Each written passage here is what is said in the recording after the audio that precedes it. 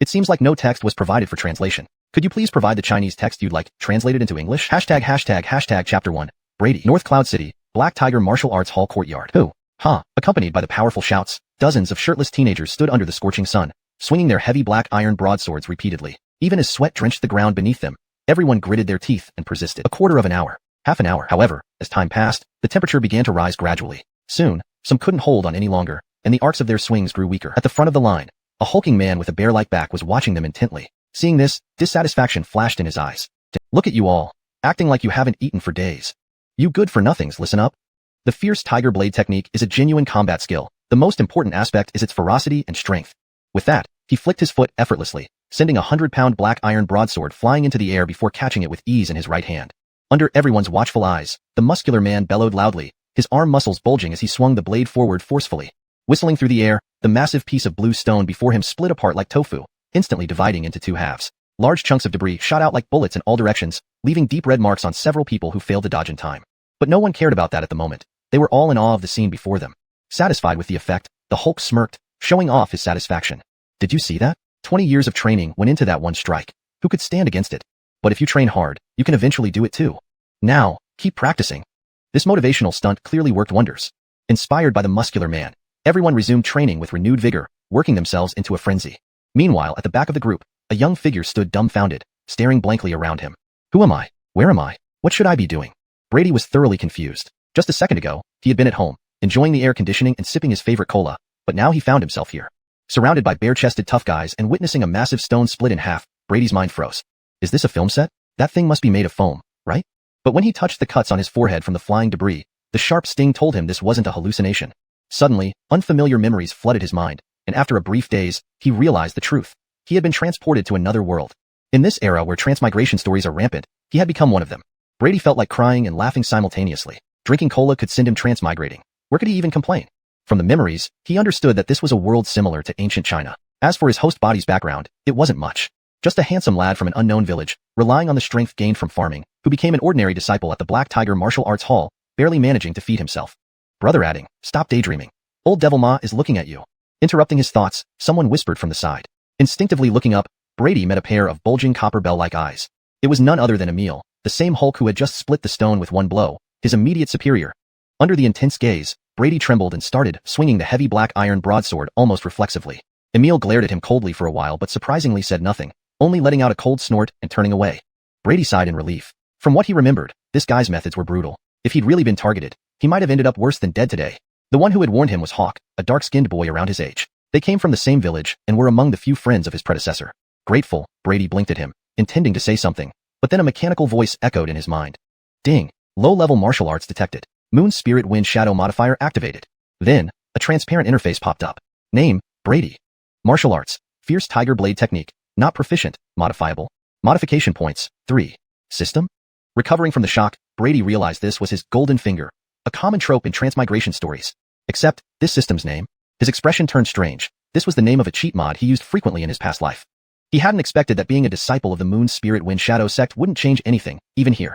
But it didn't matter. Suppressing his excitement, Brady focused on the panel. It was simple, especially those inviting words, modifiable, practically urging him, click me. However, seeing the surroundings, he knew it wasn't a good place to experiment. So he suppressed his temptation and joined the group in practicing the blade technique, though it was more mimicry based on memory. Eventually, as the sun set, Emil emerged from a corner. Glancing over the visibly exhausted group, he gave minimal instructions before strutting away. Only after Emil's figure disappeared did everyone cheerfully scatter. Brady exhaled deeply. Finally, it was over. Adventing in luxury in his previous life, this day's training had nearly worn him out. Just as he planned to leave with the group, he felt a weight on his shoulder, accompanied by a familiar voice. Brother adding, you were quite brave today, daring to slack off under old Devil Ma's nose. Without turning around, Brady responded, Hawk, feeling cheeky again, huh? It was indeed Hawk, grinning as he approached, looking around furtively before saying mysteriously, brother adding, I feel I'm about to break through to the first level. Brady paused, eyes widening in surprise. They practiced a martial art called the Fierce Tiger Blade Technique, divided into 3 levels. Each level required immense effort and time to master. Out of roughly 40 ordinary disciples in the entire Black Tiger Martial Arts Hall, only a few managed to advance to the first level and become formal disciples. Adink, his predecessor, months of diligent practice hadn't yielded success. Becoming a formal disciple would elevate their status and grant them access to lucrative tasks the hall undertook outside. To them, this truly meant rising to the top. Seeing Brady's look, Hawk beamed, patting him on the shoulder with an old soul's air. A dental adding, don't worry. Once your brother Kristen breaks through, no one will dare look down on us anymore. Watching this arrogant display, Brady rolled his eyes and smacked Hawk's head. Don't get too cocky. People might think you're the Hallmaster of Black Tiger Martial Arts Hall. Ignoring Hawk's protests, he walked away. Laughing, Hawk followed him. Soon, they left the area, playfully bickering. After dinner, Brady rubbed his full belly and wandered back to his room. Admittedly, the Black Tiger Martial Arts Hall treated its disciples well. Even an ordinary disciple like him had a private room. Back in his room, Brady checked everything carefully, rubbing his hands together in excitement as he opened his panel. Chapter 2. The Great Achievement of the Fierce Tiger Blade Technique. Strange occurrences begin. Name, Brady. Martial art, Fierce Tiger Blade Technique. Not yet proficient, editable. Modification points, 3. Brady didn't hesitate as he focused his thoughts and clicked directly on his panel. Whoosh. In the next moment, the entire modification interface suddenly flashed. Under Brady's anxious gaze, the status of the Fierce Tiger Blade Technique began to gradually change. Fierce Tiger Blade Technique, Level 1. At the same time, one modification point was deducted. Feeling the surge of power within him, Brady was overjoyed. Seeing that 2 modification points remained, he immediately and quickly clicked twice more without hesitation. Fierce Tiger Blade Technique, Level 2. Fierce Tiger Blade Technique, Level 3. Instantly, countless pieces of information about the Fierce Tiger Blade Technique flooded into his mind. The various ways to draw the blade, the angles. It felt as if he had immersed himself in this art for decades. The Fierce Tiger Blade Technique, which he had spent months practicing with no success, had now reached its highest Level 3 in mere seconds. Moreover, upon reaching Level 3, a special skill called Explosive Power was unlocked. Explosive Power is a technique that enhances the sudden burst of one's full bodily strength. The human body has self-protection mechanisms, limiting the use of force to a safe range. Explosive Power can break through this limitation, unleashing the full potential of one's physical strength. Of course, this would put significant strain on the body, so it was generally only used in life-or-death situations. Nevertheless, one cannot overlook the immense power of this technique. Throughout the Black Tiger Martial Hall, it was said that only the master had reached this level. Even Emil, who boasted before everyone, was merely at Level 2. Naturally, now there was one more person who had achieved this. Brady clenched his fists tightly, feeling a powerful force surging inside his body. His heart pounded like a train engine, vigorously beating in his chest. Muscles throughout his body became more robust, making him appear significantly more imposing. So strong. I never thought a low-tier martial art could be this monstrous. My raw strength alone has increased several times over compared to before. If combined with explosive power, just imagine the effect. Brady took a deep breath, eagerly wanting to find a place to test out his new skills. But as soon as he took a step forward, a thunderous sound echoed in his head. All the abundant energy inside his body abruptly dissipated. He felt as though struck by lightning. His legs gave way and he fell heavily to the ground. Face down on the floor, Brady's face turned deathly pale. After a long period of heavy breathing, he finally regained some composure. At this moment, an intense hunger surged from his abdomen as if he hadn't eaten for days. With the last bit of strength he had, Brady struggled to pull open a wooden box beneath his bed. As the box tipped over, hard steamed buns and dried meat strips rolled out, one of the meager supplies he kept. Without much thought, Brady's eyes gleaming with greed, grabbed a large bun and shoved it into his mouth without even looking, swallowing it whole. Within moments, a box full of food was completely devoured by him. Belch. After drinking tea from a pot and belching loudly, Brady finally felt revitalized. Recalling what had just happened, he couldn't help but feel a chill down his spine. He almost became the first xuanhuan ever to starve to death. Edit suggested. Recalling what had just happened, he couldn't help but feel a chill down his spine. He almost became the first xuanhuan ever to starve to death. Note, the term xuanhuan seems out of context in English. I replaced it with xuanhuan, assuming it refers to a person who has traveled through time or dimensions. Please confirm or provide more context for this term. For better fluency and naturalness in English. Recalling what had just happened, Brady couldn't help but shudder. He almost became the first xuanhuan ever to starve to death. Or, if you prefer not to use pinyin. Recalling what had just happened, Brady couldn't help but shudder. He almost became the first traveler ever to starve to death. Please let me know which version best fits your needs. Clearly, the enhancement from the modifier came at a cost. It seemed that besides the modification points, it also required additional consumption of his own vitality. If the vitality was insufficient, the consequences were evident from what just transpired. However, compared to the benefits, these minor drawbacks were tolerable. Brady reopened his panel. The button to upgrade the Fierce Tiger Blade technique had disappeared, turning gray and unselectable. It was uncertain whether this was due to a lack of modification points, or if the technique had already reached its maximum potential for upgrades. After much contemplation, Brady decided not to dwell on it further and wait until he obtained new modification points. Now that he had mastered the Fierce Tiger Blade technique, his physical attributes had also improved substantially. Without hesitation, he pulled open the door and headed toward the training ground. Night had already fallen, and outside was eerily quiet with not a soul in sight. A few torches were haphazardly planted around, casting dim light flickering in the wind, adding to the eerie ambience. A cold breeze blew past, causing goosebumps to rise on his body despite his enhanced physique. Avoid going out in the dark. This was something he was told on his first day at the martial hall. However, the seniors were reluctant to provide details, hinting at some taboo. Brady glanced around and paid little attention to the advice. In fact, this situation suited him perfectly. Moving swiftly, he arrived at the training ground. Unlike the bustling daytime, it was eerily empty and silent now. He casually picked up a long sword from a nearby rack and tested its weight. However, He frowned slightly. This sword was too light. Previously, the black iron broadsword felt incredibly heavy, but now it seemed like a toy, easily bendable with just a bit of effort. Since finding a suitable weapon wasn't feasible at the moment, he made do with what he had. After drawing a few practice strokes, he approached the dummy for training. This dummy was specially made, rumored to be even harder than stone. Ordinarily, they could barely leave a shallow mark on it, even with all their strength. Brady stood steadily in front of the dummy, then took a deep breath. With a flick of his wrist, the long sword whistled through the air and slashed straight at the dummy. Puff. The dummy split instantly like butter under a hot knife. The momentum continued, cutting a deep crack into the stone bricks beneath it. Seeing the dummy split in half and the shattered bricks, Brady nodded in satisfaction. The power of that slash rivaled Emil's display earlier. And that was holding back. Using full strength would cause even greater destruction. Just as he tossed the broken dummy aside and planned to continue testing, rustling sounds erupted from the bushes behind him. Who's there? Brady's body tensed as he sharply turned around, but all he saw was dense darkness. Aside from the rustling leaves and the wind, everything was silent, as if it was just his imagination. Am I too nervous? Just as he relaxed a little, an eerie voice whispered from behind, Who? Gah. Brady's hair stood on end. Without thinking, he lunged forward, barely managing to stay steady before delivering a backward slash. Ah! A shrill cry accompanied the impact. Brady felt his blade strike something solid. Before he could react, a powerful force surged from the blade, pushing him back several steps. Once he steadied himself, the strange creature had already retreated back into the darkness. Dimly, he saw a humanoid-shaped shadow. What in the world was that? Looking at the few drops of black blood on his blade, Brady's expression turned grave. That strike hadn't held back, yet it only seemed to graze the creature. Remaining alert, he scanned the surroundings, his muscles taut.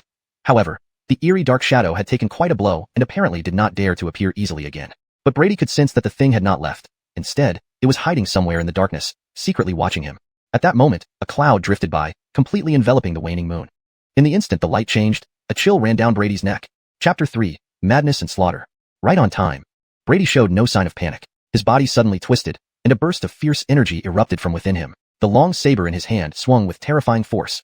Due to the immense exertion, even his bones made a crackling sound that sent shivers down one's spine. Explosive power.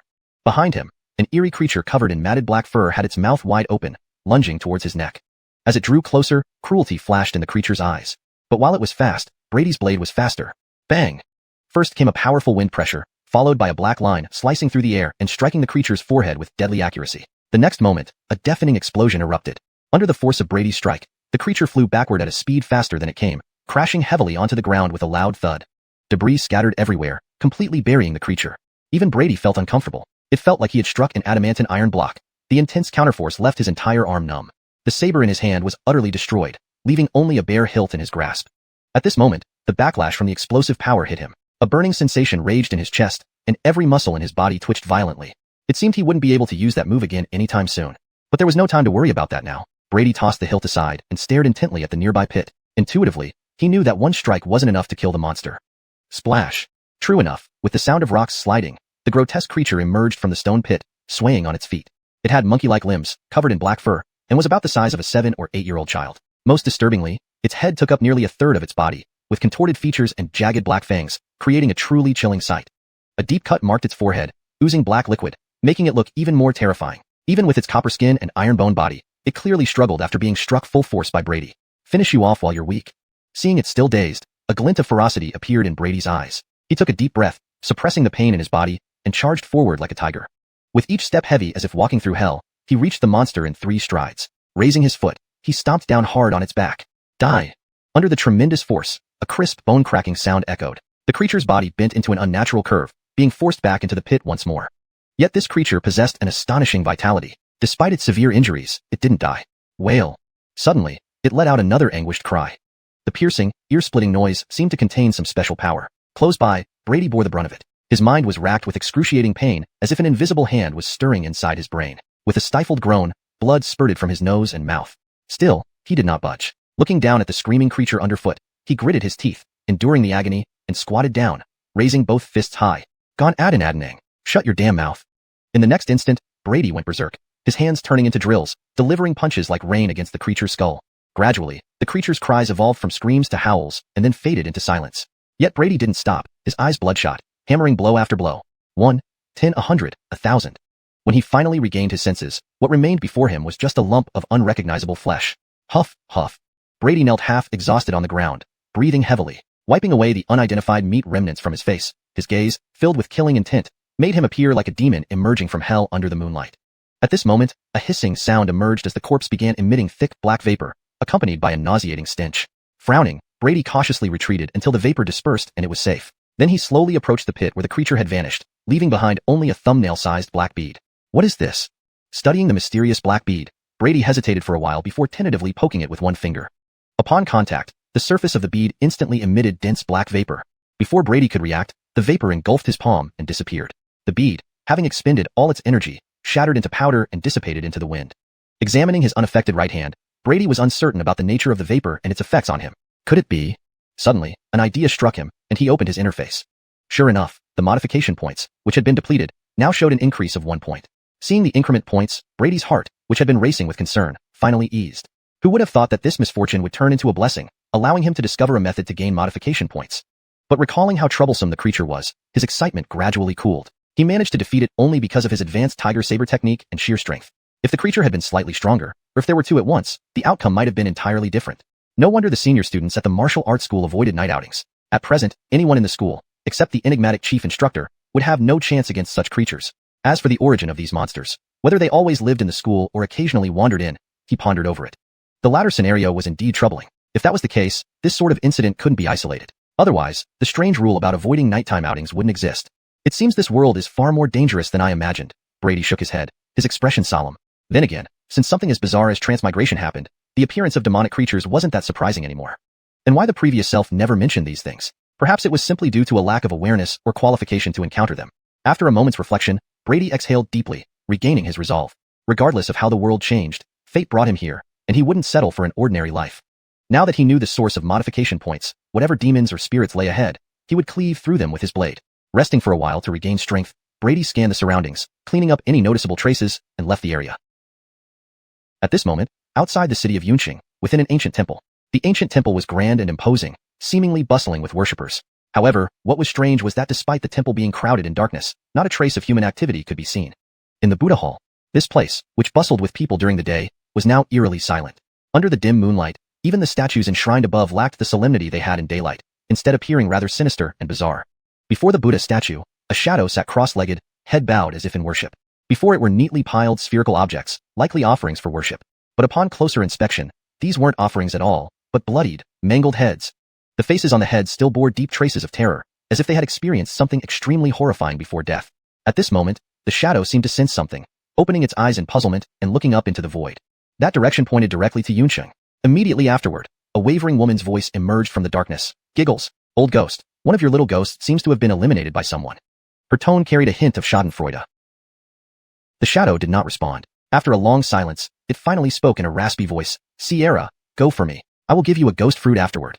Giggles, not impossible for me to help, but I want 2 ghost fruits, the woman in the darkness demanded, taking advantage of the situation.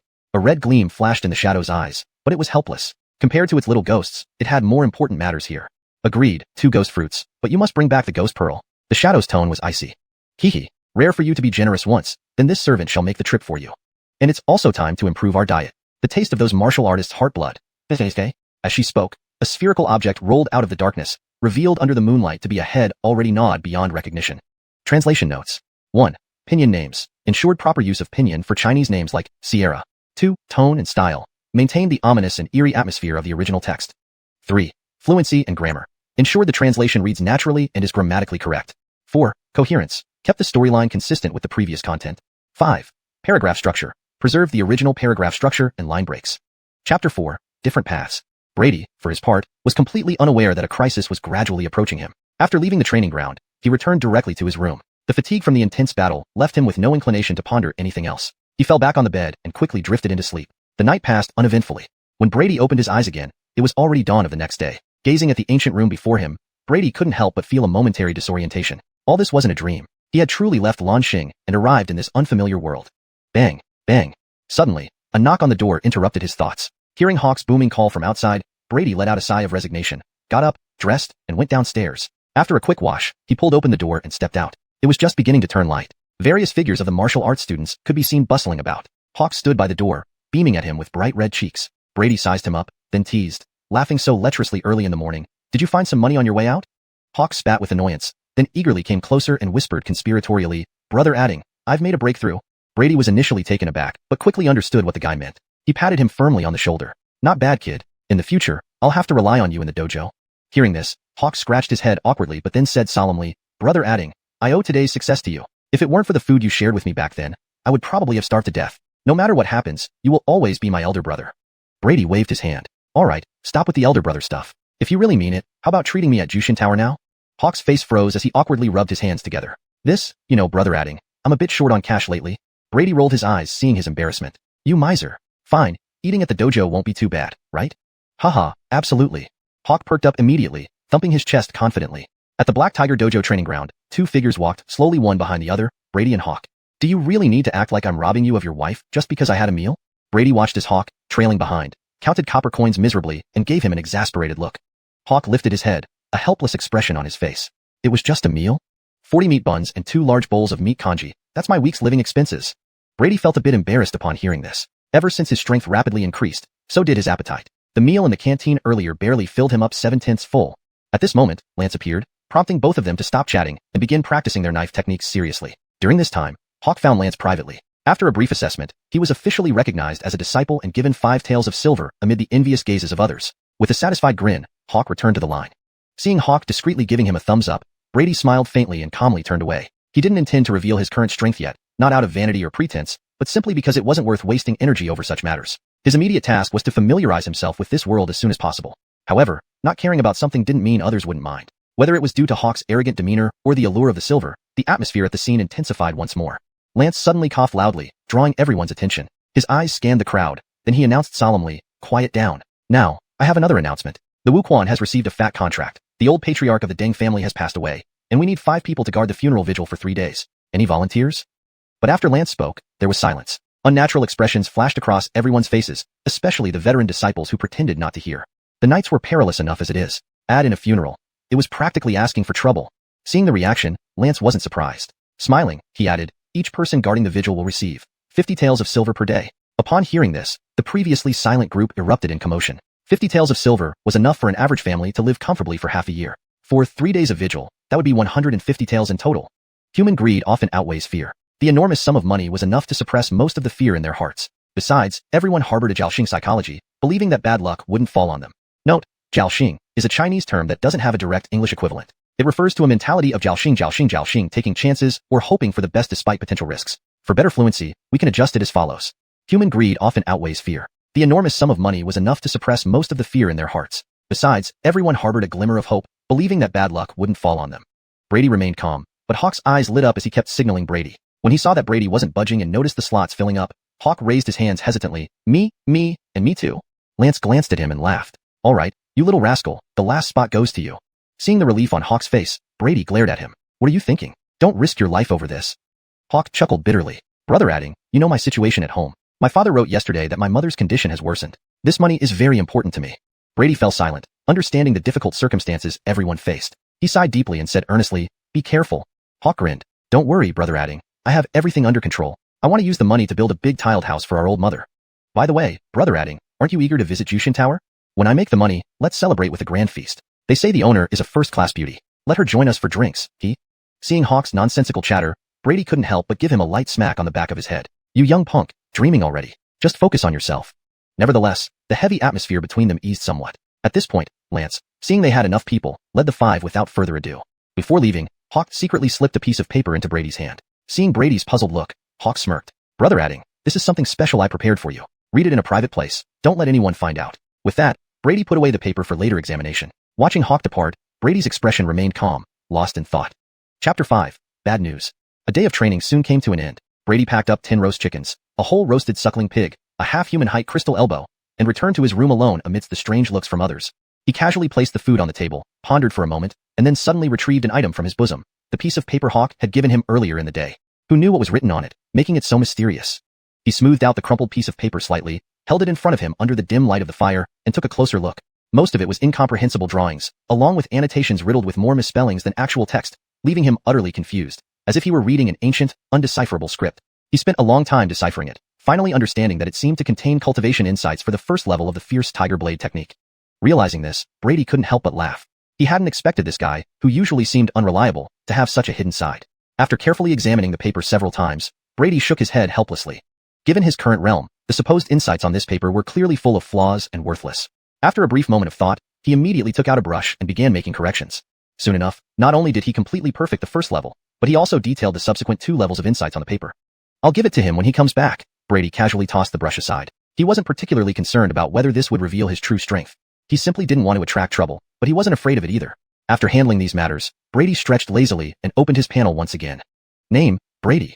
Martial Arts, Fierce Tiger Blade Technique, Level 3, Editable. Edit points, 1. After gaining an edit point by killing a bizarre creature, the Fierce Tiger Blade Technique had become editable once again. Brady's eyes flickered slightly as he studied his panel. Honestly, he hadn't expected the Fierce Tiger Blade Technique, which only had 3 levels at most, to be capable of further improvement. It was like reaching the peak only to find another ladder leading higher. Only by climbing the ladder would one know what lay above. Glancing at the abundant food on his table, Brady no longer hesitated and concentrated, tapping the panel. Soon, as the system interface shuddered, the Fierce Tiger Blade Technique underwent a change. Fierce Tiger Blade Technique, Level 4. Brady felt a surge of heat through his body, and his inner power surged even further. In no time, his strength doubled from that of 1 tiger to that of 2. The increase in strength was secondary. Just like the 3rd level, the 4th level of the Fierce Tiger Blade Technique also granted a special ability. Tiger Might, stimulating the body, could temporarily double one's strength. If combined with burst strength, it meant he could instantly exert double strength at full power, a force unimaginably formidable. At least now, facing that bizarre creature from last night, he could probably kill it with a single strike. Excitement barely set in before a familiar wave of hunger washed over Brady. He didn't dare delay, sitting at the wooden table and transforming into a relentless eating machine. Soon, the once full table was thoroughly devoured. Looking at the mess on the wooden table, Brady's eyes flashed with frustration. It seemed he needed to find a replacement for ordinary food as soon as possible. Otherwise, each upgrade would make him act like a starving ghost, which was quite troublesome. He had heard of something called incomplete replenishing pills, which could keep a normal person from feeling hungry for days after consuming one. This should help with his situation. Brady rubbed his chin thoughtfully, planning to buy a few pills to try when he had the chance. After moving around a bit, feeling that everything had returned to normal, Brady pushed open the door and walked out. Night had fallen, and outside looked the same as always, no sign of anyone. Brady glanced around, picked a direction at random, and began wandering around the martial arts school. Initially wary of the strange creatures lurking in the darkness, he now hoped to encounter a few. As they say, once you taste the marrow, you can never go back. However, things often don't go as you wish. The harder you seek something, the less likely it is to appear. Brady wandered all night, even exploring the streets and alleys around the school, but encountered not even a hint of a creature. He wasn't sure if this was bad luck or good fortune. Frustrated, Brady eventually chose to return to his room and bury himself in sleep. Time passed. Just as Brady was punching bizarre creatures left and right in his dream, accumulating edit points rapidly, a sudden, intense bell sound jolted him awake. Something's wrong. Still groggy, Brady quickly snapped to attention at the sounds of chaos outside. Without wasting time, he rushed out the door. Dawn was breaking, and following the disordered crowd, Brady soon arrived at the training ground. Almost all the disciples had already gathered there, creating a chaotic scene of swaying heads. A few official disciples struggled to maintain order amidst the commotion. Seeing the chaos, Brady furrowed his brow, sensing a premonition of something bad. Meanwhile, the discussions of a few nearby disciples reached his ears. Heard anything? Those unlucky guys guarding the Deng family tomb ran into a demonic spirit. Really? What happened next? What else? They're all dead. Supposedly, it was gruesome. Blood and flesh everywhere. No way. What about the Deng family? The Deng family is fine. Apparently, someone from the Demon Suppressing Bureau passed by just in time. Otherwise, too bad. They could have been saved if they had arrived sooner. Tisk, why feel sorry for them? If you ask me, they got what they deserved for thinking money was everything. That's enough. We're all brothers here. Let's not say those things. Someone couldn't stand it anymore and interrupted sternly. The disciples initially protested, but backed down upon seeing the official disciple attire on the speaker. Amidst the crowd, Brady stood frozen, shocked. Do you want this steamed bun? Adding brother, can you take me to the county? Adding brother, what would you do with money in the future? Me? I'd definitely marry a pretty wife first, then build a big house for my mother. Memories flooded his mind. Although these memories were inherited from when he arrived in this world, they felt as real as first-hand experiences. Instinctively touching his chest, he found a cultivation insight note he had prepared to give to the other party. But alas, things had changed too much for that opportunity. At that moment, Jared approached from afar. Behind him followed a middle-aged man dressed in rich clothing with a goatee.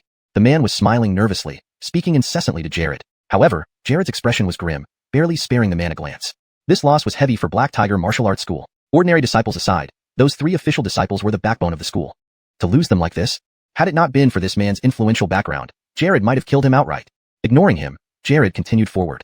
Reaching the crowd, he raised his eyelids slightly and calmly announced the situation.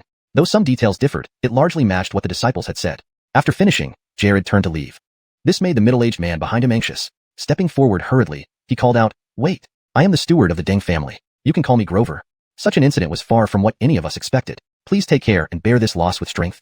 After saying this, he bowed deeply to everyone, then straightened up and changed the subject. However, since the evil spirit has now been eliminated, the agreement between my Deng family and your martial arts school remains valid. So, is there anyone willing to go to the Deng family to guard the old master's spirit? Go again? The disciples below looked at each other, glancing nervously at Jared, whose face had darkened, but no one dared to step forward. After all, the previous tragedy was still fresh in their minds. Even though the evil spirit had been driven away, who could guarantee it wouldn't return? Though money can be tempting, one needs to be alive to enjoy it.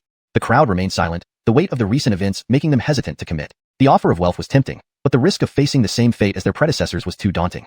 Chapter 6. Heading to the Deng family. Seeing no reaction from the crowd, Dalen on stage frowned, glanced at Jared, who was enjoying the spectacle, and said in a composed tone, Gabriel Ma, has our Deng family ever fallen short on any contributions to your Black Tiger Martial Hall? But today's incident is indeed rather disappointing. In that case, I will have to report back to the head of our household and carefully consider whether we should continue cooperating with your esteemed Martial Hall.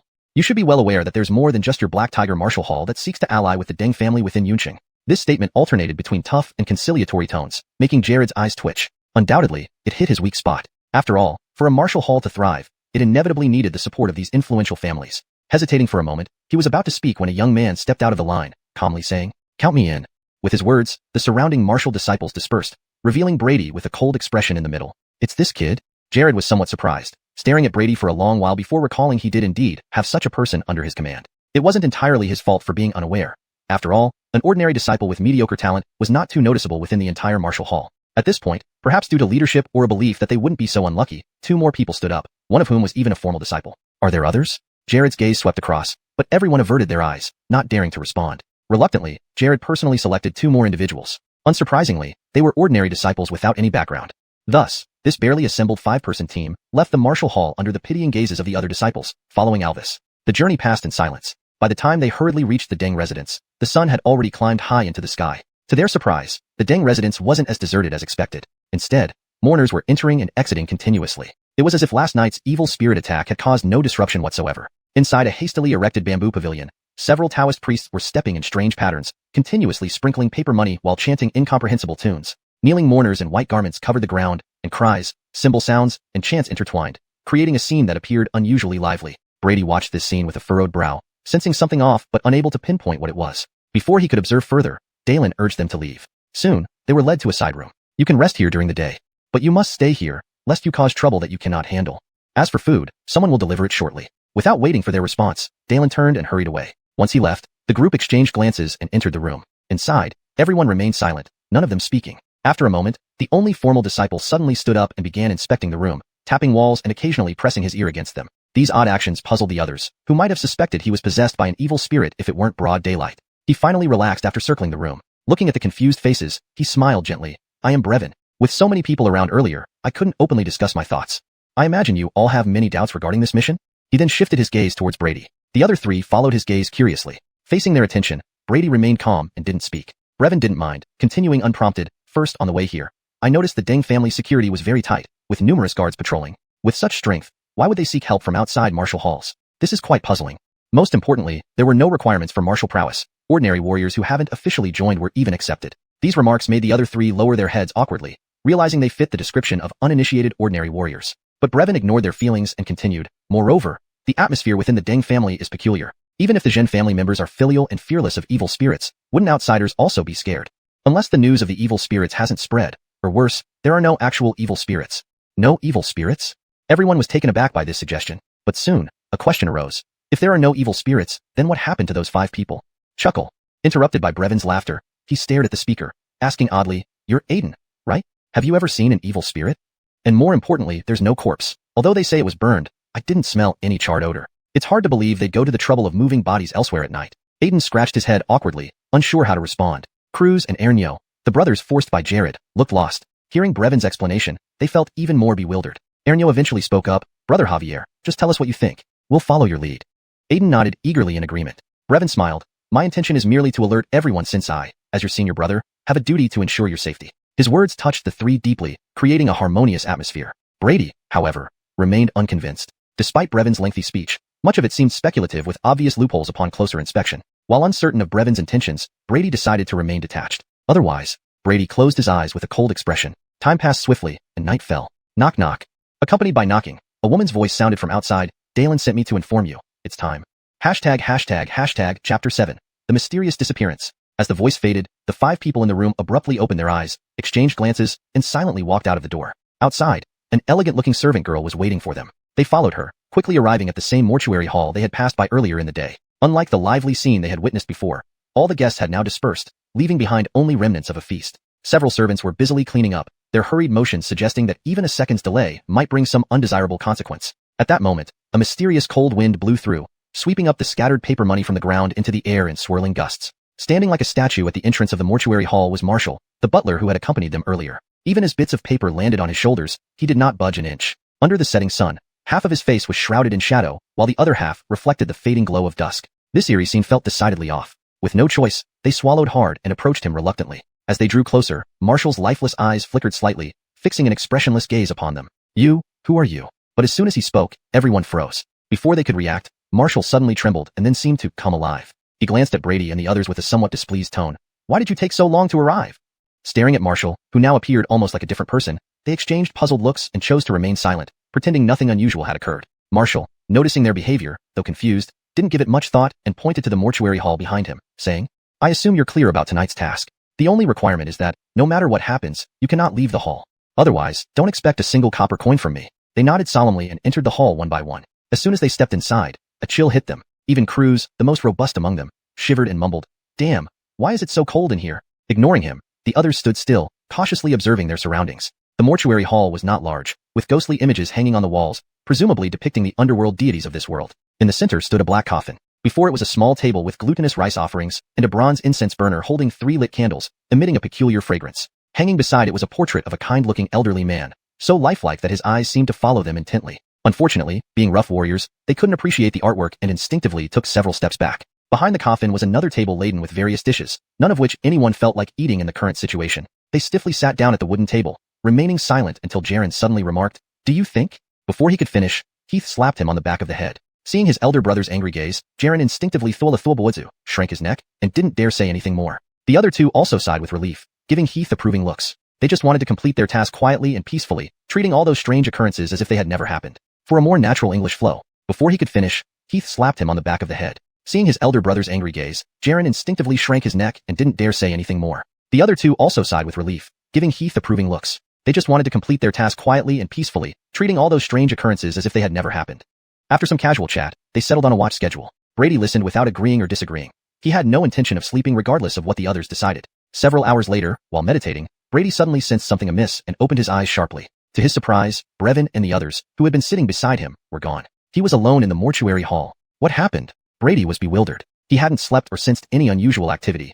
Yet, they had vanished right under his nose. Standing up grimly, he scanned the area but found nothing. The silence was oppressive, almost allowing him to hear his own heartbeat. Faking it, Brady remained silent for a moment, then sneered. He strode to the door and stepped into the darkness outside. Sitting around waiting was not his style. Besides, the mission wasn't his primary goal. Wandering through Zhang family manor, he found it eerily empty, with not a soul in sight, neither servants nor guards. Opening a random door, he found the room deserted, the bedding icy cold, indicating its occupant had left long ago. Brady, unfazed, refused to believe the entire mansion was devoid of life. As he reached for another door handle, urgent footsteps echoed from the darkness behind him. He tensed, placing his hand on his sword hilt and turning swiftly. The figure emerged from the shadows under the dim moonlight. It was Brevin, the same one who had mysteriously disappeared. Brevin also stopped short, startled to see Brady. After a brief moment, he cautiously called out, "Is it you, Brother Adding?" Brady paused, then slowly nodded. Brevin breathed a sigh of relief and hurried over. Eyeing his disheveled state, Brady frowned and asked, "What happened? Why did you all suddenly leave? And where did everyone from the Deng family go?" Brevin sighed. Everything was fine until Jaren started acting crazy and ran off. Concerned for his brother, Heath followed. When we realized they weren't coming back, Aiden and I went to check on them. But somehow, we got separated too. And then I found you, Brother Adding. As for the Deng family, Brevin swallowed nervously, glancing around warily. His eyes flashed with fear. "A Dinston, Brother Adding, there's something wrong with the Deng family. You wouldn't believe what I saw." His voice grew fainter, and as Brady leaned closer to hear better, a sudden shout erupted nearby. "Brother Adding, run, that's not real." Under the moonlight, another Brevin appeared.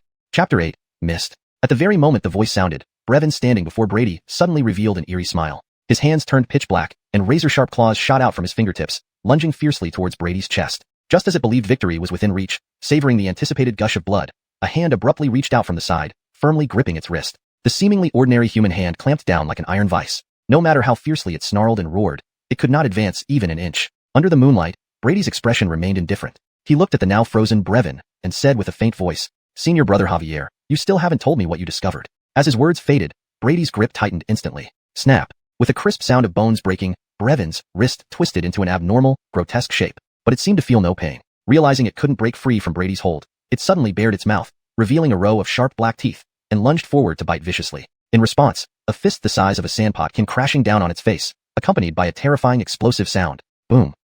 A dull thud echoed as Brevin's head exploded under the heavy blow, red and white viscera splattering everywhere. Watching the lifeless body fall backward, Brady shook his hand, somewhat disdainful. He hadn't expected it to be so easily dispatched, unintentionally using more force than necessary. Before he could examine the corpse closely, a pungent odor of decay spread through the air. The Brevin in front of him was already covered in dark patches, as if dead for some time. Maggots wriggled profusely over his decaying flesh. Seeing this repulsive scene, Brady decisively abandoned the idea of approaching it further. Upon checking his status panel, there were no additional modification points either. No wonder. This creature's strength was far inferior compared to the strange beings they encountered last time. At that moment, Brady seemed to recall something and suddenly turned to look aside. Hey, senior brother Javier, why are you still standing over there? Aren't you going to come over and chat? Brevin was dumbfounded, witnessing himself getting smashed into pieces by a punch, coupled with Brady's menacing appearance waving at him from the darkness. How could he possibly dare approach? Swallowing hard, he forced a nervous laugh. No need. If there's anything, just say it here. Brady, seeing his hesitation, grew impatient and strode over directly. Watching Brady approach from the shadows, Brevin's heart raced wildly. He felt as though he was facing a bloodthirsty beast cloaked in human skin. He wanted to flee but feared being hammered on the spot. Just as he hesitated, darkness enveloped his vision. He lifted his trembling head to see a cold, sinister face looming before him. Looking at the pale, sweating Brevin, Brady narrowed his eyes suspiciously. Why are you so scared? Could you be fake too? As he spoke, he slowly raised his fist, ready to strike. Brevin was terrified, jumping back immediately. Hold it, junior brother, adding, I'm not one of those monsters. Seeing his frightened expression, Brady slowly lowered his fist, tentatively believing him. Eyeing him up and down, he repeated the question he had asked the imposter. Why are you here? Where is Heath and the others? Wiping the sweat from his forehead, Brevin felt relieved to have escaped a close call. He genuinely sensed Brady's murderous intent earlier. Despite not understanding why Brady had become so powerful, he recounted all the information he knew honestly. What surprised Brady was that the two Brevins gave entirely different accounts.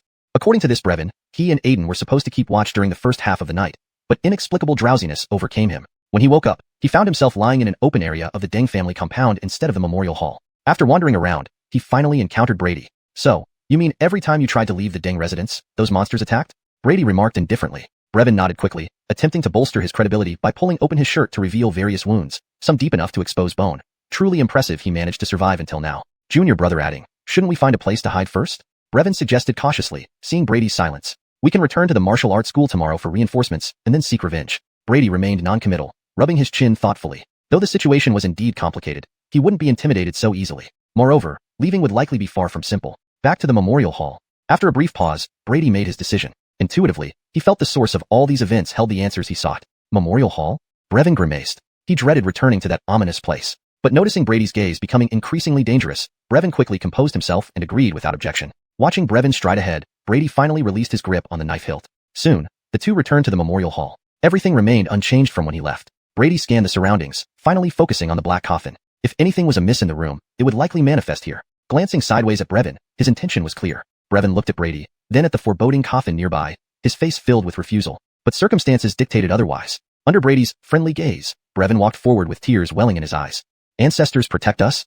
Approaching the coffin, Brevin mumbled, biting his lip and pushing with all his might. With a loud crash, the heavy lid fell to the ground. Despite his fear, Brevin instinctively glanced inside. Upon seeing the sight, Brevin screamed, backing away in horror. Brady, meanwhile, was uninterested in comforting Brevin. His expression darkened as he gazed at the scene before him. Inside the opened coffin lay a body dressed and resembling him almost identically. Note: maintain paragraph structure and line breaks as in the original text.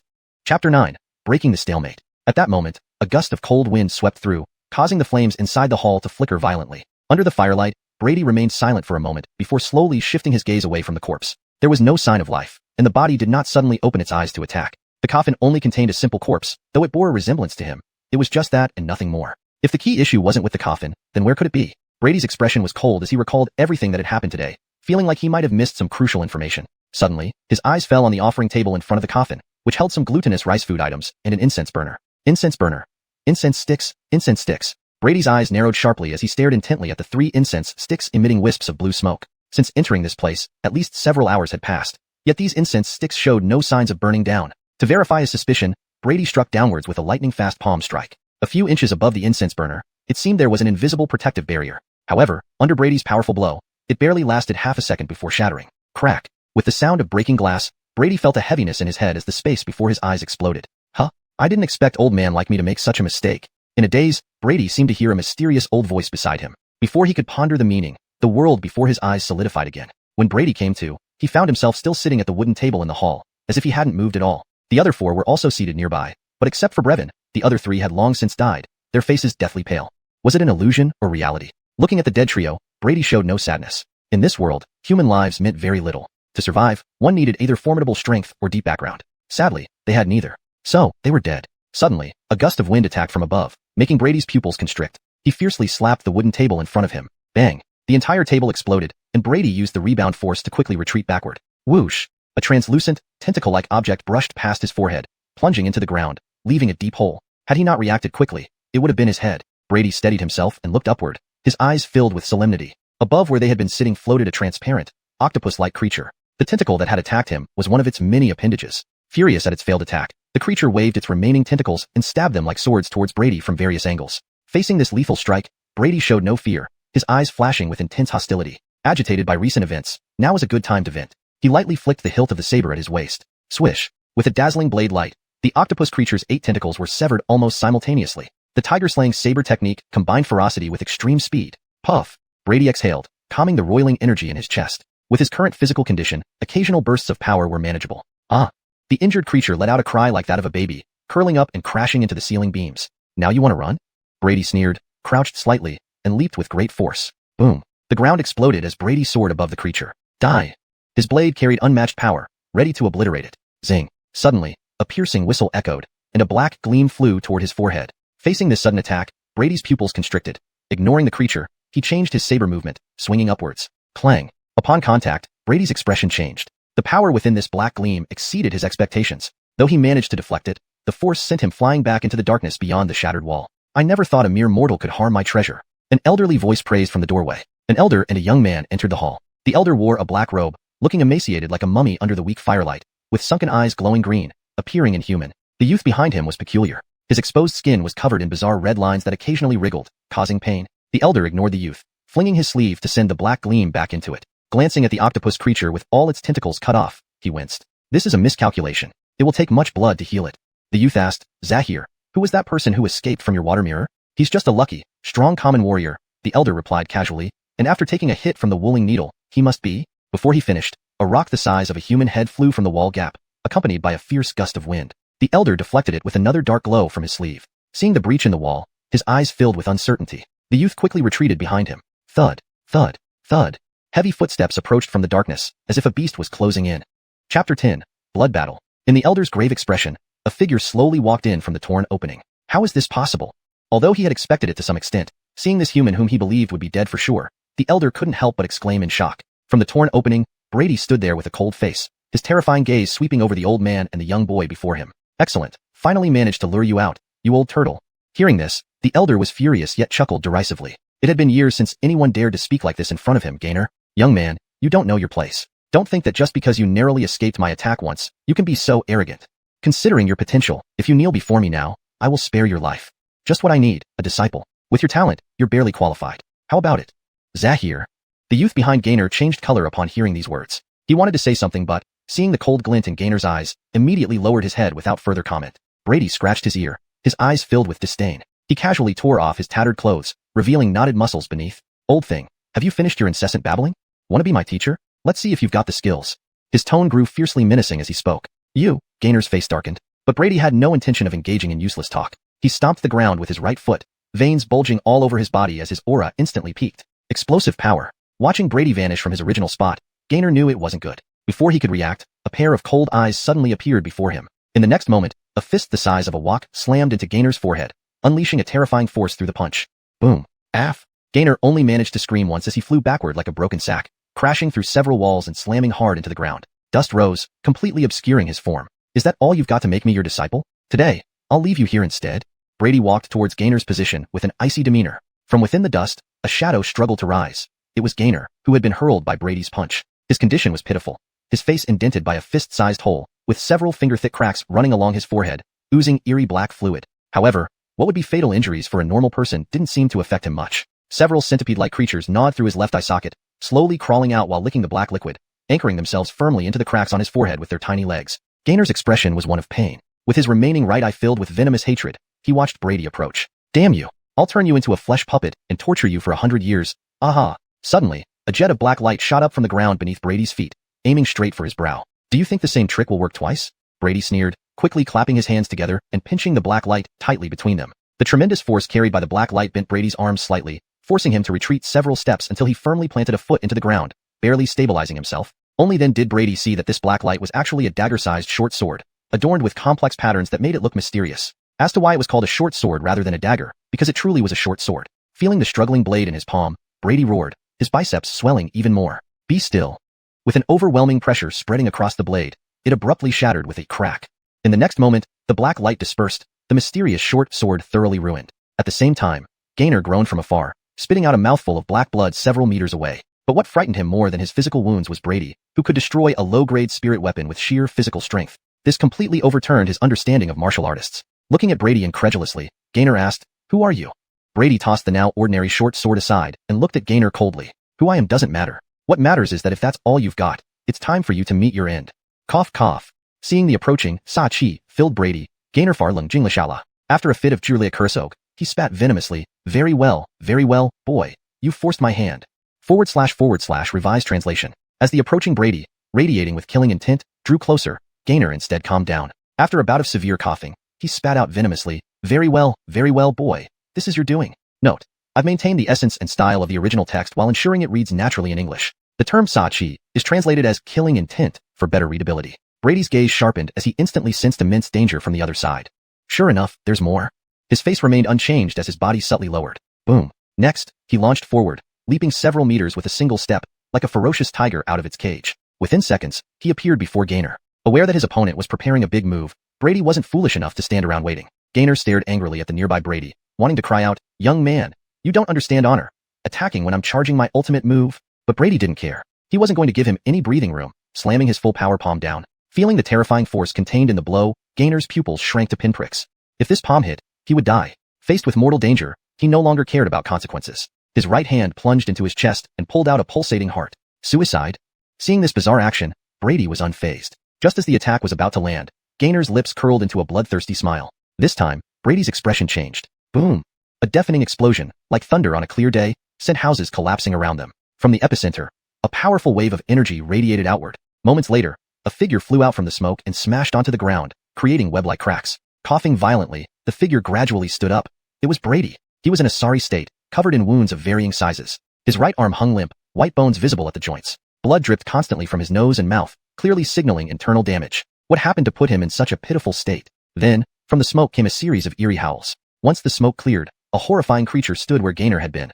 A monstrosity several meters tall. It was unrecognizable, resembling a spider with its but on its back. Covered in black armor with sharp spikes, its exaggerated muscles looked like grotesque tumors. Embedded in its central abdomen was a human face, faintly recognizable as Gainer. Whatever he had done turned him into this terrifying form. Despite losing his sanity, his eyes still brimmed with venomous hate as they locked onto Brady far away. Roaring, he raised two scythe-like forelimbs and charged wildly forward, shaking the ground and sending up clouds of dust, a fearsome sight. Facing this dire situation, the heavily injured Brady smiled. The laughter grew louder, drowning out even the monster's roar. Excellent, this is what I needed.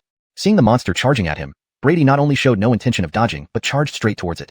As the two closed in on each other, a ferocious gleam flashed in Brady's eyes. His body suddenly leaped high into the air, and he roared, "Tiger! Might!" Note: the paragraph structure and line breaks have been maintained as requested. The translation adheres to the original tone and style while ensuring it reads naturally in English.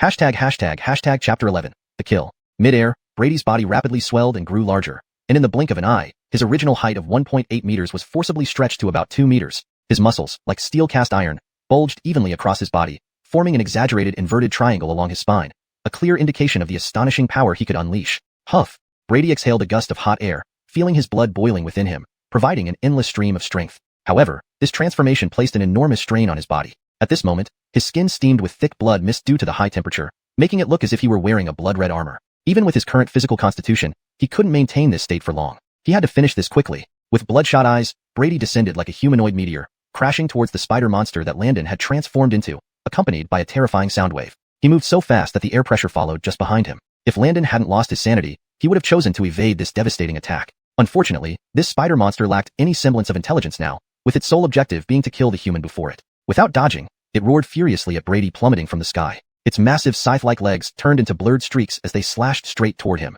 In the night, two figures, one large, one small, one above, one below, clashed head-on. Boom. The collision of force resembled thunder striking the earth, sending shockwaves through the entire night sky. The explosion reverberated far and wide, awakening countless people in Yun City from their slumber. Once the chaos subsided, a severed limb spun and landed in the distance. At the center of the clash, Brady stood in place, casually discarding the other half of the severed limb still oozing black pus. His eyes pierced the spider monster in front of him. So weak, incredibly weak. Roar. Seemingly recognizing the disdain in Brady's eyes, the spider monster let out an enraged howl, but its desperate cries only revealed its weakness. Weaklings should learn to shut up. Brady appeared less than a meter away from it without warning. Grabbing a spear-like leg, stabbing from behind, he yanked it forcefully. Black blood splattered everywhere as he ripped off the entire leg along with large chunks of flesh. Too weak. Looking at the screaming spider monster, Brady felt increasing agitation within. In this heightened state, his emotion seemed amplified several times over, urging him to release and destroy. Could he be a natural-born brute? Brady shook his head, rejecting the thought. He had always been kind-hearted. He just didn't know how to express gentleness. Stepping forward with his left foot, the ground shattered beneath him. His right foot, like a battle axe, smashed into the spider monster's waist. The immense power resonated through the spider's body, causing its armored plates to shudder violently, then crack and explode into a spray of blood. After a few seconds of stalemate, all remaining leg spears snapped, and the massive body soared backward like a missile, carving a deep furrow into the ground. Under Brady's watchful gaze, the spider monster began shrinking rapidly until only a frail old man lay on the ground. The time limit for his tiger mite transformation also expired, and his enlarged body deflated swiftly. Brady staggered slightly, recovering from the brief dizziness. The surging strength inside him receded like a tide, replaced by an overwhelming sense of weakness. The stark contrast made him consider activating tiger might again regardless of consequences. No wonder so many people pursued power even at the cost of sanity. The omnipotent feeling was unforgettable once experienced. Shaking his head, Brady sighed, regaining his composure. He stepped toward where Landon lay. Landon, pale-faced and barely breathing, struggled to lift himself up, trying to speak. Spare. But before he could finish, Brady mercilessly stomped down, bones cracking sickeningly. Landon's right hand, hidden behind him, fell limp. Seeing the cold indifference in Brady's eyes, Landon's final expression was one of profound resentment. He never imagined dying so ignobly at the hands of a martial artist he once despised. Looking at the unblinking corpse, Brady remained expressionless as he opened the system panel. The modification points had increased, confirming the old man's death. Surprisingly, this kill earned him 3 additional points. Could it be that the stronger the target, the more points received? Brady rubbed his chin, deep in thought. Regrettably, the half-dead octopus had fled during the battle, costing him a potential point. Still, these modification points would significantly enhance his abilities. Satisfied, he closed the panel, deciding to save the points for now. Through this fight, he realized several weaknesses despite his formidable strength, particularly concerning his physical endurance. Maybe I should find a few more cultivation techniques, especially those focusing on physical training. After some consideration, Brady forced himself to endure the nausea and began searching Landon's body. Soon, he held a token, a tattered book, and various unknown vials. The token, made of a bronze-like metal, bore the inscription, 8-star Demon Subduer, Landon of the Demon Suppression Bureau. Demon Suppression Bureau? 8-star Demon Subduer? It likely signified an important identity. Although its purpose was unclear, Brady kept it, thinking it might come in handy later. Next, he examined the book titled Fusion Blood Technique. As he flipped through the pages, his expression darkened. This was a sinister cultivation method, enhancing the body by absorbing others' blood. Martial artists provided the best sources due to their abundant chi and blood. However, the rapid growth often led to unstable foundations, evident in Landon's ghastly appearance. Clearly, this technique was central to the events that transpired. After hesitating, Brady stored the book, though he did not intend to practice it. Even something as trivial as a scrap of paper could have a use. Besides, verifying the connection between the events and this technique required further investigation. Brady's gaze drifted to a nearby corner, a cold smile spreading across his lips. Chapter 12. Secrets. Brady's figure flickered, vanishing from his spot. When he reappeared, a wriggling figure was now held in his grasp. It was the eerie youth who had trailed behind Gaynor. After witnessing Gaynor's downfall, this youth had been so terrified that he attempted to sneak away. Unfortunately for him, Brady had kept part of his attention on the youth. Not far from fleeing, he was caught and brought back. Now, Brady was gripping the youth by the neck, lifting him into the air as he watched the frantic struggles. It wasn't until the youth's eyes rolled back and his face turned livid that Brady released his grip. Cough. Bleg. The youth fell to the ground, coughing violently and dry heaving painfully, with snot and tears streaming down his face. Cough. Please. Spare me. After catching his breath for a moment, the youth flipped onto his knees, bowing repeatedly without hesitation. Even as blood flowed from his head, he didn't dare stop. He knew his life now hung by a thread, dependent on this man before him. Brady stood coldly nearby, showing no mercy. After all, if he had lost, the outcome would have been even worse. The only reason he hadn't killed the youth immediately was because he wanted some answers first. After a brief silence, Brady felt the time was right and spoke coolly. I ask, you answer. Satisfactory answers can save your life. The youth shuddered, not hesitating for a second, and bowed again deeply. Thank you, sir. Thank you for sparing my life. I will tell you everything I know. Brady glanced at the wreckage around them, frowning slightly before turning and walking toward another direction. Follow. As they passed a ruin, he casually kicked an elevated mound of dirt. Ow! Who they? Brevin suddenly leaped out from within the mound, clutching his buttocks and scanning his surroundings. Seeing Brady's half-smiling gaze, he abruptly swallowed the rest of his words. This guy was lucky. After Brady broke the illusion, Brevin had also managed to escape. During the ensuing battle, he'd simply buried himself in a hole, following the true essence of surviving. Brady glanced at him with a tone leaving no room for refusal. You come with me too. Watching Brady walk away, Brevin felt like crying but dared not even consider escaping. The remnants of the battle alone were enough to suppress any thoughts of resistance. He could only follow dejectedly behind. Inside a clean house, Brady sipped tea calmly, eyeing the obedient youth before him. What is your name? Without hesitation, the youth replied, Sir, my name is Abdullah, the eldest son of the Deng family. The eldest son of the Deng family? Brady paused, surprised. He hadn't expected this identity. Speaking of which, where was everyone else from the Deng family? During his battle with Gainer, even a deaf person would have noticed the commotion. Yet, the only one seen was this alleged eldest son of the Deng family. They weren't in the illusion anymore. So where did the others go? Eyeing Abdullah, Brady's eyes narrowed, deciding on a different question. Tell me, what is your relationship with that old man? What do you know about him? Abdullah's face turned pale instantly. With a thud, he knelt again, his voice trembling. He is my master, named Gainer. He's an exorcist who came to the Deng family half a month ago to take me as his disciple. That's all I know. Sir, all of this was his doing. I know nothing more. Seeing him begin to bow again, Brady waved it off, speaking in a seemingly friendly tone. You don't need to be afraid. I'm not a demon who kills indiscriminately. Beside him, Brevin rolled his eyes silently, inwardly muttering, Sure, you're not a demon. You're much scarier than one. But Brady, as if sensing Brevin's thoughts, glanced at him sharply. Just that glance nearly made Brevin's heart skip a beat. Brady, naturally, had no telepathy. Unaware of Brevin's inner turmoil, he looked at the grateful Abdullah and whispered, audible only to him. There's one last question. Do you know about the blood fusion technique? At the entrance of the Deng family home. Hey, brother Adding, big brother Adding, are you really going to let that guy go? He looked suspicious with those broad cheeks and long nose. Watching the respectful Abdullah standing at the gate, Brevin felt bewildered. Had times changed? Was there such a thing as a merciful demon? Brady ignored him and continued forward. Though puzzled, Brevin reluctantly followed, disappearing into the darkness with him. After they left, Abdullah slowly lifted his head, devoid of any respect. A deep sarcasm flashed in his eyes as he gazed in the direction Brady had gone. So what if he was powerful? Still, wasn't he being toyed with? With a slam, Abdullah closed the door and returned to the shrine, ignoring the ruins around him. He walked directly to the coffin, probing several hidden spots. Soon, with a click of mechanisms, the coffin sank into the ground, revealing a dark tunnel beneath. Who would have thought a secret passage lay under the coffin? Without hesitation, Abdullah jumped down. Before him stretched a long corridor, damp and emitting a strange, metallic smell, like iron rust from dried blood. SSS. Abdullah skillfully lit a torch and hastened deeper. The corridor widened, and the smell grew stronger. But Abdullah showed no reaction, walking faster with an unusual light in his eyes. Soon, he reached the deepest part. The space here was vast, almost the size of half a soccer field. How much effort must have been spent to create this hidden place? In the dim light, countless dark shadows stood densely packed. The strong metallic smell originated from these shadows. As Abdullah ignited a large brazier, everything became clear. Under the firelight, the shadows were revealed to be pale-faced corpses, standing in neat layers, numbering at least hundreds. It resembled an evil sacrificial site. From their attire, they were clearly the missing servants and guards of the Deng family, including even the steward. No wonder no one was visible in the entire Deng residence. They were all here. Above, thick, thumb-sized tubes dangled from the ceiling, deeply inserted into the corpses, pulsating rhythmically as they absorbed something. Chapter 13. Blood Bodhi. In the darkest part of the cave ceiling, where no firelight could reach, hung thick, thumb-sized fleshy tubes. These tubes were deeply embedded into the bodies of the corpses below, pulsating as if they were extracting something from within. Abdullah did not linger.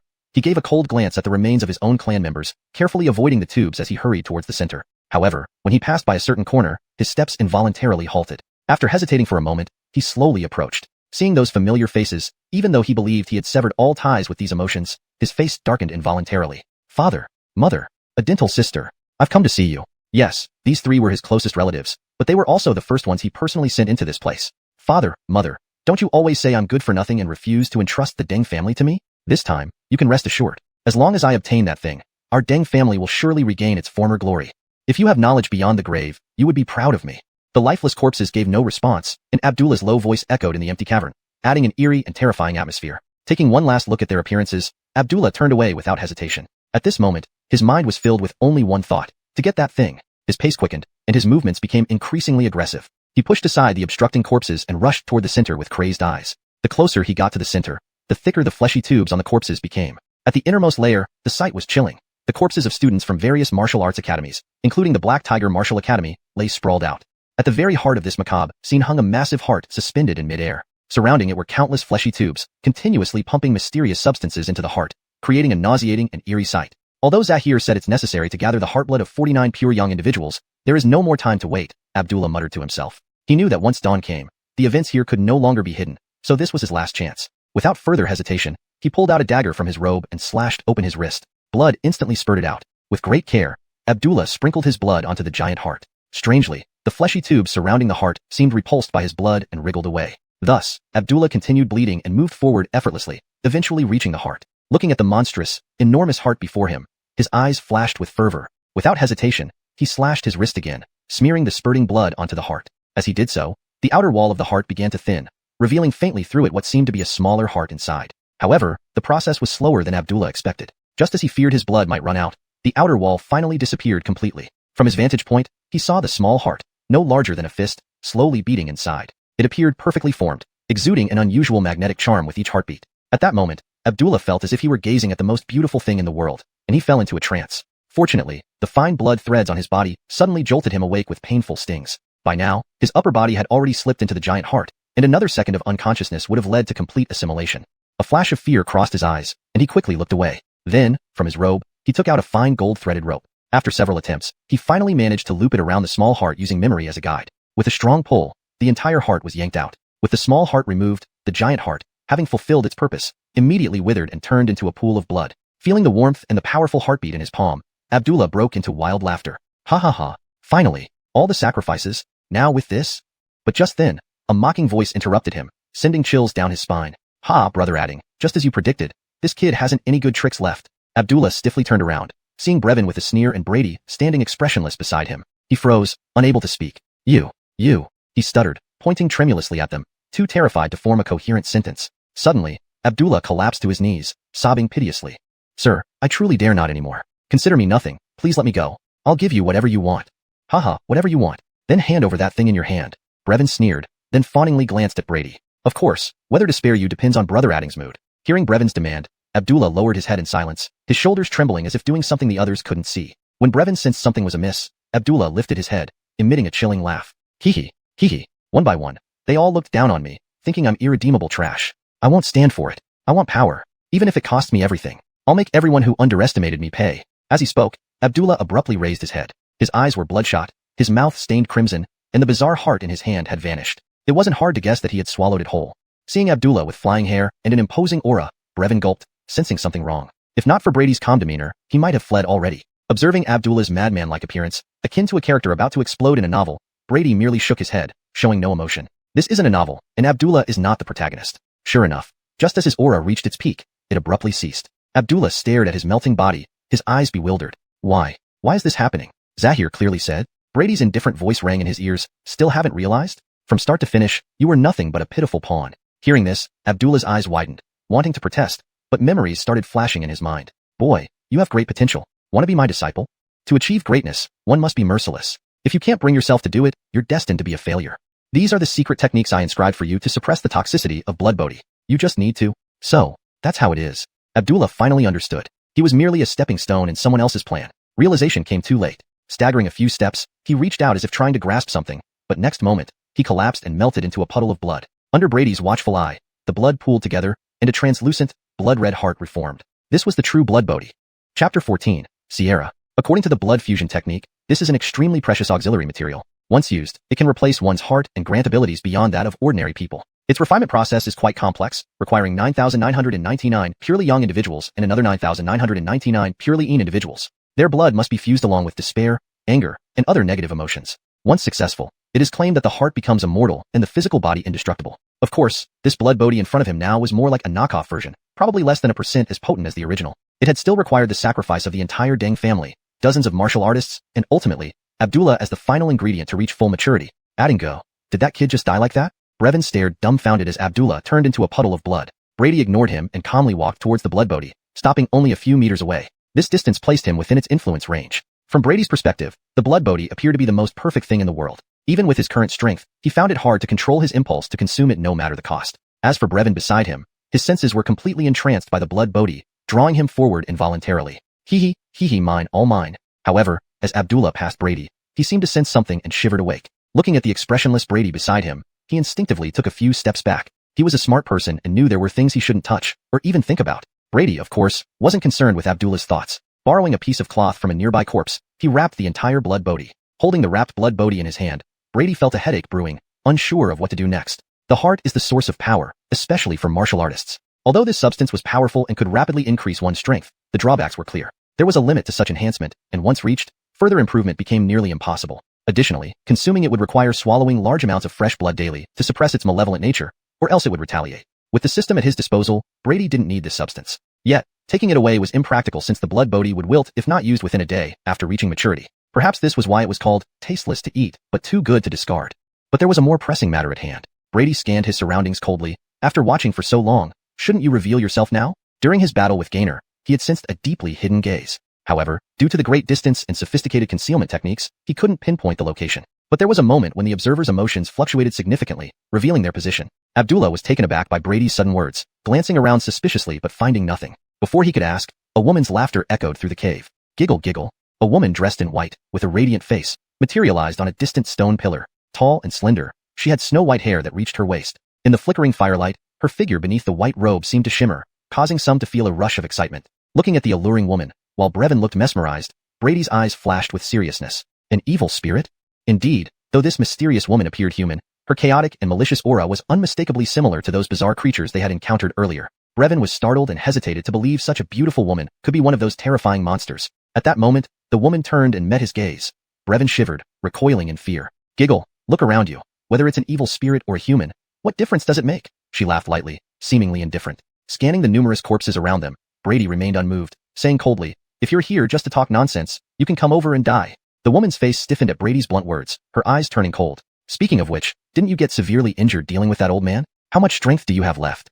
Brady remained silent, his expression cold. But suddenly, his aura exploded, fierce like a charging tiger. The tension between the two intensified, freezing the atmosphere. Seeing this, Brevin felt a wave of dread and tried to escape, but the confrontation almost instantly vanished. Bang! A dink of volcanic eruption, two blurry figures collided fiercely. A fearsome pressure wave spread from the epicenter, hitting Brevin who was only a few steps away. A rock slammed into the back of his head, knocking him out with a single cry. The combatants continued without pause, exchanging dozens of blows in mere seconds. Finally, seizing an opportunity, the woman slapped Brady's chest, sending him flying. Splash! Brady leaped out of the debris, his eyes icy. A small black palm print lingered on his chest, emitting wisps of black smoke as it burrowed into his flesh. With a forceful swipe, he tore off his tattered clothes, exposing his bronze-like muscles. Next, his whole body erupted with vitality, and the black palm print twisted before vanishing instantly. Seeing this from above, the evil spirit woman twitched slightly, questioning if he was even human. Unseen by Brady, her palms trembled slightly, indicating that the clash hadn't been as easy for her as it seemed. As Brady's momentum grew stronger, the woman suddenly withdrew her aura and forced a smile. Giggle, I was just joking earlier, sir. No need to take it so seriously. My name is Sierra, and I'm actually here to discuss a deal with you. Discuss a deal? Interesting. Let me beat you half to death first, then we'll talk. Brady shot toward her like a cannonball. Boom. Sierra was caught off guard and hit squarely in the chest, crashing violently into the ground. Humans, you really think I'm afraid of you? In the smoke, a pile of rocks exploded outward, and a figure dashed out. The woman, with a sunken chest, looked enraged and furious. Come on then. Brady showed no fear, slicing the air with his palm, radiating terrifying power. Rumble. In the cave center, two figures clashed, unleashing devastating energy. Shocks and booms shook the entire cavern. Sierra grew increasingly alarmed, seeing Brady's attacks grow faster and fiercer, akin to an ancient beast without fatigue. Despite her frustration, she secretly wondered who was the real evil spirit. Another fierce clash pushed Brady back slightly, then Sierra abruptly floated backward. No more fighting, sir. I truly want to make a deal with you. With Sierra ceasing her attack, the cave finally quieted down. Brady stood in place, expelling a breath of hot air, his eyes sharp like lightning. His body was covered in wounds of varying sizes.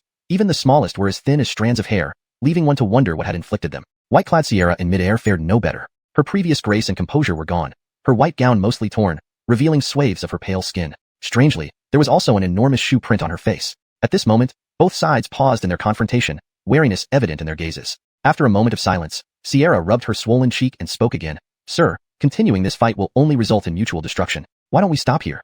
I truly wish to transact with you, sir. Please consider it carefully. The standoff persisted, each side sizing up the other with wary eyes. After a brief pause, Sierra tenderly massaged her puffy cheek and once more suggested a truce. Sir, continuing this fight will only lead to mutual ruin. Why don't we cease fighting? I genuinely want to strike a deal with you. Please think it over carefully. The cavern echoed ominously with their heavy breathing and the distant drip of water. Both parties knew that any further conflict would leave neither side unscathed. Sierra's earlier bravado had clearly waned, her tone now laced with genuine sincerity. Chapter 15. The Deal. Brady's expression was cold and indifferent, completely ignoring the pitiful act of his opponent. During their fight, this guy had attacked ruthlessly, aiming for vital spots with every move. If Brady had been a bit weaker, things would have turned out very differently. However, she did make a valid point. Continuing the fight wouldn't change the outcome, and Brady glanced at the precarious state of the cave. He didn't want to destroy this place just yet. He then reined in his energy, speaking calmly, "Go on, tell me about your so-called deal." Seeing this muscle-headed man finally showing some sense, Sierra's face lit up with joy. Afraid of any further mishaps, she quickly said, "Naturally, what I want is that blood heart. As for the price, money, spirit weapons, whatever you desire, just name it." Blood heart. Brady was slightly puzzled but followed her gaze and immediately understood. This must be the blood bodhi. Though confused by the different names, knowing her objective made the matter simpler. He untied the blood bodhi from his waist and said coolly, "The blood heart can be yours, but I'm not really interested in what you offered." Sierra first rejoiced upon hearing this, but as she heard the second half of his sentence, she frowned slightly. After a moment's thought, she simply waved her hand, instantly revealing a large pile of items on the ground. "This is everything I own. You pick whatever you like." Brady looked over the horde of items, but kept his eyes fixed on her right hand. Specifically, the ancient ring on her right finger joint. Could this be the space ring, the essential tool for murder and arson in novels? Noticing his gaze, Sierra's expression stiffened, and she promptly hid her right hand behind her back. "You might as well forget about this. Although the blood heart is precious, it pales in comparison to this spirit ring." Brady sighed regrettably, wishing he hadn't used Tiger's might so recently. His body was nearing its limit. Otherwise, although he could forcibly activate it again, there was no guarantee he could kill this powerful evil spirit within the time limit. With a reluctant glance away from the ring, Brady began picking through the messy pile before him. Most were weapons like swords and knives, a few sets of armor, and some other unidentifiable items, all stained with blood, a testament to their origins. After flipping through them for a while, Brady found nothing satisfactory. Worse, most of the items were already damaged and practically useless. Seeing how confident Sierra was in her collection, Brady couldn't help but feel a twitch of annoyance. Suddenly, a black orb rolled out from a corner, catching his attention. The orb, no bigger than a thumb, was smooth and eerily familiar. Brady squinted and suddenly recalled something. He had obtained a similar item when he killed his first evil spirit at the martial arts school. If this is the case, Brady's heart skipped a beat as he pointed at the black orb, asking nonchalantly, "What is this?" Sierra glanced at the black orb, looking oddly at Brady as if saying, "You don't know what this is?" But seeing that he wasn't joking, she casually explained, "This is a ghost nucleus. Some evil spirits leave one behind after they die. In certain conditions, it can be." She stopped mid-sentence, seemingly realizing something. For Brady, knowing this much was enough. He stood up without hesitation. "These ghost nuclei, hand over 10, 20 of them, and I'll give you the blood heart." Sierra almost fell over, her eyes bulging. 20? Are you trying to con ghosts? She quickly manipulated her hair, selecting 2 more black orbs of different sizes from the mess and tossing them at Brady's feet. "That's all I have. Take it or leave it." "Disagree, and I'm leaving now." Looking at the 3 black orbs, Brady couldn't help but laugh inwardly, but maintained a somewhat dissatisfied expression. "Just 3. After hesitating for a moment, he picked up a black, well-preserved greatsword from the pile, weighing it lightly before reluctantly nodding. "Fine, plus this sword, it's barely enough." Sierra's eyes widened with anger, but she held back her retort, visibly seething inside. Then, Brady tossed the blood bodhi to her. Both parties seemed satisfied with their respective gains. Sierra discarded the ragged cloth, wrapping the blood bodhi, and stared at the pulsating heart in her hand, her expression excited. The strange power of the blood bodhi had no effect on her, eventually getting wrapped in her long hair and disappearing. After this, Sierra gave Brady a deep look before vanishing into thin air. Humans are so foolish, exchanging 3 ghost nuclei for such a valuable blood heart. What a huge profit. Meanwhile, Brady also thought to himself, evil spirits indeed lack brains. Exchanging some useless trash for 3 ghost nuclei. What a huge profit. Modification points plus 3. Moments later, after confirming Sierra's departure, Brady eagerly absorbed the 3 ghost nuclei. Looking at the wealthy modification points on his panel, Brady couldn't help but smile, wishing for more such easy gains. Next, he only needed to find suitable martial arts techniques after leaving this place. But before leaving, there was one last thing to do. Brady calmed himself, looking around before walking in a specific direction. Soon, he found a familiar face among a pile of corpses. Gazing at his lifeless eyes, Brady lowered his head, saying softly, "You refused to listen to me back then, and now look at yourself." After straightening his disheveled clothes, Brady spoke solemnly, "Don't worry, I will take good care of your parents." As he finished speaking, Hawk's originally wide-open eyes slowly closed, his discontented face returning to peace. Brady stood up and pulled a wooden stake from nearby, digging a shallow grave in a few quick movements. Placing Hawk inside, watching the soil cover his face, Brady remained expressionless, neither sad nor joyful. Standing there silently for a moment, he turned and left without hesitation. Translation note: the original text contains elements of fantasy and supernatural phenomena, which are faithfully reproduced here. The translation retains the tone and style while ensuring fluency and coherence. ##### Chapter 16. The storm begins. As he passed a protruding mound of earth, he kicked it without hesitation. "Ouch! Who they?" Brevin suddenly sprang out from within the mound, clutching his rear and looking around. However, upon seeing Brady's dark gaze, he swallowed his words mid-sentence. "Hee, it's brother," adding, "Right, what about that evil spirit? Surely you've already taken care of it." Brevin scanned the surroundings, attempting to change the subject, but Brady paid him no mind, only gazing at him pensively. No one could tell what he was thinking. Under Brady's cold stare, Brevin gulped, his voice gradually weakening. In that moment, all sorts of thoughts flashed through his mind. Being silenced for good, being killed after being used, Thinking this, Brevin involuntarily shuddered and dropped to his knees with a thud, hugging Brady's leg as he began to wail. Brother adding, no, Lord adding, I have an 80-year-old mother and a 6-year-old child depending on me. Please be kind and spare me. I swear, everything I saw tonight will stay buried in my heart. I won't tell a soul.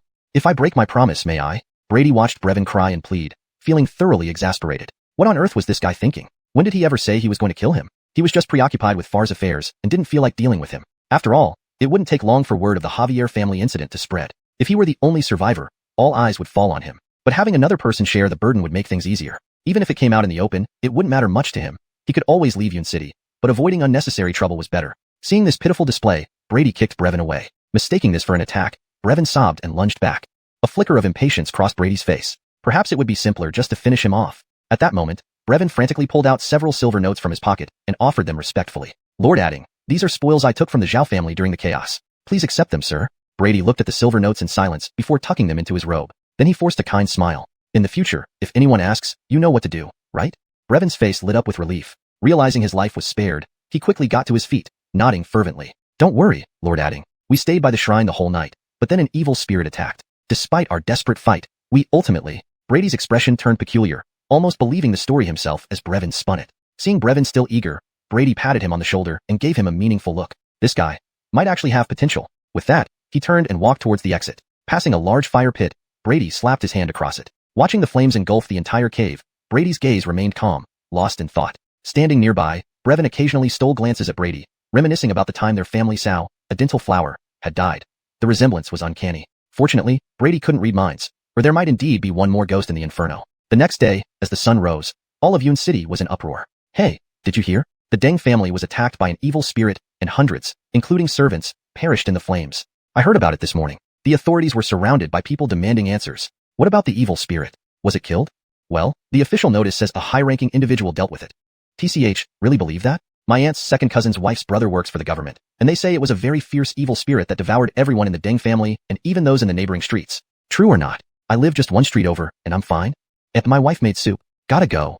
Undoubtedly, while communication was slow in this world, gossip spread incredibly fast. By noon, news of the Deng family's tragedy had reached every corner of Yun City. People lived in fear, dreading they'd be next. Especially the wealthy families started fleeing to the outskirts. If not for the city lockdown decree issued by the authorities, Yun City would have collapsed entirely. Meanwhile, inside Black Tiger Marshall Hall, an unusual interrogation was taking place. Bang! A black-faced man in a flying fish costume slammed his palm on the wooden table, shattering teapots and cups with the force. Do you think I'll believe your lies? Facing him, Brady and Brevin stood heads bowed, their expressions unmoved as though they hadn't heard. This posture infuriated the black-faced man, causing veins to bulge on his forehead. He grabbed a teacup to throw, but was stopped by Emil's calm remark. Lord Fei, that teapot you shattered was made of Xian pottery, plus the jade cup. Altogether worth 100 taels of silver. You. His voice wasn't loud, but it hit hard. The black-faced man's composure crumbled, his face turning black with anger. However, he knew he couldn't touch Emil, so he redirected his glare at Brady and Brevin. You too, staying silent now, huh? Wait until I lock you in prison. Emil interrupted him with a wave of his hand, stepping forward. Lord Fei, you're overstepping. Calling you Lord makes you think you're someone important? My people from Black Tiger Marshall Hall aren't something your authority has the right to interfere with. In the end, it's your incompetence in finding the real culprit that leads you to pin the blame on us? Emil's words were harsh, leaving no room for diplomacy. The black-faced man blushed red, green, and white with rage, nearly spitting blood. Just then, a calm voice sounded from outside. If he doesn't have the right, what about us? The door burst open, and several figures clad in black Xian clothing marched in. Seeing them, Emil's expression changed drastically, his lips barely parting to whisper 3 words, Demon Control Bureau. Chapter 17.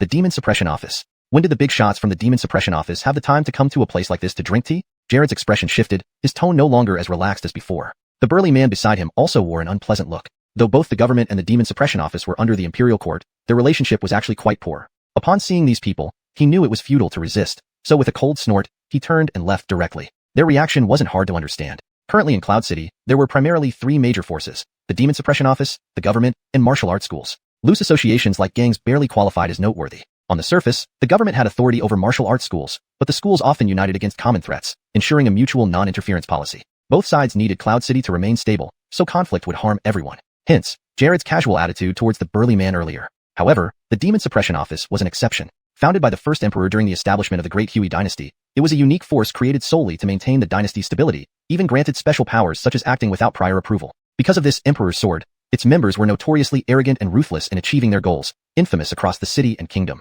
But they undeniably possessed formidable strength. The demon suppressors had all sorts of strange abilities, which was why other factions dared not provoke them easily. Brady kept his head down but observed these so-called demon suppressors from the corner of his eye. He felt a familiar aura from them, similar to last night's target, Landon. Was it that all demon suppressors shared this aura, or was there another reason? Brady's thoughts raced but remained unresolved.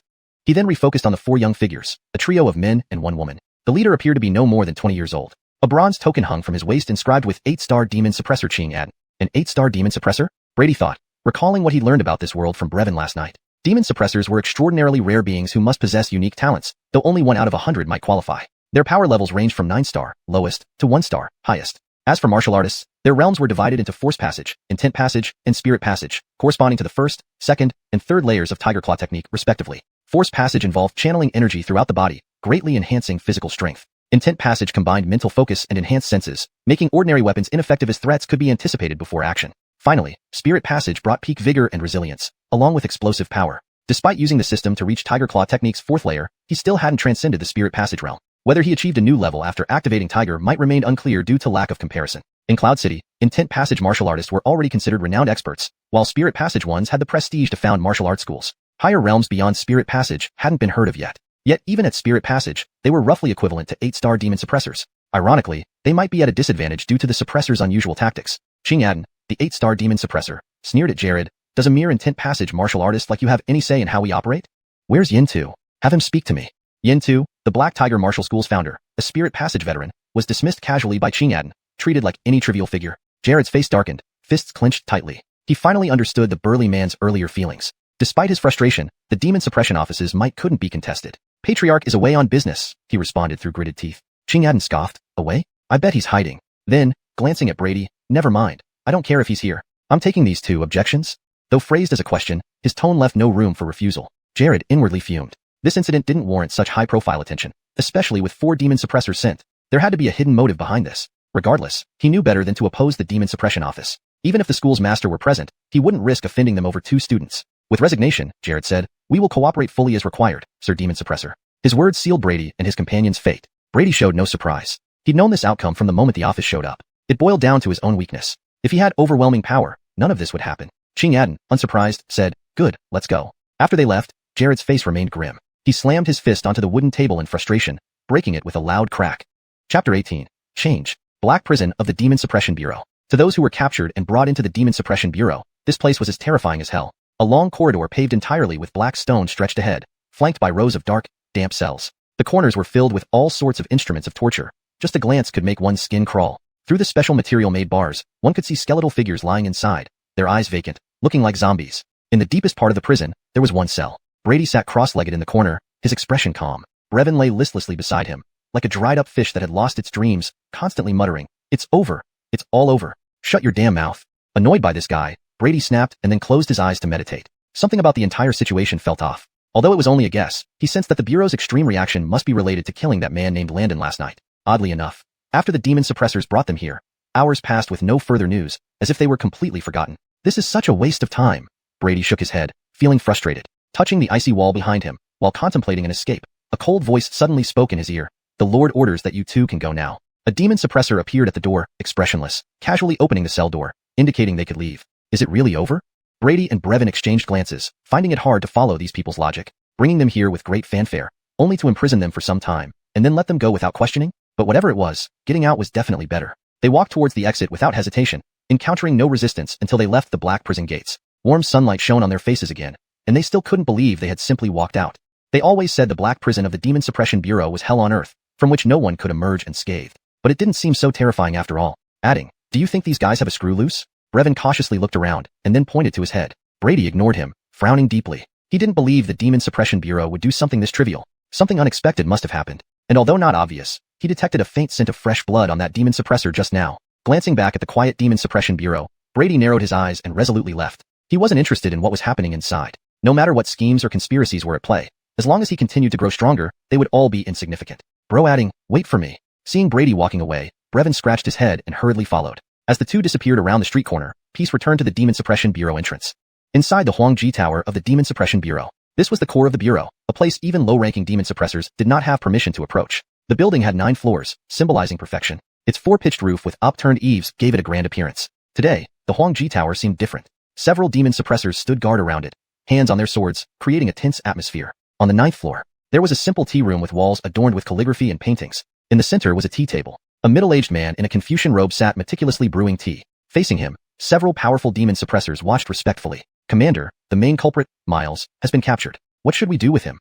As soon as the words were spoken, a disheveled man was pushed forward and thrown onto the floor before the tea table. Despite his clothes being mostly torn, it was clear he was a demon suppressor. His limbs were bent at bizarre angles, and his body bore numerous lethal wounds, though they had been treated crudely to keep him alive. Struggling to open his blood-covered eyes, he saw the middle-aged man before him and immediately showed extreme fear. Yet he tried to get up, yelling defiantly, "Jagger, do you know what you're doing? I'm a 7th-rank demon suppressor, personally appointed as Cloud City supervisor. How dare you treat me like this? Are you planning to rebel?"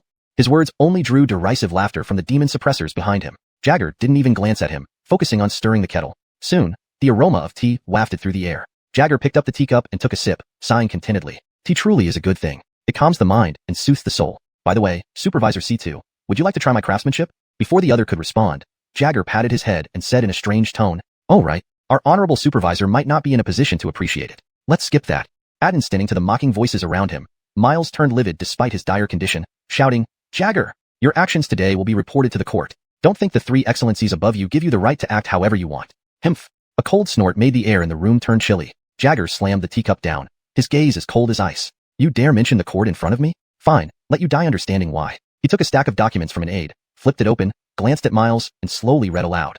In the year 200 of Dehui, Cloud City 8th-rank demon suppressor xiuxian colluded with demons, harmed civilians, sentence, death. In the year 200 of Dehui, Cloud City 9th-rank demon suppressor xuanhuan colluded with demons, harmed civilians, sentence, death. In the year 200 of Dehui, Cloud City 9th-rank demon suppressor xuanminglang colluded with demons, harmed civilians, sentence, death. With each name read, a bloody head was thrown before Miles. Blood pooled on the floor, adding to the thick scent of death in the air. Seeing the familiar yet anguished faces, Miles's face turned increasingly pale, eventually collapsing in despair. He knew this was the end. If Brady had been here, he would recognize that the 4 demon suppressors who had arrested him were among those mentioned. Jagger continued unabated, nearing the final name. In the year 200 of Dehui, Cloud City Supervisor Miles ignored imperial law, colluded with demons, practiced forbidden techniques, harmed colleagues. Sentence, bone-eating insect torment. "No, you cannot do this to me." Hearing his sentence, Miles's eyes filled with despair and fear. Suddenly, he raised his right palm and struck his forehead fiercely. Hee, wanna die? Not so easy. However, the demon suppressor standing nearby had anticipated this move and immediately stepped heavily on Miles's spine. With a series of bone-chilling cracking sounds, he instantly shattered his bones all over. Miles's whole body convulsed, then slumped like a lump of rotten flesh on the ground. Apart from his eyeballs, which could still move, he was now utterly paralyzed, reduced to a living dead. But it wasn't over yet. Soon after, someone came forward and forced a pitch-black pill into his mouth. This pill contained bone-eating worms, which would slowly emerge from the pill and begin to reproduce wildly inside him, devouring his flesh and blood. During this period, the victim would helplessly watch as their body was gradually consumed. The entire process, if carried out properly, could last up to a year. As Miles's despair deepened, he was soon carried out of the room. Once the room regained its calm, Jagger's anger gradually subsided. "Oh right, how are those 2 kids who survived the Deng family incident?" Jagger asked casually as he poured himself another cup of tea. Report to Commander-in-Chief, investigations revealed that they were just ordinary martial arts disciples with no suspicious activity. They were likely caught in Miles's wrath and have since been released. A stern-faced demon suppressor stepped forward, bowing respectfully to answer. Jagger nodded, not particularly concerned about the matter. "What about the court? Those old fools must be causing trouble again behind the scenes, right?" The stern-faced demon suppressor hesitated for a moment before replying in a low voice. "Commander-in-Chief is wise. The court has received multiple petitions from ministers. Although the 3 excellencies are holding the line for now, we can only secure 3 months at most." Jagger paused slightly while pouring tea, then waved them off expressionlessly. "All right, I understand. Go about your duties." The few demon suppressors exchanged glances and bowed out respectfully one by one. After everyone left, Jagger stared blankly at the swirling leaves in his teacup. The tough exterior he displayed moments ago disappeared, revealing a hint of loneliness. Sigh, 3 months? The prophesied person, do they really exist? No one answered him. The tea house fell silent. Meanwhile, Brady and Brevin walked along the bustling street, still somewhat in disbelief at the strange turn of events. "Bro adding, what do you think is happening?" Brevin cautiously asked, looking around nervously.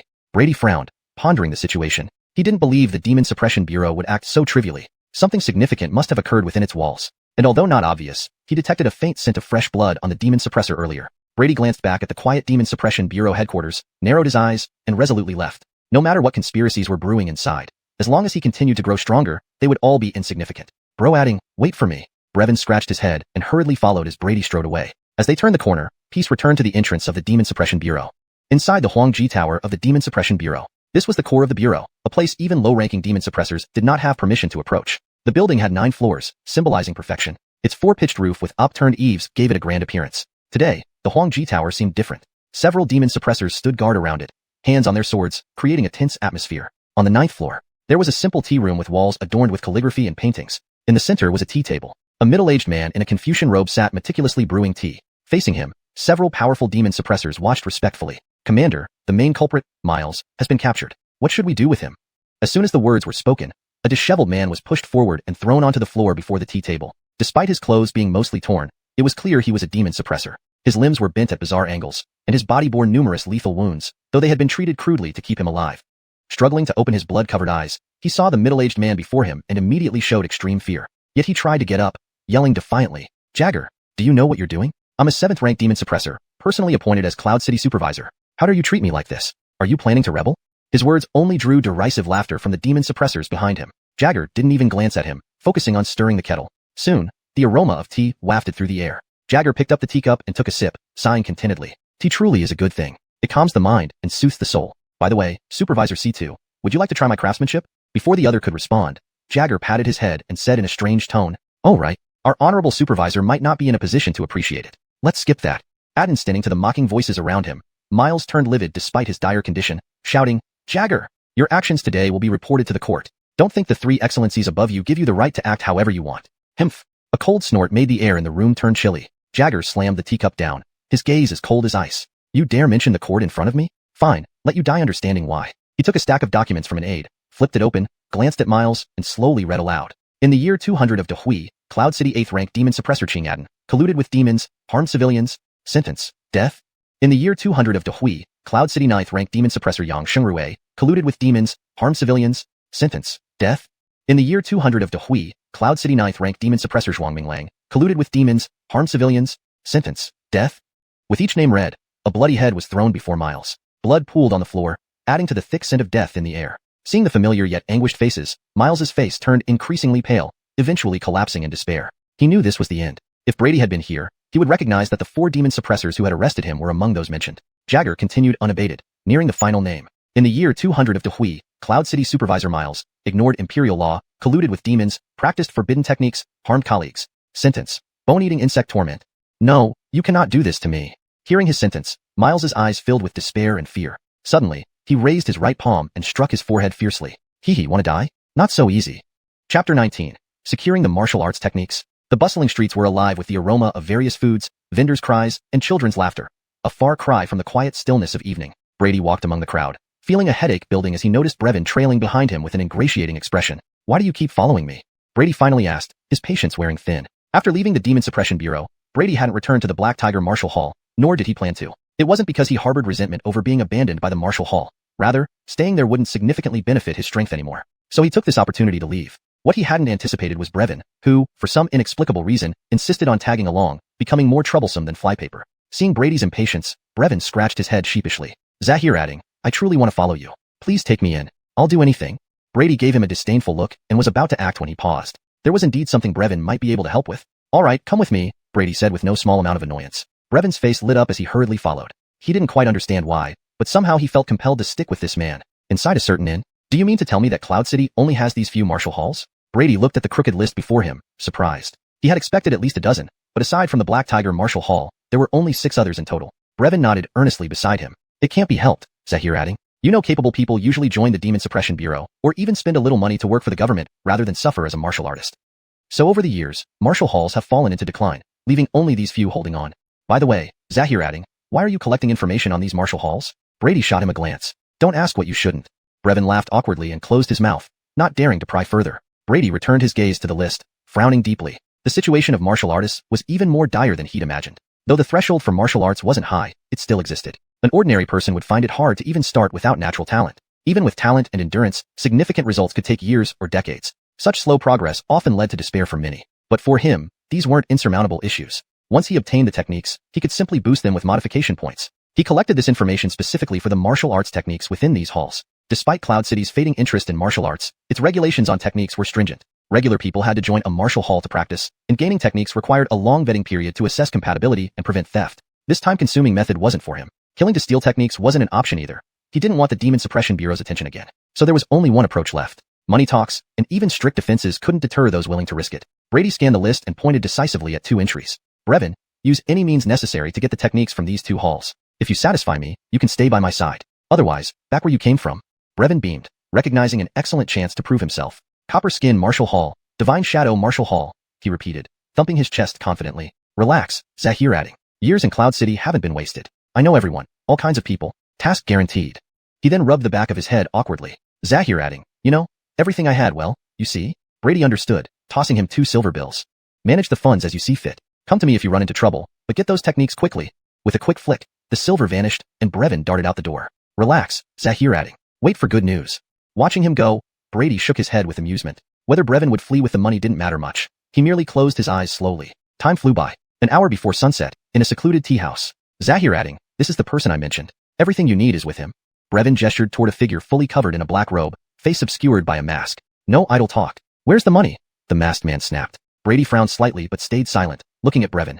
Brevin nodded and pulled out 2 500-tael silver notes. Yes, each technique cost 500 taels, enough to sustain a common family comfortably for years. And these techniques could be sold repeatedly, indicating a vast, profitable network. For Brady, fresh off securing several thousand taels from the Deng family, this was barely manageable. Acquiring the techniques first was now paramount. After pocketing the money, the masked man produced 2 books from his robes. I assume you understand. If you leak this, he rose to leave, but Brevin, grinning, placed his hands on the man's shoulders.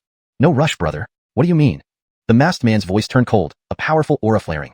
He was also a strength channeling level martial artist. Caught off guard, Brevin's hands were forcibly pushed away. Good one, let's see how tough you are. Feeling humiliated, Brevin's aura surged, ready to strike again, but Brady waved him off. Brady casually flipped through the books on the table. At least let me verify the authenticity of these, alright? The masked man sneered, sizing up Brady. How? Should I stand here while you try it out? Now that we've exchanged money and goods, I don't have time to waste. Don't push your luck, or else. Half an hour later, as the last rays of sunlight faded, a young man, battered and bruised, pleaded pathetically with a lopsided mask. Zahirs, I'm just a messenger. Please, let me go. Seeing the man's disheveled state, Brevin couldn't help but sneer. You shut up, boy. If you dare to disturb xiuxian again, you won't be leaving here today. Brevin put on a haughty airs, embodying the very picture of a petty person reveling in their small victory. Looking at the man's cringing form, Brevin felt an immediate sense of satisfaction. Only now did he realize how exhilarating it felt to latch onto someone powerful. Brady paid them no mind and quickly flipped through the 2 books. His gaze then lost focus, appearing as if he were daydreaming to an outsider. In reality, a transparent panel had appeared before Brady. Name, Brady. Martial Arts, Fierce Tiger Saber Technique, Level 4, Modifiable, Vajrabadi, Novice, Modifiable, Divine Shadow Step, Novice, Modifiable, Modification Points, 6. Success. Looking at the 2 new martial techniques added to his panel, Brady felt a surge of joy. He glanced at the 2 men staring at him expectantly and cleared his throat. He turned to the young man. By the way, do you have any internal martial techniques? I'm not concerned about the price if you do. Internal martial technique? The young man paused, thinking hard, but then shook his head, indicating he had none. Seemingly afraid of displeasing him, he hastily added, Sir, not only do I not have such things, but even the entire Cloud City doesn't. You might find them only in larger cities nearby. Though somewhat disappointed, Brady didn't say much more. At least he had a direction now. All right, you may leave. With a wave of his hand, he dismissed the young man. The young man immediately vanished like a puff of smoke, relieved to be gone. Brevin watched the retreating figure with disdain, muttering under his breath that he would have taken back the 1,000-taels silver note if Brady hadn't said anything. If Brady knew what was on Brevin's mind, he would have kicked him on the spot. Stop overthinking. If you're so bold, just do it. Note: the translation aims to maintain the original tone, style, and structure while ensuring fluency and coherence with previous content.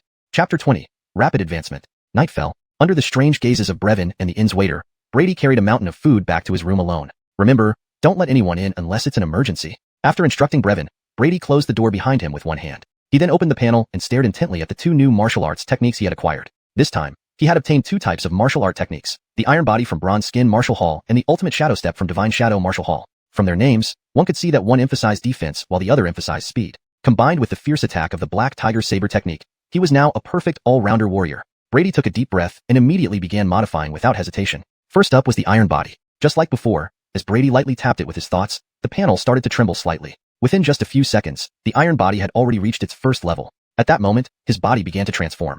Muscles became noticeably more compact and powerful, and a thin layer of tough skin gradually covered his body. It felt like the bark of an old tree, unyieldingly resilient. This was the sign of a perfected bark skin stage in the Iron Body. Amazing! Brady pinched his own resilient skin. Though not the first time witnessing it, he couldn't help but feel astonished. An ordinary person needed to endure all kinds of non-human torture to have even a slight chance of mastering this technique. Yet for him, it only required a simple tap.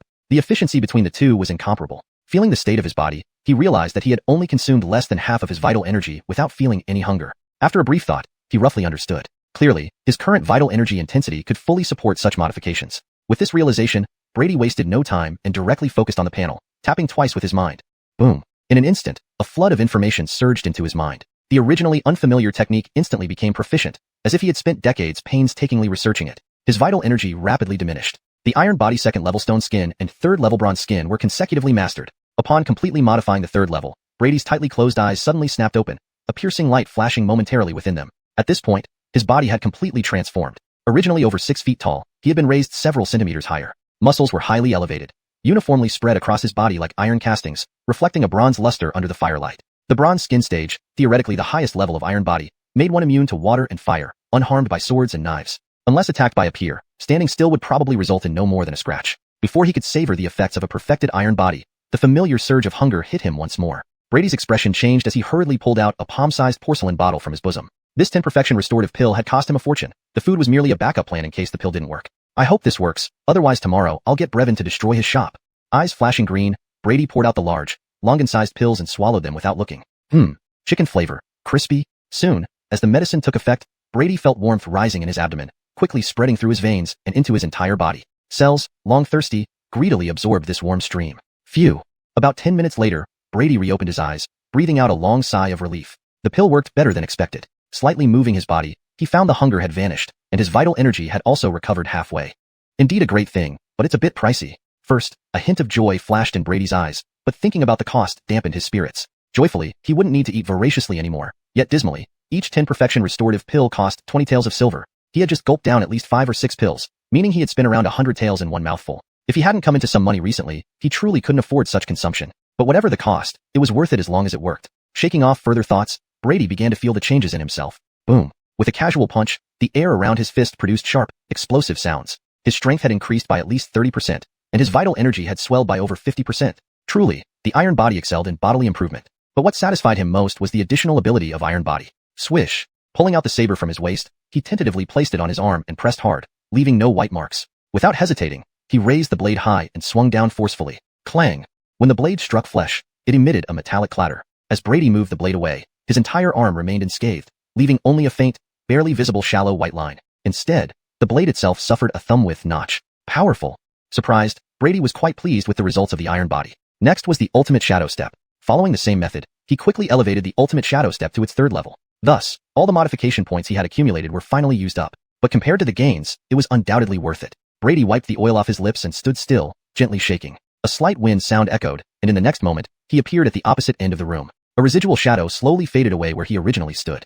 This was the highest realm of ultimate shadow step, instantaneous movement. Even then, this was achieved using only half of his strength. If he went all out, his speed would reach another level. Name, Brady. Martial arts, Fierce Tiger Saber Technique Level 4, Iron Body Level 3, Ultimate Shadow Step Level 3. Modification points, 0. Looking at the panel, Brady nodded in satisfaction. With these 3 perfectly mastered techniques, he undoubtedly stood at the peak among martial artists in Cloud City. He himself wasn't sure exactly how strong he was now, but undoubtedly, if he faced Gainer again, he could easily overpower and kill her. Phew.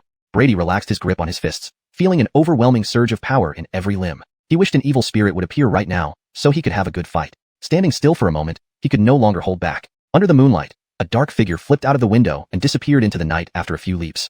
Chapter 21. Exorcist? Evil Spirit? Brightstone Tower, the tallest building in Cloud City. At this moment, Brady stood atop the tower, gazing down at the entire city under the faint moonlight. Under the cover of night, Cloud City lost its daytime bustle and appeared eerily quiet. Apart from people like him who were confident in their own strength, it was likely only those. Suddenly, Brady's expression changed as he noticed several dark figures flash across the rooftops in the distance before disappearing in the blink of an eye. Those guys from the Demon Suppression Bureau. Though concealed by the darkness, with his formidable eyesight, Brady easily identified them. Unlike ordinary martial artists who feared the night, exorcists preferred to operate under its cover. Brady's gaze flickered in the direction they vanished. Instead of wandering aimlessly like a headless fly, he might as well join the action. With that thought, his figure blurred and silently followed them. East District of Cloud City. On an abandoned street, 3 demon suppressors dressed in black robes slowly emerged from the darkness. Leading them was a stern-faced middle-aged man. His eyes emitted a faint green glow as he cautiously surveyed the surroundings. According to intel, that guy should be nearby. Be careful. Behind him were 2 young people, 1 male and 1 female, still retaining some youthful innocence. Unlike the wary middle-aged man, they seemed relaxed, like they were on a field trip, curiously observing everything around them. Hee, Uncle Ma, it's just a newly born, common-grade evil spirit. With our strength, capturing it will be a piece of cake, the girl said with a giggle, completely disregarding the middle-aged man's caution. Yeah, what Sister Aaliyah said. The boy echoed in agreement, his eyes never leaving the girl's delicate face. The adoration in his gaze showed that despite his young age, he already had some qualities of a love-struck admirer. Alden watched their casual attitudes with a grimace. But what could he do? After all, the girl's father was his superior's superior. Tonight's operation was entirely orchestrated by her. She even carefully selected the evil spirit and insisted that he, a seasoned 8-star demon suppressor, accompany them. They claimed it was for training the newcomers, but in reality, he was just acting as a bodyguard. Even the weakest evil spirit requires serious attention, Alden said sternly, trying to establish his authority within the group. But the two behind him paid no heed, continuing as they pleased. Alden's eye twitched, but he sighed helplessly. Forget it. He had taught them what needed to be taught. He would have something to report back. For now, it was best to resolve this matter quickly and get rid of these two nuisances as soon as possible. Thinking this, he stopped. Shadow Demon. With a low whisper from Alden, a twisted shadow suddenly emerged from beneath his feet. Under the moonlight, the shadow writhed on the ground, extending numerous tentacle-like appendages, an eerie sight indeed. However, the other two didn't show any fear. Instead, they looked genuinely interested. Uncle Ma, is this your spirit? What can it do? The girl crouched down, reaching out with her delicate fingers toward the shadow. Angered by her actions, the shadow formed a sharp spike aimed at her, but she easily dodged it with a giggle. The boy couldn't help but clear his throat ostentatiously. What's so special about that? It's just a common great spirit. Once I pass the demon suppressor exam, my father has promised me a fierce great spirit. The girl reacted indifferently, barely acknowledging him with a casual, oh. Alden ignored both of them. Doing something unseen, the originally slowly moving shadow split into 2, then 4, 8, 16. Within moments, hundreds of small shadows spread out like locusts in every direction. These shadows slipped through the tiniest cracks on walls, as if they had no substance, vanishing before the trio's eyes. Seeing the surprise on their faces, Alden felt secretly proud. This was the ability of his shadow demon. Although its offensive power wasn't great, its exploration capabilities were unmatched, even by some fierce great spirits. Thanks to this skill, he had gained some fame among the demon suppressors. Soon, furious snarls came from a nearby house. Found it. Alden's expression brightened. Moments later, the large mass of shadows returned to his body from all directions. His spirit couldn't stay outside his body for too long, so he always retrieved it promptly after use. Just as the last shadow merged into his body, Alden's eyes flickered with doubt, turning his head toward a nearby street corner. Am I imagining things? Seeing no one at the empty street corner, he hesitated for a moment before deciding to probe again with his spirit. But the impatient duo had already rushed ahead. Before long, they were engaged in battle with the hidden evil spirit. Damn it! Hearing the startled cries from the girl, Alden cursed inwardly, hurrying over without further delay. Shortly after they left, a tall figure emerged from the shadows. None other than Brady, who had been following them all along. Watching the direction they went, Brady's eyes narrowed. After a brief pause, he lowered his gaze to his palm, where between his fingers, a constantly twisting and transforming shadow hovered. This, an evil spirit? Brady observed the strange shadow repeatedly forming spikes towards him, feeling somewhat uncertain. Then he gently pinched it, and with a hiss, the shadow, unable to withstand the immense pressure, dissipated into a puff of black ash. Although there was no reaction on his status panel, this scene was unmistakably that of an evil spirit. But why would a demon suppressor harbor an evil spirit? Were they truly humans or evil spirits in disguise? Images of Landon's final transformation into a monster flashed in his mind. Initially, he thought it was due to practicing evil techniques, but now it seemed there was more to the story. Again, distant shouts and combat sounds echoed, indicating a fierce battle was underway. Let's go see. Brady's gaze flickered, his figure blurred, vanishing from the spot. Chapter 22. The Ghost Baby. Crystal, don't keep attacking head-on. Analyze its attack patterns and adapt to its rhythm. Avram, what are you hesitating about? Attack from the front. On the street, two figures, one attacking and one defending, were jointly assaulting a ghastly humanoid evil spirit before them. Compared to earlier, their confident expressions had vanished, replaced by numerous injuries and a disheveled appearance. Alden stood off to the side, watching the battle with a smile, occasionally offering advice, looking quite at ease. When Brady arrived on the scene, this was the sight that greeted him. With his keen eye, he immediately recognized that the two combatants were roughly equivalent to the Tony level. Though not extremely powerful, considering their age, they were already formidable. Most martial artists of the same age in the Black Tiger Martial Hall were still struggling to break through to the Tony level. But then again, not everyone had an external advantage like him. As the battle intensified, the evil spirit's attacks grew stronger, forcing the two fighters to cry out in distress and retreat repeatedly. Though Alden showed no intention of helping, his expression became more serious, aware of the significant backgrounds of both fighters. A bit of trial by fire was acceptable, but if anything happened to them, he wouldn't be able to shoulder the responsibility. Suddenly, the evil spirit let out an enraged roar, its strength surging. Avram, who was restraining the evil spirit, was caught off guard and thrown back. His retreat exposed Crystal, who was preparing to attack from behind, directly to the enraged entity. Having never faced such a situation before, Crystal was frozen in place, her mind blank. Just as blood seemed imminent, a shadow appeared beneath the evil spirit's feet, and ghostly claws emerged, flipping it to the ground and pinning it down. Hurry up and attack.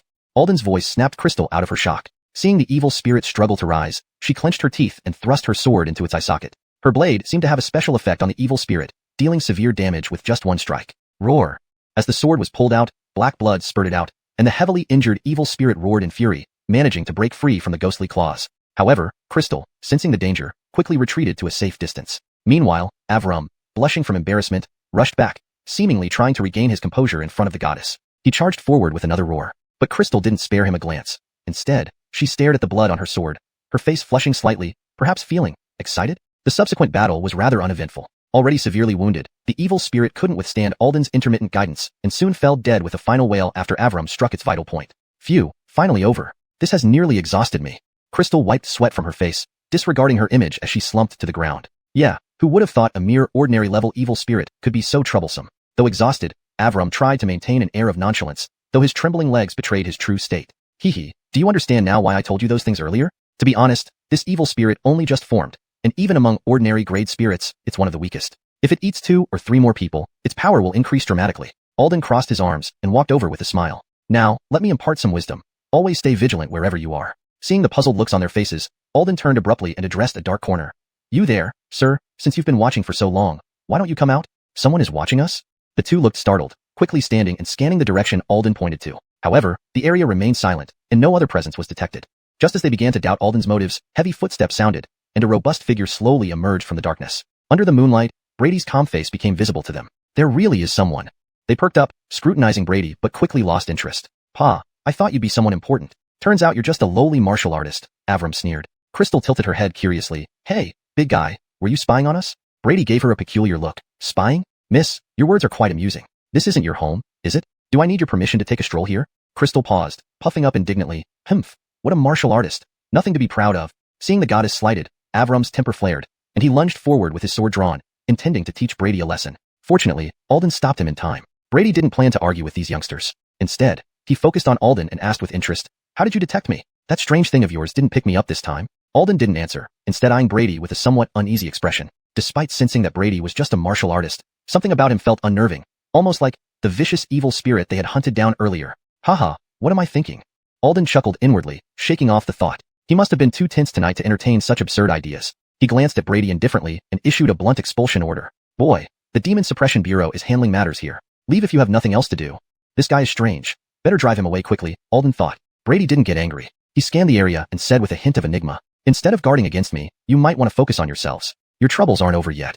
Chapter 23. Changing Derioation. Himph, what a fraud. Avram sneered, seething with frustration. Alden's heart, however, skipped a beat as if sensing something amiss, suddenly twisting his head backward to look. Upon seeing the situation behind him, his pupils constricted involuntarily. The evil spirit that should have been dead was now standing again, its cold eyes glaring at them with venomous resentment. How could this be? Wasn't this guy already? At this moment, the other two people finally realized the danger and turned around, only to shout in alarm. Alden ignored them, instead fixing a grave gaze on the evil spirit's abdomen. Sometime during the confusion, a large bulge had appeared there, rapidly growing bigger like a heavily pregnant woman. This is...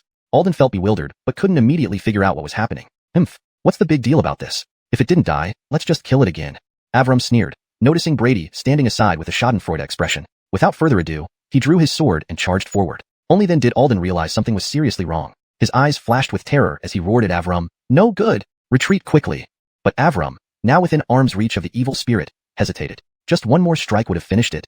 Thinking this, he not only didn't retreat, but sped up his charge. Damn! Seeing this, Alden, though furious and terrified, had no time for reprimands. A black shadow extended swiftly from under his feet. On the other side, the revived evil spirit let out a screech, and amidst its thoroughly rotten face, a flicker of pain flashed. Then, it clawed into its own abdomen and tore it open. In the next moment, accompanied by a piercing cry, a blood-covered infant rolled out. It grew rapidly in the wind, reaching the size of a 3-year-old child in an instant. With pitch-black skin covered in scale-like armor, dark eyes, and teeth sharp as saw blades, the scene stretched longer in thought than in actual seconds. Facing this grotesque infant mere inches away, Avram couldn't escape in time. A dink prey faced with a top predator, his mind went blank, and his limbs froze. Beware! A roar seemed to sound in his ears. Before he could react, the bizarre infant vanished before his eyes. In the next second, Avram felt a chill on his arm, warm liquid splattering around him. Staring blankly at his now stump of a right arm, Avram remained frozen for several seconds before realizing it had been torn off. A wave of excruciating pain washed over him. Aya! Under intense fear, he finally screamed aloud. A black shadow emerged from the ground, enveloping him and retreating rapidly. Once out of the attack range, the shadow dissipated, revealing Avram barely clinging to life. Seeing this, Alden immediately pulled out a crimson pill and forced it into Avram's mouth. Witnessing some color return to his deathly pale face, Alden finally exhaled. Bernadette watched Avram's plight, her heart full of dread. She had intended to charge forward too. Uncle Ma, what exactly is that monster? You can handle it, right? Looking at Bernadette's fearful yet hopeful eyes, Alden sighed wryly. This evil spirit is called a ghost infant, a rare type that usually hides within its host and only appears when threatened. As for its strength, pausing, Alden continued bitterly, even though it isn't fully developed, making it less than malevolent level, it's still peak common. We need a 7-star demon suppressor or several 8-star ones working together to stand a chance against it. Hearing this, Bernadette's face fell in despair. Among the three of them, only Alden was an 8-star demon suppressor. She and Avram were merely 9-star and, with Avram now half dead, virtually useless. It was nearly impossible to fight the ghost infant head-on. There was also another terrifying aspect Alden hadn't mentioned, the ghost infant's incomparable speed. Now being targeted by it, even escaping seemed futile. Well, enough fear-mongering. Only by confronting it might we survive. I'll use my spirit energy to control its movements. When the time comes, Bernadette, target its vital points. Despite the dire circumstances, Alden, seasoned with numerous dangers, hadn't lost hope and immediately devised a plausible plan. Pale-faced, Bernadette nodded, forcing herself to remain calm despite her inner turmoil. Seeing her trembling hands, Alden sighed deeply. Suddenly remembering something, he turned to Brady, saying coldly, "That warrior over there. Whatever your purpose, this monster's terror is beyond your imagination. If you don't want to die, cooperate with us during the attack." Without waiting for a response, Alden started preparing. Brady rubbed his nose, unsure what to say. These demon suppressors were all arrogant and irksome. Meanwhile, the bizarre infant paid no attention to them, contentedly sitting in the shadows gnawing on Avram's severed arm. The crunching sound echoed eerily through the darkness. Several minutes later, after reducing the arm to bones, the infant tossed it aside. Observing the prepared duo, it glared disdainfully, then dropped to all fours and charged at an alarming speed. "Now!" Alden roared. Black shadows erupted from all sides, encasing the ghost infant in an impenetrable cage. Alden had secretly spread his spirit energy earlier, awaiting this opportunity. Even with the ghost infant's speed, it was ensnared mid-air. Wah! Each struggle shattered black shadows, but more quickly surged forth. Despite its enraged howls, it couldn't break free. Target its Sea of Tranquility point. It's its weak spot. Alden's face was contorted with pain, blood gushing from his nostrils, as he struggled against the diminishing spirits. Beside him, Bernadette gritted her teeth. Knowing this was the critical moment, she gripped her long sword tightly and charged. Without spirit energy, she opted for close-quarters combat. Reaching close, she trembled as she thrust her sword towards the infant's exposed abdomen. Chapter 24. Taking action. Clang. Crystal's body trembled as she felt like her sword had struck cold, unyielding iron. No matter how much she strained, she couldn't advance even half a step. The outcome of this strike sent waves of despair through her. Her blade's tip barely pierced the skin around the ghost infant's navel despite hitting its vital spot. Black, putrid blood dripped from the wound, hissing ominously on contact with the ground. Wuxia! Furiously wounded at its core, the ghost infant erupted into full fury, emitting shrill cries. An overwhelming aura exploded from its small frame, causing the shadows binding it to shatter instantly. Crystal, too close to react, was hurled away by some invisible force. A faintly glowing ancient jade pendant at her waist did little to protect her as she crashed into a stone wall. The wall collapsed amidst cracks spider-webbing outwards, enveloped in a cloud of dust. For a moment, all was silent, Crystal's fate unknown. Damn! Alden watched in horror, but with his spirit almost completely dissipated, he could barely save himself. Staggering forward a few steps, he fell weakly to the ground. Facing the rampaging ghost infant charging towards him, Alden closed his eyes, accepting the inevitable death. But the expected attack never came. Instead, an irritable voice suddenly rang in his ears. "Hey, could you move your face away? It really stinks." Confused, Alden recognized Brady's timid voice. He blinked open his eyes, only to be bewildered by the scene before him. Not far away, Brady, who had been merely watching until now, was currently stomping on the head of an evil spirit, wrinkling his nose in disgust and twisting his foot. Though deformed under the pressure, the head still belonged unmistakably to the mother of the ghost infant.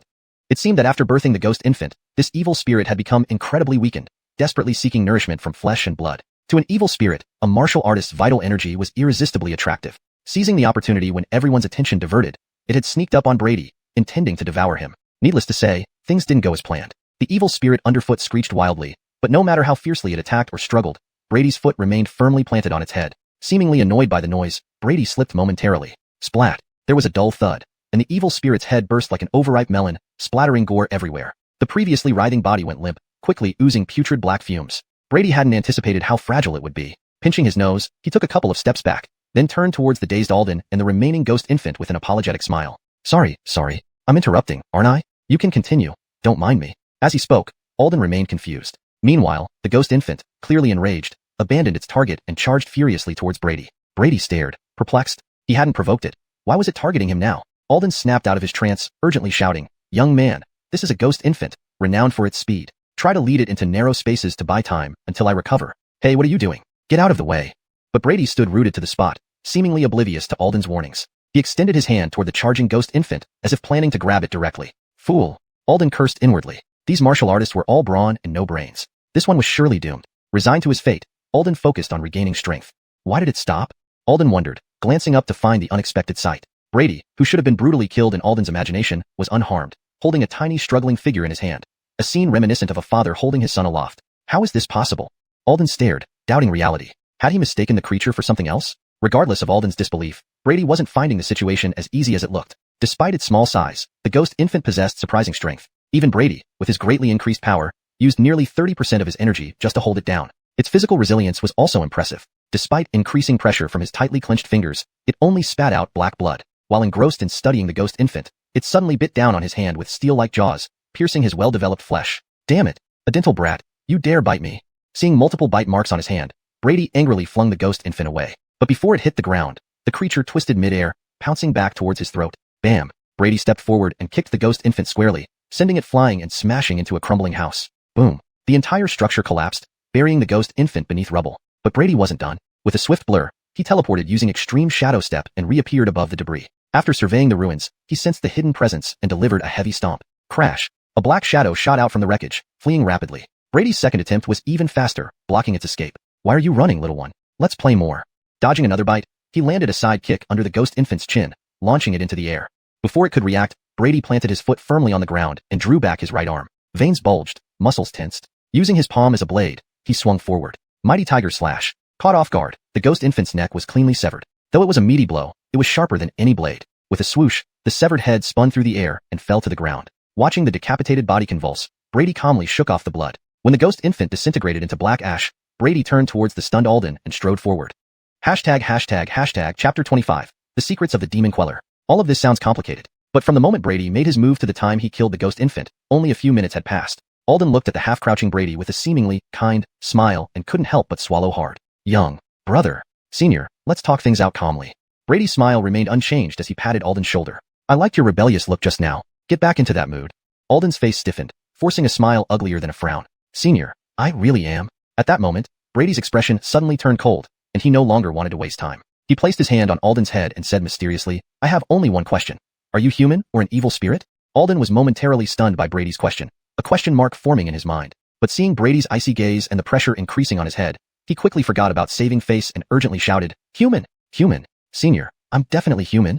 In a room temporarily cleared out, Brady sat casually on a chair, holding a somewhat transparent black creature, playing with it curiously. Alden sat beside him, wanting to say something but hesitating, watching anxiously as Brady molded his spirit into various shapes, fearing that the slightest accident might crush it. Brady naturally didn't know what Alden was thinking, and even if he did, he probably wouldn't care. From the information extracted from this guy, he now understood some things. A dink the slime-like thing in his hand. It wasn't exactly an evil spirit, but it also couldn't be separated from the category of evil spirits. If forced to define it, it would be a species between an evil spirit and not an evil spirit. According to Alden's explanation, evil spirits were actually the physical manifestations of negative human emotions such as violence, bloodlust, and resentment. They were generally classified into 4 levels: mundane, vicious, malevolent, and nightmarish. A normal mundane level evil spirit required an 8th rank demon queller, or a divine connection realm martial artist to handle. The slime in his hand was originally a mundane level evil spirit, but it had been suppressed through special methods by a demon queller, turning it into a controllable weapon called a spirit. Higher level evil spirits were harder to convert, and most demon quellers owned only a mundane level spirit. A vicious level spirit was already considered extremely rare. It had to be admitted that whoever created this must have been a crazed genius. This way, it not only increased personal combat strength but also encouraged more demon quellers to actively eliminate evil spirits, a win-win situation. However, every matter has 2 sides. While the advantages of these spirits were numerous, the drawbacks were significant. Firstly, the negative emotions of the evil spirits were merely suppressed, not eliminated. If under special circumstances, like severe damage to the host, they could lose control and be taken over by the evil spirit's will. Those lucky enough might regain consciousness. Those less fortunate would be controlled for life, ultimately becoming mindless killers. Such demon quellers controlled by evil spirits were known as demon spirits. Compared to ordinary evil spirits, uncontrolled demon spirits were even more dangerous. It was said that a high-ranking demon queller once transformed into a demon spirit. When discovered, the city he inhabited had already been slaughtered, turning into a dead city. Therefore, any demon spirit must be attacked immediately upon discovery, with no mercy. Besides demon spirits, there were others who believed that suppressed spirits were not the perfect existence and advocated absorbing complete evil spirits directly. Their argument wasn't entirely wrong.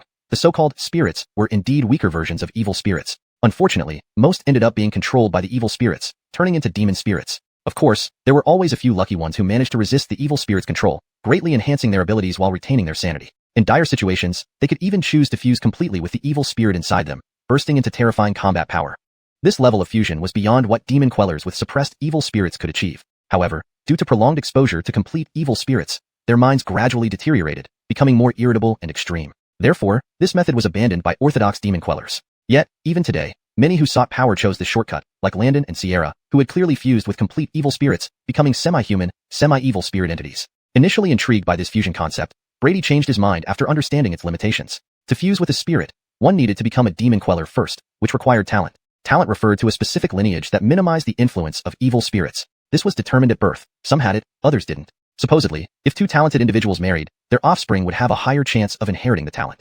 Over time, this created a clear divide between demon quellers and ordinary people. Some demon quellers preserved their lineage's purity, forbidding marriage with ordinary people, eventually forming renowned demon queller families. Brady's previous incarnation hadn't possessed this talent, making his life difficult. Even if one became a demon queller, finding a suitable spirit wasn't easy, and there were limits to the number of fusions. Typically, one was the limit, though geniuses might manage a few more. This was far from the fantasy where hundreds of spirits could be summoned with a wave of the hand. Brady thought about it, and concluded it didn't matter. With his system, he didn't need to be a demon queller to achieve greatness. He believed that with determination, his future accomplishments wouldn't be inferior to anyone's. Now the question arose, would killing this converted spirit increase his modification points?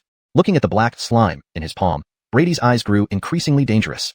Chapter 26, Brady with a grim face. Ultimately, Brady decided to spare the slime, and returned it to its owner. After all, he had gained quite a bit of useful information from this guy tonight. There were no major grievances between them, and things hadn't escalated to the point of murder. Meanwhile, Alden, unaware that he had just skirted death, carefully merged his spirit back into his own shadow after receiving it, finally breathing a sigh of relief. He then stood up and deeply bowed to Brady, speaking earnestly. Thank you for your help tonight, Senior. Without you, we might not have seen the sun rise tomorrow. Could Senior leave your name? We will definitely find a way to repay you. Brady waved his hand and casually mentioned a name, Brevin. Brevin? Alden repeated the name several times, quietly committing it to memory. At that very moment, in some distant inn, Brevin, who was fast asleep outside Brady's door, suddenly sneezed loudly, waking up startled. Who's talking about me behind my back? Brevin looked around angrily, muttered under his breath, then noticed the closed door behind him, silent as ever. It's too quiet. Has the boss fallen asleep already? Though puzzled, Brevin dared not disturb the silence. Rubbing his numb legs, he continued to guard the door diligently. Take care, Senior. With a few more exchanges, Brady sauntered away. Alden watched him disappear, his gaze contemplative, unsure what thoughts ran through his mind. Cough, cough. Suddenly, a fit of coughing erupted. Alden's face lit up as he turned toward a corner of the room. There lay a figure swathed in bandages, attempting shakily to stand. Stay still. You've got multiple fractures and internal injuries, Alden hurriedly intervened. If your condition worsens, no one can save you. The figure was Bernadette. She obediently lay back down, weakly asking, Uncle Ma, the ghost infant. Alden gave a brief explanation, saying a passing strong practitioner had dealt with the ghost infant. This story was dubious even to children, but Bernadette, though skeptical, said nothing more. Exhausted both physically and mentally, she soon fell back into deep sleep. After checking on her, Alden felt a heavy heart. Had it not been for the demon hunter's physical constitution and timely use of elixirs, she likely wouldn't have survived such a direct blow from the ghost infant. The situation was grim, and now they could only hope reinforcements arrived quickly so they could return to the demon hunter's bureau for treatment. As for Avram, he lay on the other side, his severed arm hastily bandaged due to severe blood loss and unconsciousness. Seeing their dire conditions, Alden felt a deep sense of despair. They had been fine before coming here, and now everything was in shambles. He could already imagine the grim fate awaiting him upon return, given that he was responsible for these people. Just then, heavy footsteps sounded outside the door, which burst open before he could react. A man with a fierce expression and a strong aura of bloodlust slowly entered. However, upon recognizing him, Alden sighed in relief, forcing a smile uglier than crying. Boss, what are you doing here? The man glared at him. What am I doing here? If I hadn't come, those old fellows would have dismantled the demon hunter's bureau. I thought you were reliable, yet you managed to cause so much trouble. Now tell me exactly what happened. Surveying the two figures lying there, the man visibly relaxed. Faced with his terrifying presence, Alden didn't dare hide anything, recounting everything including Brady's intervention. Thinking he might receive leniency, Alden instead faced an even harsher scolding. You babbling idiot. Just a mere ghost infant, and you couldn't handle it. Pathetic. And why didn't you recruit that strange martial artist into the demon hunter's bureau? Don't you know headquarters is short-staffed after the recent purge? Spit flew as Alden was berated. Despite feeling aggrieved, he stood silently, like a well-behaved student. After the tirade, the man turned to leave, saying in a calm voice while Alden stared blankly, You take care of this. I'm going to pursue that strange martial artist. He added, Oh, Chief Wang is almost here. Good luck. His departure seemed more like fleeing disaster. Standing there trembling, Alden inwardly screamed, Boss, I didn't tell you which direction he went, you idiot. Dawn approached. Brady emerged from a dilapidated house, brushing dust off his clothes, looking somewhat troubled. After leaving Alden and the others, he continued searching Cloud City for traces of evil spirits. However, despite his efforts, he found nothing throughout the night. Earlier, he had asked Alden how the demon hunters pinpointed evil spirits, learning about a spiritual artifact called the Spirit Network within the Bureau that could detect their presence within a range. Dispatches were then made accordingly. Spirit artifacts were special weapons crafted from evil spirits, varying in grade from low to high. The Spirit Network was a rare mid-grade artifact covering the entire city. According to Alden, due to certain reasons, the Spirit Network had previously been inactive, allowing evil spirits to wreak havoc unchecked. Now, with it reactivated, the chaos should gradually be brought under control, making it harder for Brady to find wild evil spirits. Damn! Brady wanted to curse, but couldn't bring himself to do so. From the city's perspective, this was undoubtedly good news. He had considered joining the Demon Hunters Bureau, but doubted someone with his lack of talent would be of any interest to them. As people began appearing on the streets, Brady sighed heavily and disappeared from view. Chapter 27. The Adinmits of the Fierce Tiger Blade Technique. What are you doing lying here? When Brady returned to the inn, he immediately saw Brevin sprawled at the entrance of the room, snoring away. Without any warmth, he kicked him. Damn! Who's this turtle? Brevin leaped up with bloodshot eyes, but upon recognizing who it was, his neck shrank back, and he stood aside with a nervous laugh. Hee, it's Lord Adding. This isn't what Lord Adding instructed last night, that no one should disturb me, so I just stayed guard here. He suddenly paused, looking between the closed door and Brady standing in front of him, utterly confused. He couldn't fathom how Brady, who was supposed to be inside the room, could have returned from outside. Brady glanced at him without further explanation, pushing open the door and walking in. Then he looked back at Brevin standing by the door, pondered for a moment and said, "By the way, there are a few things you need to take care of immediately." Upon hearing this, Brevin straightened up, ready to receive orders. Ignoring him, Brady calmly said, "First, find a secluded house nearby. Size doesn't matter, only that it's quiet. Also, keep an eye out for any news about internal martial arts techniques. Inform me immediately if you find anything." Seeing Brevin nod and leave, Brady closed the door again. Opening the status panel, he noticed 2 more modification points, earned from defeating the ghost infant and its host. Now he understood. Each mundane, grade evil spirit was worth 1 modification point. Gainer had been worth so much because she had more than 1 evil spirit fused within her body at the time. As for higher grade spirits, since he hadn't encountered any yet, he didn't know. Shaking his head, Brady turned his attention to the skill list. After some thought, his gaze fell on the Fierce Tiger Blade technique. This technique was currently the highest ranked among all his skills, and was still modifiable. Can it really be modified infinitely?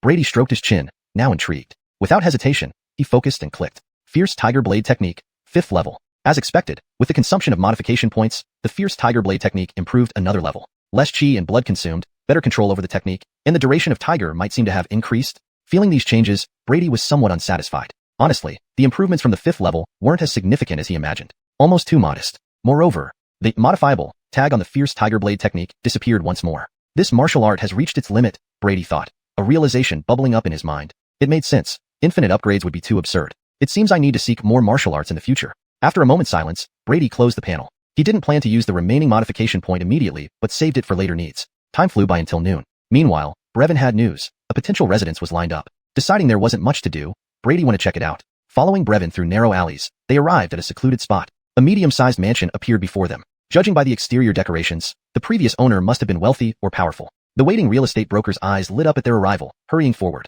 "Gentlemen, you have excellent taste. This house is highly sought after. Look at the walls." Interrupting the man mid-speech, Brady waved him off. After touring the premises, Brady nodded in satisfaction. "Well, if you're satisfied, let's talk price." The broker's eyes brightened, but were cut off as Brevin pulled him aside for negotiations.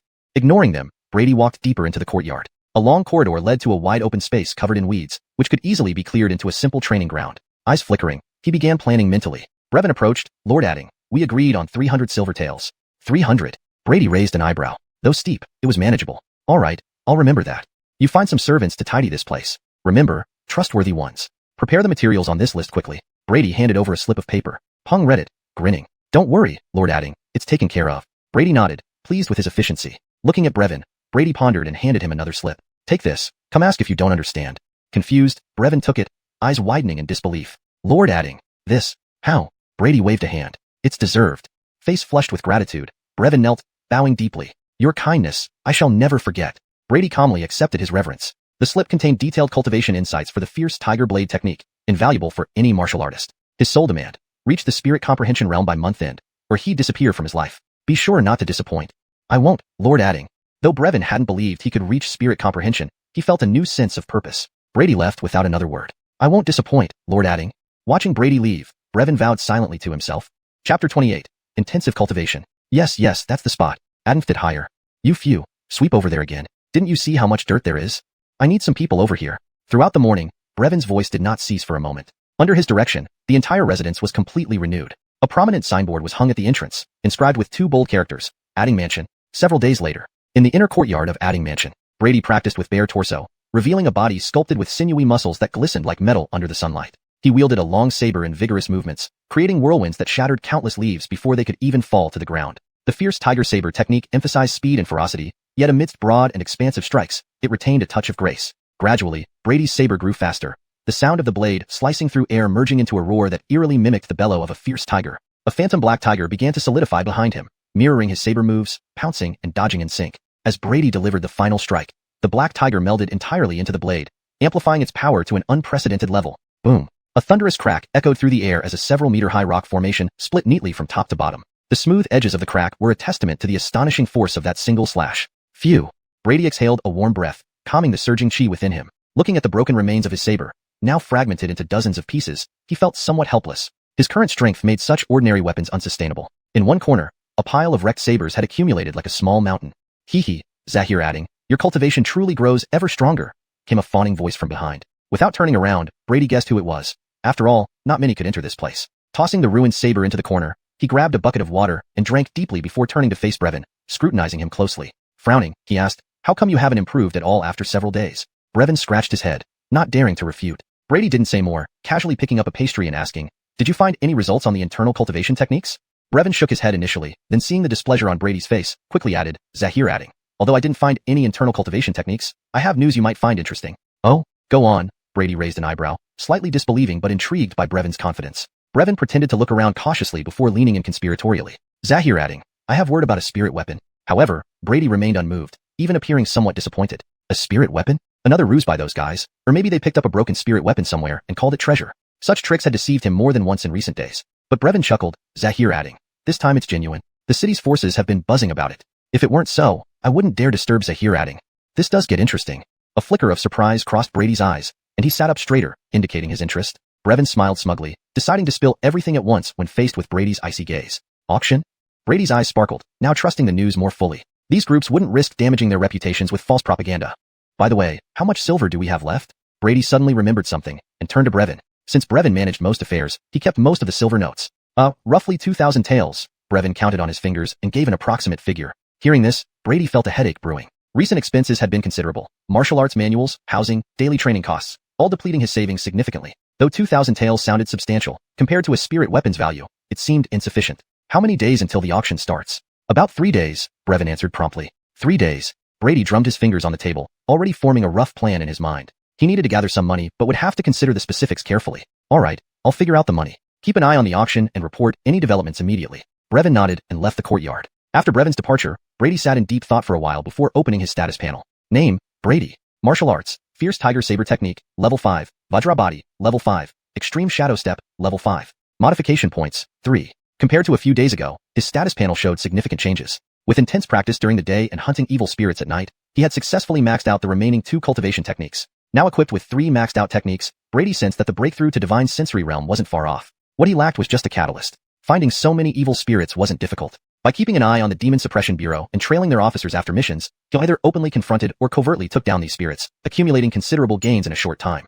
However, doing this repeatedly alerted the officers. They began operating in teams and set traps specifically for him, especially one muscular, fiercely eyed officer who called himself Gabriel. Upon meeting, he invited Brady to join the Demon Suppression Bureau. Although joining had its benefits, it meant being bound by rules and commands. After careful consideration, Brady declined. The Gabriel flipped instantly, leading to a fierce battle. He had a higher realm and greater strength, while Brady was well-rounded, capable of fighting and defending, and could always retreat using extreme shadow step. Ultimately, neither could overpower the other, resulting in a stalemate. Unexpectedly, this man became a constant presence. Within an hour of Brady surfacing, he would inevitably show up. Though Brady found it frustrating, without invoking Tiger Aura, he couldn't shake the man off. Additionally, he sensed the Gabriel might be holding back a trump card. To avoid offending the Demon Suppression Bureau entirely, Brady decided to avoid confrontations where possible. Originally planning to lay low for a while, he now needed to take some risks to secure the auction funds. Brady rubbed his chin, his mind made up. Chapter 29. The Demon Suppression Officer Sire. Night fell. A shadow leapt out of the adding residence, quickly vanishing into the night. Demon Suppression Bureau. Staring at the brightly lit headquarters of the Demon Suppression Bureau, Brady's eyes flickered. He skillfully hid in a secluded alley and patiently waited. Not long after, several figures emerged from the bureau, cautiously looking around before dashing off in a certain direction. However, they failed to notice a shadow that flashed from a corner and quietly tailed them. They soon disappeared one after another from the scene. Eastern District of Cloud City. 3 figures lay on the ground in disarray, glaring with resentment at a burly man before them. Brevin, you've bullied our Demon Suppression Bureau countless times. Do you really think we have no one who can handle you? Brady cast a glance at them but didn't bother responding. They always recited the same lines. He was almost tired of hearing it. With a slight exertion, an evil spirit wailed in agony and quickly dissipated into ashes. The trio watched helplessly as their prey was destroyed, their faces contorting with rage. After all, for demon suppression officers, capturing evil spirits yielded far more benefits than simply killing them. But this detestable fellow had some deep-seated grudge. Every time they went on a mission, there was a high chance of encountering him. He would either strike covertly or, like now, confront them head-on. Moreover, he seemed to harbor an intense hatred for evil spirits, executing them without hesitation every time. His strength was formidable too, and any attempt to stop him resulted in a brutal beating. This person had become a source of collective frustration within the entire bureau. On the other side, having cleared away the evil spirits, Brady suddenly turned his head towards the three men. After a moment's thought, he approached them. Seeing his friendly smile under the moonlight, the three gulped and stammered, "Why you? What do you want?" No, you can't do this. Help." After a brief, amicable negotiation, Brady held several silver notes in his hand, while the three men crawled away in humiliation. These demon suppression officers were poorer than he expected. 3 of them could only gather less than 100 taels between them. At this rate, it would take forever to accumulate enough funds to buy chi. Brady stood still for a moment, deciding not to continue his usual routine of lurking outside the bureau. His real target tonight wasn't these small fry. Soon, here he comes. Brady's expression hardened as he looked to his right. In the distance, a towering silhouette raced towards him through the night sky. "Haha, good courage, boy. If you dare, just stand there and don't run."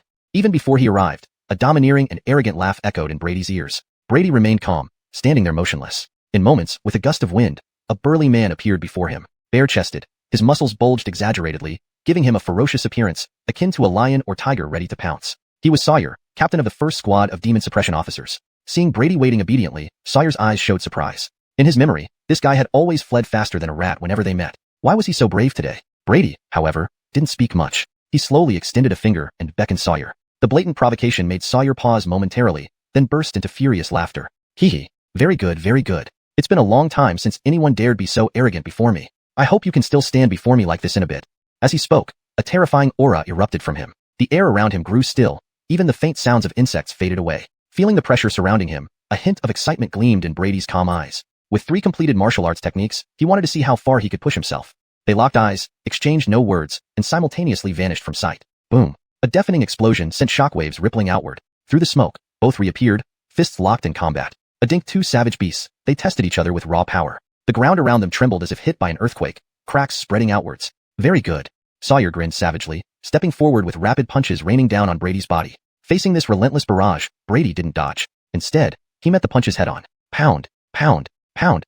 Asterisk asterisk. Fists clashed violently, shadows appearing and dissipating rapidly. Their movements grew faster, abandoning all defense, unleashing sheer force with each strike. The air reverberated with continuous booms. Brady's bronze-like body now bled profusely under the relentless assault, even the 5th-level Vajra body showing signs of strain. Yet Brady remained oblivious, a wild grin on his face, a fire burning within him. Just a little more. Finally, blood surged through Brady's veins as veins popped across his body. With a powerful punch to Sawyer's chest, he delivered a devastating blow. Sawyer retaliated equally, striking back with full force. Bang, clang, asterisk asterisk. With twin explosions, both recoiled. Coughing, Sawyer emerged from the dust relatively unscathed, brushing off dirt. In contrast, Brady was worse for wear, covered in wounds, especially the deep indentations on his chest. Closing his eyes, he stood silently. Sawyer watched Brady's still form, his admiration growing. He decided, no matter what, he would forcibly recruit this boy into the Demon Suppression Bureau. But just as he stepped forward, he froze, incredulous. This kid. The confrontation left both exhausted yet impressed. Sawyer recognized Brady's potential and vowed to recruit him by force if necessary,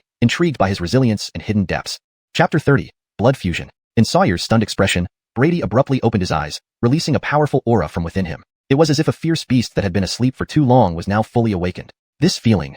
Brady exhaled a puff of hot air, feeling an intense heat radiate from within his body. The moment he opened his mouth, it felt like flames were about to erupt from his throat. His skin turned a fiery red, resembling a boiled lobster. But strangely, he felt no discomfort. Instead, he felt better than ever before. His blood surged like a tidal wave through his veins, and his heart pounded in his chest like a heavy drum. An inexhaustible flow of energy surged from every cell, forming a thin layer of blood energy around his body. His wounds healed instantly, leaving him feeling as though he had boundless strength. Blood surging like a tide. This kid.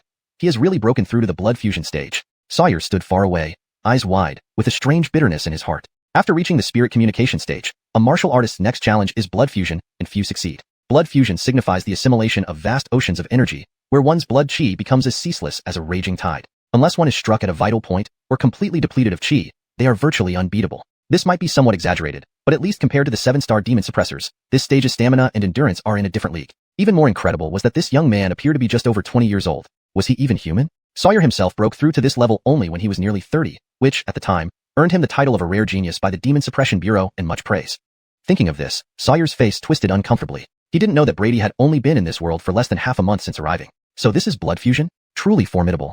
Brady clenched his fists, silently experiencing the changes brought by his ascension. There wasn't much outward change. This stage primarily focused on enhancing blood chi. Now, he could clearly sense the flow of blood within his body, roaring like rivers, and faintly hear the sound of waves crashing. The surge of blood chi was several times stronger than before. So much power concentrated within his body gave him the urge to release it all, to find somewhere to vent this overwhelming energy. And there was an excellent target right before him. Sawyer saw the burning fighting spirit in Brady's eyes. Although he also felt a little itch to fight, after glancing around, he waved his hand in resignation. Boy, look around you. If we continue, it won't benefit either of us.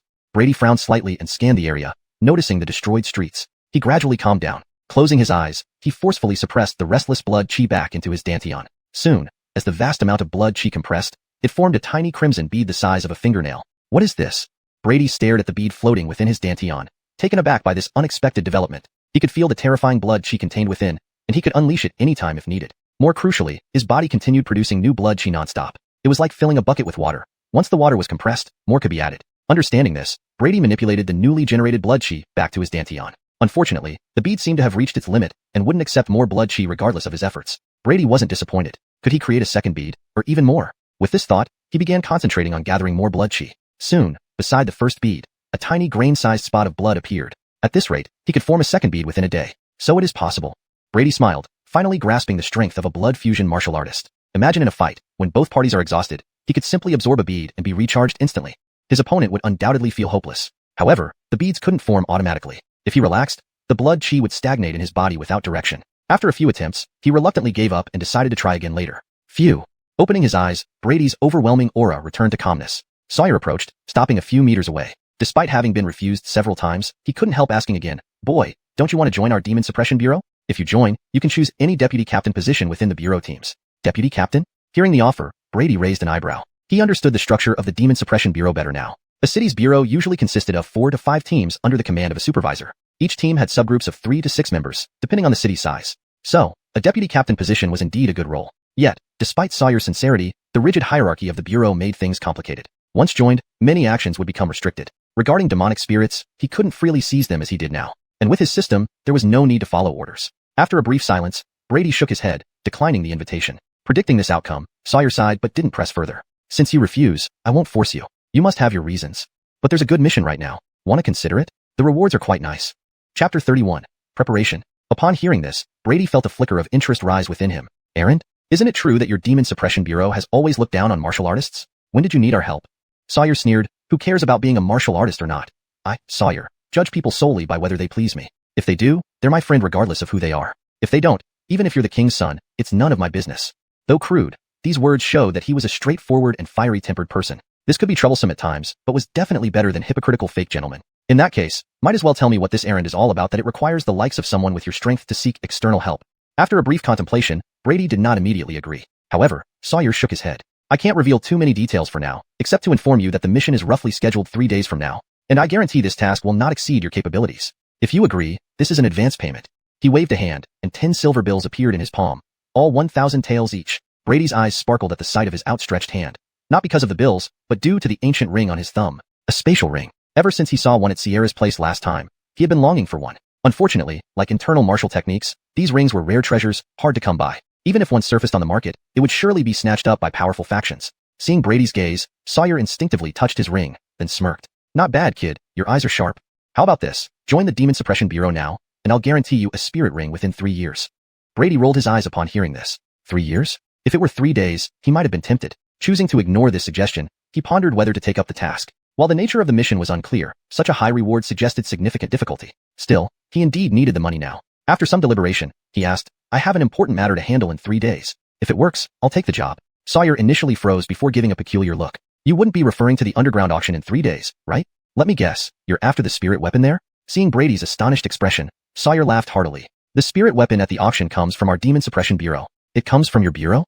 Brady was somewhat surprised, but quickly found it reasonable. The management of spirit weapons in Yunqing was far stricter than that of martial techniques. Any private sale would invite immediate suppression by the bureau. So, logically, the sudden appearance of a spirit weapon must originate from them. But why? Sawyer didn't explain further, maintaining an air of mystery. Regardless of the specifics, Brady thought it best to see the item first. Before parting, Sawyer warned that Brady's recent actions had attracted unwanted attention, advising caution over the next few days. Although appearing unconcerned, Brady decided to lie low after tonight. He was puzzled why so many high-ranking demon suppressors were hiding in small Yunqing. Just looking at Sawyer, who was clearly beyond 7th rank, and considering there were others equally or even more powerful, seemed like an overkill. As Sawyer left, Brady's thoughts lingered on their potential plans. 2 days later, adding Sir, The martial arts from Sunset City have arrived. As for Flying Swallow City, we should expect them in a few days. Also, the auction is scheduled for noon tomorrow.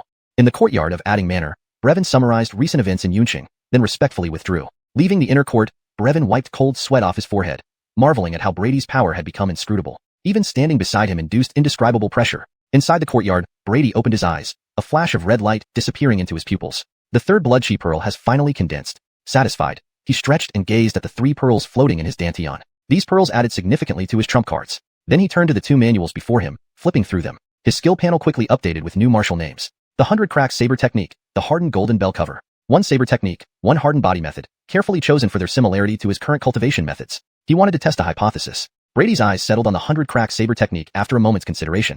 Chapter 32, Fusion of Martial Arts. Similar to the Fierce Tiger Saber Technique, the 100 Cleaving Saber Technique also follows a path of overwhelming power and ferocity. After his chi and blood recovered, Brady did not hesitate and immediately focused on advancing the technique. First level, second level, fifth level of the 100 Cleaving Saber Technique. In just about a minute, he had modified this newly acquired saber technique all the way up to the 5th level. Phew. Brady exhaled lightly, his expression returning to normal. With his current physique, even advancing 5 levels at once only consumed a fraction of his chi and blood energy. Slowly standing up, he casually picked a long saber from the nearby rack, its blade gleaming with a cold luster. The moment he held the saber, the essentials of the 100 Cleaving Saber Technique instinctively surfaced in his mind, as if he had practiced it hundreds of times before. In reality, until today, he had never even heard of this martial art. His body moved involuntarily, slicing through the air with flashes of cold light. The silver brightness of the saber nearly enveloped him entirely. The 100 Cleaving Saber Technique emphasized momentum, thus it mostly involved chopping and slashing moves, carrying an aura of ferocity when practiced. After practicing for over 10 rounds, Brady's final vertical slash unleashed numerous illusory saber shadows that struck down simultaneously. These shadow sabers were identical in both speed and power to the one he had wielded. Accompanied by a series of thunderous clatters, the stone hill in front of him instantly bore more than a dozen deep saber marks. Crack! A sharp crack resonated from the blade, shattering into several pieces, rendering it obsolete. But Brady paid no attention to this. Instead, he stroked his chin, lost in thought. The move where the blade split, similar to the explosive force of the Fierce Tiger Saber Technique, was a special skill of the 100 Cleaving Saber Technique called 100 Cleaving. According to the founder of this technique, 100 Cleaving referred to splitting one saber strike into 100 distinct beams of light. However, even after practicing it to its maximum 5th level, Brady could only manage to produce about 10 shadow sabers. It seemed the creator of the technique had exaggerated its effects. Additionally, while he had similarly advanced the 100 Cleaving Saber Technique to the 5th level, there were no special abilities like the tiger's might. Even with techniques like the Vajra Body and the Extreme Shadow Step, beyond the enhancements of the techniques themselves, there were no additional unique abilities. This left Brady puzzled, ultimately attributing the difference to the varying nature of the techniques. Shaking his head, he did not dwell further on it. He practiced the 100 Cleaving Saber Technique this time to test an idea he had been pondering, merging these 2 different saber techniques into one. Currently, all the martial arts he cultivated could only be modified up to the 5th level. Although they were powerful now, as his strength grew, it would become inadequate if they remained limited to this stage. Brady speculated that these techniques were too low level, all classified as lower tier martial arts. This point was hinted at during the system's first appearance. Since there were lower tier martial arts, there must also be mid-tier and high-tier martial arts. Unfortunately, none of the mid-tier martial arts were accessible to him currently. Not finding any, he had to devise his own method. Brady's solution was simple. 1 + 1 is equal to 2. Merge 2 lower tier martial arts to create a brand new mid-tier martial art. Of course, creating a new technique wouldn't be easy, but even failure wouldn't cost him much. And without being modest, he felt that even if the creators of these 2 techniques were still alive, they wouldn't understand them as thoroughly as he did now. Deciding to act on this thought, Brady closed his eyes slowly, beginning to conceptualize the fusion in his mind. Soon, countless details of the 2 saber techniques emerged in his mind, eventually forming a black tiger and a white lion on either side. The tiger and lion roared fiercely in his mind, seemingly incompatible. Brady remained unfazed, taking a deep breath and using his willpower to force them closer together. As they approached each other, right before touching, Brady's expression suddenly changed. Oh no! Suddenly, the white lion broke free from his control, roaring and lunging at the black tiger, who retaliated fiercely with a massive paw. Before he could intervene, clang! The collision resulted in a piercing metallic sound. Brady felt his head explode in pain, spurting out a mouthful of blood from his nose and mouth. His energy became weak, clearly injured. However, in the next instant, the abundant chi and blood inside him surged forth, rapidly restoring his vitality to its peak. Slowly opening his eyes, Brady looked somewhat frustrated. This step proved far more difficult than he had anticipated. The lion and tiger in his mind weren't real but manifestations of saber intent. They shared a common essence, but fundamentally differed. Forcing their fusion naturally led to backlash. Should I just give up? A fleeting thought of quitting flashed through his mind but was quickly dismissed. Hell no, I won't be outdone by these 2 little creatures. Determined, Brady closed his eyes again, re-entering the mental world. As the images of the lion and tiger reappeared, Brady proceeded directly with the fusion. Clang! As expected, another violent clash ensued. Continue. Brady showed no signs of hesitation, enduring the painful throbbing in his head as he continued the mental exercises. Clang! Again! Clang! Again! Bathed in blood, Brady's energy fluctuated wildly between highs and lows, benefiting from his formidable physical prowess. Otherwise, such reckless attempts might have killed him before the techniques fused. Finally, after an indeterminate amount of time, when Brady attempted to fuse the black tiger and white lion again, something different happened. Both animals roared together, then transformed into two luminous orbs, merging into one. Various saber moves appeared, intertwining, refining, and fusing, extracting the best and eliminating the rest. When the glow faded, only a single long saber, black and white intertwined, remained in his mind. The silhouettes of the black tiger and white lion vanished briefly. It worked. Brady abruptly opened his eyes, a tangible glint of saber light appearing in his gaze. At the same time, the panel began to change. As the two saber techniques gradually dissipated, a new technique emerged. Fierce Tiger 100 Cleaving Saber Technique, 5th level. ##### Chapter 33, New Martial Technique. The Fierce Tiger 100 Cleave Blade Technique? Brady couldn't help but exhale a breath, gazing at the hard-won fused martial technique. With a glint of anticipation, he began to earnestly comprehend it. First up was the Tiger Might's secret skill he valued most, which had been retained in the new martial technique. And because it had incorporated the 100 Cleave Blade Technique, it seemed to have undergone significant changes. Brady's body slightly descended, and he extended his right palm, clenching it forcefully. Tiger Might.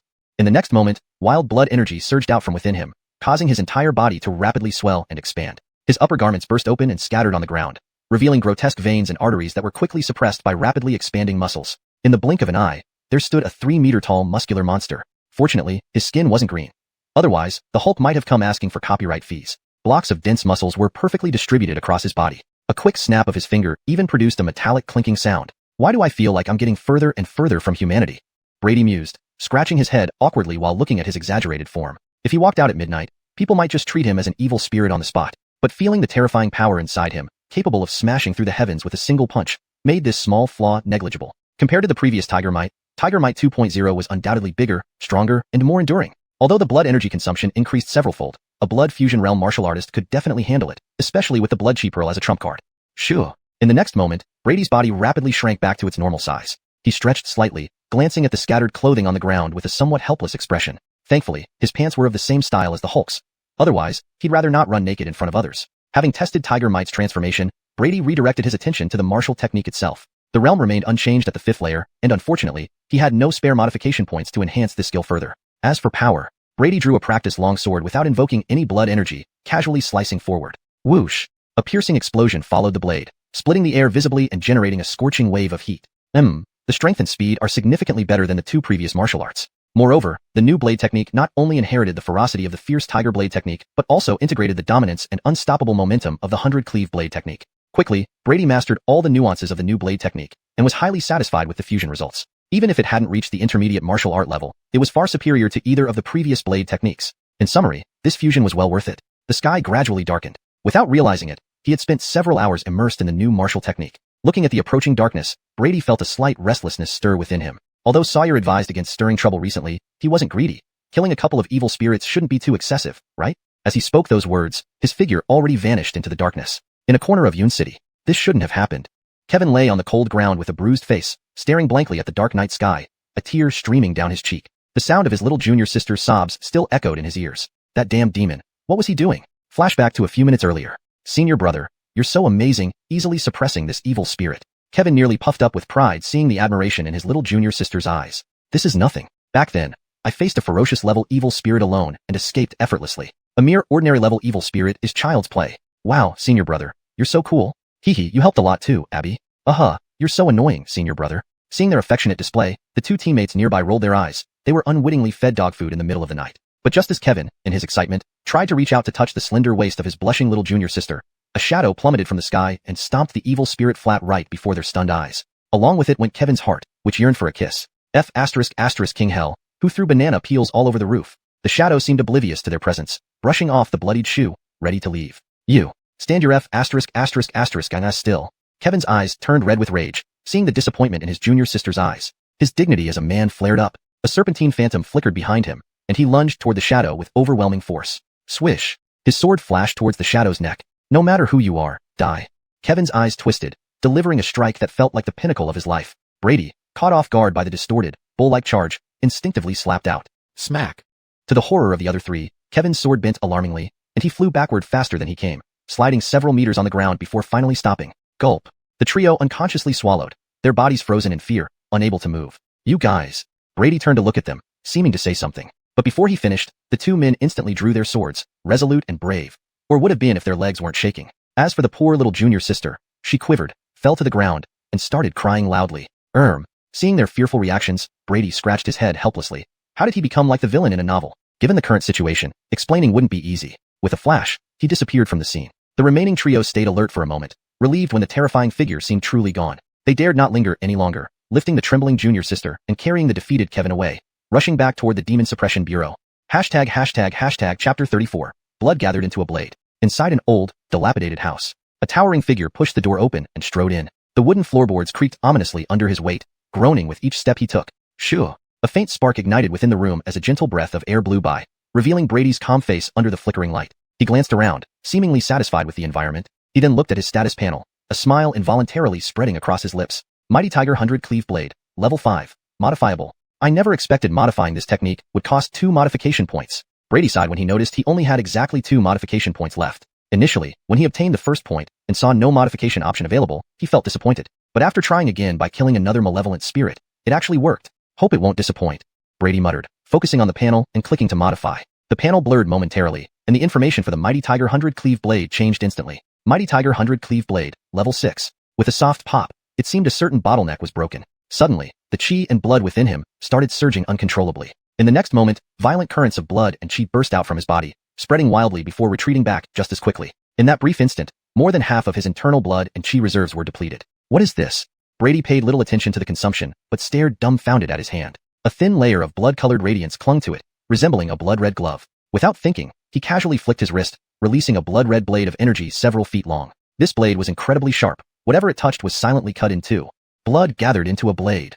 Brady gazed at the deep gash in front of him, his eyes filled with intrigue. The concept of blood gathered into a blade referred to a unique offensive technique possessed by blood fusion realm martial artists. Essentially, it involved condensing one's scattered blood and chi into a tangible form for attack. The length and strength of the blade correlated directly with the amount of blood and chi expended. While the idea was simple, achieving this required exceptional control over one's blood and chi. It typically took years for average blood fusion realm martial artists to master this ability. With the help of the system, Brady had shortened that time exponentially. Unfortunately, while the ability was powerful, it came at a significant cost. Brady formed a few foot-long blood-colored greatsword casually, but even just waving it around slightly made him feel like the reservoirs of chi and blood inside him were draining rapidly. He could only sigh resignedly, clearly understanding that using this ability for extended periods in combat would leave him drained before he could defeat his enemies. Putting away the blood-colored greatsword, Brady prepared to leave. At that moment, strange crawling sounds came from outside the house. It turned out the stray blood chi had attracted a nearby malevolent spirit. Its face was covered in countless eyes, sending shivers down anyone's spine. It sniffed the air with its collapsed nostrils, displaying a greedy expression. Moving on all fours like a large spider, it crawled toward the house. However, when it crashed through the door, it was met with a pair of crimson eyes gleaming with excitement. Looks like my luck is quite good tonight. As the door slammed shut, a miserable scream echoed through the night, abruptly stopping and vanishing into silence. Everything returned to its initial tranquility. At the Demon Suppression Bureau, in a brightly lit room, several formidable demon suppressors sat facing each other. Bang! Suddenly, a middle-aged woman with a cold demeanor slammed her palm on the table in front of her, looking furious. Sawyer, what do you mean? You must give me an explanation for this. If Brady were there, he would recognize this cold-faced woman as having a striking resemblance to the little girl he had frightened into tears earlier. Across from her, Sawyer crossed his arms, not even lifting his eyelids. Explanation? Who do you think you are? As a demon suppressor, being defeated by a martial artist is already embarrassing enough. You have the audacity to come demanding explanations? Tell your subordinates, if I were them, I'd just bash my head against a block of tofu and be done with it. His sarcastic remarks caused the middle-aged woman to breathe heavily and turn deathly pale. The other demon suppressors also found Sawyer's arrogance hard to stomach, speaking up one by one. Sawyer, if it weren't for our respect for you, we wouldn't let some mere martial artist act so freely. And why are our people always the ones attacked while yours remain unharmed? How can you claim this isn't deliberate? Yes, Sawyer, regardless, you must give us an explanation. To me, he's just a lowly martial artist. If he continues to provoke us, we should kill him. The middle-aged woman grew even angrier, glaring at Sawyer. Mr. Cheen, let me tell you, this matter isn't over. Either you bring that kid here yourself, or I'll deal with him tomorrow. If he gets hurt or dies, don't blame me. Facing their accusations, Sawyer stretched lazily, scanning everyone with icy eyes. Have you finished your babbling yet? If any of you want to challenge me, come on, 1 or 2 doesn't matter. Let's go outside now. A green dragon shadow flashed across his body, emitting a terrifying aura. Flying dragon. Sawyer, are you really going to fight us for this lowly martial artist? Seeing the green dragon apparition behind Sawyer, the others' expressions changed, their postures weakening slightly, obviously wary of him. However, the middle-aged woman did not back down. Vines began to emerge on her skin, and 2 eerie petals appeared deep in her pupils. Others fear your flying dragon, but my Salma fears nothing. Standing face to face, the atmosphere in the room became tense. Just as things were about to escalate, a composed voice interrupted. What's all this fuss about? Why don't you share it with me? A middle-aged man dressed in scholarly robes walked out from the inner room and slowly approached the group. Under his gaze, even the usually hot-tempered Sawyer chuckled awkwardly and sat down obediently. The others straightened up, behaving properly. Since you have nothing to say, I'll speak. Jagger scanned the room, then focused on Sawyer. Sawyer, since you personally vouched for him, it's your responsibility if anything happens. Jagger pondered for a moment before making his decision. Here's what I propose. Deduct 3 months of your salary, and reduce the resources allocated to your team by 1 tier to compensate for others' losses. Is that acceptable? Sawyer smiled and waved dismissively. No problem on my end. Though others were unsatisfied with this lenient punishment, they nodded under Jagger's watchful eyes. Their grim faces revealed their true intentions. Glancing at each other, they seemed to be planning something covertly. Though Jagger noticed everything, he chose not to expose it. Picking up his teacup, he sipped lightly and spoke calmly. Since that's the case, let's consider this matter closed. Now, each of you provide a detailed report on the situation in your respective areas. The demon suppressors all lowered their heads in agreement. Chapter 35. The auction begins. Another night had passed. At the Adding family training ground, a towering figure stood quietly at the center, his right hand resting on the hilt of his sword, eyes closed. At that moment, a gentle breeze blew by. Brady's eyes snapped open. Before anyone could react, his long sword was already out of its scabbard, slicing through a falling leaf in front of him. With his movement, 3 phantom sword shadows appeared from different directions, all striking the same corner of the leaf almost simultaneously. Swish! A flash of sword light cut through the air, and by the time everyone regained their senses, the blade was already back in its scabbard. The leaf twirled down to the ground, seemingly untouched. But upon closer inspection, one could see 4 identical notches on it. Phew!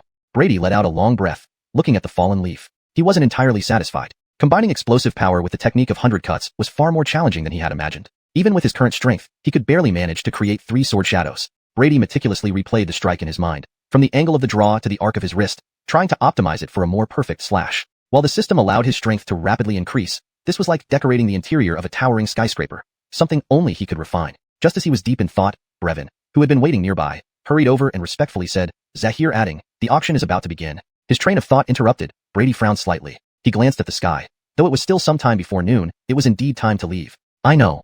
Brady stopped, took a white towel from a nearby maid, and waved Brevin away to make preparations. As he changed into clean clothes and prepared to leave, he noticed the maid's eyes darting nervously, clearly wanting to say something. Is there something you need?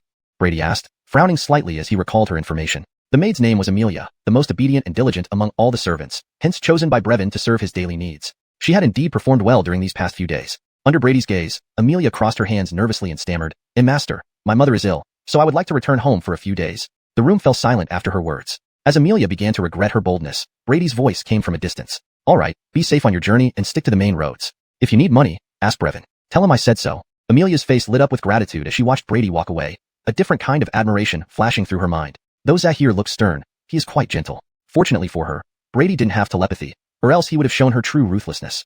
Outside, Brevin had already prepared a carriage and was waiting. Behind him stood 3 people in neat formation. As Brady approached, they shouted excitedly, Zahir adding, X3-inch. Seeing Brady's darkened expression, Brevin quickly explained, Zahir adding, these 3 admire your reputation and wish to serve you.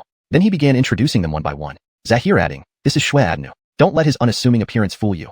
He's known as the jack of all trades in Yun City, where nothing happens without his knowledge. This is.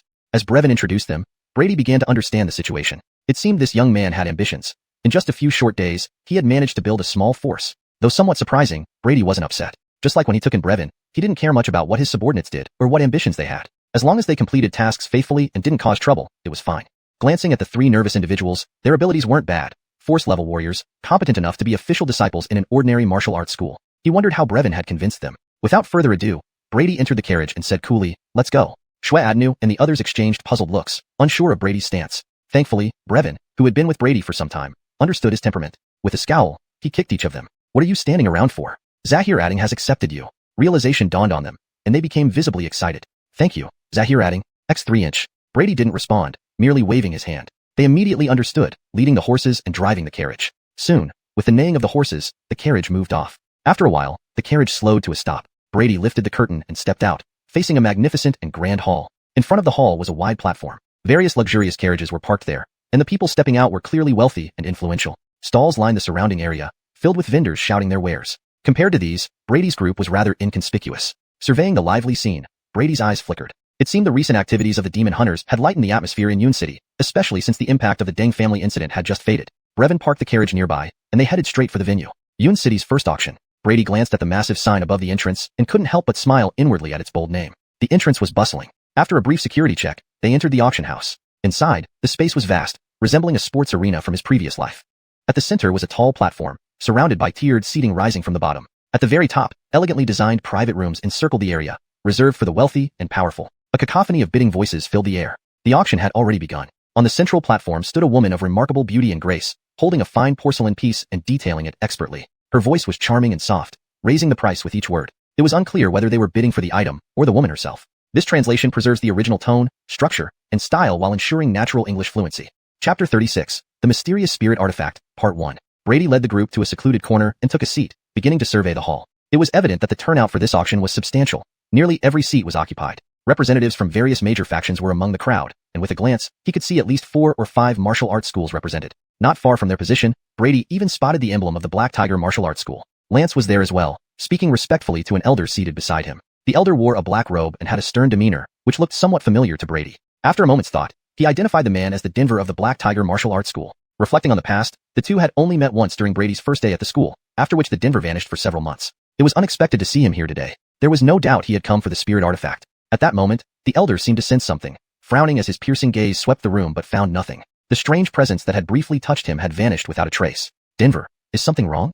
Lance, noticing the elder's unease, asked with concern. Nothing, I might have been mistaken, the elder responded, shaking his head but inwardly becoming more vigilant. Truly a seasoned spiritual communion realm warrior, Brady remarked to himself, admiring the elder's sharp senses. If not for his quick reflexes, he might have been caught. Beside him, Brevin, unaware of what had just transpired, leaned in quietly. Zahir adding, the spirit artifact you're interested in will likely be the last item. Judging by the situation here, it's almost certain many factions are here specifically for that item. We need to prepare in advance.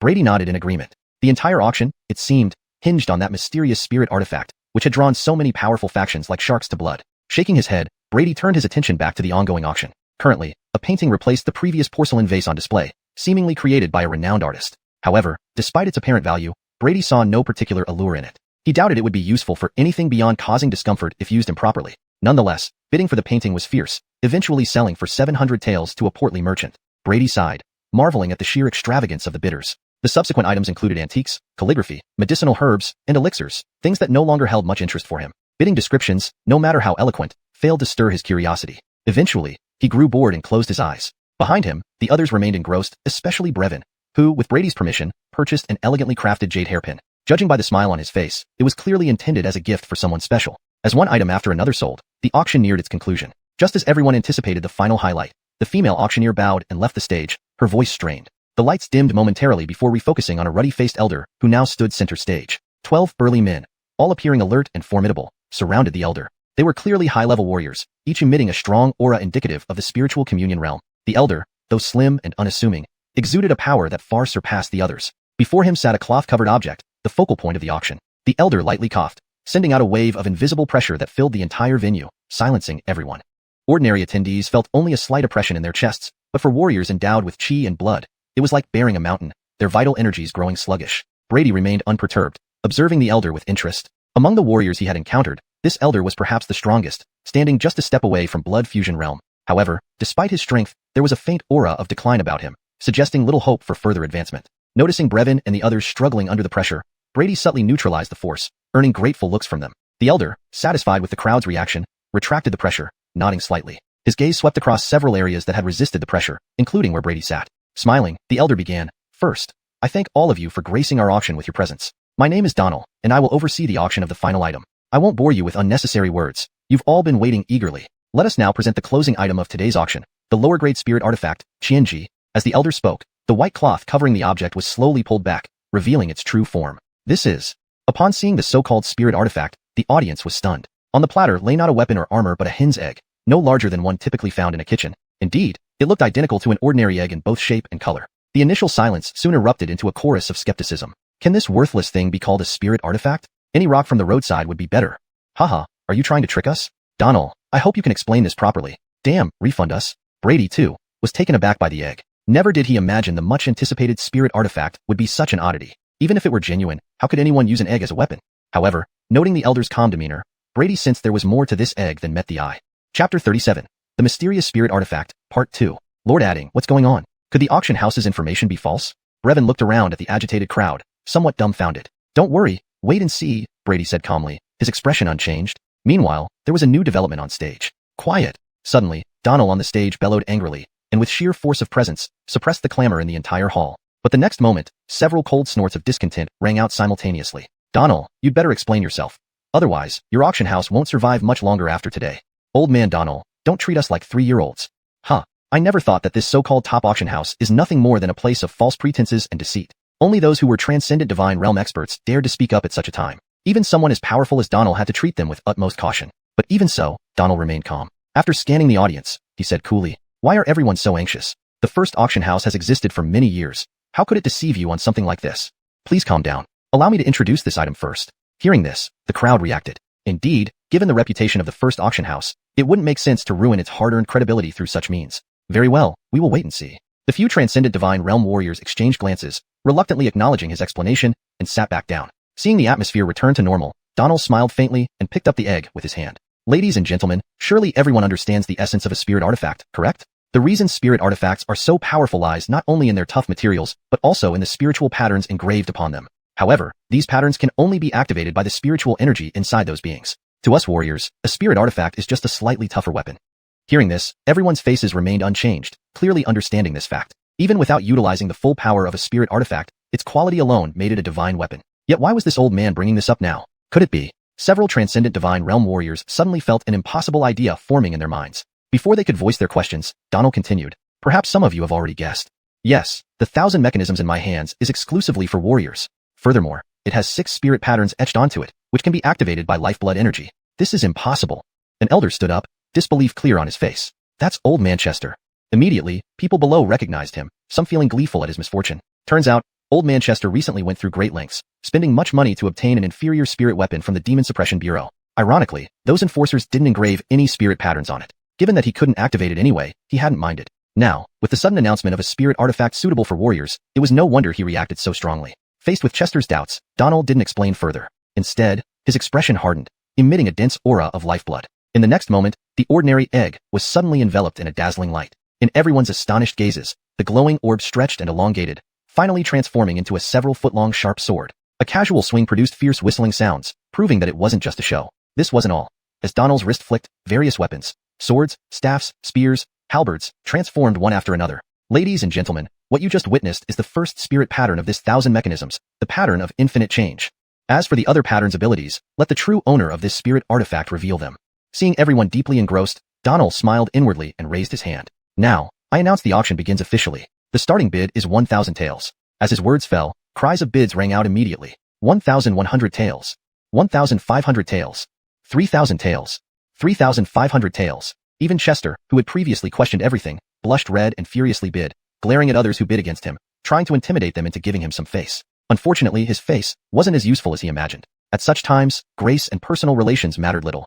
Everyone vied fiercely, necks and faces turning red. In no time, the price soared past 5,000. Its rapid ascent left Brevin and others speechless. Brady tried raising the bid twice but was quickly outbid. The banknotes he prepared this time amounted to only around 15,000, which would suffice if it were an ordinary spirit artifact. But following the current trend, obtaining this 1,000 mechanisms would be quite challenging. Recalling the peculiarities he noticed earlier, Brady's eyes flickered. He turned to instruct Brevin and the others behind him, who left with excited smiles. Calmly, Brady waited. Soon, amidst the heated bidding, several ill-timed voices emerged. Why would they put such a good spirit artifact up for auction? Why not buy it privately?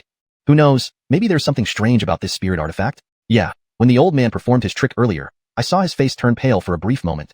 As these comments spread, the audience exchanged uneasy glances, the atmosphere becoming odd. Even the transcendent divine realm warriors who were fighting tooth and nail suddenly paused, growing wary. On stage, Donald's face darkened, his piercing gaze sweeping the crowd, searching for the troublemakers. Unfortunately, the scene was too chaotic to pinpoint them. "Donald, is what was said just now true? Is there something you're hiding from us? Does this spirit artifact have any drawbacks? Please inform us fully." Before he could devise a response, the transcendent divine realm warriors started pressing him. Donald, seeing the situation worsen, broke into a cold sweat. If nobody asked, he could have played dumb. But since the question was out, lying was out of the question, or else his auction house's reputation would be ruined. Though he wanted to flay those troublemakers alive, he could only respond vaguely. It's actually not a significant issue. It merely consumes a bit more lifeblood energy than usual. Chapter 38. Bidding. The blood and chi consumption is somewhat high? The crowd exchanged glances, but they were not so easily fooled. If it were truly just that simple, why would there be any need for secrecy? Director Gu, by how much do you mean, somewhat high? The Tim stroked his beard, his tone unfriendly. After all, he was currently the highest bidder. If anything went wrong, it could become a laughingstock throughout Yun City. Though others didn't speak, their eyes clearly demanded an explanation today. Under everyone's pressure, Donald realized he couldn't hide the truth any longer and bluntly revealed it. There's not much to it. If only minimally activated, based on a transcendent realm martial artist's blood and chi, it can last about 5 minutes. After each activation of a spirit pattern, the consumption of blood and chi will increase proportionally. Hearing this, the crowd erupted in shock. Oh boy, this is what you call somewhat high? Just this limitation almost eliminates all martial artists below the transcendent realm. Even transcendent realm martial artists had to consider whether their blood and chi were sufficient. Haha, Director Donald sounds so relaxed about it. Facing everyone's disapproving gazes, Donald remained straightforward, spreading his hands. Considering its uniqueness, why should a minor flaw be surprising? Even if you go to the demon suppression office to have it crafted, aside from whether they'll bother, crafting even a basic spirit weapon would cost several thousand taels. As for why I'm auctioning it, it's simply because the owner requested it. Finished. He looked at the Tim. Of course, if you believe I've deceived you, then I will personally buy it at the current highest bid. How does that sound? Although they still felt something was amiss, no one could argue against his words. After all, if they did not want it, he offered to buy it himself. Under everyone's gaze, the elderly man's expression fluctuated as he weighed his options before smiling. Hee, Director Donald, no need to worry. We were just concerned earlier. Since the item is out for auction, there's no reason to retract it. Let's continue. This sudden change of attitude drew scornful looks from the crowd. However, the elderly man's icy glare silenced them all, reminding them he was no easy target. Not only was he vengeful, even a glance from him could mean doom. His mastery of the Dante blade technique made him among the top-ranked martial artists in Yun City. Thus, the auction resumed. Compared to earlier, bidding had cooled significantly. After several minutes, the price barely surpassed 6,000 taels, making Donald's face darken ominously. He scanned the room, trying to find those annoying individuals. Hee, Zahir adding, look at that old man's face. He must be furious, haha, Brevin and the others exclaimed excitedly. Normally, they wouldn't dare offend these people. Good job. Brady watched the restored normalcy of the auction, nodding in approval. While the methods were less than honorable, they were effective. Moreover, he wasn't a stickler for formality. If pushed too far, he might just choose to buy it for nothing. As the auction slowed down, eventually reaching 8,000 taels, only 2 parties continued bidding. One was the Tim, and the other was none other than Jamil, the master of Black Tiger Martial Hall. 8,400 taels. The elderly man winced as he struggled to announce the bid. This price was close to his limit. Even crafting a new spirit weapon from the demon suppression office would cost only 4,000 to 5,000 taels. 8,005. Jamil hesitated, his face conflicted, but ultimately sighed and withdrew his hand. He had a martial hall to sustain and couldn't afford to match the elderly man's isolation. A flawed yet unique spirit weapon wasn't worth such a significant cost. Other factions shared similar thoughts. Seeing this, the elderly man breathed a sigh of relief, then laughed at Donald. Haha, Donald, what are you waiting for? Announce it. Do you really think anyone else dares challenge me now? With a chilling gaze, he swept the room arrogantly. Though the martial hall masters disliked his arrogance, their empty pockets forced them to endure. Donald remained stoic, though inwardly bleeding. All thanks to those damn troublemakers. Just as everyone thought the matter settled, a calm voice shattered the silence. 9,000 taels. With those words, all eyes turned toward a corner, wondering who dared snatch victory from his jaws. Facing countless complex gazes, Brady remained calm, as if he hadn't spoken. The elderly man's expression darkened as he coldly addressed Brady. Boy, do you know what you're doing? Seeing his anger, others pitted Brady. To offend the brutal, elderly man for a spirit weapon seemed unwise. Yet, facing the threat, Brady ignored him, looking only at Donald. What, can I place a bid? Unlike the enraged elderly man, Donald internally smiled. Coughing slightly, he said, of course, anyone can freely bid at this auction. He knocked the gavel. So, the current highest bid is 9,000 taels. Anyone higher? Though he spoke generally, his eyes lingered on the elderly man. Other martial hall masters joined in, jeering, TSK. Some people boasted that no one dared challenge them, yet here we are. Hee, if it were me, I'd crawl into a hole. Such remarks are piling on. To him, 9,000 taels is nothing. The elderly man's face turned livid, glaring at Brady as if imprinting his image forever. Then he closed his eyes and enunciated slowly. 9,100 taels. 9,500 taels, Brady replied without emotion. Whoosh. Ignoring the taunts, the elderly man vanished from the scene, leaving abruptly. Seeing this, Donald felt a twinge of disappointment. After several more prompts and seeing no response, he announced the end of the auction. Soon, Brady walked up, paid, collected his purchase, and left with Brevin and the others without looking back. Watching him leave and noting the unusual gazes around, Donald shook his head regretfully. A fine talent, unfortunately, too sharp-edged. Chapter 39. Encounter. Congratulations, Zahir adding, on acquiring this supreme treasure. As soon as they stepped out of the auction house, Brevin greeted with a full smile, entirely devoid of the worries shown by the other three. Brady did not pay attention to his sycophancy. His gaze scanned the surroundings and seemed to have noticed something, a sneer appearing at the corner of his mouth. However, he said nothing more, simply getting into the carriage and turning the newly acquired spirit artifact over in his right hand. The spirit artifact, made from an unknown material, felt cold to the touch, with a surface smooth like a mirror, revealing not even a trace of seam. Its weight was astonishingly heavy. Such a small object might weigh hundreds of pounds. At that moment, as lifeblood energy infused into it, a complex pattern lit up on the surface of the spirit artifact, just as Donald had mentioned, the spirit patterns. When more lifeblood energy was poured in, 5 different patterns lit up one by one. Though Brady had never come into contact with spirit patterns before, their meanings were now clearly presented in his mind. Besides the initial 1,000 changes, there were patterns for strength, sharpness, speed, durability, and exorcism. These last few were especially effective against evil spirits. These patterns could be considered standard equipment for spirit artifacts. Watching the artifact morphing continuously in his hand, Brady willed an image of a long saber in his mind. In the next moment, the artifact stretched rapidly and finally transformed into a saber identical to what he imagined. A light flick sent vibrations running along the blade, producing resonant metallic hums. Amazing! Even after having seen it once before, Brady couldn't help but admire the world's craftsmanship. This high-tech feel was so strong that he wouldn't doubt if it came straight out of a sci-fi universe. Concerning the lifeblood energy consumption, Brady silently calculated.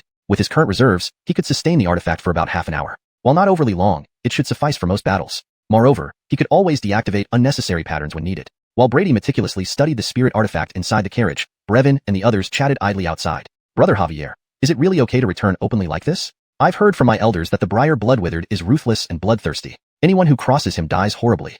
Xuanhuan's eyes roved around warily, looking quite concerned. Hearing this, Brevin spat dismissively. You boy, why are you so timid?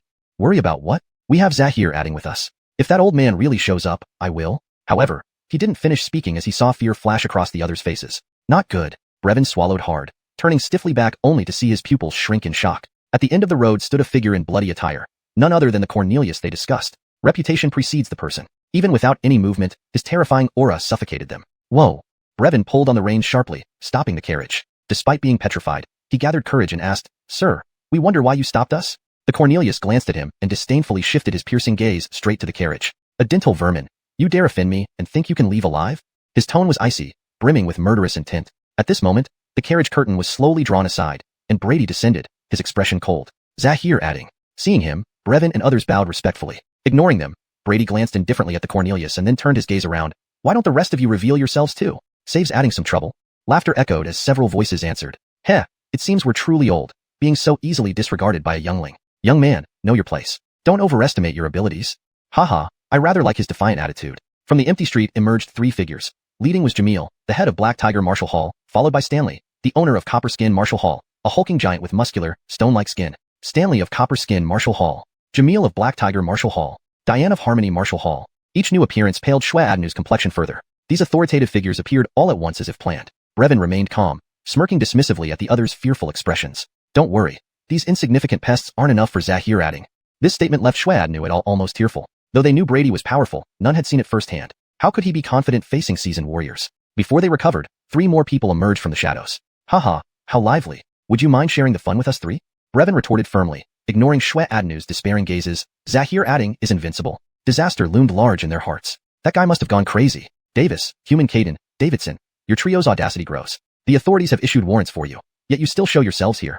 Jamil looked grave, evidently wary of the trio. Caden brothers were infamous for their cruelty throughout Cloud City. Individually not very strong. Together they were formidable, honing a deadly cooperative technique. Davis laughed. We needn't concern our esteemed host with trivial matters. Those officials mean nothing.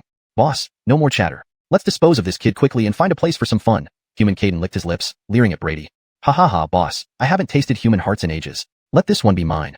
Davidson wiped drool from his lips, eyes gleaming savagely. Ignoring everyone else, they moved to attack directly. The Cornelius finally stepped forward, his face darkening. Do you take me for granted? Jamil and Stanley also advanced, eyes locked onto the Caden brothers. In the midst of rapidly shifting dynamics, ironically, no one paid attention to the main character, Brady. Hashtag chapter 40, changes. As the group was about to erupt into a fight, Xuanhuan and his companions nearby could not hide their satisfaction, wishing they would mutually destroy each other. Hee, esteemed guests, please calm yourselves for a moment. Would you hear me out? However, just as the battle seemed inevitable, a sultry voice interrupted. The speaker was Diane, the owner of the Xuan Martial Arts Hall. She gracefully approached the two parties, her slender waist undulating like a snake, emitting a mesmerizing white glow. The crowd hesitated for a moment, using this opportunity to back off and withdraw their energy. So, it's Madame Diane. Your reputation precedes you indeed. Kelvin crossed his arms, his gaze roving over her curvaceous figure, speaking with an impudent tone. Hee, brother Kelvin, if you're interested. How about we find a secluded place after this matter is settled to exchange ideas? Diane flicked her long hair aside, her eyes smoldering. This display of coquettishness slightly altered the expressions of the others, who turned away as if avoiding a snake. Even the savage Kelvin coughed, pretending he hadn't heard. Diane chuckled, hee, unfazed, because this time, she had set her sights on something better. Straightening her long hair, she smiled sweetly. I assume all of you are here for the spirit artifact. But one artifact isn't enough for all of us, is it? Old Dante snorted coldly. Whatever your intentions, I will take that boy's spirit artifact today, no matter what. Upon hearing this, the eyes of Caden's trio and Jamil turned hostile. Seeing another potential conflict brewing, Diane's eyes darted, stopping the argument again. Ladies and gentlemen, our endless squabbling benefits no one. If those powerful figures notice us, I wouldn't mind. But would you be unafraid? The group fell silent, especially old Dante and the Caden brothers, showing a hint of fear. Seeing no objections, Diane smiled and suggested, "Since none of us want to give up, allow me a suggestion. There is only one spirit artifact, and whoever takes it won't leave the other's content. Therefore, whoever wants the spirit artifact should provide something equally valuable, silver tickets or whatever. This way, none of us leaves empty-handed. What do you think?" Evaluating items? They frowned, pondering, then soon nodded in agreement, leaving only old Dante hesitant. Feeling everyone's eyes on him, old Dante's face darkened, unwilling to spend any money when he could have gotten it for free. However, even he couldn't handle several equals at once and survive unscathed. Grudgingly, he agreed. Diane smiled, glancing around. "Ladies and gentlemen, I am willing to offer 10 top-grade furnaces in exchange for the spirit artifact and him." She pointed at Brady, who remained expressionless. 10 top-grade furnaces? The faces of old Dante and others changed, admiring her generosity. Furnaces trained by Xuan martial arts were highly sought after in Yun City, nearly impossible to buy even with money unless under special circumstances. Even dividing them among 5 people would yield 2 per person. A great deal. For that boy. They glanced at Brady oddly, feeling more pity than envy. Being targeted by such a woman wasn't desirable. However, they weren't fools either and wouldn't agree so easily. "Madam Diane, we agreed only on the spirit artifact, not an extra person. That doesn't seem fair." Without changing her expression, Diane waved her hand. 15 top-grade furnaces, that's my highest offer. If it's still unsatisfactory, let's end this. Even old Dante found this tempting. These damn guys, truly bullying us too much. Brevin watched, flushed with anger, straining against xuanhuan and company, trying to charge forward. Xuanhuan and his brothers looked at him helplessly. "Brother, we didn't try to hold you back. Stop rubbing against us." Throughout the entire event, Brady remained silent. Watching himself treated as a commodity, he showed no emotion, not even anger. After all, did a lion get angry when hyenas eyed the meat from its kill? No, they just seemed noisy. Too much noise came with consequences. Thinking this, Brady walked slowly toward the group. Brevin's spirits lifted. Boss is finally going to act. Old Dante and others watched Brady approach, amusement dancing in their eyes. "Oh, boy, what do you want? It's too late if you're thinking of begging now." Only Diane's eyes followed Brady intently, her face flushing when scanning his muscular body, her lower body twitching. Brady stopped before them, revealing a spinning object in his palm, addressing their greedy looks calmly. "Don't misunderstand. I thought since you're all so enthusiastic, I could also contribute something equal in value for the spirit artifact." Old Dante and the others exchanged amused glances, laughing. "Ha ha ha. Boy, are you scared stupid? And what makes you qualified to negotiate with us?" Old Dante wiped tears from laughter, intending to teach him a lesson, but Ghost Slaughter intervened. "Fascinating boy, tell us, what can you offer that we'd accept?" Brady's eyes remained serene, but his smile widened. "It's not something precious, but I need to borrow your heads first. How does that sound?" Chapter 41. Slaughter. As Brady's words trailed off, the atmosphere on the scene suddenly turned tense. Davidson licked his lips and slowly drew a bone removal knife from behind his back, looking at Brady with icy eyes. "Boy, can you repeat what you just said?" "I didn't quite catch it," he asked, his tone dripping with menace. Beside him, Sophia looked slightly displeased. "Hey, this boy is still useful to me. Don't kill him." Davis crossed his arms, a bloodthirsty smile playing on his lips. "Director Sophia, don't worry. My third brother knows his limits." Davidson stepped closer to Brady, chuckling sinisterly. "Boy, rest assured, I won't take your life. Your gaze, however, is starting to annoy me." As he spoke, he slowly raised the knife in his hand, his voice chilling. "Don't move a muscle. My knife is very fast." Before he could finish the word, a flash of light darted before his eyes. In the next moment, Davidson felt the world spinning wildly around him as everything seemed to flip upside down. He saw the shocked and angry faces of his older brothers behind him. He saw the headless corpse spouting blood. It was his own corpse. At that moment, he finally understood what had happened. He wanted to roar but couldn't even open his mouth. In the last fleeting thought before everything went dark, he remembered one thing. What a fast blade. The decapitated head rolled across the ground and came to rest near Davis's feet. Third brother. Davis and Goss's eyes turned bloodshot red. Everything had happened too quickly for them to react. "You little bastard, even flaying you alive wouldn't satisfy my rage." Before he could finish speaking, Brady instantly covered several meters, brushing past Goss. How is this possible?" Goss clutched his throat in horror, staggering a few steps towards his elder brother before his hands fell limply to his sides, his head slipping off his neck. "Damn it!" Seeing his 2 brothers fall in quick succession, Davis's eyes bulged with rage. He roared, unleashing all his blood energy and fled backward. The Caden brothers were inseparable, their combined strength unmatched. With Goss and Davidson dead, Davis felt like a tiger without claws, his ferocity diminished. Jamil and the others quickly retreated, watching Brady from afar, fear evident on their faces. All of this happened in an instant, though it seemed long. What was supposed to be wolves surrounding a lamb turned out to be a fierce tiger hidden under a sheep's skin. What's going on with this guy? Jamil and company were utterly terrified, unable to comprehend what they had just witnessed. Though Goss and Davidson were slightly weaker, they were still accomplished divine sense realm martial artists, yet they had been slaughtered like pigs or dogs. "Director Sue, that boy's technique seems somewhat similar to our fierce tiger blade style," Blue remarked somberly. Jamil's expression grew serious. He nodded first, then shook his head. "While it's similar, it isn't the fierce tiger blade style. It feels like something else is mixed in. Do you really have time to think about that now? Let's figure out how to deal with him." Sophia, who had lost her usual coquettish demeanor, urged them with a pale face. At this moment, Matt glanced at Brady's longsword and suddenly understood. I get it. That boy is so strong because of that spirit weapon. If we don't engage him head-on and wait until he runs out of blood energy, we can overpower him. A greedy glint appeared in his eyes. Such power from that sword. If he wielded it, he would be fearless in all of Yun City. Regretting sharing this revelation with himself, he inwardly cursed his decision. Spirit weapon, huh? Jamil and the others, snapping out of their stupor, narrowed their eyes. Though they felt it wasn't entirely right, there seemed to be no other explanation. Otherwise, a boy no more than 20 years old couldn't possibly be so monstrous, even if he had started practicing in the womb. Davis, enveloped in murderous intent, stared at Brady with fiery eyes. He swore to mercilessly torture this boy to death once he ran out of energy. Suddenly, Brady began walking toward them slowly. The few watching him took several frightened steps back, losing all the pride they once had as Divine Sense Realm martial artists. The roles of hunter and prey seemed to have completely switched. Brady couldn't help but shake his head. Since you're not coming over, I'll come to you. In the blink of an eye, he appeared in front of Davis. The lingering afterimage where he had stood slowly faded away. Facing the close-up view of Brady, Davis's pupils constricted. A wave of intense fear washed over him, nearly paralyzing him. Damn it! Davis roared, his arm muscles bulging as he swung his massive axe at Brady's neck with a powerful whistling sound. Facing this formidable attack, Brady remained calm, slowly extending a finger toward the blade. Arrogant! Davis sneered through gritted teeth, increasing the force in his strike. Clang! The ground beneath Brady shattered, spiderweb-like cracks radiating outward from his feet. But when the dust settled, Davis's smile froze. Brady stood motionless, his finger lightly pressing against the axe blade, not even a scratch on him. This can't be. Jamil and the others watched in shock, having expected Brady to be killed by the blow. They halted mid-step, abandoning their plans to rush forward and seize the spirit weapon. For Davis, this moment was the most despairing. No matter how hard he pushed, that finger felt immovable, like a mountain. Now that you've finished attacking, it's my turn. Before Davis could react, Brady's eyes flashed with a blood-red glow. With a flick of his finger, the entire axe blade exploded into fragments that shot out like bullets. Davis was caught off guard, and dozens of bloody cuts appeared on his body. But at this point, he paid no attention. Brady formed a fist and delivered a simple punch directly at his face. I'm going to die. Facing this seemingly harmless punch, Davis had a sudden realization. As the shadow of the fist loomed large in his vision, he wanted to flee but his legs wouldn't move. He wanted to defend but his hands wouldn't raise. His entire body felt weighed down by 1,000 pounds. No matter how desperately he screamed inside, not a muscle budged. To outsiders, he looked soulless, standing still. With a dull thud, Davis's head exploded like a watermelon, bits of flesh and blood flying everywhere in a gruesome sight indescribable.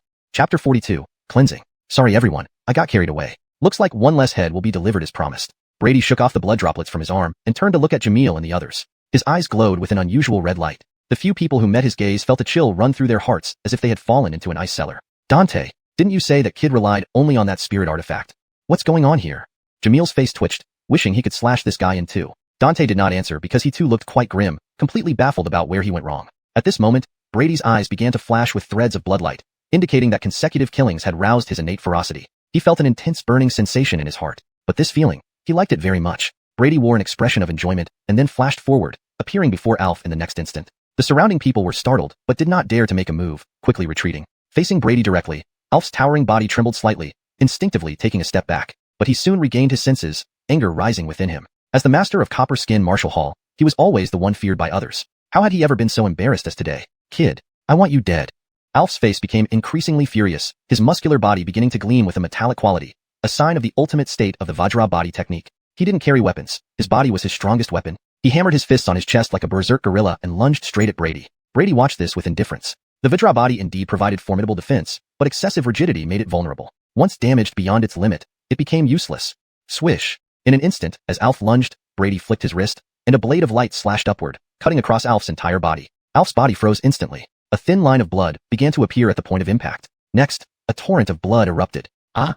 Intense pain surged through Alf, causing him to emit a wretched cry. Yet, there was no hint of pity in Brady's eyes. He was rather surprised that Alf was still alive, knowing he hadn't held back at all. Intriguing. If you can survive this strike, I might let you live today.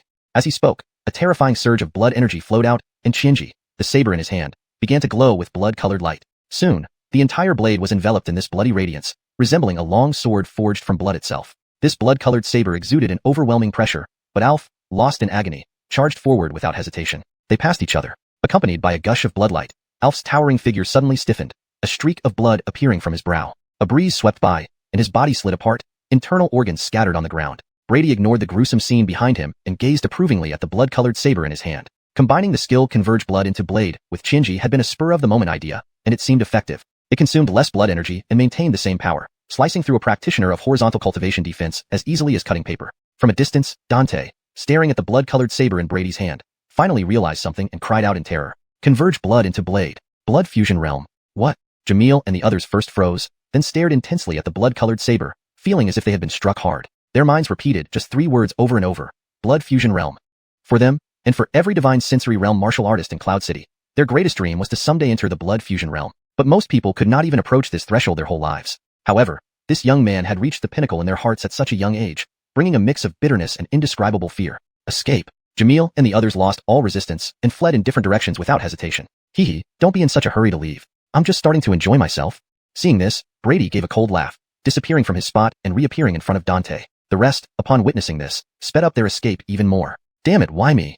Faced with the rushing blood-colored saber, Dante cursed inwardly. Remembering Alf's fate vividly, he dared not resist and rolled on the ground to dodge. The blade almost grazed his cheek, the sharp blade wind piercing his skin like needles. You're only relying on your weapon. Put it down if you dare.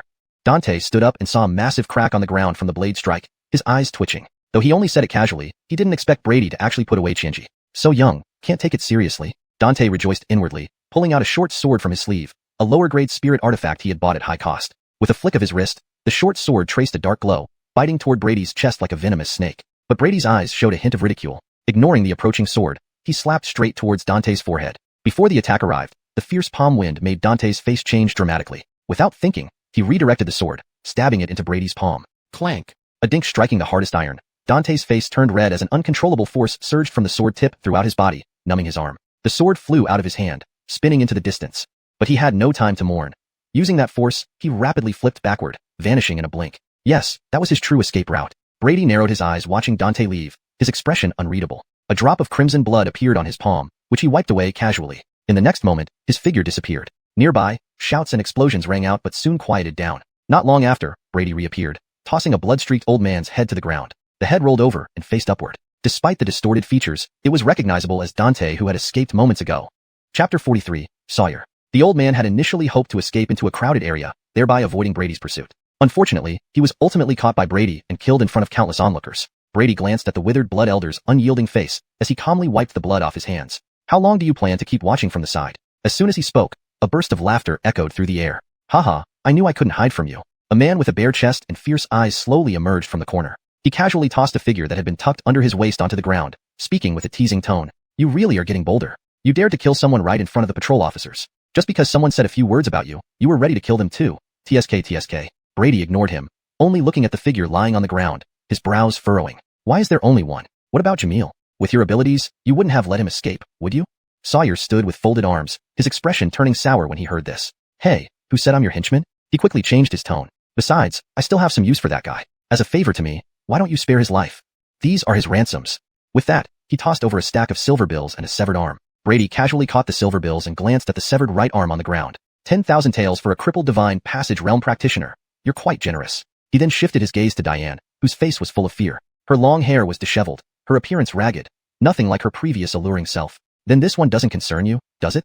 Sawyer shrugged indifferently. It's up to you, but I think keeping her as a bed attendant isn't bad. Killing her outright would be a waste. Diane's body trembled as she knelt before Brady, her head repeatedly hitting the ground. Clearly, she understood her life now depended entirely on his whim. Spare my life, Lord. Spare my life. It's all due to my ignorance. I beg for mercy. I am willing to serve you as a slave for the rest of my life. Seeing this, Brady shook his head. Don't be silly, girl. I never kill women. You may leave. Diane paused, her eyes widening in surprise as she looked at Brady. Seeing his gaze seemed genuine, she immediately fled, disappearing from sight. Brady watched silently, seemingly allowing her to go. After stumbling through several streets, Diane finally reached the bustling market area, feeling relief. Looking at her disheveled state, resentment flashed in her eyes. Women's hearts are as unpredictable as needles hidden in the ocean floor, and she was no exception. The mere thought of kneeling before that man made her heart burn with madness and disgust. She scratched deep red lines into her pale arms, but even these wounds couldn't assuage her hatred. Even if she couldn't harm Brady, she vowed not to spare his parents or any of his relatives. Cursing him in her mind, she walked towards the market exit. Just as she neared it, the wall beside her exploded. A blood-red long sword flew out and impaled her chest, pinning her to the wall with tremendous force. Blood gushed from the wound, her internal chi struggling to heal it. However, the sword's powerful blood energy continuously repelled her attempts. Her trembling hand tried to pull the sword out, but she couldn't muster any strength. With wide, defiant eyes, Diane met her end silently in this unknown alley, unnoticed by the bustling crowd nearby. Blood gathered into a blade. How long has it been since we last met? You always surprise me. Sawyer stared wide-eyed at Brady, amazed. He had seen many geniuses but never one with such monstrous talent. He didn't mention Diane, treating her death like that of an ordinary stray cat or dog. Brady, unfazed by Sawyer's praise, his eyes flickering with a sharp bloodlight. Sawyer noticed this and frowned slightly. Boy, after just a few days, your killing intent seems even stronger. But take care, it might affect your future martial path. Brady's gaze flickered. He had already noticed changes within himself. Since entering the blood fusion realm, his temper had grown more volatile. While manageable normally, any external provocation left him inexplicably irritable, craving destruction and release. Though Brady showed no outward sign of concern, he knew Sawyer had an ulterior motive. Sure enough, Sawyer continued. There's a method called the Tranquil Heart Technique in our Demon Suppression Bureau, suitable for your situation. However, he narrowed his eyes slyly, laughing like a fox. Though it's not high level, we don't usually share it. What do you say? Consider joining the Demon Suppression Bureau. Brady rolled his eyes, expecting this persistence. Ignoring the suggestion, he asked impatiently, what brings you here? We have plenty of time until the mission starts. Did you come here out of boredom? Seeing he wasn't biting, Sawyer sighed but then grew serious. The mission details have changed. Some presumptuous fellows have moved first. We need to set out before nightfall. Brady's brows furrowed, but he didn't question further. Checking the sky, he saw daylight fading fast. Fine, I'll meet you at the usual spot. Without waiting for a response, he turned and left. Sawyer, watching his back, vanished without another word. Chapter 44. The Terrifying Temple, Part 1. At the side of the carriage, Brevin and others frequently craned their necks to look around. Congratulations, Zahir, adding on your overwhelming victory. The moment he saw Brady's figure, Brevin's eyes lit up, and he quickly scurried over with enthusiasm. Xuanhuan and others followed behind him, looking at Brady with intense admiration as if they were gazing upon deities. Respecting power was an innate human trait. Watching those previously unreachable figures fall before them so effortlessly, they now viewed this formidable man in front of them as a pillar that stretched straight into the heavens. Brady ignored them, casually tossing the item he was holding towards them. Accompanied by a series of rolling sounds, several bloodied heads rolled to a stop at their feet, belonging to Jacques, Adriel, and Basil. At that moment, their heads lay stacked together, the looks of horror and defiance still vividly imprinted on their faces, as if silently telling a story. Brevin felt his heart skip a beat and swallowed hard, asking somewhat confusedly, Zahir, adding, these are? Brady glanced at him indifferently, then casually wiped his hands on a piece of the carriage curtain. These fellows all have records with the authorities. Take these heads and claim the bounty when you can. Realizing what was going on, Brevin let out a slight sigh of relief. He then had an idea and, with a mischievous grin, fished out a short fish intestine sword from behind his back and offered it to Brady with a flattering smile. Brady took the sword and inspected it briefly, recognizing it as the spirit artifact used by Basil during their battle. After being knocked away, it seemed this guy found it from some corner. However, having already obtained Shinji, he no longer placed much value on such ordinary lower-grade spirit artifacts. He tossed the short sword back casually, instructing him to dispose of it at an opportune time. Watching Brevin carefully stow away the fish intestine sword, Brady looked up at the sky and said calmly, I'll be stepping out for a few days. Handle all matters concerning the adding estate in my absence. Continue gathering information on the martial arts technique. I hope to hear good news upon my return. Brevin listened intently, etching every word into his memory. When he raised his head again, Brady's figure had already vanished. Wiping the sweat from his forehead, Brevin finally breathed a sigh of relief. Although he had been following Brady for some time, he still couldn't help but feel unusually tense each time. He then glanced down at the heads piled before him and waved his hand dismissively. You three are still standing there? Hurry up and find something to store these things. Only then did Xuanhuan and the others snap out of their daze, hurriedly fetching a wooden box to place the heads inside. Moments later, with the crack of a whip, the carriage gradually moved off into the distance. At the entrance to Disorder Lane in Yun City's eastern district, as the last remnants of twilight faded from the horizon, Brady's figure slowly emerged from the street corner. You're finally here. With Sawyer's slightly dissatisfied voice, nearly a dozen figures appeared, all clad in the highly recognizable dark black robes. Brady smiled faintly and walked over calmly. What's the rush? Isn't this just the right time? As he spoke, his gaze swept over the figures following Sawyer, raising his eyebrows slightly. Honestly, he hadn't expected so many people to be involved in this mission. Especially the two men and one woman standing beside Sawyer gave him a faint sense of unease. Whatever task this was, it must have been significant enough to mobilize so many people. From the looks of it, Sawyer had gathered his entire team. Meanwhile, those opposite were also observing Brady. Though they had been informed by their captain about a martial artist joining, seeing a youth not even 20, their expressions turned somewhat peculiar. Generally speaking, a martial artist's strength often correlated positively with age. But with Sawyer present, they dared not comment on it. Now can you tell me the specifics of the mission? Brady retracted his gaze and looked at Sawyer coolly. Of course, but time is pressing. We can talk while walking. Sawyer grinned, glancing at the sky and signaling the group to set off. Noticing his urgency, Brady followed quickly. Thus, the group stepped out under the last ray of sunlight, heading straight toward the outskirts of the city. Yun City was situated at the northernmost edge of the Dahuang Empire's territory. Though just an obscure border town, its defenses were surprisingly robust, complete with towering walls and vigilant city guards. Certainly, how effective these defenses would be against evil spirits was unknown. Outside the walls sprawled vast rice fields, shimmering silver under the moonlight. In the biting cold wind, a group of over 10 figures leaped over the tall walls like bats and disappeared into the dark wilderness. Surprisingly, the city guards didn't issue any warnings, but instead watched with envy and admiration. One veteran guard muttered, "It's been so long since we've seen such a large-scale operation. Last time was indeed the last time." In this world overrun by evil spirits, the wilds beyond the city were undoubtedly a hunting paradise for various beasts. The surroundings were completely devoid of signs of human habitation. Occasional wolf-like howls pierced the silence, echoing through the still night air. Suddenly, amidst this rarely trodden area, a chaotic clatter of footsteps broke the stillness. Soon, flames lit up the darkness, thoroughly shattering the peace. These were the dark-clad figures holding torches, now running swiftly without pause. Leading the pack were two imposing, tower-like figures, Brady and Sawyer. Under the light of the flames, their faces were distinctly visible. While listening to Sawyer recount the mission details, Brady observed the surroundings with interest. Compared to the relatively safe official roads in his memory, this place was fraught with danger. The harsh environment and ferocious beasts made it inhospitable for ordinary people who might barely survive a single day here. Even now, pairs of dark green eyes occasionally flashed in the shadows beyond the reach of their torchlight. These belonged to gray wolves, which inhabited the area and had attacked them recently. Of course, the entire wolf pack was mostly decimated by them in one go. The remaining wolves, though frightened into fleeing, still circled the group cautiously from afar. In summary, that's the situation. Do you have any other questions? Sawyer asked after detailing the mission. Brady pondered for a moment, shaking his head. Sawyer nodded slightly and then shouted back to the group. Speed up. We must reach our destination within half an hour.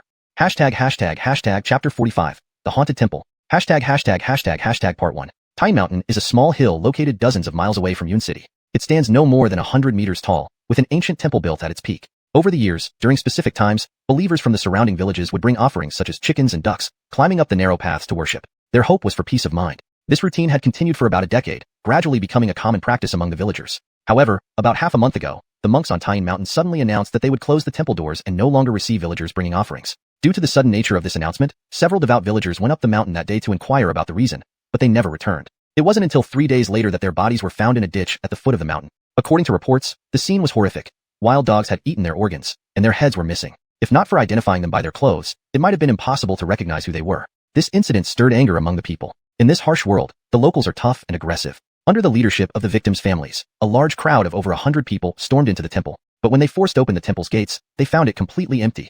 The monks seemed to have vanished into thin air. Frustrated, the angry villagers only destroyed the temple before leaving in frustration. That night, however, all the villagers heard chanting coming from the temple on the mountaintop. When they mustered the courage to investigate the next day, they were terrified to find the temple still empty, and the damaged items had been restored. Panicked, someone shouted, "There's a ghost," causing everyone to flee down the mountain in terror, abandoning tools like hoes and sickles everywhere. Since then, rumors spread in the surrounding villages that the ancient temple was occupied by evil spirits, which had devoured all the monks. The rumors grew more intense, leading to panic among the villagers, who started fleeing. When refugees flooded the area near Yun City, the Demon Suppression Bureau finally took notice. Initially, the Demon Suppression Bureau didn't take the matter seriously, assuming it was just a minor evil spirit incident. They dispatched a few 8-star demon suppressors to handle it. However, days passed without any news from the dispatch team. A 7-star demon suppressor was then sent to investigate, leading another group to vanish without a trace. This time, the Bureau paid serious attention and assigned Sawyer to deal with the situation, leading to the current mission. At this moment, amidst the pitch-black base of Tine Mountain, several torches appeared, revealing Brady and his team. They had raced for tens of miles from Yun City, finally arriving here. Brady stood in the middle of the group, gazing up at the mist-shrouded peak. Through the fog, a massive black shadow loomed, undoubtedly the temple. Brady squinted, feeling an eerie sense of unease. Rest for half an hour. Sawyer scanned the surroundings and decided they should rest first. The weaker demon suppressors sighed in relief, sitting cross-legged and beginning to meditate. Soon, peculiar vibrations began emanating from within them. Brady watched curiously. Unlike martial artists who generate blood chi through rigorous training, demon suppressors drew power from the air in the form of spiritual energy. Though spiritual energy exists almost everywhere, its abundance can vary. Hence, demon suppression bureaus are often established in areas rich in spiritual energy. The superiority between blood chi and spiritual energy has been debated since their discovery, with no definitive conclusion reached. However, in terms of short-term efficiency, spiritual energy clearly outpaces blood chi, as demon suppressors can absorb vast amounts easily without intense physical training. Just then, several demon suppressors leaned toward Sawyer, whispering something that darkened his expression. He hesitated for a moment, then approached Brady. Things have gotten complicated. The surveillance team we placed nearby has gone out of contact. So, what do you plan to do? Brady asked after a brief silence. Sawyer, known for his ruthlessness, replied coldly with a single word, kill. Brady inwardly sighed, knowing better than to expect a well-thought-out plan from him. Hashtag part 2. The night was dim, with chilly winds howling. Brady walked in the middle of the group, instinctively looking up at the moonlit sky. The temple hidden in the mist resembled a grotesque beast waiting for them to fall into its trap. After a swift journey, they arrived at the summit. Before them stood the ancient temple. A large platform lay before the temple, covered in dead branches and fallen leaves, sinking deep underfoot. Broken statues lay buried beneath the debris, only their hollow eyes peeking out as if silently watching them. Though the weakest among them was an 8-star demon suppressor, none were spooked by the eerie sight. Sawyer, arms crossed, glared at the tightly shut red doors of the temple, snorting disdainfully before striding forward. The others exchanged looks and hurried to follow. As Sawyer prepared to punch open the door, it slowly creaked open from within. Out stepped a bald young monk holding a lantern, only to be met by the bloodshot eyes of over a dozen people. Note. For future references, pinyin names should remain consistent, such as Brady, instead of changing it to other forms. Chapter 46, The Haunted Temple, Part 2. Shut up. If you dare to scream again, I'll cut you down. Apparently irritated by the noise, one of the devil suppressors drew his sword and advanced to shout angrily. The little monk trembled at the sight of his menacing eyes and gleaming blade. He rolled his eyes back in shock and fell straight backward, fainting instantly. Everyone.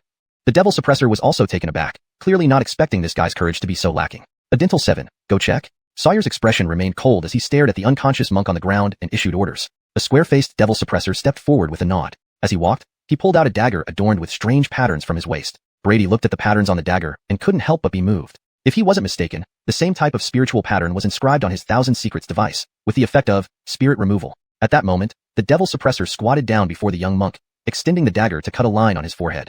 Under everyone's gaze, a stream of bright red blood oozed out from the wound. But the spiritual pattern on the dagger, stained with blood, showed no reaction at all. It's actually just an ordinary human.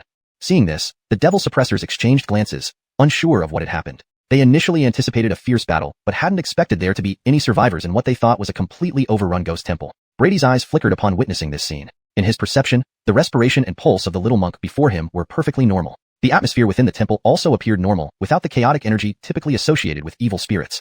At that moment, Sawyer also turned his head and exchanged a glance with Brady. Both nodded slightly, their expressions heavy. Neither of them could discern any issues here, which made this situation even more problematic. This place was evidently much more complicated than they had imagined. Hider. While they were frowning in deep thought, a startled cry suddenly rang in their ears. They saw another little monk walk out of the temple. Upon seeing his bleeding, motionless companion and the group of ferocious devil suppressors, his face instantly turned pale with terror. Before anyone could react, he screamed and turned around, fleeing back into the temple. The devil suppressors didn't try to stop him due to their concerns about the conditions inside the temple. Shortly after, accompanied by hurried footsteps, over 10 armed martial monks emerged from the temple. From their aura, most were at the Force Zahiri level, while the leading martial monk was an accomplished mind perception expert. They are the ones who killed my junior brother Hyder. Behind the martial monks, the frightened little monk angrily pointed at them. Hearing this, the martial monks erupted with rage and charged over with their iron staves without waiting for any explanations. However, the devil suppressors showed utter disdain, showing no intention of acting. As the distance between the two groups closed, a faint gray human-shaped apparition emerged behind the square-faced devil suppressor. It covered its cheeks with both hands, twisting and writhing in apparent agony. The next moment, a shrill scream emanated from it, spreading outward sharply. Brady et al. Felt nothing unusual, but the opposing martial monks clutched their ears in pain and fell to the ground almost immediately. Only when the martial monks lost all resistance did the square-faced devil suppressor sneer coldly and retract the apparition. Without waiting for Sawyer's order, he then used his dagger to slice open each of their foreheads. However, the spirit removal dagger showed no reaction whatsoever. These people seemed to be truly just ordinary humans. Unable to make up his mind, he glanced back at Sawyer with an inquiring look. Sawyer, looking coldly at the prostrate martial monks, made a decision. All of them must die.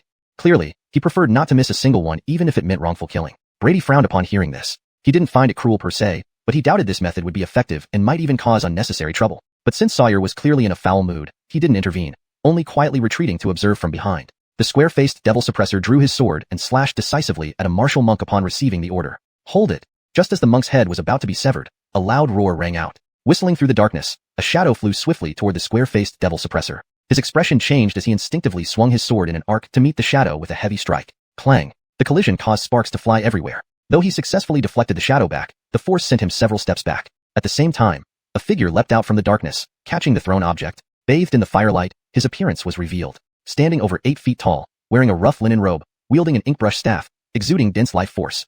This was clearly a spirit communion martial artist. Looking at these unexpected guests, his expression was extremely solemn. He sensed every one of them was exceptionally powerful, especially those leading figures whose strength was immeasurable. Now in a difficult situation, he struck the ground with his Zen staff and asked coldly, "Who are you? Why have you unjustifiably injured our temple's martial monks?" No one responded, maintaining their cold demeanor. This total disregard flushed the martial monk's face red with anger, but before he could act, a senile voice came from deeper within the temple. "Lawrence, stand down."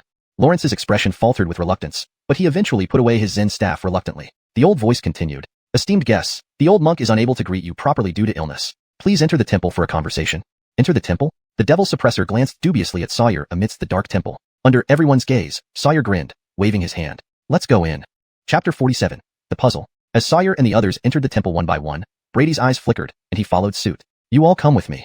Casimir gave a lukewarm glance at Brady and company, then turned without looking back and walked in one direction. Everyone exchanged glances and silently trailed behind him. Crossing through the temple gate, they found themselves in a cluster of densely packed buildings, which were far more complex inside than expected. Fire basins were already lit in various places, but the surroundings remained dimly lit. The air was thick with the scent of incense and wax, mingled with an odor reminiscent of decaying food. On both sides were dark rooms, faintly revealing shadowy movements within. Brady's pupils dilated. With his keen eyesight, he could clearly see those so-called shadows. They were small monks with blank expressions. Some stood under windowsills or hid behind doors, peering out only with their bloodshot eyes fixed intently on them. Something was off about this place. Brady wasn't the only one who felt this. The other demon subduers also noticed the unusual atmosphere, their faces turning serious as they watched warily around them. However, Sawyer seemed entirely unperturbed, striding along behind Casimir toward the deepest part of the temple. After walking for an unknown duration, they finally arrived at a courtyard that looked somewhat dilapidated. Only a dead old tree and a dusty chessboard could be seen. In the room ahead, a faint glimmer of light shone weakly. From inside, faint sounds of wooden fish strikes and chants could be heard intermittently.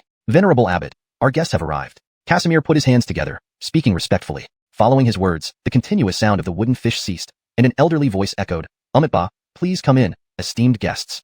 Everyone pushed forward, opened the door, and walked in. The room was quite simple.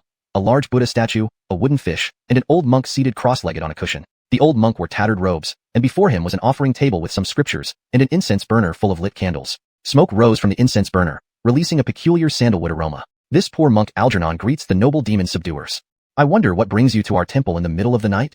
The old monk opened his turbid eyes calmly after they entered, appearing kind-hearted. Hearing this, Casimir's expression changed, realizing he had not previously identified their identities. Sawyer now looked different from his usual fierce demeanor, putting his hands together and speaking composedly. Greetings, Zahir Algernon. We are here tonight for one reason. A few days ago, several of my subordinates came to your honorable temple. Have you seen them, Zahir? If it is convenient, could you please inform us where they are now? Algernon pondered for a moment and shook his head. He then turned to look at Casimir. Casimir, have any outsiders entered the temple these past few days? Venerable Abbot, those who've ascended the mountain recently have been pilgrims making offerings. It seems none of the people the demon subduers seek have come, Casimir replied, emphasizing demon subduers, seemingly still upset over previous events. Sawyer waved away the agitated individuals behind him and said politely, since that's the case, we apologize for disturbing you today. But the night is late, and the mountains are full of wild beasts. May we stay here overnight? I hope you can provide us with some convenience. Seeing the fierce and ominous looks of the demon subduers, Algernon hesitated momentarily. Sawyer immediately took out a silver note and placed it gently on the offering table.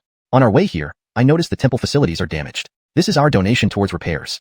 Priest, we will leave early tomorrow morning. Please be merciful. Brady looked oddly at Sawyer, amazed that this guy could calmly negotiate with others. In his impression, Sawyer should have kicked the old monk and threatened him by now. Algernon sighed, closing his eyes. Amitba.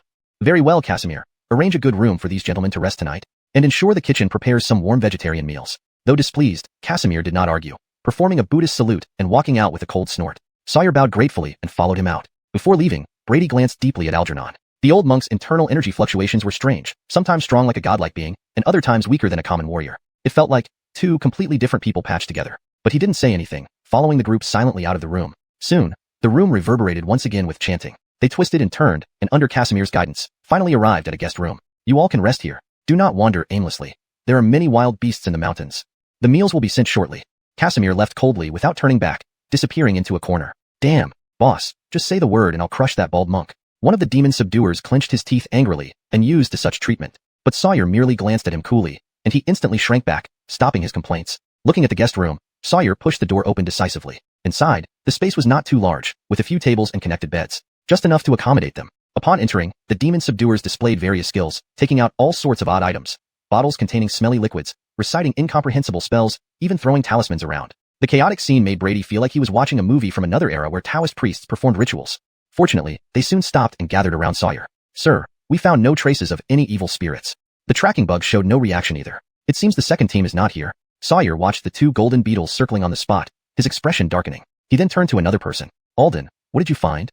Alden stood still, countless wriggling black shadows emerging from gaps and returning to his shadow. Hearing Sawyer's question, Alden opened his eyes and shook his head helplessly. Boss, I investigated thoroughly, but found nothing abnormal. Chapter 48. Reappearance, Part 1.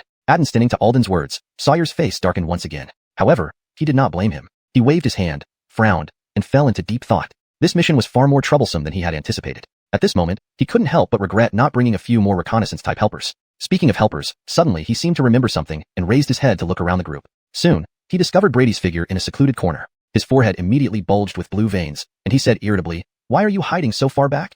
Seeing his attempt to slack off exposed, Brady remained unfazed, stretched lazily, and slowly walked out of the corner. Upon seeing this, Sawyer glared, about to speak when a sudden knock came from outside the door. "Lay people, we have come to deliver your vegetarian meals." The people in the room instantly fell silent, then at Sawyer's signal, opened the door. With a gust of cold wind blowing in, two young monks carrying two large buckets of food swayed as they entered. Under everyone's watchful eyes, the young monks looked pale and extremely scared. After struggling to put down the food, they hurriedly turned to leave. However, the doorway was already blocked by a towering figure. In the moonlight, Brady's smile appeared kind. Looking at the two almost tearful young monks as he spoke gently, "Dental masters, don't be afraid. I just want to ask you something. Recently, I heard the villagers below mention that your temple plans to close its mountain and refuse visitors. Is this true?"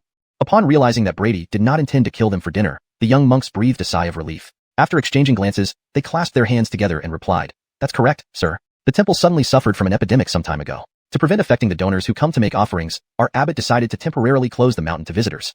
But recently, the epidemic has largely subsided. We should reopen the mountain in a few days." Epidemic? Brady shrugged indifferently. So-called epidemics were probably similar to common colds in this world. Have the two of you ever heard any talk within the temple about malevolent spirits appearing? Upon hearing this, the two young monks' faces immediately turned pale, seemingly terrified. They quickly clasped their hands and chanted a few mantras to calm themselves before replying timidly, "Sir, please don't mention that word again, or the elders might hear us and scold us during morning service tomorrow. And with Buddha's protection, no malevolent spirits dare to enter the temple."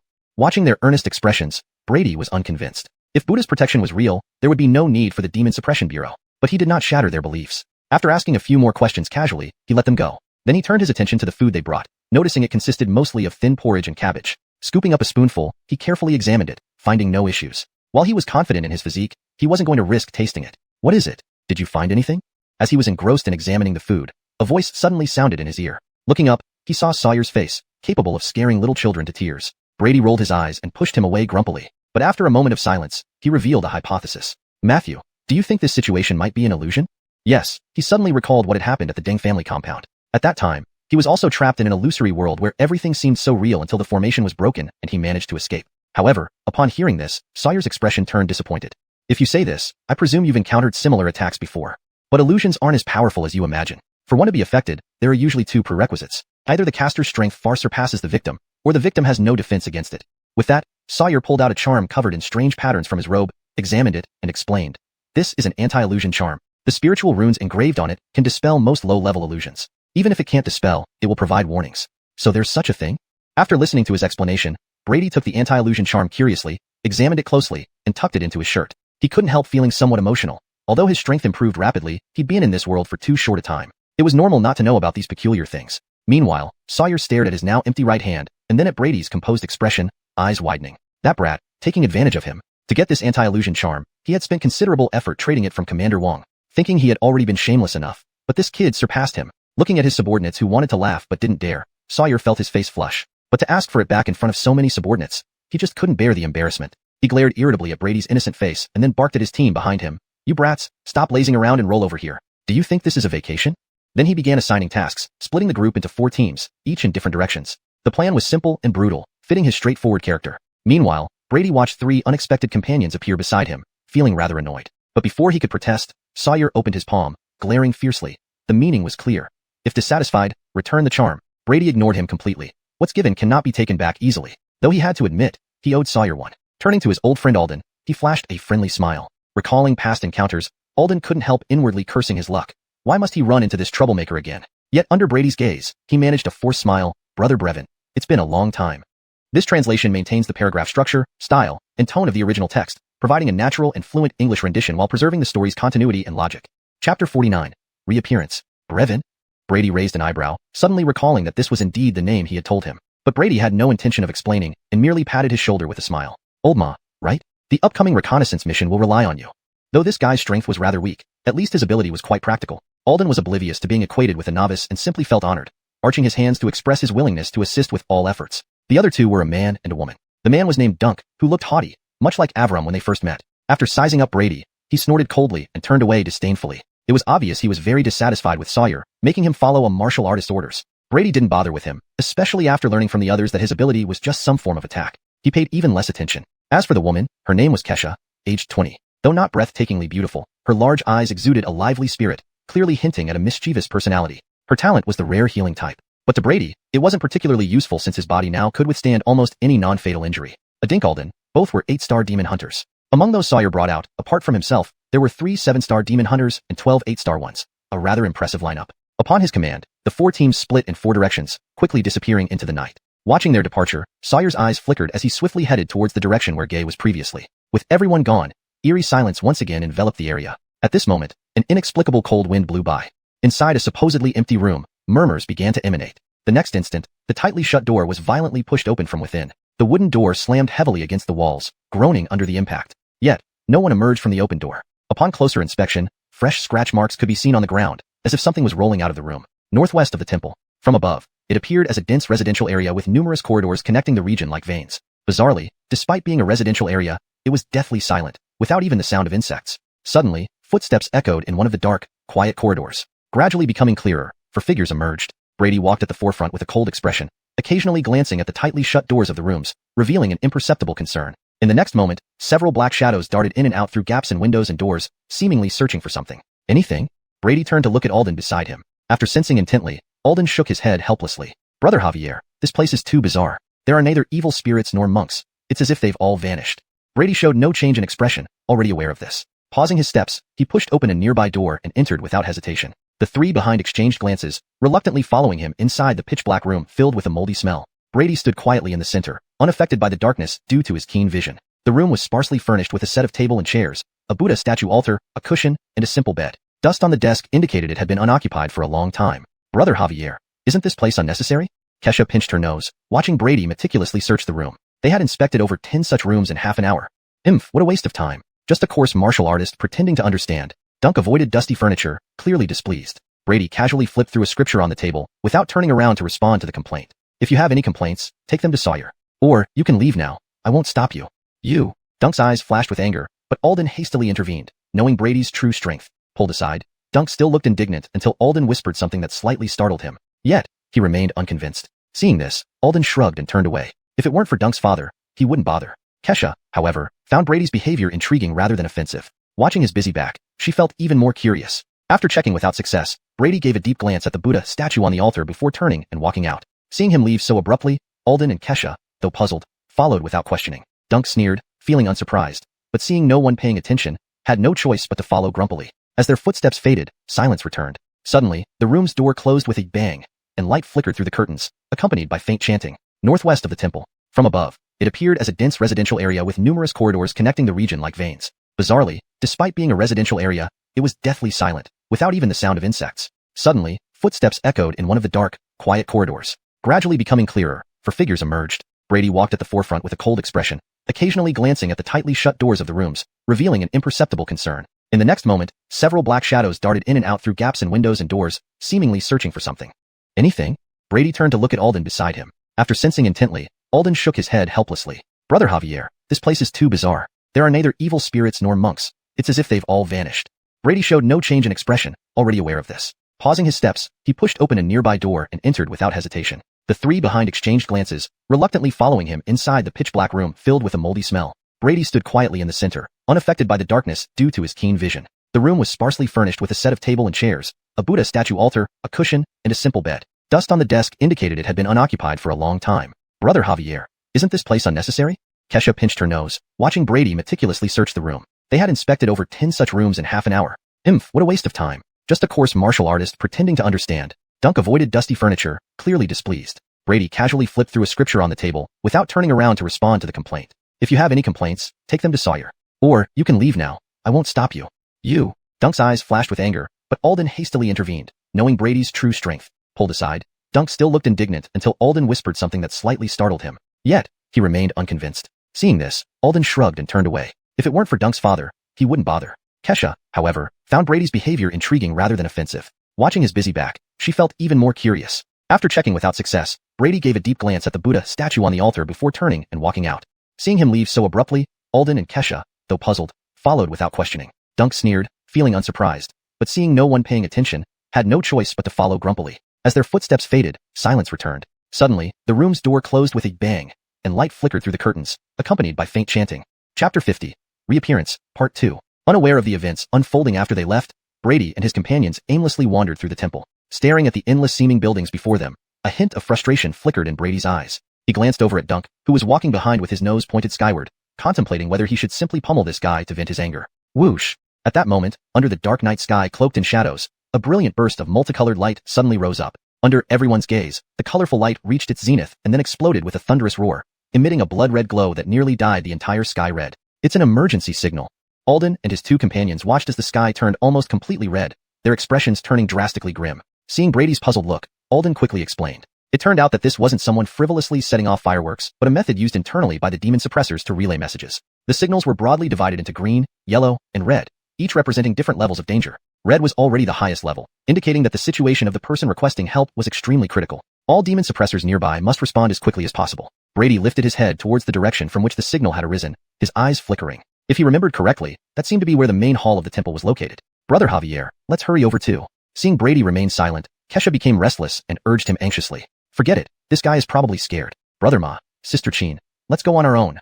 Dunk lacked patience and looked disdainfully at Brady, preparing to leave with the other two. Alden, seeing Brady unmoved, hesitated. Recalling their previous encounter made him shudder and calm down again. He knew Brady was not the type to fear death. His inaction must have another reason. Dunk, unaware of Alden's thoughts, grew visibly upset at being ignored, looking at Kesha for support. Sister Chin, what do you think? Should we stay here with these cowards, or go to aid our comrades? Kesha, though conflicted, decided upon seeing Alden's encouraging glance and stepped behind him. She respected this senior member more. Sister Chin, you? Dunk's shock mirrored in his eyes as Kesha muttered uncomfortably, Gabriel Chin instructed us to follow Brother Javier's orders. That's enough. Stop talking. You two cowards. Furious, Dunk's face blackened like a sooty pot bottom as he angrily denounced them. Immediately, both Kesha and Alden's expressions hardened. If you want to go, go alone. My orders are to follow Brother Javier's commands, Kesha retorted coldly. Realizing his mistake, Dunk couldn't bring himself to apologize due to his pride. At this moment, Brady cast him a sidelong glance and said mockingly, Oh, you're still here? Are you afraid to go alone? Hearing the bare-faced mockery in Brady's voice, Dunk clenched his teeth in fury. Seeing his two companions resolve to stay, he shouted, Fine. When we meet Gabriel Chin, I'll explain your cowardice. With that, he stormed off in the direction of the signal. Brother Javier, we? Seeing Dunk leave, Kesha hesitantly looked at Brady. However, Brady just waved a hand, his eyes fixed on the spot Dunk had disappeared. Let him be. Prepare to face the enemy. Face the enemy? Both Alden and Kesha's faces changed immediately, their senses heightened as they scanned their surroundings. But all was eerily quiet except for their own shadows. Before they could ask Brady for clarification, Alden's expression suddenly shifted. Not good. Something's coming. As he spoke, a loud rumbling approached rapidly. Soon, a figure was hurled through the air, rolling several times before landing at their feet. Without checking, a thunderous crash followed, and a massive silhouette, several meters tall, smashed through several walls and rushed towards them. Restrain. As the enormous figure entered a certain range, walls and the ground around them erupted with numerous dark shadows, binding the creature firmly in place. Only then did they clearly see the monster. A humanoid mass composed of various severed limbs and arms, remnants of monks' robes visible amidst the mangled flesh. Numerous distorted human faces covered its body, mouths opening and closing silently in apparent agony. Dunk! Kesha gasped upon recognizing the throned figure. Just moments ago, he was bitten and maimed, even losing a leg, appearing terribly injured. Despite this, he remained conscious, shouting in terror, Be careful! That thing can devour our spirits. Seeming to exacerbate his wounds, he spat out several mouthfuls of blood. Enough, don't talk anymore. Ignoring prior tensions, Kesha summoned her spirit, a blob-like entity covered in ink-green spots, resembling a giant, moldy slug. It slowly wriggled across the ground, leaving a trail of sticky green fluid. Without hesitation, Kesha lifted it and placed it on Dunk's chest. Slowly, the slug covered his body with green goo, visibly healing his wounds. Unfortunately, the missing leg would require other methods upon return to the Demon Suppression Bureau. Watching this scene, Brady felt peculiar. While their spirit's abilities were remarkable, their appearances were undeniably bizarre. Imagining the large slug crawling over him sent goosebumps down his spine. Meanwhile, Alden encountered trouble. His spirit was rapidly depleting. Observing closely, the piled faces on the monster's body were now biting through the black shadows binding it, causing them to fade with every bite. Before long, the bindings were shattered. Translation ends there, following the original structure and maintaining coherence. Chapter 51. Reality and Illusion, Part 1. Damn it! As his spirit energy was rapidly devoured, Alden's complexion began to pale. The black shadows restraining the monster also became increasingly frail, on the verge of completely dissipating. Seeing this, Kesha's small face changed as well. She quickly grabbed the giant slug from Dunk's body and, without hesitation, hurled it toward Alden. Splat! The giant slug drew a graceful arc through the air and landed right on Alden's neck. Alden's expression instantly twisted. He felt an unpleasant stickiness all over, making goosebumps break out all over his body. But in the next moment, as the giant slug emitted a faint green light, Alden's expression suddenly transformed into one of pure relief. His face started to regain its rosy color, and the once dim black shadows around him solidified again. In contrast, the giant slug shrank until it finally flopped to the ground, looking like it had been drained of life. Kesha's face was now deathly pale as she weakly collapsed onto the ground. Uncle Ma, I can't use my spirit power for now. You must be extra careful. With full spirit energy restored, Alden nodded gravely, then made a peculiar hand seal and shouted loudly. Shadow Devil, pierce through. Following his words, dozens of sharp spines erupted from the ground. The humanoid monster couldn't evade in time and was instantly impaled like a hedgehog. This attack seemed to enrage the humanoid monster thoroughly. Suddenly, all the tortured faces on its body opened their mouths and screamed with a terrifying, piercing howl. The sound was like a demonic whisper, carrying some kind of special power. The spines that pierced through its body immediately shattered, and Alden's face paled.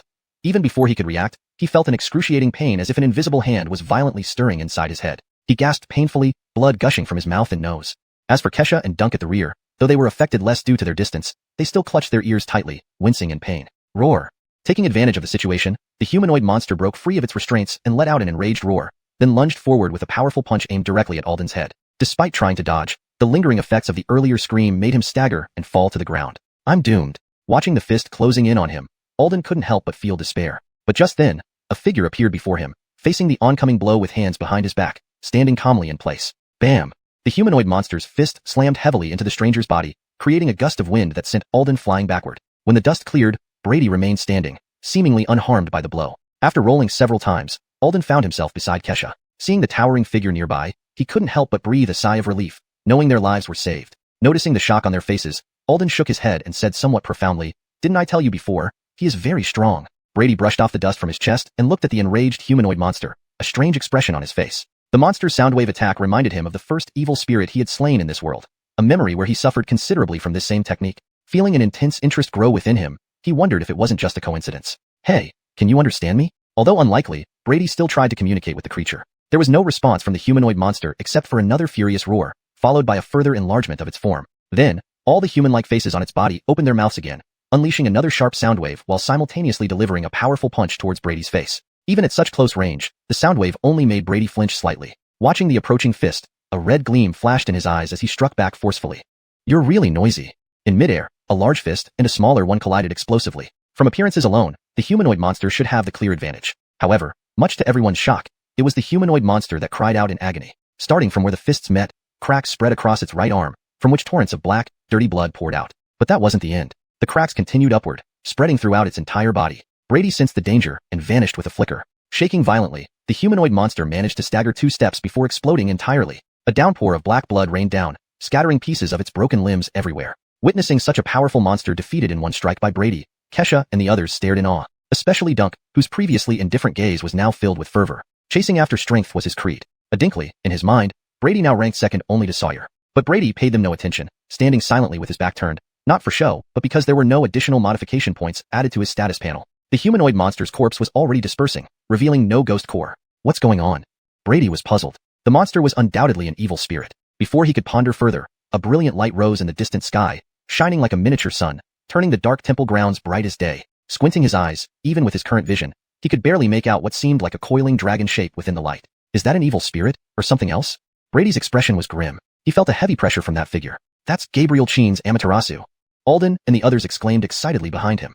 Sawyer's doing? Brady's expression shifted. Before he could ask, a loud, booming voice echoed from afar. All demon suppressors, leave this area immediately.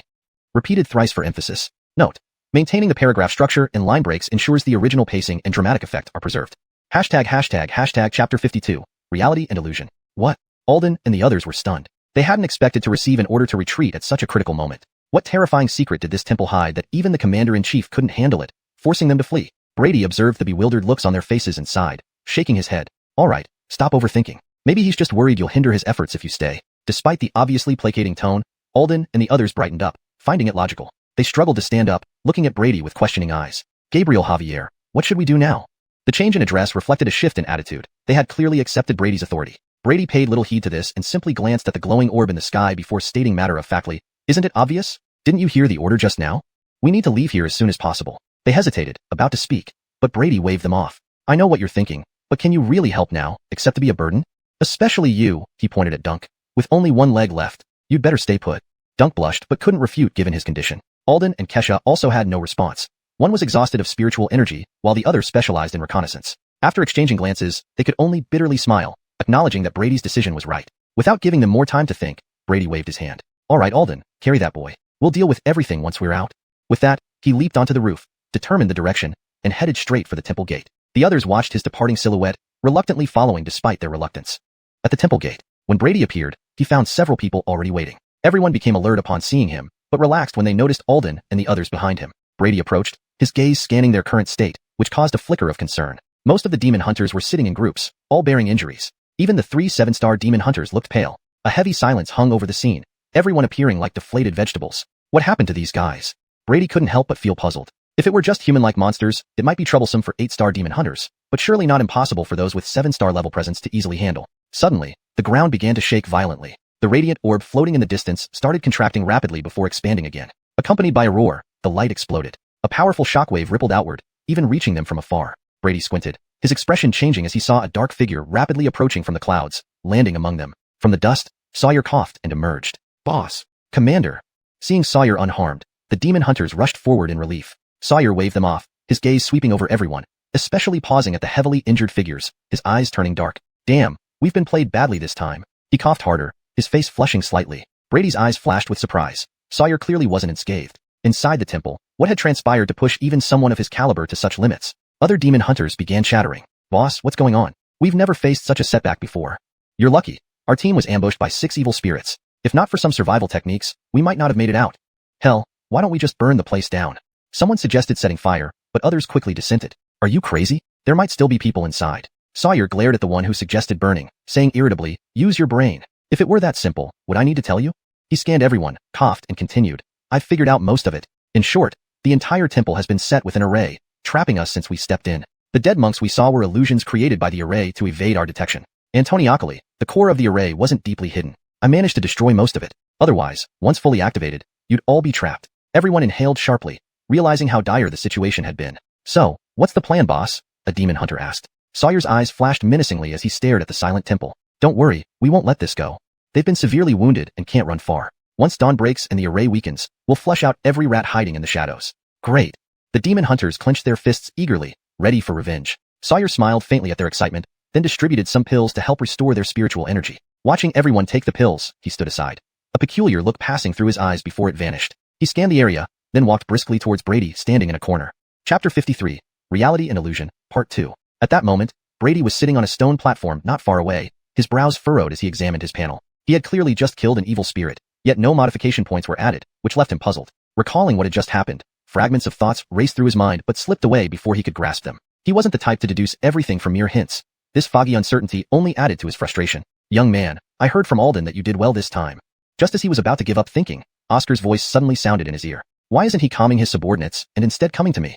Brady snapped back to reality and closed his panel. However, before he could speak after turning around, his pupils abruptly contracted. He saw a right palm covered with green dragon scales carrying a force that made his heart race, swiftly descending towards his forehead. By the time he reacted, the distance between them was merely inches. Caught off guard, Brady barely had time to instinctively turn his head, narrowly avoiding the lethal blow. Thud. Though he managed to avoid critical injury, his chest was exposed and struck squarely. A powerful force erupted at his chest. The 5th-level Vajra body resisted for only a second before collapsing. He shot backward like a cannonball, smashing through a dozen walls. He was propelled deep into the temple once again. When everything settled, his body was buried under the dust. The perpetrator of this attack was none other than Oscar. He watched his right hand, now dripping blood, with a cruel smile. He had expected to shatter Brady's skull entirely with that strike, but the boy had somehow dodged it instinctively despite the close range.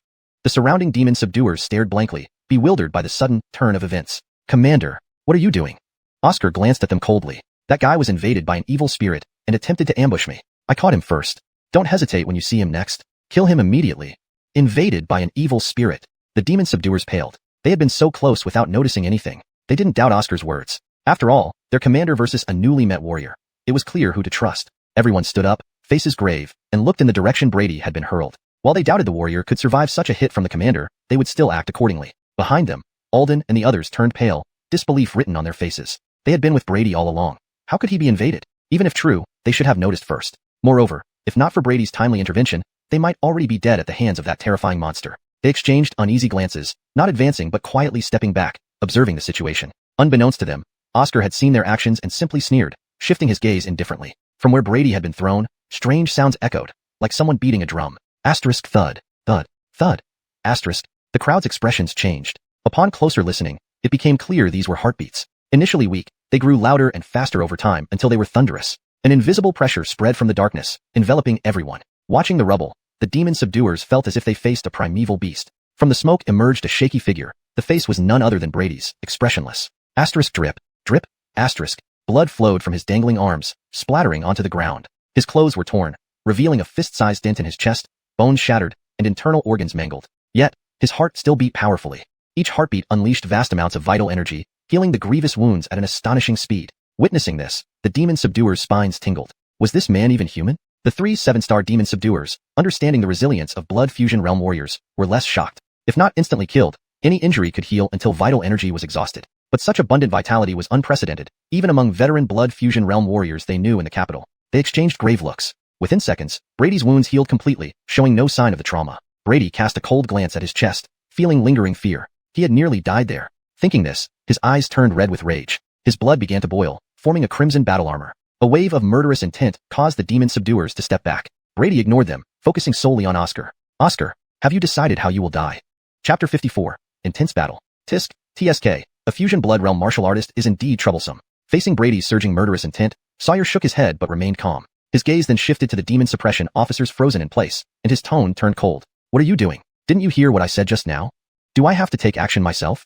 Yes. Upon hearing Sawyer's words, everyone's expressions turned serious. The look in their eyes when they looked at Brady was now filled with killing intent. As for the three 7-star demon suppression officers, although they responded grimly, a hint of doubt flashed across their eyes. Gabriel's personality seems a bit different from usual, but as they saw Brady dashing over, they immediately shook their heads, putting those stray thoughts aside and preparing to deal with the situation at hand. At this moment, the frontmost demon suppression officer had already engaged in battle with Brady. These officers truly possessed bizarre abilities, one spewing fire, another causing spikes to erupt from the ground, and yet another emitting thick black smoke that, judging by its corrosive effects on the ground, contained potent poison. Despite all these tricks, however, Brady proved resilient. His figure blurred as he used extreme shadow step to its full potential, leaving behind afterimages across the clearing. Most attacks aimed at him were evaded. Occasional hits barely affected his powerful physique. Ground spikes were simply ignored as he charged forward, leaving shattered debris in his wake. Even by the time he reached them, not a single attack had managed to penetrate his blood-colored cloak. If the demon suppression officers were flashy mages, Brady would be the square warrior.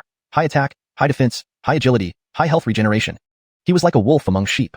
Any slight contact with him meant being spat out with blood flying. The officer who emitted black smoke continued trying to spread his toxic gas even at this moment. Faced with the incoming black smoke, Brady merely glanced at him coldly before opening his mouth wide and inhaling forcefully. With an intense suction sound, all surrounding toxic gas was sucked into his belly. After swallowing such a massive amount of poisonous smoke, Brady belched loudly, turning entirely an eerie black ink color. Yet, the next instant, a blood-red light flashed in his eyes, and the black mist vanished without a trace. This scene made the demon suppression officer seriously question reality. In the next moment, Brady flashed forward and appeared right in front of him. In his terrified gaze, without uttering a word, Brady struck him down with the palm. Crack! Bones broke, and the unfortunate officer flew far away. It was only thanks to one of his comrades blocking earlier that it wasn't worse. Otherwise, more than just broken bones would result. Brady suddenly turned and spotted a petite girl standing nearby. She had just conjured a liquid-like substance that absorbed much of his initial attack. Under the gaze of Brady's bloodshot eyes, her face turned deathly pale, and her whole body began trembling uncontrollably. Stop! Just as Brady was about to eliminate this threat, a roar sounded from behind. The three 7-star demon suppression officers watched him angrily from a distance. They had tried to stop him earlier but hesitated due to his speed and concern for their teammates. Ignoring their cries, Brady's figure flickered, appearing in front of the female officer before punching down without hesitation. There was no holding back. This punch could instantly kill any divine sensory realm martial artist. A moment before his fist hit the girl, a shimmering blue water blossom appeared between them. It exerted a strange force attempting to deflect his blow. However, the same trick wouldn't work on him twice. Brady's lips curled into a cold smile. If 4 ounces failed, then 1,000 pounds would do. Muscles in his arms swelled, unleashing terrifying power that shattered the resistance instantly. Despite this, it still impacted him slightly. Originally aimed for her head, his fist struck her chest instead under her frightened gaze. A cry of agony followed, and the girl flew several meters backward. Brady slowly retracted his fist, gazing at the fallen girl whose condition was unknown. He seemed puzzled. His punch felt like striking into a water bloom. Ultimately, only a tenth of his strength landed on her. Despite looking severe, her injuries were minimal. Coldness flashed across Brady's face. Not willing to think more, if one punch didn't finish her off, another would do the job. Seeing this, the three 7-star demon suppression officers, faces ashen, could no longer hold back. Exchanging glances, they nodded decisively. They then dispersed and formed triangular symbols in their hands, centered around Brady. Bursting Army Demon Suppression Formation. With a synchronized low shout, countless particles appeared mid-air, converging to form a giant golden shadow, a 3-headed, 6-armed humanoid engulfed in blinding gold light. The moment the shadow materialized, Brady felt a chill and focused on the glowing apparition above. Unclear of its abilities, he sensed overwhelming danger. Before he could react, the 6 arms of the shadow began forming the same triangular symbol. At the moment the symbol completed, Brady's face paled as he instantly used extreme shadow step to retreat. Yet his form dissolved almost immediately, revealing his true self again. Face flushed red, Brady kneeled heavily on the ground, creating spiderweb-like cracks spreading outward. The pressure was immense beyond comprehension. Air seemed solidified around him, squeezing with unimaginable weight. Bone-cracking sounds filled the air as the crimson garment began tearing apart. Brady's heart pounded painfully, but this was not all. The 3 demon suppression officers, their expressions icy, changed gestures and coldly announced, Bursting Army Demon Extermination Formation. Chapter 55. Breaking the Stalemate, Part 1. Similar to martial artists, for demon suppressors, advancing from 8-star to 7-star might seem like only a minor upgrade, but in reality, it is a qualitative transformation. At the 8-star level, demon suppressors still need to slowly cultivate and release spirit energy within their bodies. In contrast, 7-star demon suppressors can start to harness the freely flowing spirit energy in the world around them. Just as martial artists transitioning from divine connection to blood fusion realms, the gap between these two stages is almost incomparable. Take, for instance, the golden silhouette suppressing Brady in midair right now. It was conjured by the 3 7-star demon suppressors, combining their efforts to gather surrounding spirit energy. In other words, what Brady was facing was the equivalent power of 3 demon suppressors, plus the ambient spirit energy. Even lesser-grade evil spirits would find it impossible to escape this move. As the trio's spirit energy continued to change, the seal held by the golden silhouette began to transform. 3 tiny orbs of light, resembling newborn suns, started to form in its palm. The surrounding spirit energy was drawn towards these orbs, swiftly merging into them. The speed of this accumulation created 3 golden bands swirling in midair. Within mere moments, the initially small orbs had grown to basketball size, emitting astonishing energy fluctuations. Under the blinding golden light, even the previously dim surroundings were bathed in a soft golden glow. Die! The next moment, with the trio roaring in unison, 3 beams of golden light tore through space, merging midair into a colossal, several-meter-wide pillar of golden light. It hurtled toward Brady at terrifying speed. Brady's pupils constricted. Even before the attack reached him, the hairs on his skin stood on end. Though confident in his defenses, he had to admit this attack posed a severe threat. He intended to dodge, but the suppression effect from earlier still lingered, significantly weakened but not easily shaken off in a short time. Now, there was no time left for him to react. A golden light pillar descended from the sky, instantly enveloping him. Crack! His blood-soaked cloak disintegrated instantly under the intense pressure, exposing his body to the terrifying energy. Boom! A dink detonating a small nuclear bomb on the spot. An astounding heat wave surged forth, the rising smoke forming a mushroom cloud. The golden light pillar persisted for nearly 10 seconds before gradually shrinking and vanishing. Along with it, the golden silhouette in midair, having expended all its energy, scattered into countless glowing points. The 3 7-star demon suppressors below also swayed violently, their faces pale and bloodless. Although this attack consumed most of its energy from ambient spirit sources, the strain of casting such a powerful move took a significant toll on them. Sitting cross-legged on the ground, they recovered slightly, then gazed intently at where Brady had been. Though theoretically, a mere blood fusion martial artist couldn't survive such an attack, an unsettling feeling lingered in their hearts. Did we take care of that guy? Those who had wisely fled to safer distances now watched the explosion site nervously, fearing the re-emergence of that terrifying figure. Soon, as the smoke cleared, a deep crater, several meters wide, appeared before them. Everything around it was charred black, yet no sign of Brady was visible, as if the attack had utterly obliterated him. Yes. Finally got rid of him. Cheers erupted around them, even the 3 7-star demon suppressors breathing sighs of relief, convinced they had overreacted. After all, he was just a blood fusion martial artist. Alden and company, standing further away, looked pale, finding it hard to believe that such a formidable adversary could be truly dead. However, just as everyone thought it was over, a sharp-eyed demon suppressor pointed at the still-smoking pit, shouting in horror. That's not right. Look, why is there another opening inside? Everyone fell silent, turning their gaze to the indicated direction. Incredulously, they saw another smaller pit inside the larger one, seemingly carved out by someone and large enough to fit an adult. He couldn't have. The surrounding demon suppressors stared in terror, none daring to approach to investigate. Finally, the bearded 7-star demon suppressor snorted, flashing beside the crater and peering down. Upon seeing the situation, he froze. The pit was empty, devoid of any sign of Brady. The other 2 demon suppressors joined him, equally puzzled. Ah Chong, where did the kid go? The bearded one rolled his eyes, annoyed by the question. Meanwhile, the silent one with the emotionless face, brow furrowed, scrutinized the pit. Suddenly, his expression changed as he noticed something. With a swift kick, a fist-sized rock flew into the pit. Curiosity piqued, the other 2 watched as the entire pit suddenly collapsed, revealing a hidden tunnel beneath. This is not good. Realizing the danger, they snapped their heads towards the onlookers, bellowing urgently. Get out of the way. Despite not fully understanding, everyone prepared to vacate the area. Yet, at that moment, a mound of earth suddenly bulged up, exploding outward before anyone could react. Out leaped a bulky figure, covered in soot, but unmistakably Brady. Contrary to the predictions of the 3 7-star demon suppressors, Brady's target wasn't them but Sawyer, who had been idly watching from behind. Amidst everyone's shocked and angry stares, Brady grabbed Sawyer by the neck, lifting him high. Despite the sooty blackness covering him and the scorched skin visible on exposed parts, his eyes remained icy cold. I asked you, have you thought about how you're going to die? As he spoke, burnt fragments crumbled off, revealing new, tougher skin underneath. Chapter 56. Breaking the Deadlock, Middle. Boy, I must say, you really have some guts. Even now, you dare to attack me. Though he was in an undignified position, being held by Brady with his neck in the air, Sawyer's expression remained eerily calm, showing no signs of anger. He even took the time to brush off his disheveled clothes and looked at Brady with a teasing gaze. Not to mention whether or not you have the ability to kill me. Would you dare to kill me even if I let you? By then, your friends or family won't be spared by the Demon Suppression Bureau. Brady was completely unmoved by Sawyer's words and only stared at him coldly. Tell me why you suddenly attacked me, and perhaps I might leave you a whole corpse. But Sawyer sneered disdainfully. There's no reason. It just felt good to see you suffer. Is this reason satisfactory enough for you? Since you refuse to speak, die then. As he finished speaking, Brady's arm swelled abruptly, with several veins resembling coiled dragons around it. Under this terrifying grip, even Sawyer began to make groaning sounds from his constricted neck. His entire neck started deforming as if it were about to snap. The hell? Release our captain.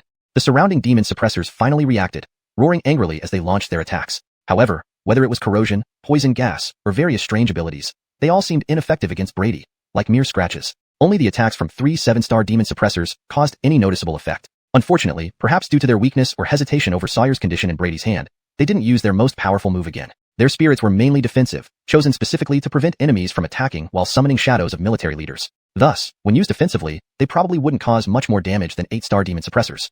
With Brady's blood energy swirling inside him, all the injuries caused by them instantly healed. Realizing their attacks were futile, the demon suppressor's eyes turned red with frustration, but regardless of its usefulness, they unsheathed their weapons and charged. Unfortunately, not every demon suppressor possessed spirit weapons. Most only wielded sharper mundane weapons. Even using all their strength, they could only leave barely visible scratches on Brady. Even with spirit weapons, it depended on who used them. Those 8-star demon suppressors' strength also resulted in superficial wounds that healed almost instantly thanks to his own recuperative powers. The demon suppressors watched helplessly, questioning the limits of human capabilities. To them, attacking him felt like striking the world's hardest black iron, one that regenerated. They started doubting their past understanding.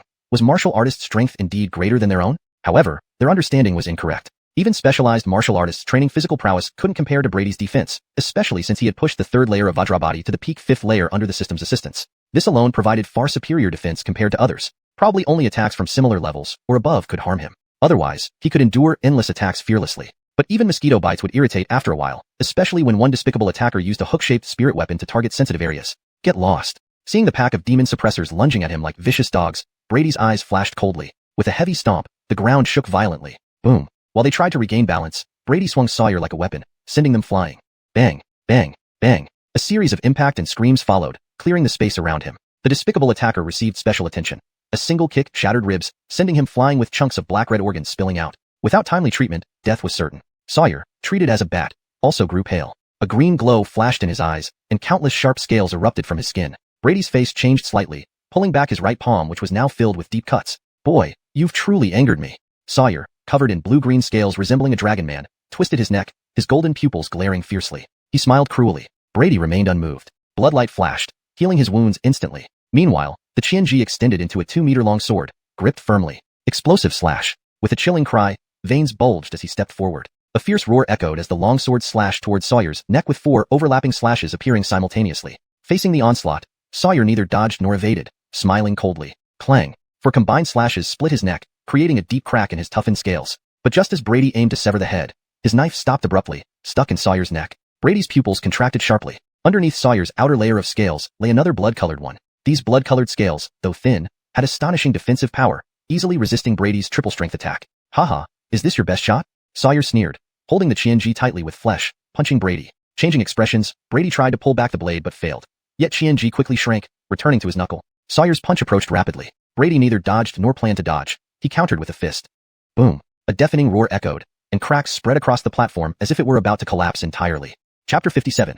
Breaking the Deadlock, Part 2. Under the tense gaze of all the demon suppression enforcers, a figure was seen flying backward from the smoke and slamming heavily into the ground, dragging out a long trench. When the identity of this figure became clear, all the enforcers couldn't help but reveal expressions of joy. Fantastic! The person lying in the trench, covered in blood, was indeed Brady. Splashing sounds could be heard as Brady slowly rose from the rubble. His right arm hung lifelessly by his side, its muscles torn with bloody slashes, and broken bones protruding through the flesh, a pitiful sight. It was clear he had been at a distinct disadvantage during their previous clash. Footsteps echoed through the dissipating smoke, and Sawyer strolled forward with an unperturbed expression. He was completely unharmed, even the wound on his neck inflicted by Brady having fully healed. So, are you not rested enough yet?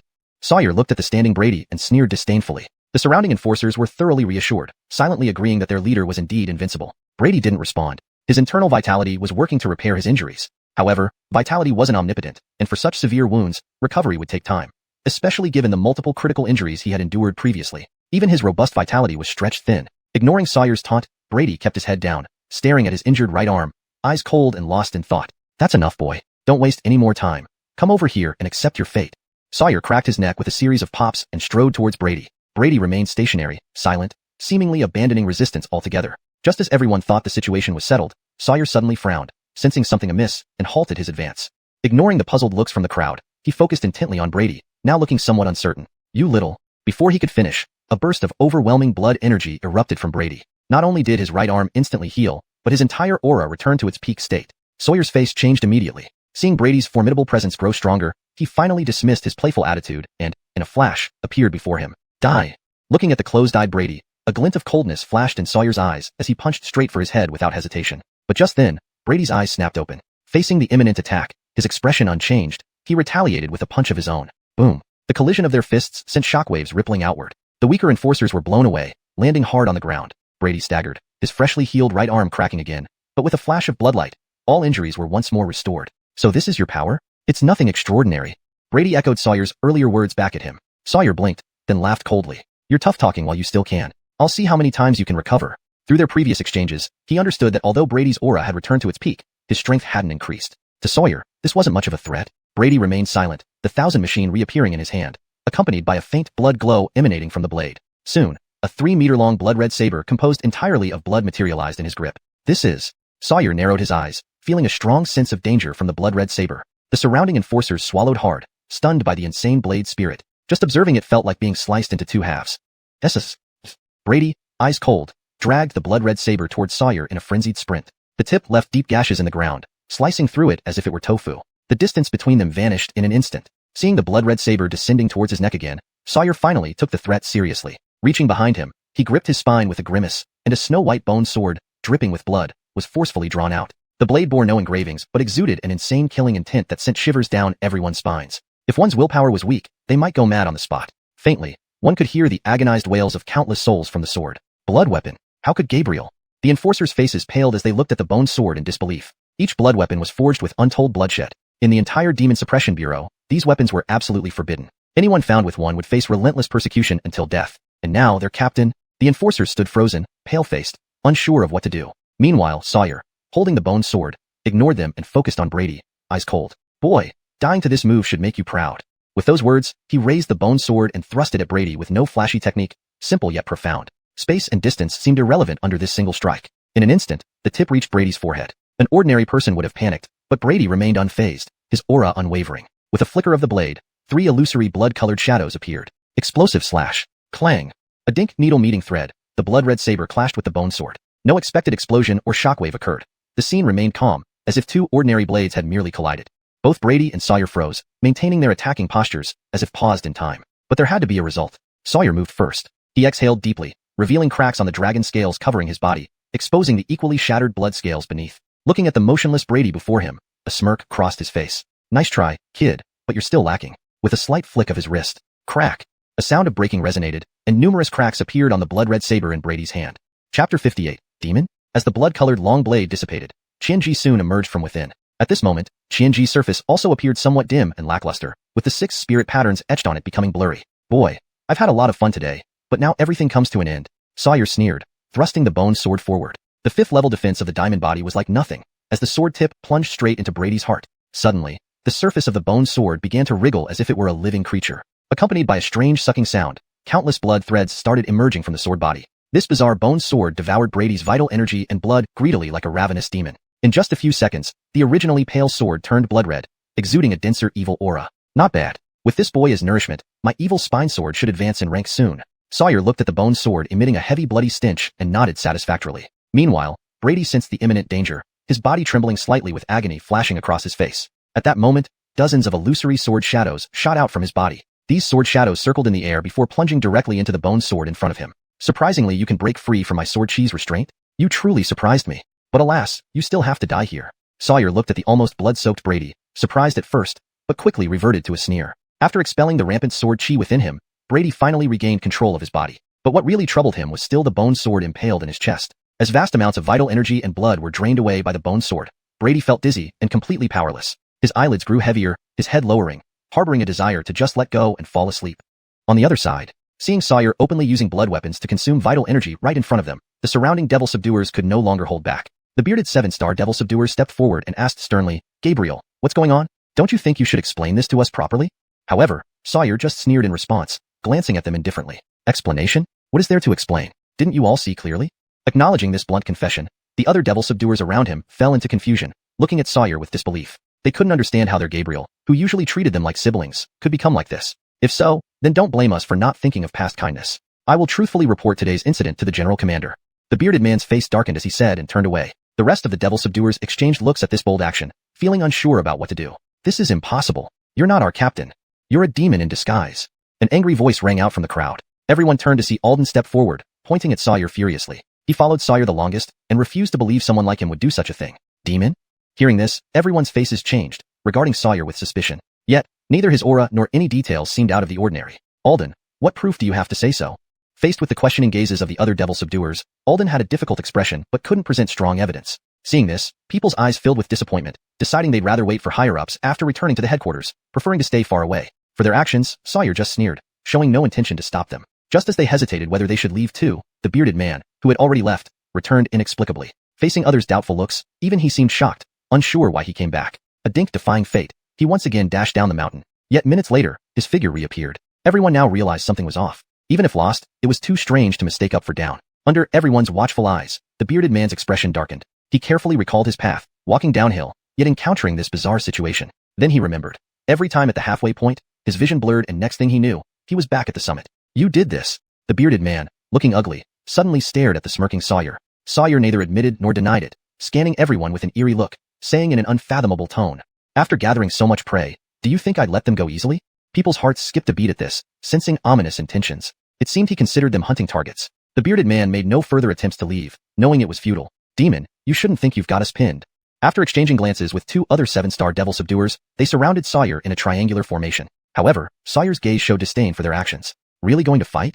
Other devil subduers hesitated, considering the years of Sawyer's accumulated might, making it daunting to actually move against him. Moreover, seeing the motionless Brady, they questioned if they could actually succeed against this monster. Only Alden moved without hesitation, stepping forward as shadows underfoot split into numerous traps. Behind him, Kesha and one-legged Dunk joined in. Seeing Alden's puzzled glance, Kesha affirmed with her small head, "Uncle Ma, I trust your judgment." Dunk snorted arrogantly, lifting his head. Humph, a scum like him doesn't deserve following anymore. Turning his gaze, he disdainfully told those still hesitating behind him, "A bunch of cowards, just sit back and watch." Upon hearing this, the others' faces darkened, wishing they could thrash this guy. However, this spurred them to make a decision collectively. Sawyer watched them gather, a mocking gleam in his eyes, utterly disregarding their presence. Note: names used are transliterated based on pinyin for authenticity while maintaining the original narrative structure and tone. Chapter 59, Shattering Illusion. Form the array. Led by the 3 7-star demon suppressors, all the remaining mobile demon suppressors gathered behind them. As a transparent thread of spiritual energy connected them, all their spiritual power converged into the 3 leading figures. Breakthrough formation. A familiar move, countless threads of spiritual power converged in midair, summoning another golden apparition. Compared to before, this time with the combined strength of all the demon suppressors, the golden figure was clearly larger and brighter. The once indistinct face now became clearer, revealing the image of a stern-looking man. The 2 additional heads on either side depicted expressions of joy and sorrow. Sawyer, if you surrender now, considering past kindnesses, we will plead for mercy from the Grand Commander on your behalf. If you persist in delusion, we will execute you here and now. The bearded man's face glowed as he shouted at Sawyer. However, Sawyer acted as if he hadn't heard, not even sparing him a glance, his eyes fixated on the giant golden figure, displaying an expression of loathing. After observing for a moment, he finally turned his head to scan those glaring angrily at him, a sneer creeping onto his lips. "You miserable wretches, all my care towards you goes unrewarded. So be it. Today, I'll personally send you off." Determined to err. The bearded man's face darkened. At this point, further words were futile. Though he knew the Grand Commander was powerful, he placed more confidence in the ability of the golden figure. They had competed many times before, and once under direct suppression, escape would be impossible. If there were any flaws in this ability, it could only be the large consumption of spiritual power during use, leaving their own bodies vulnerable to attack. But compared to its astonishing power, these shortcomings seemed insignificant. However, just as he prepared to act, Alden hesitantly approached and whispered something into his ear. The bearded man first froze, then looked at him seriously. "Are you sure? We don't have much residual spiritual power left. We can't afford reckless actions."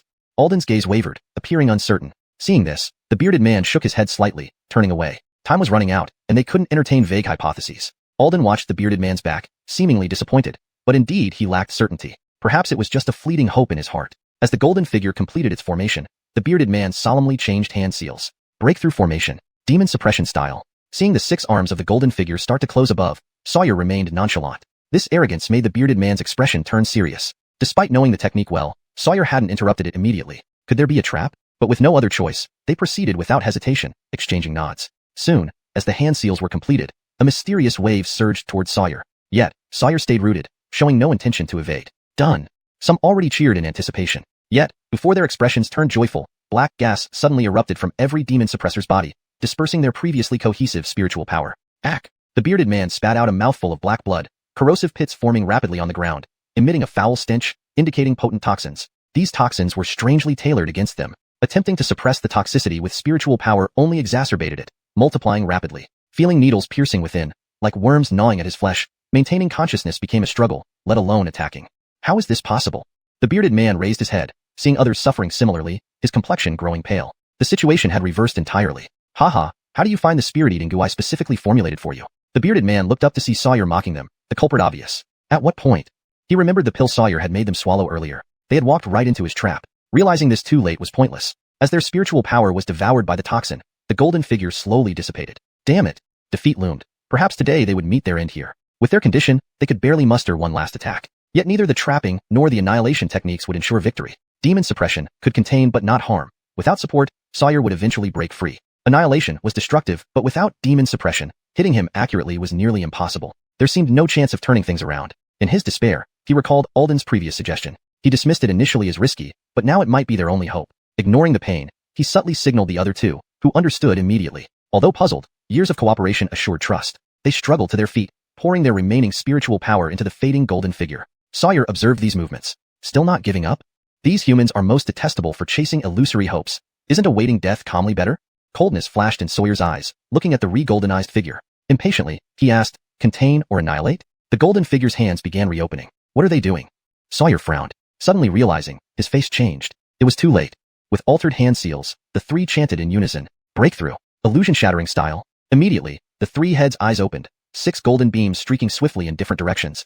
Chapter 60, Intense Combat, Part 1. The Shatter Illusion technique was the final form of the 3 Conqueror techniques. Now, the 6 beams of golden light that shot out only traveled a few meters before disappearing into the invisible void. Unlike the demon suppression and demon extermination techniques, the Shatter Illusion technique did not possess offensive capabilities against tangible objects, but was specifically designed to break through illusory veils covering reality. In simpler terms, it targeted abilities like illusions. Soon after the golden light disappeared into the void, the entire space began to shake violently. The once dim sky suddenly radiated with golden light, as if someone had illuminated a black cloth from behind, causing everything around them to dissipate like snowflakes. An illusionary world. Truly unbelievable.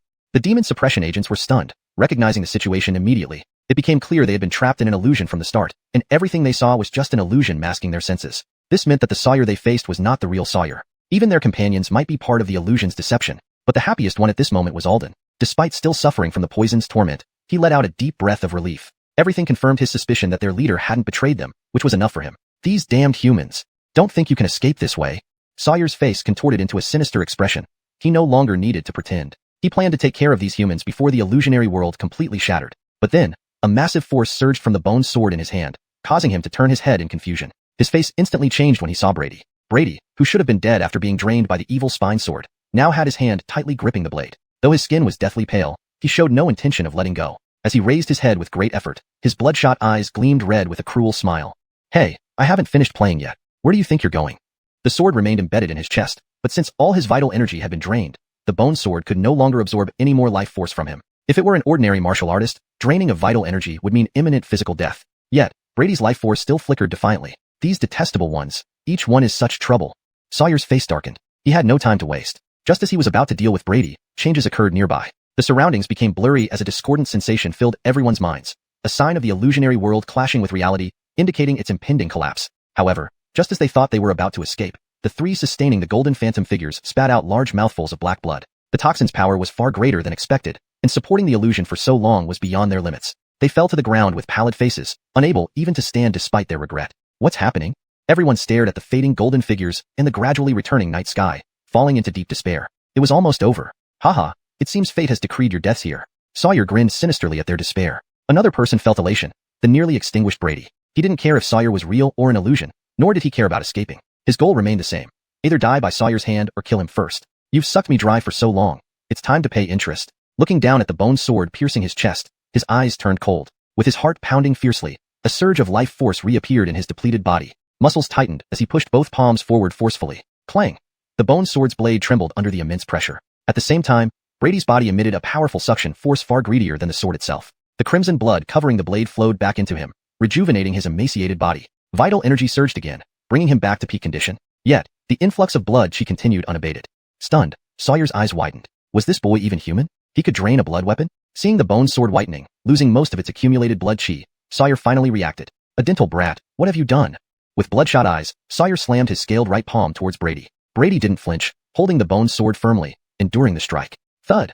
Sawyer's punch struck Brady's cheek with such force that his neck twisted nearly 180 degrees, bones crackling alarmingly. Still, Brady didn't release the bone sword. Not only that, but with thick veins protruding from his neck, he forced Sawyer's fist away. Is that all you've got?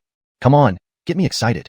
Despite his distorted face, Brady's eyes gleamed with a cold smirk. Frowning, Sawyer opened his mouth to speak but sensed something, pulling back abruptly. In the next instant, a terrifying burst of vital energy caused veins to surface on Brady's body, muscles bulging as he grew to 3 meters tall. Blood chi from the bone sword surged within him, forming bizarre blood-colored tattoos across his body, making him resemble a hellish fiend. Hiss! Feeling the surging power within, Brady exhaled hot air, pulled the bone sword from his chest like a toothpick, examined it, then casually tossed it aside. The bone sword shot into the night like a meteor under his incredible strength. His eyes flashed menacingly as he smiled at the now small-seeming Sawyer. Now, it's time to settle our accounts. The original style and structure are maintained, ensuring coherence with previous content while translating accurately into fluent English. Chapter 61. Intense Battle, Part 2. At this moment, everyone present stared dumbfounded at Brady, their faces filled with shock. That towering 3-meter-tall figure was nothing but stacked muscles, with his blood chi condensed to the extreme, exuding an overwhelmingly terrifying aura. Just one of his thighs was likely bigger than an ordinary person's entire body. Is this guy still human? A demon suppression envoy gulped and spoke. Even evil spirits would probably feel inferior in front of such a figure. This is the kind of power I want to achieve. Dunk gazed intently at Brady, his face brimming with excitement. Enough. While they're busy elsewhere, quickly focus on recovering our spirit energy. Seeing they were still distracted by other matters, the bearded man glared and angrily rebuked them. Only then did everyone snap back to reality, closing their eyes to recondense their spirit energy. However, all of them were suffering from severe poison. Even if they managed to condense a sliver of spirit energy, it was instantly devoured by the toxins. It was unclear how long it would take to fully recover. Meanwhile, Sawyer observed the wildly ferocious Brady, whose appearance was akin to a beast. His expression turned grim for a moment, but then seemed to recall something as his gaze gradually calmed down. After a brief silence, he approached Brady on his own accord. With heavy footsteps, soon the two figures stood face to face, less than a meter apart. Heh, you didn't run away while you had the chance. You still have the guts to come closer? Brady looked down at Sawyer, who barely reached his thigh height, and twisted his muscle-laden face into a horrifying smile. Sawyer also smiled, revealing a mouthful of sharp fangs that weren't human-like. Heh, just a mere human. Despite your strange appearance, you're ultimately nothing more than food for us. Upon hearing this, Brady spat out a breath of hot air, his eyes gradually covering with a blood-red glow. Very well, I hope you can entertain me even more in a moment. As he spoke, his entire aura became even more terrifying as he no longer suppressed the restless power within him. With each heartbeat pounding like a heavy drum, he raised his fist, which was as large as an adult's head, high above. Veins bulged purple-black on its surface before he hurled it towards Sawyer. The air immediately resounded with an explosive sound, and even before the attack reached its target, a terrifying wind pressure enveloped Sawyer. Don't underestimate me, human. Gazing at the rapidly enlarging fist shadow before his eyes, Sawyer's expression turned fierce as he stomped forward with his right foot. Dragon Devour. Spiderweb-like cracks spread out, and an ethereal blue dragon appeared, coiling around his right arm like a snake. A ferocious blue dragon head emerged on the fist's tip. As Sawyer swung, the blue dragon opened its fang-filled maw, roaring silently before lunging at Brady. Bang! In midair, the dragon head collided violently with the fist shadow. The thunderous explosion reverberated around, making everyone's eardrums buzz. A tangible shockwave radiated outward from the center of impact. However, at this collision point, Sawyer's expression suddenly changed. The force erupted by Brady far exceeded his expectations. The blue dragon shadow wrapped around his right arm only held for an instant before dispersing with a loud boom. The brute force surged from the fist to his entire body, causing Sawyer's body to tremble slightly. The blue scales began cracking under unimaginable pressure. Next moment, spit. Suddenly, streams of black blood spewed from Sawyer's 7 orifices, and countless cuts bloomed across his body. He resembled a fragile porcelain piece on the verge of shattering. Thud. Sawyer suddenly knelt down, vomiting a large amount of black flesh, emitting a foul stench. Oh, what's wrong with you? Did you lose your money? Brady looked down at the kneeling Sawyer, his eyes cold as ice. In this scenario, to those unaware, Brady would seem more like the villain. Cough, cough. Kneeling on the ground, Sawyer coughed fiercely, his gaze menacing. Human, don't get too cocky. Before he could finish speaking, another wave of overwhelming wind pressure surged. Sawyer's face changed. There was no time to dodge. In the next instant, as if struck by a steel pillar, a searing pain shot through his abdomen. His face contorted into an odd shape, like a cooked shrimp bending unnaturally. He flew backward like a cannonball, but it wasn't over yet. Brady's legs, thick like elephant legs, sank slightly, causing the ground beneath him to explode into a huge crater several meters wide. Before Sawyer could hit the ground, Brady's shadow reappeared behind him, mercilessly delivering a sweeping kick to his spine. Crack! The spine snapped into pieces, sending him flying in the opposite direction again. Immediately after, Brady's ghost-like figure reappeared behind him once more. Despite his enormous size, he moved faster than ever. Clearly, under the dual enhancement of Tiger Might and Extreme Shadow Steps, his speed had reached an astonishing level. Thus, under everyone's stunned gazes, the incomparably powerful Sawyer now seemed like a toy, defenseless against Brady's brutal assault. Finally, with a heavy crash, he slammed into the ground, leaving a bloody trail hundreds of meters long. Boom. Next moment, Brady's figure landed with a thud. Looking down at the mangled form of Sawyer underfoot, his eyes flared. Hey, what's wrong? I'm not done yet. Aren't you always disdainful of humans? Get up.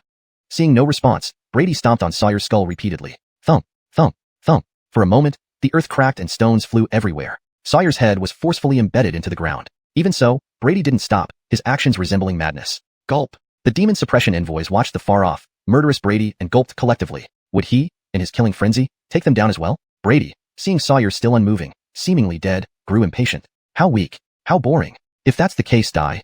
He slowly raised his right foot again, the muscular calf visible under his skin, preparing to stomp down heavily. Clank. This time, with a metallic clang, his foot was abruptly halted mid-air. Chapter 62. Intense Battle, Part 2. Oh. A hint of surprise flickered across Brady's face as he looked down with his bloodshot eyes. He saw a blood-red scaled arm blocking the strike right beneath him. At the same moment, Sawyer, whose body was almost reduced to a mass of pulp, began to tremble violently. The remaining green scales fell off, revealing a layer of red armor plating emerging from within his flesh. An astonishing aura erupted from within him. Excellent. This is getting interesting. Come on, make me more excited. Brady's delight grew, and with a sinister smile, he stomped down harder. Under the terrifying force, Sawyer's blood-red scaled right arm started to quiver, seemingly struggling to hold up. However, in the next instant, Sawyer buried under the ground suddenly lifted his head, revealing a face entirely covered by red scales. Human. Accompanied by a venomous roar, Sawyer's body began to emit waves of red light, unleashing a powerful force from within. Not bad at all. Brady watched his foot being slowly raised, excitement flashing in his eyes. His inner chi surged through his body, coursing wildly through veins that resembled coiling dragons, surging towards his right foot. Crack, crack, bones snapped. Facing Brady's escalating power, Sawyer's body was once again pressed flat to the ground. The earth shattered with a loud boom, creating a massive crater over 10 meters wide. Swish. At this moment, an inexplicable red glow flashed, cutting through the air sharply and striking Brady's waist. Clang. With a sharp noise, Brady swayed slightly, loosening his grip. Seizing this brief respite, Sawyer vanished directly from the deep pit, but Brady didn't mind. Instead, he glanced down at his waist, where a faint bloody mark now appeared, like a lash from a whip. Intriguing. Brady's lips curled, and he casually wiped away the blood, making the mark vanish instantly. Then he raised his head and looked at Sawyer nearby with renewed interest. Now fully covered in blood-red scales, Sawyer's head hung low, exuding an evil, chaotic aura unique to demons. A long tail swung lazily behind him, producing sharp sonic booms. Clearly, this inexplicably appearing tail was responsible for the earlier attack with the eerie red light. Human, you've truly angered me. Sawyer lifted his head, his cat-like vertical pupils fixed on Brady. You forced me to reveal my true form. I'll break your limbs and torture you for 3 days and 3 nights, then devour you bit by bit. As he spoke, his body underwent another drastic change. His eyes filled with countless blood vessels, and he emitted a non-human scream, collapsing to the ground. His body stretched out, transforming into a monster over 3 meters long and 2 meters tall. His thick limbs were slightly bent, showcasing incredible explosive strength. His spine bulged prominently, lined with sharp scales like razor blades. He now resembled a dinosaur clad in red armor. His irrational eyes fixed on Brady, saliva dripped from his sharp fangs, and indistinct murmurs emerged from his throat. Human, be terrified. The real me hasn't even shown half my power. As he spoke, dagger-like claws scratched the ground, slicing deep furrows as if through tofu. The next moment, he launched himself at Brady with a sudden burst of speed, his whole body turning into a blurred black line. Compared to before, his speed had clearly increased. Within less than a second, he crossed the distance between them and appeared behind Brady. Brady remained standing there, seemingly unfazed. Sawyer's cruel smile flashed as he lunged with his sharp claws aimed at Brady's neck. Rip. A grating sound echoed as sparks flew where Sawyer's claws struck Brady's skin, only leaving slight scratches. Seeing this, Sawyer's expression froze, his entire dragon-like form stunned. Only now did Brady react, twisting his neck back to look at him. You said half power? Know this, I haven't even begun to use mine. This can't be. Just a human. Sawyer roared, his claws dancing in a blur as he attacked Brady madly. Yet Brady's body was like divine iron. No matter how much Sawyer sharpened his claws, he caused no significant harm. Brady didn't retaliate, simply watching quietly. His gaze was like looking at a disobedient child. Roar. Under this gaze, Sawyer completely lost control, clawing and biting ferociously, attempting to tear Brady apart. Brady merely raised his right palm high. For a disobedient child, one method sufficed, a thorough beating. In the next instant, Brady's fan-like palm slammed into Sawyer's cheek. Smack. An invisible wave of sound blasted outward, sending Sawyer flying backward, smashing through several buildings. Bloody teeth scattered in the air. The commotion awakened the distant demon hunters who were recovering their spirit energy, causing their hearts to race as they opened their eyes, silently praying not to be noticed by the monster. Boom. From the distant rubble, Sawyer angrily emerged from the smoke. His face was twisted to one side, the red scales covering his head cracked, his brain buzzing. Before he could fully recover, Brady reappeared before him. Disappointed, Brady shook his head. Is this all you've got? Without waiting for a response, He grabbed Sawyer's tail and began swinging him around, smashing him into everything. Bang, bang, bang. With violent tremors, everything surrounding them was torn apart as if hit by a tornado. But just as Brady was enjoying the rampage, he felt a sudden lightness in his hand. By the time he reacted, Sawyer had disappeared, leaving only a bloodied tail still firmly grasped. Brady dropped the severed tail and turned to look behind him. Not far off, the battered and disheveled Sawyer glared at him with intense hatred. "Human, this is your doing." With these words, a large lump appeared in Sawyer's neck, and the next moment, a pale green flame shot towards Brady. Though the flame was only the size of a grinding stone, it carried an undeniable threat. Brady felt death approaching. Without hesitation, he vanished in a flash. Note: please let me know if you would prefer adjustments or have any other specific requirements for character names or terminology used. Chapter 63, Execution. Sizzle. As the green flame landed where he had been standing, a massive pillar of blazing fire immediately shot skyward, burning intensely. In mere breaths, it melted a colossal pit several meters deep into the ground. Seeing such devastating power from this unassuming flame, Brady's expression grew slightly grave. With a flick of his foot, a boulder weighing several tons was sent hurtling towards the flame. But the flame, as if following some unknown principle, burned through anything, even starting to burn on the surface of the rock after being momentarily suppressed by it. Brady narrowed his eyes. He hadn't expected Sawyer to have such a trick up his sleeve. Turning his gaze towards Sawyer's location, his eyes flashed. Sawyer, however, didn't unleash more of that strange flame but stood in place, letting out low, guttural roars. Soon, his body transformed again, shrinking to half its original size while emanating an even stronger aura. His muscles seemed compressed, giving off a metallic sheen like Brady's own. "Human, I will make you regret your actions." Sawyer glared fiercely at Brady with his transformed appearance. Brady didn't respond. He was growing impatient with this creature, who seemed nearly indestructible. Maintaining his tiger aura drained far more energy than he'd anticipated. If not for replenishing some energy from that bizarre bone sword earlier, he would have already had to tap into his reserves. Deciding not to waste any more time, he stomped hard, and in a burst of air, his towering figure appeared beside Sawyer. Muscles bulging, his inner energies surged wildly within him, producing sounds akin to raging rivers. As the force reached its peak, Brady struck Sawyer's head with a powerful palm. But Sawyer reacted swiftly, leaping sideways to avoid the fatal blow just as Brady appeared. Meanwhile, his severed tail regenerated almost instantly, emerging bloodied and raw. Swish! The new tail whipped around and slammed against Brady's waist, causing a thunderous explosion. Blood and flesh flew everywhere as the newly formed tail disintegrated again, leaving a black-purple scar on Brady's side, which started bleeding profusely. With eyes flashing like lightning, Brady did not flinch. Instead, his right leg swung out like steel, delivering a brutal side kick. Boom! Sawyer couldn't dodge in time. The savage impact shook his entire body, sending him flying backward, spitting blood. Brady wouldn't let him recover, pursuing rapidly as the ground trembled beneath his feet. Die!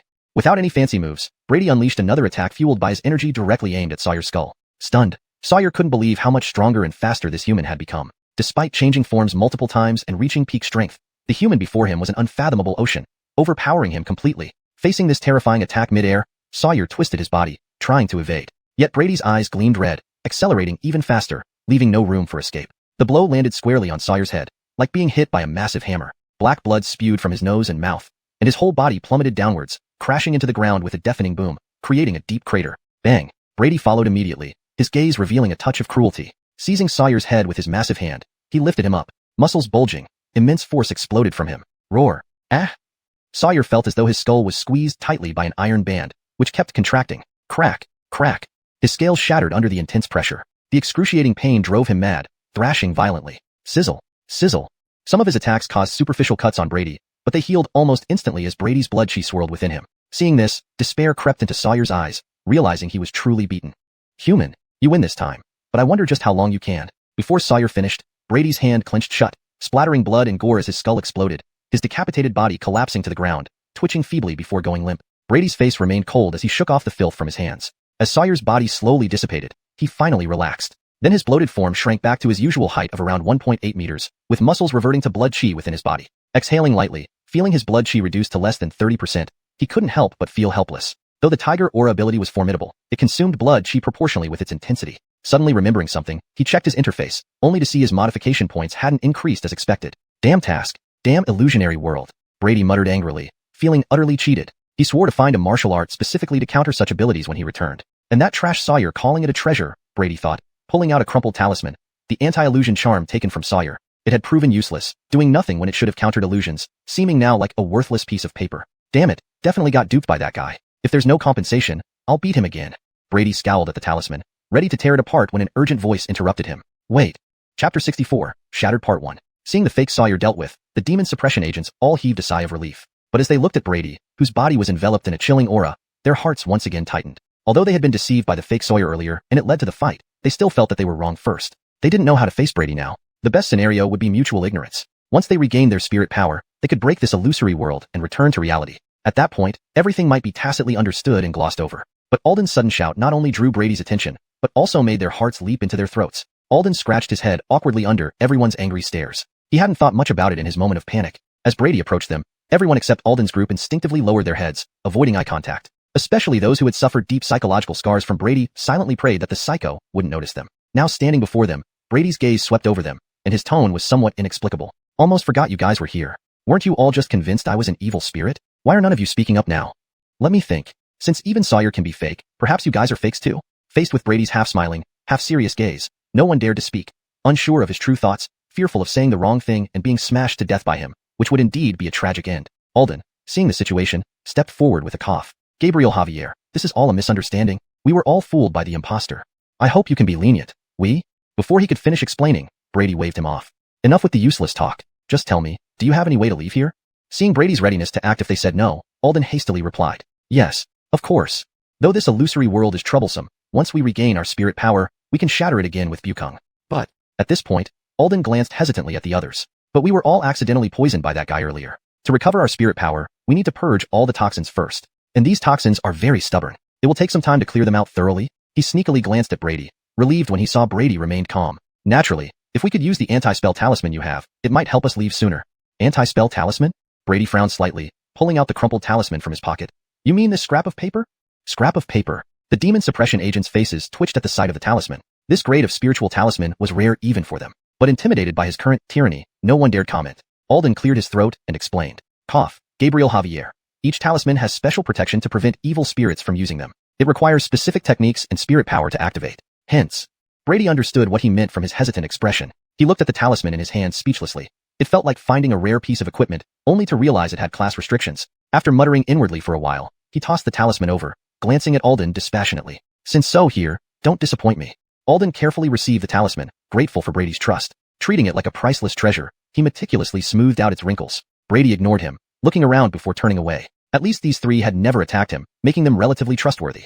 Watching Brady's retreating figure, the demon suppression agents breathed a sigh of relief. Though they hadn't noticed it before, Brady now seemed like a mountainous pressure, making it hard for them to breathe. Even inexplicably, they felt like they were facing their Grand Zahir. How could that be? Though he's strong, he's nowhere near the Grand Zahir. Jedediah Man shook his head, pushing away the absurd thought. He then looked at Alden's talisman, saying calmly, enough wasted time. We don't know how General Commander is doing. We must leave quickly. Everyone nodded, closing their eyes to focus on expelling the toxins. Meanwhile, Brady wandered around, finding nothing suspicious. Unlike before when he accidentally found the array core, this time, luck wasn't on his side. Looking at the unchanging night sky, he felt oddly restless. Despite his formidable strength, these strange abilities rendered his might somewhat ineffective. He began valuing the search for martial arts or skills that could dispel illusions. Half an hour later, having tried various methods, Brady realized brute force couldn't break this illusion. He headed back to Alden and the others. Approaching them, he frowned. They still had their eyes closed, and the blackness on their faces hadn't decreased but rather increased.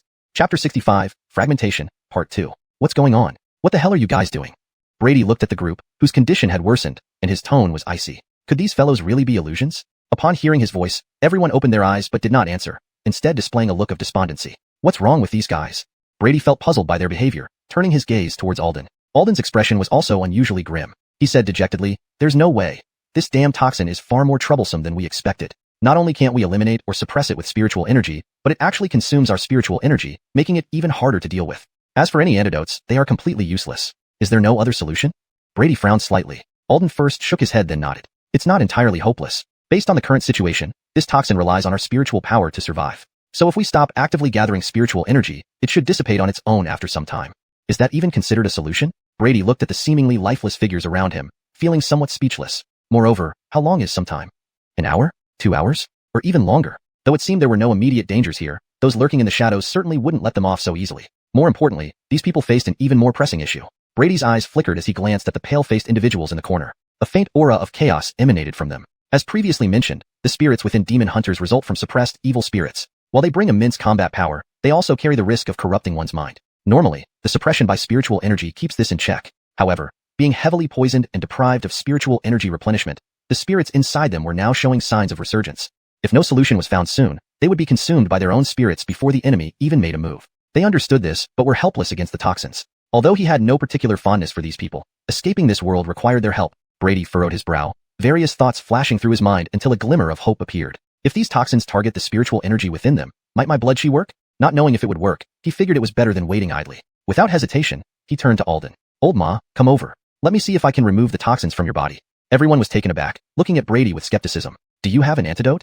Alden asked, a glint of hope in his eyes. Brady shook his head calmly. No, but I thought of something that might work. Disappointment filled the crowd. Though unspoken, their expressions clearly showed they doubted a crude warrior could find a viable solution. Brady ignored their reactions, urging impatiently. Alden hesitated briefly before deciding to trust him. Given Brady's resolute gaze, Alden felt he had no choice. As Brady placed his palm on his head, a flash of panic crossed Alden's face. The memory of fake Sawyer's brutal demise flashed repeatedly in his mind. He silently prayed, fearing he'd meet the same fate. The quantity might be intense. Try to endure it. Brady's indifferent voice echoed in his ears. What quantity?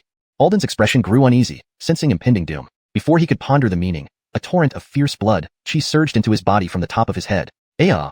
As the violent blood qi rushed through his body, Alden let out a series of agonizing screams. The other demon hunters looked alarmed, suspecting Brady of trying to kill them. Suddenly, Dunk's mocking voice interrupted. You fools without brains. If Gabriel Javier wanted you dead, would he need such roundabout ways?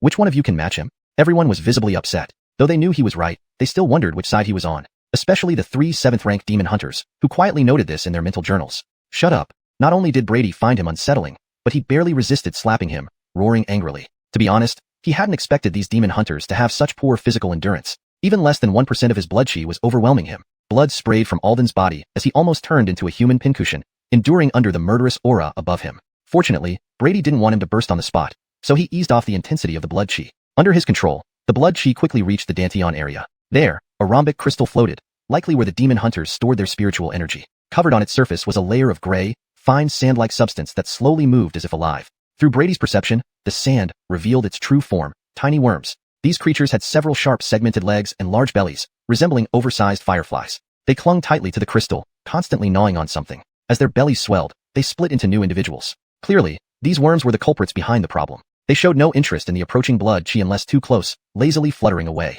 After several failed attempts, Brady became impatient, enveloping the entire crystal to forcibly remove them. This provoked a frenzy. All the worms attacked en masse, using their fearsome mouths to start devouring like drinking a beverage. Chapter 66. Detoxification. Such formidable insects. Brady couldn't help but feel slightly astonished at the rate his qi and blood were being drained. These insects seemed to have a unique body structure. Even with his current level of qi and blood strength, he couldn't harm them at all. Fortunately, while they could devour his qi and blood energy, they seemed unable to digest it. No matter how much they consumed, there was no sign of their numbers increasing. Instead, as they gorged themselves, their abdomens swelled larger and larger until they finally burst from overconsumption. Soon enough, all the insects were dead. Feeling that his qi and blood hadn't been depleted at all, Brady looked somewhat perplexed, not expecting this outcome. But regardless, the problem should at least be resolved. Looking at the now normal rhomboid crystal, Brady focused, wrapping all the insect corpses in his qi and blood energy, then left Alden's Dantian. Ugh. Under everyone's gaze, the black aura on Alden's face suddenly vanished entirely, and he coughed up a large mouthful of foul-smelling black blood. Upon closer inspection, countless tiny insect corpses could be seen within. At that moment, Alden felt as if a heavy burden had been lifted off his body, giving him an indescribable sense of comfort from within. How do you feel? Can you use spiritual power? Hearing Brady's indifferent voice, Alden snapped back to reality and quickly closed his eyes to try. Soon, a faint fluctuation of spiritual power emanated from within him. The originally restless spirit was once again under his control. The poison is gone. Opening his eyes in front of the others' disbelieving gazes, Alden looked gratefully at Brady. Gabriel Javier, this is the second time you've saved my life. If you need anything in the future, just let me know. Alden said solemnly. Brady waved his hand, not expecting much help from him. All right, hurry up and gather your spiritual power. Alden nodded, glancing briefly at the expectant crowd before hesitating for a moment. Seeing Brady's expressionless face, he sighed deeply but didn't say anything further. Sitting down nearby, he began concentrating on gathering his spiritual power. It really worked. Watching Alden's gradually rosier complexion, the other demon hunters' eyes lit up with anticipation as they looked at Brady. However, Brady merely glanced at them coldly, showing no intention of helping them detoxify. He turned his attention instead to Kesha and Dunk, clearing the toxins from their bodies after some consideration. Thank you, Brother Javier. Kesha blushed, her big eyes twinkling as she spoke timidly. However, Brady paid no heed, nodding and turning away. Looking at his tall silhouette, Kesha felt a pang of disappointment. Thank you, brother. On the other side, Dunk, who had lost a leg, looked at Brady with fanatical admiration. His expression reminded one of those crazy fans from the former Blue Star. Ignoring him, Brady crossed his legs and sat aside, waiting silently. This left the other demon hunters speechless. They exchanged worried glances, unsure of what to do next. With the toxins still rapidly spreading inside their bodies, even the weaker ones couldn't stand up. After hesitating for a while, seeing that Brady ignored them, the bearded man couldn't help but speak. Young brother Javier? Could you please help us remove the insect poison too? Brady remained calm, not even opening his eyes as if he hadn't heard anything. Seeing Brady ignore them completely, the bearded man couldn't say more when the female 7-star demon hunter suddenly sneered with dissatisfaction. Hey, we're talking to you. Did you hear that? If you know what's good for you, come over and clear the poison from us now. After this mission, we'll count you in for credit. Her tone was extremely arrogant, as if she was bestowing a favor. That's enough, Stacy, stop it. Hearing her words, the bearded man tensed and hurriedly stopped her. Trying to smooth things over, he saw Brady's eyes open, coldly sweeping over them. Feeling the intangible pressure, everyone froze except Stacy, who kept shouting, thinking Brady wouldn't dare touch her. Suddenly, a loud whooshing sound echoed through the air. A massive stone, carrying terrifying wind pressure, headed straight for her. Show mercy.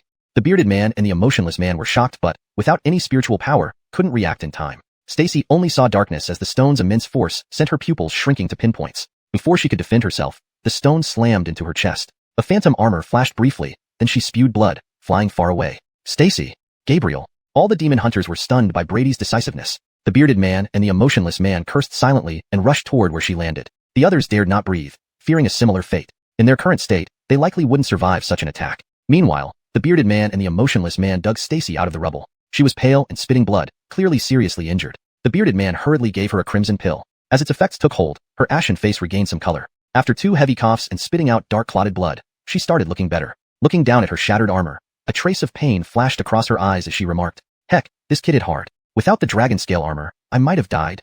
Seeing her vigor return, the bearded man and the emotionless man relaxed. "You were too reckless, knowing that guy's odd temper." Stacy rolled her eyes. "Do you think I wanted to? If I didn't act this way, he wouldn't have let it go easily. Now that he's calmed down, you'd better behave to make sure my dragon scale armor isn't wasted. By the way, when we get back, you two owe me for fixing my armor." They exchanged looks, sighing helplessly. Then, carrying the severely injured Stacy, they walked toward the group. The chapter maintains the narrative flow and character dynamics while ensuring accurate and natural English translation. It adheres to the style and context provided in the original Chinese text.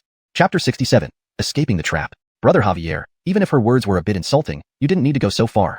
But since things have come to this, we're all comrades after all. Let's not make an issue of it, and let bygones be bygones.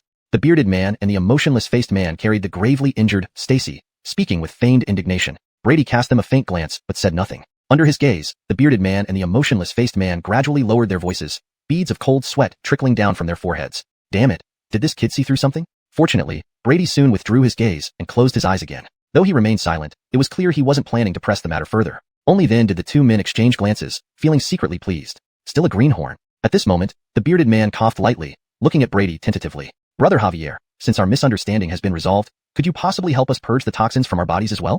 You know, when this illusionary world shatters, none of us know what situation we might face. Without spiritual energy then? Hearing his pitiful tone, Brady slowly opened his eyes. After a brief silence, under the expectant gazes of the two men, he spoke in a distant manner. I would like to help you. But unfortunately, each time I purge the toxins, it consumes a great deal of my essence and blood. I'm quite drained now. Who believes that? You were just full of energy a moment ago. Everyone inwardly ridiculed, but no one dared speak out. They knew Brady still harbored resentment over the earlier incident. Just as they were about to continue persuading him, a mocking voice interrupted abruptly. What do you think you're doing, bringing such things to my elder brother for help without any compensation? Don't you understand basic courtesy? Truly wasting your time. Or are you trying to get something for nothing? Everyone's faces darkened, sending murderous glares toward Dunk. If looks could kill, he'd already be riddled with holes. Yet his words reminded them. The bearded man coughed twice and took out several spirit charms from his pocket, introducing them. Cough, Dunk, stop talking nonsense. We won't let Brother Javier work for free. These are 3 demon exorcism charms, powerful against spirits below the malevolent rank. The others followed suit, pulling out various strange charms regardless of their utility. Those who had no charms even handed over silver notes. However, just as they were about to hand these items to Brady, another sarcastic voice rang out. Come on, you're testing Briar Brother with this stuff? Which big brother can't withstand such a test? While spirit charms have some use, what were those with silver notes thinking? Does it look like Briar Brother cares for vulgar things? Seeing Dunk's disdainful look, everyone's eyes twitched uncontrollably, barely suppressing the urge to strike out. Even Brady looked at him oddly. For someone so verbally tactless, surviving this long was indeed challenging. Taking a deep breath, the bearded man pulled out a palm-sized porcelain vial. Brother Javier, this is a bottle of dragon bone pill, greatly beneficial for martial artists. It increases essence and blood reserves. Even blood fusion realm martial artists benefit. Oh, Brady perked up. Given his current realm, ordinary pills were ineffective. Since Cloud City was only a remote small town, finding suitable pills was almost impossible. Unexpectedly, one appeared right here. Enhancing blood reserves, a supreme pill. No martial artist ever complained about having too much essence and blood. Noticing Brady's interest, the bearded man felt elated, disregarding the pain and respectfully handing over the pill. This is merely passable. Dunk crossed his arms, nose in the air. The bearded man's eye twitched slightly but maintained composure, giving him a calm, neutral glance. Brady sighed internally. The guy was really pushing it. Looking at the expectant faces, Brady dispelled the toxins within them without hesitation. When it was Stacy's turn, he accidentally used more essence, causing her to emit piercing screams despite being gravely injured. Afterward, seeing Brady unperturbed, they grumbled inwardly. This also called a significant consumption? Unaware or indifferent to their thoughts, Brady noticed Alden, who had been meditating to restore spiritual energy, suddenly opening his eyes. Under Brady's gaze, he nodded eagerly. Gabriel Javier, my spiritual energy has mostly recovered. Brady nodded, intending to instruct him to leave immediately using the anti-technique charm. But the bearded man interrupted. How about waiting until we've all regained some energy before using both Breaker Star and the anti-technique charm together for added safety? Brady understood his true intentions, but nodded nonetheless. The time didn't matter now. The bearded man thanked him profusely, sitting down to recover his spiritual energy. Soon, when everyone summoned golden illusions again, accompanied by 6 rays of disillusion adding, Alden, face grim, activated the anti-technique charm. A brilliant golden light enveloped the space, which began to violently shake. Next came the sound of glass breaking. Brady's vision blurred as everything around him rapidly dissolved, vanishing like snowflakes under the blazing sun. When he came to, the scene before him made his pupils contract sharply. What was once a peaceful temple was now engulfed in flames, reduced to ruins. Odd cadavers and severed limbs littered the area, filling the air with a thick, acrid smell. In the sky, several figures engaged in fierce combat, emitting terrifying waves. Suddenly, one figure plummeted from the sky, landing heavily in front of them. Emerging clumsily from the crater, he met their eyes, both parties speechless. This chapter captures the intensity and dynamics between characters as they escape the illusory world. Brady remains composed yet firm, while the others show varying levels of cunning and desperation. Chapter 68, Xuanhuan. You brats finally decided to come out, huh? The figure who had dropped from midair brushed the dust off his clothes and spoke with a disgruntled expression. However, what surprised him was that none of the people in front of him responded. They all looked at him cautiously. Just as he was confused about the situation, he saw the bearded men exchange glances and nod subtly. In the next moment, the phantom figure of Apsel, still lingering in the air, suddenly shot a beam of golden light directly onto him. Sawyer looked bewildered, seemingly not reacting. Not until being enveloped by the golden light for several seconds did Sawyer realize what happened. His face darkened instantly as he stared at the bearded men and said menacingly, "Great. Your guts have certainly grown bigger to dare attack me."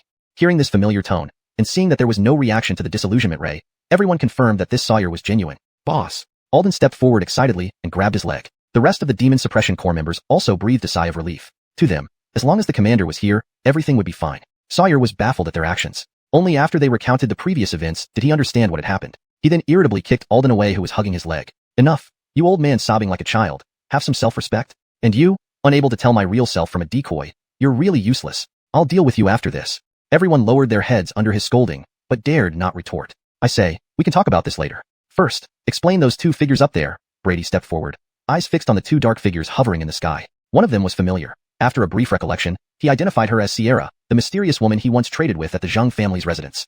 Unexpectedly, he encountered her again here, causing him to lick his lips, his eyes gleaming with excitement. If he remembered correctly, she possessed many valuable items, including the coveted spatial ring. Standing beside Sierra was a figure in black robes, wearing a mask depicting a fierce demon with a blue face and sharp fangs. Although it obscured his features, the terrifying aura exuding from him made Brady wary. Sawyer glanced at him and collected himself before looking up at the 2 silhouettes and explained solemnly, "These 2 are the masterminds hiding in this abandoned temple. One is called Xuanhuan, and the other Sierra, both wanted criminals by the Demon Suppression Bureau for years.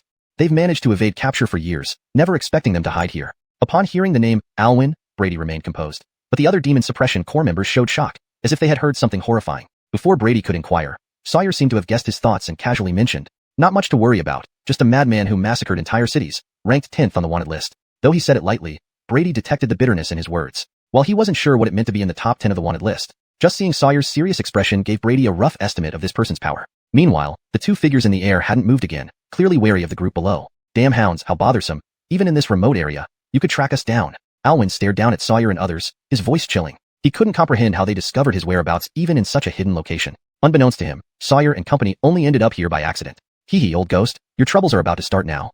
Earlier, I advised you not to harm those younglings, but you didn't listen. Now caught by these people, I doubt they'll let you off easily." Sierra covered her mouth, giggling, seeming unperturbed yet mocking. "Humph, weren't you enjoying your meal too? Moreover, if not for your failure, making my 12 celestial great array missing an important ghost, these people wouldn't stand a chance." Xuanhuan retorted coldly, clearly unhappy. Sierra remained unbothered, stretching lazily.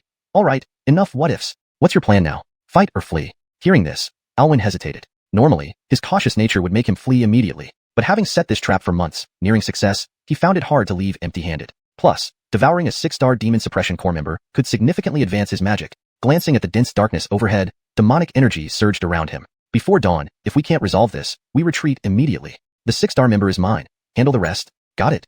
Sierra scanned the crowd indolently. "Old ghost, you overestimate me. With 3 7-star members and a dozen 8 stars, how can a mere woman hold them off? Alwyn growled in dissatisfaction. They're mostly depleted of spirit energy, and you only need to stall them. Can't do that? Sierra ignored his frustration, calmly playing with her fingertips. Alwyn, though annoyed, seemed helpless. After a pause, he tossed her a peculiar token from his sleeve. It was blood red, topped by a gory skull gnashing its teeth. Use this ghost token first. Whatever happens, don't let them interfere until I'm done. Sierra caught the token, laughing. Why didn't you give this earlier? She turned her gaze to Brady, recognizing him. Recalling their past encounter, she licked her red lips mockingly. Hee, no one has ever gotten the better of me. It's perfect to settle new and old scores today. Chapter 69. Engagement, Part 1. At this moment, Sawyer and his companions below had already devised a strategy. With his command, the demon-subduing envoys dispersed in all directions, forming an eerie formation. In the next instant, numerous spiritual chi chains emerged, coiling upwards like giant pythons towards the 2 figures above. Seeing these chains, Alwyn sneered disdainfully and flicked his sleeve, releasing a surge of black gas. The chains collided with the black gas, emitting fierce hissing sounds. Soon, as the black gas was nearly exhausted, all the spiritual chi chains were completely corroded. Noticing more spiritual chi chains rising from below, Alwyn coldly snorted, Sierra, take care of these trash. He then shot a cold glance at Sawyer and instantly soared into the dark clouds above. Naturally, Sawyer couldn't let such provocation pass, especially since the plan was for him to deal with Alwyn. Sierra's smiling face froze momentarily but soon recovered, remembering something. Looking around at the demon-subduing envoys, her eyes darted around. Then suddenly she spoke in a seductive tone. Woo, sir, you're so heartless. We got along so well last time. Moreover, I should thank you. If not for the blood heart you gave me, I wouldn't be at this level now. She cast a sultry glance at Brady, making it seem like they were intimate. However, what puzzled her was the strange expressions on the faces of the demon-subduing envoys. What do these humans mean?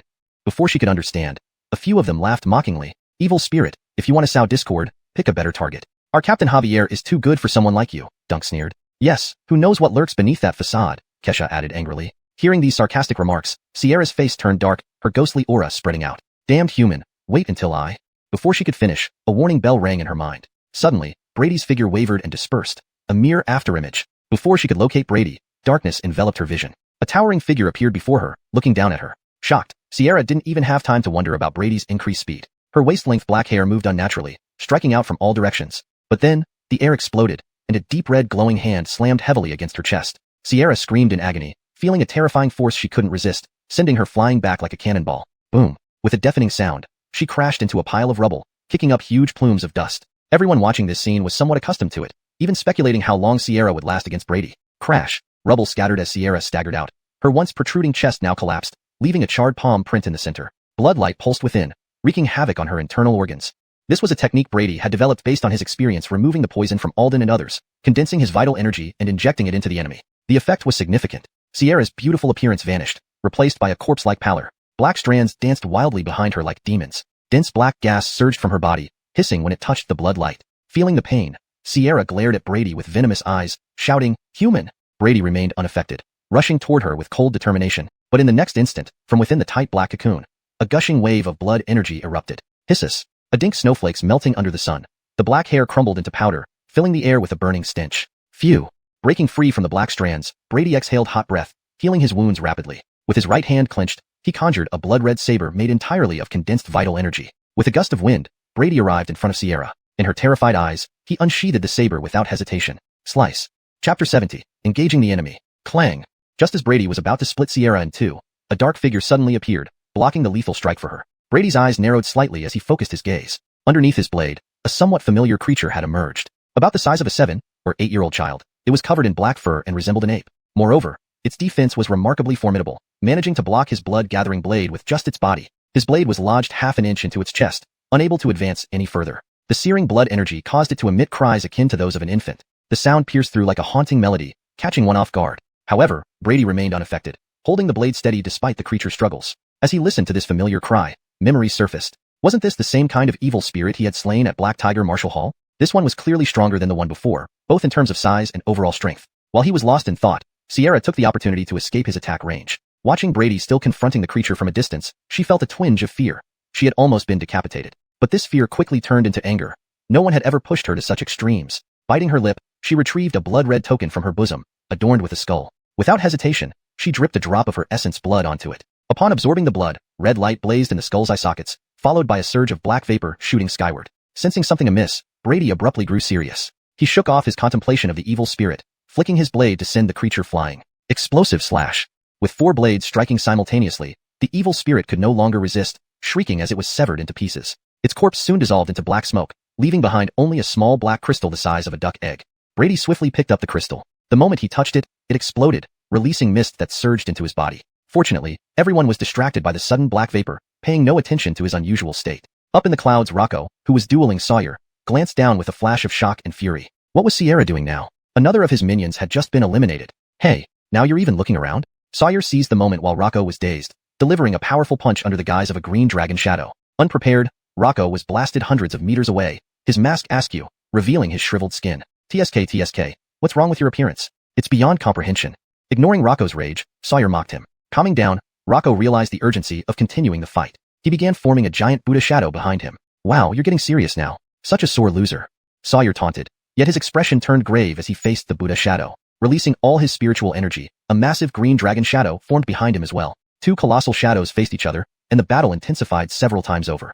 +1 modification points. Brady wasn't aware that the battle above had intensified. Glancing at his panel, he sighed, appreciating the difficulty. Though he had endured many battles since arriving here, this was his first gain in modification points. But now wasn't the time to dwell on it. He refocused on the surging black vapor ahead. It was becoming tangible, radiating immense pressure. Roars echoed within, as if some terrifying being was incubating. Bang! Brady's figure vanished, speeding toward Sierra. Knowing she was preparing a major attack, he couldn't afford to wait idly. Facing Brady's approach, Sierra sneered.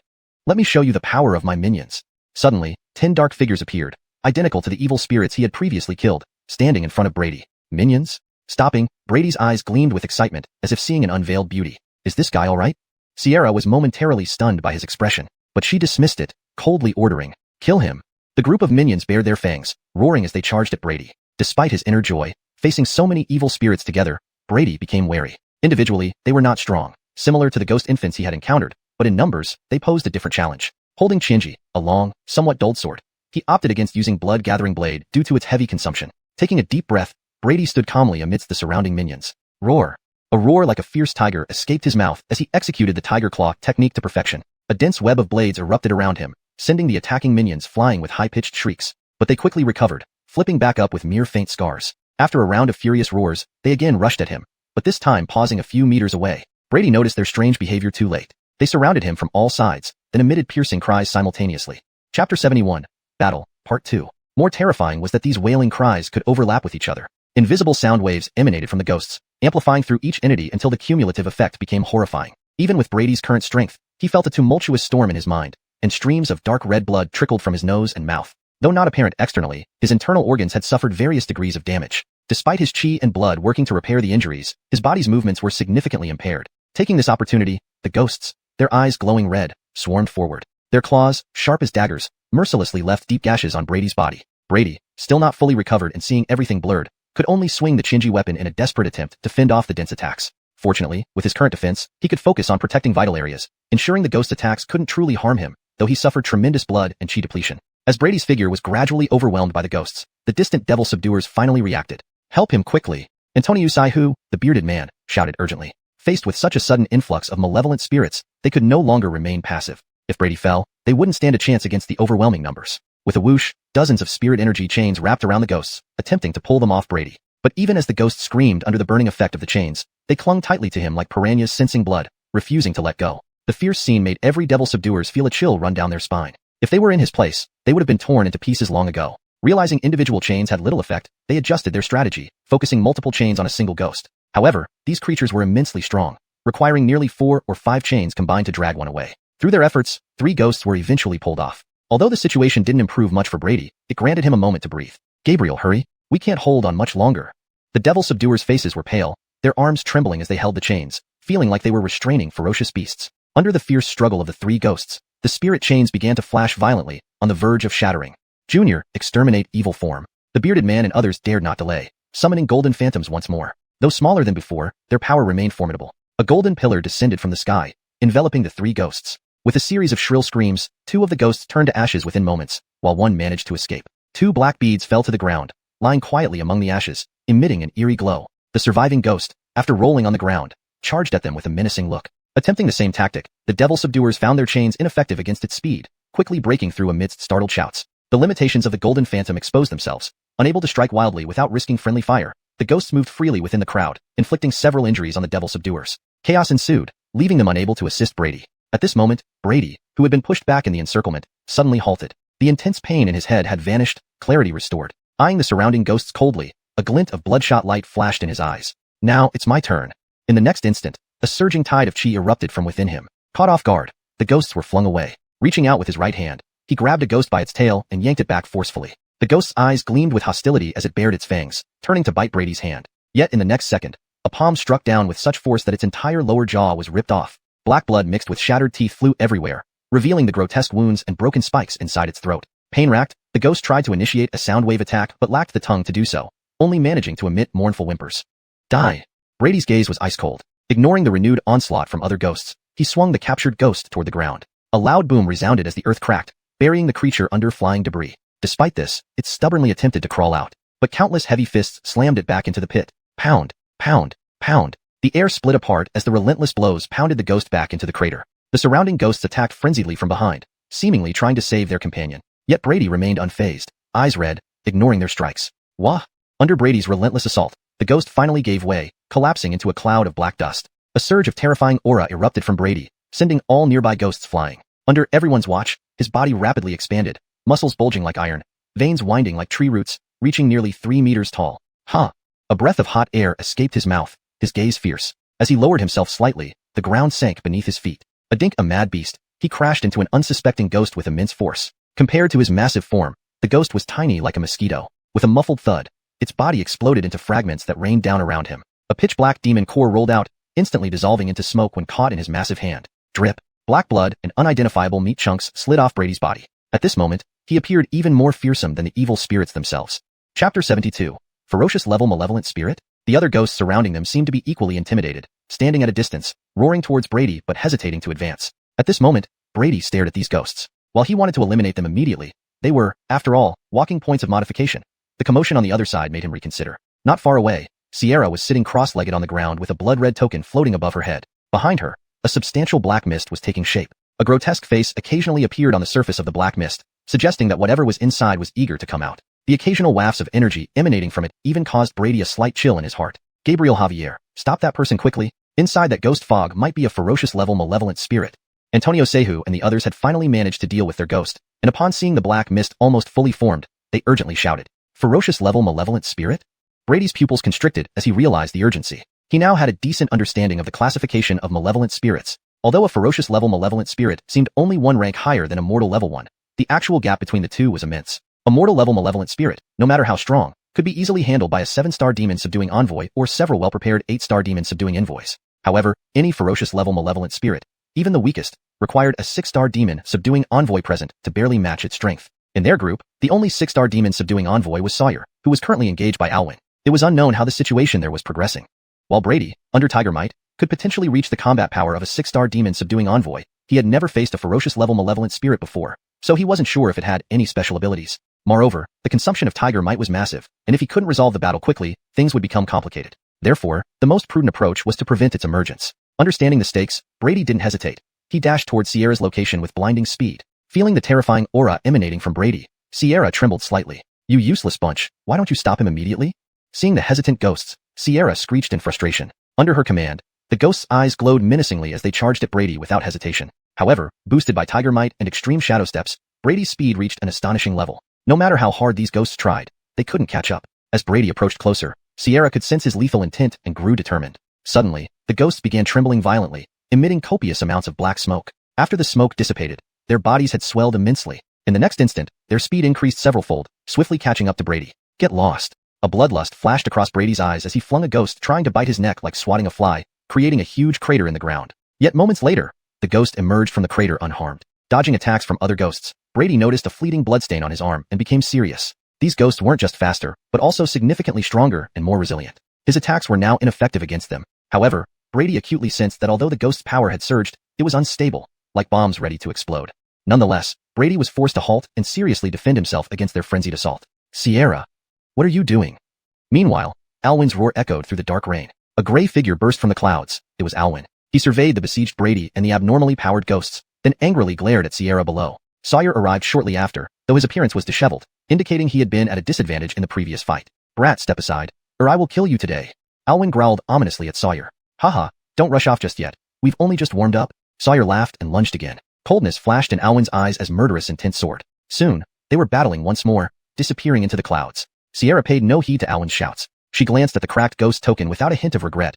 This was not her property anyway. Then she spat out a large mouthful of vital blood, which the ghost token absorbed, causing the cracks to spread faster. But correspondingly, the condensation of the black mist behind her accelerated. Feeling the movements within the black mist, Sierra's body tensed. On the other side, Brady had eliminated all the ghosts. This wasn't due to his overwhelming power, but because the ghost had self-destructed after a period of frenzied attack. Brady picked up the scattered black ghost nuclei around him. Despite his confusion, a smile uncontrollably crept onto his lips. Even without checking the stats, the reward was evident. Sierra watched in horror as the ghost nuclei turned into black mist and disappeared into Brady's palm. You're like us too, she pointed at him, disbelief in her voice. Brady paused, but seeing the malevolent spirit in the black mist about to emerge completely, with its monstrous horns already visible, he didn't hesitate. He vanished in a flash and reappeared right before Sierra. Hashtag chapter 73, the Ox Ghost. Faced with Brady, whose single thigh was thicker than her entire body, Sierra's eyes flashed with a hint of fear. The hair trailing behind her dispersed and shot out in multiple directions, piercing toward various parts of Brady's body. Clang, clang, clang. It was as if she were striking against divine steel.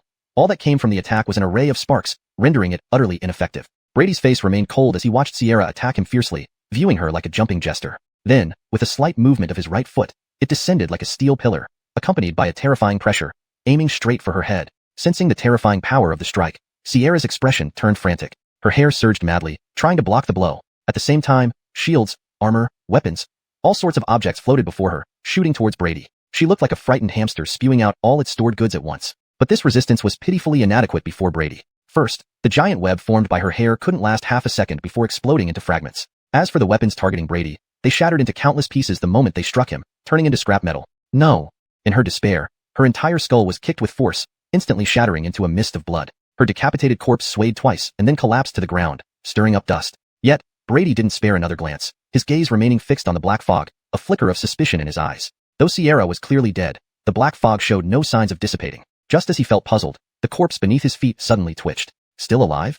The next moment, countless strands of hair pierced through her skin, emerging from her body. Some attacked Brady, while others tightly wrapped around the corpse. Brady's eyes gleamed, and without hesitation, he stomped down. Boom. The hair disintegrated, but Sierra's corpse had vanished from the spot. When she reappeared beside the black fog, aided by numerous strands of hair, her headless corpse stood upright. Endless hair writhed at the severed neck, eventually forming a head entirely composed of black hair, an image so bizarre. Though this hair-formed head lacked features, it still produced sound. Sierra's venomous voice emerged from within the hair. Human, how dare you turn me into this? But your fate is sealed. The Ox Ghost will soon be born, and none of you will leave here alive. At that moment, more hair erupted from her body, tearing her apart. These strands intertwined, forming a towering figure several meters high, entirely made of hair. Evidently, like Gaynor before, she had chosen to forsake reason and merge completely with the evil spirit within her. Brady's eyes narrowed slightly, gazing at the swirling hair with no emotional ripples. He shifted his gaze to the black fog where a two-horned evil spirit had emerged halfway. Just its half-head was nearly 2 meters large. Unimaginable what its true form would look like. Interestingly, one of its horns was mysteriously shortened, as if cleanly cut off by a sharp weapon. As more of the ox-headed evil spirit emerged, its coppery eyes locked onto him, filled with avaricious intent. Even though its body hadn't fully exited the fog, its terrifying aura was unmistakable. Even the clouds above began swirling in a massive vortex, with distant thunder rumbling ominously. Behind them, Antonio Sehu and others trembled under the oppressive presence, lips quivering as they watched the ox-headed spirit struggling to emerge. This isn't just any vicious-grade evil spirit, it's a top-tier vicious-grade evil spirit. Above, Sawyer, who was battling the Rocco, also stared down in shock and anger. It's actually the Ox Ghost.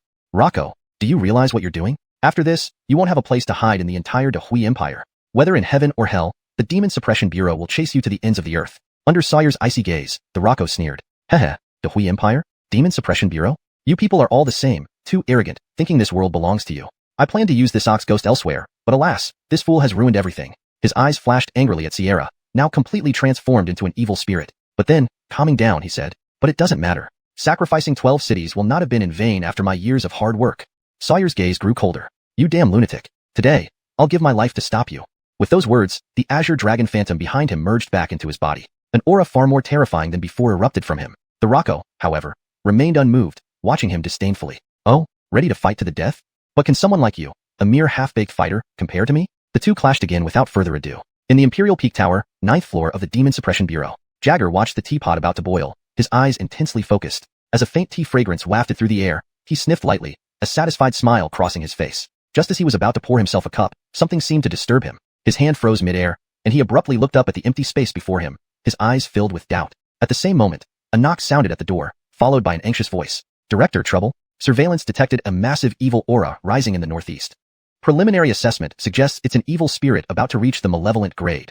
Please provide instructions. Silence stretched on within the room, unbroken. After waiting long, the demon suppressor outside finally bit the bullet, apologized, and pushed open the door. The room was already empty, leaving only a teapot frosted over on the table. Chapter 74. Execution. At the summit of Towing Mountain, Gabriel Javier, we must seal this malevolent spirit back before it fully emerges. Otherwise, not only will we have no chance of survival, but also all the civilians in nearby cities will be turned into its blood feast. Antonio Squirrel and others suppressed their inner fear and walked up to Brady. They looked up with serious expressions and said this. Brady nodded slightly, then fixed his eyes on the bullhorn malevolent spirit which was almost entirely out from the ground. It seemed as if it wasn't an illusion since its gaze would remain fixed upon him most of the time. The greedy intent radiating from its eyes showed no signs of restraint. Apparently, even at such an advanced level, a malevolent spirit's instinct for seeking blood chi remained unchanged. The abundant blood chi within his body had clearly caught this creature's attention. Keeping his expression calm, Brady turned towards Antonio Squirrel and others, his voice like thunder. You guys prepare for the sealing. I'll take care of the rest. Hearing this, Antonio Squirrel and others started nodding frantically like little pecking chickens. Swallowing saliva upon looking at Brady's towering frame, they were acutely aware of the intense pressure emanating from Brady. If they weren't comrades, they probably wouldn't have the courage to stand next to him. But now wasn't the time for these thoughts. Immediately, all present sat cross-legged with serious faces as the spiritual power in the air began to rapidly converge. By the way, Gabriel Javier, if you can, please try to drain that thing's strength as much as possible. It might increase the success rate of the sealing. Antonio Squirrel suddenly opened his eyes and said to Brady. Brady didn't reply but nodded indifferently. His eyes then focused on the hair demon evil spirit transformed from Sierra, whom he needed to deal with first before tackling the bullhorned malevolent spirit. The 1000 mechanism blade extended to its limit, covered in a layer of blood-colored glow. However, just covering half of the blade, it stopped due to lack of power. Even the tiger might state of his body seemed unstable, as if it could disappear at any moment. Feeling the blood chi in his body approaching exhaustion, Brady kept his composure. Inside his dantian, the second droplet-like blood chi pearl cracked open. Following the rupture of the blood chi pearl, a wave of powerful blood chi surged from the dantian throughout his body. Huff! Steam gushed out from his mouth and nostrils as he returned to peak condition. This scene made Antonio Squirrel and others envious beyond words. Ignoring other factors, the endurance capability of blood integration realm martial artists virtually overpowered same-level 7-star exorcists. Of course, exorcists also had their advantages, but that wasn't relevant right now. With a swift movement, Brady caused the 1000 mechanism blade to emit a blood glow again. Soon, a 3-meter-long blood-red saber was firmly held in his hand. In the next instant, accompanied by a shattering sound, Brady disappeared from his spot. Upon reappearing, he stood in front of the hair demon. Human. Sierra, seemingly still retaining some instinctive consciousness, emitted a hateful sound as she saw Brady. Endless streams of hair rushed toward Brady, nearly blocking out the sky. Ding, ding, ding. A series of clanking sounds echoed as the hair struck something solid, sparking sparks yet failing to penetrate his defense. Not giving up, the hair demon manipulated her hair to wrap around Brady's body while simultaneously probing weaker areas like ears and nose in attempts to breach internally. Pong, pong, pong. However, with a slight effort, Brady shattered thousands of strands. The hairs aiming to pierce into him were instantly incinerated by the raging blood chi. Seeing the furious screams of the hair demon after her scheme failed, Brady's expression remained indifferent as he swung the blood-red saber forward. A flash of blood-colored blade light sliced through the air with a slicing sound, cleanly bisecting the hair demon diagonally. However, amidst the swirling hair, the bisected body quickly restored itself. Ordinary strikes seemed to only damage the hair demon strands, causing no real harm. Faced with the endless waves of hair again, Brady remained unperturbed. If one slash wasn't enough, then 10 or 100 would do. Eyes filled with determination, his muscles tensed as he lunged forward once more, the saber flashing furiously. The flurry of attacks came together like a blazing fire, surging forward with the power to destroy everything in its path. Boom! The entire space flared as if ablaze. All the hair instantly split into pieces, doubling, quadrupling until reduced to black ashes scattered by the wind. When everything calmed, the several-meter-high hair demon had vanished, leaving only a few black threads scattered around. A pungent smell lingered in the air. Amidst the pile of ash, lay a white, nude body. Struggling to raise her head, Sierra pleaded with tears streaking down her beautiful face. Please, don't kill me. I am willing to serve you, forever. Before she could finish speaking, a flash of blade cut through her neck, sending her head soaring. Dark blood spurted everywhere. Without sparing her desperate face a glance, Brady tore a ring from her finger, wiped it clean, and slid it onto his thick finger. Remarkably, despite being originally small like a toy, it fit snugly on his broad finger. Unbeknownst to him, a terrifying bellow erupted from nearby. Brady's expression tightened as he turned towards the dark mist not far away. With Sierra's death, the blood-colored token blasted into fragments, destabilizing the black mist. The bullhorn malevolent spirit struggled fiercely within, its two massive claws gripping the edge of the mist to prevent closure. Executioner formation. Subdue evil style. Antonio Squirrel and company were now ready. With the formation, a golden shadow emerged, condensing the air around the bullhorn malevolent spirit and attempting to press it down. Yet, the beast paused for barely a second before roaring in rage. A terrifying shockwave dispelled the pressure from the golden shadow in an instant. Chapter 75. Rapid advancement. The failure of their move did not surprise the bearded men. They swiftly changed their hand seals. Breakthrough Army Demonic Annihilation. A colossal beam of light descended from the heavens, striking the bull-horned malevolent spirit squarely on its head. However, this powerful attack seemed to have little effect on the creature. After several dozen breaths, when the bearded men's spiritual energy was once again depleted, the golden beam disappeared, revealing the bull-horned malevolent spirit unscathed. But the bearded men were not disheartened. At least their goal of stalling had been achieved. Behind them, the three closed-eyed demon suppressors simultaneously opened their eyes, a flash of golden light momentarily shining in their pupils. Star Sea Seal. With their synchronized roar, numerous towering beams of light shot up into the sky, centered around the bull-horned malevolent spirit. From a distance, it could be seen that these golden beams followed a specific pattern. If connected by lines, they would form an enormous pentagram. At this moment, the bull-horned malevolent spirit sensed danger within the black fog and struggled even more violently. However, in the next instant, countless golden patterns emerged from the dozen golden pillars, like stars falling from the sky, directly descending upon the spirit. Trapped within the black fog, the bull-horned malevolent spirit had nowhere to hide. Its exposed body was soon completely enveloped. In the following moment, as the golden patterns erupted with blinding light, the bull-horned malevolent spirit emitted a torturous screech. Its claws, which had clung to the edges of the black fog, loosened slightly. But before anyone could celebrate, dense black gas began to surge out of its body. Upon contact with the golden patterns, the two forces clashed violently, akin to water meeting fire. Although the black gas was significantly destroyed, the golden pattern's radiance also noticeably dimmed. Fortunately, more golden patterns formed in midair, suppressing the bull-horned malevolent spirit once again. Thus, the golden patterns flickered between brilliance and dimness, creating a deadlock. However, looking at the pale faces of the demon suppressors, it was clear they couldn't maintain this state for long. Seizing this opportunity, Brady didn't idle. He opened his panel. Name * Brady. Martial Arts * Fierce Tiger 100 Crack Blade Technique Level 6, Intermediate, Vajra Body Level 5, Extreme Shadow Step Level 5, Horizontal Practice Golden Bell Shield, not yet initiated. Modification points * 11. Thanks to the ghosts and Sierra he had previously slain, his modification points were now abundant. Scanning through his martial arts, Brady did not hesitate and immediately upgraded the Fierce Tiger 100 Crack Blade Technique. Fierce Tiger 100 Crack Blade Technique Level 7. Fierce Tiger 100 Crack Blade Technique Level 8. Fierce Tiger 100 Crack Blade Technique Level 9. Brady expended 6 modification points, elevating the technique to Level 9. Not that he didn't wish to continue further, but his originally robust vitality had suddenly plummeted by 90%. The remaining vitality could only barely maintain his tiger aura. However, Brady paid no mind to this. Despite being weakened to the extreme, his momentum soared like a blazing flame. Innumerable profound blade techniques and principles surged in his mind, pushing him to the pinnacle of the blood fusion realm, just one step away from a new, entirely different realm. Though externally there appeared no change, he could clearly feel a terrifying force surging within his body. Once unleashed, it would create earth-shattering results. Brady didn't stop there. With a thought, the last vitality bead in his dantian shattered, restoring his diminished vitality instantly. Enhanced by this vitality, his tiger aura transformed again. His already 3-meter-tall body grew even larger, reaching 4 meters. His heart pounded like a drum, and his vitality surged like an ocean, resembling a living ancient fiend. Especially his arms, which had swelled immensely, brimming with potent muscles, signaling immense explosive power. Continue. Brady focused again on his panel. Though his strength had dramatically increased, he could sense a significant gap remained between him and the bull-horned malevolent spirit. He decided not to further enhance the Fierce Tiger 100 Crack Blade technique. The final step required more than just upgrading martial arts. Moreover, as the technique levels increased, so did the required vitality, which had already been depleted. Facing an impending battle, further consumption wasn't necessary. Instead, he turned his attention to the only other technique he could upgrade, the Horizontal Practice Golden Bell Shield. This low-level technique required less vitality. Without hesitation, he started. Level 1. Level 2. Horizontal Practice Golden Bell Shield Level 5. A wave of scorching heat coursed through his body, his eyes turning red, and a blast of hot breath erupted from his mouth. While his size remained unchanged, a thin layer of light shielded his iron-like skin, occasionally flashing with blood-red light, a sign of mastering the Horizontal Practice Golden Bell Shield, making his body as sturdy as a bronze bell. All modification points were now exhausted, but his strength had skyrocketed multiple times over. Phew.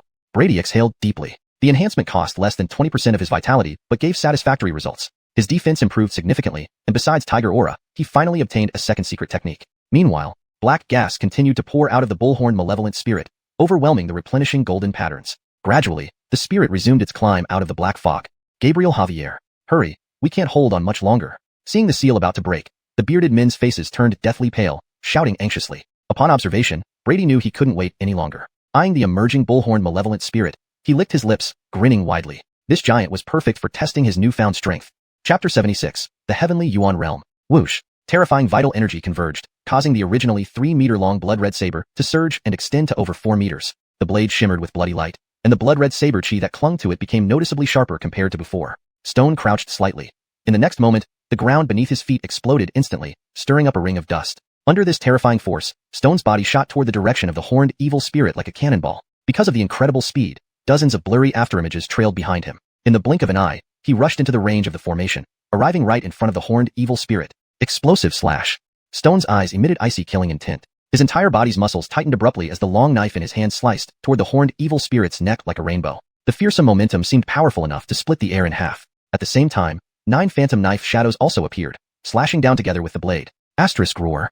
Asterisk. Facing Stone's all-out attack, the horned evil spirit let out a roar filled with anger, seemingly sensing some unease. However, at this moment, it was trapped in the black fog, struggling to move in or out. All it could do was raise its long claws to attempt attacking Stone. Yet, the golden runes on its body suddenly lit up, pausing its actions for half a second. For such a level entity, half a second could determine many outcomes. Without any obstruction, Stone's blade slashed directly onto the horned evil spirit's neck, followed by the 9 phantom blade shadows. Boom. 9-fold attacks erupted instantaneously, scattering terrifying knife intent far and wide. Even the cloud layers above were cut in two, leaving a long knife trace floating in the sky. Affecting celestial phenomena with one's power. This was a display of the heavenly Yuan realm. Not far away, Antonio Saihu and the others watched this scene with wide-open mouths, hardly daring to believe their eyes. In the entire Great Hui dynasty, there were only a handful of martial artists who had reached the heavenly Yuan realm, and they were mostly nearing old age. But how old was this young man in front of them? Even if he started training while still in the womb, how could he possibly be this insane? Even if the legendary Adon were alive, he might not have been any better. As the cloud layers split in two, Sawyer and the masked Buddha, who were fighting inside, were startled. At this point, the two had completely lost their human forms. In the sky, a green dragon could be seen coiling around a massive, 4-armed Buddha statue. The 2 pairs of dragon claws tightly held onto 2 arms of the Buddha statue, spewing raging flames from its mouth as if trying to burn it to ashes. However, the surface of the 4-armed Buddha statue was covered with a faint golden glow, deflecting all the flames outside. At the same time, using the other 2 free arms, the Buddha swung weapons to strike at the green dragon. Each blow shattered large chunks of the dragon's scales, with drops of golden blood spurting out from the wounds. From the current situation, it was clear the green dragon was already at a disadvantage. But as this wave of knife intent burst forth, the 2 combatants stopped their movement simultaneously, focusing their attention downward. Upon recognizing the situation below, both wore different expressions. It's that kid. A human-like joy first flashed across the green dragon's face, followed by an incredulous gleam in its eyes. Although Stone had undergone significant physical changes, it recognized him instantly.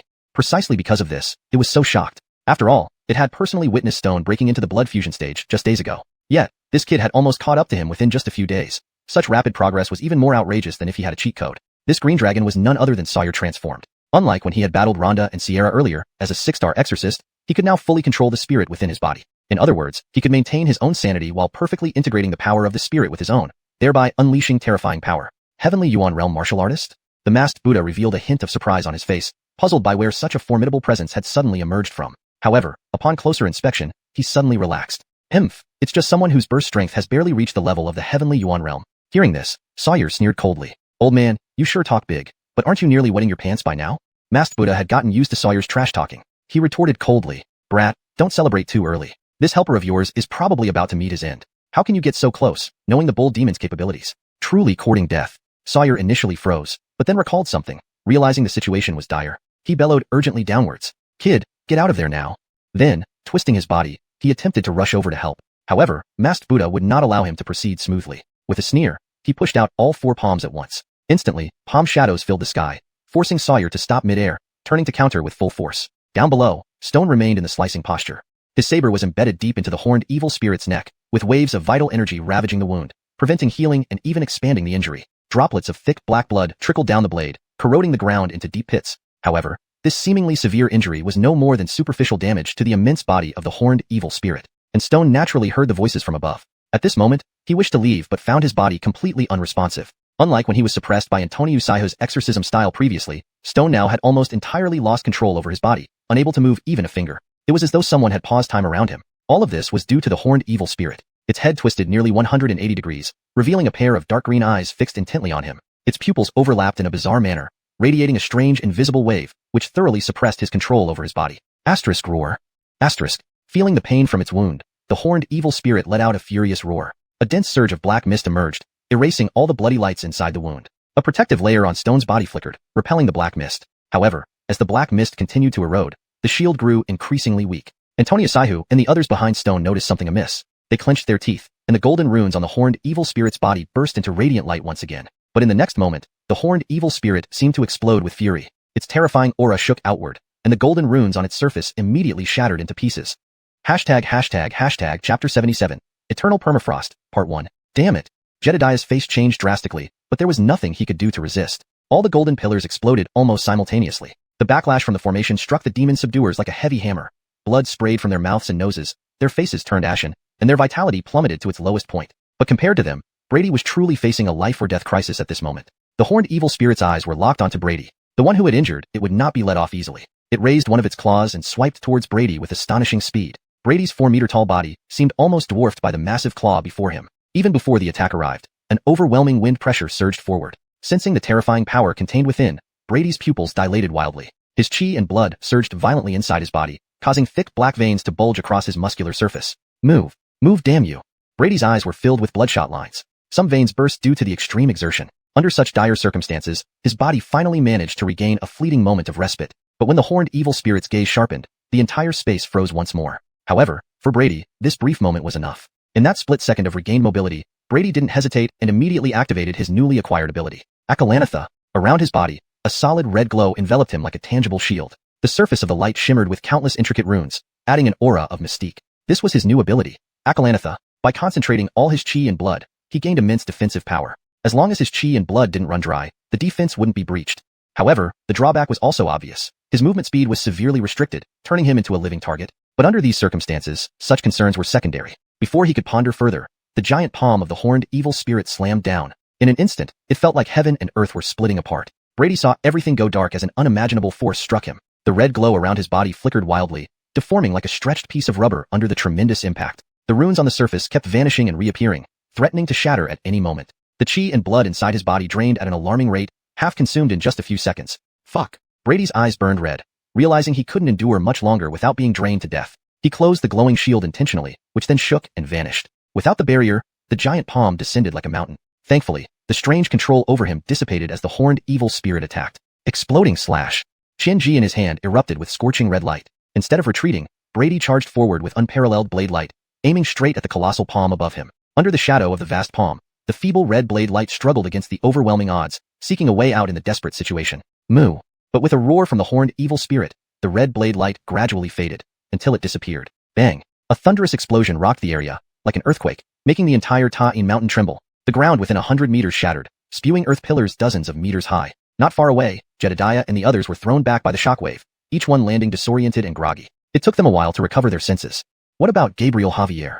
Despite slim hopes, they still disregarded their injuries, focusing their gazes on the center of the impact. As the dust settled, a massive crater several dozen meters wide appeared at the site. In the middle of the crater was a large palm print, several meters wide. Deeply embedded within it was a cracked, dull red shell. Crack, crack. The shell began to break apart, and amid the group's surprised gazes, Brady emerged. But his condition was no better. Though he had successfully reactivated Akalanatha at the last moment, blocking most of the attack, the massive impact had caused his internal organs to explode. It was akin to wearing a bulletproof vest. It might stop the bullet, but the shock wave could still be fatal. If not for his formidable physique, he would have been dead already. His body had shrunk back to normal size, and only less than 20% of his chi and blood remained. Reflecting on what had happened, Brady couldn't help feeling a chill. If he hadn't gone all in, or if the attack had been even stronger, he might not have survived this encounter. He had truly witnessed the terror of a ferocious grade evil spirit. The remaining chi and blood slowly healed his wounds. Thankfully, the horned evil spirit's partially emerged body was swallowed again, especially its left palm, which now bore a massive blade scar. A deep red glow flickered within, resisting the black mist's erosion. With both claws gripping the edge of the black fog, it struggled to deal with the injury on its left palm, halting its attempt to crawl out. Several minutes later, Brady took a deep breath, regaining some mobility. But after surveying his surroundings, his heart sank. Jedediah and the others had lost all fighting ability, likely unable to defend themselves. Sawyer above was in no better shape. From earlier, the battle didn't seem favorable. Plus, there was the looming threat of another ferocious grade evil spirit possibly emerging. This battle seemed impossible to win. As he thought this, a loud crash echoed from the sky. A massive shadow broke through the clouds and slammed into the ground with a deafening roar. The battle above must have concluded. Brady's eyes narrowed as the giant figure quickly shrank amidst the debris, revealing Sawyer's pale face. He was covered in various wounds, especially a gaping hole in his abdomen the size of a palm, indicating his critical condition. Cough, cough. Sawyer coughed, covering his mouth. A trickle of golden blood dripped from the corner of his lips. Noticing Brady nearby, he scanned the battlefield and gave a bitter smile. Just as he was about to say something, his expression suddenly changed. Watch out. Brady's pupils contracted sharply, sensing a lethal killing intent surge from behind. Chapter 78. Eternal Permafrost. Akala Vidyaraja. Brady had no time to think. The limited amount of his vital energy surged out, enveloping him within its protection. Bang, bang, bang, bang. Several loud explosions echoed as the blood-colored barrier began to flash violently. The runes covering it shattered and reformed ceaselessly, proving the immense pressure it was enduring. Oh, so this is the ability that let you narrowly survive Hendrix's attack earlier. Strange indeed. Despite my broad experience in life, I've never seen such a peculiar warrior like you. A somewhat surprised and hoarse voice sounded. It belonged to the Buddha with the ghost mask who had suddenly descended from the sky. He still maintained the form of a four-armed Buddha statue, but compared to his previous height of nearly 10 meters, his current size was significantly smaller. Scorch marks and claw traces covered his body, clearly indicating significant damage sustained during the prior battle. Seeing that he couldn't break through this seemingly thin blood-colored barrier within a short period, the Rocco remained calm, immediately changing his technique by pressing all four hands firmly against the barrier. Earthquake force. With a low shout, a spiral force shot from his palms, directly piercing through the barrier's defense. Brady's expression changed slightly. Although the power was weakened considerably by the barrier, the sudden blast still hurled him far away. He then slammed heavily into the ground, dragging a long trench behind him. Stones flew everywhere, completely engulfing his figure. Not bad. Capable young people like you are becoming rarer these days. Old man here also appreciates talent. What do you say? Would you be interested in becoming my disciple? The Rocco looked in the direction Brady had been hurled, his tone filled with admiration. At his words, the nearby ruins exploded outward. Brady slowly rose from the rubble, brushing off the dust on his clothes, his gaze cold. The last time someone told me something similar. Unfortunately, his outcome wasn't too good. In his hand, Qianji extended, a thin layer of blood light covering it, exuding a sharp killing intent. The next moment, he vanished from sight. When he reappeared, he was already behind the Rocco. The Rocco seemed entirely unaware, still facing away from him. Brady had no sense of martial virtue. His vital energy roiled around him as the blood-colored blade sliced through the air in a bizarre arc, aimed at the Buddha's neck. The edge of the blade seemed to split even the air apart. Die! At the last moment, the Rocco's body suddenly spun 180 degrees. Clang! With a resounding noise, Qianji was caught between two palms and stopped mere inches from the Rocco's forehead. A tangible shockwave radiated outward, further devastating the already ravaged area. The Rocco remained composed, his tone indifferent. Young people today are truly arrogant, but that's fine. Let old man here polish your temper. Buddha's wrath, golden warrior. A towering gray light burst from the Rocco's body, absorbing all surrounding spiritual energy into himself. The remaining two arms then rapidly struck out, producing hundreds of fist shadows in midair, pelting toward Brady like raindrops. At this moment, Qianji abruptly shrank, slipping away like water before regaining its original shape in Brady's hand. Facing the overwhelming fist shadows, Brady did not hesitate, charging forward with his blade. Swiftly, the lion and tiger illusions flashed behind him, creating countless overlapping blade shadows like thunder and rain. The tiger rending blade technique, now a mid-level martial art, unleashed formidable power when fully activated. Clang, clang, clang. Blade shadows collided with fist shadows, instantly sparking dazzling flashes of light. Occasionally, stray attacks left huge craters or deep sword marks on the ground. Overall, however, the fist shadows consistently suppressed the blade shadows. It wasn't that the tiger rending blade technique lacked power, but Brady's remaining vital energy was insufficient for such high-intensity bursts. Gradually, as Brady's vital energy ran low, the initially resisting blade shadows began to falter, overwhelmed. Occasionally, several fist shadows penetrated the blade net, striking Brady's body. The sheer force, despite Brady's formidable defenses, was hard to withstand, splattering drops of blood. Boy, get back! At this moment, Sawyer's voice rang out from behind. Brady's expression flickered as a surge of vital energy revived the nearly crumbling blade net, temporarily overwhelming the fist shadows. Seizing this opportunity, Brady immediately retreated. Green Thunder Seal. Seeing the two separate, Sawyer's eyes narrowed, releasing all condensed spirit energy. Boom! A thunderous roar resounded, and the next instant, a lightning dragon as thick as a wrist descended from the sky. The once dark night turned bright as day under its illumination. Without any chance to evade, the lightning dragon struck the target within a millisecond. Amidst a series of violent explosions, the Rocco emerged from the smoke, looking disheveled, with one arm smoking, giving off the smell of roasted meat. You're courting death. Infinite rage poured from the Rocco's eyes. Just as he intended to finish the damned demon suppressor, a figure blocked his path. Brady stood before him, blade in hand, smirking. Old man, where are you rushing off to? I'm not done yet. He charged again, the blade shadows reappearing like an impervious fishnet enveloping the Rocco. Despite roaring with fury, the Rocco could do nothing about Brady's resilient prowess in the short term. Moreover, Sawyer watched menacingly from behind, ready to unleash another lightning strike at the slightest opportunity, thoroughly frustrating the Rocco. Thousand Lotus Bloom.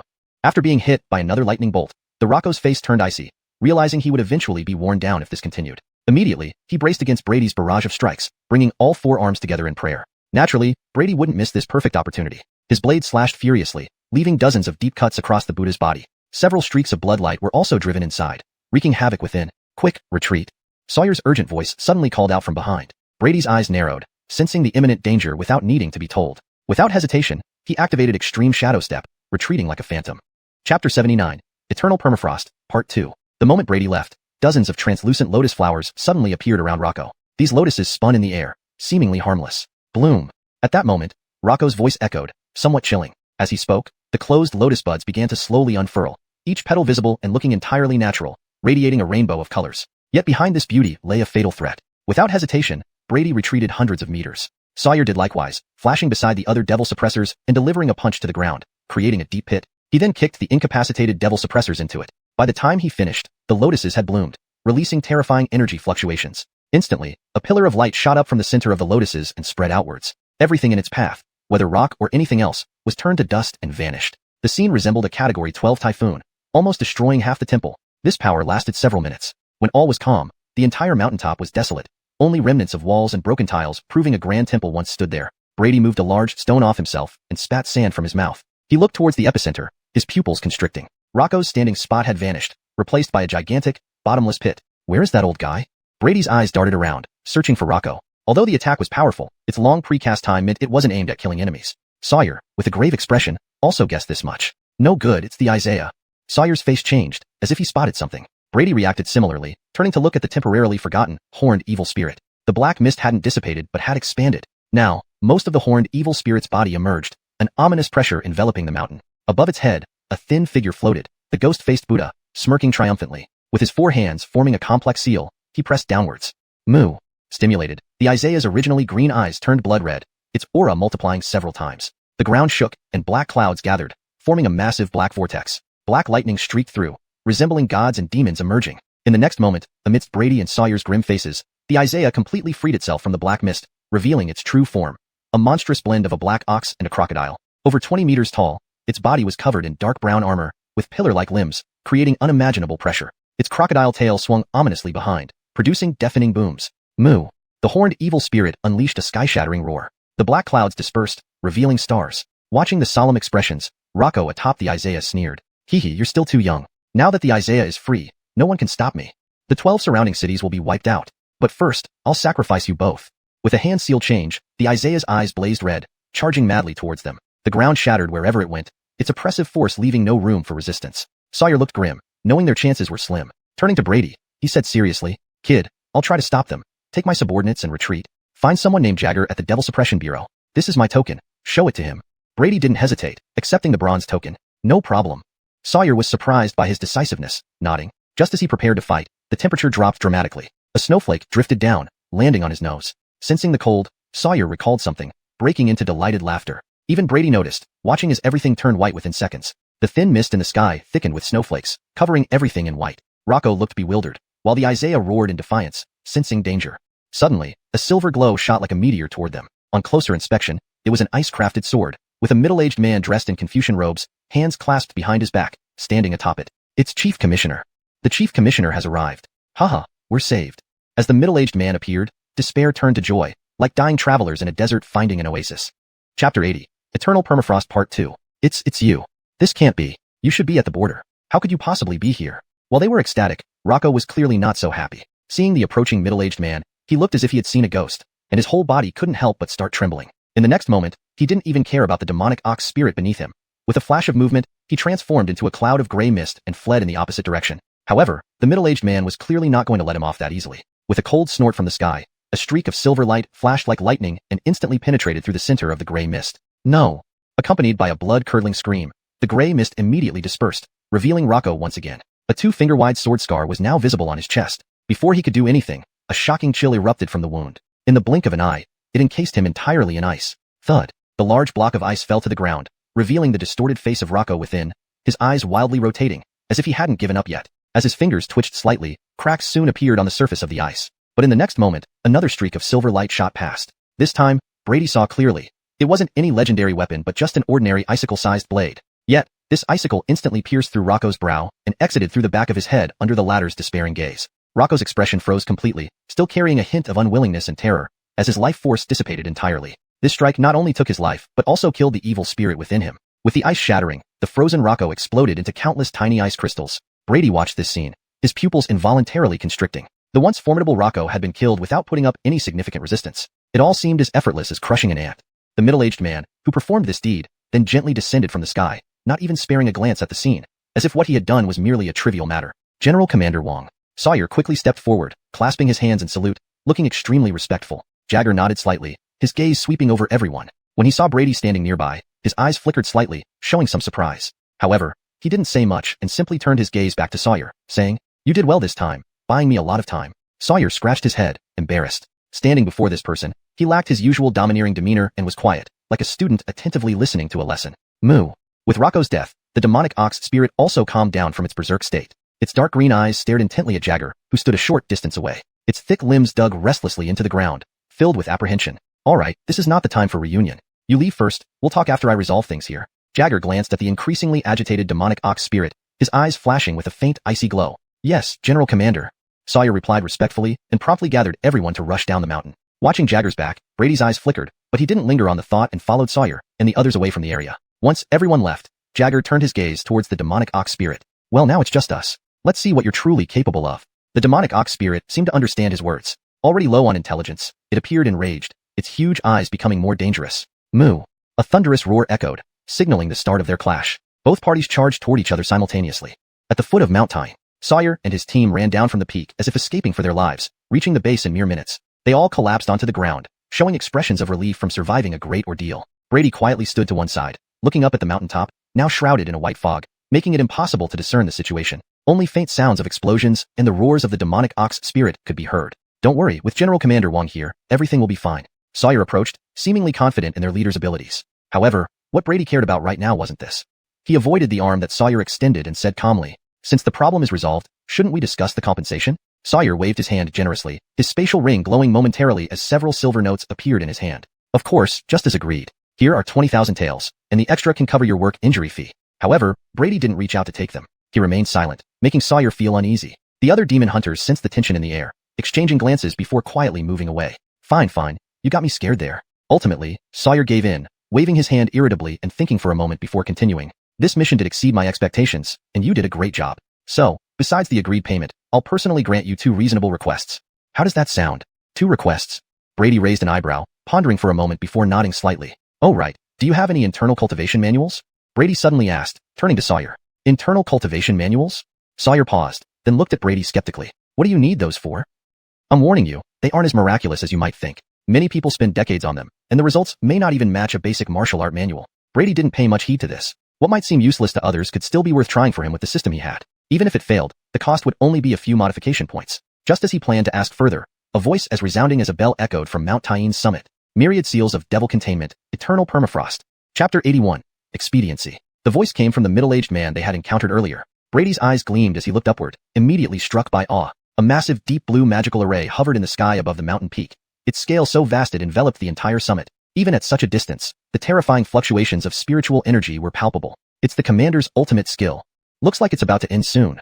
The demon suppression agents were visibly excited, their eyes blazing with fervor. Only Sawyer stared at the nearly sky-obscuring array atop the mountain with a hint of puzzlement and suspicion in his gaze. Before he could ponder further, an astounding wave of cold emanated from the fully formed array. The previously muggy air rapidly cooled down. Snowflakes began to drift down from the sky. Within just a few breaths, the entire Tyene mountain summit was completely frozen in a colossal mass of blue ice. Some of the cold even reached down to the foot of the mountain, though the power had dissipated greatly over that distance. However, even this residual effect left the 8-star demon suppression agents shivering, their faces turning pale. Only by sitting cross-legged and circulating their spiritual energy did they manage to resist the chill. Brady and Sawyer remained unaffected. They simply shook off the frost on their bodies with casual movements. They then gazed up at the godlike force displayed above, revealing a tinge of admiration. "Hey, old Sheen, what level is your commander?" Brady rubbed his chin, asking Sawyer, unable to contain his curiosity. Though martial artists at the xuanhuan realm or 6-star demon suppression agents could influence weather patterns, they were still limited in scope. Altering the weather almost single-handedly, as seen now, was entirely beyond their capabilities. "What do you want to know that for?" Sawyer glanced at him suspiciously, but did not answer directly. Though it's not a secret, it's also not something casually disclosed, unless you're willing to join.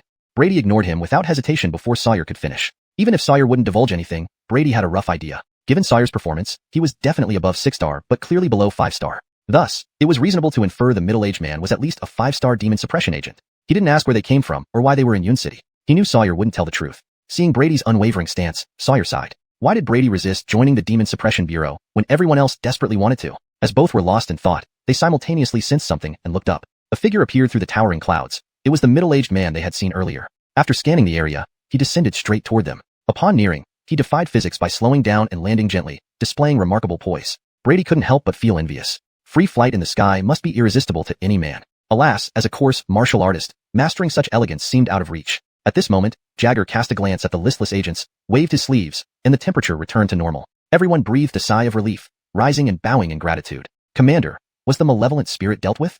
Sawyer stepped forward with a strange question. Others looked puzzled. Wasn't the outcome obvious? But in their stunned silence, Jagger shook his head, confirming Sawyer's suspicions. The entity was not fully resolved. He gazed up at the frozen peak, his expression heavy. The bull demon was incredibly powerful, only slightly weaker than myself. Though it is sealed now, I lack the strength to eliminate it. The agents were shocked. They knew the commander's prowess, yet even he couldn't vanquish it. Seeming to guess their thoughts, Jagger spoke calmly. Though I can't destroy it, it's now sealed on the mountain peak and won't wreak havoc for at least half a year. Headquarters will send specialists to handle it during this time. Relief washed over them. Then Jagger noticed Brady beside him, asking curiously, Sawyer, who is this young man? Sawyer composed himself and introduced Brady, praising his prior performance lavishly. Jagger looked surprised. It was rare for Sawyer to praise someone so highly. He studied Brady closely, nodding after a while. Yes, indeed an excellent young man. Strong constitution and sturdy build. To achieve this at your age is quite impressive. Under Jagger's scrutiny, Brady felt exposed. Yet, his expression remained calm, greeting with a slight bow. Junior Brady greets Commander. Alden and others behind him were taken aback. He wasn't Brevin? Jagger's demeanor softened, waving a hand. No need for formality. Call me Commander Wong. Pausing, he added. Brady, would you consider joining our Demon Suppression Bureau? With your abilities, becoming a team leader should be more than sufficient. Brady was caught off guard by the offer, especially given the favorable terms. A direct promotion to team leader. Seeing Brady's conflicted look, Sawyer grinned slyly, feeling his strategy pay off. Knowing the commander's love for talent, Sawyer had recommended Brady enthusiastically. But he hadn't expected such generosity.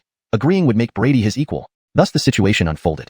Chapter 82. Return. At this moment, the other demon-suppressing envoys were all looking at Brady enviously. After all, it was rare for someone to gain the direct approval of the Grand Commander. Although Brady was merely a martial artist, they genuinely admired his strength from the bottom of their hearts. However, just as everyone believed that no one would refuse such an offer, Brady hesitated several times and ultimately shook his head. Thank you very much for your favor, Commander Wong. However, after careful consideration, I believe I may not be suitable for this position. Everyone was stunned, hardly believing their ears. Even Jagger frowned slightly, seeming rather surprised. But he didn't say much, only nodding indifferently before turning away. Brady's talent might be impressive, but it wasn't enough to make him beg. After all, in his lifetime, he had seen countless geniuses, yet few managed to succeed till the end. Brady paid no heed to Jagger's suddenly cold demeanor. He never regretted the decisions he made. After instructing Sawyer a few more things, Jagger flicked out an ice sword from his sleeve, leaped onto it, and vanished into the sky instantly. Watching Jagger leave, Sawyer scratched his head apologetically and said to Brady, Sorry kid, I didn't expect things to turn out like this. Brady waved his hand, his expression calm. No problem. It's an honor for the Grand Commander to appreciate me like this. Besides, do I look like someone with a petty mind? Seeing that Brady truly didn't mind, Sawyer breathed a sigh of relief. He probably never thought that one day he would care so much about a martial artist's feelings. Turning to the demon-suppressing envoys beside him, he waved his hand without further ado. Prepare to return. The demon-suppressing envoys cheered immediately. They had narrowly escaped death multiple times on this mission, both mentally and physically exhausted. Returning to the Demon Suppression Bureau, they would need a good rest. At this point, dawn was breaking, and a warm ray of sunlight pierced through the clouds, illuminating them. Brady glanced back at the misty mountaintop one last time, then followed the group in the direction they had come from. Meanwhile, in a dark palace, the sight inside was filled with bones scattered everywhere. Large red-eyed rats scurried in and out, making rustling sounds as they gnawed on something. Judging by the fallen furniture, this place had once belonged to someone wealthy or noble, but it had somehow decayed into its current state. In the center of the palace, 6 mysterious figures stood idly on either side. Suddenly, one old hag emitted a chilling laugh and spoke up. Hee hee, my children brought news that the presence of Rocco has vanished. It seems something happened over there.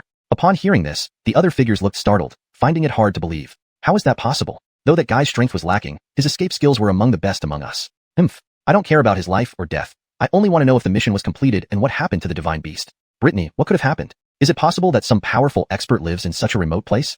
During the chaos, a white-haired old man with a face as dry as a ghost's turned to ask the old hag who had spoken first. The old hag wore tattered hemp clothes, her exposed skin dry and wrinkled, covered with strange baby tooth marks. Her belly was swollen as if she were pregnant. Under the gaze of others, she gently stroked her bloated belly devoutly, murmuring as if communicating with something. The others waited quietly without disturbing her. After a while, the old hag raised her head again, her eyes flashing with fatigue, and the tooth marks on her arm seemed more numerous. My children brought news that they saw Jagger and his party active in that area recently. Jagger. This name carried some mysterious power. The mere mention of it caused the others' faces to pale immediately. Moreover, they no longer felt surprised by Rocco's death. After all, facing that man, such an outcome wasn't unusual. The atmosphere in the palace grew tense, only interrupted by the eerie noises from the corners. After a moment of silence, a raspy male voice suddenly sounded among them. So, are you scared now? All present paled, fearfully looking towards the source of the voice. On the throne above the steps, which had been empty moments ago, now appeared a towering figure shrouded in shadow, its features obscured. In his arms, he held a beautiful woman's severed head. In the dim light, one could faintly see the despair and unwillingness on her face. A pale hand tenderly combed through the disheveled hair on the head. Below, the 6 figures dared not even breathe. You haven't answered my question. At this, the mysterious figure spoke again, his tone calm. But the 6 figures below him flinched as if under immense pressure, trembling uncontrollably. Especially the old hag, whose bloated belly showed infant faces that seemed to sense unease and struggled to escape. Eldon, spare our lives. Feeling her body crumbling, the old hag begged for mercy. The mysterious figure remained unmoved until she was nearly dead, finally sneering. A bunch of trash, scared by a mere jagger. What use are you? I'll give you 3 days. Bring back the divine beast, or next time you won't be so lucky. They trembled, hurriedly bowing in agreement. Oh dear, my beloved. What's wrong? Suddenly, the man's tone softened. Did I hurt you? No worries, I'll treat you right away. He had inadvertently bruised the cheek of the severed head while angry, causing blood to ooze out. Fumbling, he pulled out a white handkerchief, wiping the blood off her face, creating a terrifying scene. However, the people below remained stone-faced, seemingly used to it. Noticing the mysterious figure's indifference, they cautiously helped the old hag to her feet and respectfully left. For a while, the palace was silent, until disgusting sucking sounds emerged from the darkness. Chapter 83, The Gang. You really know how to find trouble for me, don't you?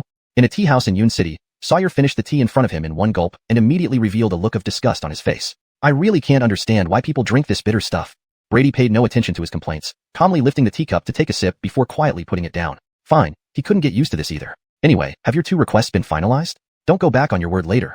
Sawyer played with a ring in his hand, which was actually Qianji's transformed form. I want to remind you, recasting carries risks. If it fails, don't come to me afterward. And if you want it reforged according to your requirements, you'll need to cover any additional material costs. Brady remained calm, saying nothing more, just nodding slightly before fishing out a few silver notes from his pocket and passing them over. Sawyer didn't hesitate at all. Without counting, he stuffed the silver notes into his chest and stood up to leave. Before leaving, he tossed out one last sentence. Oh right, the cultivation method isn't here currently. It has to be transported by a special person, so it might take another 2 days. Watching Sawyer's retreating back, Brady's eyes flickered with a sense of anticipation. Today was already the 2nd day since they had returned to Yun City. Because he needed to deal with some trivial matters, he appeared on the street, only to run into Sawyer. At that time, Sawyer looked hurried, as if he were busy with something. After chatting for a while, Brady understood that Sawyer was still dealing with issues concerning Mount Tyne. Although the demonic spirit was sealed, it hadn't died yet, necessitating additional manpower to guard the area to prevent anyone with ill intentions from causing trouble. During this encounter, Brady also took the opportunity to propose his 2 requests, one of which was to reforge Qianji. With his growing strength, Qianji, being just a low-grade spiritual weapon, had begun to lag behind. Originally, Sawyer suggested just a slight forging, but Brady wouldn't settle for that, leading to their earlier conversation. As for the second request, it was naturally to find an internal cultivation method. To his pleasant surprise, Sawyer did have one. According to Sawyer, it was obtained from an ancient sect, though its exact origins were unknown. Seeing Sawyer's insistence on keeping the cultivation method secret, even after obtaining it showed how important it was. Of course, Brady wasn't particularly interested in the method's origins. Even if someone came looking for trouble in the future, he wouldn't fear anything, and could simply blame Sawyer. The only downside was that the method was not in Yun City, but in the distant Jin City. However, this allowed him more time to gather modification points. Thinking about it, Brady's initially anxious heart gradually calmed down. He left a few copper coins on the table and walked out of the tea house. Zahir adding. As soon as he stepped outside, Brevin and others greeted him obsequiously. You always cause me trouble. Enough, let's go. Brady glared at them irritably. Brevin and the others scratched their heads awkwardly, shrinking their necks, not daring to say much more, and led the way respectfully. Meanwhile, Brady strolled behind them with his hands behind his head. Turns out, these guys had secretly established a gang without his knowledge over the past few days. Allegedly, it was going quite well, achieving good results in a short period. However, during expansion, they faced suppression from another gang.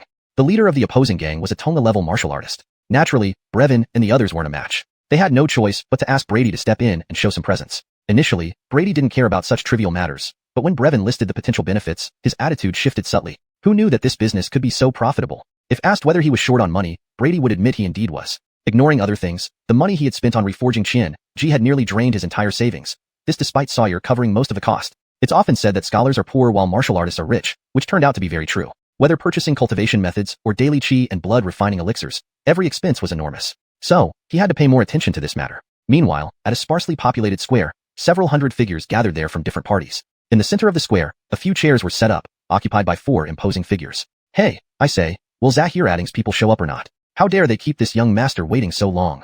One of the figures, dressed in brocade with a pale complexion, held a folding fan depicting scantily clad women and inscribed with eat, drink, play on both sides. He kept unfolding and folding it, looking impatient. Hee Jace, please do not get angry. With our major gangs gathered, it's natural for smaller gangs to be wary and hesitant to show up.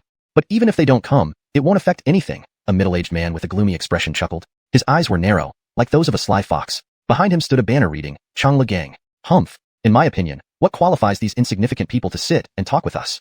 They merely have a few Tongli-level martial artists. Give me a day, and I'll wipe their names off Yun City completely. An open-shirt, burly man spoke disdainfully, seemingly harboring a deep grudge. Behind him hung the banner of Blood Wolf Gang. Hee Bradley, there's no need to get so upset. Having an up-and-coming talent is rare, and as seniors, we should nurture them. If they cooperate, they might get a share of the pie too.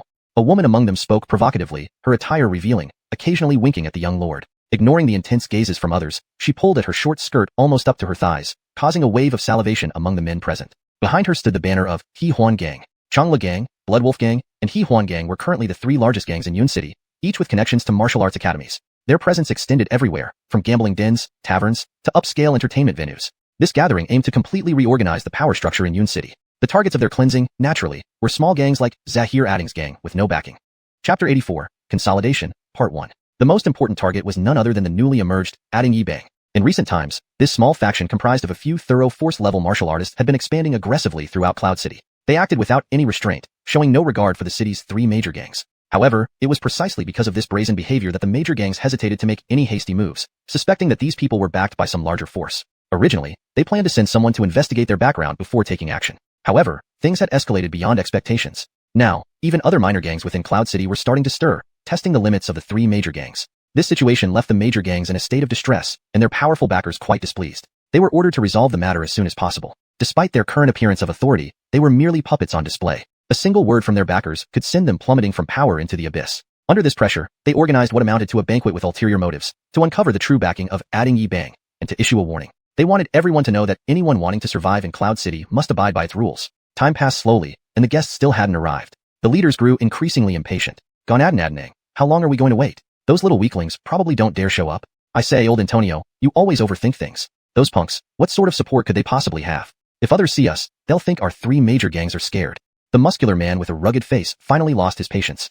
His words were quickly echoed by the slender young man next to him, who was there only out of boredom and curiosity, expecting entertainment but instead found himself drinking endless tea. He wished he'd visited the 100 Flowers building instead. Hearing that two new sisters had just arrived with exquisite figures, the leader of Changla Gang glanced at the sky, visibly troubled. Adding Yibang was no match for any of the major gangs, whose leaders had even discovered that their apparent ringleader was nothing more than a former student cast out by the Black Tiger Martial Arts Academy. Even after dispatching scouts to verify this information, they learned that the academy had long severed ties. Yet the mystery surrounding the gang's backers made them wary of rash actions. Brandon silently cursed whoever was behind this blatant disrespect. But waiting indefinitely wasn't a solution either. As he stood up to speak, an uproar erupted outside the square. Son of a bitch, are you blind? When you see Grandpa Javier, why haven't you cleared the way? Hey, are you glaring at me? Third brother, drag him over and teach him manners.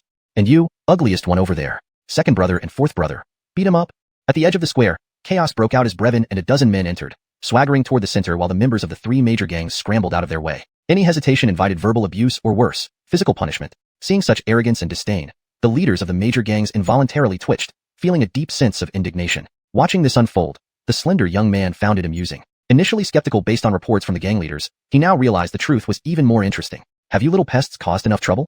Basil, leader of Blood Wolf Gang, snapped when he saw one of his subordinates being strung up and beaten by Brevin. Overwhelmed with rage, he shattered his chair with a slap, glaring murderously at Brevin. Oh, so it's Little Wolf. You seem more irritable every day, Brevin remarked lazily, not loosening his grip on the bloodied member but smacking him harder. There was no personal grudge. Earlier, the man had muttered a comment about Brevin's behavior, which he overheard. The poor Blood Wolf Gang member, despite being a thorough force-level martial artist, showed no resistance, ending up with a swollen face until he finally burst into tears. Disgusted, Brevin tossed him aside, wiped his hands, and taunted. A dental wolf, you really need better underlings. Crying like babies, maybe you should rename your gang Soft Wolf. This drew furious glares from Blood Wolf Gang members, and if looks could kill, Brevin would be full of holes. Basil's face turned coal black, and he exuded intense hostility. Brevin, today, you're truly asking for death. With tensions escalating, Brandon hurriedly intervened. Both of you calm down. We're all respected figures. Let's not make a mockery of ourselves in front of our subordinates. Seeing Basil's reluctance to back down, Brandon whispered a few calming words. Finally, Basil sat back down, albeit without his shattered chair. His nimble subordinates promptly brought a new one, easing his discomfort. Brevin initially wanted to mock him further but was cut off by Brandon's stern gaze and words. Javier boss, sometimes it's best to preserve mutual respect. Besides, since you've come, why don't we sit and talk things through? Brevin considered for a moment and surprisingly complied. Very well. Since Boss Antonio has spoken, I'll spare the big fool today. Basil gritted his teeth, but with a shake of Brandon's head, he restrained himself. Brevin then led his group to sit elsewhere. Thus began the tense negotiations, each party wary of the other's intentions and hidden strengths. Chapter 85, Integration Part 2. At this moment, after Brevin and the others had taken their seats, Brandon keenly noticed that the gang leader Brevin did not sit in the main position. Instead, a seemingly young man sat unreservedly among the group. Upon witnessing this scene, Brandon couldn't help but wonder if this was the representative of the power behind Brevin at all. Thus, he started scrutinizing Brady while making polite conversation. He looked to be about 20, with a body structure suggesting external martial arts practice. However, his vitality appeared ordinary, suggesting his strength wasn't extraordinary. Most critically, no matter how he looked, he could not identify which faction Brady came from. After all, he was familiar with people from various city factions, at least enough to recall them. But Brady's face was completely new to him. Could he be from the outer city? He guessed internally. His speculation wasn't unwarranted, as it wasn't unprecedented for such occurrences. Yet, these instances typically involve minor forces pushed out due to conflicts within the city. Logically, they should act cautiously, never daring to be so audacious. Considering this, Brandon felt a headache forming, perplexed by the situation. As Brandon began overthinking, Brevin sought Brady's instruction, adding, "Sir, what should we do here?" Before Brevin finished speaking, Brady interrupted him with a wave of his hand. "Don't worry about me, just follow your usual approach." In an instant upon entering, he had already assessed everyone present. The strongest individual was a pale-faced young man, but he was only at the peak of the understanding stage. While formidable by ordinary standards, compared to Brady, he was barely better than an infant, not even worthy of a fight. Furthermore, this event offered an opportunity to gauge Brevin's capability. Given his prowess, if things were handled, it wouldn't be a trivial affair. Yet, he wouldn't engage personally since enhancing his strength was always paramount. If Brevin couldn't handle the position adequately, he would replace him without hesitation with someone more reliable. Brevin understood Brady's intention clearly, nodding seriously and assuming a stern expression. He now carried an air of authority befitting a gang leader. Scanning the room, he spoke calmly. "What is the reason for the three major gangs inviting us brothers here today?" Though both the three major gangs and Brevin knew the real intent behind this meeting, it wasn't time to reveal everything. Brandon smiled amicably. "Leader Javier, please don't misunderstand. We have no ill intentions in inviting you here. It's just that there have been some misunderstandings between your gang and the Bloodwolf gang recently, disrupting business for everyone. So, we invited both parties here to ask for some leeway. Would you consider stepping back a bit?"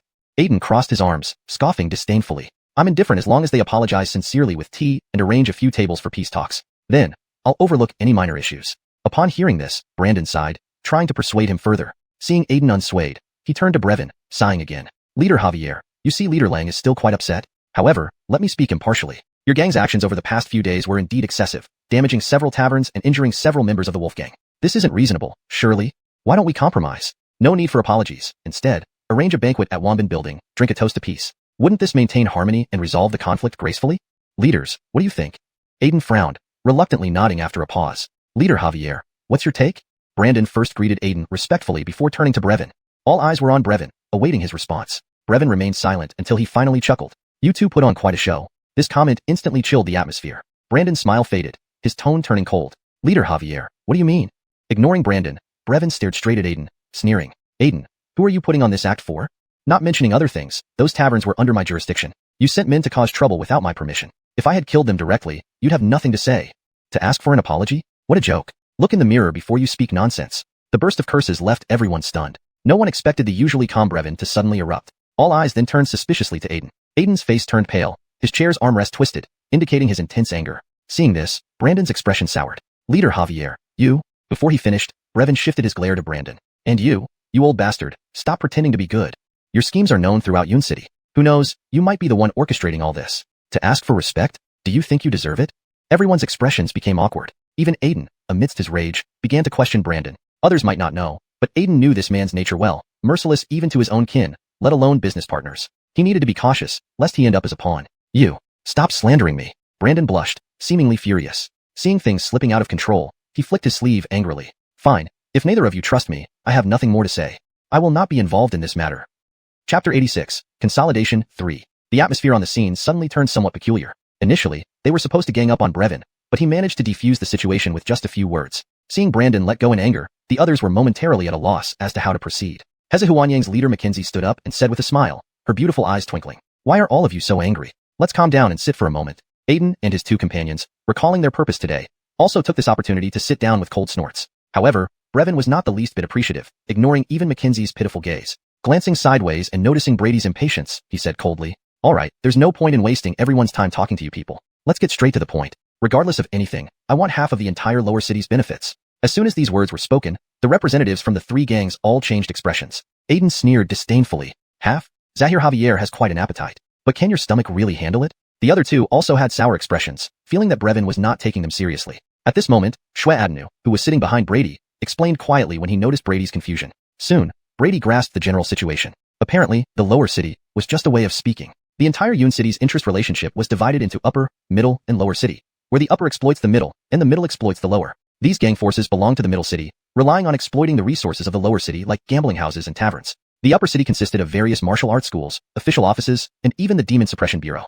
Brady was slightly surprised, but upon further thought, those guys are still humans after all, thus naturally tied by worldly conventions. Conversely, with such enormous profits, it would be strange if these people did not have a hand in it. If the total income of the entire Yun city was divided into 10 parts, then 9 out of 10 parts were taken by the upper city forces. Among them, the Demon Suppression Bureau took 4 parts, the officials and martial arts schools took 2.5 each, leaving only 1 part shared among the 3 gangs. Therefore, Brevin's demand of half, although seemingly little, actually accounted for nearly half of their profit. It's no wonder why they wore such faces. At this moment, Brandon decided to stop pretending and directly challenged Brevin. Don't assume that our courtesy makes you someone important. Remember, 3 signs are enough.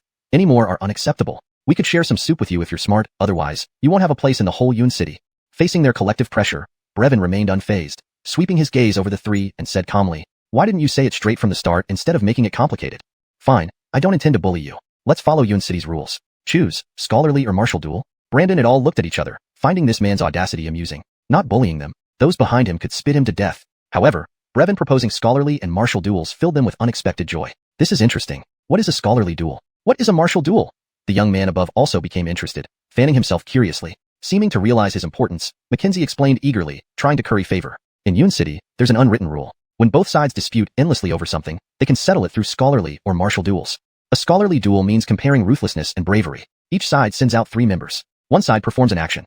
If the other doesn't dare to follow or fails to do so, they lose. If completed, they score a point. A martial duel is straightforward, a match on a platform, best 2 out of 3 rounds, where the stronger fist speaks. Although it sounded like child's play, it fit this world's admiration for strength. Excited by the explanation, the youth put away his fan, showing great interest. Wonderful. So, which will you choose, scholarly or martial duel? Brevin lifted his face arrogantly. How about it? Have you made your decision, scholarly or martial duel? One-on-one or all together? Want me to give you more time to discuss? Brandon snorted, undeterred by Brevin's provocation. It seems Xuanhuan is very confident. We accept this scholarly and martial duel. We won't say we're bullying you. Choose one of us for either scholarly or martial duel, and we'll count it together, regardless of win or lose. But tell us first, what if you lose? Without delay, Brevin took out a stack of silver bills and slapped them on the table. If I lose, these 5,000 silver taels will be compensation, and my brothers and I will leave Yun City forever. Greed flickered in Brandon's eyes upon seeing the money. Deal. If you win, you get half of the lower city's benefits. To prevent Brevin from changing his mind, they immediately agreed and signed a contract. Clearly, they were prepared. Brevin signed without hesitation, watching the 3 confidently. Common side. He believed in winning. Behind him, Brady observed strangely, not because of the events, but he saw clearly from his angle that the stack of silver bills held only real ones on top, the rest were just white papers. This kid has potential. Brady shook his head, not stopping him, observing leisurely. He wanted to see how far this guy could go without his help. The 4 parties, having signed the contract, cleared the area quickly and built a simple platform. So, Xuanhuan, who will be your first contestant? Or will you take the stage yourself? Facing their teasing, Brevin crossed his arms indifferently. Not worth my personal appearance. Turning around, he added calmly, Lai Gu, it's your turn. Translation provided aims to maintain the original tone and structure, ensuring natural flow and coherence. Chapter 87. Integration Part 4. As Brevin finished speaking, a young man with a sword clasped in both hands and a cold, stern expression slowly emerged from the crowd. When Brandon and the others recognized him, their faces changed dramatically, and they spoke cautiously. Chasing Soul Sword, Rahim? Anyone who had heard of this name instantly felt a chill, watching the young man's back as if he were an evil spirit. Now standing beside Brevin, the young man didn't speak, only remaining silently and icily on his feet. Brevin familiarly patted his shoulder, appearing very close to him. Brother Adden, my boss is watching from behind. This time, it's all up to you. You must help me win this round no matter what. Rahim seemed not good at talking, frowning slightly at Brevin's gesture and sidestepping away. He glanced at Brady, then looked back at Brevin, saying coldly, I owe you 3 strikes. This is the second. Seeing Rahim not giving face, Brevin scratched his head awkwardly. But clearly, now wasn't the time for these trivialities. So he turned towards Brandon and the others. What do you think? The one fighting for us is him. Who are you going to send? Brandon and the other 2, seeing Rahim's cold demeanor, also looked uneasy. They hadn't expected Brevin to bring this person along. Rahim, the wielder of Chasing Soul Sword, was notorious for always killing when he unsheathed his blade. Though only at the Tongyi stage, his Chasing Soul Sword technique was divine-like, making even Tongshan realm martial artists struggle against him. There had even been a case where he fought a Tongshan realm expert for over 100 moves without falling behind. Rahim, are you sure you want to oppose our 3 major factions? If you leave now, we will surely have a generous gift for you afterward. Though they knew it was unlikely, Brandon and the others still couldn't resist trying to persuade him. However, Rahim ignored them completely, squatting down slightly and leaping to the center of the arena, closing his eyes and waiting. Seeing this, Brandon and the others' eyes twitched involuntarily. They wondered if times had really changed. Why were these young people not taking them seriously? At that moment, Brevin, impatient, said, How much longer are you going to delay? If you wait any longer, it'll be dark. If you're afraid to fight, just admit defeat. Brandon remained stoic, ignoring Brevin's provocation. After some hesitation, he finally turned his gaze to Aiden, the strongest among the 3. Under Brandon's stare, Aiden's face darkened, and he decisively shook his head. Are you kidding me? I can't beat that lunatic. Brandon's expression soured upon seeing this. After a brief silence, he reluctantly conceded. Since that's the case, we'll just have to give this match to that kid. Just as the others were about to protest, Brandon cut them off. Do you have any way to deal with him? Staring at Raheem on the platform, they fell silent. They had no idea what Brevin had offered this expert to get him involved. Glancing at Brevin nearby, prideful and confident, they felt resentment. It made sense why he dared to propose this duel. He had been well prepared. What they thought was an advantage turned out to be a trap. Noticing their expressions, Brandon took a deep breath and consoled them. Don't worry, this should be that kid's trump card. As long as we win the next 2 rounds, we'll be fine. Aiden and the other nodded, agreeing that this seemed to be their only option. But what if that kid sends Raheem again next time? Aiden suddenly voiced his concern. After all, there were no rules prohibiting the same person from fighting consecutively. Brandon's eyes narrowed, quickly forming a plan, a sly smile creeping onto his face. Aiden and the other watched this, unsure of what exactly Brandon had in mind but unable to back down now. Meanwhile, Brevin, growing impatient with their indecision, saw Brandon calmly point at a random member. You, get up there. The chosen member was an ordinary follower, having no chance of winning. Yet, surrendering outright would damage their reputation immensely. And the poor member, bewildered and uncertain, could hardly believe what was happening. Boss, I'm just a nobody, not even at the Tongli stage, are you serious? But Brandon wasn't joking. Under his cold stare, the unfortunate man could only tremble and step onto the arena. Brevin and his group exchanged odd looks, unsure what these guys were up to. As the unlucky member climbed onto the stage, Raheem opened his eyes sharply. Sensing the oppressive aura, the poor fellow's legs shook violently. If it weren't for the cold gazes of Brandon and the others, he might have already surrendered. Swallowing hard, he considered whether it would be better to lose immediately or throw a few taunts first. Swoosh. Suddenly, with the swift sound of a sword being drawn, his pupils dilated. In the next moment, Raheem closed his eyes again, while the unlucky man stood dumbfounded. Below, the crowd started murmuring, confused by the sudden inaction. Why haven't they started yet? Why isn't anyone attacking? Hey, are you going to fight or not? Just as everyone was puzzled, a gentle breeze passed, causing the unlucky man to waver before collapsing to his knees. A thin red line appeared around his neck, blood trickling out. Silence engulfed the audience. Brandon and the others looked extremely grim, filled with awe at Raheem's silhouette. Such fast swordplay. They barely managed to catch a glimpse of the sword flash. If it had been them, they might not have fared any better. Among all present, only 3 could clearly see what had happened. One was the young man with the fan, who now held a tense expression, clearly impressed by the speed. Another was Brady, the only one whose face remained calm throughout. Recalling the scene, he found himself intrigued by Raheem, meditating on the platform. Raheem's attack wasn't remarkable except for one thing, its incredible speed. Even some Tongshan realm martial artists probably couldn't match that speed. Thus, the intense duel began, leaving everyone speechless. Chapter 88. Integration. This guy isn't bad. Where did you find him? Brady asked, casting a curious glance at Brevin. Leaving other things aside, this kid had quite impressive skills in rallying people. Brevin scratched his head embarrassedly and chuckled twice before narrating the cause and effect of the events. Nothing much to it really, just a stroke of luck leading to mutual acquaintance between the two. Following which, he rendered a small favor and earned 3 return favors. Brady nodded. It was just a casual question after all, so he didn't dwell on it too much. Not bad, but it's a pity he won't live more than a few days, he said nonchalantly. Despite the casualness, Brevin's expression changed, glancing dubiously at Raheem who was mercilessly overpowering the trio of gang leaders. He knew Brady never spoke without basis, thus falling into hesitation. Brady glanced at him, shaking his head indifferently. That guy has some peculiar constitution and is seriously injured. Each move he makes exacerbates his injuries. At this rate, within 3 days, the injuries will flare up fully, and not even immortals can save him.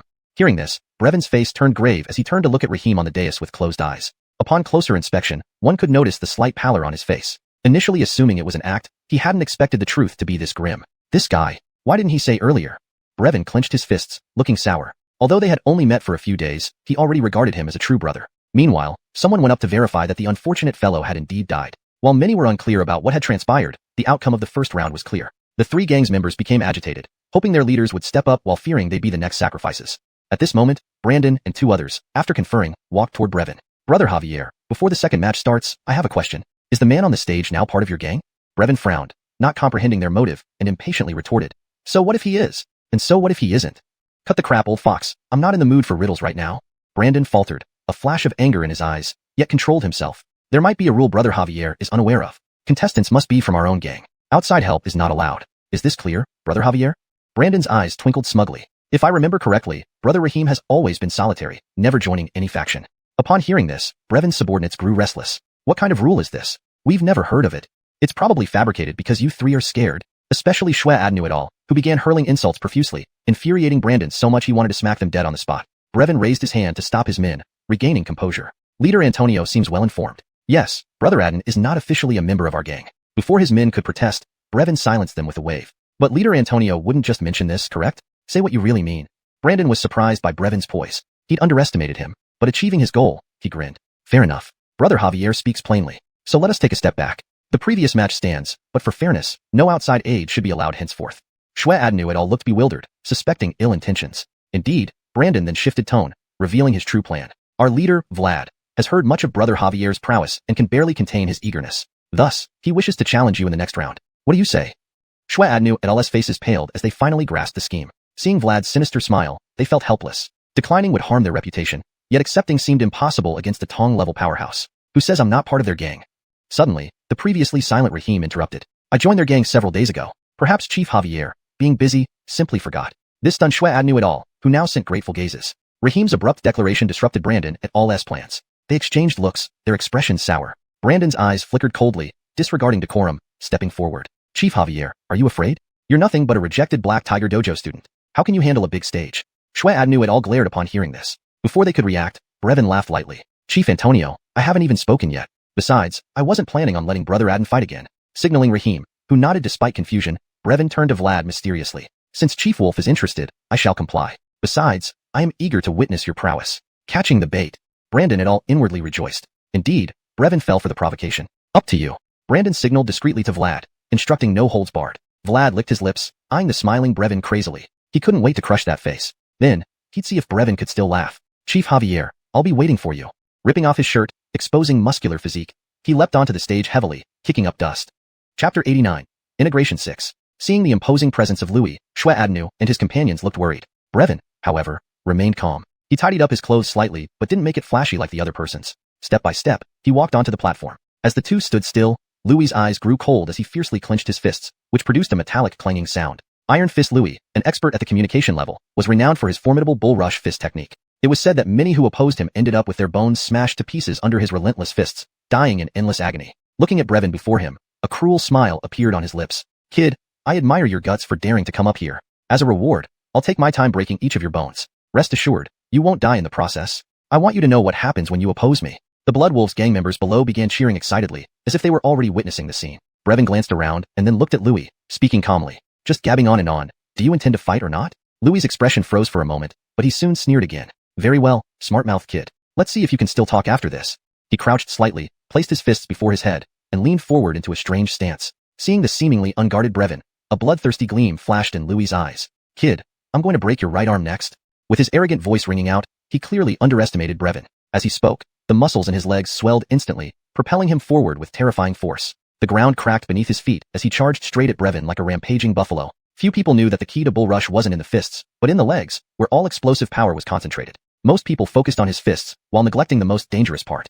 This move had claimed countless opponents. But contrary to his earlier statement about breaking Brevin's right arm, his fists now shot directly towards Brevin's head, intending to end his life in one strike. Gasps of shock rang out from the audience, including Brandon and his group, whose faces lit up with pleasure. Just when everyone thought the battle was over before it began, Brevin remained unperturbed. Watching the charging fists, a hint of ridicule flashed in his eyes. His hands hung loosely at his sides as he casually stepped to the side. That single step evaded Louis's attack entirely. His fist grazed past Brevin's forehead by mere millimeters, only ruffling a few strands of hair. This can't be. It must be a coincidence. Louis, confident in his blow, felt disoriented by striking nothing but air, unable to believe the result. Seeming to defy disbelief, he roared wildly and charged again. However, Brevin moved gracefully, easily dodging every attack. No matter how loudly Louis roared or how fast his fists flew, he couldn't touch even a strand of Brevin's hair. Arg, damn it. Frustrated by Brevin, who dodged like a ghost, Louis seethed inwardly, feeling powerless despite his strength. F***ku. Stop dodging and show some guts. Brevin scoffed. He wasn't naive and paid no heed to the taunts. Cheers from the crowd faded as spectators watched, incredulous at Brevin's effortless evasion. Brandon's face turned grim, exchanging glances with Mackenzie beside him, who commented uncertainly. This seems like the extreme shadow steps? But isn't this guy from Black Tiger Martial Hall? Mackenzie shook his head, equally puzzled. Both watched as Louis continued being toyed with, realizing they might have bitten off more than they could chew. Meanwhile, Xuanhuan and the others were pleasantly surprised, impressed that their leader had such hidden skills. Their initial worries gradually dissipated.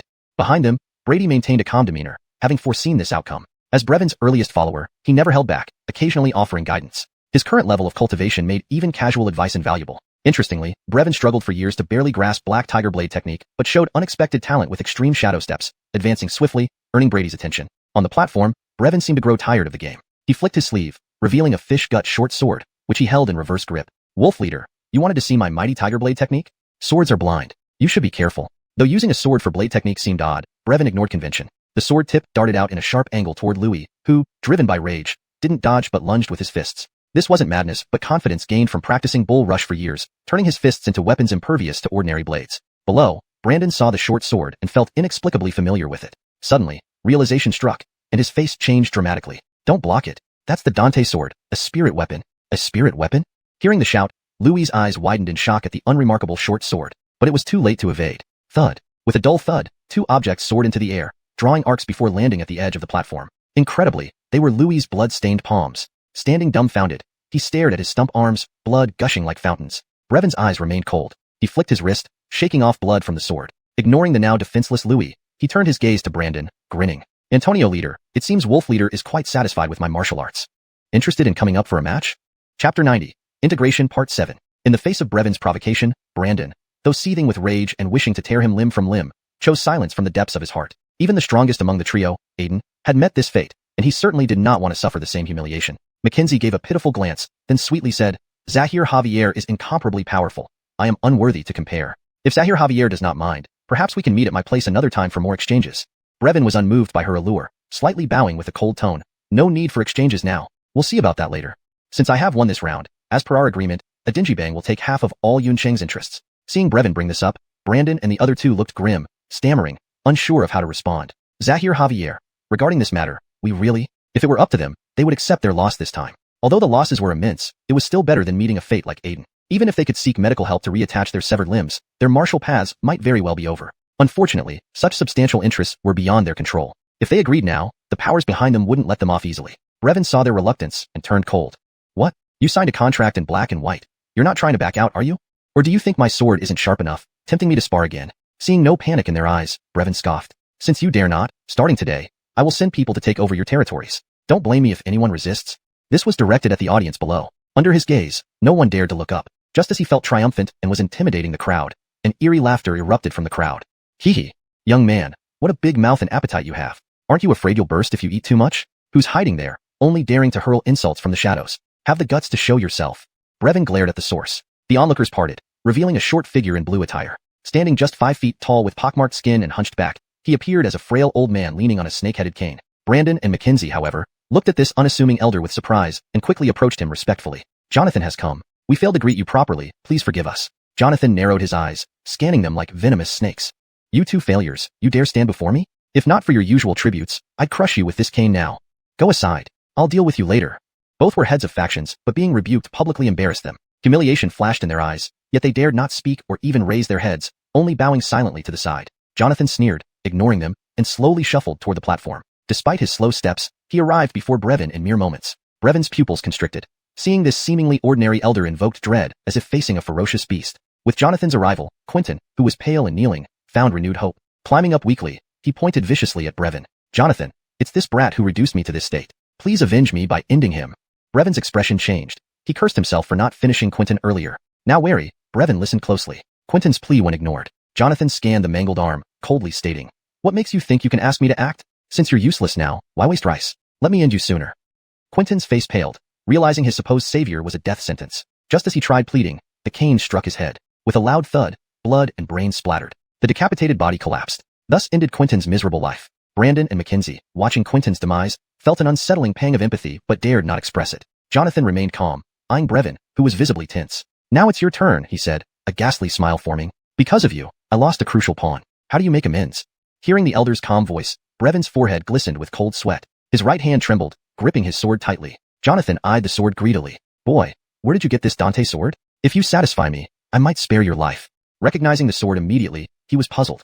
Wasn't this sword the treasure of the old Dante? Why would it be in this youth's hands? Recently, many Deity Realm martial artists disappeared simultaneously. Rumors hinted they offended someone powerful and were silenced. However, it seemed someone was covering it up. Perhaps this boy knows something useful. Eyeing the elder, Brevin forced an ugly smile. Respected elder, I found this sword in a trash heap. I know nothing of its origin. Jonathan shook his head disappointedly. Young man, lying is bad. Raising his cane, he prepared to strike. Scholars Xuanhuan and others moved to intervene, but one glance from Jonathan left them rooted in place, faces flushed red. Beside them, Rahim also paled, feeling his injuries worsen, unable to move. As Brevin faced imminent death, a voice echoed. Hold! Faceless Herschel stood up, fanning his palm confidently, looking fearless at the elder. He Mu, a renowned Deity Realm warrior, bullying a junior without shame? I've watched this entire ordeal unfold. Your faction lost the bet first, and there's a contract. Can you admit defeat gracefully? Note: the structure, tone, and original style have been preserved while ensuring natural, fluent English translation. Chapter 91. Consolidation 8. So, it's the second young master of the Hua family. But our two families have always been like water and wells, never interfering with each other. I wonder what intentions young Zahir Hua has this time? Could it be that you want to provoke a conflict between our two families? Baker glanced at the young man indifferently, his tone casual. Upon hearing these words, a trace of anger flashed across Declan's eyes as he picked up the contract in front of him and waved it. Baker, my actions are my own and have nothing to do with the Hua family. Instead, you, as a thorough Enlightenment realm martial artist, show no shame and bully those weaker than yourself. Moreover, it's clearly written in black and white. How could you possibly deny it? Looking at the contract in Declan's hand, Baker was momentarily stunned. Then his gaze turned cold as he looked at Brandon and the other two. He had just arrived here and truly had no knowledge of this matter. Feeling the killing intent in Baker's gaze, Brandon and the other two below regretted their decision deeply, wishing they hadn't made such a miscalculation. Black ink on white paper? How did I miss it? At this moment, Baker sneered and suddenly spoke. Before Declan could react, the paper in his hand ignited without flame and quickly turned to ash, dispersing into the wind. You old dog. How can you be so shameless? Declan couldn't believe this man had no dignity befitting a powerhouse. However, Baker merely gave him a cold look, speaking disdainfully. Young Zahir Hua, please choose your words carefully. Out of respect for the Hua family, I will not hold this against you this time.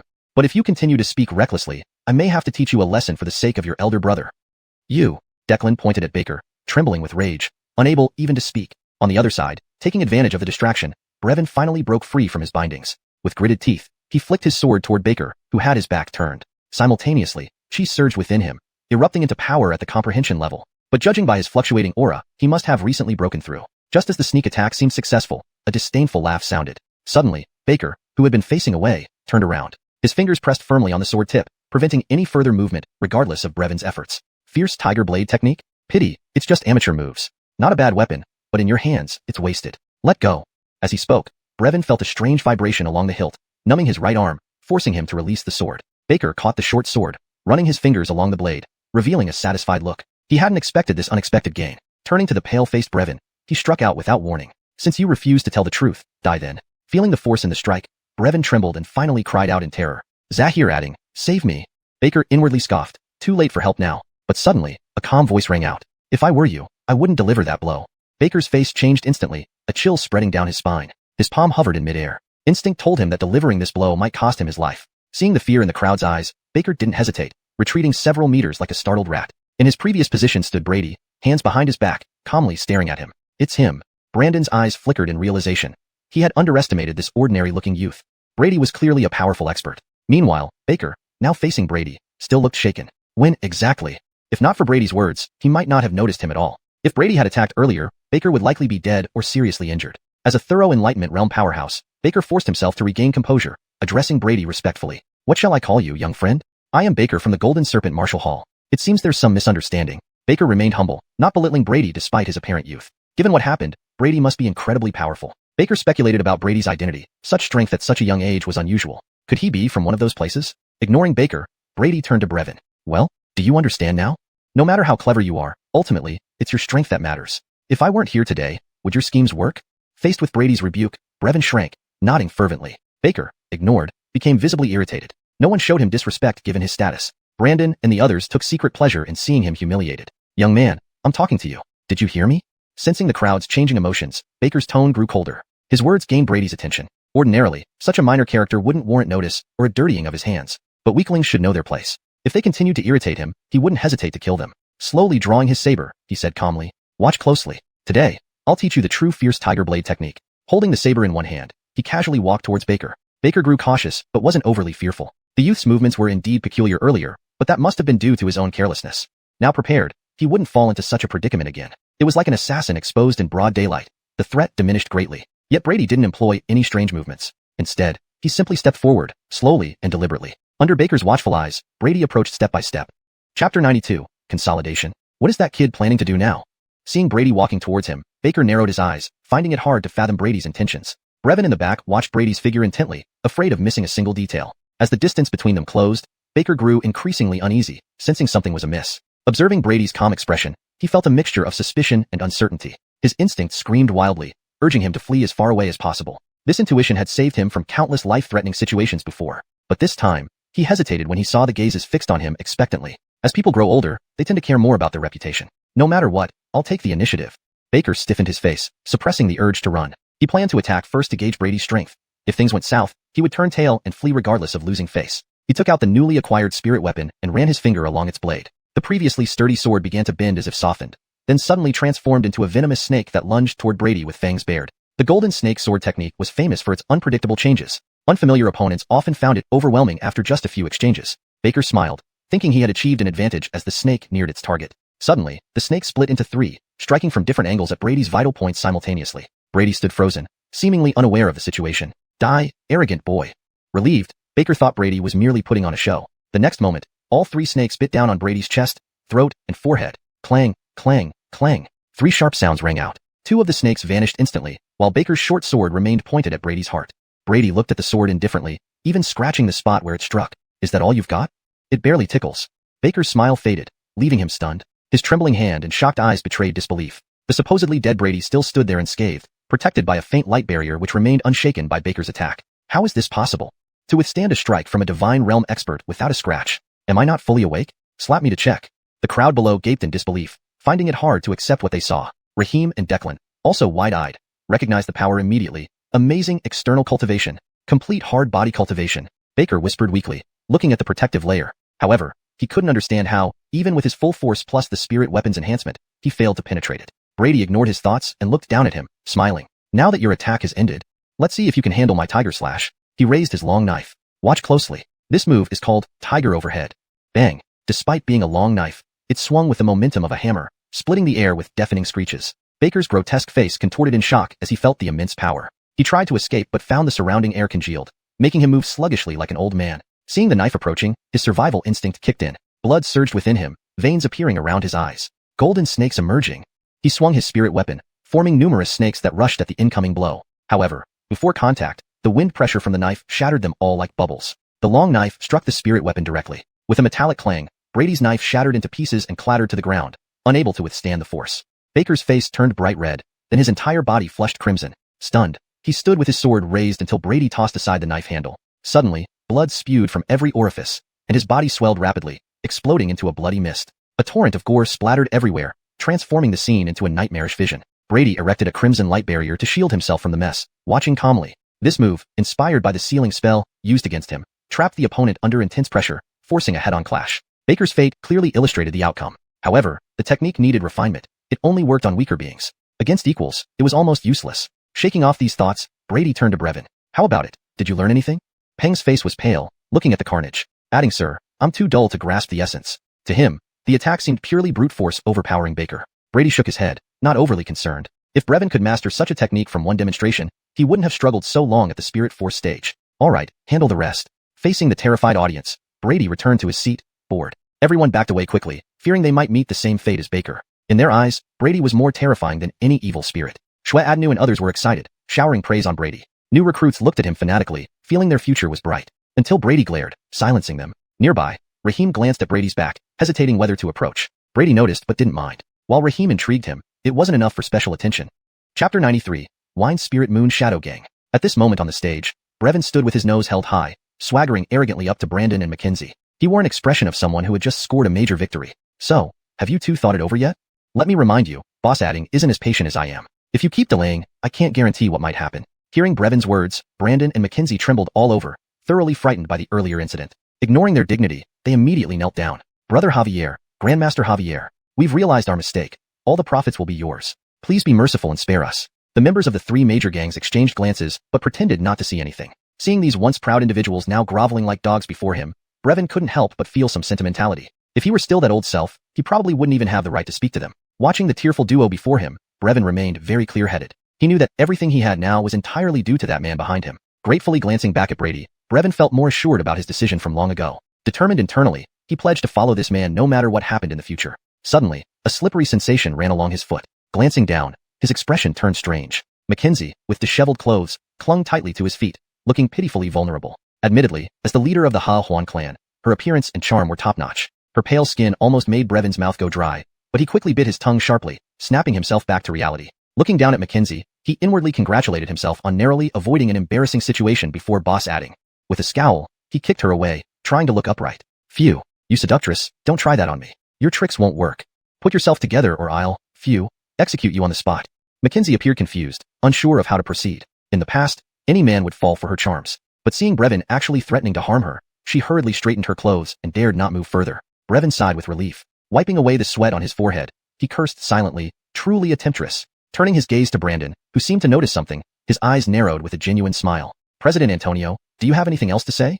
Brandon felt a chill run down his spine, sensing the killing intent in Brevin's eyes. He waved his hands in submission. Satisfied, Brevin gestured for one of his men to bring a new piece of paper to write on. Soon, a brand new contract was placed before them. If there are no issues, sign it. Reviewing the conditions written on the contract, Brandon's face paled. If he signed this, his Xiuxian gang would exist in name only from today onward. Meanwhile, Mackenzie didn't hesitate, immediately signing her name with a brush pen. Their gang was accustomed to relying on strong allies. Changing masters wasn't much different. Seeing her submissive smile, Brevin nodded approvingly before turning his cold gaze to the still hesitant Brandon. Or do I need to take action myself, President Antonio?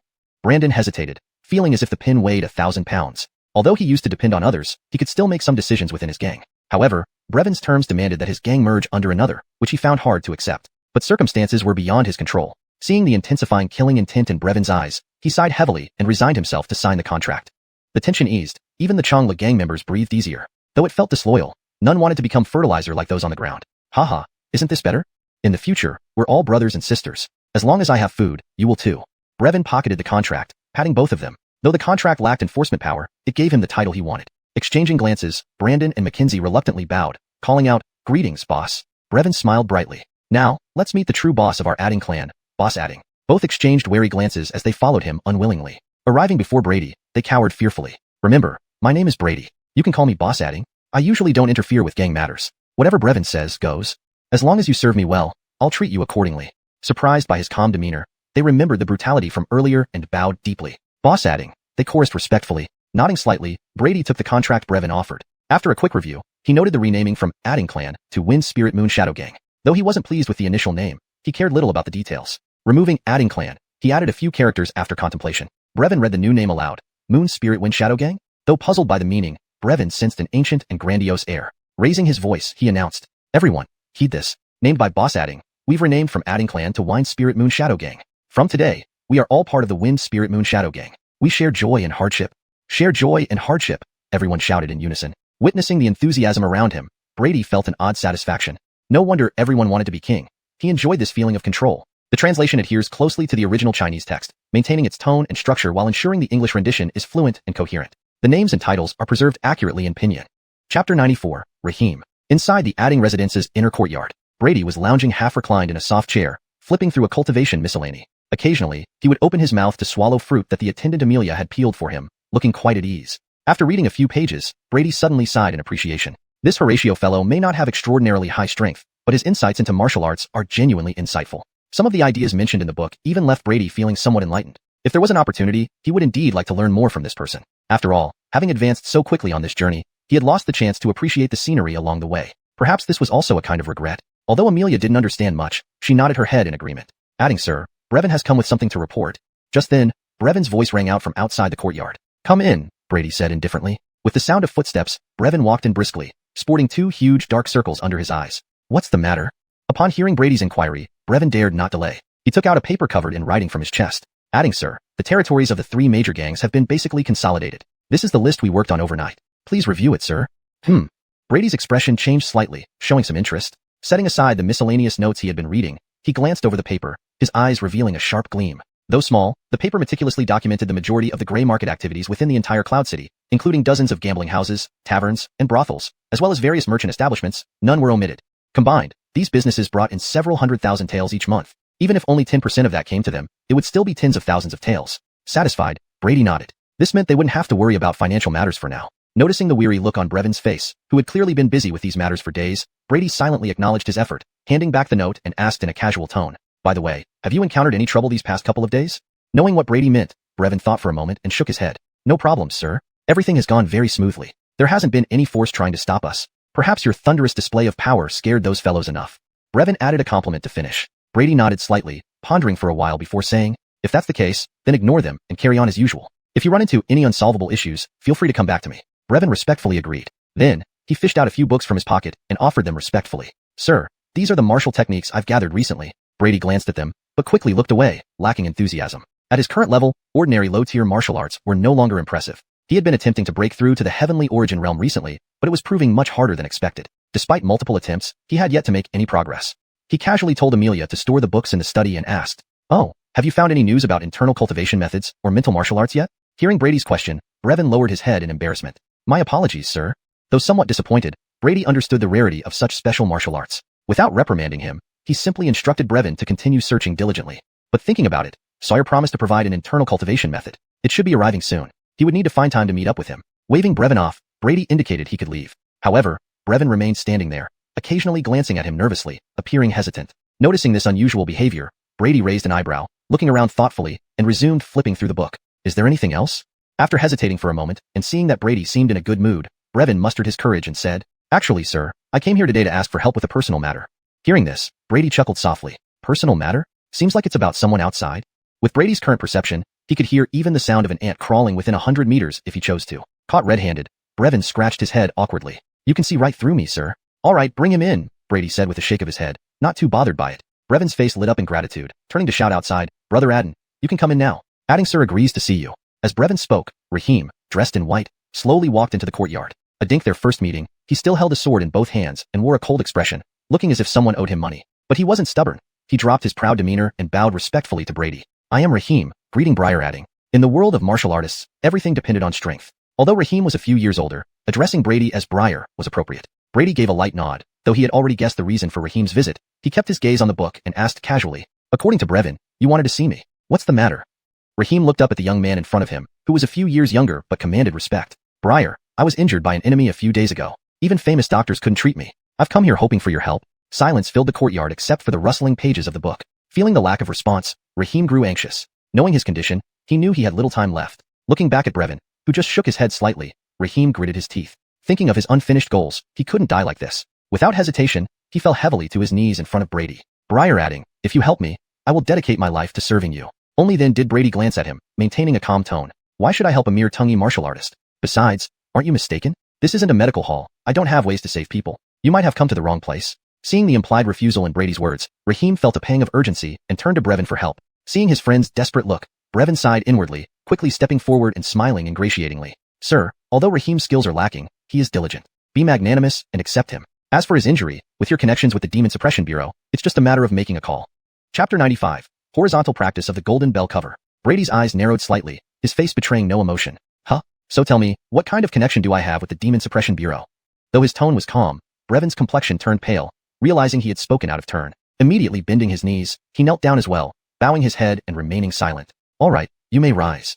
Brady glanced at him indifferently, sipping his tea lightly. Although he didn't understand much about leadership, sometimes necessary reminders like this were important. Brevin hesitantly stood up, glancing helplessly at Raheem before stepping back, afraid to say more. Raheem remained kneeling, his body trembling, knowing that his life now hung in Brady's balance. Just then, Brady's indifferent voice rang in his ear. "Since Brevin speaks so highly of you, I'll give you a chance. But if you want to stay by my side, you need to prove your worth first. I'll give you 2 days. Find this person, by any means necessary, and bring them here." As he spoke, a booklet was tossed in front of Raheem. Raheem felt a surge of hope. Though Brady hadn't directly agreed, this was at least a glimmer of survival. "Thank you, Zahir adding." Raheem bowed deeply to Brady, even changing his address. Then, he carefully picked up the booklet, staring at the name written inside. Though it felt oddly familiar, he couldn't quite place it. "Horatio," he murmured softly, committing the name to memory. Brady waved his hand indifferently. "Don't thank me yet. If you fail, don't show your face to me again." Raheem kept his expression neutral, not overly worried. With his abilities, finding this person within Yun City should take less than a day. Even if he had to drag Horatio here. Brady closed his eyes, seeming somewhat tired. The two didn't dare disturb him further, exchanging glances before respectfully exiting the courtyard. After they left, Brenda approached Brady. Seeing he was apparently asleep, she tenderly took a small feather fan to gently cool him. Gradually, his frown eased. In the outer courtyard of Adding Manor, Brevin and Raheem walked side by side. "Brother Javier, thank you for your help today," Raheem said seriously, bowing. Initially, he only wanted to repay a favor, but now genuine intentions to form a bond arose. Brevin waved his hand nonchalantly, patting Raheem's shoulder. "Fear not, we're brothers. What's there to thank? Rest assured, I'll have my men find him for you immediately." Seeing Brevin's hand on his shoulder, Raheem furrowed his brow, seemingly disliking such intimacy. Brevin rolled his eyes. "Why are you acting so girlish? You're behaving like a woman. In the future, we'll work under Zahir Adding together, so let's get closer. I heard Zahir Adding say once that the best way to strengthen brotherhood is by sharing hardships, even pleasures. Not sure what he meant by hardships, but I understand the latter." With that, Brevin gave a lecherous smile. "After this is over, I'll take you to Bai Chun Lu for some fun. The girls there are incredibly charming." He spoke enthusiastically, unaware of Raheem's odd gaze. Noticing the retreat, Raheem touched a jade pendant on his chest, whispering, "Relax, Am I really that type of person? Fine, fine, I promise, alright? What are you mumbling?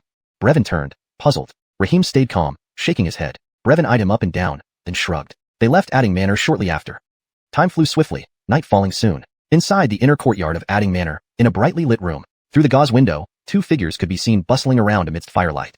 Zahir, this isn't right. I can barely endure it. Just a bit longer. It will be over soon. But I'm scared. No worries. Keep going. Don't stop.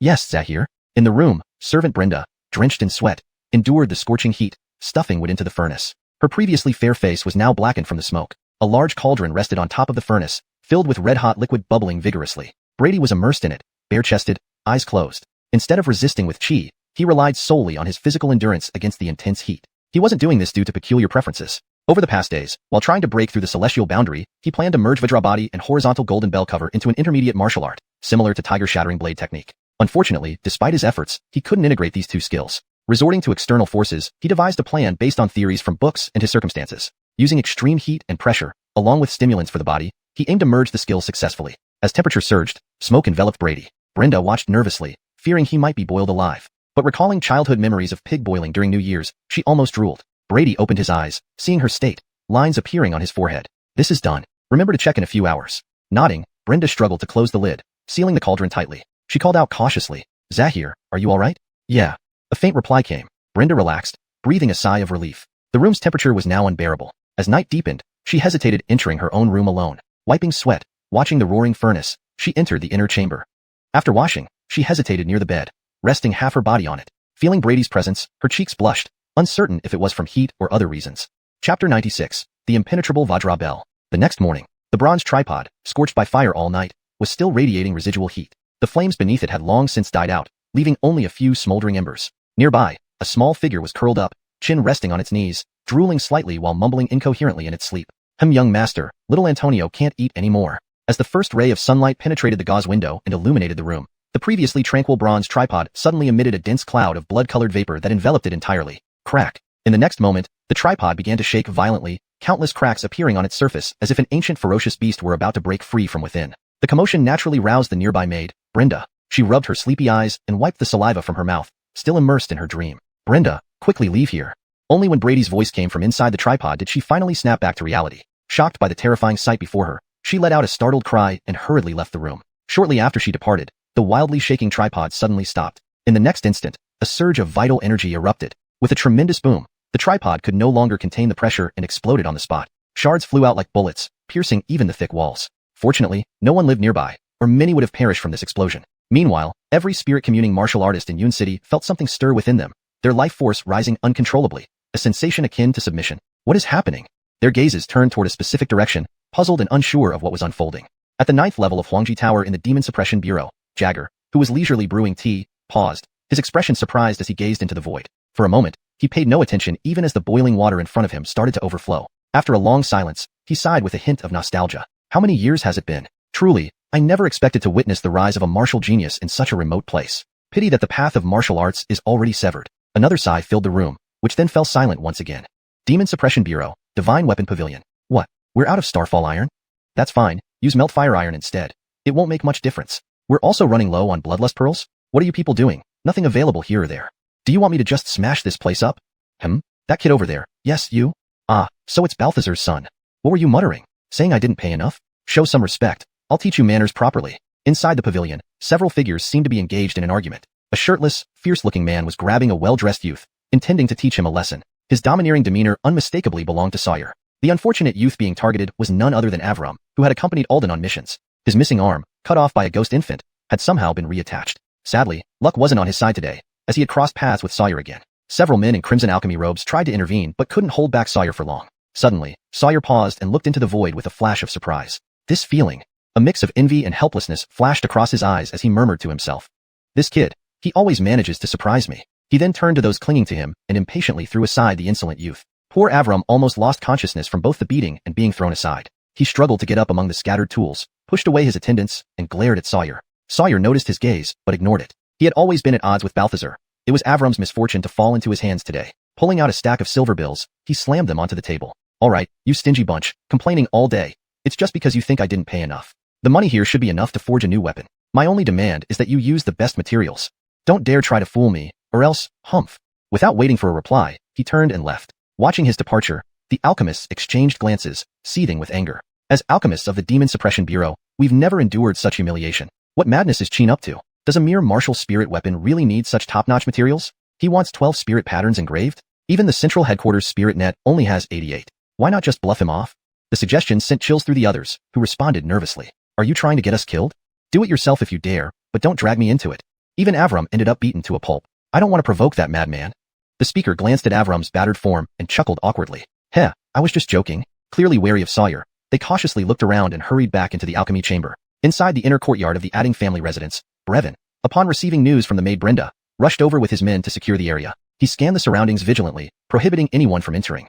Meanwhile, in the ravaged room, Brady, sitting cross-legged on the ground, abruptly opened his tightly shut eyes. A gleam flashed momentarily, and a terrifying aura emanated from within him. Chapter 97. The Horizontal Practiced Golden Bell Cover, Part 2. Those guarding outside, such as Brevin, found their breathing momentarily stifled by the terrifying aura. It was as if someone had forcefully clamped their necks. Fortunately, this sensation quickly dissipated with the fading of the aura, and everyone soon returned to normal. Glancing fearfully at the shattered door, they didn't dare linger nearby. Under Brevin's direction, they retreated another 100 meters. Inside the room, Brady felt a trace of satisfaction in his eyes as he examined his body. All traces of the Vajra body and the horizontal practiced golden bell cover had vanished, his skin returning to its normal appearance. Yet, his defense had only grown stronger. Without hesitation, he slashed down on his left arm. In the next second, a faint glow appeared from the point of impact. Screech. The slash passed over the glowing barrier, producing an ear-piercing metallic screech. Observing his unblemished arm, Brady nodded in satisfaction. Compared to before, the defensive strength had more than doubled. He knew that the force he just exerted equated to 2 divine sense realm martial artists combined, yet it had been effortlessly absorbed. With his current physique, any attack below the blood fusion realm would be futile against him, leaving not even a scratch. However, there was no significant change in his vital energy. Inside his dantian, apart from the few reformed blood chi pearls, there was now a single drop of thick golden blood. Unaware of its origins or functions, Brady deduced that it exuded vibrant life energy. A Dinfi energy. His expression shifted as he intentionally disbanded his defensive ability and sliced a few centimeters into his arm. Suppressing his blood chi, he activated the golden blood. As a golden light flashed, the wound on his arm healed instantaneously without leaving a scar. Its restorative power seemed even stronger than blood chi and offered a slight mental rejuvenation. Feeling an invigorating surge, Brady stroked his chin, slightly disappointed. He had hoped for something more mysterious, but it was merely a bit superior to blood chi. More critically, the amount of blood chi required to condense the golden blood far exceeded his expectations. Nearly half of his total blood chi had only increased its volume by a hair's breadth. Unlike the blood chi pearls, once the blood chi merged with the golden blood, it could never be retrieved. Shaking his head in frustration, he placed the matter aside and opened his panel. Name, Brady. Martial Arts. Fierce Tiger 100 Cleft Saber Technique. Intermediate Martial Art. Level 10. Horizontal Practiced Golden Bell Cover. Intermediate Martial Art. Level 10.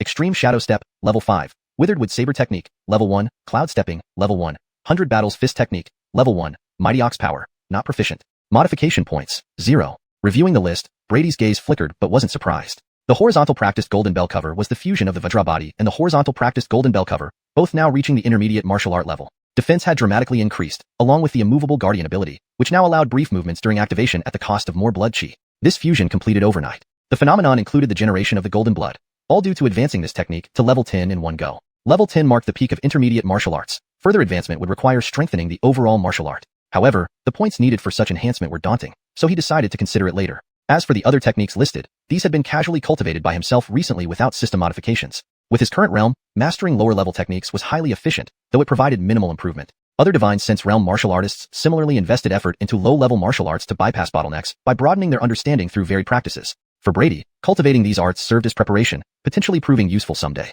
After ensuring no improvements were overlooked, Brady stood up slowly and walked out of the room. Congratulations, Lord Adding. Your divine skill is complete. May the Moon Spirit Wind Shadow Gang live forever. Stepping out, he heard thunderous applause and saw a crowd kneeling before him. Annoyed, he glared at the front row figures, including Brevin. Under his gaze, Brevin nervously withdrew, understanding Brady's disapproval. Move along. Lord Adding has achieved a breakthrough and needs rest. Chastened, Brevin dispersed the crowd despite feeling embarrassed. Everyone, noticing Brady's robust health, although puzzled, did not ask further questions. Soon, the courtyard quieted. Relaxing in a soft chair, Brady received shoulder massages from the servant girl Brenda. Feeling something amiss, she noticed that his previously rock-hard body now felt soft like a regular person's. Thankfully, Brady couldn't read minds, sparing her embarrassment. Noticing the girl's fatigue, he subtly transmitted a stream of blood she mixed with golden blood through his palm.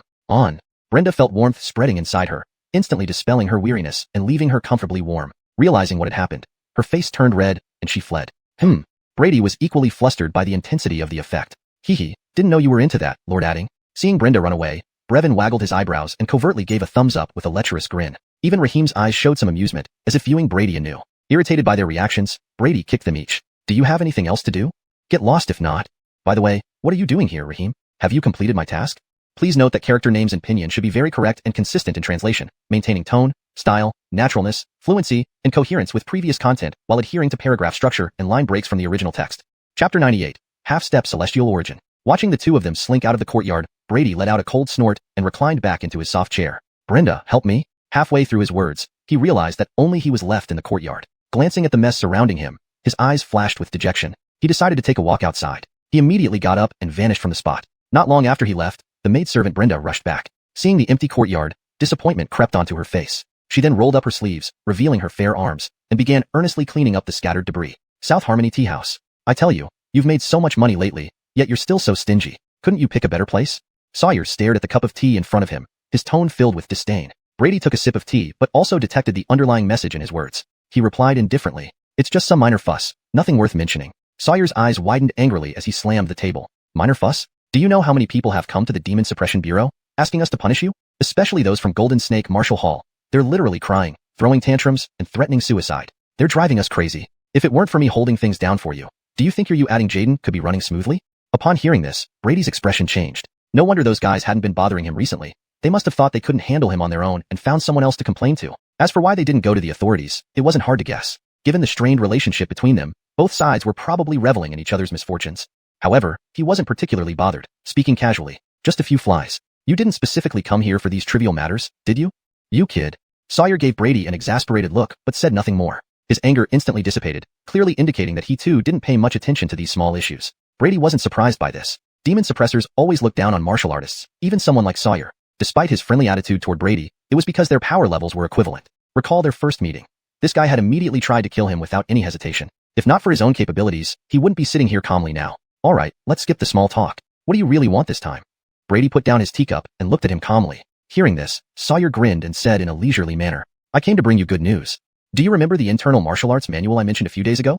At this point, he paused before sipping the tea leisurely. Unfortunately for him, Brady's expression remained indifferent, showing no particular interest. The two stood in silence for a moment until Sawyer finally pulled out a book from his robe and tossed it irritably onto the table.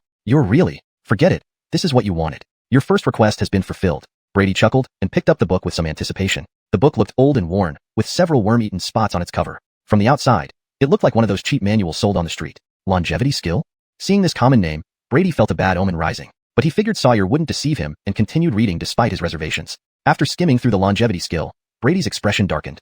Looking at Sawyer, who was barely containing his laughter, he said displeasingly, You deliberately tricked me, didn't you? Sawyer's smile vanished instantly, and he replied seriously, How did I trick you? Isn't this the internal martial arts manual you asked for? Brady's face darkened. This indeed was an internal martial arts manual, but it was far from what he expected. The entire skill had 5 stages, but even the highest 5th stage lacked any offensive abilities. To put it simply, it was purely an auxiliary type of internal martial arts manual. Expecting it to be useful in combat would be a pipe dream. If practiced over a long period, it could calm the mind, nourish the spirit, and even refine chi and blood, prolonging life. However, long meant decades of uninterrupted practice. Looking at Sawyer's laughing face, Brady resisted the urge to punch him and stored the longevity skill in his ring. Though it seemed useless, it was hard won. And with his system, he wouldn't need decades of practice. He planned to modify a few stages of this skill later and see how it performed. Seeing Brady accept the skill, Sawyer's eyes flickered with surprise but didn't care much. It was meant to be given to him anyway. What Brady planned to do with it was none of his business. He finished his tea and asked casually, By the way, now that you've achieved half-step celestial origin, you can be considered a formidable power in this area. What are your next steps? My advice is that you should explore more. Staying in such a small place won't. Before he could finish, Brady interrupted him with a wave of his hand. Confused, Brady looked at Sawyer. What half-step celestial origin? What do you mean, Matthew? He was clearly struggling to break through the celestial origin realm, so how did he suddenly become a half-step celestial origin? Sawyer was taken aback by the question. After sizing up Brady, he said somewhat discontentedly, You kid, you're pretending, right? I can sense the aura of primal blood in your body from 800 miles away. Primal blood? Brady was even more baffled. What primal blood? How did he not know about it? Then he suddenly remembered the mysterious drop of golden blood within him. Could that be what Sawyer referred to as primal blood? Looking at Brady's expression, Sawyer seemed to realize something and said incredulously, Are you really clueless about all this? Seeing Brady nod, he rubbed his forehead in frustration. This is ridiculous. I don't know how you managed to cultivate all these years. Brady felt somewhat embarrassed. He'd only been in this world for less than half a month and truly didn't understand these terms well. Antoniacally, Sawyer didn't suspect anything and assumed Brady was a fanatic who only focused on cultivation. So, he began explaining. Adinston carefully, boy. The so-called primal blood is? Chapter 99, Primordial Blood. As Sawyer narrated, Brady finally grasped some understanding of the concept of primordial blood. The origin of the primordial blood could be traced back to the ancient chaotic era. It was said that humans at that time were weak and had to hide from powerful ancient beasts, often becoming their prey. Just when the human race was on the brink of extinction, a mighty individual named Brenton emerged, much like in a novel. He not only established the cultivation systems for spiritual energy and blood energy, but also led the remaining humans to reclaim their foothold on this continent. During that period, almost every human could cultivate both types of energy simultaneously, unlike the current situation where people can only focus on one type. After mastering the cultivation system, human powerhouses began to emerge in large numbers. Although they were far weaker compared to the ancient beasts, humans could reproduce rapidly. When one human was killed, 10 more would rise up. When 10 were slain, 100 more would appear. Moreover, it took far less time for humans to produce a powerhouse than the centuries or millennia required by the beasts. Facing the righteous onslaught of humanity, the balance gradually shifted. In the end, all the beasts were exterminated, and humanity reclaimed dominion over the land. It is said that today's evil spirits are closely related to the lingering resentment of those slaughtered beasts. To honor Brenton's contribution, later generations referred to those who reached a certain level of strength as the Brenton realm. Back then, there were no distinctions like 9-star, 8-star, Spirit Zahiri, or Intention Zahiri. According to the circumstances at that time, one was considered to have truly embarked on the path of cultivation only after starting to condense primordial blood or primordial spirit.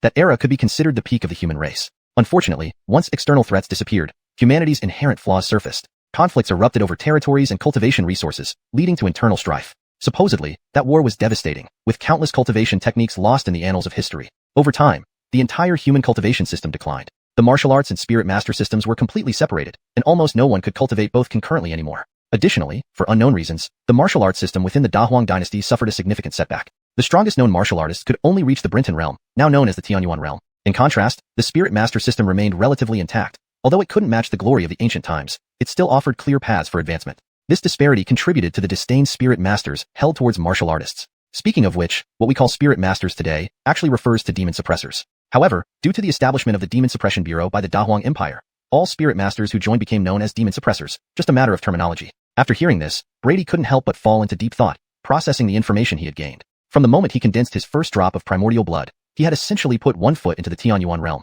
He used the term 1 foot because the amount of primordial blood was too little to unleash its true potential. His future goal was to continuously condense more primordial blood within his body until all his blood transformed into primordial blood, marking the completion of the Tianyuan realm. Only then would martial artists enter their true phase of power. The Tianyuan realm, also known as the immortal realm, relied entirely on primordial blood. Once fully attained, unless one's head was severed, minor feats like regenerating an arm would require minimal effort. However, this immense power came with equal difficulty. The process of condensing primordial blood was long and tedious. For Brady, without any unforeseen events, achieving full Tianyuan realm would take at least 15 to 20 years. This was already considered fast, as many martial artists spent their entire lives and still couldn't complete the transformation.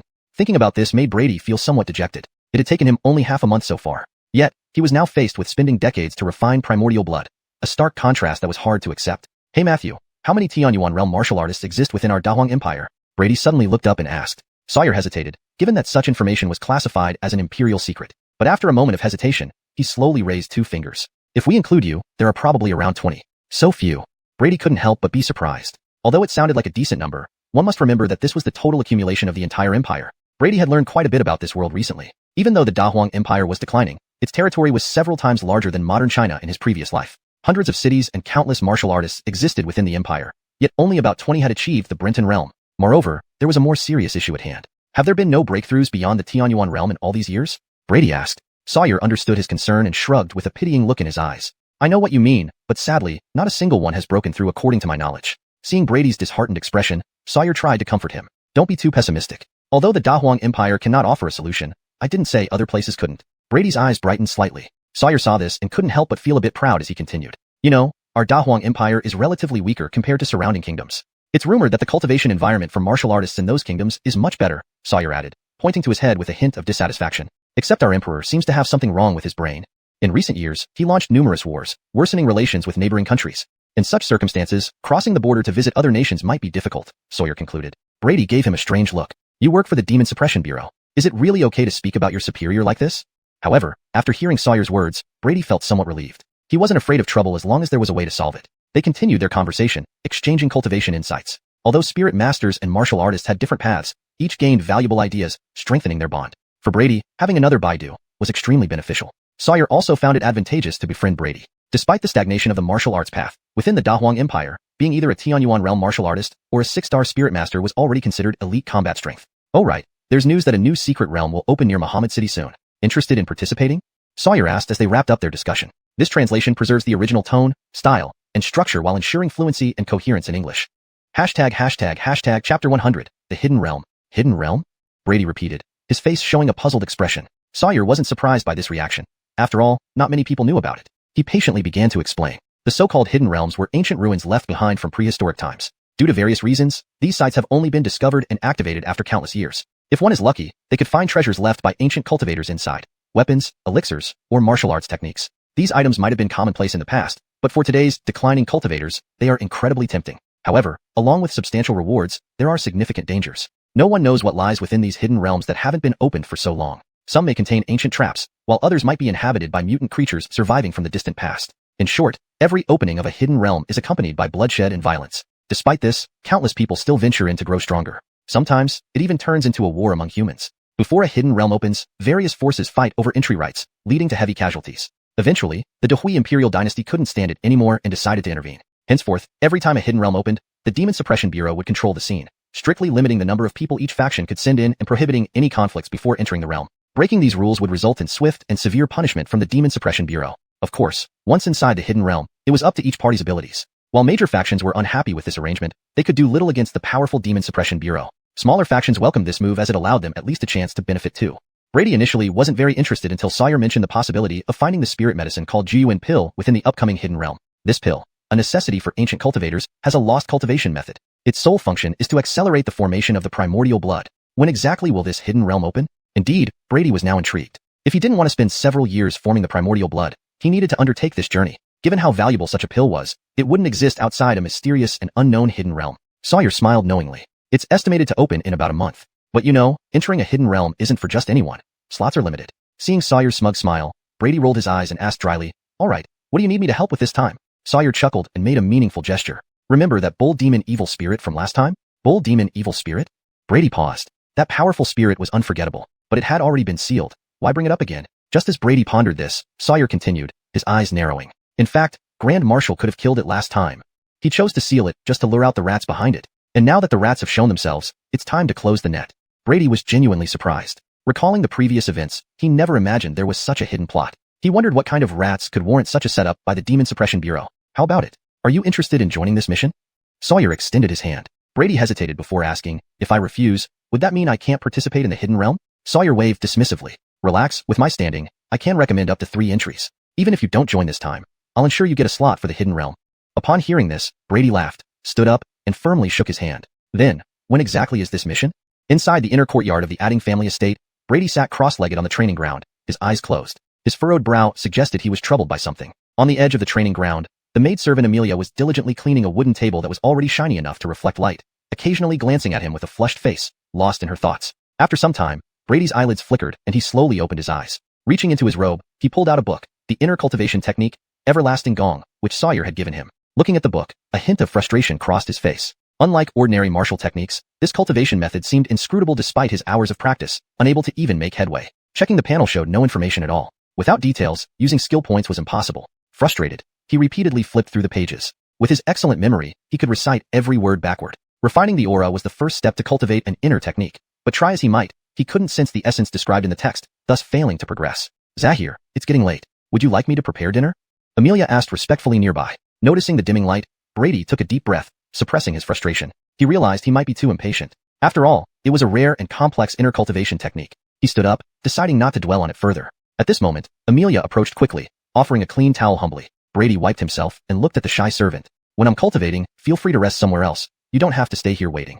Misunderstanding his intent, Amelia bit her lip, raising tear-filled eyes. Does Zahir think I'm being noisy? I promise to be quieter. Please don't send me away. Brady sighed inwardly, shaking his head. Pausing, he looked at her frail figure. Actually, do you want to learn martial arts? Note: I maintain the structure, paragraph breaks, and original tone as requested. Chapter 101. The Hunting Moment. Practice martial arts? Brenda looked at Brady in a dazed manner, momentarily not reacting. But seeing that Brady didn't seem to be joking, she knelt down with a thud, her expression agitated. Zahir, this servant is willing. Brady nodded, finding her reaction unremarkable. Although the status of martial artists wasn't as high as spirit handlers, in the eyes of the commoners of Cloud City, they were still figures who needed to be highly admired. To become a martial artist, one not only needed certain talent, but also faced limited selection quotas by martial academies each year. Additionally, the substantial amount of money required for subsequent training was enough to deter an ordinary family. Back then, his predecessor had spent several years' worth of savings from home, along with some luck, to barely succeed in joining the Black Tiger Martial Academy. However, joining the academy was merely the first step. Many people struggle their whole lives and might not even achieve the level of spirit communication. Had he not activated the system, he would probably still be swinging a big knife miserably in the Black Tiger Martial Academy. Thinking about it, Brady couldn't help but recall his predecessor's hometown. In his memory, it was a poor, backward little village. His predecessor's parents were ordinary villagers without any special identities, diligently working on their few acres of thin farmland to raise him up. Perhaps I should pay them a visit, Brady muttered, a hint of unusual light flashing in his eyes. Although they weren't his real parents, since he occupied this body, there were some things he ought to take responsibility for. He turned his gaze, signaling Brenda to stand up. Taking advantage of the last glow of twilight, Brady walked to a wooden table beside him and started writing quickly with paper and pen. By the way, can you read? He suddenly asked, seemingly remembering something. Yes, Zahir. Brenda studied with a teacher when I was young. Brenda blinked her eyes seriously. Brady nodded and didn't say much more. Soon, under Brenda's curious gaze, a sheet filled with writings was laid before her. This is a stepping technique. You can try practicing it when you have time. It includes some of my insights. If you have any questions, feel free to ask me. Shadow step. Brenda took the piece of paper, looking at the 3 large characters on top, her eyes instantly moistening. Although she didn't know this martial art, she understood its preciousness. Just as she was about to kneel and thank him again, Brady reached out to stop her. Enough. Although I've given you the technique, how far you can go depends entirely on your own destiny. You go ahead now. Remember to find Brevin and tell him I need to speak with him. Wiping the tears from the corner of her eyes, Brenda vigorously nodded, silently vowing never to let her master down. She stepped back slowly, leaving the inner courtyard while glancing back repeatedly. Watching her disappear, Brady remained calm. Honestly, he hadn't expected much from the little girl. Teaching her martial arts was just for her to have some self-defense capability. At least, she wouldn't get harmed during his practice anymore, like what happened that morning. She could have died if he hadn't warned her. Half an hour later, a hasty figure rushed into the courtyard and saw Brady standing with his back towards him. Bowing deeply, he said, Zahir, adding, you called for me? Brady turned around, casting a glance at him, but his brows involuntarily furrowed. What happened to your injuries? Brevin, despite trying to hide it, showed signs of struggle. Blood stains seeped through his disheveled clothes. Brady easily noticed these details. Facing Brady's question, Brevin scratched his head awkwardly and explained hesitantly.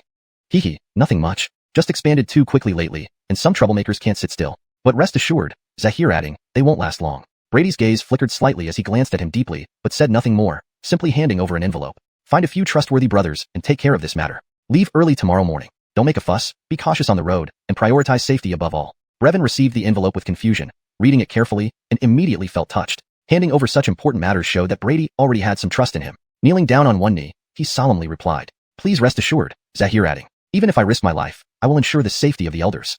Brady nodded faintly without a word, turning away. Seeing this, Brevin bowed tactfully and left. After he departed, Brady looked up at the bright moon hanging in the sky, his figure vanishing in a flash. It was time for hunting again. At the Demon Suppression Bureau, monitoring hall. Despite the late night, the hall was brightly lit, bustling with activity. A giant crystal-like sphere stood prominently in the center, its surface intricately engraved with 88 different spiritual patterns. These patterns flickered, sending out mysterious waves that spread from the sphere's core. Above it, a phantom city floated, countless lines of spirit energy dividing it into dozens of regions. An observer could see that this phantom mirrored the layout of Cloud City almost perfectly. 12 white-robed demon suppression enforcers sat around the crystal ball, eyes closed and faces solemn. Unlike ordinary enforcers, these wore robes adorned with numerous eye patterns. Under the flickering flames, the eyes shimmered mysteriously, resembling living creatures.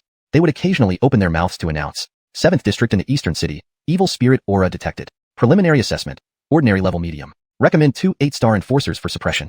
4th District in the Southern City, evil spirit aura detected. Preliminary assessment, ordinary level low. Recommend 1 8-star enforcer or 3 9-star enforcers for suppression. 5th District in the Northern City. Behind them, clerks recorded the information swiftly, which was then passed to various teams. Based on this data, squads would be dispatched accordingly. This was the entire process of the demon suppression enforcers, efficient yet safe. However, the information wasn't always accurate. Like the ghost infant encountered by Alden, they discovered an ordinary level low evil spirit harboring a high-level counterpart. Amidst this orderly operation, one white-robed member opened his eyes in confusion. The evil spirit aura in the 4th District of the Southern City has disappeared. No need to send anyone there. Simultaneously, other white-robed members also opened their eyes. Strange, the evil spirit aura in the 6th District of the Southern City has also vanished. I still sense the aura here, but it suddenly left the 9th District, as if attracted by something. The hall fell silent, everyone exchanging looks and sighing. It seems that he has begun his work again. Chapter 102. Entry into the Eternal Spring Technique, Part 1. Demon Suppression Bureau, Demon Suppression Hall. Damn it, will that guy ever stop? In a brightly lit room, a man with a delicate and slightly effeminate demeanor slammed his palm on the table in front of him upon receiving news of another mission cancellation. A fierce gust of air spread out, leaving a deep handprint on the wooden desk. That's right. Over the past few days, hardly any of us from the major teams have received assignments. If this keeps up, I might not care, but my subordinates are growing restless, said one individual. Who would disagree? That fellow seems to have some deep-seated grudge against evil spirits. He's been going berserk, slaughtering anyone he sees. Sawyer, don't you owe us an explanation? A middle-aged woman with a stern face suddenly directed her words at Sawyer, who was seated quietly in the corner. At this, everyone found an outlet for their frustration and turned their gazes towards Sawyer, who had his eyes closed as if napping. Under their collective stares, he slowly opened his eyes, glanced around, and shrugged helplessly. Why are all of you looking at me? I'm no better off than you. Business has been slow tonight for me too. However, such explanations clearly did not satisfy them. This is all your own doing. Everyone knows that little rascal is under your protection. Now that this mess has come about, you can't escape responsibility, right? I've heard that he recently started something called the Moon Spirit Wind Shadow Gang. Although it sounds quite imposing, it's caused chaos throughout the city. In my opinion, all the losses we're now suffering should be deducted from your share. Yet Sawyer paid no heed to their accusations, even yawning indifferently. Are you all finished yet? If you have complaints, go speak to Director Wong yourself. Besides, what rule says it's forbidden for martial artists to slay evil spirits? And besides, none of you were having evil spirits snatched from under your noses. So why are there so many complaints? At this, everyone was momentarily speechless. After all, they couldn't very well prevent someone from slaying evil spirits. They could only inwardly curse Sawyer for being problematic. Just as the atmosphere began to calm, a cold-eyed man suddenly slammed his hand on the table and stood up, glaring furiously at Sawyer. All right, let's set aside the other matter for now. I ask you, why did you severely injure my son today? To bully someone weaker just because you're more powerful. If you don't give me a satisfactory explanation, let's take this straight to Director Wong. Sawyer sneered coldly, completely unfazed by the man's anger. Balthazar, do you still have the nerve to question me? Your son shows no respect, daring to insult even me. You can imagine how he behaves normally. To prevent him from causing trouble or losing his life in the future, I disciplined him for your sake. You should be thanking me instead of blaming me. It's unjust. These words made Balthazar's face turn livid, and he pointed trembling fingers at Sawyer, unable to utter a word in fury. Just as the scene threatened to erupt into a heated confrontation, the temperature dropped suddenly, and a mild voice rang out. You all are really getting worse lately. A few ordinary-grade evil spirits, such a trivial matter, and you can argue over it for hours. If I wasn't here, would you plan to tear this place apart? As the voice spoke, Jagger slowly descended the stairs. Under his gaze, everyone became quiet like students in class, far removed from the tense standoff moments ago. Jagger, clearly aware of their true nature, rubbed his temples in exasperation. Enough, don't put on a show for me. Do you think I can't see through your petty schemes? No matter what happens in the next few days, I expect you all to behave yourselves. After this task is completed, you can return. No need to keep putting on a show in front of me every day. At these words, although there was no visible change in their expressions, internally everyone felt relieved. A few ordinary-grade evil spirits meant nothing to them. The real reason for their unrest was to show their dissatisfaction with the situation. Leaving the spiritually abundant capital to come to this remote small town was frustrating for them, even if they didn't outwardly express it. And Jagger, obviously understanding their true feelings, provided reassurance to calm their anxieties. Of course, there was one exception. Balthazar continued to glare hatefully at Sawyer. His son's mysterious severe injuries had truly enraged him. Sawyer gave him a disdainful glance, showing complete disregard for him. Though Balthazar gnashed his teeth in anger, he couldn't find a way to handle Sawyer. Their statuses were similar, and in terms of strength, Balthazar was not his match. This sense of frustration drove him almost mad. Suddenly, an idea struck him, and a cold look flashed in his eyes. Since he couldn't get to Sawyer directly, he would target those close to him. Looking at the composed Sawyer nearby, Balthazar's eyes filled with hatred, revealing how thoroughly resentment had consumed his reason. Time passed quickly. Atop a towering tower, Brady's figure materialized from thin air. Looking down, he observed the city gradually regaining its life, lost in thought. Regaining his senses, he checked his status panel, a faint smile appearing on his lips. This harvest was pretty good. He had hunted 6 evil spirits and earned 6 modification points. These points did not come from snatching them away from the demon suppressors. Annoyed by Sawyer, Brady abandoned his previous methods. Though he couldn't pinpoint the exact locations like they could, he now used himself as bait. The thicker the blood chi, the greater the attraction for evil spirits. By dispersing his own blood chi, those sensing it would rush to him like sharks drawn to the scent of blood.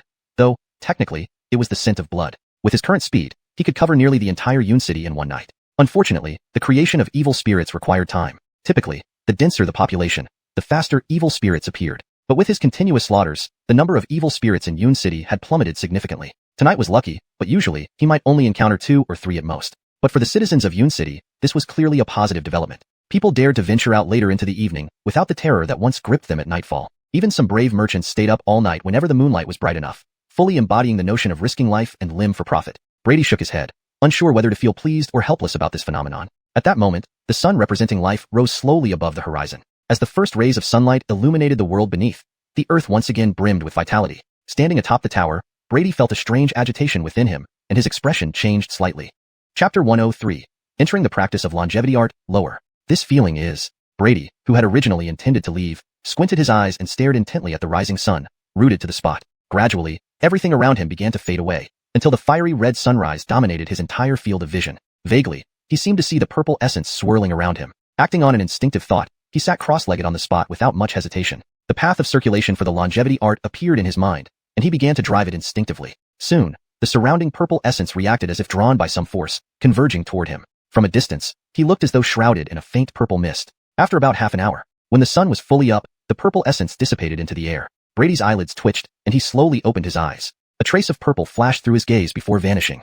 Purple vapor comes from the east, the essence of heaven and earth, he mused after exhaling deeply. Checking the panel next, the information for longevity art, intermediate technique, uninitiated was now displayed. To his surprise, this art was already at the intermediate level without needing fusion. This was the first time he encountered such a martial technique. But this wasn't the time to dwell on it, so he switched to an internal view. A fine thread of white qi flowed through his meridians, the result of completing the first stage of the longevity art. The ever-present blood qi not only did not repel it, but felt somewhat drawn to it, being absorbed and refined by the inner qi. Soon, the previously dull inner qi became slightly brighter. Unfortunately, even after absorbing considerable blood qi, there was no change in the total amount of inner qi.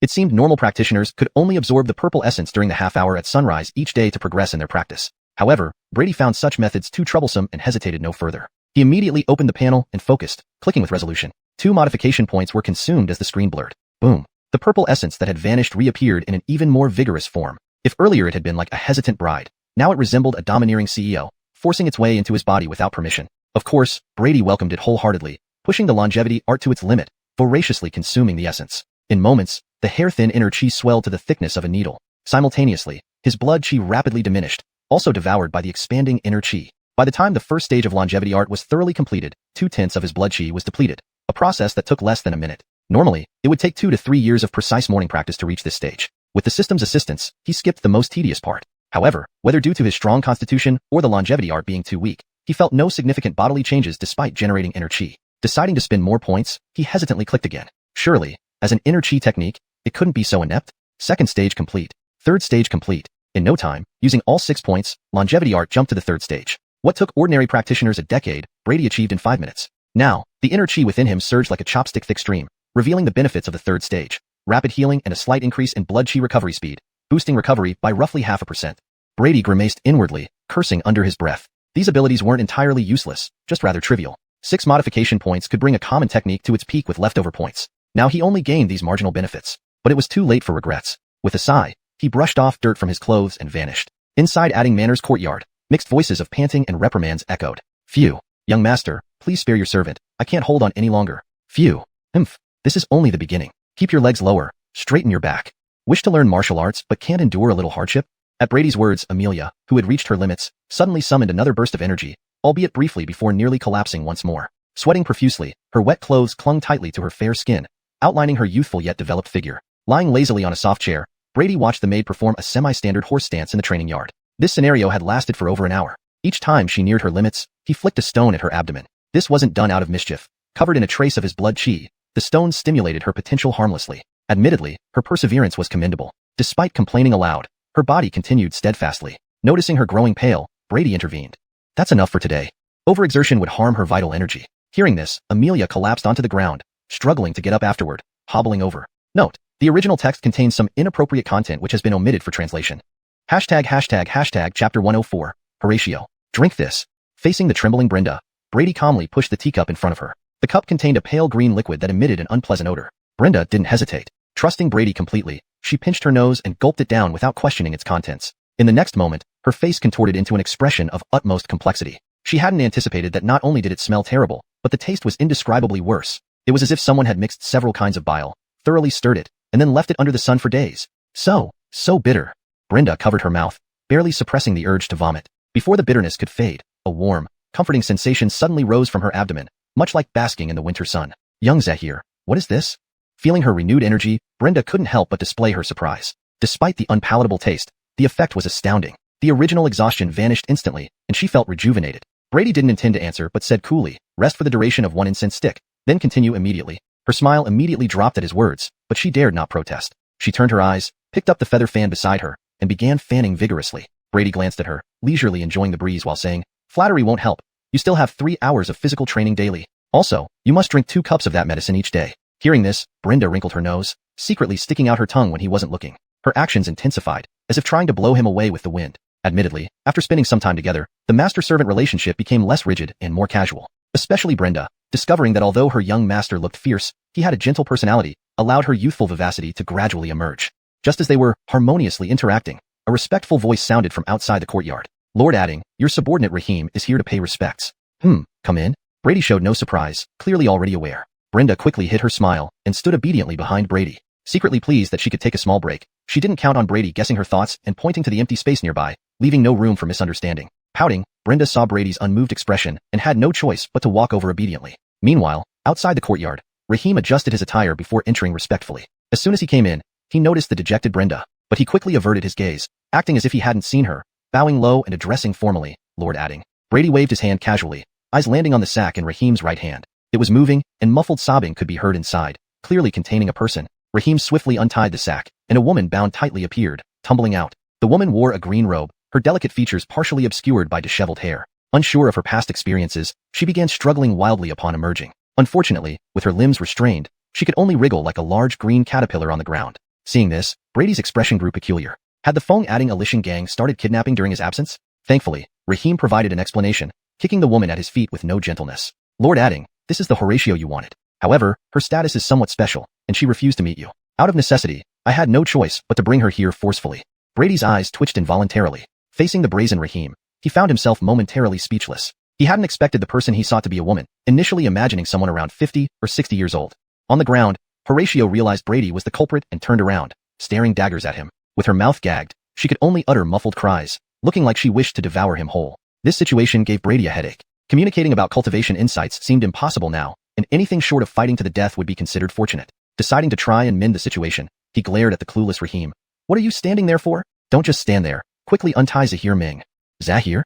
Rahim scratched his head, obviously puzzled at seeing the barely skilled woman beside him. But since Brady had given the order, he complied without delay. Drawing his sword from his waist, a flash of light split the ropes binding Horatio. You scum. Degenerates. How dare you treat a lady like this? I'll have you know my father is the head of the Beihai Martial Arts Academy. If you don't release me now, he will tear you all apart. Upon being freed, Horatio immediately stood, hurling insults at Brady and Rahim, revealing a fiercely temperamental nature, entirely oblivious to her position as a captive. Brady sighed inwardly but tried to explain, Miss Ming? All of this is a misunderstanding. My subordinate misunderstood my instructions, and I sincerely apologize for any offense caused. Horatio sneered. Misunderstanding? That brute actually took advantage of me while I was. Suddenly stopping, a flush of shame crossed her face, her fury intensifying as she glared at Brady. Anyway, would you feel it's a misunderstanding if you were knocked unconscious and stuffed into a sack? Brady, unable to respond, could only glare at Rahim. Finally realizing his mistake, Rahim bowed deeply, serious and apologetic. Miss Ming, please forgive me. Your residence was heavily guarded, forcing me to resort to these measures. I humbly ask for your forgiveness.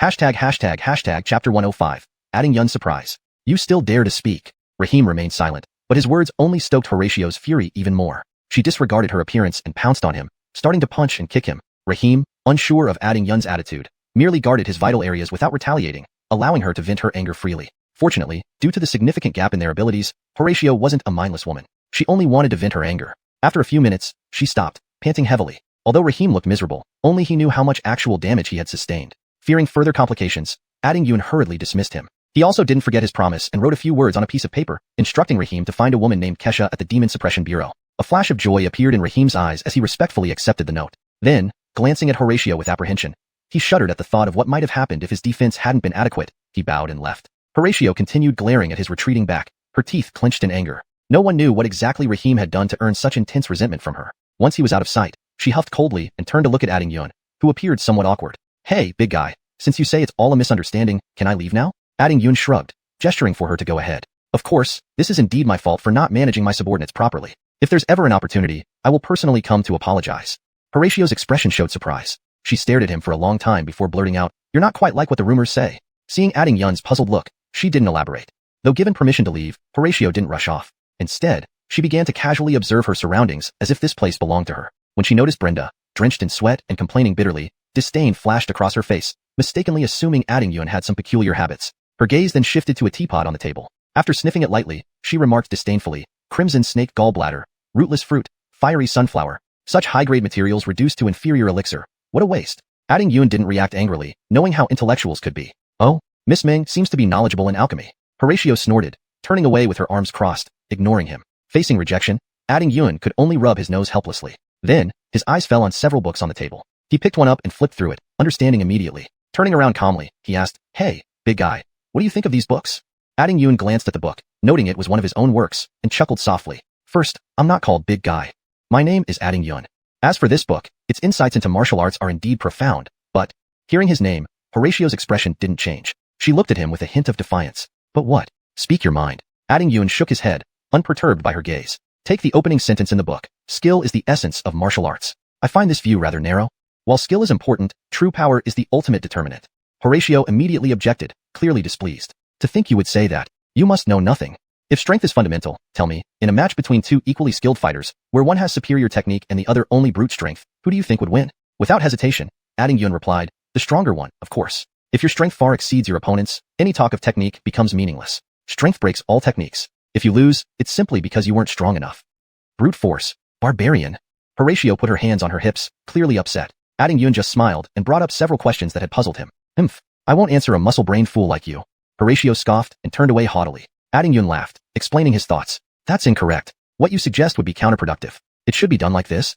As expected, Horatio couldn't hold back her critique. She pointed out his errors, and Adding Yun nodded in agreement without argument. This response evidently pleased her. She raised her head proudly, her eyes gleaming as she started explaining enthusiastically. Despite her modest power realm strength, her theoretical knowledge was extensive, rivaling seasoned masters. Even Adding Yun found her insights valuable, gaining deeper understanding of martial arts. In return, Adding Yun's unique perspectives, informed by his higher cultivation, delighted her greatly. Soon, both forgot their earlier grievances and plunged into a fervent discussion. Meanwhile, Brenda, squatting in horse stance, listened to their esoteric conversation with despair. "Please, someone save me." Hours passed unnoticed. Just as they were engrossed in their discussion, a startled cry interrupted them. Brenda had collapsed from exhaustion. Unable to move, she looked pitifully at them. Zahir adding, "While this matter isn't my concern, sometimes punishment should have limits." Seeing Horatio's disapproving look, Adding Yun was taken aback. Punishment? What was she talking about? ##### translation notes. Character names are kept in pinyin format. The original tone and style are preserved. Paragraph structure and line breaks are maintained for consistency. Chapter 106, Dan. "So that's how it is. Why didn't you say so earlier?"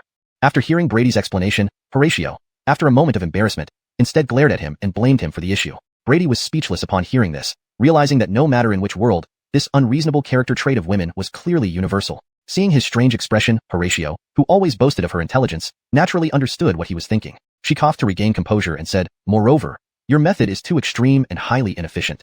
Beside them, Adintal Lu, slightly recovered from her exhaustion, hurriedly nodded in agreement, sending a grateful look his way. Regarding Horatio's comment, Brady raised an eyebrow, neither agreeing nor disagreeing. He merely said indifferently, "One must train the body before training martial arts. According to my knowledge, this has been the acknowledged experience by all generations of martial artists." "Humph, that's their opinion. I, Miss Ming, do not approve. You wait and see, sooner or later, I will invent a method to replace such barbaric practices. Then, anyone can easily step onto the path of martial arts." Seeing her ambitious expression, Brady shook his head without discouraging her. Overturning the experiences of countless predecessors wasn't something that could be done with just words. If she could achieve this, she would likely become the next Caitlyn. At the same time, he vaguely understood why someone with her talent had barely reached the Tong Aden stage. She was obviously the type who possessed talent, but couldn't endure the pain and monotony of cultivation. "Then, Sister Ming, do you have any clues about that method yet?" Adintal Lu asked eagerly, her eyes shining at the prospect of not suffering while practicing martial arts. "Well, it's still in the theoretical stage. There are no results yet," Horatio replied hesitantly under the little girl's expectant gaze, her face turning red. Seeing the disappointed look on the little girl's face, Horatio felt ashamed and annoyed, pinching her chubby cheeks forcefully. "What? Do you have no faith in your sister? Ugh, let go, please." Despite being a Tong Aden practitioner, Adintal Lu couldn't break free, only mumbling for help towards Brady. Watching the two women playfully bickering, Brady sighed in helplessness. Despite meeting for the first time, they had formed such an intimate bond. Indeed, friendship among women was as unpredictable as their temperaments. Just as he was about to say something, his expression turned serious. The two women, engaged in argument, also noticed something was amiss and gradually quietened down. Meanwhile, the sounds of commotion reached their ears. "Adinston up, everyone inside. Hand over my daughter immediately. Otherwise, don't blame me for showing no mercy. Stand back. Do you know where you are? You dare to cause trouble here. Move aside, or we'll teach you a lesson. Hey, do you old man understand human language? Brothers, attack? We're in trouble. Go get Zahir adding." Brady's eyes flashed coldly upon hearing this. His figure then blurred and disappeared. "Sister Ming, don't worry. Our young master is very strong. Those bad people won't get in." Adintal Lu comforted Horatio, who seemed frightened. But Horatio was not scared. Recalling the voice, she realized it sounded familiar. This voice, it seems like... Her expression suddenly changed, finally recalling it. Without further ado, she quickly ran out. "Wait for me, Sister Ming." Adintal Lu anxiously followed her. At the entrance of the adding residence, An elderly man dressed in a neat short jacket, with a youthful face and white hair, led a group, menacingly blocking the gate. Several disciples of Feng, adding Xiuxian, lay sprawled on the ground groaning in pain. When Brady appeared, the fallen disciples struggled to their feet, hanging their heads in shame. Zahir adding, "It's our fault." Brady did not scold them but waved for them to step aside. After a brief silence, he looked deeply at the elderly man leading the group. "Old man, how do you wish to die?" "Insolent. A presumptuous kid dares to speak like this to our Hall Zahir." "Do you know who our Hall Zahir is?" "He is the leader of Beihai Martial Hall, Dan, a Tongshan realm martial artist. If you know what's good for you, call out the person in charge here. Otherwise, humph." "Oh, a Tongshan realm martial artist? That truly makes me a little scared." Brady remained unfazed, a cold smile appearing on his lips. "Too arrogant, Hall Zahir. This kid clearly doesn't respect you. Hall Zahir, let me handle this brat. I want to beat him up right now." Hall Zahir. Hearing his subordinates urging, Dan's face twitched, wishing he could directly strike them dead. Since the incident involving the three major factions, exaggerated rumors had swept through all the major forces in Cloud City. Things like towering 8 zhang tall, swallowing a person whole in one bite, killing Tongshan realm martial artists with a single breath. But regardless, Brady had become the focal point of these large forces. Pictures of him were even placed on their desks. It was understandable if his subordinates didn't recognize him, but Dan, as the Hall Zahir, recognized him instantly. This seemingly ordinary young man was none other than the mysterious leader behind the rising Feng adding Xiuxian gang.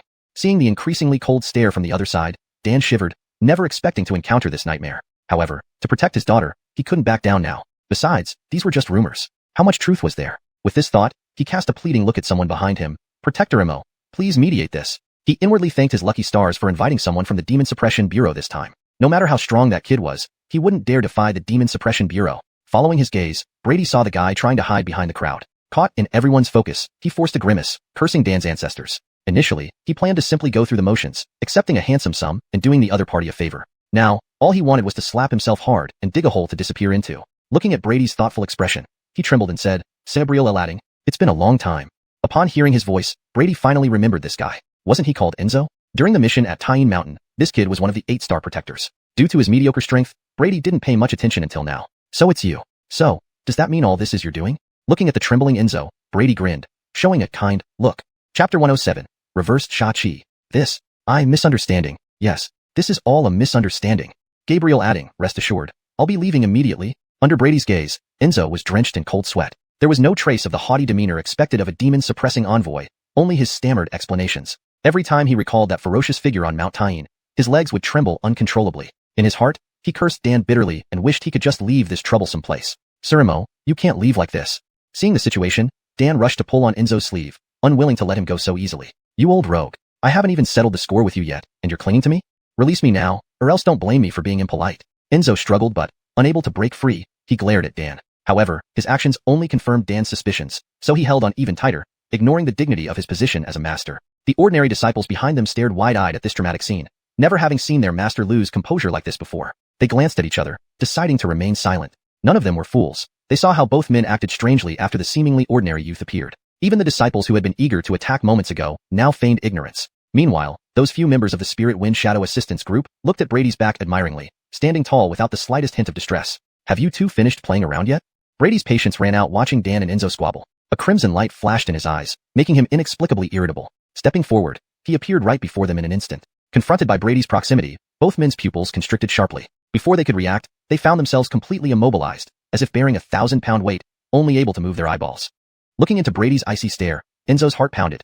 He knew Brady wouldn't care about his identity when it came to using force. Despite trying to mobilize his internal chi, his body remained unresponsive. He could only frantically plead with his eyes. After staring at Enzo for a moment, Brady suppressed the rising urge to kill. For Sawyer's sake, I will spare your life this time." Before Enzo could rejoice, he felt a sharp pain in his chest, stumbling backwards several steps. Blood gushed from his mouth, weakening his breath instantly. Ignoring the physical pain, he raised his head and weakly thanked Brady. "Thank you," Gabriel adding, "for sparing my life." Internally shaken, he realized Brady's power seemed stronger than ever before, capable of severely wounding him with mere presence. Perhaps he was now on par with Chief Gabriel Sawyer. After dealing with Enzo, Brady turned to Dan, whose face was flushed red, muscles tensed, and similarly struggling against Brady's restraint. But like Enzo, Dan was immobilized, resembling an elderly man unable to move a finger. Seeing the worsening situation, the Cloud Sea Martial Hall disciples became restless, suppressing their fear and drawing their weapons. "Release Zahir. If you dare harm our Zahir, we will not let you off easily." Brady barely glanced at these adepts, finding himself even more irritated. Instead of releasing his anger, he felt increasingly agitated, hearing countless phantom whispers in his ears. In the next moment, the Martial Hall disciples' faces changed abruptly as their vital energy was suppressed, their bodies sinking to the ground, forced to kneel with reddened faces. Now, they understood why their master stood motionless, not from choice but inability. Brady suppressed the entire scene but didn't rush to act, merely observing coldly. This wasn't due to mercy. Dan felt the mounting pressure, even his divine communication stage physique barely holding up, his back bending under the strain. The same went for the Martial Hall disciples, many suffering visibly. Enzo watched with mixed emotions. Given the good relationship between the Cloud Sea Martial Hall and the Demon Suppressing Commission, and having received significant favors from Dan, he hesitantly interjected, Gabriel adding, I think they understand. However, one look at Brady's cold eyes sent shivers down his spine, forcing him to close his mouth. A frantic female voice interrupted, No. Young Zahir adding, Please show mercy. Upon hearing this voice, Brady, who had been lost in murderous intent, suddenly snapped back to clarity. The voices vanished, and the blood-red glow in his eyes faded as he regained consciousness. What just happened? Feeling the agitation in his bloodstream, Brady reflected on the warning Sawyer had given him long ago, which now resonated deeply within him. Reversed Shachi. His strength had increased too rapidly, from a common warrior to a semi-heavenly origin stage in less than a month. While the system ensured a solid foundation, his mental state couldn't keep up with his prowess, leading to this violent burst of Shachi. In simpler terms, he was experiencing something akin to a spiritual breakdown. Fortunately, his immersion wasn't deep enough this time, allowing him to break free. But next time might not be so lucky. It seems I must find a way to solve this issue quickly, Brady pondered, expression solemn. If left unresolved, he feared he would ultimately succumb to the insatiable desire for slaughter, becoming nothing more than a mindless beast. Chapter 108. Undercurrents, Part 1. On the other side, as the oppressive force suddenly dissipated, all the Cloud Sea Martial Hall disciples' bodies slackened at once, collapsing on the ground one after another. Various weak cries of pain arose in an instant. Dan also coughed violently twice, with the vital energy within his body recovering and mending the damage. At this moment, a graceful figure ran up to him, speaking anxiously. Father, are you all right? Dan panted for a while, and his originally pale face gradually regained some color. Looking at the person in front of him, his eyes flashed with excitement. You honor, I'm so relieved you're fine.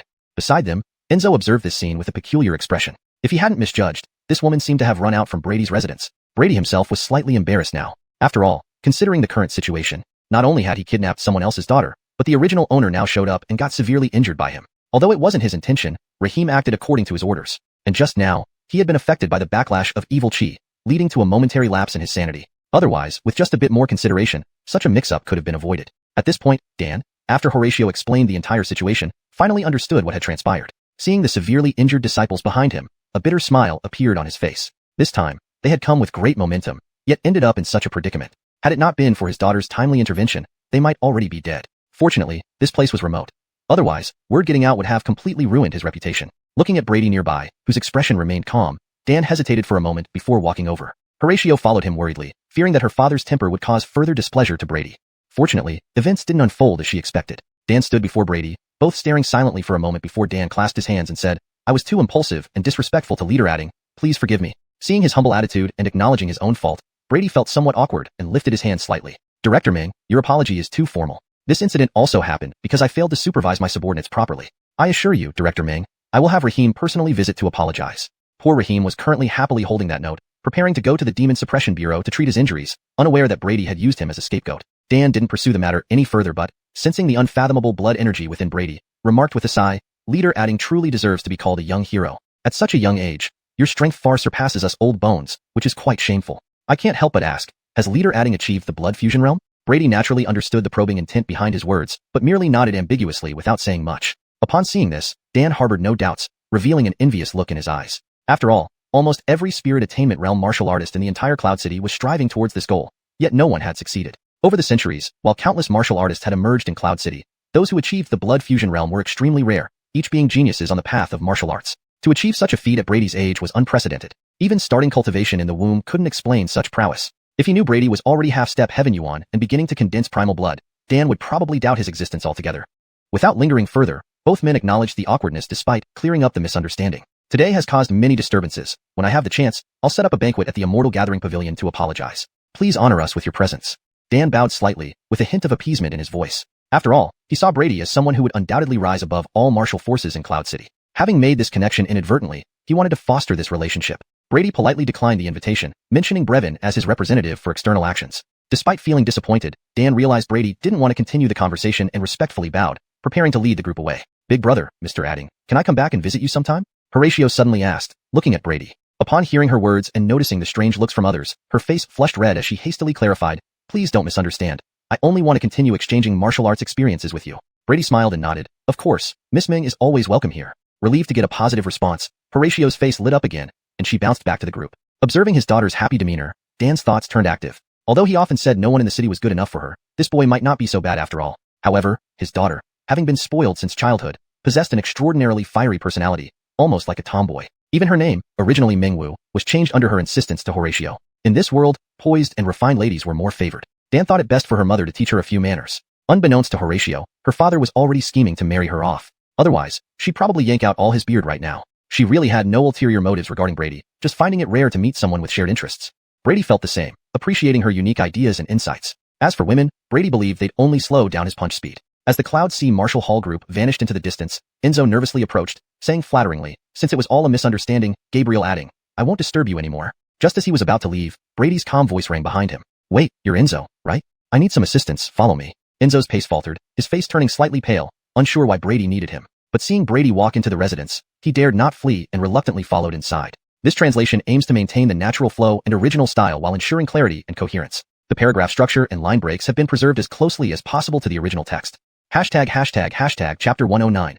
Undercurrents. Inside the inner courtyard of Adding Mansion, Brady looked at Enzo, who stood before him, clearly anxious. After a moment's contemplation, he finally spoke. "I've heard that within your Demon Suppression Bureau, there is a cultivation method called the Tranquil Heart Sutra. Do you know about it?"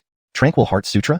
Upon hearing this, Enzo's eyes flashed with confusion. Of course, he knew about this technique. In fact, almost all the demon suppressors within the Demon Suppression Bureau were aware of it. This technique was particularly useful in helping them suppress the chaos caused by their spiritual energy, but he couldn't figure out why Brady would be asking about it. Nevertheless, he didn't dare question and merely nodded honestly. Brady's gaze flickered as he got straight to the point. "Can you obtain this technique for me? If you succeed, I will reward you handsomely." At this moment, Enzo finally understood Brady's intentions. Though tempted by the promise of a generous reward, he realized that, given Brady's status, such a pledge wouldn't be taken lightly. Unfortunately, he couldn't help in this matter. Seeing his conflicted expression, Brady's face darkened slightly. "What's the problem?" Seeming to sense the coldness in Brady's tone, Enzo's heart raced as he hurriedly explained. Gabriel adding, "I'm afraid I can't assist you with this, because..." Through Enzo's explanation, Brady finally grasped the situation. It turned out that the Tranquil Heart Sutra wasn't like any ordinary cultivation technique. It had no physical form and was passed down in a way akin to inheritance. According to Enzo, there was a mysterious stone inscription at the headquarters of the Demon Suppression Bureau. It was said that the first-generation chief director had brought it back from the depths of a mysterious wilderness. The Tranquil Heart Sutra was directly transmitted to an inheritor's mind through this stone inscription. There also seemed to be some kind of protection mechanism in place, making it impossible to recite it verbally. Transmission could only occur one-on-one through the mystical inscription. Crucially, the stone inscription was not in Yun City but stored thousands of kilometers away in the capital. Realizing this, Brady felt a headache coming on. He hadn't expected it to be so troublesome. Even if he went through the effort of traveling all the way to the capital, the Bureau's emphasis on the importance of this artifact meant they probably wouldn't grant him access easily. Moreover, he had numerous matters to handle in Yun City and couldn't leave anytime soon. Additionally, his malevolent chi might surge again at any time. Therefore, this plan was unfeasible. Feeling somewhat depressed, Brady waved his hand impatiently at Enzo. "All right, you may leave now." Enzo immediately rejoiced inwardly, but didn't show it on his face. Bowing hastily, he left the room, fearing that Brady might change his mind. Brady paid no attention to him and sat silently, lost in thought. Suddenly, a spark of inspiration lit up in his mind. A faint glow emanated from the ring on his finger, revealing an old, tattered ancient book, none other than the Changchun Gong, which he regarded as rather mediocre. Though he knew it inside out, Brady still opened the first page and examined the description. His eyes gleamed. "Unscoming chi to nurture spirit." Muttering these words, Brady somehow felt that this technique might help his current situation. With this thought, he closed his eyes and entered a meditative state. Focusing on the white internal chi happily flowing through his meridians, Brady guided it to move along the extraordinary meridians toward his brain. Here lay the source of vitality, a nexus of all a martial artist's essence, spirit, and energy. Despite his advanced level, he couldn't afford to be careless. Carefully, he slowed the internal chi and let it seep into his mind. At that moment, a cool sensation surged through his forehead, clearing his mind significantly. The agitation caused by the backlash of malevolent chi began to subside. "It works." Brady felt a wave of joy. Unexpectedly, the internal chi he previously overlooked had such benefits. Excited, the chi fluctuated, causing a sharp pain in his head. Alarmed, he quickly calmed himself down. After an unknown amount of time, Brady slowly opened his eyes. Although externally unchanged, his aura was notably calmer. Stretching lazily, he felt inexplicably relieved.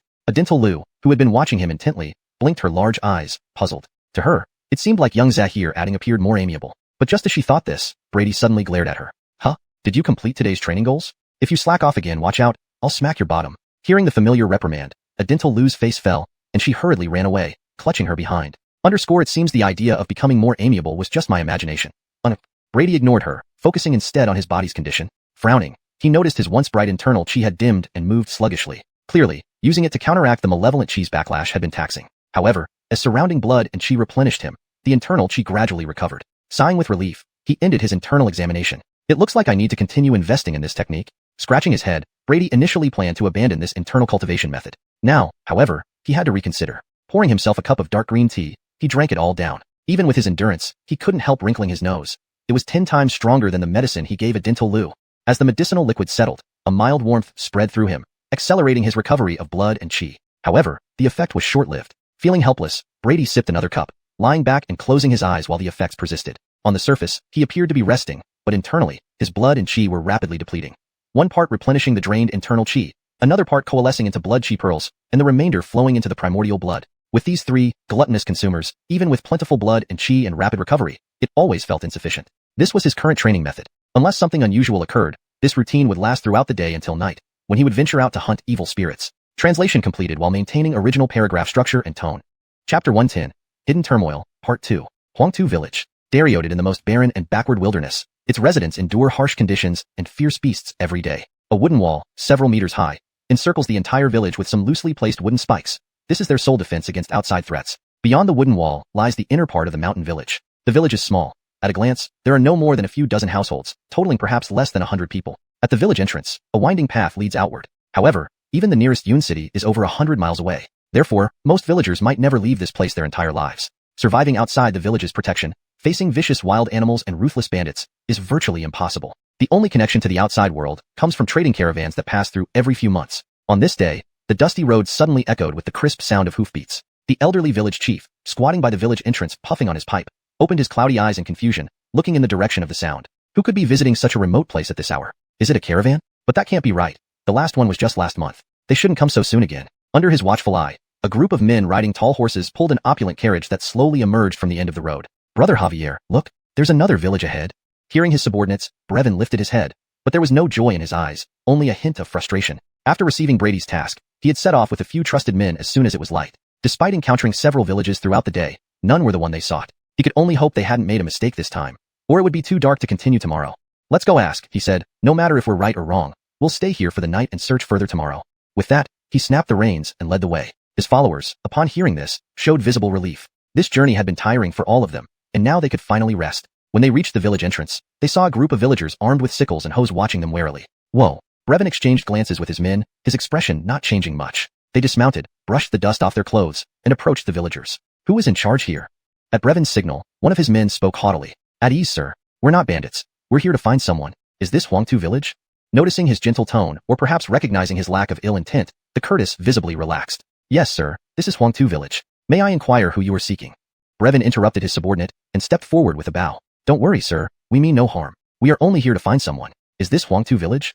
The village chief confirmed it was indeed Xuanhuan village and asked whom Brevin was looking for. Upon hearing this, Brevin's face lit up. Finally, they had found the right place. Stepping closer eagerly, he asked, Sir, is there a family here surnamed Adding? Surname Adding? The village chief's expression changed, his brow furrowing as if struggling to remember. Suddenly, a child's voice called out from the back of the crowd. Adam, do they mean Uncle Adding's house? The village chief's face darkened with anger as he glanced back. A young girl, no older than 7 or 8, stood there holding a homemade slingshot and wiping her runny nose. Caught under the village chief's stern gaze, she turned fearful and fell silent. Brevin noticed something amiss and narrowed his eyes at the village chief. This old man seemed to be hiding something. His tone grew less friendly. Chief, since it's getting late, may we stay the night here? Though phrased as a question, Brevin didn't wait for permission, striding into the village confidently. His men exchanged glances and followed, smirking coldly. The villagers hesitated to block them, but stepped aside when they saw the menacing blades. Approaching the girl who had spoken, Brevin crouched down and gently asked her name. Under the village chief's watchful eyes, she hesitated, afraid to speak. One of Brevin's men unsheathed his sword, glaring fiercely at the village chief. Old man, don't test us. Step aside. The villagers paled, retreating quickly. Brevin remained unfazed, focusing on the girl as he took out some candies and popped one into his mouth, exaggeratedly reacting to its sweetness. Wow, so sweet. Seeing the girl's drooling eyes, he smiled cunningly. Wanna try? Take me to Uncle Adding's house, and all these candies are yours. Unable to resist the temptation, the girl stared at the candies, swallowed hard, and nodded firmly. The village chief watched, wanting to intervene but dared not. Turning to a villager, he whispered instructions before watching Brevin and his men, a shadow of unease in his eyes. Unaware of the tension, Brevin, guided by the girl, walked deeper into the village. Along the way, he sensed an odd quietness but couldn't pinpoint why. What kind of ghost place is this? Why aren't there more people around?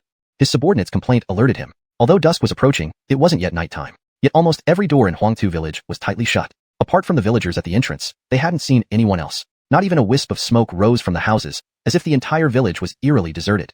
Chapter 111. Changes. When something unusual happens, there must be a trick involved. Brevin glanced at the little girl leading the way. After their brief conversation, he had learned her name and asked casually, Roxanne, do you know where everyone else has gone? Roxanne continued skipping forward, seemingly carefree. In response to his question, she pursed her lips and thought carefully before replying. I'm not quite sure either, but a mountain god has recently appeared in the mountains. Everyone probably went to pay homage. Mountain god? Brevin's eyes flickered slightly, but he did not pay too much attention. It was likely another con man who appeared out of nowhere, scamming for food and drink. He had seen too many such incidents. What about your family? Why didn't they take you to pay homage to this so-called mountain god? However, Roxanne remained silent this time, shaking her head with a hint of sadness in her eyes. My father and mother are gone. Everyone in the village says they went to the city and abandoned me. Hearing this, Brevin was momentarily speechless. After a brief silence, he took out some candies from his pocket. Can you tell Uncle about Uncle Adding? He asked. Why didn't those people want us to see him just now? The little girl's eyes lit up as she saw the candy, instantly shaking off her sadness. She grabbed the candies, unwrapped one, and popped it into her mouth, her eyes squinting with joy. Uncle Adding's family is very kind. They often give me delicious treats. But lately, it seems like he suddenly fell ill. When I talk to them, they don't respond. The village elders said they angered the mountain god, which is why this happened. No one is allowed to see them. Although Roxanne spoke without emotion, Brevin's face changed, sensing an ominous premonition. Without hesitation, he asked urgently, Roxanne, how much further? Here, look, that's the place. Roxanne stopped walking and pointed ahead. Following her finger, Brevin saw a dilapidated, thatched hut appearing before him. Around the hut, a few villagers were visible, seemingly keeping watch. Brevin paid no attention to them, leading the group straight to the hut. Knock knock. Big Sheila, open the door quickly. It's me. Under Roxanne's vigorous knocking, a hesitant female voice responded from inside. Is that you, Roxanne? Why have you come? With that, the door creaked open, revealing a plain-dressed girl, apparently around 14 or 15 years old. Her face was smudged, looking dirty. Seeing so many people outside, she was startled and immediately tried to slam the door shut. But Brevin stepped forward, wedging his foot into the gap, preventing the door from closing. You guys, what more do you want after harming Uncle Adding so badly? Realizing brute force wouldn't work, the girl's eyes flashed with determination. She pulled out a sickle from her back and slashed towards Brevin's neck. Brevin swiftly dodged, knowing his body wasn't as resilient as old Adding's. Seeing the anger in the girl's eyes, he realized they were misunderstood and hurriedly explained. Miss, please don't misunderstand. We mean no harm. Noticing her skepticism, he quickly pulled out a letter from his pocket and handed it over. Skeptically accepting the letter, she scanned it and her face lit up with surprise. This really is Brother Adding's handwriting. Relieved, Brevin sighed inwardly, but couldn't help but feel puzzled. Before coming, he hadn't heard from old Adding about having a sister. After reading the letter, the girl finally understood her mistake. Embarrassed, she sheathed the sickle and muttered apologetically. Sorry, I thought you were those nasty people. Brevin waved it off and glanced inside the room. Miss, is Lord Adding staying here? I'm Kimberly. You're talking about Uncle Adding, right? Though confused by Brevin's address, Kimberly didn't inquire further. She cautiously looked around, seemingly afraid of something. In any case, come inside and talk. Brevin naturally agreed, stepping into the room followed closely by his men. Once inside and the door closed, the nearby villagers, who were watching, disappeared silently. Damn, how could this happen? Who did this? Inside the room, on a bed lay a middle-aged couple, their eyes closed, pale-faced. Despite the hardships on their faces, traces of Brady could still be discerned. Brevin clenched his fists, feeling an intense discomfort. He never expected, after all the effort to find them, they would be in this state. He dreaded telling old Adding what had happened upon returning to Yun City. He approached the couple urgently, checking them over. Strangely, there were no visible wounds or signs of poisoning. They appeared to be merely asleep. Yet no matter how much others shouted, they showed no signs of waking. This damned mountain god's doing. He cursed Uncle Adding and Aunt Adding. Kimberly interjected bitterly. Cursed? The word sent a shock through Brevin's mind, his first thought being evil spirits. But he quickly dismissed that idea. If it were an evil spirit, there wouldn't be any living villagers left. If not evil spirits, then it must be. Brevin's pupils narrowed. He was no longer an ignorant martial arts disciple. He understood the hidden truths of the world better now. Recognizing the gravity of the situation, he stood up firmly and declared, we need to return to Yun City and see old Adding immediately. The others were alarmed and tried to dissuade him. Brother Javier, it's getting dark. Is it wise to travel now? Ignoring them, Brevin ordered without room for argument. Prepare the vehicle immediately. Seeing his resolve, the subordinates left without further protest. Turning back to Kimberly, who still seemed confused, Brevin asked, Kristen miss, do you know where Turner and his family are? Turner? He's my father. Do you need something from him? Kimberly replied, puzzled. Chapter 112, The Return Journey. Are you Turner's daughter? Brevin's gaze also carried a hint of strangeness. He clearly hadn't expected things to be this coincidental. Then where are your parents now? Lord Adding instructed me to bring all of you back to Yun City. Upon hearing this, Kimberly's eyes initially sparkled with surprise, but quickly dimmed, as if something had just struck her. Seeing this, Brevin's heart involuntarily tightened. Before he could ask, Kimberly began to weep, covering her face. Wah, they were killed by the mountain god while trying to save me. At that moment, Brevin was at a loss for words, feeling utterly helpless. Initially, he had hoped to impress Lord Adding during this mission, but now it seemed returning without severe punishment would be a blessing. But this wasn't the time for such thoughts. He consoled Kimberly gently. Miss Kristen, the dead are gone. Please don't grieve too much. This place is far too dangerous. We must hurry back to Yun City. Lord Adding will certainly take care of matters there. Kimberly wiped away her tears and nodded. While she didn't know how Brother Adding fared in Yun City, from what she could see, things were better than she had imagined. However, something occurred to her, and she asked, "By the way, Brother Javier, do you know my brother, Hawk? How is he doing?" Brevin paused, knowing the truth but hesitant to tell her. He vaguely shook his head, indicating that everything would be clear once they reached Yun City. Despite her confusion, the precocious Kimberly did not press further, perhaps having already guessed the answer but unwilling to confront it. Just then, a voice outside announced that the carriage was ready. Without wasting more time, they carefully lifted Brady's parents onto the carriage. Thankfully, the carriage was chosen to be large enough for many people, so it wasn't cramped. As they prepared to leave, Roxanne, who had been standing aside, suddenly spoke up. "Kristen, sister, are you leaving too?" Kimberly snapped out of her daze, looking down at the little girl with softened eyes. She stroked Roxanne's disheveled hair. "Roxanne, I'm not leaving. I'm taking Uncle Adding and his family to get medical help." Roxanne nodded in understanding, though not entirely comprehending. "Then when will you come back, sister?" Kimberly hesitated, unsure how to respond, and turned to Brevin for help.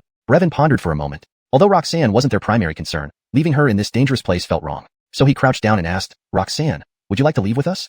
In the city, there's lots of delicious food." Roxanne's eyes lit up, and her throat convulsed. After some hesitation, she shook her head. No. Roxanne needs to wait for her parents to come back." They were momentarily speechless, unsure of what to say. They couldn't tell her directly that her parents might never return. While they were lost in thought, Roxanne rummaged through her pocket and pulled out a candy, handing it to Kimberly. "Here, it's very sweet." After more hesitation, she bit her lip and handed another candy to Brevin. "Thank you, kind uncle. Please come back to see me someday." With that, she ran off without looking back. Holding the candies in their hands, both felt a mix of emotions. There was no time for sentimentality. Since Roxanne refused to leave, they couldn't force her. They instructed Kimberly to tend to the elders inside the carriage while Brevin mounted a black horse. He glanced at the setting sun, narrowing his eyes. He knew the dangers of traveling at night, but had no choice. Once they reached the main road, the risks would decrease significantly. Yeah. Without further ado, he urged the carriage forward toward the village entrance. After they left, Roxanne reappeared from a corner. Feeling a pang of hunger, she touched the few remaining candies in her pocket, but eventually loosened her grip. She decided to wait for her parents to come back before enjoying them together. She skipped away, thinking about this. Meanwhile, after they left, several figures emerged from the shadows. Leading them was the frail Curtis. His eyes, fixed on Brevin and company, emitted an eerie greenish glow in the dim light. Muttering incomprehensible incantations under his breath, he chanted, "Return the souls. Return the souls." The next morning, at the Adding family residence, Brady watched the sleeping elderly couple in the carriage, his expression unreadable. He had finally met his parents in this world, albeit under such circumstances. Turning to Brevin, who was kneeling beside him covered in injuries and blood, he said, "You may rise. This isn't your fault." The relief was palpable as everyone stood up, bowing respectfully before stepping aside. "Kimberly, go rest in my residence. We can talk once I return." Seeing Kimberly's pale complexion, Brady's tone softened slightly. She nodded, understanding his frustration. Surprisingly, Kimberly was amazed at how much Brady had changed in just a few months. At first, she almost didn't recognize him. Servant Brenda guided her into the Adding residence. Brady tried channeling some blood energy into the elderly couple, only for their faces to turn slightly rosier without any signs of waking. His expression darkened. It was definitely those people's doing. "Prepare the carriage. We're going to the Demon Suppression Bureau." Beside him, Brevin shivered inwardly. Ignoring his exhaustion, he leaped into the driver's seat and sped towards the bureau. Chapter 113. Entrapment. At the gate of the Demon Suppression Bureau, several demon suppressors were idly chatting. "Hey, do you know when those guys from the capital will finally leave?" "Who knows? Lately, they've been acting like they own the place, treating us as mere guards."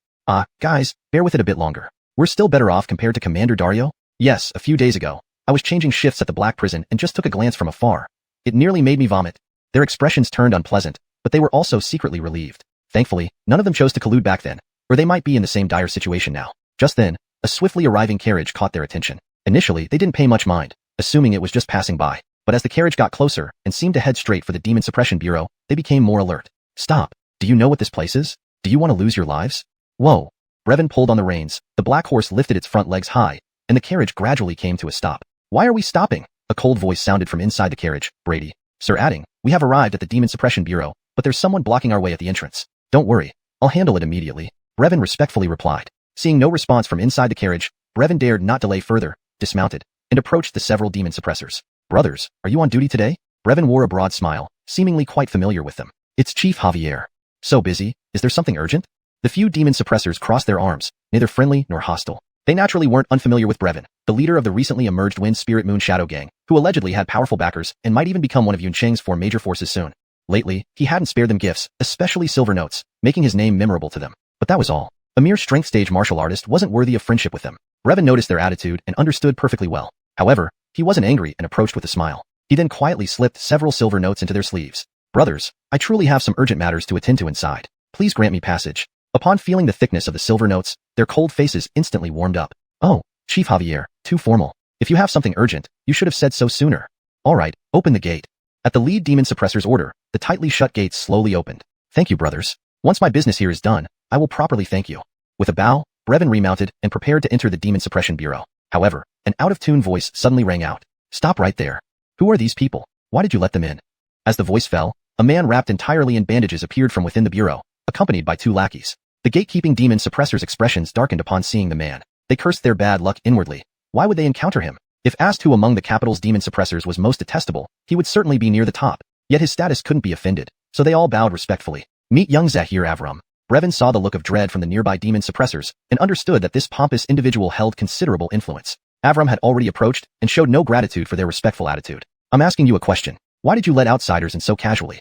Seeing his arrogant demeanor, the demon suppressors' faces turned unpleasant. Did this guy really treat them as his own servants? The lead middle-aged demon suppressor's tone grew cold. Young Zahir Jiang. Isn't that overstepping boundaries? What rule prohibits outsiders from entering the Demon Suppression Bureau? As far as I know, you aren't the head of the Demon Suppression Bureau yet, right? Hearing his sarcastic remarks, Avram's face darkened. Lately, everything had gone awry. He had just received a stern scolding from his father. Now, even these gatekeepers dared speak to him like this. Seeing the tension build, Brevin felt he couldn't stand aside any longer. Not wanting to provoke further trouble, he hastily explained. Zahir Jiang, I come from the Wind Spirit Moon Shadow Gang. I'm here on urgent business today, please extend your kindness. Wind Spirit Moon Shadow Gang? Brevin's silence was better than his words, which only worsened Avram's mood. He knew this newly risen gang, especially its close association with Sawyer, who caused his injuries. Thinking of it, his wound started to ache again, his eyes flashing with a cold light. Unable to get to Sawyer, he would start with these underlings. Wind Spirit Moon Shadow Gang? Just say so, huh? And what's in the carriage behind? Open it for me.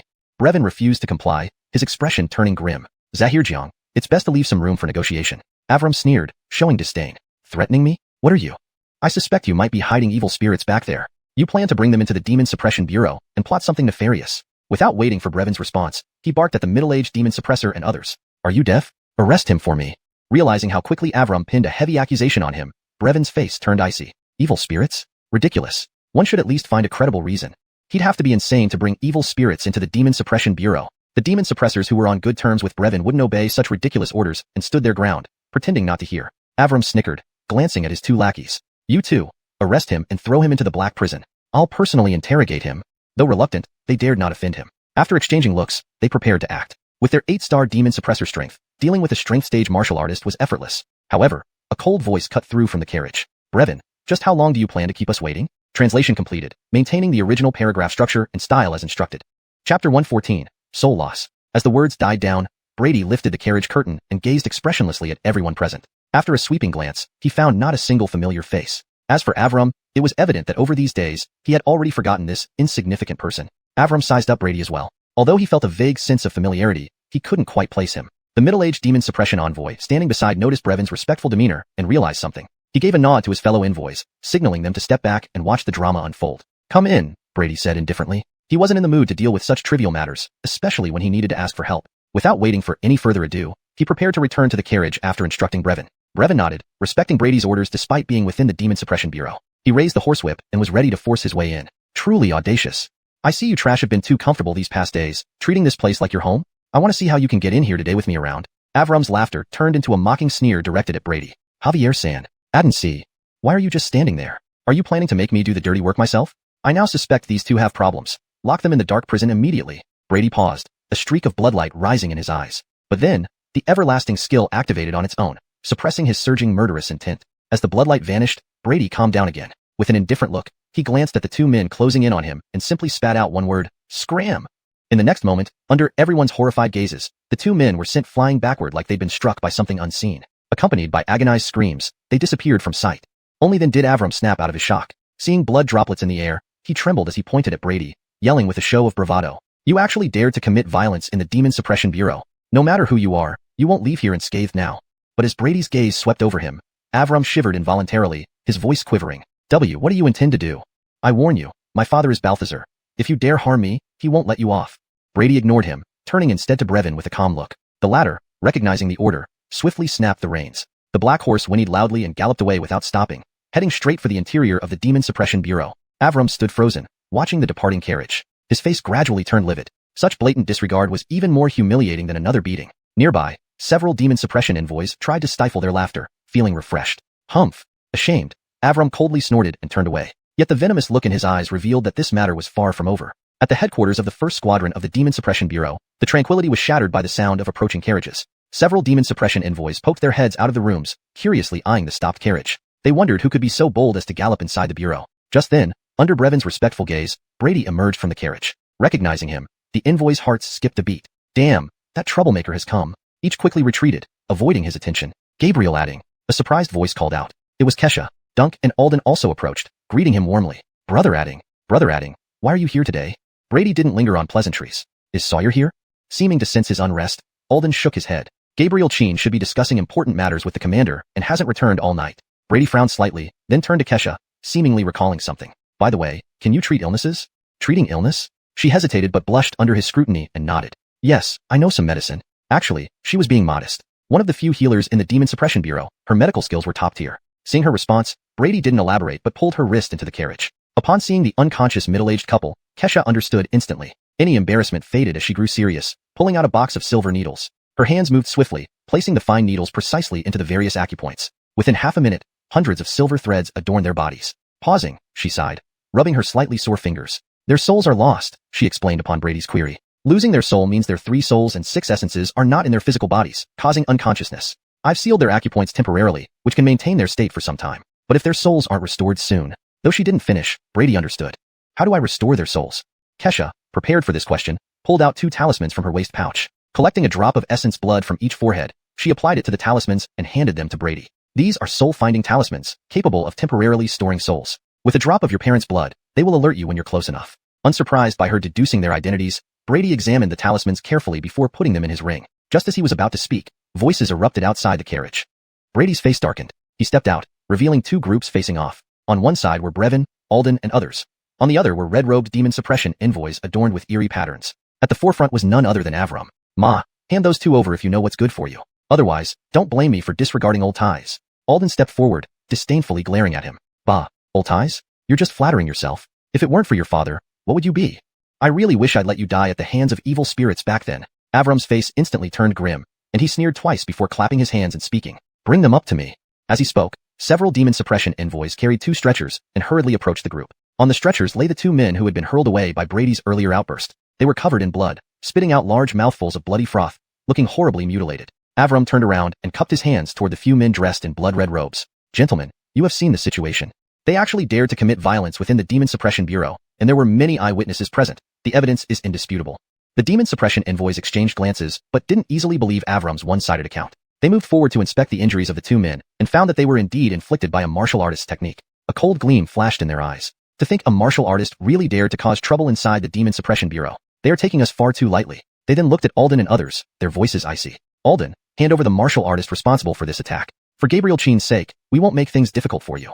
Alden watched them, feeling slightly troubled. These people belonged to the enforcement team, which oversaw punishments. Their status was extremely special, directly answering to the chief commander. Even they were not keen on offending such individuals lightly.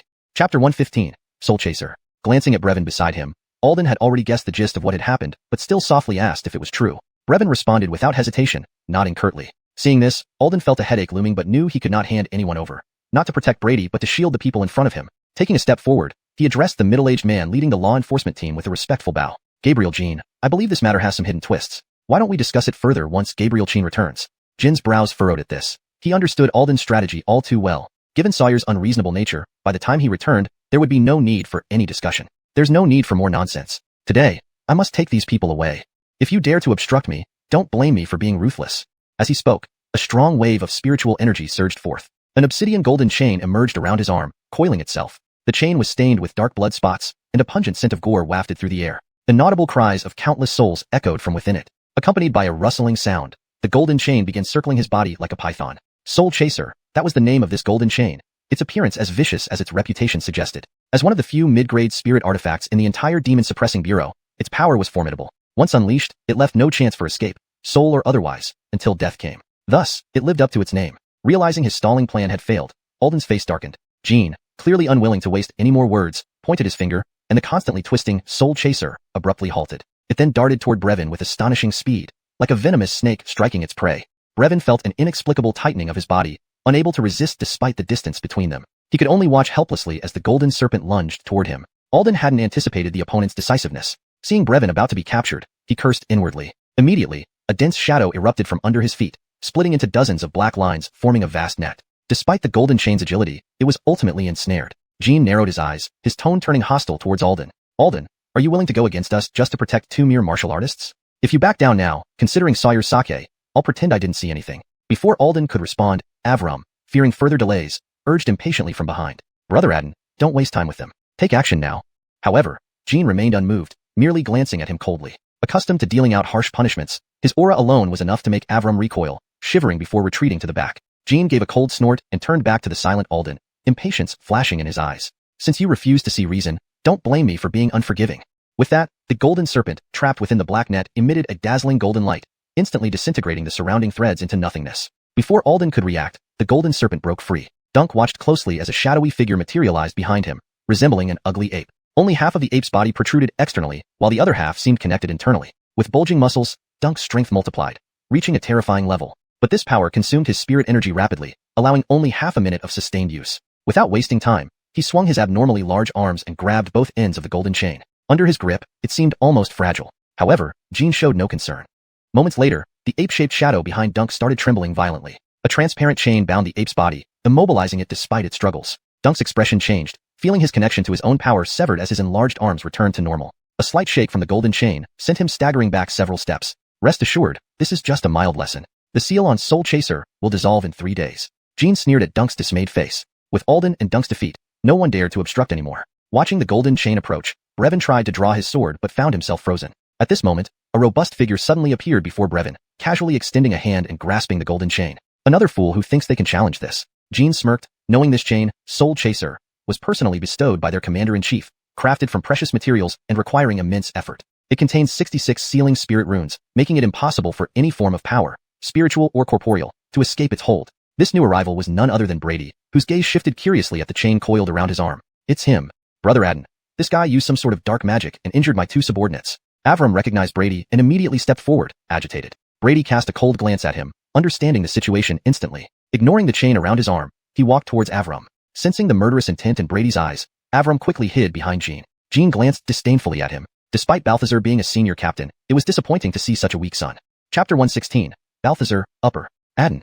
Go, quickly stop this guy. In Avram's eyes at this moment, Brady was more terrifying than any malevolent spirit. That horrifying aura almost completely engulfed him. Jean cast a disdainful glance at him. Although he didn't think much of this person, it was still necessary to give some face to his father. Looking up at the slowly approaching Brady, he said in a casual tone, "Kid, doesn't being sealed feel pretty nice? I'll tell you, the more you resist, the stronger the seal will become. I suggest you'd better behave." However, Brady seemed not to hear, and in just a few steps, he was before them. Seeing Brady's indifferent gaze, Jean suddenly felt an inexplicable tremor in his heart. It felt as if standing before him was not a human but a ferocious beast, ready to devour its prey. Instinctively, he took a step back, but immediately he came to his senses, a flash of inexplicable anger flaring in his eyes. As the captain of the enforcement team, anyone from the demon-quelling envoys to martial artists saw him like a devil, fearing they might catch his attention. Yet now, a mere martial artist had intimidated him. If this spread, his carefully cultivated image would be ruined. "Kid, since you choose the punishment over courtesy, don't blame me." Saying that, he crossed his hands, and a peculiar spiritual power fluctuation emerged. Brady felt the chains wrapping around his arms suddenly tighten, winding tighter and tighter, just like a real snake suffocating its prey. Kid, this is the price for your show-off? Don't worry, I won't kill you, but crippling one of your arms should teach you a lesson, so that next time you know who you can't offend. Jean laughed coldly, already certain of victory. Even Avram, who was initially terrified, perked up, emboldened by Jin's presence. "Heh, aren't you all about showing off? Why don't you do some more?" Brady did not reply, merely watching them with a faint, derisive look, like observing clowns. He paid no mind to the tightening golden chains on his arm, as if feeling nothing. At this point, Jean finally sensed something amiss. No matter how he tried to activate the spiritual tool, there was no further reaction once the chain contracted to a certain extent. The entire chain creaked but refused to constrict further, as though encountering the hardest substance in the world. Seeing Brady's calm gaze, Jin's pupil shrank. He felt like he had made a grave mistake. After all, he had encountered similar situations before. But then he shook his head fiercely, almost unwilling to believe his thoughts. At that time, it had been against a highly defensive malevolent spirit of the fierce grade. Could this guy be?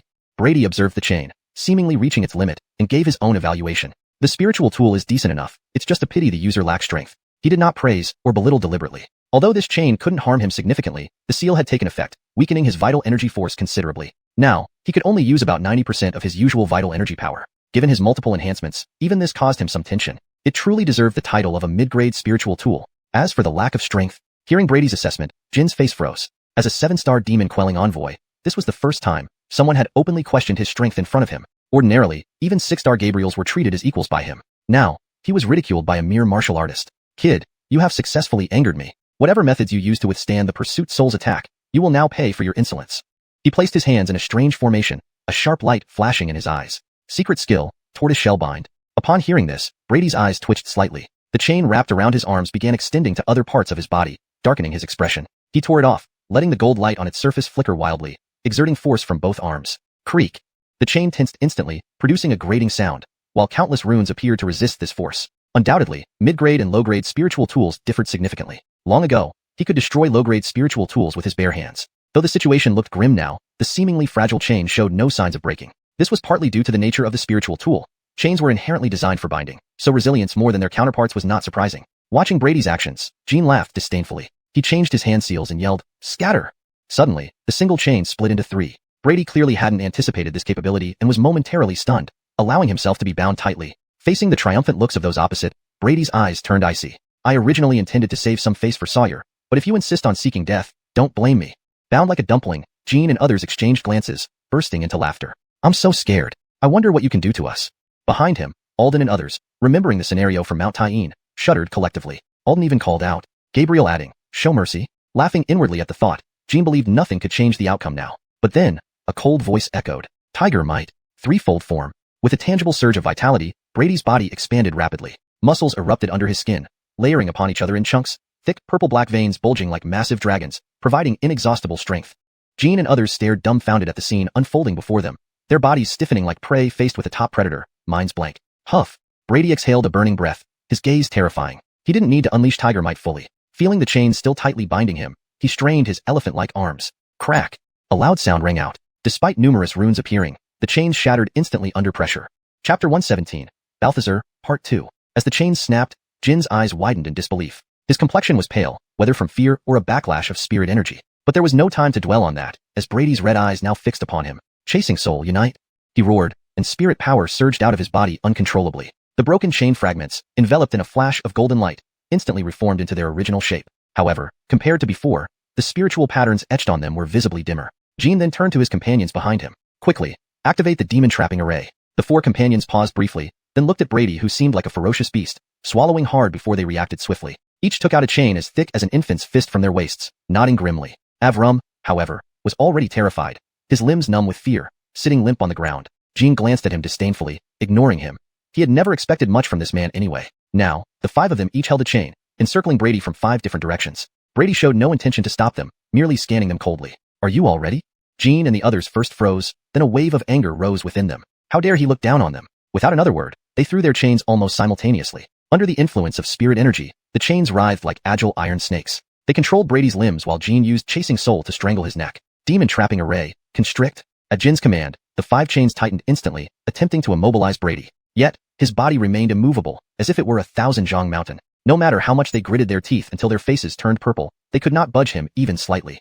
Brady paid them no mind, dragging them along as he slowly walked towards Avram. His steps were slow but heavy. Each step felt like a punch to Avram's heart, like the sound of death tolling continuously in his ears. As Brady drew closer, Avram seemed unable to withstand the pressure. Blood began to pour from his nose and mouth. "This guy really wants to kill me." Sensing the murderous intent in Brady's eyes, Avram's face smeared with blood, felt indescribable terror. Meanwhile, Jean and his companions had pushed their spirit energy to its limit, their feet gouging deep trenches in the ground. Despite this, they could not stop Brady's advance. How is this possible?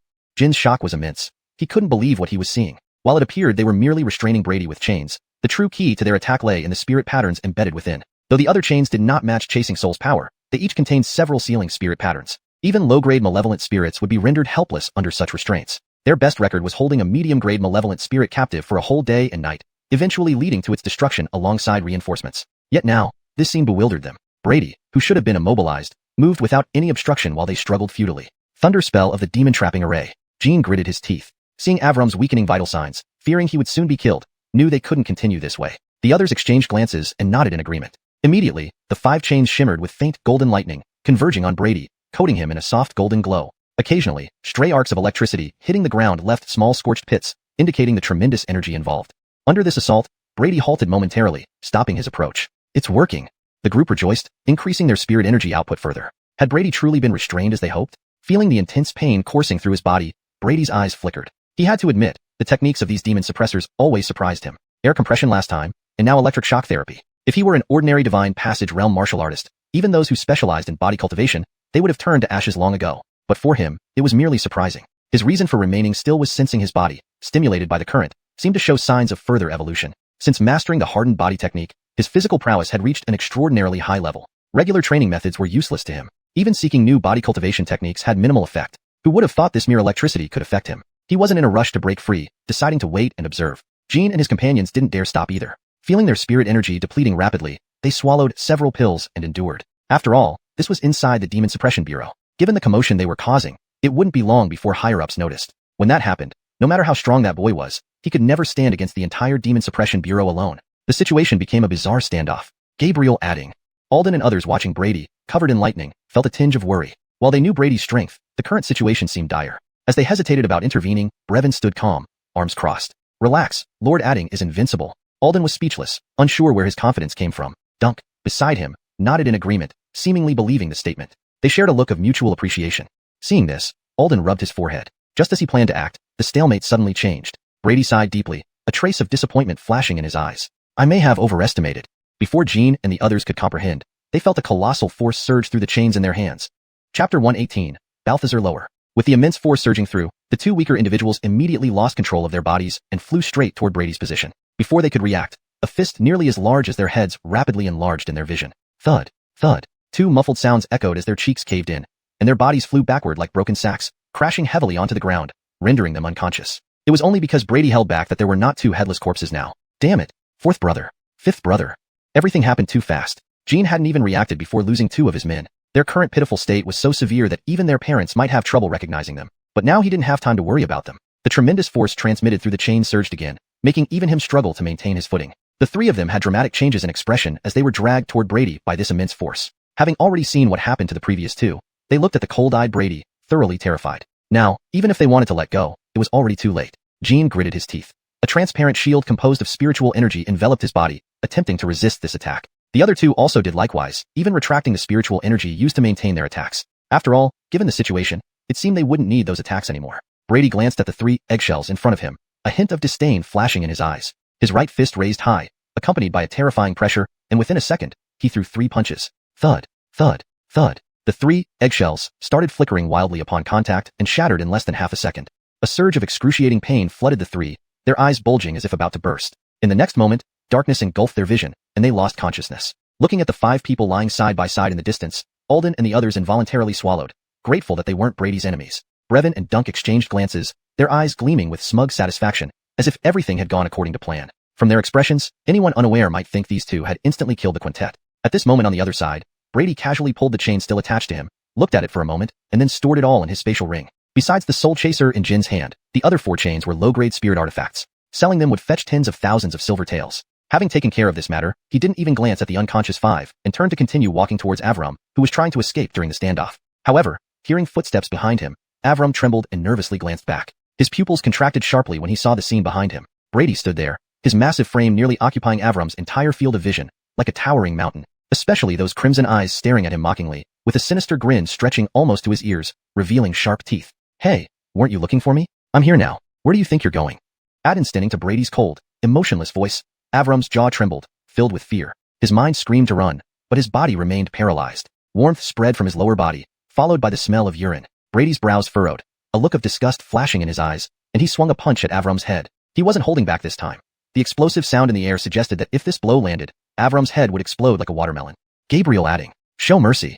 Alden and the others changed expression. If it were an ordinary altercation, Sawyer could mediate afterward to downplay the incident. But if someone died, the nature of the event would change drastically. Especially considering Avram's identity, the shockwaves in the Demon Suppression Bureau would be enormous. Even they might face serious consequences. By then, even if Sawyer wanted to help, it might not be feasible. Yet Brady remained unmoved. Although he usually appeared gentle and disliked conflict, for those who continuously tested his patience, there was no tolerance. He would simply end them. As for the aftermath, currently, he didn't care. With his current strength, if needed, he could leave Yun City or even move to another country. Just as the murderous intent in his eyes intensified, a sudden shout interrupted him. Stop! Before the voice faded, a figure leaped from the sky, striking out with terrifying power aimed directly at Brady's head. The ground beneath Brady's feet sank several centimeters deep even before the attack reached him. Brady's expression remained unchanged, and without dodging, He continued his punch towards Avram's head. Damn it.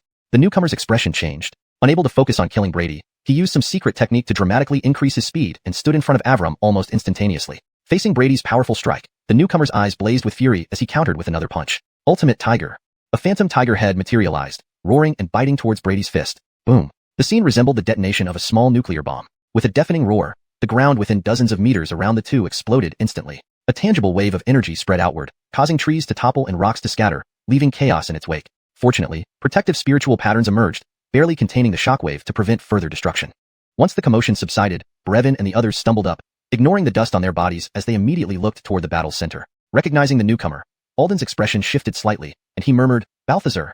The captain of the second squad, second only in strength to Sawyer. Things just got complicated, Alden thought gravely, knowing that the newcomer was none other than Avram's father. At the battlefield's center, as the smoke cleared, two vague figures were revealed. Brady and Balthazar maintained their punching stance, neither moving. Behind Balthazar, Avram stood dumbfounded, protected by a substantial spiritual energy barrier, which allowed him to survive the recent impact. Moments passed in silence, then Balthazar stared intently at Brady and sneered. "Young man, your strength isn't bad, but it's not enough."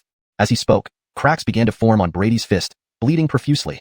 #####Chapter 119. Total mobilization. Well, is that so? But looking at your condition, it doesn't seem to be any better, Brady said calmly. The blood marks that were spreading up his arm stopped and vanished in the blink of an eye. Conversely, Balthazar's fist started to show countless blood streaks, from which streams of blood gushed out. Balthazar's expression darkened as a surge of spiritual energy within him rapidly healed the wounds. He then looked at Brady with a somewhat cold gaze. "Boy, I know you. Don't think that by clinging to Sawyer's coattails, you can do whatever you want in the Demon Suppression Bureau. Even Sawyer can't protect you from today's matter." With that, a black light flashed in his hand, revealing a large black sword. Its blade, like a door, was engraved with countless intricate spirit patterns. Whoosh! A single casual swing stirred up a fierce wind. Brady narrowed his eyes. The aura emanating from the great sword clearly indicated it was at least a mid-grade spirit weapon. Unlike Jean earlier, although both used mid-grade spirit weapons, the level of threat differed immensely depending on the wielder. For instance, an AK-47 in the hands of a baby could only be used as a poker, but in an adult's hands, it becomes a deadly weapon. However, Brady not only had no intention of retreating but felt even more excited. Martial arts weren't about merely practicing alone at home. Battling the heavens, earth, and humans was what made a martial artist stronger. Seeing the fighting spirit emanating from Brady, Balthazar, despite his disdainful expression, secretly became more cautious. While they, the spirit envoys, might initially overpower martial artists, once they reached the Xuanhuan realm, the gap between them would be minimal, or even favoring martial artists in certain aspects. He couldn't afford to retreat now. Otherwise, his position as captain of the second team would be untenable. They locked eyes, and the atmosphere grew heavier. Just as tensions were about to explode, a figure suddenly descended from the sky, landing heavily between them. Amidst the dust, Sawyer's somewhat exasperated voice rang out. "I say, boy, can't you just settle down a bit? Let's put aside the past. Now you've come here to stir things up again. Hurry up and apologize to Gabriel Jiang." Hearing Sawyer's voice, Brady felt somewhat disappointed, knowing he wouldn't be able to fight today. His originally surging chi and blood receded instantly, and he quickly returned to his normal size. As for apologizing, obviously, that was out of the question. Balthazar also snorted coldly. He had always despised Sawyer, and naturally had nothing good to say now. "Humph. Sawyer, do you really think such a serious offense can be easily forgiven? Today's matter isn't over." Sawyer glanced around and chuckled indifferently. "Old Jiang, it's just some sparring among young people. Why get so upset?" "Sparring?" Hearing this, Balthazar nearly fumed. If he hadn't arrived in time, his family line would have been completely extinguished today. Fine then, there's nothing else to say. A glint of genuine anger flashed in Balthazar's eyes as a white tiger's shadow appeared behind him, teeth bared and claws extended. The white tiger symbolized death, and Balthazar's inner fury fueled its power further. Brady and Sawyer showed no reaction, but Alden and others nearby turned pale, as if seeing visions of mountains of corpses and rivers of blood. "Old Jiang, I suggest you think carefully before you act. 1 against 2. Do you really think you stand a chance?" Sawyer crossed his arms, his face turning cold. Next to him, Brady seemed eager to join the fray, having no concept of martial virtue. "He can't manage it, but what if we join forces?" With a menacing voice, dozens of demon suppressors emerged from all directions. Among them were several 7-star and 8-star individuals. Most notably, the 3 leaders emitted powerful auras, clearly only slightly weaker than Sawyer. Their arrival turned Balthazar's initial hesitation into another cold laugh. He stared pointedly at Sawyer, the situation now reversed. "Hey, Chin, it seems your standing here is not very good." Looking at the reinforcements who unhesitatingly sided with Balthazar, Brady whistled and glanced sideways at Sawyer. Sawyer's face darkened as he shot Brady a glare. Didn't this brat know why he was so unpopular? His own team members also hurried out and stood behind him, but even then, their numbers were significantly smaller. However, the real trouble for Sawyer came from those 4 leaders. "Errolyn, Teddy, Muhammad, this has nothing to do with you 3, right? Why are you meddling now?" Sawyer referred to the 3 leaders who had just arrived. They were the captains of the 3rd, 4th, and 5th teams, each equally matched in strength and status. While any one of them could be easily suppressed by Sawyer, facing 2 would force him to run. This wasn't a novel where outnumbered victories happened easily. The 4 leaders sneered upon hearing his words. "What? Our mighty Gabriel Chin has moments of fear?" An unnamed middle-aged woman named Errolyn spoke bluntly. Stop talking nonsense. Either you back off quietly, or don't blame us for being merciless. From her tone, it was clear she harbored deep resentment towards Sawyer. Today, seizing this opportunity, she was determined not to let him off easily. Moreover, Brady sensed a hidden hostility in her words, directed at him. Brady was puzzled but couldn't recall when he had offended this woman. Shaking his head, he dismissed the thought. If she was an enemy, it didn't matter why. Dealing with her was simple. He glanced at Sawyer, who looked tense, and smiled faintly. Come on, Sheen, are you scared? How about this, 3 against 1? Let's see who finishes first. Sawyer rolled his eyes, dismissing it as a joke. Even if Brady was at full xuanhuan, such talk was absurd. All right, try to slip away later. I'll handle this. Sawyer pondered and suggested a plan. As long as they weren't caught on the spot, these guys couldn't do anything. With a little maneuvering, the matter could be minimized. Note: for names, Brady should likely be Brady. Balthazar stays as Balthazar. Sawyer stays as Sawyer. Chapter 120, Jagger's Fury. Sure. Without the slightest hesitation, Brady agreed to Sawyer's proposal. Sawyer was momentarily taken aback, feeling this scene seemed oddly familiar. No matter how much he tried to recall, all he saw was Brady grinning and then charging towards the 4 grim-faced individuals without retreating. As soon as he closed in, he threw a series of 4 punches aimed at their faces. Looking for death. Arrogant. Although unexpected, these 4 were experienced fighters. They each easily blocked his attack using their unique skills. But Brady's actions clearly enraged them, pushing them to attack with full force, intending to kill him instantly. Day Tiger. Crimson Flame Palm. Venomous Serpent. Soul-Devouring Flower Sea. In an instant, various strange phenomena emerged, accompanied by immense spiritual energy fluctuations, attempting to engulf Brady. Facing their enraged attacks, Brady's pupils constricted. Despite his confidence in his own abilities, he dared not be careless. He immediately activated the immovable Wisdom King. Instantly, a blood-red light shield composed entirely of blood chi enveloped him, covered with countless mysterious runes that floated on its surface. Moments later, several attacks struck the shield heavily. The shield flashed intensely.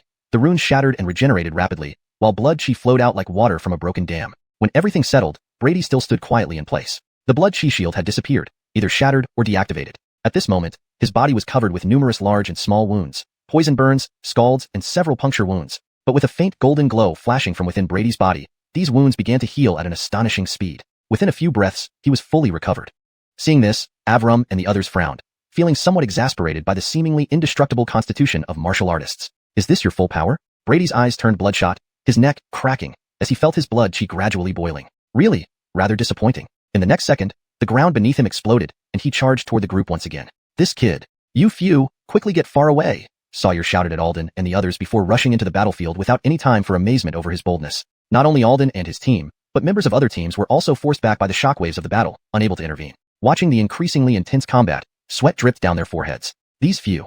Don't they plan to tear down the entire Demon Suppression Bureau? Meanwhile, in the core of the Demon Suppression Bureau, on the 9th floor of the Imperial Pole Tower, Jagger rubbed his temples wearily. Dealing with those hidden rats these days had been taxing even for him. His subordinates were also causing headaches over trivial matters, making a fuss over nothing. However, after last night's reprimand, he thought they might stay quiet for a while. Thinking of this, his frown slightly eased. Glancing at the teapot beside him, he hesitated before turning to open a hidden compartment in the wooden table and pulled out a palm-sized jade box. Jagger's face showed solemn respect, as if the jade box contained something immensely precious. Opening it carefully, inside lay several ink-green tea leaves, uniform in size and color, shimmering with a delicate glow. Even unbrewed, the rich aroma of tea permeated the air. Jagger took a deep breath, and his face showed an almost intoxicated expression. The jade of tea, indeed worthy of its name. Being a lover of tea, he could hardly resist such premium tea leaves. He sat upright, calmed his urgent heart, and gradually entered a meditative state. A special attribute of this tea required absolute mental clarity. Any distraction would ruin the entire pot. With a calm face, Jagger prepared the tea calmly, meticulously following the procedures, preparing the utensils, adding the tea, rinsing it. After a series of complex steps, a perfectly clear, transparent cup of tea was slowly poured into a cup. No trace of fragrance escaped, all concentrated within the tiny teacup. If not for the wafting steam, no one would have noticed its magical quality. At this moment, Jagger was completely engrossed. Perhaps even the collapse of the heavens wouldn't divert his attention. Suddenly, with explosive shouts, violent energy fluctuations swept through the room, disrupting everything. A vein bulged on Jagger's forehead as he spread a faint spirit barrier around the wooden table, but his pouring action wavered slightly. Despite reacting quickly, some tea aroma still escaped. Calm down, calm down. Jagger silently recited a calming mantra, banishing all distractions. Boom. However, another explosion sounded nearby. This time, it felt like a magnitude 12 earthquake, causing the entire Imperial Pole Tower to shake violently. Even Jagger struggled to maintain his composure, and the originally steady water column started wavering. The pristine tea darkened slightly. To his despair, the black streak spread rapidly, polluting the tea in the pot as well. Staring at the now foul-smelling tea, Jagger's expression remained unchanged, but a single clear tear trickled down, freezing midair into an icicle that shattered into countless ice crystals, disappearing. The next moment, the roof of the Imperial Pole Tower exploded, and a wave of furious energy erupted. Who is responsible? At the same time, the two parties were still fiercely fighting elsewhere. Numerous thick vines grew wildly, occupying nearly 100 meters of space, with pink pollen floating in the air. From the corners where demon hunters covered their mouths and noses as if avoiding deadly poison, it was clear these flowers weren't harmless. At the center of the vine sea, several figures clashed furiously. It was Brady and Balthazar's group. However, Brady and Sawyer were thoroughly suppressed, clearly at a disadvantage. Yet both were tough, and for now, Balthazar's group couldn't do much to them. But despite this, they wore broad smiles, relishing the sight of the usually arrogant Sawyer being subdued, finding it immensely satisfying. Seemingly, more attacks rained upon him than Brady. Just as they reveled in this, the enraged voice echoed in their ears. Who is responsible? Startled, they didn't react immediately, recognizing the voice as oddly familiar. Before they could process it, the bright sky darkened, and biting snowflakes fell slowly from above. Chapter 121, Calm. Is this the Great Commandant's ice prison? Balthazar and others stopped their attacks as they watched snowflakes falling from the sky. Although they did not understand what had happened to enrage the Great Commandant so much, they sensed an ominous atmosphere. Jagger had always been calm and composed in front of them, showing no sign of emotion even if the world crumbled before him. They had never seen him in such a furious state. At this moment, a figure gradually appeared. It was Jagger with bloodshot eyes. His gaze flickered with a deep blue light, and with just one look at the scene, he grasped the situation. Anger flashed through his eyes, and he spoke coldly. Did you all take my words as idle wind? As Jagger spoke, an invisible wave of icy coldness enveloped everyone. Those weaker in strength started to have ice form on their bodies. Balthazar and the others exchanged glances, clearly sensing that Jagger was truly infuriated. Seeing the others glance at him, Balthazar inwardly cursed but stepped forward with a salute. Great Commandant, this matter has nothing to do with us. He pointed at Brady and said with feigned righteousness, it's all because of this guy who dared to commit violence within the Demon Control Bureau. Not only did he injure our fellow enforcers, but he also tried to kill my son just now. To uphold the honor of the Demon Control Bureau, I had no choice but to intervene. The others quickly nodded in agreement, insisting that they were only defending the Bureau's honor. Seeing Jagger remain silent, Balthazar felt a glimmer of hope, thinking his words might work. He glanced at Sawyer, then abruptly accused him. Great Commandant, I also wish to report Gabriel Sawyer. As a member of the Demon Control Bureau, he chose to help an outsider at a critical moment. I believe his captain position should be revoked immediately to set an example. Bloody hell, you're really doing this? The other three looked at him oddly, surprised that Balthazar would speak up. Sawyer's position as captain wasn't just due to his strength alone. Balthazar knew his suggestion wouldn't be accepted. He only meant to annoy Sawyer. Sawyer did not argue, but merely glanced at Jagger in the air, with an unreadable expression before lowering his head. He knew very well that Jagger in this state was most terrifying. He gave Brady a meaningful look, afraid that Brady might offend Jagger further out of impulse. Brady, understanding the gravity, stayed quiet. Jagger finally moved, scanning the crowd with a cold eye. Have you finished talking yet? Balthazar's face froze, still unaware of what he had done wrong. But Jagger didn't want to hear any more nonsense. His gaze swept over everyone coldly. All those involved in today's brawl will have their salary withheld for a year to cover the cost of repairs. Additionally, all captains involved in this incident are confined in the dark pool for reflection for 1 day. Upon hearing dark pool, everyone paled, knowing it was a dreaded place. But seeing Jagger's unyielding demeanor, no one dared protest. Sir, what about this young man? It was Balthazar speaking, ignoring the others' warning glares and glaring viciously at Brady, blaming everything on him. Jagger glanced at Brady, feeling quite vexed by his actions. Seeing the situation, Sawyer immediately stood forward. Great Commandant, I also wish to say something regarding this matter. Jagger did not object, allowing Sawyer to explain briefly. He then pointed at Balthazar. So today's events were entirely because you indulged Avram's reckless behavior. Do you think this is your own Jiang family domain? Jagger was taken aback. He knew these people often acted improperly, but hadn't expected such arrogance. Most importantly, he mourned the loss of his top-tier tea. He looked down at Avram. Is what Sawyer said true? Trembling, Avram wanted to lie but couldn't under Jagger's scrutiny. After all, a thorough investigation would reveal everything clearly. Jagger, gauging his reaction, already had his conclusion but, being of high status, did not wish to confront Avram directly. His cold gaze shifted back to Balthazar. Now, do you have anything left to explain? Balthazar's face turned green, wishing to tear Sawyer apart. Feeling Jagger's increasingly cold gaze, cold sweat dripped from his forehead as he tried to argue. Great Commandant, regarding this matter? However, Jagger cut him off with a cold snort. Enough, no need for further explanation. Since this was caused by your son, you cannot escape responsibility either. 3 days in the dark pool, and as for Avram, remove his rank of 9-star demon controller and reassign him to the field team. Consider restoration when his temperament improves. Upon hearing this, both Balthazar's faces turned pale, especially Balthazar, who cast a murderous glare at Avram. Meanwhile, Avram seethed internally. Losing his title and being reassigned was no trivial matter. Resources would no longer be available to him, and he would have to handle tedious and dirty work, like the difference between a civil servant and a temporary worker. Jagger ignored them and looked at Brady calmly. And as for you, though there were reasons for your actions, injuring multiple members of the Demon Control Bureau cannot go unpunished. Sawyer, since you recommended him, deal with the punishment. Everyone listened silently, although inwardly resentful of the perceived favoritism. But Jagger faded away into translucent ice shards, dispersing into thin air. As he left, Balthazar breathed a sigh of relief, casting a hateful look at Sawyer and Brady, clearly harboring a grudge against them both. Chapter 122, Yellow Earth Village. Brady gave him a casual glance, but didn't take it to heart. He wasn't the type to hold grudges. If there was an opportunity in the future, he would merely ensure these father and son wouldn't see tomorrow's sun. All right, I have some matters to attend to, so I'll be going. Brady withdrew his gaze, checked the sky, and decided not to waste any more time. Upon hearing this, Sawyer shot him a disapproving glare. You make it sound so easy. I've been cleaning up your mess from start to finish. You're just going to walk away like this?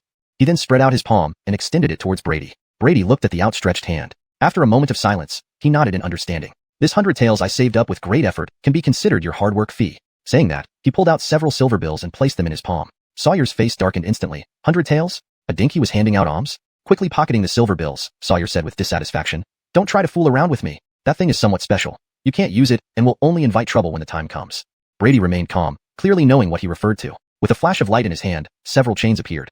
They were the spirit weapons he had just taken from the enforcement squad. Evading Sawyer's reaching hand, he simply looked at him with a composed gaze. You. Sawyer glared at him, thought for a moment, then continued. Fine, I won't let you lose out. Your 1,000 mechanisms will be forged by them with full effort, guaranteed to satisfy you. Can it be upgraded to a mid-grade spirit weapon? Brady persisted, laying down his condition. Sawyer rolled his eyes. Do you think mid-grade spirit weapons grow on trees? Not only does it require a lot of materials, but also some luck.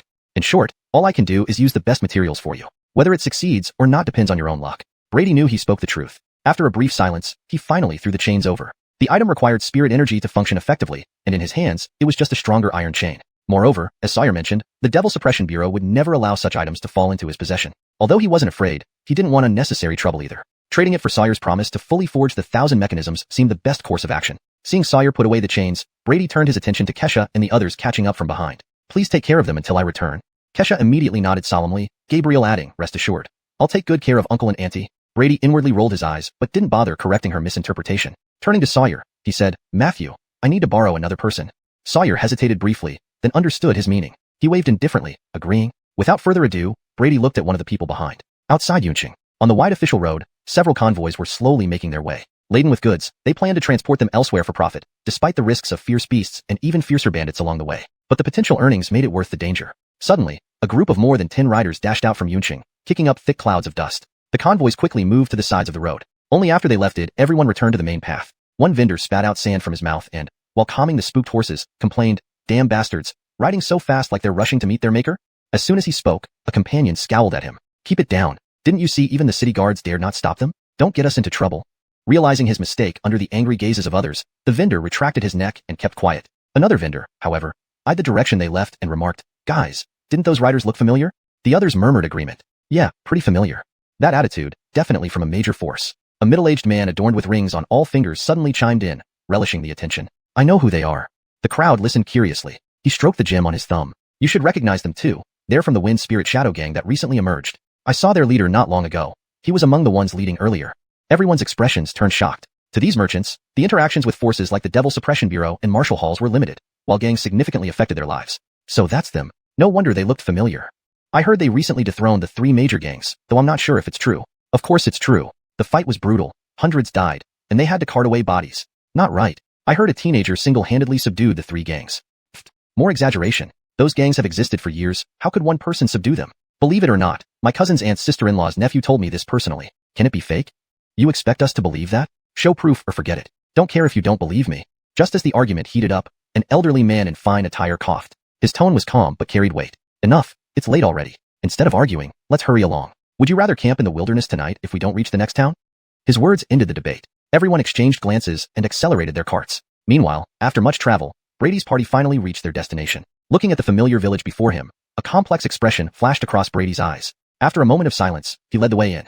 Chapter 123, Huangtu Village. The moment Brady stepped into the village, his brow couldn't help but furrow slightly. Unlike his memories, Huangtu Village was evidently more desolate and dilapidated. Weeds grew unchecked everywhere, and thick layers of spider webs draped over everything, making it seem like no one had lived here for years. In reality, there was not a single soul in sight within this village. Even the Curtis who had once blocked Brevin's entry, along with the villagers, had vanished without a trace. The entire Huangtu village seemed to have been completely abandoned. Brady's footsteps didn't falter. He walked straight toward a certain direction. Soon enough, a decrepit house appeared before him. Gazing at the dilapidated building, Brady's eyes flickered as scenes from the past played in his mind. Though they were only fragments of memory, a wave of complex emotions surged in his heart. Those following behind saw his demeanor and did not dare to disturb him. They dispersed around the area, keeping vigilance. After a brief moment of silence, Brady suppressed these unusual feelings and regained his composure. He scanned the surroundings, and a talisman appeared in his hand. The soul-seeking talisman given by Kesha earlier. However, the talisman showed no reaction, indicating that his parents' souls were not present here. Brady frowned slightly and turned to look at someone beside him. Old Ma, I'm counting on you this time.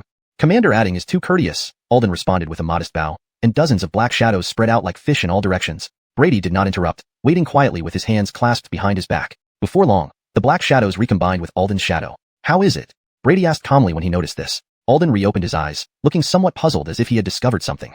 Facing Brady's inquiry, he hesitated and replied, This village is very peculiar. It feels like something inside is suppressing my perception. But in that direction, there seems to be a faint sign of life. Brady followed the direction indicated without hesitation, stepping forward immediately. Quickly, keep up. Brevin shouted at his men and hurried after Brady. Although he hadn't brought many people this time, they were all elite members of the Wind Spirit Moon Shadow Gang. The weakest among them was still an expert at the Tongli level, ensuring their movement was orderly. Even Rahim, who had just recovered from his injuries, was included. They hadn't taken more than a few steps when Brevin felt like he had stepped on something hard. He paused, puzzled, moved his foot aside, and glanced down. His pupils constricted sharply. Instinctively, he bent down to pick it up, wiping off the dirt to reveal a beautifully wrapped candy. What is it? Did you find something? Jean asked, noticing Brevin's strange expression. It's nothing, just a mistake, Brevin replied after a moment's silence, forcing a smile. He pocketed the candy and continued walking briskly ahead. Although Rahim was puzzled by this, seeing that Brevin wasn't willing to explain, he decided to let it go. Thus, the group proceeded cautiously deeper into the village. Apart from their footsteps, no other sound could be heard. The village was eerily quiet. Soon, they arrived at a wide open square. Inside the square, apart from a towering willow tree in the center, there were hardly any other facilities. Despite it being June, all the leaves on the willow tree had already withered. But no one paid attention to this now. Everyone's gaze was fixed on the tree, their expressions wary and uncertain. Hanging densely from the trunk were dozens of figures, villagers from Huangtu village, explaining why they had found no one on the way here. With a gust of cold wind, the figures swayed slightly, creating an unsettling scene. Fortunately, everyone was far from ordinary and quickly regained their composure after the initial shock. Only Brevin's face remained grim as he stared intently at a small figure dressed in worn-out floral clothes. Brother Javier, are you all right? Rahim asked, sensing something amiss. Brevin snapped back to reality, loosening his tightly clenched hand to reveal a severely deformed candy. He took a deep breath and forced a smile at Rahim. Don't worry, I'm fine. Just a bit startled by the scene, that's all. Rahim's eyes widened in surprise as he sized Brevin up and teased. You're usually so impressive. What scared you?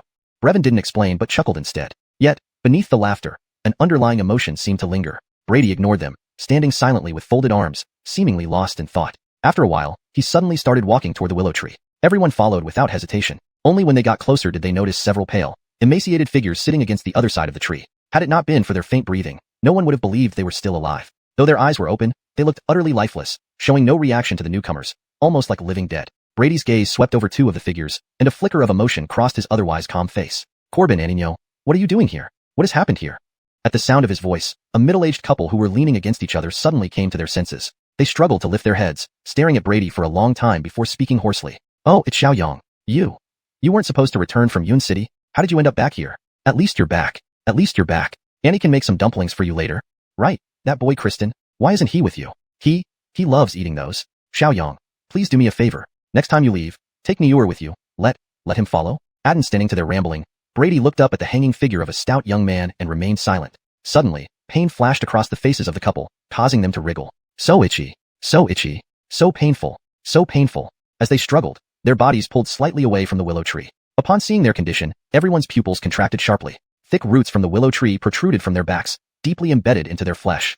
Chapter 124, Yellow Earth Village, Part 2. The blood sacrifice method is indeed a common tactic used by demons. Gabriel adding, they probably have already. Seeing the scene before him, Alden's expression darkened. These demonic beings were cruel, and those eerie roots likely now occupied every inch of their bodies. In this situation, even a deity would find it hard to save them. Although they still seemed conscious, their bodies had been completely assimilated by the evil energy. Brady's face remained calm, showing no signs of emotion. However, the faint veins popping out on his hands revealed his agitation as he slowly placed his hand on the hilt of his sword. With a swift movement, the faint glint of the blade flashed across, and the pained expressions on the two men's faces gradually faded, replaced by an expression of relief. The gentle breeze sword technique. Unlike typical aggressive and fierce sword techniques, this martial art was renowned as the gentlest form of combat. It was said that the victims felt no pain at all, akin to being caressed by a gentle breeze. This technique was something he practiced during his leisure time. Although it wasn't particularly powerful, it sufficed for this moment. In their last moments, the two men regained some clarity, their eyes fixated on Brady as they struggled to speak. A dental Yang? How did you?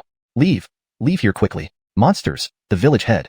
He's gone mad. Before they could finish their words, their bodies relaxed, their pupils dilating as their lives slipped away. Brady stared at them, silent for a moment before speaking with a detached tone. Find them for me. Although he didn't look at anyone specifically, Alden understood immediately. Clenching his teeth, he unleashed his spiritual energy without reservation, sending out over 100 shadows in all directions. Though this action would significantly drain him, Gabriel adding had saved him multiple times before. Now is the time to repay that debt. After nearly 10 minutes, as Alden's face grew pale, the scattered shadows finally returned, fewer than when they had left. Opening his eyes amidst heavy breathing, Alden weakly pointed towards the back mountain of the village. In that direction, my spirit couldn't penetrate. If there's anything unusual, it's likely there. But the daylight is too strong now. We probably won't find much. Brady narrowed his eyes, following the direction Alden indicated. Agreeing with his assessment, he suppressed his frustration. Restore your spiritual energy first. We'll act after sunset. Alden nodded, sitting cross-legged to recover his depleted energy. Meanwhile, Brevin and others began burying the villagers under Brady's instructions. By the time everything was done, night had fallen. Under the moonlight, Yellow Earth Village seemed even more eerie than during the day. Brady slowly opened his eyes, his gaze sweeping over the group before he set off towards the back mountain. Brevin and the others followed without hesitation. The night was particularly gloomy, the sky blanketed in dark clouds. Even though Brevin and the others lit torches, the feeble light only illuminated a few meters ahead, leaving darkness beyond. However, these conditions didn't trouble Brady. Leading the group, he scrutinized his surroundings, his eyes flickering. The village was backed by a towering mountain, which locals often referred to as home to a mountain deity. Villagers would warn children that if they misbehaved, they'd be sent to the back mountain as offerings. While he couldn't remember the exact nature of this deity, he recalled playing in the back mountain with hawkish children, knowing every path blindfolded. Yet now, after so many years, the place felt oddly unfamiliar, though nothing about the environment had changed much. Brady's expression grew serious. He feared the unexpected tactics.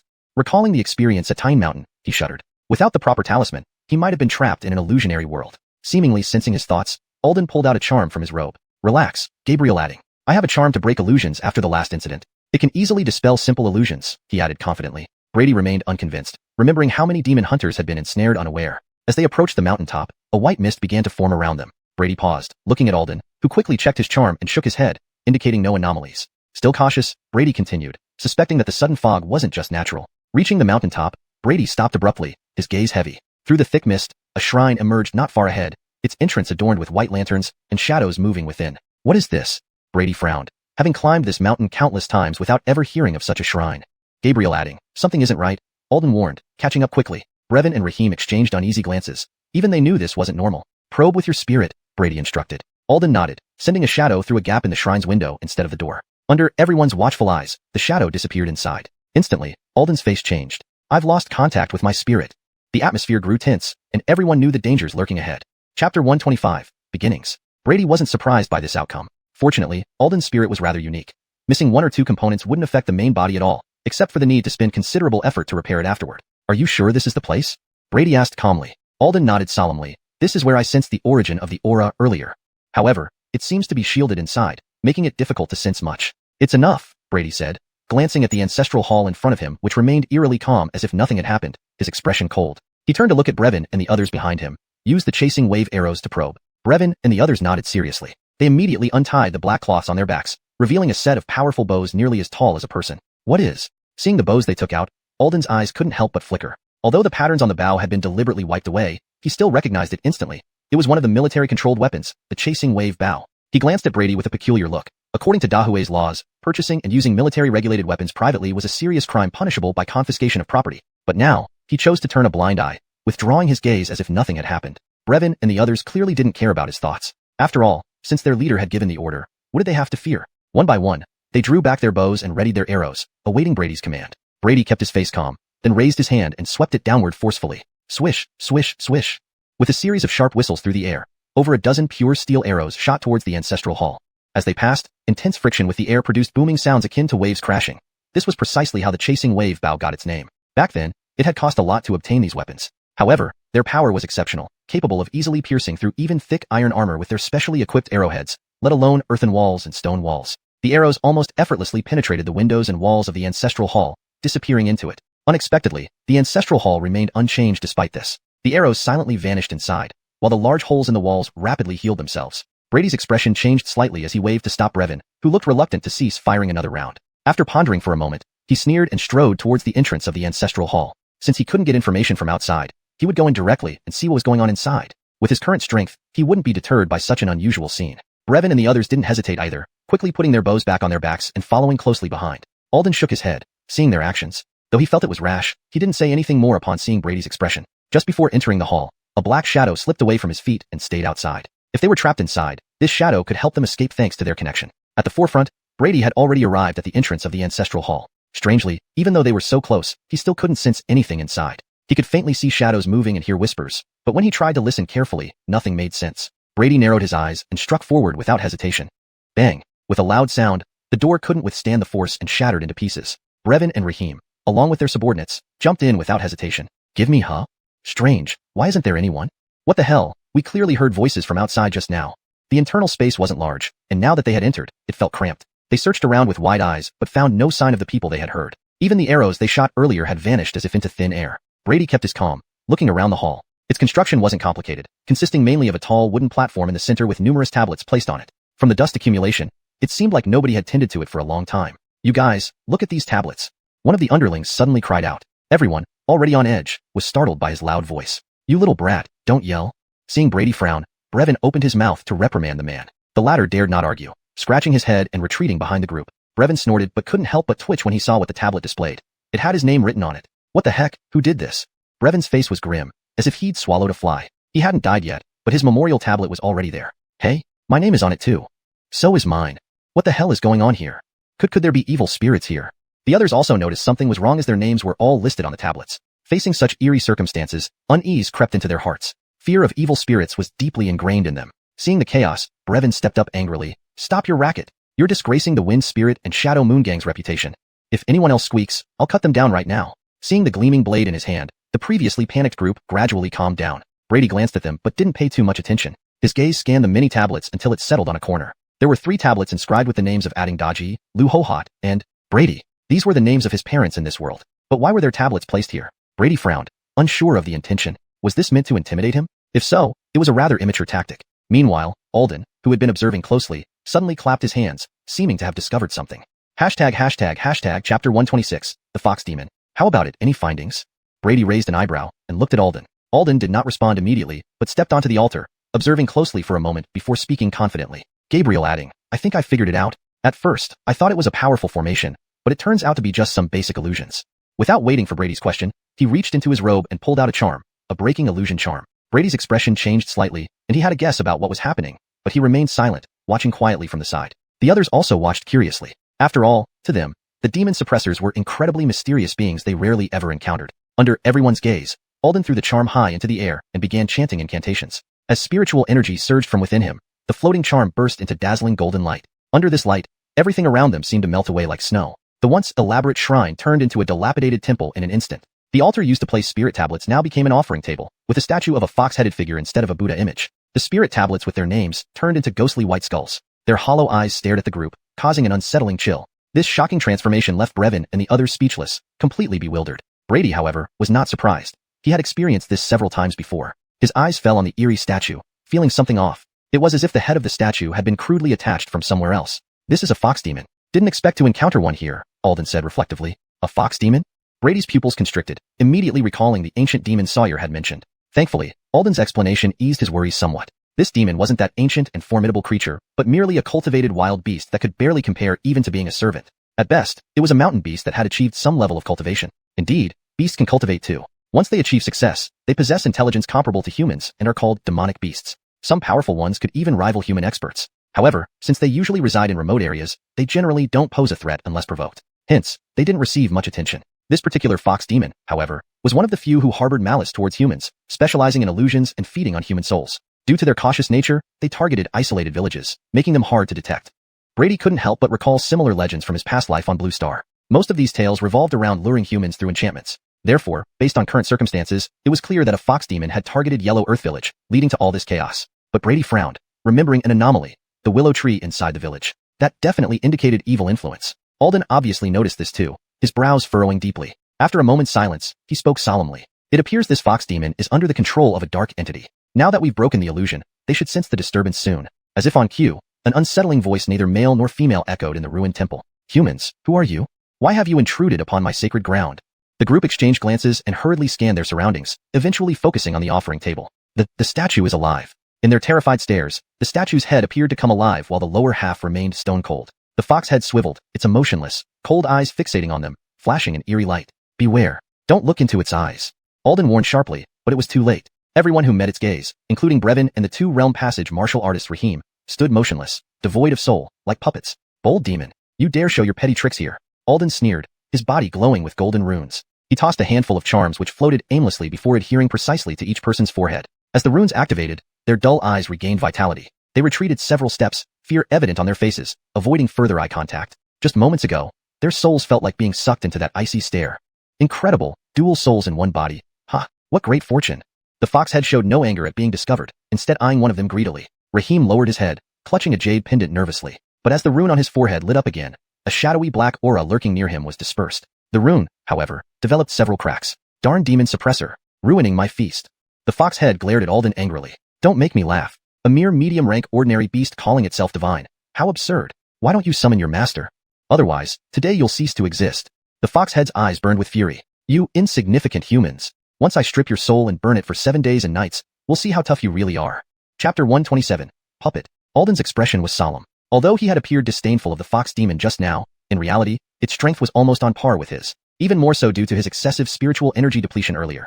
If they were to engage in a prolonged battle, he might be at a disadvantage. But years of experience told him never to show fear in front of an opponent. Just as he was about to make the first move, Brady stepped forward with a cold expression, heading towards the fox demon. Gabriel adding. Alden paused for a moment, then cast a sympathetic look at the fox demon. He shrugged and casually put away the talisman he had already taken out. Another human looking for death. But your flesh looks quite tasty. The fox demon's eyes were vicious, drooling foul-smelling fluid. I can give you a chance. Tell me the truth about everything here and where the person behind you is. If you do, I might consider leaving you a complete corpse. Brady stopped in front of the fox demon, standing less than a meter apart. The fox demon laughed suddenly, as if hearing something incredibly amusing. Its laughter was shrill and extremely unpleasant to the ears. Behind them, Brevin and the others winced in pain, but even covering their ears did nothing. It seemed the sound resonated directly in their minds. Only when several black shadows stretched from Alden's feet and merged into their shadows did they feel better. Focus on stabilizing your spirit. Reminded by Alden, Brevin and the others sat down and bit their teeth, using blood chi to resist. The laughing fox demon gradually stopped, staring at the unresponsive Brady with a hint of surprise. Human, I must say, compared to those guys down the mountain, you have courage. As a reward, this deity will graciously tell you, die. The fox demon's eyes flickered with cunning, spitting out a fist-sized crimson flame. The flame grew rapidly, becoming head-sized in seconds. The intense heat distorted the air. This is the Adinfi flame. Alden's face changed. He hadn't expected the fox demon to master such a technique. Seeing that Brady showed no intention of dodging, he anxiously warned. Gabriel adding, move. The demon fire burns everything. Don't. Before he could finish, the crimson flame engulfed Brady entirely, forming a human-shaped torch. Damn. Alden was about to act but stopped as Brady, undisturbed by the flames, waved him off. How is this possible? The fox demon's eyes widened in disbelief, sensing something was wrong. So, this is your attack?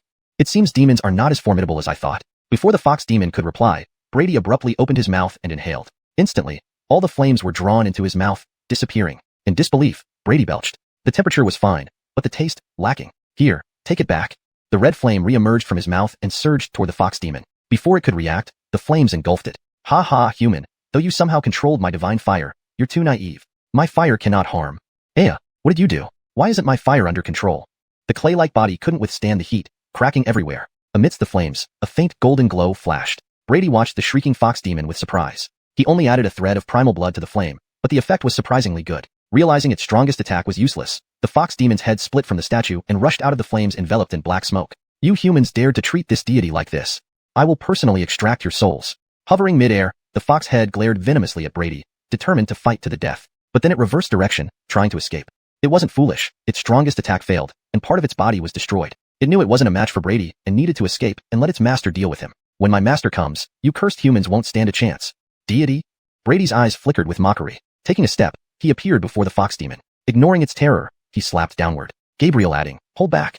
Alden shouted anxiously. Brady retracted most of his force, but still struck hard enough to make the fox demon scream as its head slammed into the ground. Antoniacally, it was resilient. Despite the impact, only a few cracks appeared. When it regained consciousness, Brady stood over it. Alden watched closely. Gabriel adding, this demon can be useful. We can track its master through its aura. Brady understood and nodded, signaling Alden to act quickly. Hearing their conversation, the fox demon looked terrified. As it tried to flee, Alden slapped a talisman on its forehead. Golden threads emerged, binding its head tightly. Its curses stopped abruptly. Alden grinned and took out a peculiar bag, placing the fox's head inside. Suddenly, the bag shrank, and out came a palm-sized fox puppet. Brady stared at the lifelike, menacing-looking fox puppet with curiosity. Was this how exorcists subdued evil spirits? It felt oddly familiar. This translation maintains the original tone and structure while ensuring fluency and coherence. ##### Chapter 128. The Old Village Chief, Part 1. Now where do we find that guy? Brady glanced at the dilapidated temple, which had once again returned to calmness, and spoke in a mild tone. Gabriel adding, don't be anxious. Alden said, placing the fox puppet on the ground. He then pulled out a jade box from his robe. Carefully opening it, he shook out 2 golden beetles from inside. These are tracking bugs. They can detect the faintest traces of scent. Alden explained casually as he presented the fox puppet to the beetles. Brady nodded but didn't say anything more. Under his watchful gaze, the 2 beetles crawled around the puppet before suddenly taking flight. However, not long after flying, they seemed to lose their direction and began circling within the room. What does this mean? Watching the tracking bugs fly up and down, spiraling aimlessly, Brady's brows couldn't help but furrow slightly. Alden was also taken aback. Hurriedly retrieving the beetles, he examined them closely and then let them go again. But just like before, after flying for some distance, they started circling in place. Observing the odd behavior of the beetles, Alden's frown deepened. Finally, he said uncertainly, Gabriel adding, from what we've seen, there are only 2 possibilities. Either the person has an incredibly strong method to conceal their presence, even blocking the detection of these tracking bugs. Or, the place we're looking for is right here. Right here? Brady paused, surprised by this conclusion. Glancing around, he didn't see anything unusual. But with no other options available, after pondering for a moment, he ordered Brevin to thoroughly search the area. Brevin, who had been feeling guilty for not contributing earlier, perked up immediately and promised with gusto. Don't worry, Gabriel adding. Even if I have to dig 3 feet into the earth, I'll find that guy. In the thorough search that followed, within minutes, someone noticed something peculiar. With a rumbling sound, the ground split open on both sides, revealing a large underground tunnel entrance. Brady was somewhat surprised. No wonder he hadn't sensed any special aura. It turned out to be a common mechanism. Standing before the tunnel entrance, the darkness within was profound, only dimly lit by descending stairs. Even with his excellent vision, Brady couldn't discern what lay at the bottom. You two, go down first and scout the way. Remember, whatever danger you encounter, retreat immediately. Brevin gestured toward 2 members of his gang. They hesitated not a moment, holding torches as they descended. Soon, the light from their torches faded, swallowed by intense darkness. Waiting anxiously for 10 minutes, no one returned. Everyone knew something had happened to them, and the atmosphere grew tense. Unknown dangers were always the most terrifying. Damn it, Lauaden. This time we'll go down and check. Brevin's expression darkened as he called out to Raheem and prepared to leave. But Brady stopped him with a wave of his hand. Brady's gaze remained calm as he looked into the dark entrance. After a brief contemplation, he stepped forward and entered the tunnel. The others followed without hesitation. Behind, Alden watched with surprise. He hadn't expected these mere force-level warriors to be so loyal. Shaking his head, he too entered the tunnel. The space inside the tunnel appeared narrow from outside, but felt surprisingly spacious upon entry. Even at nearly 2 meters tall, Brady moved comfortably through it. They walked silently downward in the dim glow of the torches, following the path for about 10 minutes when Brady suddenly halted. He stopped abruptly, causing everyone behind him to halt as well. What's wrong? Gabriel adding. Is something ahead? Brevin approached, ready to ask, but his expression fell as he saw the scene. 2 cold corpses lay across the nearby steps, exactly the men he had sent down earlier. Damn! Brevin was enraged, turning to warn everyone to be cautious. If those 2 died here, it meant imminent danger nearby. Ignoring their reactions, Brady stepped forward to inspect the bodies closely. Both faces were deathly pale, eyes wide with terror. There were deep bite marks on their necks, indicating they'd been killed instantly without a struggle. It must be a small vicious beast, hiding in the shadows and attacking when they weren't paying attention, Alden concluded after examining the scene. Brady nodded silently, then led the group further downward. After the recent incident, the atmosphere became even more tense. Nervously watching the walls, everyone feared a monster might leap out at them. An hour passed, and they continued walking, encountering no attacks but still trapped within the seemingly endless tunnel. Staring down at the unending staircase, everyone grew restless. How deep is this cursed place? Could we end up walking all the way to hell? Are we going to be buried alive here? Hearing the murmurs of frustration from his men, Brevin turned and glared at them. Enough! Shut your mouths. As long as Gabriel Adding is here, what's there to fear? Under his stern gaze, everyone tried to regain their composure. Meanwhile, Brady was also puzzled. Calculating the distance they'd traveled, it shouldn't be possible. They would need to dig out an entire mountain. He cast a questioning glance at Alden. Is it an illusion? His suspicions were understandable, given how implausible the situation was. It couldn't be that some madman had dug this deep out of boredom. Alden shook his head helplessly. He had used dispelling charms several times during the journey, detecting nothing unusual. Even the markings left en route had disappeared. All signs pointed to this being real. Receiving a clear answer, Brady took a deep breath and continued forward. He refused to believe they could truly walk into the Earth's core.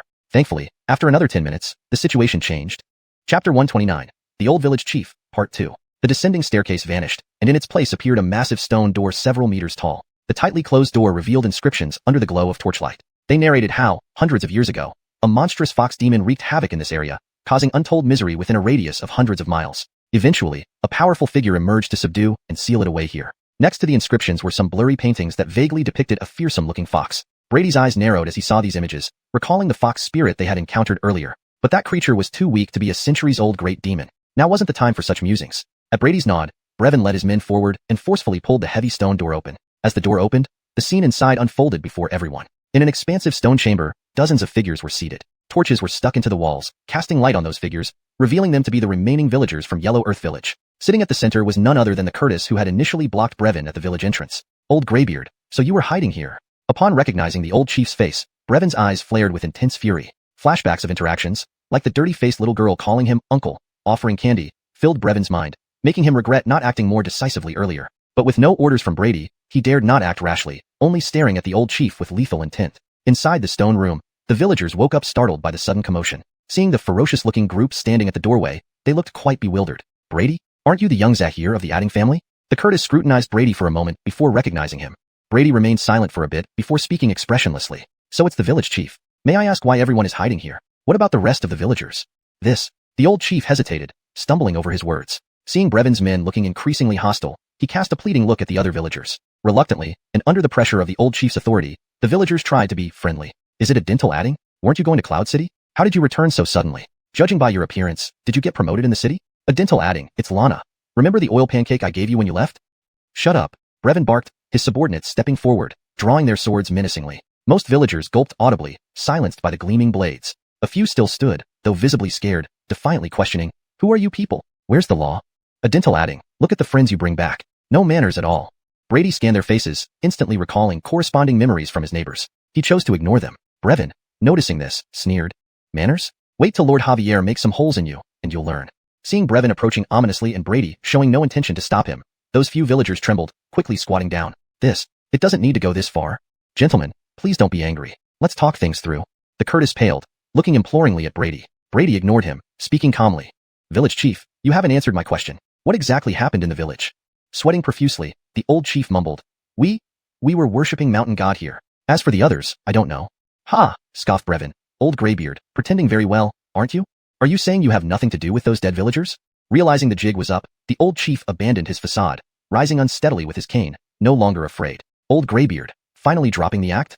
Brevin watched him mockingly, ready to strike at Brady's order. Ignoring Brevin, the old chief turned coldly to Brady, adding, brat, once you left, you shouldn't have come back. So you admit you're behind what happened in the village? Cold light flashed in Brady's eyes. The old chief laughed grimly. Those fools offended Mountain God. They deserved their fates. And as for you, his tone turned icy, since you've returned, you won't leave. Just perfect to send you all off together. Suddenly, rustling sounds came from the stone walls, followed by numerous small holes appearing. Dozens of rat-sized black shadows shot out, rushing towards them. Ah, too fast. What the hell is this? Be careful. Caught off guard by an attack from the walls, everyone fell into chaos. These shadows moved with incredible speed, and the dim lighting provided them excellent cover. Soon cries of agony resounded as victims were bitten through the throat, dying instantly. Had Brevin and Rahim not reacted swiftly, knocking away many shadows, the situation would have been even worse. As for Alden, he initially attempted to control the strange shadows with his spirit energy but quickly stopped. These shadows could directly devour his spirit power. After a brief contact, most of his spirit energy was devoured, forcing him to pull back hastily. Sensing the damage to his inner spiritual force, Alden felt nearly helpless. This recovery would take a long time. Chapter 130, Frederick. At this moment, Brady, standing at the front, was surrounded by the most of the black shadows. Casually grabbing one that was biting towards his eyes, he ignored its violent resistance and closely examined it, finally identifying these creatures for what they were. These creatures resembled rats in appearance, but were covered entirely with a layer of black scales. Their mouths housed two dagger-like fangs, indicating their terrifying aggression. Even though it was being held by Brady, it still struggled wildly, its pair of grayish-white eyes fixed on him, radiating a cruel and bloodthirsty glow. Hee. These divine rats are the protectors bestowed upon us by the mountain god. Now, you all can enjoy yourselves, said the Curtis, watching everyone struggle bitterly, sneering coldly. Brady glanced back at the situation behind him, realizing he couldn't prolong it any further. He clenched his palm slightly. The strange rat let out a miserable cry immediately. The tough armor offered no resistance and was squished into a pulp. Then a tangible wave of blood chi surged from within Brady's body. The black rats gnawing on him exploded instantly into blood blossoms, shrieking as they did so. It didn't end there. As the blood chi spread out, all the black rats froze before exploding simultaneously. You dare to harm the divine rats. The mountain god will not forgive you. Seeing the rapid change in the situation, the Curtis's smile stiffened, his face incredulous as he stared at Brady. He couldn't imagine how Adden Yun had grown so powerful in just a few months. Watching the panicked Curtis, Brady showed no reaction, stepping forward with icy eyes. The village chief kept retreating but was caught by the throat, lifted up. Let me go. After all, he was only an ordinary person. His face turned green from the pressure, nearly suffocating. Brady's expression remained indifferent. Stop. Release the chief. Don't you remember the care the chief showed your family? How could our yellow earth village produce a white eye wolf like you? The other villagers stood up in panic, either reprimanding or reasoning to try to stop Brady. But seeing his icy gaze, their voices weakened, and none dared speak further. Ignoring them, Brady looked at the village chief who struggled feebly. His face flushed and said coldly, "Now, answer my questions truthfully. If you dare to lie." With that, he threw him to the ground. Seeing the killing intent in Brady's eyes, the Curtis knew it wasn't a joke. Despite the pain in his body, he nodded weakly. A few moments later, after receiving the intelligence he needed, Brady's eyes grew even colder. According to the old man, the so-called mountain god appeared about a month ago, offering protection if offered minor tributes, and even allowing selected people from Yellow Earth Village to ascend with him. They initially didn't believe him, but some bizarre displays convinced them. Initially, he only asked for chickens and ducks. Gradually, however, the demands increased to an unbearable level. The solution given was humans. The villagers' greed for ascension blinded them completely. After discussions, they targeted humans. First, they considered outsiders. However, this place was too remote. Sometimes, not a soul passed by for months, even bandits avoided it. Thus, they eventually targeted their own village members, including Brady's parents. Upon hearing this, Brady's expression turned ice cold. After revealing the secret, the Curtis regained his composure. Breathing deeply, he looked at Brady, his eyes shifting slightly. A dental. Brady, the power of the mountain god surpasses your imagination. Why not stay? With sincere prayer, the mountain god will surely forgive your disrespect. Maybe, he might even offer you a chance to ascend. Seeing the old man try to sway Brady even now, Brevin and others were speechless, unsure whether to call him naive or foolish. Alden, however, eyed the incessant old man with suspicion, seemingly noticing something but not daring to confirm. Now, Brady found it pointless to talk more with this brainwashed man. He had come for one purpose, to find his parents' missing souls. Tell me where this so-called mountain god is. As Brady spoke, a peculiar smile flashed across the Curtis's face. Mountain god? Hasn't he always been right in front of you?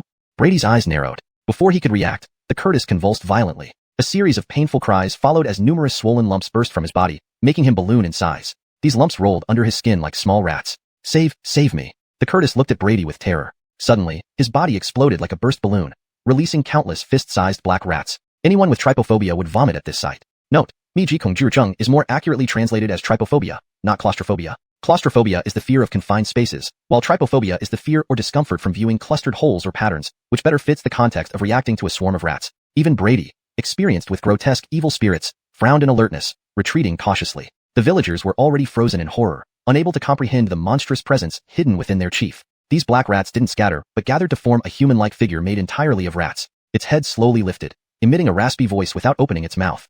Wonderful. I haven't tasted such pure life essence in years. Its eyes locked onto Brady. Brady's eyebrows furrowed slightly, sensing a genuine threat from the creature. Meanwhile, Alden, staring intently at the rat-formed entity, showed sudden fear. You're Frederick. You're still alive. Hashtag chapter 131, water. Oh, didn't expect anyone to still remember Lord Rat's name. Heh, this is indeed quite rare.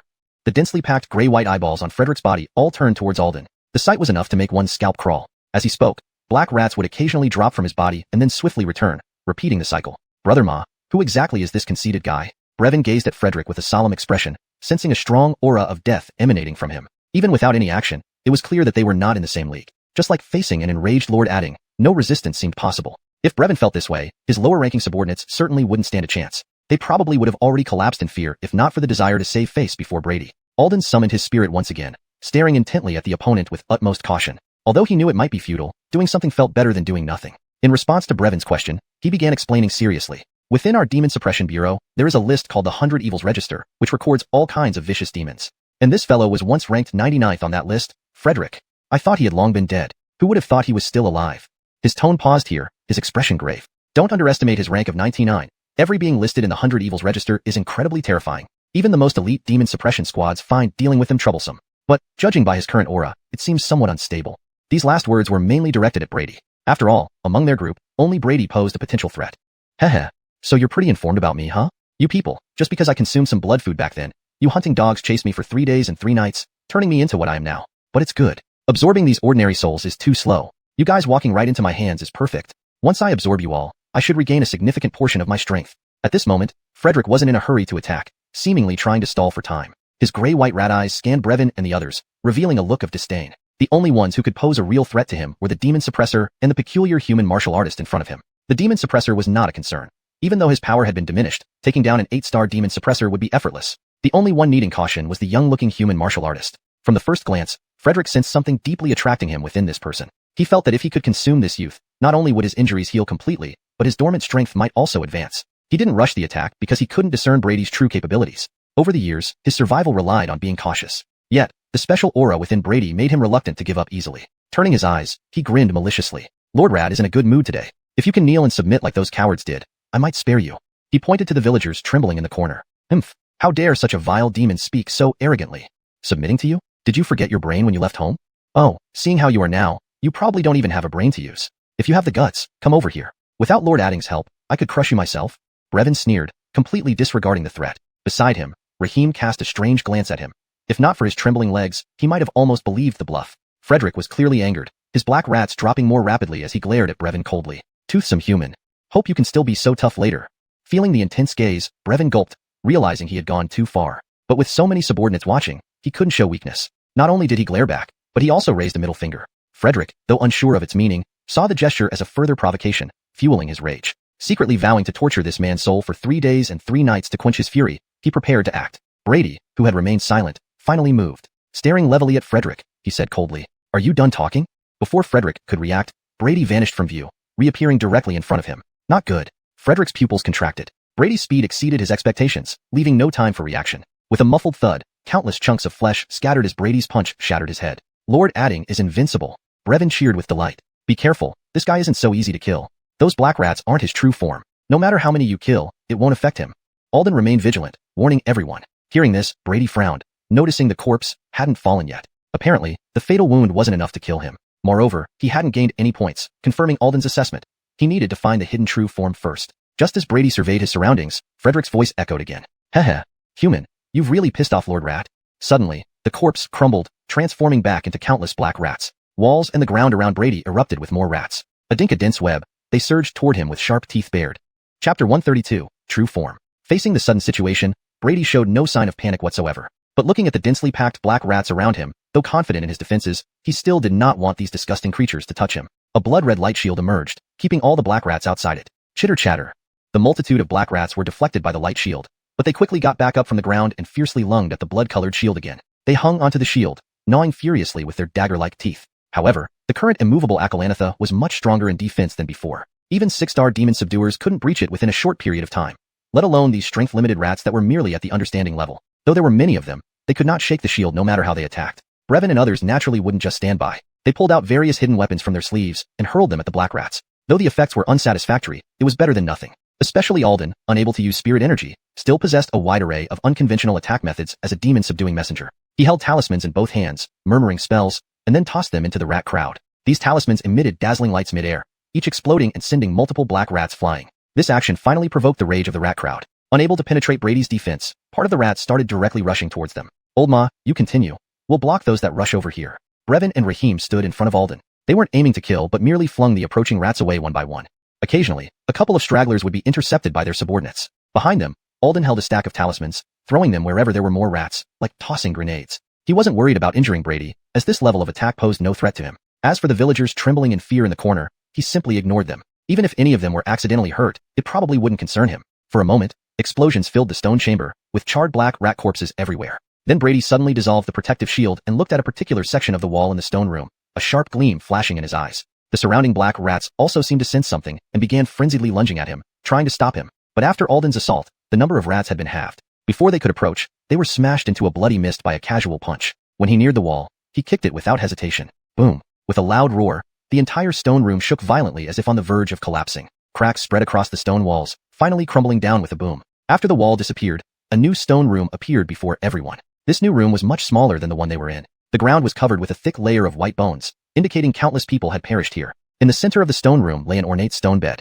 On the stone bed lay a large, fat black rat. Its eyes flickered with a trace of human-like panic as it looked at the appearing Brady. "Haha, I finally found you, you damn rat." Brady's eyes shone like lightning as he coldly smirked at the huge black rat lying in the center of the room. His footsteps blurred, instantly appearing above the big rat, and he ruthlessly struck down.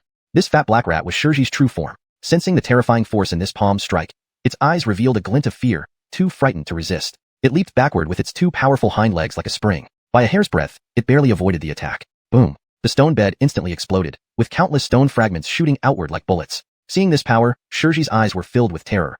Had it not used its innate power, it would have been obliterated. Brady's icy gaze swept over, causing Xiuxi's fur to bristle. It silently regretted showing itself when it knew the man was so formidable. It should have fled long ago. Damn it!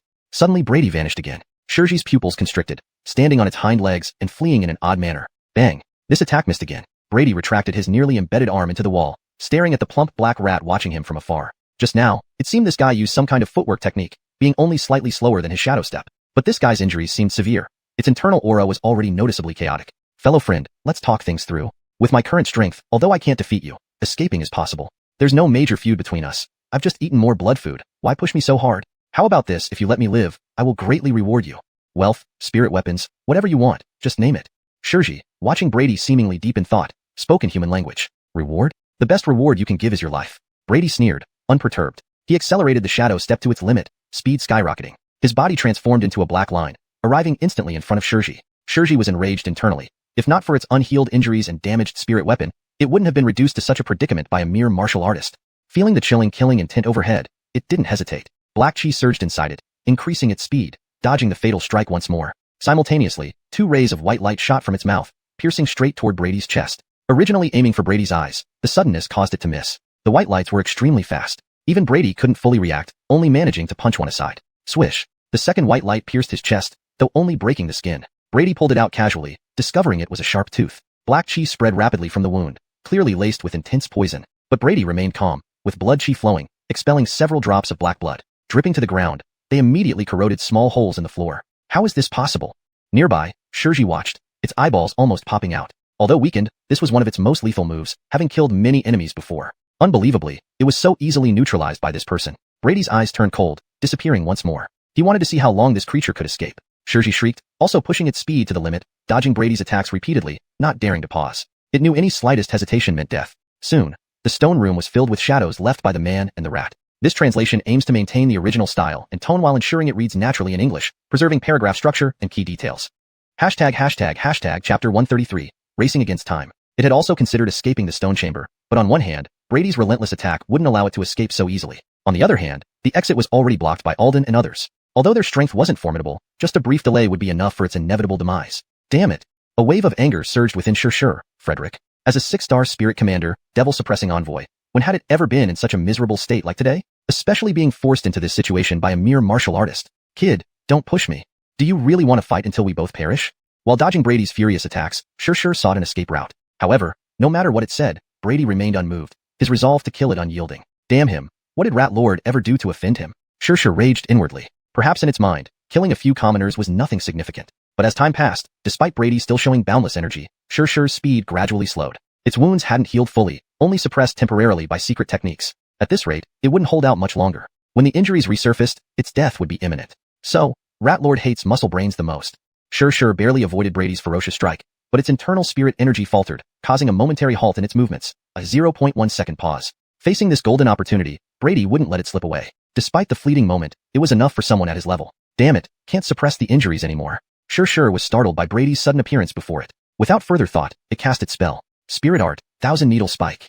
A surge of black aura erupted, causing its fur to spike up like steel needles, enveloping its entire body like a hedgehog. Seeing the spiky creature before him, Brady's eyes flashed with coldness. His arm muscles swelled even more, purple-black veins emerging as he struck mercilessly. The air trembled from the impact, a terrifying wind pressure sweeping across. Before the attack landed, cracks spider-webbed across the ground. Xiuxian, who initially intended to defend itself with its spikes and evade Brady, felt a spark of shock and anger in its pupils. Now, it could only channel all its spirit power to withstand the blow. Asterisk bang, bang, bang, asterisk. Upon contact, Xiuxian sensed trouble instantly. The usually proud defense crumbled like paper, countless steel-like fur spikes snapping under the force. The immense power crashed into Xiuxian without mercy, shattering the surrounding ground as it let out a pained scream, its bulky body flying backward like a deflating balloon. Drops of blood scattered in the air, evaporating upon hitting the ground with wisps of green smoke. Brady stood in place, a hint of confusion in his expression. That strike felt peculiar, as if his power dissipated into cotton before fully erupting. Haha, you were too careless. This is my escape route.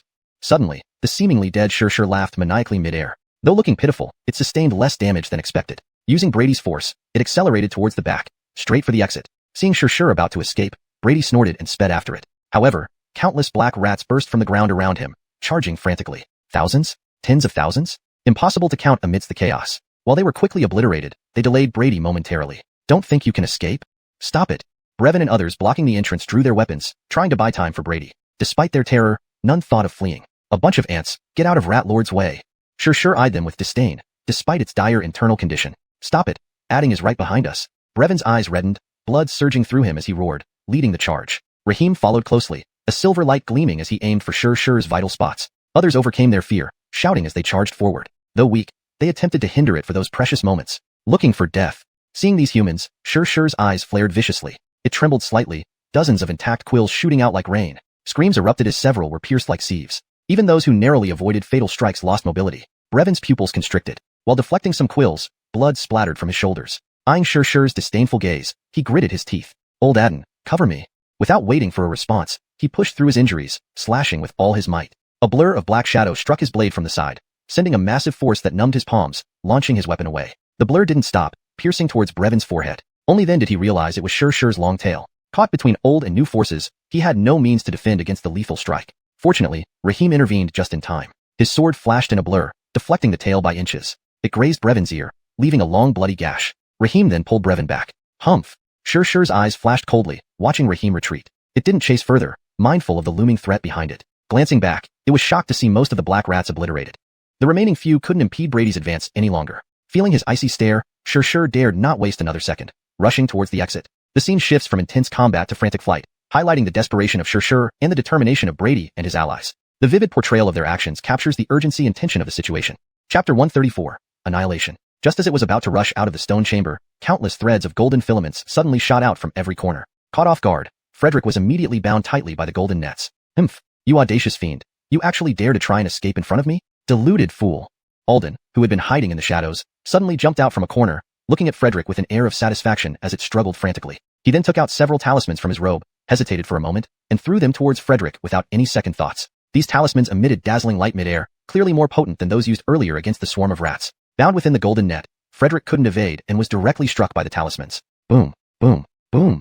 Accompanied by a series of explosive sounds, the entire stone room began to shake violently. Amazing, Brother Ma. Brevin, watching Frederick engulfed in golden light, felt his resentment from nearly being killed somewhat released. However, Alden did not relax. He looked ahead with a grave expression. Don't be overconfident. This creature's power far surpasses ours. These methods can only hinder it for a moment. As if to confirm his words, black mist erupted from all directions, instantly consuming all the golden light. Damned rat! Rat Lord will devour you alive. In the midst of the black mist, a pair of blood-red eyes emerged. The partially charred Frederick stared fixedly at Alden nearby. That terrifying evil aura made Alden break out in a cold sweat. However, he soon relaxed and inexplicably smiled. I think you won't have that chance.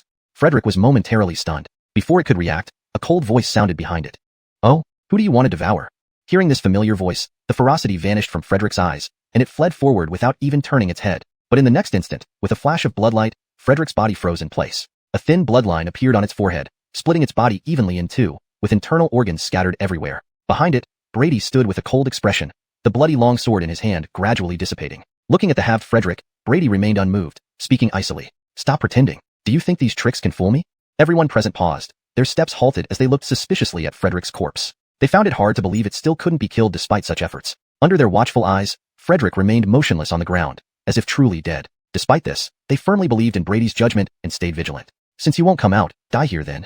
Brady sneered, the blood-colored longsword reappearing in his hand. But before he could strike, numerous objects suddenly appeared out of nowhere, scattering like flower petals. Most were various weapons, mixed with some indiscernible items. In the next moment, a black shadow darted out from Frederick's corpse, a palm-sized black rat holding a ring in its mouth, fleeing madly toward the exit while everyone was still dazed. Seeing Brady blocking its path, the black rat's eyes flashed with despair. Spare me, I'm willing to submit. Before it could finish pleading, Brady's blood-colored longsword swung, severing its body in two. Without pausing, his blade cut the corpse into fingernail-sized chunks. Watching the increase in modification points, Brady finally relaxed, confirming the creature was truly dead.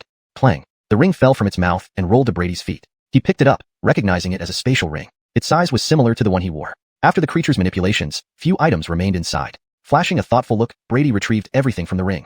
A blood-red token, a murky bead, a wooden box, and some bottles. First was the blood-red token, unknown material exuding a heavy stench of blood. Two strange numbers, 12, were engraved on it. Alden approached, his expression changing upon seeing the token in Brady's hand. Yes, this is the Ghost King token. The Ghost King token? Brady searched his mind, but had no prior knowledge of it. Alden explained further. The Ghost King token originates from the Ghost King Hall, a force with 12 Ghost Kings, each represented by a number. Lower numbers signify higher status and power. Anyone wishing to join the Ghost King Hall must kill the holder of a token and automatically replace them. Brady nodded, understanding the system. Though uninterested in the Ghost King Hall, he listened intently. Alden continued, this organization commits countless evils, and their members are all wanted by us. By presenting this token, we can claim the bounty from the Demon Suppression Bureau. Agreeing, Brady signaled Brevin to take the token for future redemption. Turning to the other items, Brady handed them to Alden for identification. After examining the murky bead, Alden said, this is a soul bead, used to store souls. Taking the bead, Brady's spirit scanned inside, finding dozens of translucent entities, mostly villagers from Yellow Earth Village, and two familiar faces, his parents in this world. No wonder the soul-searching talisman hadn't reacted. Seeing their spirits undamaged, Brady sighed in relief. ##### Chapter 135, Settlement. Brady cautiously took out the soul-seeking charm and sealed his parents' spirits inside. As for the others, he admitted that he couldn't do much. These souls were either extremely weak due to being away for too long, likely to dissipate with any slight disturbance, or their bodies could not be found, making it pointless even if their spirits were located. If you can't handle these, you might send them to the Demon Suppression Bureau, Alden suddenly said. Brady glanced at him but did not respond. Of course, the other party wouldn't be so kind as to help these people find their bodies. The intentions of the Demon Suppression Bureau were clear enough, but this was only natural. After all, there was little difference between the power of the Demon Suppression Bureau and that of the Ghost King Hall. In such a world, distinguishing right from wrong was clearly foolish. Even the self-proclaimed righteous Demon Suppression Bureau could be seen as ticking time bombs.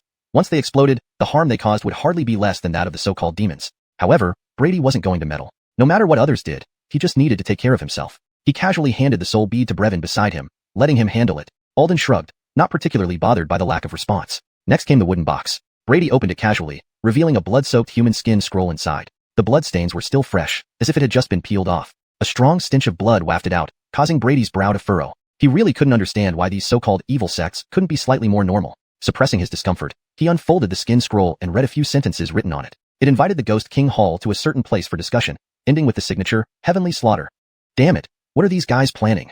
Before Brady could speak, Alden looked shocked and incredulous. Brady wasn't surprised by Alden's reaction. Heavenly Slaughter referred to a faction, one that the Demon Suppression Bureau had been targeting recently. Based on this letter, it seemed Heavenly Slaughter intended to ally with the Ghost King Hall. If the Demon Suppression Bureau remained unaware, they might face a significant disadvantage when confronted by two combined forces. Adding Gabriel, this is urgent. We need to report back immediately, Alden said, looking anxious, eager to return to the Demon Suppression Bureau. Brady nodded but wasn't overly concerned. The attack wasn't imminent, so there was no rush. Alden pondered for a moment and agreed. Calming down, he lowered his head in deep thought, clearly impacted by the news of the potential alliance between the Ghost King Hall and Heavenly Slaughter. Ignoring him, Brady placed the skin scroll back into the wooden box and turned to the final collection of bottles. Frederick hadn't abandoned these items even in life and death moments, indicating they contained something valuable. Indeed, they held high-quality elixirs, though regrettably useful only for spirit envoys, leaving warriors like Brady powerless. Sighing, he handed the elixirs to Brevin, instructing him to deal with them appropriately. With everything settled, Brady looked around, ready to leave. Brevin hesitated before stepping forward.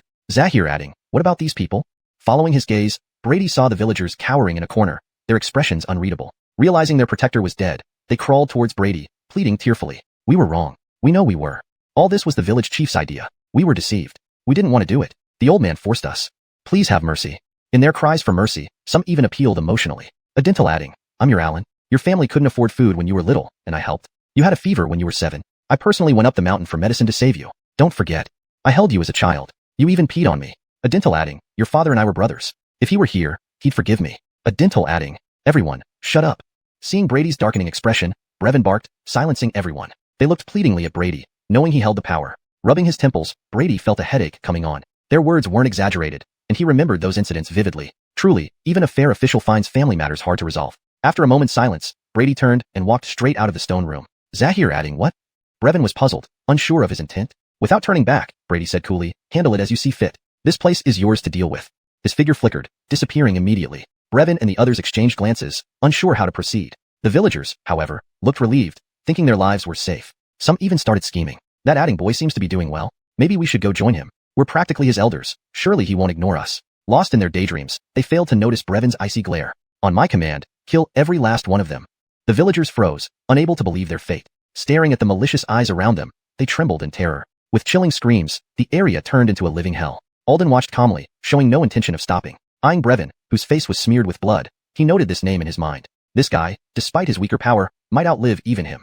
Chapter 136, Undercurrents. Under the willow tree in Yellow Earth Village, Brady stood with a calm expression, staring at the fresh graves before him. It was unclear what thoughts were running through his mind. Suddenly, hurried footsteps approached. Brevin and his men, covered in bloodstains, rushed over. Seeing Brady, they all clasped their hands and called out. Zahir adding. At this moment, Brevin felt somewhat uneasy, as he wasn't sure of Brady's true intentions. If he guessed wrong, one of these new graves might be for him. Brady slowly turned around. Seeing their appearance, he had a rough idea of what had transpired. However, it didn't particularly concern him. Regardless of whether Brevin had acted or let them go, he couldn't care less. He walked towards the village entrance, speaking in a light tone. The matters here are concluded. Let's prepare to return.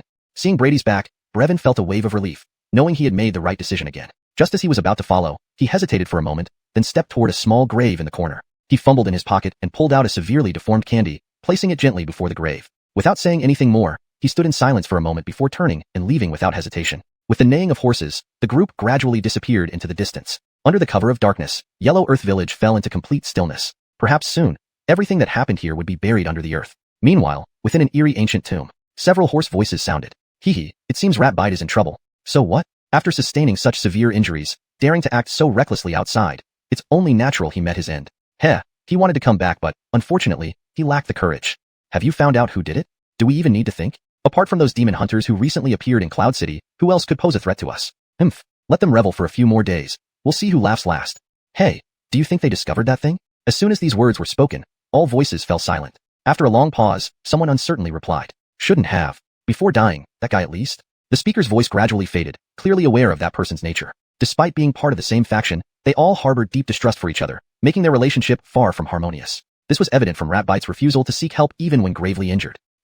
No need to guess. The information must have fallen into the hands of the demon hunters. What should we do? Should we stick to the plan? No, we can't wait any longer. Inform the Heavenly Calamity faction about the situation here. They'll know how to proceed. Having laid this trap for so long, it's time to reel it in. Very well. Agreed.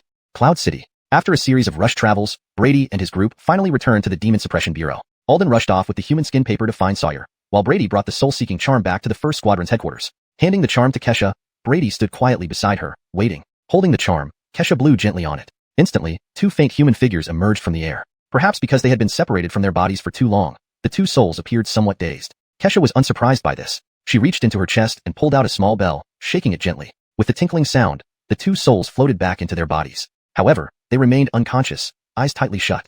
Seeing Brady's puzzled look, Kesha waved her hand confidently. Don't worry, Gabriel, adding, everything is under control. It's just that your parents' souls have been separated from their bodies for too long, so it will take some time for them to fully reintegrate. Normally, it takes at least 5 days. For safety, it's best to let them rest quietly for now and not move them around. Hearing this, Brady relaxed slightly. Regarding the part about not moving them, after some thought, it seemed reasonable, so he nodded. In that case, I'll leave it in your hands for these few days. If anything happens, feel free to send someone for me. Looking at the familiar yet strange figures lying on the bed, Brady felt a mix of emotions. After a moment of silence, he took a deep breath, turned, and left the room. Watching his retreating figure, Kesha pursed her lips, as if she wanted to say something but hesitated. By the time she decided, Brady was already gone. Feeling regretful, she stamped her foot, blaming herself for her hesitation. Brady didn't linger. Glancing once at the Demon Suppression Bureau behind him, he headed straight for his residence. Upon entering the courtyard, he saw 2 figures leaning together, dozing off. Zahir, you're back? Awoken by his footsteps, Brenda rubbed her eyes and immediately stood up. The dark circles under her eyes showed she hadn't slept much the previous night. Adding brother, Kimberly timidly greeted, keeping her head down. Last night, upon hearing from the servant girl about Brady's current status, Kimberly was startled. She couldn't believe that the boy who used to catch grasshoppers to scare her was now the leader of a major faction and one of the most prominent figures in Cloud City. Realizing their relationship could no longer be as casual as before, she felt nervous. Seeing her tense demeanor, Brady guessed her thoughts but didn't know what to say. Scratching his head, he said casually, you don't need to be so formal. Consider this place your home from now on. Kimberly nodded, but still seemed reserved. Brady didn't push further, figuring they would get used to it eventually. All right, both of you go rest. Brady waved them off and was about to enter his room when Kimberly's voice stopped him, adding, brother, I wonder how my brother Hawk is doing. Chapter 137, The Revelation. Jamie's footsteps paused as he stared into Kimberly's eyes, momentarily at a loss for words. But no matter what, this day would inevitably come. After a brief silence, he decided to tell her everything about Hawk. Upon hearing the news, Kimberly was struck like she had been hit by a bolt of lightning, her face instantly turning deathly pale. Although she had anticipated something bad from the start, the truth laid bare before her was still hard to accept. Her parents' accidental deaths had already devastated her, and while she hadn't shown it, she had merely suppressed her grief. She had placed her last hope on Hawk, but never imagined it would end like this. The prolonged fear coupled with the sudden blow caused Kimberly's eyes to roll back, and she collapsed backward in a dead faint. Sheila! Brenda cried out, rushing to support her. Jamie was also startled and immediately took out several pills, mixed with a strand of his vital energy, shoving them into her mouth. As the medicine took effect, Kimberly's originally pale face gradually regained a bit of color. Have someone fetch the doctor. Jamie let out a slight sigh of relief, taking Kimberly from Brenda's arms and cradling her horizontally. Despite her petite 160 centimeters frame, she looked like a small doll in Jamie's arms. Right, go find the doctor. Initially flustered, Brenda's eyes brightened, and she hurried off toward the courtyard exit. After their long conversation last night, they had become close friends, naturally unwilling to see each other in distress. Shortly, under Brenda's urging, an elderly man with white hair and beard rushed over. Half an hour later, seeing the elder finally finish his diagnosis, Brenda couldn't help but ask, Doctor, how is Sheila? The old man stroked his beard, shaking his head helplessly with a long sigh. Observing his demeanor, Jamie and Brenda felt their hearts sink. Was it really that serious? Seeing their misunderstanding, the old man waved his hands hurriedly. Don't misunderstand. The young lady isn't in too bad a condition. She was just in a state of prolonged tension and then received a sudden shock. With some rest, she should be fine. Hearing this, Jamie's expression darkened, nearly losing control and striking the old fool. If she was fine, why did you act so grave? Taking a deep breath, he barely managed to suppress his anger. Brenda, take this old gentleman to receive his reward. Although Brenda didn't want to leave, she nodded and led the delighted elder away. Once they left, Jamie turned to look at Kimberly, lying in bed. He had promised Hawk to take good care of his family, but fate had taken an unexpected turn, leaving only this sole survivor of the Kristen family. With a long sigh, Jamie turned to leave, but suddenly felt a tight grip on his wrist. Startled, he looked down. Kimberly, still asleep, breathed rapidly, her brows knitted tightly, seemingly caught in a nightmare. She clutched his wrist fiercely, murmuring, "Brother, don't go." Observing her distressed expression, Jamie sat back down silently. Feeling his movement, Kimberly's face gradually relaxed. Jamie remained quiet, simply observing her. Honestly, Kimberly wasn't particularly beautiful, even rather plain, and possibly malnourished, looking frail and somewhat yellowish. But Jamie's gaze was unusually gentle, not because of any inappropriate feelings, but due to the lingering affection in his former self's heart. It wasn't strange, considering they grew up together, almost like childhood sweethearts. Yet his introverted nature had prevented him from expressing his feelings until he left Huangtu village, after which came his reincarnation. Shaking his head to dispel these thoughts, Jamie calmed down. Regardless, he would keep his promise to Hawk to care for his family. At that moment, the door creaked open, and Brenda entered carrying a bowl of lotus seed soup. Glancing at their intimate scene, she lowered her head awkwardly, a hint of sadness flashing in her eyes. "Young Zahir, I've brought you some food." Without waiting for a reply, she hurried out. Watching her go, Jamie wondered about her sudden behavior but dismissed it. Picking up the lotus seed soup with his free hand, he finished it quickly, looking helplessly at Kimberly, who still clung to him. "Looks like I can't move until she wakes up." Deciding to make the most of it, he closed his eyes and began to meditate. Time flew by, unaware of how long it had passed. Kimberly slowly opened her eyes, glancing around the unfamiliar room with a dazed look. Recognizing Jamie sitting beside her, she recalled what had happened. Realizing she still held onto his right hand, Kimberly's face flushed red as she hastily withdrew her hand. "Awake? How do you feel?" Jamie asked calmly, opening his eyes. Still blushing, Kimberly avoided his gaze. Confused, Jamie thought if she might be running a fever and touched her forehead, finding nothing unusual. Startled by his sudden action, Kimberly huffed angrily upon seeing his puzzled expression. "You're as thick-headed as ever." Confused himself, Jamie stood up slowly, concluding she must be okay if she could tease him. "If you're feeling better, you should rest more. You can find me anytime if you need anything." With that, he turned to leave. Watching him go, Kimberly reached out, wanting to say something but remained silent. Sitting up, she leaned against the bedhead, gazing at the empty room, her mood gradually turning melancholic. Chapter 138, Surprise. Lord Adding, this is the reward we received from the Town Demon Suppression Office. Combined with the recent batch of miscellaneous items we handled, it totals 100,000 taels in silver notes. In the courtyard, Brevin took out a thick stack of silver notes from his robe and respectfully handed them to Brady. Brady casually accepted the notes, looking at Brevin with satisfaction. He had recruited him precisely because of his capability. And indeed, Brevin hadn't disappointed. Tasks were completed promptly, sparing him a lot of effort. The only drawback was that Brevin's strength wasn't quite up to par. Though he had recently broken through to the Tongyi stage, it still didn't amount to much on the surface. Not that he feared any troublemakers as long as he was around. But to maintain dominance in Yun City, one would need at least the power of the Tongshan stage. As he thought about this, Brady lifted his teacup and sipped slowly before casually asking about Brevin's cultivation progress. Brevin scratched his head awkwardly. His talent wasn't high, especially after breaking through to Tongyi. He could clearly feel his limitations. No matter how hard he trained, his progress was slow, akin to ants crawling. Despite taking various elixirs, the results were less than satisfactory. With the Wind Spirit Shadow Gang growing stronger and tasks piling up, his time for cultivation had drastically decreased. Seeing his expression, Brady understood but said nothing more. Everyone had their own pursuits. He wouldn't interfere too much. For now, Brevin's strength sufficed. If necessary, they could always recruit external experts. While loyalty couldn't be guaranteed, he wouldn't worry too much with himself around. Thinking Brady might blame him for his silence, Brevin's eyes shifted and he whispered conspiratorially, "Lord Adding, I've made some progress on finding the mental cultivation technique you asked me to look for recently." "Oh? Tell me more." Brady's eyebrows raised with interest. If asked what he desired most, it was undoubtedly a mental cultivation technique. After being tricked by illusions several times, his desire for such techniques reached its peak. Unfortunately, like internal cultivation methods, they were rare treasures that one seldom encountered. Unexpectedly, there was a new lead now. Under Brady's gaze, Brevin didn't keep him waiting. After pondering a moment, he explained. It turned out he had followed Brady's orders, posting information in nearby cities to find the technique. Initially, he held no hopes. But just moments ago, he received a mysterious letter stating someone had the mental cultivation technique he sought, requesting a meeting with Brady as part of the deal. Brady frowned at the unusual request. Honestly, while he was somewhat famous in Yun City, not many knew his true identity beyond the leaders of top-tier forces. In the eyes of commoners, he might even be less well-known than Brevin. Is the letter still here? Brady thought for a moment, hoping to find clues from it. Brevin nodded and produced an ordinary piece of paper from his robe. Brady read it. Its content matched Brevin's summary, straightforwardly stating the sender had the desired technique and inviting Brady to meet at a secluded tea house in the city today. He read it several times without noticing anything amiss. Is the messenger still around? Brady asked casually. Brevin shook his head. He sent it via a child wearing a mask. Such caution?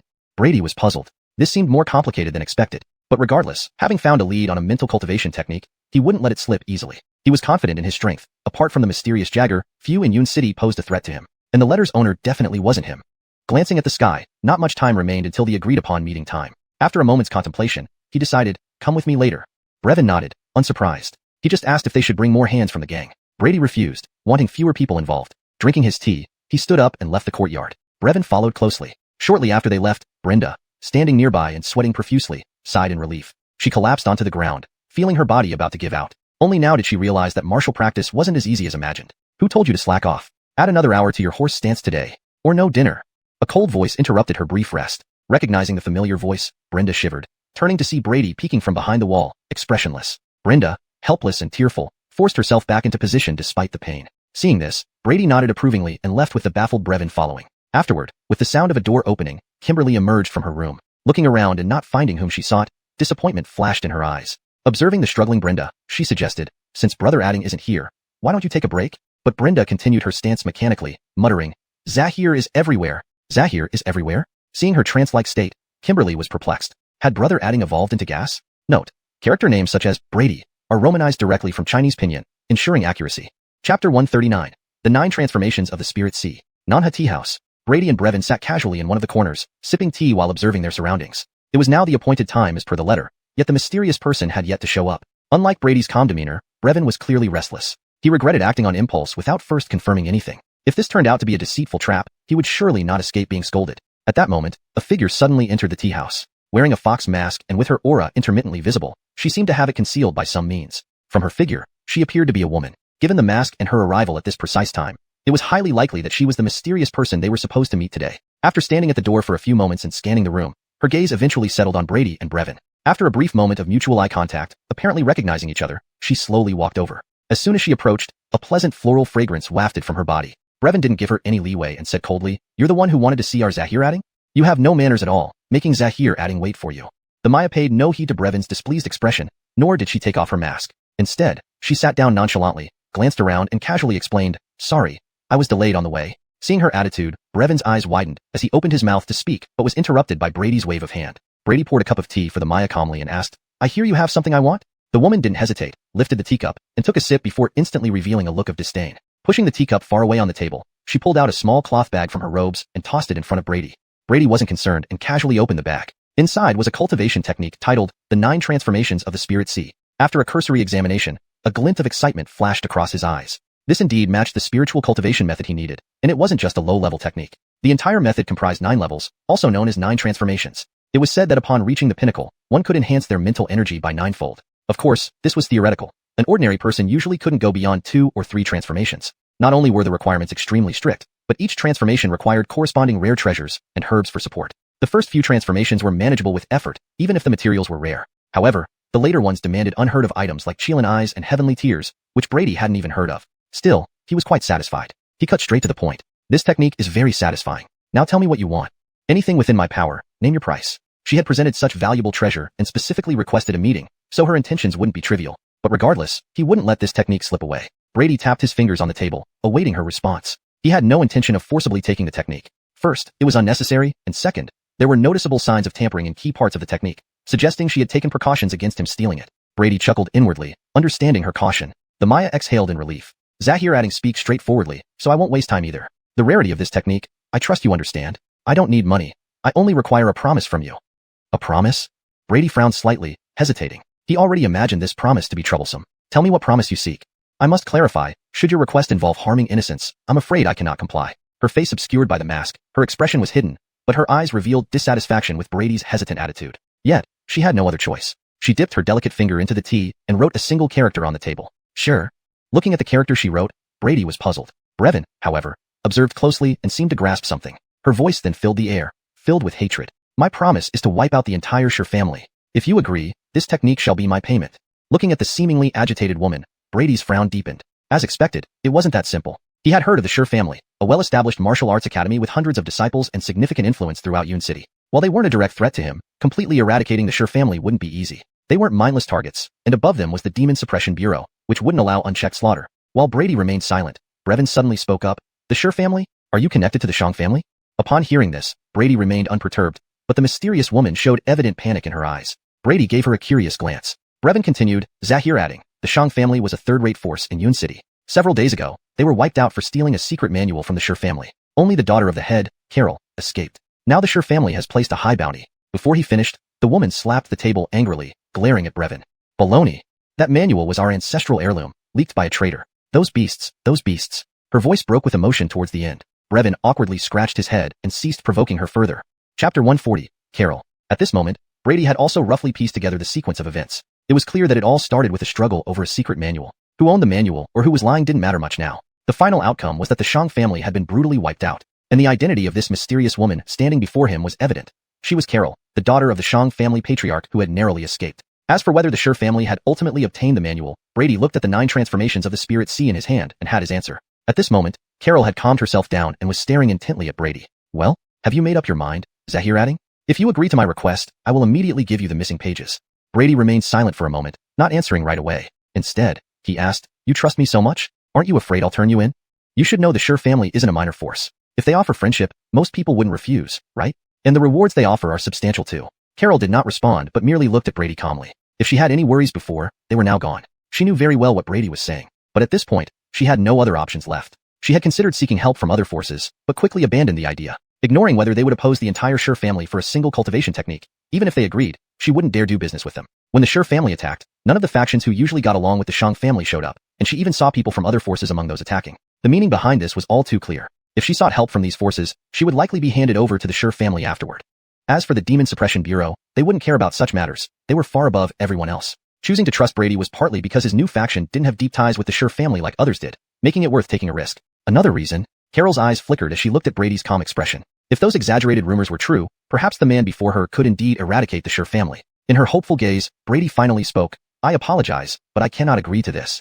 Hearing his reply, Carol's eyes darkened. Imagining her family being killed before her eyes, she clenched her lips, determined not to give up. If that's the case, I won't disturb you further. With a cold tone, Carol reached for the cultivation technique. However, Brady gently pressed his palm on the book without letting go. What does xiuxian mean?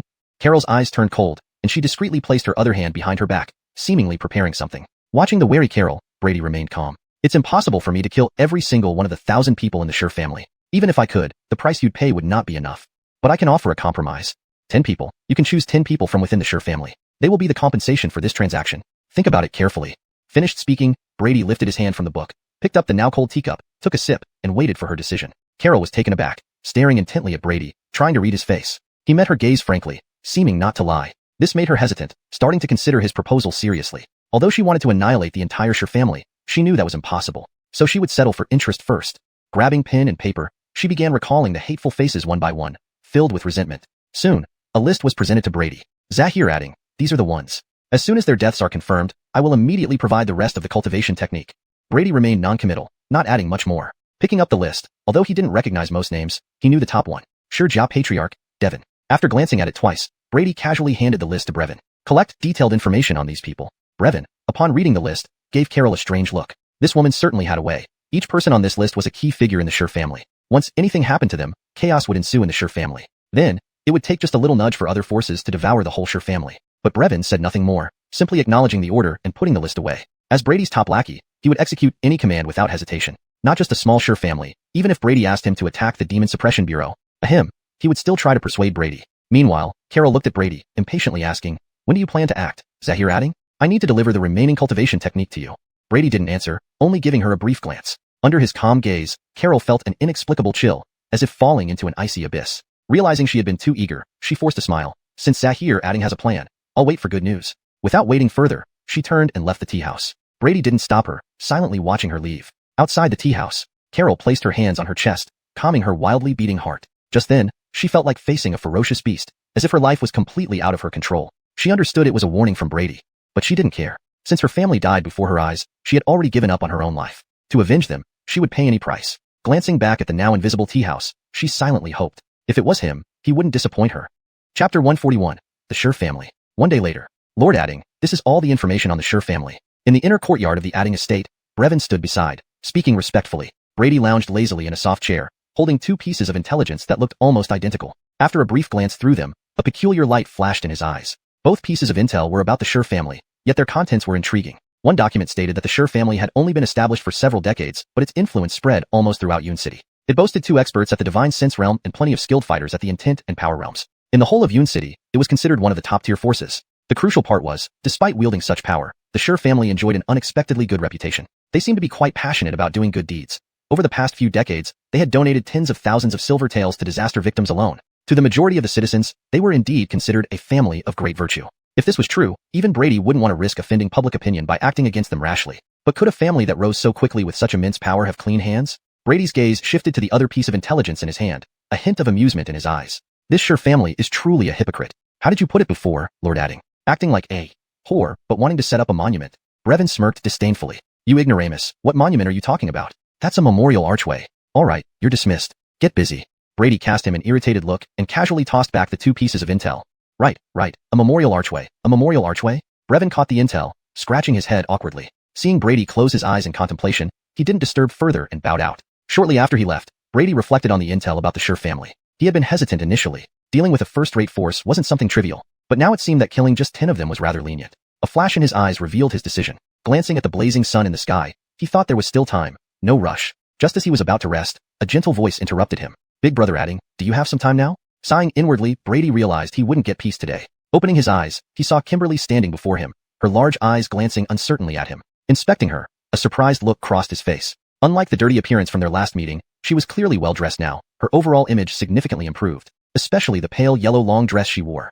Seemingly not fitting perfectly, it hugged her tightly, accentuating her figure prominently. Kimberly naturally noticed his gaze and blushed. Her hands crossed in front of her. She pulled at the hem of the dress, looking somewhat shy. Big brother Adding, is there something strange about me? Cough. Nothing.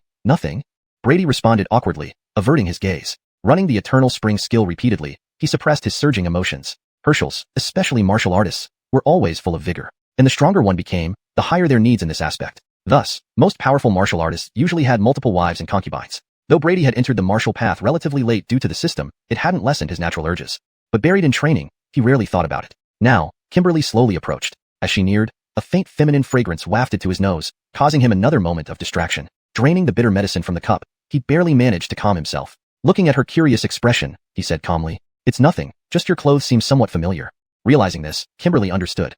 Ready to explain when Amelia popped up suddenly. Circling around Kimberly, she nodded approvingly. Hee. Seeing Sheila without spare clothes, I lent her mine. Noticing something, she exclaimed in surprise. Strange, our figures should be similar. Why does yours fit so tightly? Brady glanced at Amelia silently. Yes, quite ordinary. Kimberly, blushing furiously, hurriedly stopped the curious Amelia. Maybe it shrank when you washed it. Really? Amelia asked dubiously but accepted it. Seeing Kimberly's flustered state, Brady shook his head and tried to ease her embarrassment. By the way, what brings you here? Kimberly looked at him gratefully, smoothing her hair. Big brother Adding, as you know, I currently have nowhere else to go. I was wondering if I could find something to do here. Brady was momentarily stunned, but then understood, chiding himself for not thinking ahead. Initially, he planned for Kimberly to simply eat and sleep. After all, money wasn't an issue for him. But clearly, that wasn't what she wanted. Here, unlike Earth, there was no internet or ways to pass the time. After a moment of thought, Brady asked, what skills do you have? Do you know accounting? Currently, the accounting department is short-staffed. Otherwise, it would be security. Kimberly fell silent. She knew basic arithmetic, but managing a family's accounts was beyond her. As for being a guard, looking at her slender limbs, she knew others might have to protect her instead if faced with danger. Thinking hard, she hesitantly replied, I can plow fields and plant seedlings. Silence. But we don't have any fields here. Amelia's innocent words stabbed Kimberly deeply. Desperate to disappear, Brady intervened with a half laugh, half sigh. Looking around, an idea formed in his mind. Hashtag chapter 142, Qianji 2.0, planting flowers? Kimberly and Amelia exchanged glances, both looking somewhat puzzled. Brady maintained his composure and said with great seriousness, yes, planting flowers. Don't underestimate this profession. Have you heard of the Imperial Garden?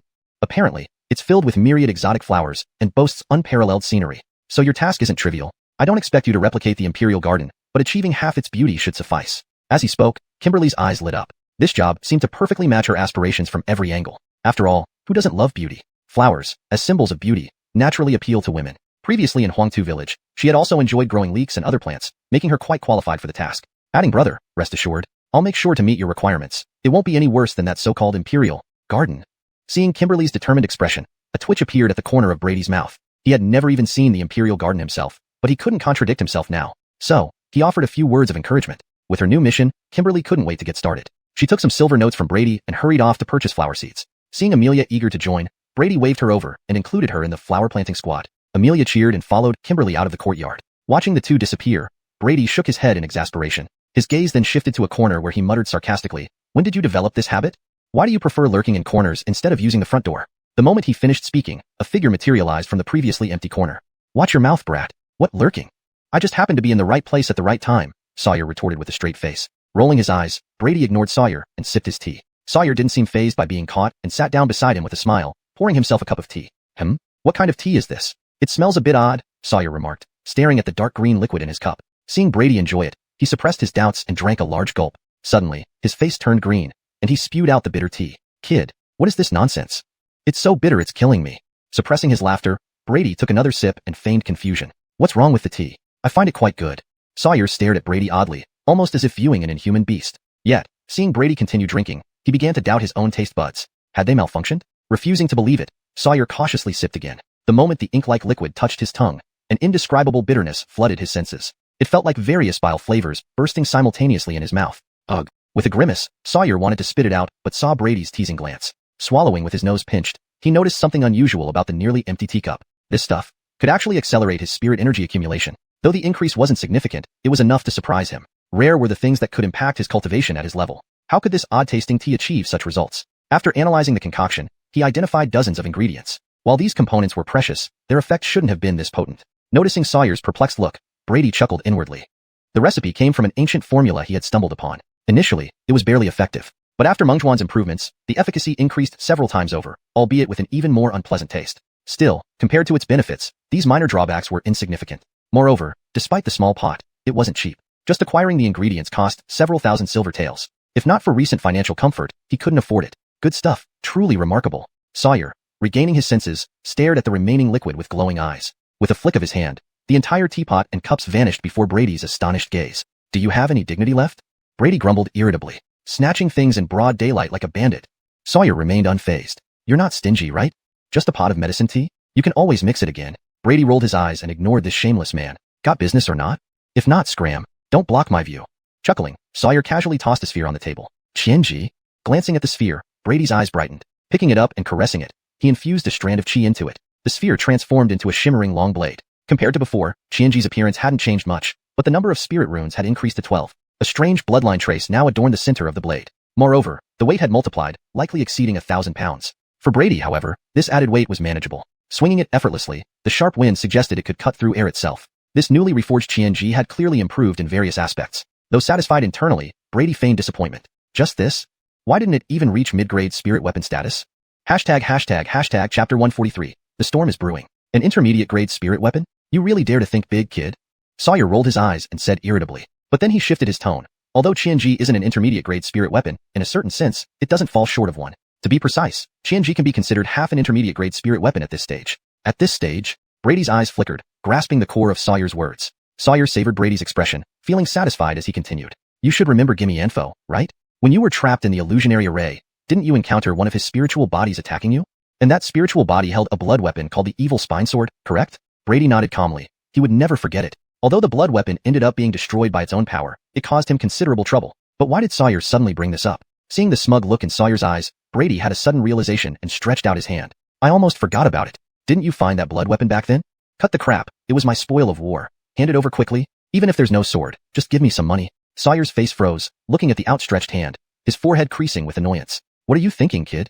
Whether or not we found it, even if I did give it to you, aren't you afraid of being hunted down by the entire Demon Suppression Bureau? Brady curled his lips but wasn't bothered. He was accustomed to expecting the worst from people. After all, blood weapons were not only as powerful as ordinary spirit weapons but also easier to forge, requiring fewer sacrifices, just harmful to others. So, while they might preach high morals, who knows if they hadn't secretly forged a few.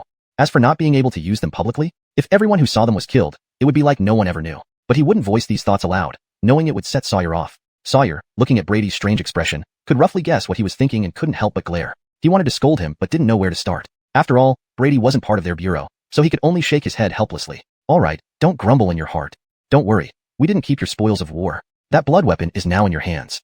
In my hands? Brady was stunned and looked down at Qianji instinctively. But no matter how he inspected it, he saw nothing unusual. The aura emitted by Qianji wasn't evil like that of a blood weapon. Could it be? Brady's eyes flickered as he glanced at the faint blood mark on Qianji's blade. A bold idea popped into his head. No way, those guys wouldn't have. Then Sawyer spoke up again. You guessed right. That blood weapon has been completely fused into Qianji. After all, despite being a blood weapon, some materials within it can still be utilized. Indeed. Brady's pupils dilated, genuinely surprised this time. Wasn't this just deceiving oneself? They claimed it was melted down, but it essentially still existed in another form. But before he could ask, Sawyer seemed to read his mind and preempted him. Don't worry, the unique characteristics of that blood weapon have been mostly eliminated. No one will come after you. The only thing retained is its ability to absorb blood chi to evolve. But unlike before, now it can only absorb your own blood chi to advance. I see. Brady's eyes showed understanding as he looked at Qianji. His mood turned somewhat gloomy. If so, it seemed he'd now have another blood beast inside him. Sawyer, unaware of Brady's thoughts, finished the medicinal liquid in his cup and said with a slightly twitching mouth, "All right, Qianji has been reforged, and I've fulfilled both of your requests. I came here today not only to return Qianji, but also to tell you something important." Brady withdrew his gaze, seeing Sawyer's serious expression. Though he had some guesses, he remained silent, waiting for Sawyer to continue. Sawyer raised a barrier with a wave of his hand and grew more serious. "I'm sure you can guess what I want to talk about. The situation has changed. We've decided to take action tomorrow." Brady frowned. He understood the urgency behind the Demon Suppression Bureau's decision. Clearly, the information obtained from Xiuxian last time made them restless. It seemed they planned to strike first, cutting through the mess before the two sides could unite. While Brady thought, Sawyer continued, "As things stand, I must warn you. The battle ahead may be much tougher than you imagine. After all, you're not part of our Demon Suppression Bureau. If you wish to back out now, I won't force you. Of course, the secret realm slot I promised you still stands." Brady raised an eyebrow, amused by Sawyer's direct gaze. "Enough with the useless talk. If you have the time, you'd better tell me the details of this mission thoroughly." "Haha, I knew it. I didn't misjudge you back then." Sawyer's eyes sparkled with satisfaction as he began explaining the mission from start to finish. Half an hour later, Brady lay back in his chair, reflecting on the intelligence Sawyer provided, his expression heavy. The strength of Tiansha exceeded his expectations. Initially, he thought they were just a hidden evil force causing occasional trouble. Facing the Demon Suppression Bureau's powerful assault, they would naturally scatter. However, the reality was far deeper and murkier. The situation even hinted at a conflict between nations. Brady exhaled deeply, pushing aside such thoughts. Facing soldiers with soldiers, water with earth, he would deal with whatever came. Even if the sky fell, tall ones would catch it. Worst case scenario, if things went south, he would prioritize saving himself over any pride. With this mindset, Brady set the matter aside. Since the mission starts tomorrow, he needed to resolve some matters quickly. Looking at the dimming sky, a glint of blood red flashed in his eyes. Chapter 144, Horatio. As the last ray of sunlight vanished on the horizon, darkness once again enveloped the entire Cloud City. However, with Brady's recent frenzied hunt and the news of the spirit web being reactivated by the Demon Suppression Office, fear of evil spirits in Cloud City had lessened significantly compared to before. Lanterns were hung everywhere. Although there were far fewer people out at night than during the day, it was certainly better than the past when one could hardly see anyone after dark. This improvement was confined to the main city areas, though. In remote regions, most people still stayed safely indoors, silently praying for the next day's sunlight. At the Schur family residence, considered one of the top forces in Cloud City, they naturally did not fear evil spirits as much as ordinary factions. The estate was filled with lively voices, indicating a feast was taking place. Cheers and congratulations mingled together, creating an extremely festive atmosphere. Robust guards, vigilant and attentive, patrolled the surroundings. Their auras clearly showed that they were all masters at the connectivity and enlightenment levels. After all, today was their patriarch's birthday, a day that demanded utmost caution. "Ah, isn't this second Zahir Javier? Please, come in. Our lord has been waiting for you for a long time." General Tong, who would have thought you could find time amidst your busy military affairs? "Our lord will be delighted to see you. Please come inside and make sure to enjoy a few cups tonight." Tiger Gang Leader. At the entrance of the Schur family residence, a man dressed as a steward smiled warmly, greeting guests enthusiastically. His warmth, however, only extended to those from powerful factions. He was notably cooler towards lesser-known minor factions. Take this young man, for example, seemingly trying to sneak in unnoticed. The steward stopped him immediately, his tone impatient. "Stop right there. Who are you from? Why don't you understand the rules?" The young man looked about 20 years old, with an honest and unremarkable face that easily blended into crowds. Now, he seemed at a loss when confronted by the steward. The steward ignored the young man's discomfort. He glanced over him, finding no familiar features, indicating he wasn't from a major faction. Judging by his elaborate clothing, he likely came from a merchant family hoping to gain some exposure. Having seen such attempts before, the steward coldly demanded, "Invite letter. Show it." Searching through his pockets, the young man failed to produce the invitation. Seeing his demeanor, the steward smirked inwardly. Making a dismissive gesture, he said, "I'm sorry, but without an invite, no one is allowed in." The youth's face showed a fleeting sign of helplessness, intending to argue. But the steward didn't bother listening. Waving his hand, he signaled guards to remove the intruder. This drew the attention of many onlookers, forming a crowd around them. "Enough." A light, graceful female voice interrupted. Out of the crowd stepped a woman in white, exceptionally beautiful. Two petite maids trailing her exchanged glances, both exuding a hint of reluctance as they hurriedly followed. "So, it's Miss Ming. Welcome, welcome. Our master has been thrilled all day knowing you would attend." The formerly aloof steward instantly beamed with friendliness. The young man turned and glanced at her, eyes flickering with peculiar light. Dreaming of freedom from the steward's obsequious attitude, Horatio felt disdain, especially when thinking about the master mentioned. If not for that damned father, she wouldn't want to be here at all. No way can I let that annoying fellow pounce on me if I go in like this. With this thought, Horatio turned and sized up the nearby young man, her large eyes sparkling mischievously. Suddenly, her expression softened into an enchanting smile.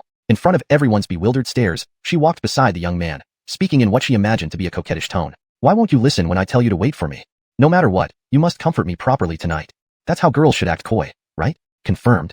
Her tone and manner perfectly mimicked a love-struck girl. Not only did this bewilder everyone present, But the young man himself stared dumbfounded, unsure of what was happening. Observing Horatio and the bemused youth, the astute steward immediately discerned the situation. Regardless, he couldn't let this continue. Giving the young man a cold glare, he conveyed a threat. Afraid the youth might run away, Horatio grabbed his arm. Turning back to the steward, she spoke with displeasure. Jedediah, does your look imply you don't welcome us? If so, we'll just say we never came. She tugged at the young man's arm, seeming ready to leave. Unexpectedly, the young man remained rooted, showing no intention of leaving. The steward also panicked. If she left, the master would surely blame him harshly. Thus, he quickly replied with feigned respect, Miss Ming, how could I dare to do such a thing? Since this gentleman is your friend, then please come inside. Facing such an attitude, Horatio decided against leaving. Don't just stand there. Let's go. Frustrated with the plan failing, she shot an annoyed glance at the boy, blaming him for ruining her escape. The young man complied, following her into the residence. Once they departed, the steward's smile faded. Summoning a servant, he whispered something, eyeing the direction the young man left with a dark expression.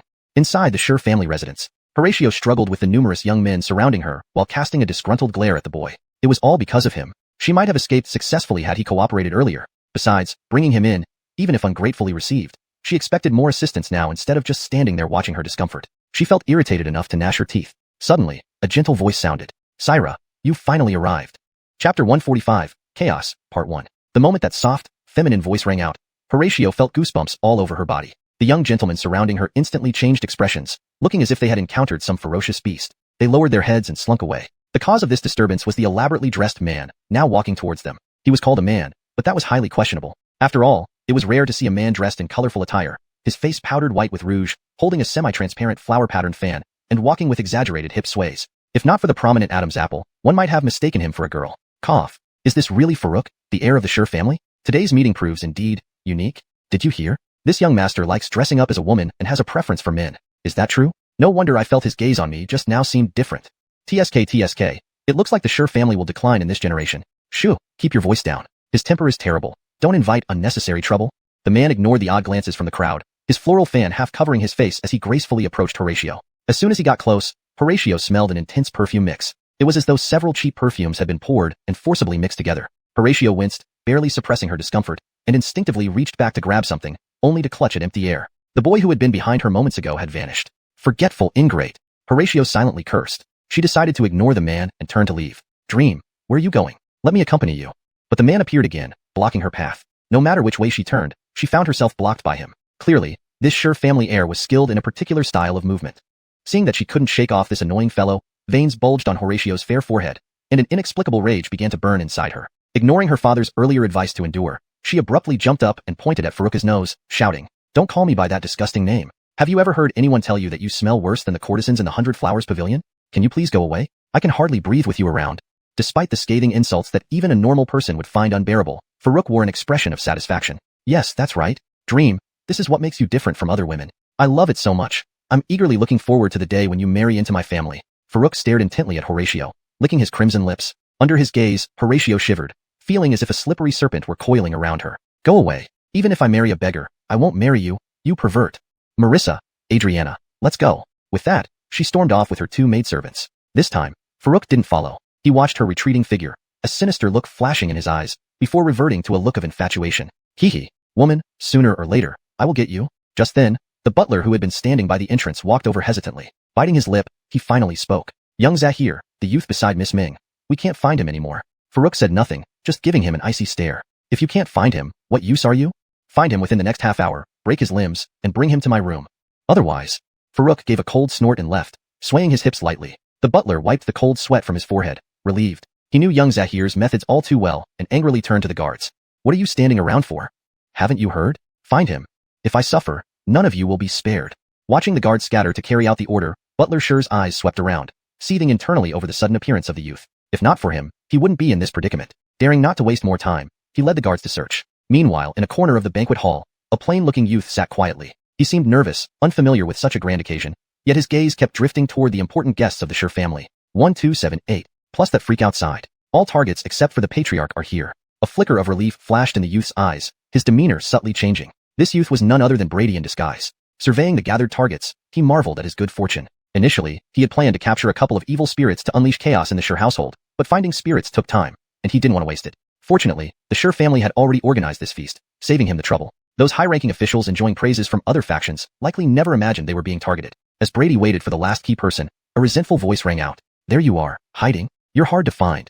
Recognizing the voice, Brady sighed inwardly and turned to see Horatio standing behind him, glaring. So I brought you in, and you ditched me to enjoy yourself here. Her fuss drew attention from nearby guests. To avoid alarming them, Brady shot her an irritated glare. Miss, you can eat anything, but not say whatever you like. I've never seen you, alright? Translation continues in next segment. Chapter 146, Chaos. Big. Briar's sister. At Brady's statement, Horatio's nose was practically about to be twisted out of shape with anger. She was clearly not even 20 this year. Was this guy blind? However, before she could retort, a flicker of colorful clothing caught her peripheral vision, gradually approaching. Her expression instantly changed. With a quick turn of her eyes, she sat next to Brady. Ignoring his look of disdain, she grabbed his arm with a smile and said in a coy voice, You're so annoying, teasing me like this. Such an affected pose made even the two maids behind her avert their eyes in embarrassment. Brady also gave her a surprised look. He hadn't noticed before that this girl had such a delicate side. Just then, Farouk walked over from afar with an ashen face. His eyes swept over the locked hands of the two, and a flash of bone-chilling killing intent flashed across his eyes. In his heart, he had long considered Horatio his exclusive territory. Even if it was just for show, he would not allow her to be so close to other men. Go cut off his hand, he ordered his subordinates. With his command, several burly guards immediately stepped forward, grinning maliciously as they reached for Brady. The surrounding guests quickly distanced themselves, wary of getting involved. You dare? Seeing this blatant audacity, Horatio's face darkened. Slamming her hand on the table, she stood up. The two maids behind her also took action, stopping the guards with serious expressions. From the aura they emitted, it was clear they were only one step away from revealing their true strength. Seeing this, Farouk's sinister expression deepened. Minger, you've really disappointed me this time, but it's fine. Someday you'll understand my feelings. Why are you all standing there? Take Miss Ming away. As more guards gathered, Horatio's expression turned completely cold. Farouk, do you know what you're doing? Do you think our Ming family is easy to bully? Farouk's expression shifted. Although he was frivolous, he wasn't stupid. The Ming family, though not as powerful as his own, couldn't be offended lightly. Moreover, the two families had many business dealings recently. If this incident caused enmity between them, even his father wouldn't let him off easily. He stifled his anger and feigned calmness. Miss Ming, please don't worry. My Uncle Sure and I are old acquaintances. I won't make things difficult for you. Hear me well, everyone. Be careful when you move. If anyone hurts Miss Ming by a hair, I will not forgive them. Yes, young master. All the guards responded in unison. Seeing that he was truly going to act, Horatio felt her heart sink. Although the two maids beside her were strong, they couldn't handle so many people attacking at once. However, she wasn't worried about what he could do to her. But, glancing sideways at Brady, who remained seated calmly, savoring the food in front of him, she couldn't help feeling anxious. This fool. Why did he run so fast just now but now acts like a log? But this situation started because of her. If she hadn't acted on her own, this young man wouldn't have been dragged into this mess. Biting her lip, she discreetly signaled the two maids. They exchanged glances, then each drew their soft swords, pushing back the guards surrounding them. The guards dared not harm them, so they could only awkwardly hold back and barely defend themselves. Fool, stop eating. Do you want to die? Hurry up and run. Taking advantage of the gap they created, Horatio pulled Brady to leave without thinking twice. However, at that moment, a frail old man emerged from the crowd, striking the shoulders of the two maids with lightning-fast hands. Both women let out cries of pain, retreating rapidly, and their swords clattered to the ground. A dental 5. A dental 6. Are you alright? Horatio rushed to support them. Thankfully, the attacker didn't intend to seriously hurt them. Their arms were merely numb and temporarily useless. Sighing in relief, Horatio looked at the old man who attacked them, grinding her teeth. Briar 7 of the Sure family, Memphis. How dare you injure my people? Memphis bowed politely, a forced smile on his face. Why is Miss Ming so angry? The old man had no choice. Just that your friend stole a precious item from my residence a few days ago. He can't leave easily today. Without waiting for Horatio's response, he turned to the surrounding guests and said formally, Please stay calm, everyone. We apologize for the lack of hospitality. After this matter is resolved, I will personally apologize to everyone. Though the guests shared skeptical glances at his excuse, they didn't want to risk offending the Sure family over an unknown individual. They cast sympathetic glances at Brady, wondering which family's heir he was. This trouble might cost him dearly tonight. Horatio, visibly upset, felt her chest heaving. You need some believable excuse if you're making one up. This honest-looking boy steal from your Sure family? With that thought, she positioned herself in front of Brady defiantly. Everyone knows the Sure family are hypocrites. Meeting you today confirms the rumors. As long as I'm here, nobody touches him. Farouk, watching this scene, felt his jealousy surge. Austin, please take down this thief. Just keep him alive. I want to properly teach him myself. Even Memphis, seeing the sinister look on his young master's face, shuddered inwardly. Moving forward, he addressed Horatio. In that case, please forgive me, Miss Ming. I will visit and apologize personally tomorrow. Just as he prepared to capture Horatio, a stern voice rang out. Everyone stop. All eyes turned to see a tall, middle-aged man with a kind smile slowly walking forward from the back. Father. Head of the household. Zahir Sure, good evening. Seeing this middle-aged man, everyone's expressions changed, bowing respectfully. Chapter 147, Chaos Part 2. Head of the Sure family, Devon. When Horatio saw the middle-aged man appear, she felt a slight relief. After all, according to her father, this man was ruthless in private, but extremely concerned about his public image. He wouldn't ruin his reputation over such a trivial matter. As expected, upon understanding the situation, Devin instantly gave Farouk and the others a cold glare. Didn't I tell you to take charge of the banquet's security? Why are you here with people? Farouk, hearing this, didn't seem too concerned. Given the current status of their family, who would dare provoke them? However, he dared not openly contradict his father and merely lowered his head without replying. From childhood, he feared this man the most. Though he thought himself cunning, compared to his father, he was still an amateur. Seeing his ostrich-like behavior, Devin's anger flared. The heavy makeup on his face made Devin's eyes twitch involuntarily. If it weren't for this being his only son, he might have slapped him dead already. Sometimes, he doubted if this child was really his own. Not only did he lack cunning and strategy, but he couldn't even impress a woman, losing face in front of everyone. How could he trust his family to someone like this? Farouk saw the anger in his father's eyes, knowing he was unpopular. He sheepishly lowered his head, yet inwardly blamed his father for being too rigid. If he became head of the family, he'd surely change the whole family culture. Thankfully, Devin couldn't read minds. Otherwise, he would have killed this good-for-nothing long ago and started afresh. Nonetheless, Devin still found everything about his son irritating. Get lost, don't embarrass me further, he snapped angrily. Farouk's face changed slightly, though reluctantly agreeing after some persuasion from others, moving aside but keeping a close eye on Brady, his cold gaze revealing he wouldn't let go easily. Devin knew his son's nature well. Glancing at Brady, an unknown youngster, he decided not to meddle. Turning to Horatio, he smiled. Ming niece, your father isn't here today? Horatio understood the probing tone. She shook her head slightly and replied coolly, head of the Sure family. My father caught a cold yesterday and couldn't make it. I hope you'll understand. Hearing this, Devin's smile remained, but a hint of coldness flashed in his eyes. Cold? As a divine communicator, he was immune to such illnesses. This excuse seemed only plausible to a 3-year-old. Clearly, the old man from the Ming family was delaying again, harboring hopes of avoiding confrontation. Devin sneered inwardly. Trying to waver between sides? He'd have to force the issue. He feigned regret. What a pity. I was hoping to meet with Ming again. Well, maybe next time. Though Horatio dismissed this internally, recalling her father's instructions, she responded politely, expressing regret that her father couldn't come. Devin laughed heartily, waving it off. Today is my birthday feast, but the main characters are the younger generation. Rebel son, get over here and socialize with Miss Ming. After all, we'll be one big family. Farouk beamed and hurried over eagerly. Horatio noticed the strange implication in his words, but brushed it off, feeling a wave of disgust as she watched Farouk act foolishly beside her. Resisting the urge to scold him, she barely kept a civil tone, saying little before turning away, leaving him with just the back of her head. Farouk was irritated. All these years, he got whatever he wanted easily, except this woman, who brought him a rare sense of failure. If not for his father's strict warnings, he would have already used harsher methods to break this arrogant woman. Currently, he had no choice. Watching his pathetic son, Devin turned away, coughing and starting a conversation. Ming niece, it's almost time. Let's start the banquet. Since your father isn't here, you can give the opening speech. Horatio paused, uncertain if this was genuine, but considering briefly, she agreed casually. Then she turned to Brady, jokingly warning, stay put, or those guys will take you for kidney harvesting. Don't worry, I'll take you out of here once everything is settled. Without waiting for a response, she moved past Farouk towards the stage. Devin followed closely, secretly smirking. This scene, however, was not missed by Brady in the corner. Brady didn't intend to intervene. Instead, tossing a peanut into his mouth leisurely, scanning the empty corners around him with an amused expression. Looks like tonight would be interesting. The two maids nearby saw his mysterious smile and grumbled. Their young mistress protected him, risking offending the Sure family, yet he showed no inclination to help, indulging in food instead. They wished they had let the Sure family take him earlier. Translation note. Character names like Devin and Farouk are retained in pinyin form as per instructions. The original style, structure, and line breaks are maintained throughout. Chapter 148. Making a move. At that moment, on the high platform, under everyone's gaze, Devin stood at the forefront of the platform with a beaming smile. Horatio and Farouk stood beside him, one to his left and one to his right. As Devin cleared his throat, the entire hall gradually fell silent. Ahem, first of all, I would like to sincerely thank everyone for coming to celebrate my 50th birthday, he began. Today, I also wish to announce another piece of joyous news. Amidst the puzzled expressions of those below, Devin suddenly took a step back, patted Horatio and Farouk, and smiled warmly. These two exceptional young people are no strangers to you all. One is my son, and the other is the only daughter of the Ming family. They have harbored feelings for each other for many years. So today, I am here to announce their engagement. Tomorrow, we will host a banquet at Xiuxian Pavilion, and I hope you all can grace us with your presence. This announcement struck everyone like a bombshell. After a brief moment of shock, they all exchanged disbelieving glances. Is this true? No way, even Miss Ming has such a taste? Even? Not. My goddess. But among them were some who remained composed. Observing the scene on stage, their eyes revealed a strange expression. TSK, Old Devil sure really knows how to play his cards, but Old Devil Ming won't let this go so easily. Looks like we're in for a show.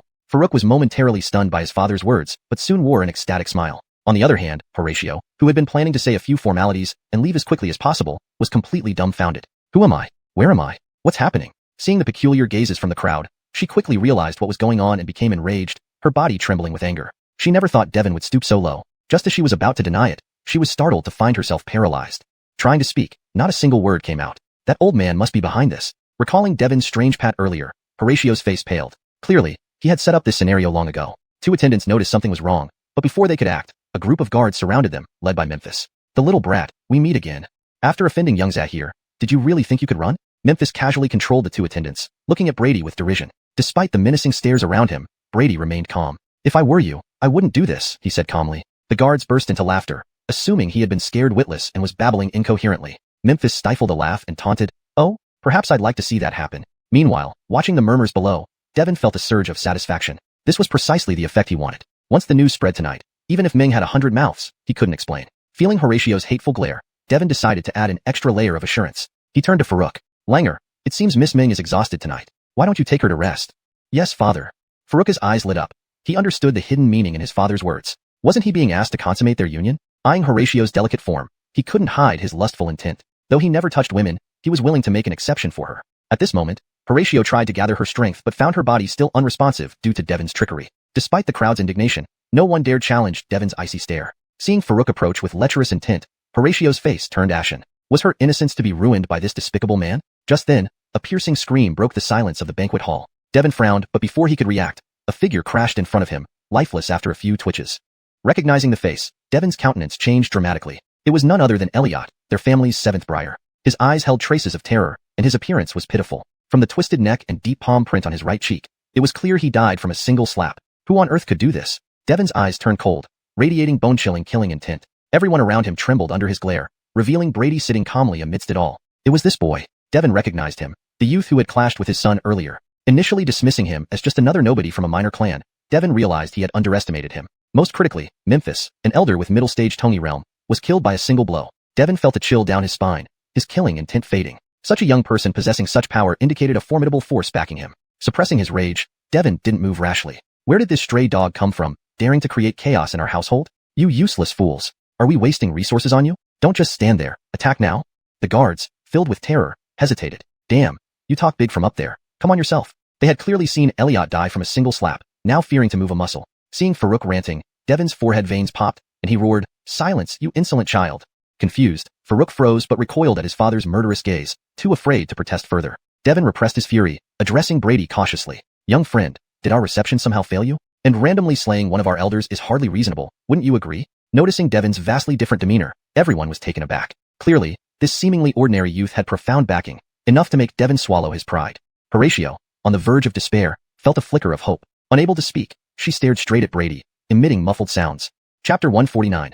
Sudden change, evil spirits attack. At this moment, under everyone's watchful eyes, Brady slowly stretched a lazy yawn and said nonchalantly, "It's nothing much, just that the old dog has been barking incessantly in my ear, really quite noisy. I was planning to discipline your family properly for you, but didn't expect it to be so weak."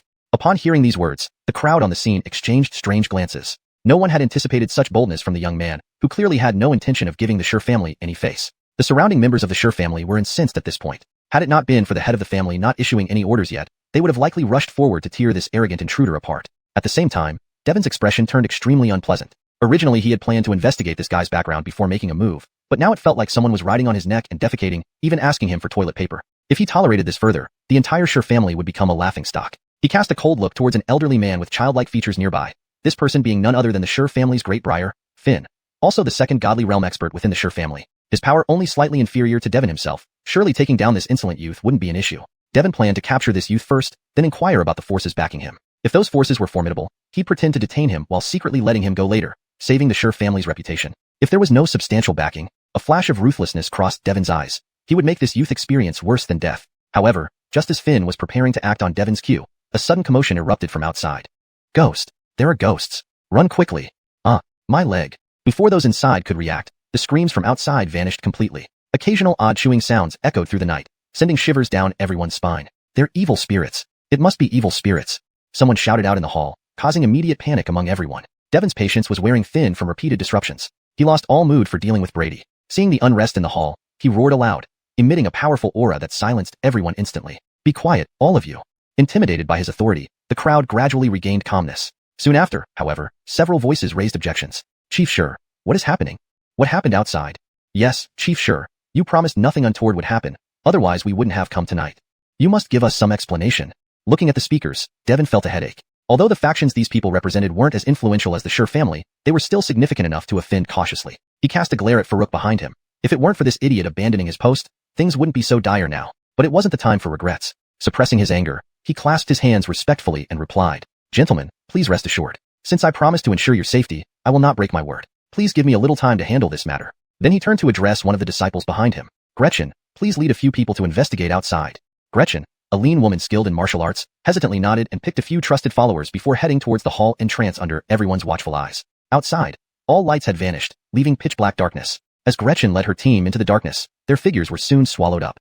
Moments passed, and there was no response from outside. They seemed to vanish completely. Even those who reacted the slowest knew something was seriously wrong. But before they could accuse Devon, a shadow suddenly broke through the darkness, trying to rush back into the hall. Seeing the figure revealed as Gretchen herself, everyone gasped in shock. She was covered in blood and looked utterly terrified, fleeing from something unseen. Help! Seeing the brightly lit hall ahead, a glimmer of hope flashed in her eyes. However, in the next instant, she felt intense pain in her chest. Looking down, she saw a bloody, decaying hand piercing through her. Her eyes filled with despair as her strength drained away, spitting out mouthfuls of blood. Several more decayed hands emerged from the darkness, grabbing her limbs. With a sickening sound, the woman was ripped apart right before everyone's horrified gaze. Blood, organs, and gore splattered across the hall, spreading a thick smell of blood throughout. Gretchen!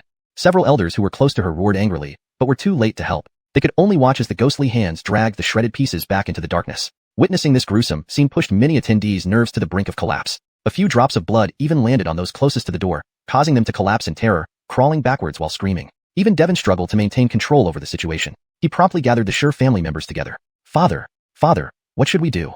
Farouk's eyes reflected sheer terror, nearly peeing himself from fear. Seeing his son's incapability, Devon lacked the energy to rebuke him. Deep in thought, he felt immense pressure. Those ghostly hands attacking Gretchen exuded a presence that even he found intimidating. However, he couldn't express this without worsening the situation.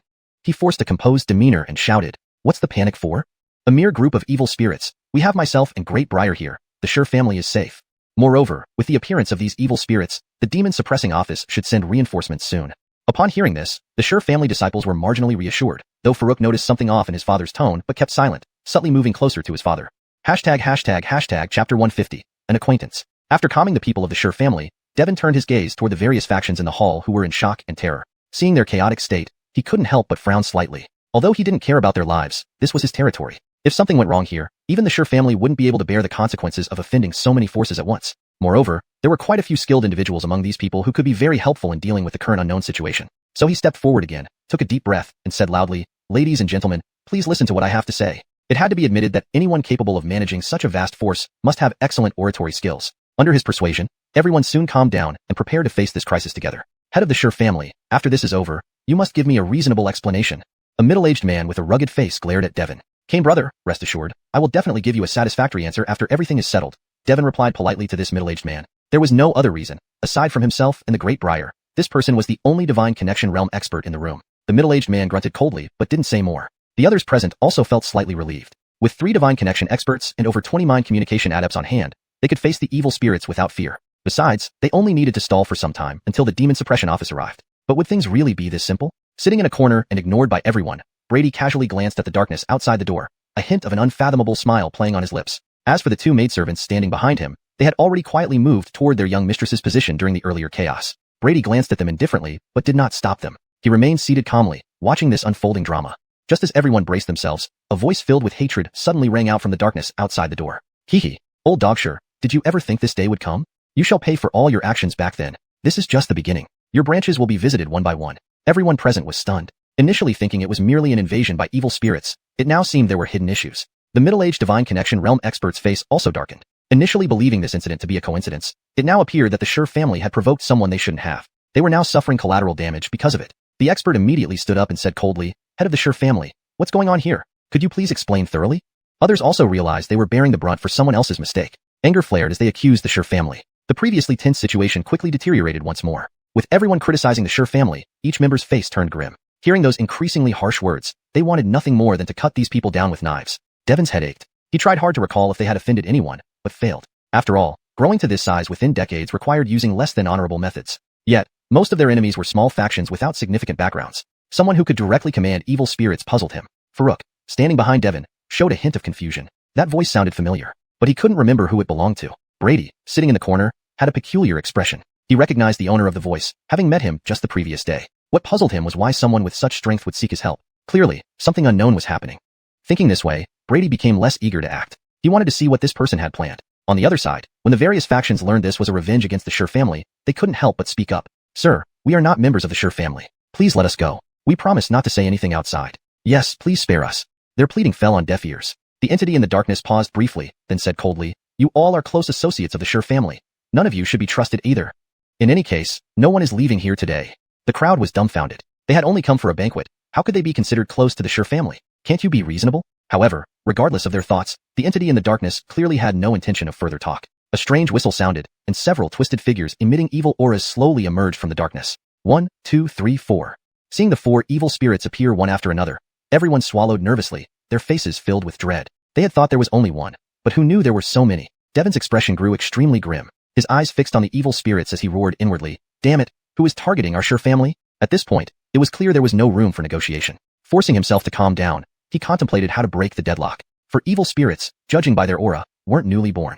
The situation was very unfavorable. The only good news was that the person controlling the evil spirits didn't seem to intend to spare the other factions. Thus, pressure on the Xiu family would be somewhat reduced. Turning his head to look at the middle-aged man with a rugged face, he said urgently, "Kane brother, I'm sure you understand the current situation. If we fight individually, none of us can survive."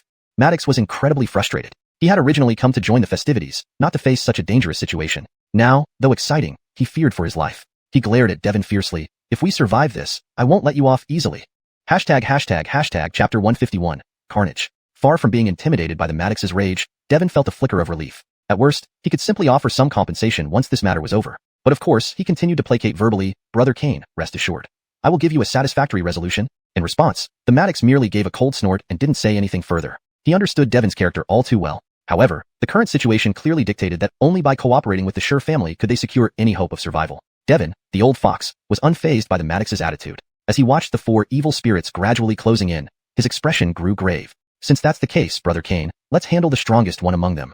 The Maddox remained silent, his eyes heavy as he gazed at the foremost evil spirit. It stood nearly 3 meters tall, but looked grotesquely disproportionate, like a mountain of flesh cobbled together. On each side of its body were 3 decaying hands, drops of blood trickling down its blackened fingertips, the very evil spirit that had torn apart Gretchen before everyone's eyes moments ago. Its aura was formidable, perhaps not quite high-rank mortal level, but it wasn't far off. Even the other 3 evil spirits kept their distance from it as it moved. Evil spirits of such strength were rare even within the entire Yun city. 2 Spirit Communion Realm warriors, to be honest, had a slim chance of defeating this one. The Maddox's thoughts raced. If things went south, he would flee without hesitation. He wasn't about to lose his life for a bunch of strangers. And from the bloated appearance of these evil spirits, they seemed slow. So with his Spirit Communion strength, escape should still be feasible. But now wasn't the time to offend the Xiu family prematurely.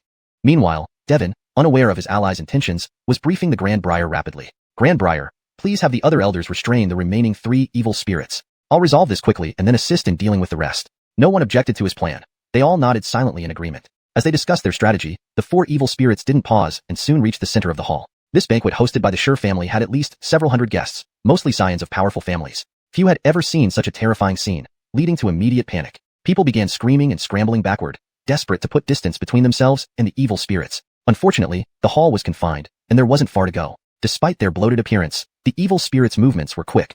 Adink wolves amidst a flock of sheep, their crimson eyes scanned the area, radiating bloodlust. The strongest, 6-armed evil spirit extended long tentacles from its body, piercing through a dozen unlucky victims in an instant, impaling them like skewers. Those pierced barely managed to scream before their bodies withered into stiff corpses. The other 3 evil spirits also launched attacks, spitting corrosive venom or tearing violently, resulting in dozens of immediate casualties. Body parts and blood splattered everywhere, turning the grand hall into a hellish scene. Panicked beyond reason, the crowd broke down, shoving and trampling each other in a frantic effort to survive. Friendships, loves, and familial bonds ceased to exist.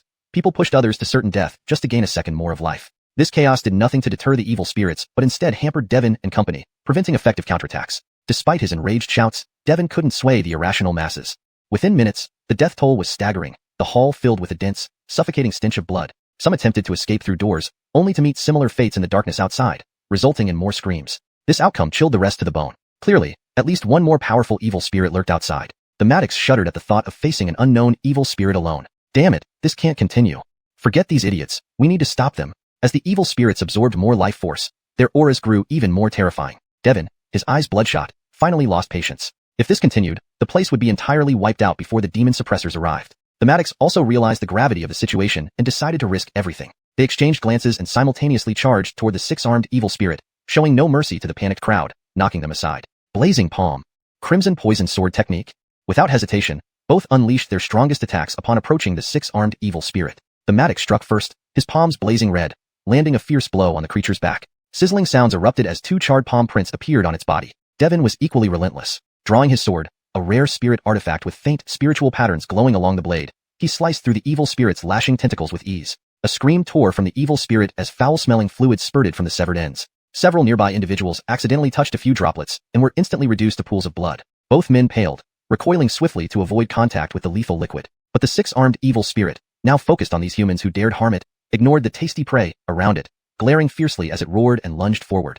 Chapter 152, Derioation. As they watched this guy completely lose his mind, both Devin and Donald felt their scalps tingle, but at this point, they had no other choice but to grit their teeth and charge forward to engage him again. After all, compared to letting this guy continue his rampage, the current situation was almost a blessing. Meanwhile, under the leadership of Austin's patriarch, the other three evil spirits were temporarily kept in check. Using this respite, the survivors who remained in the hall quickly distanced themselves from the battlefield. What once seemed like an inevitable slaughter now appeared somewhat under control. In reality, however, everyone on both sides of the battlefield found themselves in dire straits. The six-armed evil spirit's severed tentacles had fully healed and were even tougher than before. Even with a spiritual weapon in hand, Devin could only barely sever one tentacle with all his might. As for Donald, he dared not be as overconfident as before when facing the frenzied six-armed evil spirit. He could only rely on his speed, occasionally getting in a palm strike. However, the force that could easily kill an expert of the Tony realm now merely tickled the six-armed evil spirit, causing no significant damage. As they fought on, the two of them grew increasingly alarmed.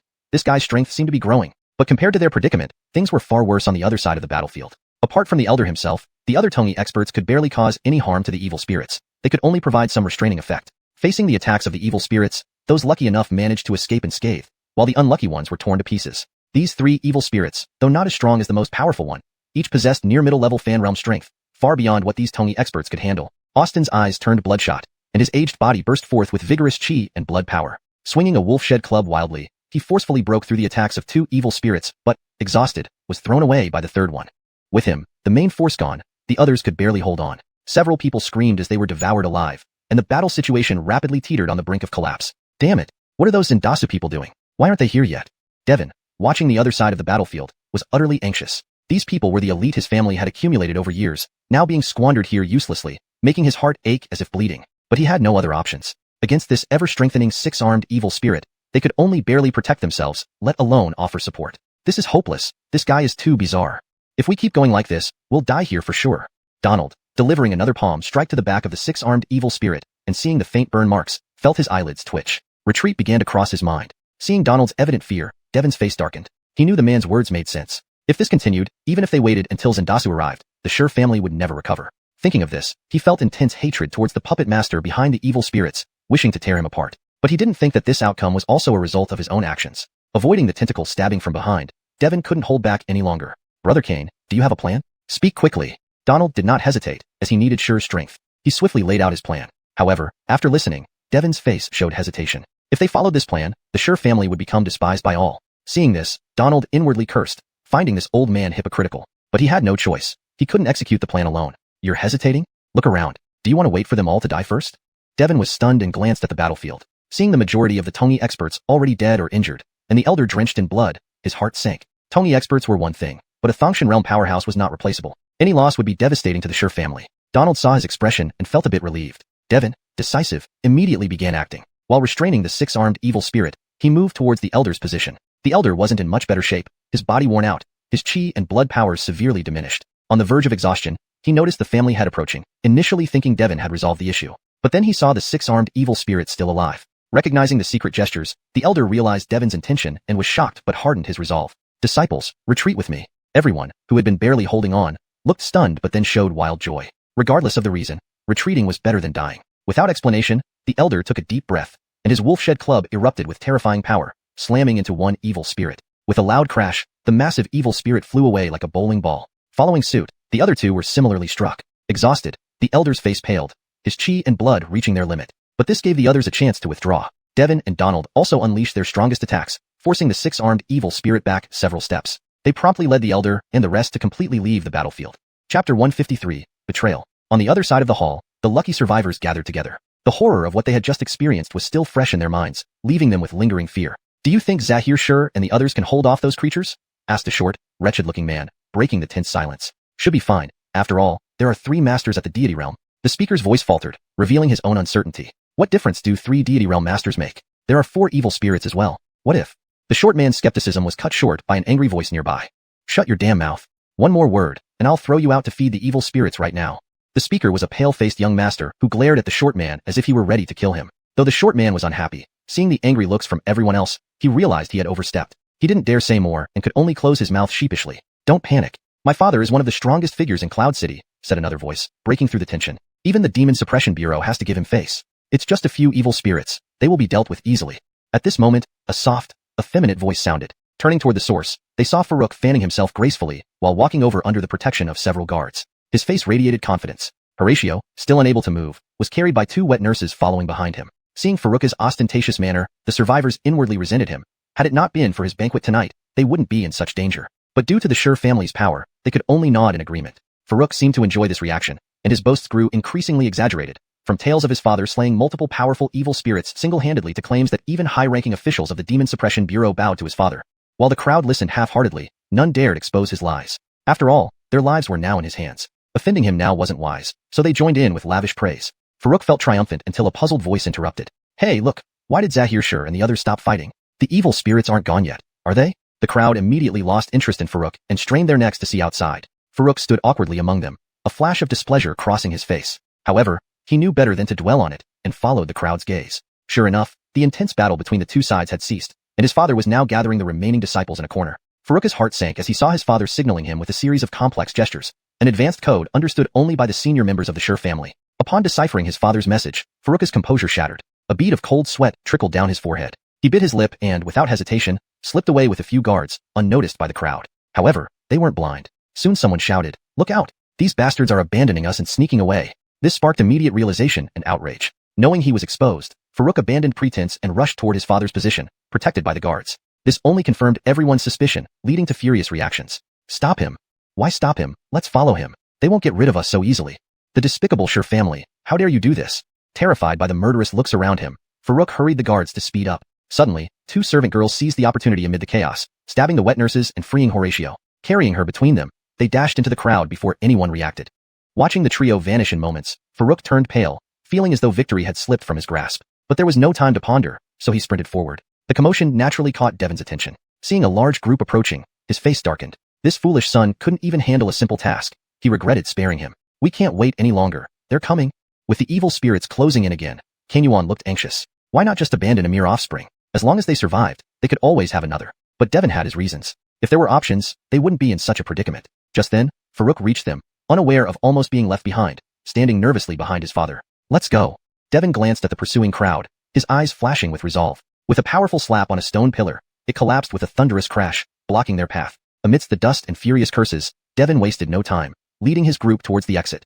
Farouk watched his father's retreating back, glancing back at the enraged crowd. Many belonged to factions nearly as powerful as the Schur family. Facing this betrayal, they would undoubtedly retaliate, turning the Schur family into public enemies within Cloud City. Devin clearly understood this but had no choice. Better to deal with future troubles later. Survival came first. If necessary, they would leave Cloud City altogether. Oddly, the 4 evil spirits made no move to stop them, instead advancing toward the panicked crowd. Chapter 154, One Stroke. Despite the puzzling situation, everyone in the Schur family did not dwell on it too much and felt a wave of relief instead. After experiencing the previous battles, they harbored deep fear toward these evil spirits. As long as they weren't targeted, they didn't care about the fate of others. Under Devin's lead, the group quickly reached the entrance without looking back. Outside, the darkness was impenetrable, like the gaping maw of a monstrous beast waiting for them to walk right into its trap. Brother Kane, when the time comes, I'll need you to help me withstand the first wave of attacks, said Devin solemnly, not forgetting the lurking unknown evil spirit outside. The Maddox nodded seriously as well. Now both parties were in the same boat, and he had no choice but to fight for his life. Devin understood this well and remained silent, only focusing intently on the darkness ahead as he pushed his blood chi energy to the limit. He wasn't unaware that leaving through another direction was impossible. He had already tried and failed. The entire space seemed sealed shut, even with his divine passage realm strength, unable to budge it at all. He wasn't sure if his decision was right, but he didn't regret it. Facing danger head-on was better than confronting 4 evil spirits at once. Without further hesitation, he glanced at the fearful faces behind him and marched into the darkness without a second thought. The Maddox followed closely behind. Then came the rest of the Schur family disciples, with Farouk at the center, trembling under their protection. As the last person disappeared into the darkness, silence fell over the area once again. For a long while, there was no sound from within the darkness, and the Schur family members seemed entirely swallowed by it. The outcome of the Schur family's plight remains unknown, but the guests who had been tricked were now facing a dire situation. Due to Devin's palm strike earlier, the exit was completely blocked. When they finally cleared a path, they found 4 twisted and terrifying figures waiting for them. Some initially hoped to outpace the evil spirits, trying to bypass them and rush out. But after seeing a dozen people devoured alive, the remaining individuals realized they were utterly trapped. Despite their numbers, the strongest among them was merely an intentional passage realm practitioner. Against such horrific evil spirits, they stood no chance. While they fell into despair, the evil spirits, led by the six-armed one, resumed their frenzied slaughter. The final evil spirit continued to block the passage, clearly intending to capture every single one of them. Screams, cries, and pleas for mercy filled the air, turning the once festive hall into a scene dominated by fear and bloodshed. In one corner, two young maidservants carried the immobile Horatio, retreating clumsily with the crowd. Unfortunately, the confined space soon led to them being pushed aside by the frantic masses. At this point, nobody cared about past identities. Survival took precedence, even if it meant sacrificing others. Normally, the two maidservants wouldn't be so helpless, but protecting Horatio tied their hands. Watching the chaotic scene, a trace of helplessness flashed in their eyes. There was no time to think, only to hide with Horatio amidst the chaos. Soon, a two-headed evil spirit noticed the trio. Its bloated body lurched forward, skeletal hands reaching out toward them. Despite the peril, the maidservants showed loyalty, refusing to abandon Horatio. They set her down gently, drew their swords, and faced the approaching evil spirit with resolve. Unfortunately, the disparity in strength was vast. In their first exchange, the maidservants' swords were knocked away. On the ground, unable to move, Horatio's eyes filled with despair and regret. If she hadn't been so careless, they might not have ended up like this. At that moment, a faint sigh echoed in her ears. The air before her warped, and a figure slowly materialized. It was Brady, who had remained hidden from the beginning. It's him. Seeing his plain profile, a flash of surprise crossed Horatio's face, quickly fading. Though this man might be strong, could he really stand a chance against such terrifying evil spirits? Wanting to urge him to flee, she couldn't utter a word. Brady paid no heed to her thoughts. Picking up a discarded long knife near his feet, he waved it a few times, then shook his head. Forget it, he muttered. What? Why isn't he running? Horatio couldn't comprehend his words. Then, her eyes widened in shock. Brady stepped forward, vanishing momentarily. When he reappeared, he was behind the two-headed evil spirit. Crack! The long knife shattered, riddled with cracks, taking the two-headed evil spirit with it. It stood motionless for a moment, countless bloody streaks appearing on its body. As the shards of the blade hit the ground, the massive creature collapsed into pieces. Stunned, everyone watched the once dominant evil spirit now reduced to evenly scattered chunks of flesh. The two maidservants, previously held by the spirit, tumbled to the ground, landing on their buttocks. However, they felt no pain, only stared at Brady in disbelief, as if in a dream. Brady remained calm, as if what he'd done was nothing significant. His gaze swept across the hellish scene around him without any change in expression. He didn't care whether these people lived or died. His earlier inaction stemmed from a need to observe certain matters. Now, having gained enough information, he knew it was time to end things here. The translation follows the original paragraph structure and maintains the story's tone and style, ensuring a natural, fluent English narrative free of grammatical errors. Chapter 155. The Fall of the Xur Family, Part 1. At this moment, the remaining three evil spirits instinctively sensed the impending danger and ceased their murderous rampage. They gathered together, emitting threatening roars toward Brady. However, Brady paid them no heed. No matter how many pieces of trash there were, they would still just be trash. With his current strength, it would probably take an evil spirit of a higher rank to pique his interest in the slightest. Though they're quite meager, they should suffice to test out my current Qianji, Brady said coldly, his gaze falling upon the three mountain-like masses of flesh that were the evil spirits. A dragon-headed ancient ring on his hand began to dissolve and transform. Soon, a long saber glowing with red light appeared in his hand. On both sides of the blade, 12 spirit patterns were carved, and a faint red line, like a blood vessel, ran through the entire saber. Compared to when he first obtained it, the red lines seemed slightly thicker. However, the amount of blood chi needed to advance it to the middle stage spirit weapon was still far off. Brady held the Qianji as if taking a leisurely stroll and walked toward the three evil spirits. Strangely, although his steps seemed slow, in reality, it only took him a few strides to cover more than 10 meters, reaching the front of the evil spirits. This was the result of his recent efforts combining another movement technique with the extreme shadow step, allowing for effects akin to shrinking distances. Though it hadn't yet reached the intermediate level, it was clearly faster than before. The three evil spirits, seeing the puny human standing before them, showed no sign of retreating.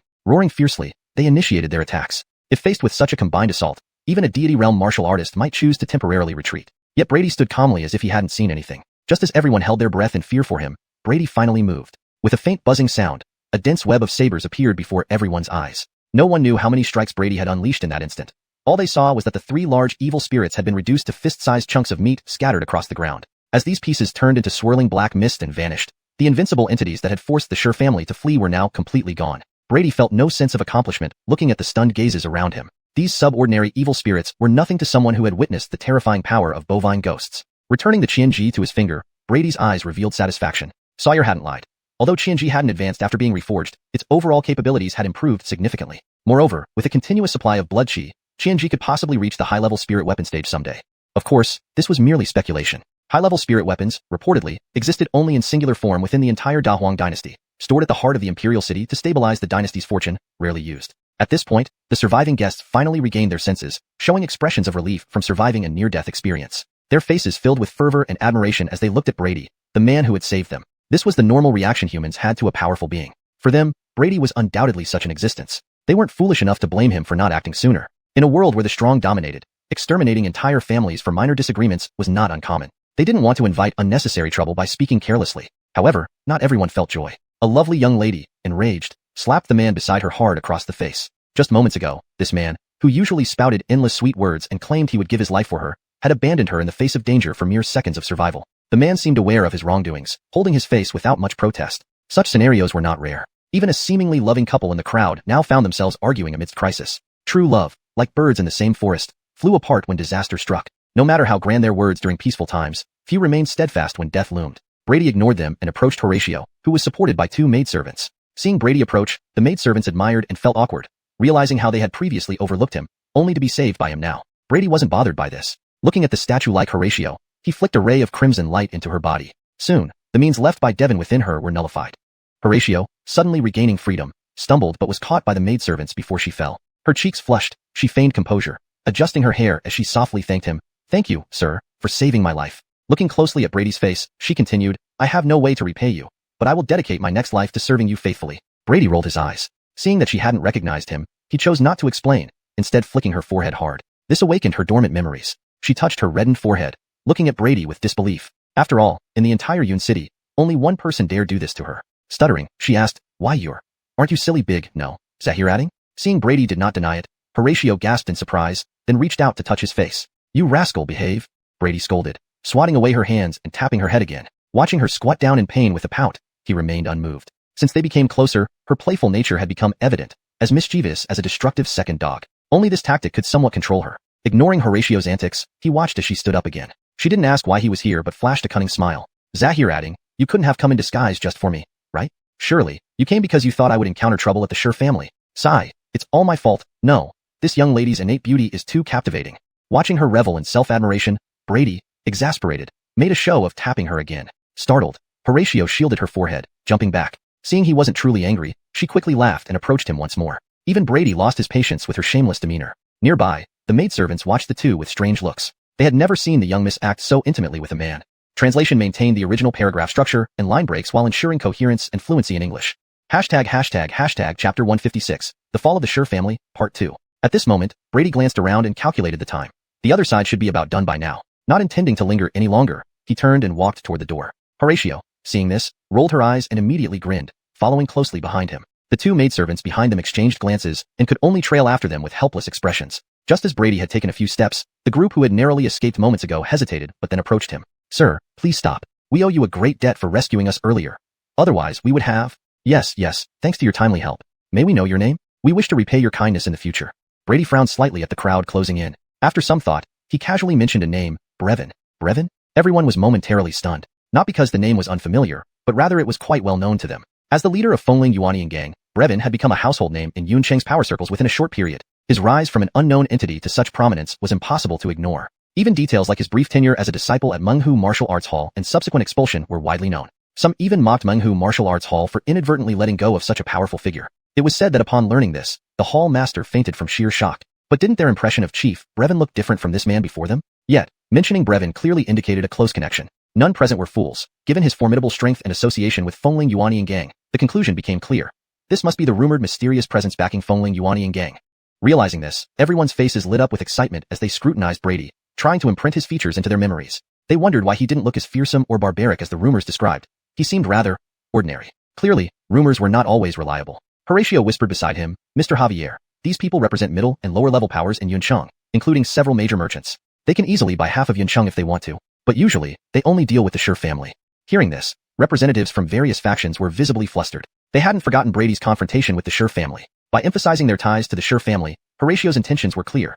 This young girl indeed had a vicious heart. Seeing the intimate interactions between Brady and Horatio, none dared voice objections. Instead, they anxiously began to explain. Mr. Javier, rest assured, after what the Shur family did today, we will never associate with them again. Absolutely. From now on, the Mu family will consider the Shur family sworn enemies. The Murong family agrees. Eyeing each panicked declaration, Horatio smirked smugly. Brady couldn't help but glance sideways at her. This little girl still harbored a grudge. Despite their usual haughty demeanor, these influential figures now watched Brady apprehensively. Brady knew they revered his strength. Without it, they wouldn't have treated him this way. He waved them off indifferently. Relieved, they eagerly continued showering praise. Some even declared their willingness to become vassals under Brady. Others hesitated initially but quickly joined in, recognizing Brady's potential to become one of Yun Cheng's top forces, a chance too good to miss. Brady, observing their fervor, gave an odd look, neither agreeing nor refusing, merely promising further discussions once current matters concluded. Dealing with such complications later, he figured, could be left to Brevin. The others also realized that the threat wasn't over. An unknown evil spirit still lurked outside. They eyed each other uneasily, all hoping Brady would take charge. Well, Mr. Javier, what do you suggest we do now? Asked one. Currently, the entire Schur family estate is ensnared by a formidable array. Its creator is nearly as powerful as I am. Leaving now would play right into their hands. Stay here until dawn or until the Demon Suppression Bureau arrives, Brady replied. Convinced, they agreed to stay, not letting anyone leave. Some considered the fate of those who had fled earlier, hoping they wouldn't escape. Brady, seeing the agitated crowd, decided not to linger. After a few reassuring words, he headed toward the door. Although the factions wished him to stay, none dared insist, watching him walk away silently. As for leaving together, after deliberation, they deemed it unwise, knowing they weren't significant enough to receive special treatment from such a formidable figure. Thus, staying put to await rescue seemed best. Horatio, however, remained undeterred, following Brady without hesitation. The two maidservants, unable to dissuade her, followed reluctantly. The situation at the Schur family was far more dire than anyone imagined. But Brady, having witnessed their reaction, simply sighed and continued his path, indifferent to the chaos he left behind. Chapter 157. Carol. Miss, are we really going in? The two young maids exchanged fearful glances as they gazed at the eerie darkness ahead. Come on, what's there to be afraid of? Besides, isn't there a great expert here with us? Emily was indeed a bit nervous, but seeing Brady beside her gave her enough courage to pretend to be calm. However, Brady paid no attention to them and strode into the darkness. Soon, he disappeared from view. Emily grew anxious, clenched her teeth, and dashed forward. Miss, wait for us. The two maids hurriedly followed, worried about any mishaps. Running only a few steps, Emily bumped into something warm. Startled, she looked up to find herself enveloped in complete darkness. Brady was nowhere in sight, and even the banquet hall behind her seemed swallowed by the dark. It felt as if she were the only one left in the world. If not for the faint visibility of her own hand, she might have thought she'd gone blind. Miss, where are you? We can't see you anymore. Behind her, the maids' voices echoed, equally terrified. Their voices sounded distant and unclear, adding an eerie touch to the situation. Emily steadied herself, recalling books she had read before, and responded, I'm fine. This place seems to be under some sort of visual obscuring array. Walk forward slowly. You should find me. Guided by her voice, the three managed to regroup. Although still unable to see clearly, having companions nearby provided some comfort. Emily recalled the object she had bumped into earlier and tentatively asked, Young Zahir adding, are you in front? A faint, slightly indistinct voice replied from the front. Hearing this familiar voice, Emily felt reassured. The trio held hands and cautiously moved towards Brady. Brady stood still, examining his surroundings with a furrowed brow. This array was intriguing. Despite his superior vision, he could only discern about a meter around him. Not only did it affect his sight, but also dulled his perception. Despite these limitations, he detected several faint heartbeats within 100 meters, apart from Emily and her group. Brady's gaze pierced through the thick darkness effortlessly. Why not dissolve the array now that your goal is achieved? Or do you think your useless companion can handle me? After a prolonged silence, the darkness abruptly receded, revealing the original scene. Ah! The three women screamed simultaneously. Upon the array's dissolution, Emily and the maids found themselves surrounded by horrifying carnage.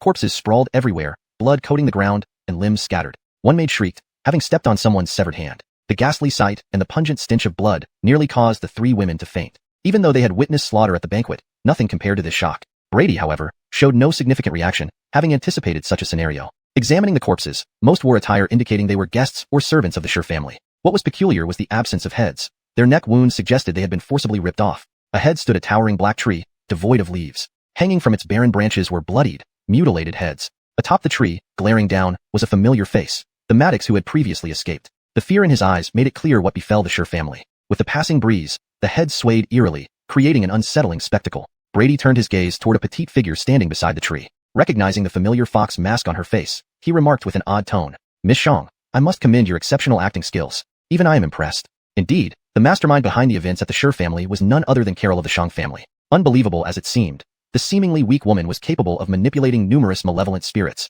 What puzzled Brady was why, with such power, she sought him out initially. Carol also observed Brady closely, her masked expression wary. Though unaware of what happened in the banquet hall, she deduced that her four malevolent spirits died at the hands of this man. From his tone, it seemed he recognized her. She, however, had no recollection of this person but sensed his formidable strength and overwhelming presence. Though holding a trump card, she didn't wish to provoke him unnecessarily. Her revenge had been fulfilled. She saw no reason to escalate matters. Having dissolved the array as a gesture of goodwill, Carol sighed with relief upon noticing Brady wasn't preparing to attack. She ventured to ask, May I inquire which faction you belong to? Young Zahir? If it's inconvenient for you to disclose, it's no trouble. I only targeted the Schur family. Should you wish to leave, I will not detain you. This interaction revealed the complex web of power and motives at play between these characters. Chapter 158. The Spirit Messenger Family. Seeing Carol's attitude, Brady was momentarily stunned, but quickly realized he wasn't in his original appearance. He casually kneaded his face, and soon reverted to his true form. So it's you. Carol finally recognized Brady at this moment. How did you end up here? As she spoke halfway through her sentence, she suddenly understood that his presence here was due to the task conditions she had set initially. Brady approached, glanced at her right hand hidden behind her back, and said with an ambiguous tone, Miss Xiang, I never expected you to have such means. It seems adding, meddled too much, he added. Carol naturally detected the dissatisfaction in Brady's voice, but didn't want to be his enemy. She hurriedly explained, Please don't misunderstand, Lord Adding. I truly didn't know you would be here. This time, it was just a stroke of luck. Brady didn't commit to accepting or rejecting her explanation. But he wasn't a great benefactor, nor was he interested in enforcing justice. He directly said, All right, no matter what, the Sure family is now virtually defunct. Though there were some minor issues along the way, it still met your requirements. Now, Miss Xiang should fulfill her promise. Seeing he wasn't angry, Carol let out a sigh of relief. As for Brady's demand, she intended to keep her word. Given his strength, he could easily achieve it even without her help. More importantly, she couldn't quite fathom this man standing before her. If she could avoid offending him, it would be best. She removed her mask immediately, revealing her delicate features. Brady cast a casual glance and had to admit she was extremely beautiful, likely matching the famous internet celebrities of his past life. Unfortunately, such a beauty wielded an exceedingly ruthless hand. Had he not intervened, the entire Sure family would have been utterly wiped out.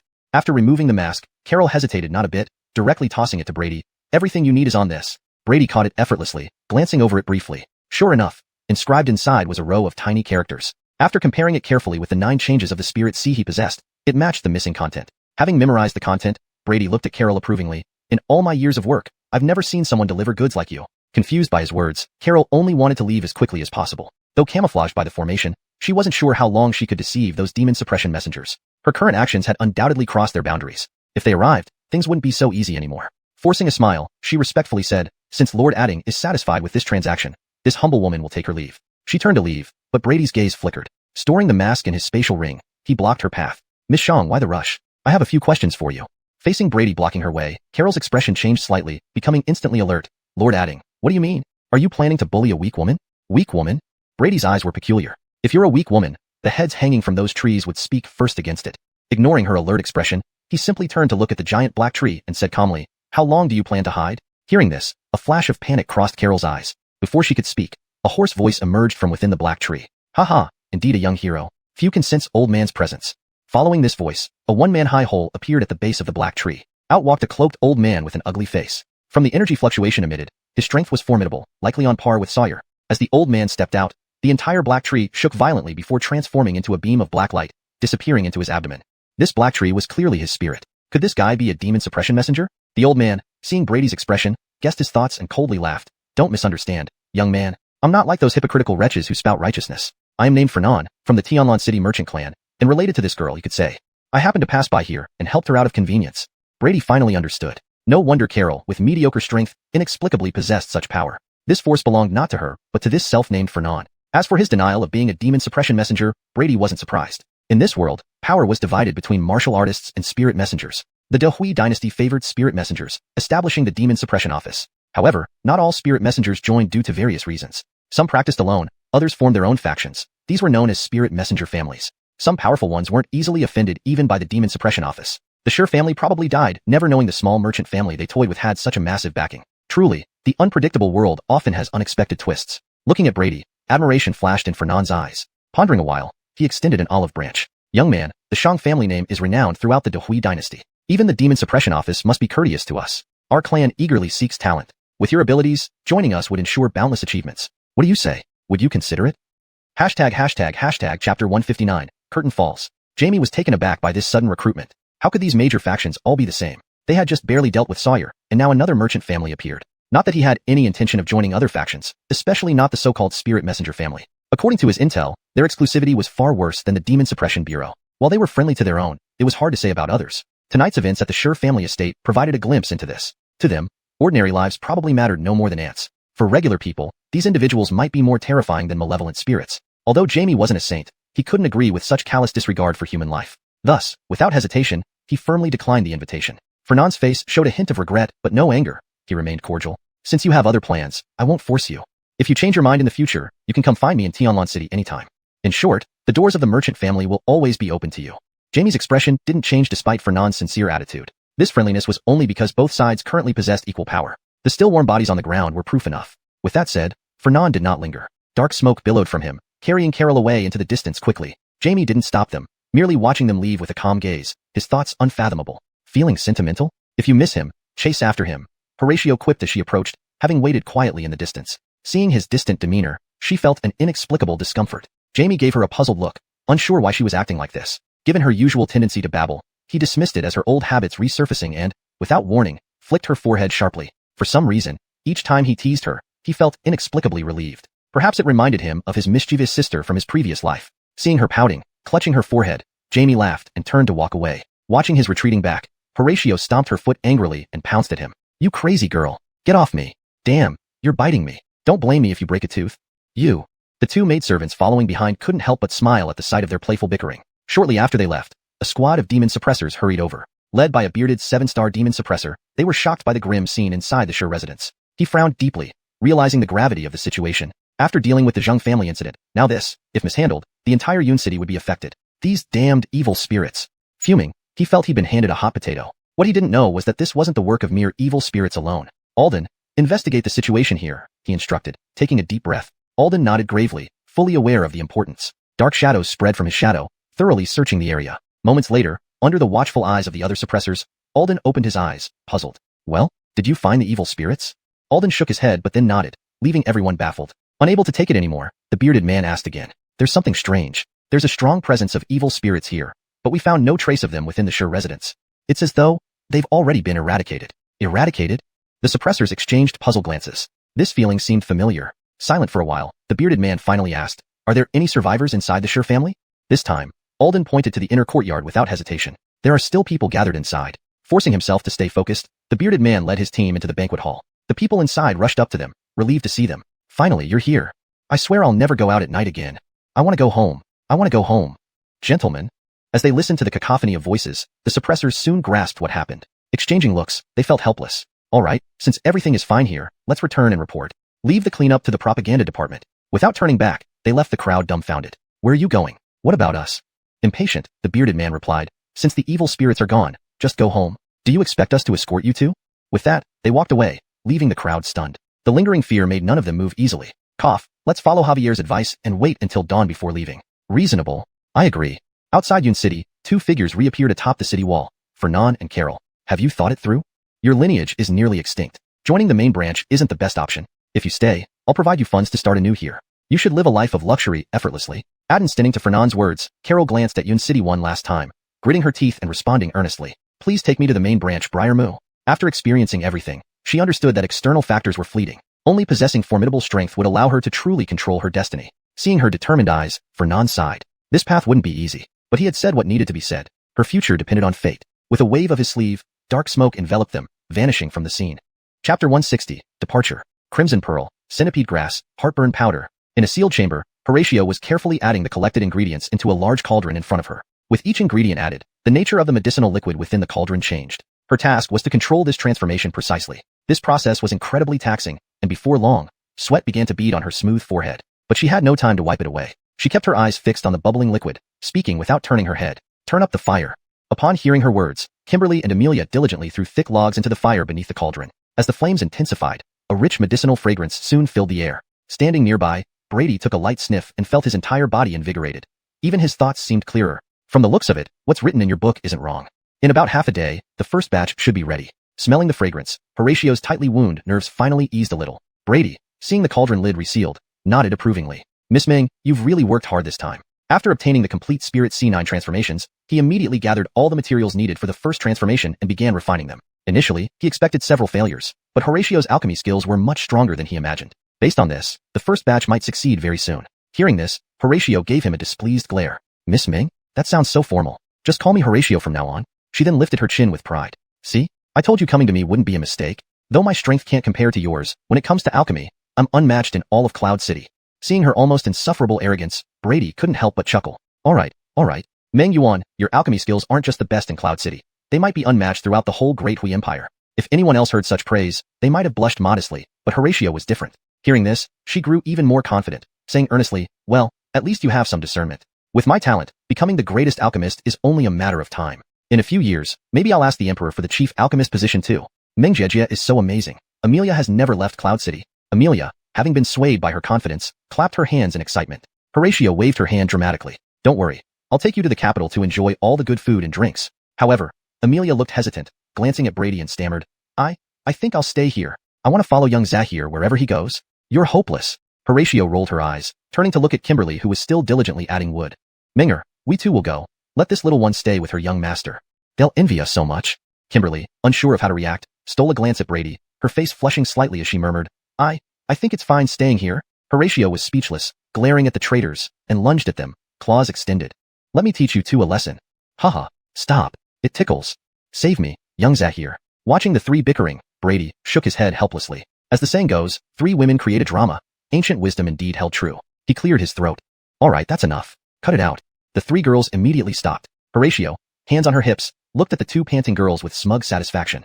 Brady ignored them, speaking calmly. I need to leave now, and I'm not sure when I'll return. While I'm gone, you're in charge here. If there are any problems, find Brevin, and if he can't solve them, wait for me to come back. Amelia's eyes welled with reluctance but understanding. She nodded seriously. Don't worry, young Zahir, Amelia will behave.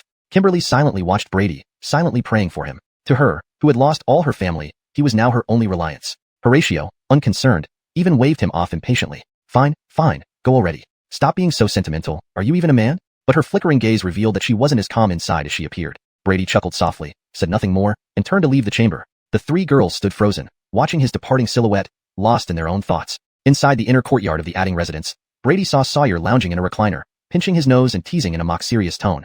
Zahir Adding, you must come back safe and sound. How about giving you more time to spend with your beloveds? Brady remained composed, ignoring his jibes. How's your side coming along? When do we depart?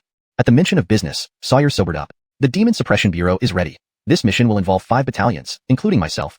Even though I might sound repetitive, I must remind you that this mission is perilous. Even I can't guarantee a safe return. If you don't want to go, I won't force you. Brady glanced at him indifferently, then walked towards the gate without a word. Though the scale of the operation surprised him, it wasn't enough to deter him. Sawyer smiled widely, then in an instant, both vanished. Shortly after, 3 pairs of eyes that had been peeking behind the door disappeared as well. They could be heard discussing quietly. Will young Zahir be okay, sisters? What are you worrying about? With his abilities, who can harm him? Don't worry. Right, he promised us he would come back safely. Really? That's great. I need to prepare. Their voices faded until finally, they vanished. Translation note. The names provided, Horatio, Amelia, Kimberly, etc., are romanized directly from their Chinese characters. Hashtag chapter 161.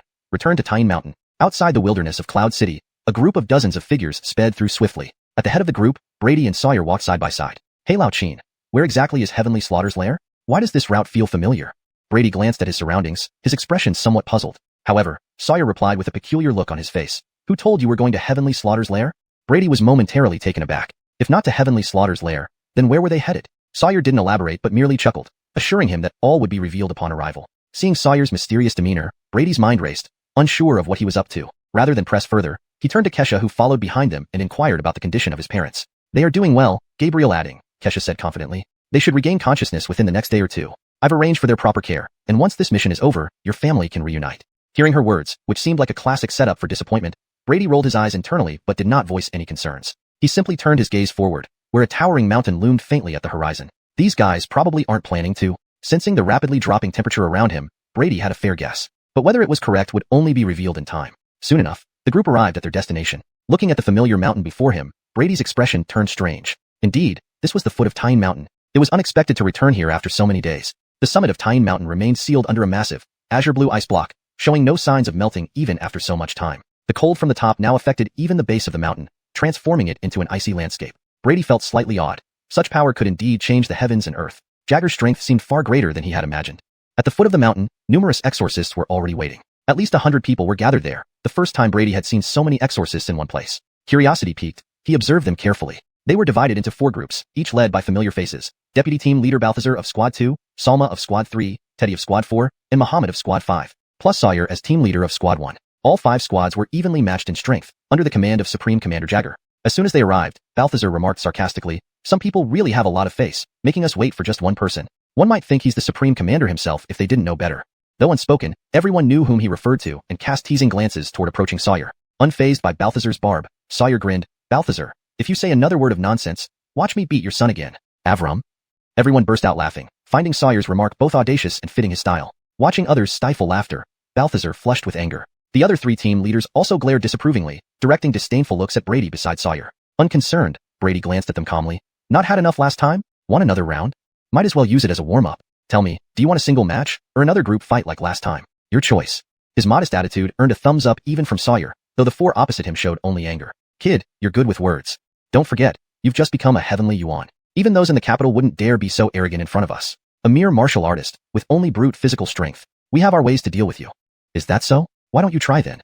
A blood-red aura surged from Brady's body, forming a blood-colored armor. Golden marks appeared on the armor, remnants of the primordial energy he had refined these past days. Once the armor fully transformed into gold, he would have achieved perfection in the heavenly yuan realm. Facing his challenge, the four leaders unleashed powerful spiritual energy without hesitation. Heh, wanting to gang up on one again?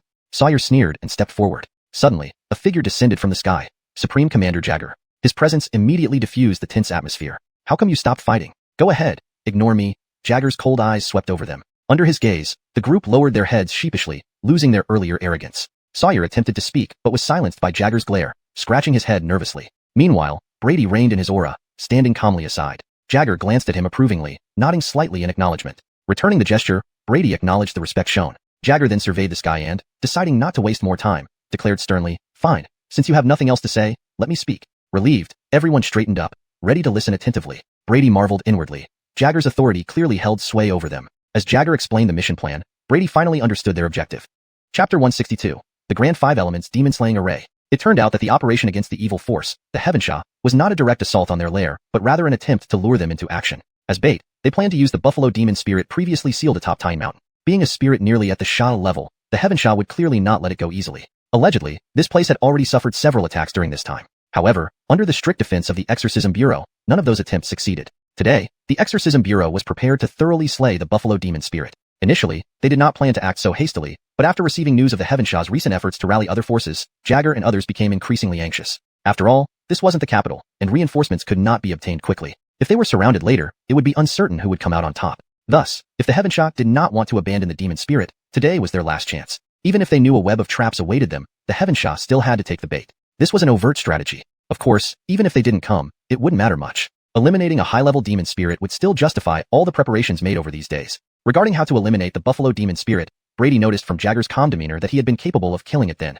He merely sealed it to set up for future actions. But unexpectedly, too many fish came biting, almost capsizing their ship. The specifics of this mission involved Jagger personally dealing with the buffalo demon spirit. Given its formidable strength, taking it down required significant effort and could not be done quickly. Thus, this period was the best opportunity for the Heavensha to strike. Therefore, Brady and his team's task was to hold off any attacking Heavensha forces during this time. To ensure the mission's success, Jagger went so far as to leverage his connections within the dynasty to borrow a valuable array, the Grand Five Elements Demon-Slaying Array. This large-scale array consisted of 5 sub-arrays and 1 main array. In the capital, there was reportedly an enhanced version with devastating power that had only been used once since the founding of the dynasty. During that instance, it single-handedly reduced a 10,000-strong invading army, including countless powerful individuals, to ashes. This battle solidified the foundation of the Great Hui Empire. Though the version in their possession was weakened, once activated, anything below 6-star entering would surely die. Brady curiously examined the small flagpole handed to him by Jagger. It looked quite ordinary except for the intricate spirit patterns carved upon it.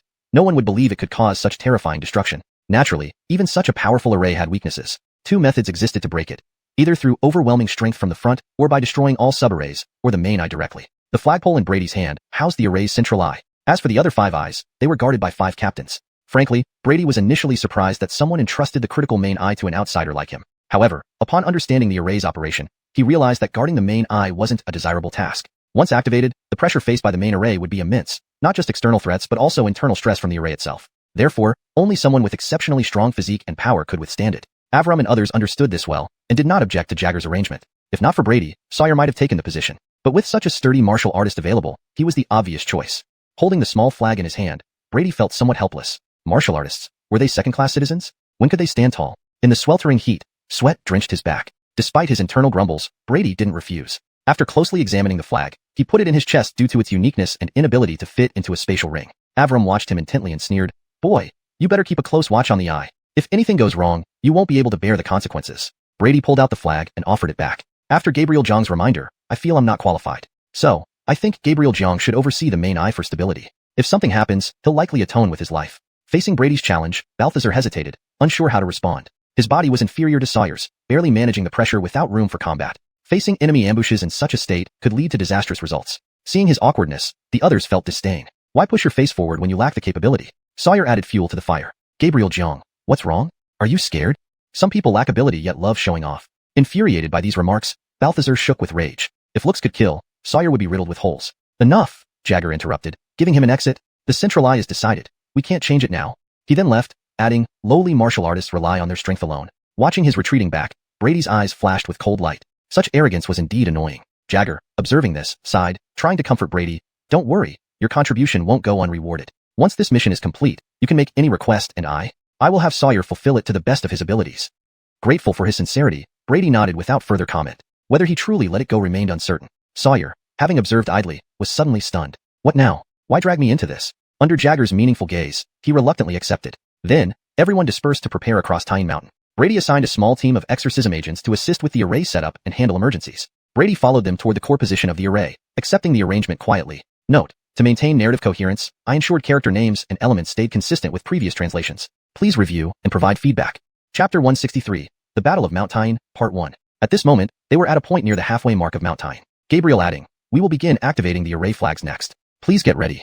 The few demon suppressors cleared out an open area and inscribed some very intricate patterns on it. When these patterns connected, they looked somewhat like those Western magic circles. Brady took a careful look before walking into the center of the circle, holding the array flag according to their instructions. Meanwhile, the several demon suppressors stayed several meters outside the formation. After a bit of fussing around, the entire circle soon emitted blinding light, while the array flag in Brady's hand radiated an intense column of light upward like a small sun. While Brady felt nothing unusual being inside it, his right hand that gripped the flagpole was slightly hot but still bearable. Meanwhile, from 5 different positions on Mount Tyne, 5 relatively smaller columns of light also shot up. 6 columns of light rose to the sky, turning the sky above Mount Tyne golden. A huge array appeared from the clouds, complementing the one beneath it. Next, a golden shield descended from the sky like a giant eggshell enveloping the entire Mount Tyne. Dense spirit runes flowed across its surface, exuding an ancient, grand aura. The essence energy between heaven and earth seemed to be attracted, flooding crazily into the shield. The Great 5 Elements Extermination Array was officially activated. The most immediate manifestation was that Brady, standing in the main array, felt a sudden heavy pressure as if he was carrying a mountain hundreds of feet tall.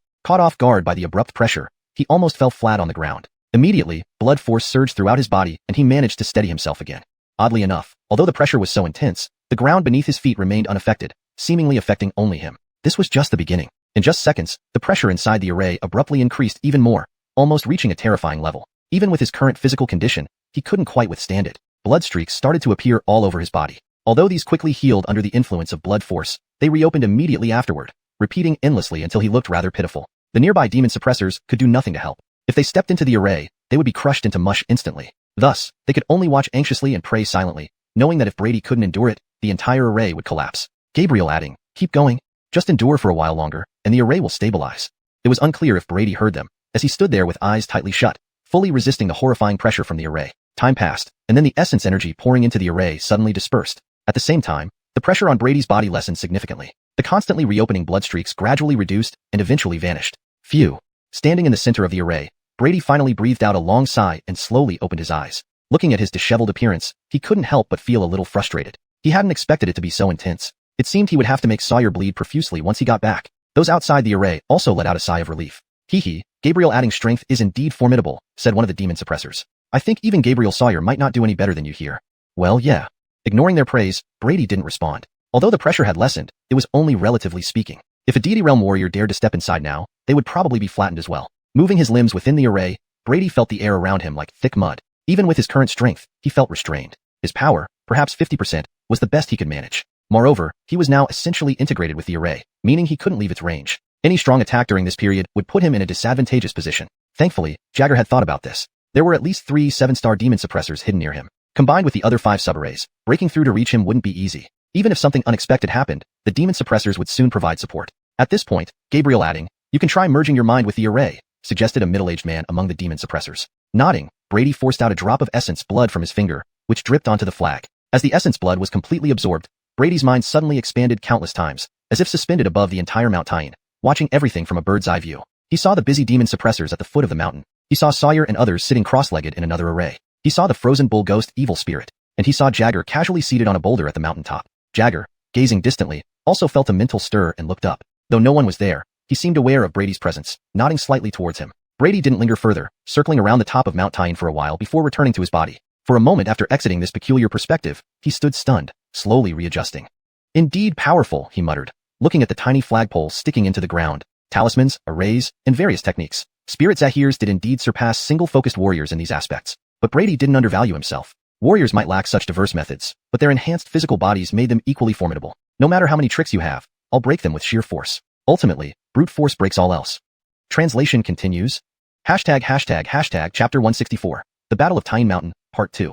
Alright, go back to what you were doing, Brady said as he crossed his legs and slowly closed his eyes. The Xiuxian gang was still nowhere to be seen. Although there was no immediate threat, this calm could only be the lull before the storm. Jagger's battle with the bull ghost evil spirit might take some time, so it was best to conserve energy. Though Brady had closed his eyes, his mind remained within the array, continuously monitoring everything around him. The demon-subduing envoys were also busy, each pulling out talismans from their robes and concealing them in every hidden corner. These talismans served as basic alarms, detecting enemy movements at the first sign of intrusion. Just as they were preparing meticulously, the battle atop the mountain was about to begin. Jagger, seeing that the array was fully stabilized, stood up slowly, a cold gleam flashing in his eyes. As he moved, the clouds above churned violently, with flashes of silver lightning streaking through them. Seemingly sensing impending doom, the sealed bull ghost evil spirit began to stir restlessly. Tiny cracks appeared on the surface of the blue ice mountain, and wisps of black smoke seeped out, trying to break free. But these efforts were futile. With Jagger taking a step forward, the ice mountain containing the bull ghost evil spirit returned to its original state. Simultaneously, the surrounding light dimmed, and fist-sized snowflakes began falling from the sky like a winter wonderland.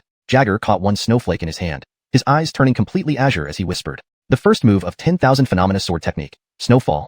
As he spoke, the snowflakes froze mid-air. Spiritual energy converged in the air, forming transparent ice swords. In the angry gaze of the bull ghost evil spirit, the ice swords rained down towards its massive body. These swords, intangible yet deadly, pierced directly through the ice mountain, striking the core of the bull ghost evil spirit. Oh.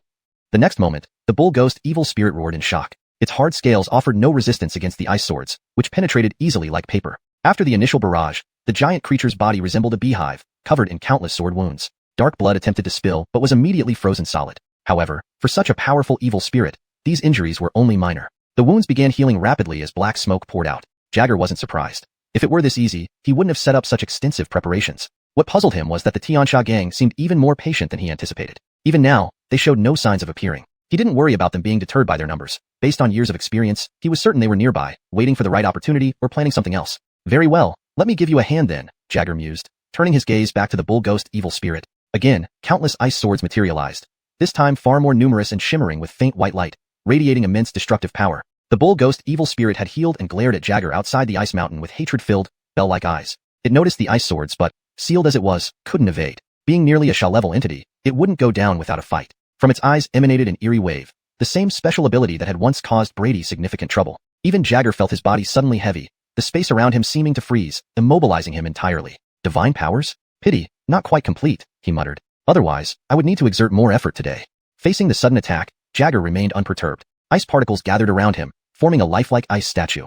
Cracks soon appeared on the ice statue, shattering with a crisp sound. Simultaneously, in another direction, Jagger reappeared unharmed from the snowy expanse, his icy eyes commanding the suspended sword rain to fall again.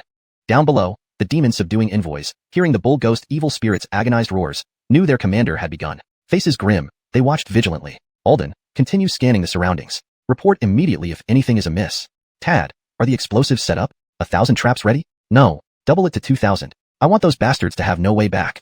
Xiuxian, you, standing amidst the array, Sawyer directed everyone busily. Unlike Brady who faced suppression, the outer 5 subsidiary arrays enhanced their abilities significantly. They could even leave the array temporarily without any issues, though they had to be wary of potential distractions leading to crystal explosions. Sawyer, enveloped in a faint golden glow, felt his spiritual power surge, smiling wryly at the thought of facing Tunshaw right now. He turned to look halfway up the mountain, feeling a sense of satisfaction. The best move he made was tricking Brady into joining them. Otherwise, he would have been the one holding the fort. Just as he relished his own cleverness, several miles away from Tyne Mountain in a valley, unusual noises echoed through the area. Chapter 165. The Battle of Tyne Mountain, Part 3. This was an expansive valley, its sky shrouded by a dense layer of black fog, obscuring what lay within. As the view zoomed in, it eventually arrived at a clearing. In this area, one could faintly make out about a dozen shadowy figures standing still. These individuals seemed to belong to 3 different factions. Their respective positioning indicated mutual vigilance. At that moment, amidst a tense silence, a man in a black robe suddenly let out an unpleasant laugh. Heh, honored guests of Tiansha, your so-called holy beast seems to be on its last legs. Do you really think waiting any longer is wise?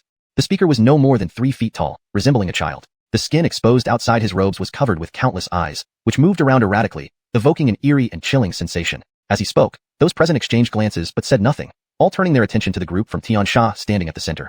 Hemph, Nelson, this matter doesn't concern you. One of the 6 from Tiansha replied coldly. This old woman, clad in tattered hemp clothing with her exposed skin marred by baby teeth marks, stepped forward. Eldon already has a plan for this, she added. Heh, that's what you say, but wasn't this situation started by your Eldon? And now he's nowhere to be seen.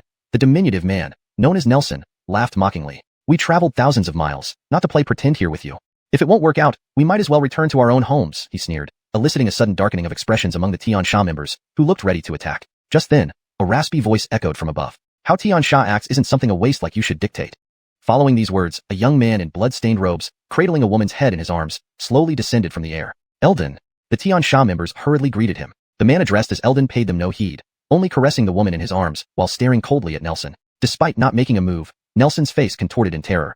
The eyes on his arms began to spin wildly as if sensing danger. Next, with a piercing scream, Nelson fell to his knees in agony as the eyes on his body exploded one by one, leaving large bloody wounds each time. Soon, he was reduced to a bloodied mess. Everyone watched coldly, offering no assistance until, as his breathing grew weak, a woman in white finally spoke. This man angered Lord Jerry and deserves to die, she remarked coolly, but his abilities are somewhat useful. Please show mercy, Eldon. With that, Jerry slowly withdrew his gaze, lifting his eyes to the woman. She was strikingly beautiful but had a stiff expression, almost as if someone else's face had been pasted over hers. Facing Jerry's stare unflinchingly, she trembled slightly under the immense pressure. After several seconds, as a faint decay smell emanated from her, Jerry turned away. Why have so few people come from Bone Tomb? Where's Guten? The woman's body relaxed. Replying to Lord Jerry, Zahir Bone was delayed but will arrive shortly without disrupting your plans, she responded stiffly. Jerry didn't reply, merely stroking the head in his arms. And you four, why only 4 of the 12 Ghost Kings? Where is Fletcher?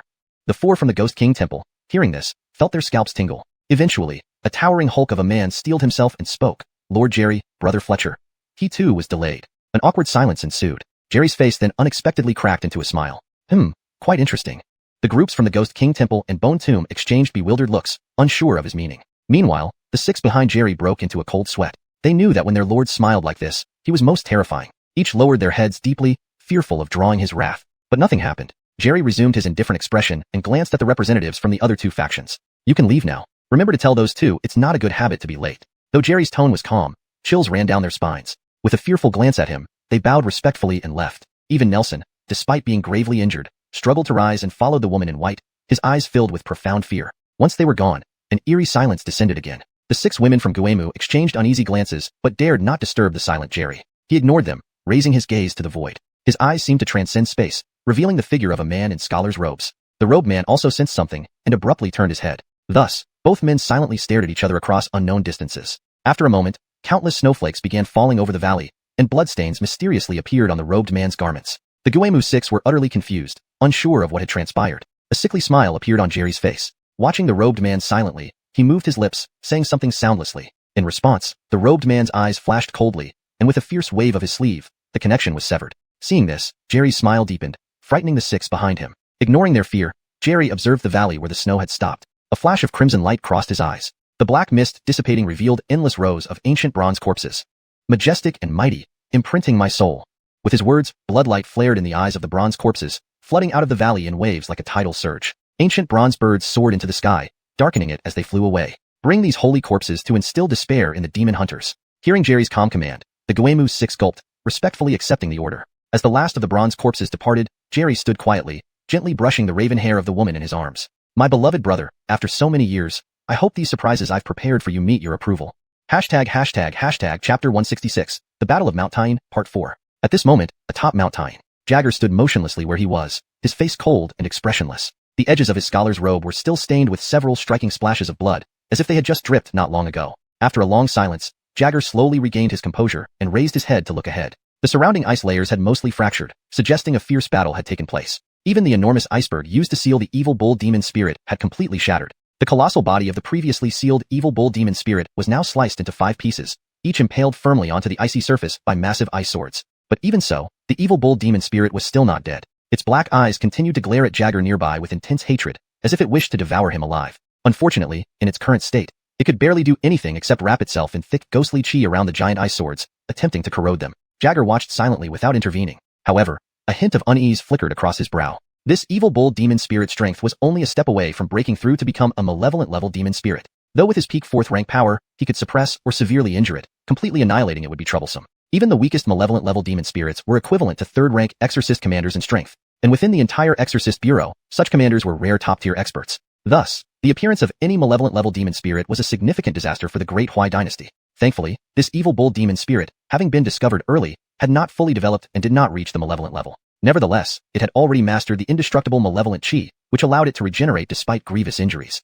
To fully destroy it, one would need to gradually wear down its malevolent chi using spirit energy, which would take considerable time. But this scenario was anticipated by Jagger, which was why he expended so much effort, even utilizing personal favors from the court, to set up the Grand Five Elements demon-slaying array to buy himself more time. However, would everything go according to plan? An unsettling figure surfaced in his mind, stirring a faint sense of unease. At the foot of the mountain, Sawyer, overseeing the subsidiary array, suddenly looked up sharply with a flash of suspicion in his eyes. In the distance, a long black line appeared, rapidly advancing towards their position. Look, what is that?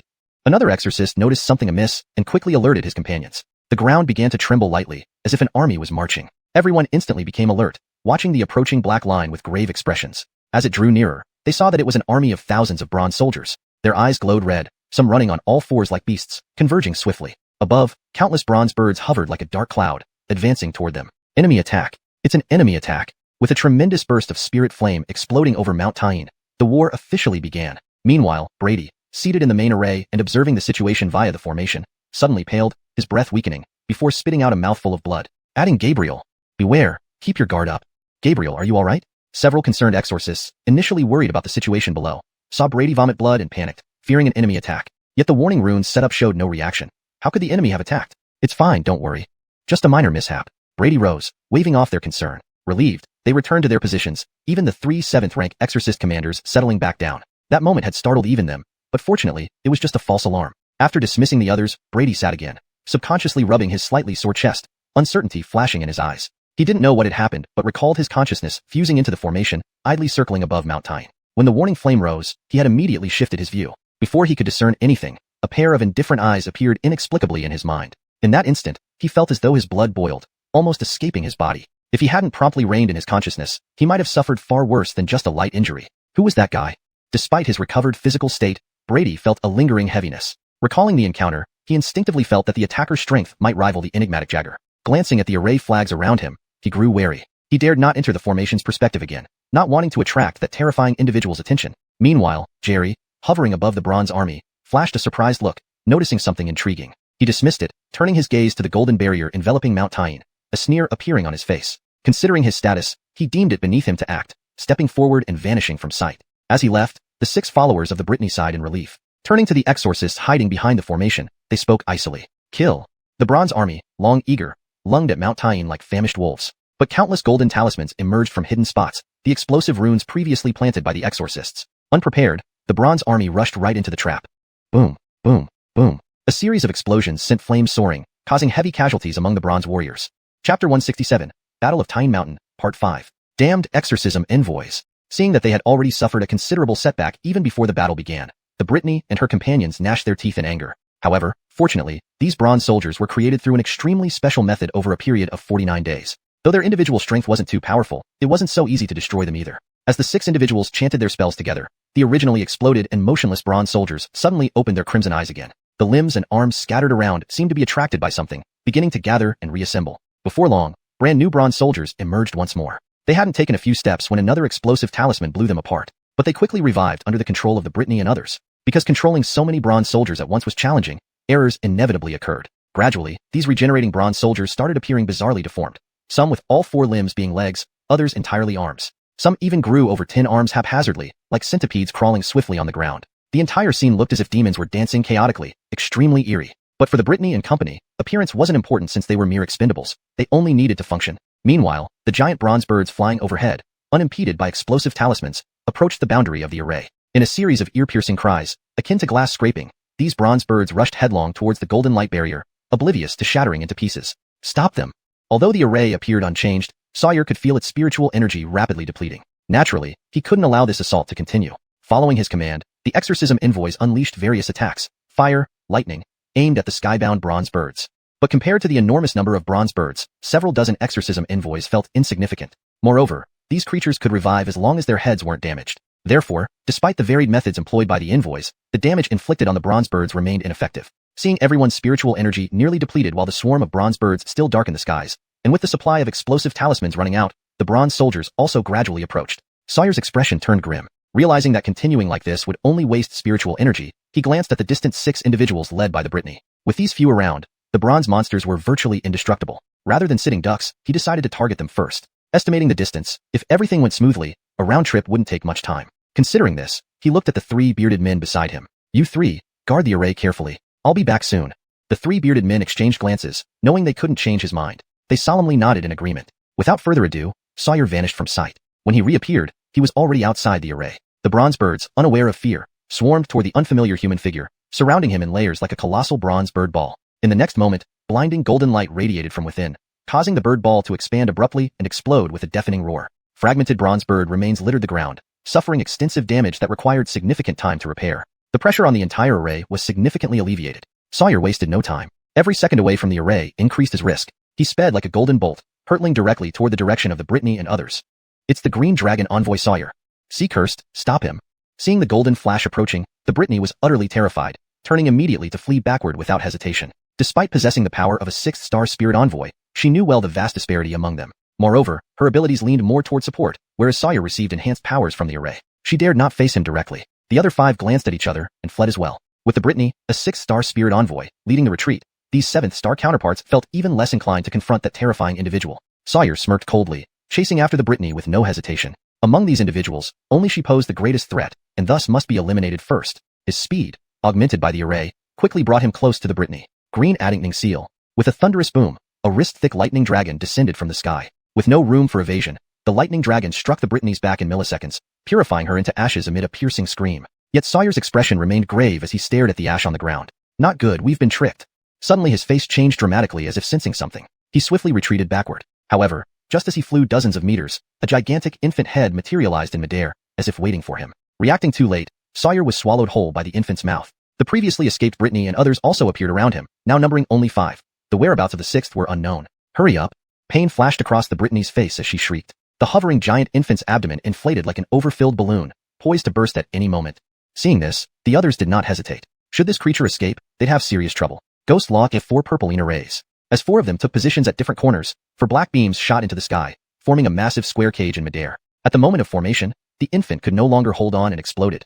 A golden beam shooting out only to be trapped within the cage instantly. Watching the golden beam struggle within the cage, but unable to break free, they finally breathed a sigh of relief. Only the Brittany looked dispirited, evidently having sustained severe injuries from the destruction of the ghost infant. Don't let your guard down. This thing won't imprison him for long.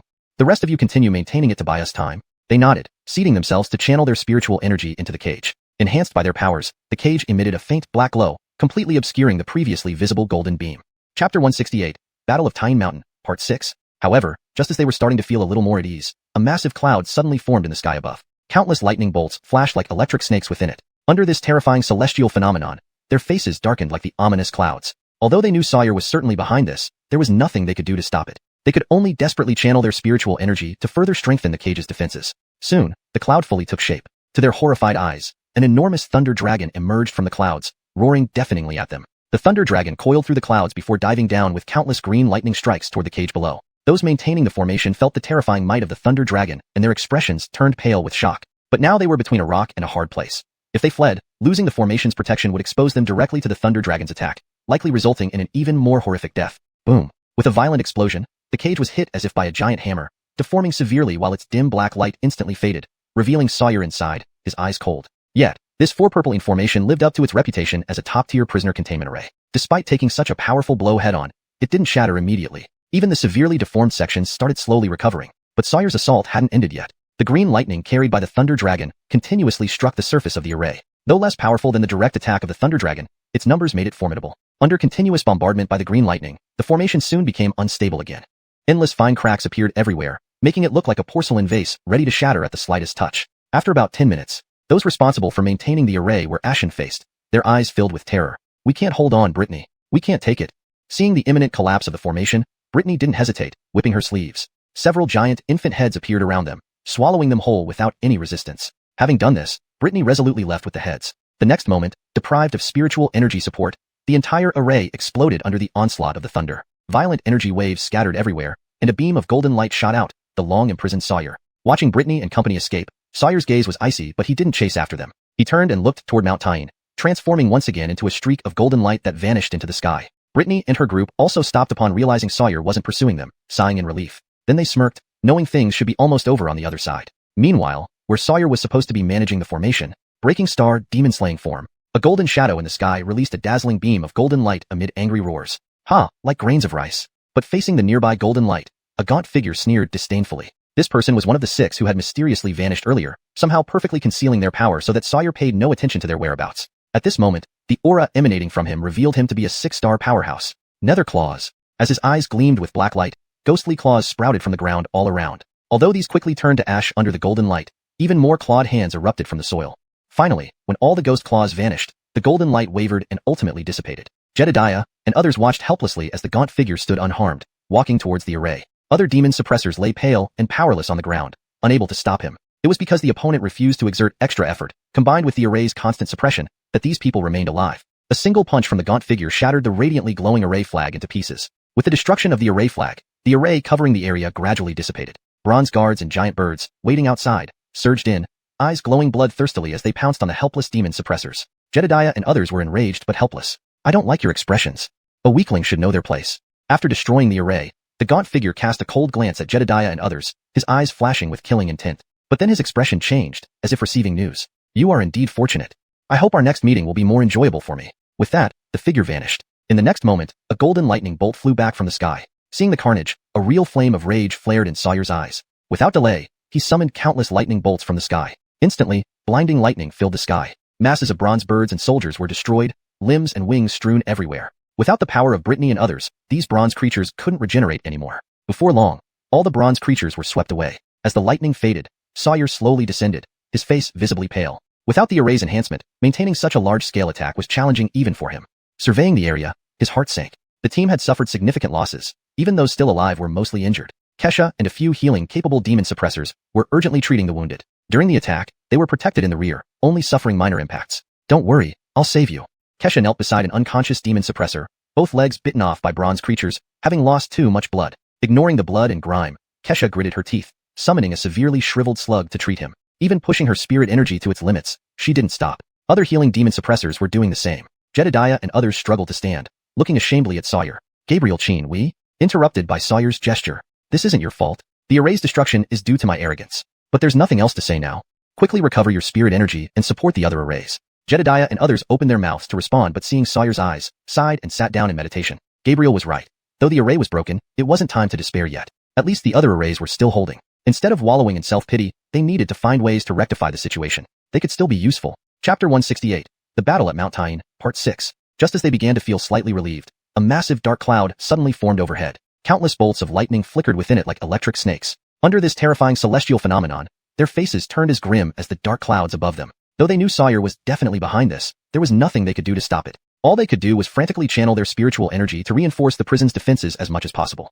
Soon, the dark clouds fully formed. To their horrified gazes, a colossal thunder dragon emerged from the clouds, its massive head lunging forward and letting out a deafening roar. The thunder dragon swirled through the clouds before hurtling downward with countless streaks of green lightning toward the prison below. Those responsible for maintaining the formation felt the overwhelming might of the thunder dragon, and their expressions changed dramatically. However, it was now too late to back down. If they chose to flee, they would lose the protection of the formation and be exposed directly to the thunder dragon's attacks, likely meeting a worse fate. With a deafening boom, an explosion ripped through the air. The entire prison bent severely and its dim black glow faded, revealing Sawyer inside, his eyes icy cold. Yet, the four purple in formation did not break despite such a terrifying blow. It remained intact, even slowly restoring its deformed sections. However, Sawyer's attack had not ended. The green lightning carried by the thunder dragon continued to strike the formation in rapid succession. While not as powerful as the direct hit from the thunder dragon, the sheer number of strikes soon made the formation unstable once again. Cracks spread everywhere, making the formation look like a porcelain vase about to shatter at any touch. After about 10 minutes, those maintaining the formation were pale and full of fear. It's no good, Guemu. We can't hold on. Seeing the formation about to collapse, Guemu wasted no time and fiercely waved her sleeve. Several gigantic infant heads appeared beside them, swallowing everyone who offered no resistance. After ensuring all were swallowed, Guemu decisively left with the heads. In the next moment, deprived of spiritual energy, the entire formation shattered under the continuous thunder attacks. Explosive energy scattered everywhere, and a golden light surged out. Sawyer, who had been trapped for so long. Seeing Guemu and company fleeing, Sawyer's eyes were icy cold, but he did not pursue them. He glanced back at Mount Tyne, transforming into a golden light that vanished into the sky. Guemu and her group stopped, sighing in relief when they saw Sawyer hadn't followed. A smirk appeared in their eyes. It was almost time for their other plans to succeed. Meanwhile, where Sawyer was defending the formation, Breaking Star, demon extermination style, an angry roar echoed as a golden figure in the sky shot out a brilliant beam of golden light. Ha, just a speck of light, came a gaunt figure's derisive laugh from right in front of the golden beam. This man was one of the 6 who had mysteriously disappeared earlier, perfectly hiding his strength until now. He, too, was a 6th rank. Dark claws. His eyes glowed darkly as ghostly claws sprouted from the ground. Though quickly destroyed by the golden light, more claws emerged continuously, eventually forcing the golden light to dissipate. Looking at the undamaged figure, the likes of Antonio Sehu showed signs of helplessness. Exhausted of spiritual energy, they could only watch him approach the formation. Other demon suppressors lay pale on the ground, unable to resist. They were fortunate the man didn't want to waste effort, and the formation suppressed them. Otherwise, none would have survived. A punch from the gaunt figure sent the glowing formation flag shattering. With the flag destroyed, the protective formation around the area slowly dissipated. Bronze soldiers and bronze birds, waiting outside, surged in, bloodthirsty, attacking the defenseless demon suppressors. Antonio Sehu and others' eyes blazed with fury, yet they were powerless. I don't like your looks. As the weak, you should know your place. After destroying the formation, the gaunt figure looked coldly at the furious Antonio Sehu et al., a chilling, killing intent flashing in his eyes. Suddenly, his expression changed, seemingly receiving some news. What a lucky bunch.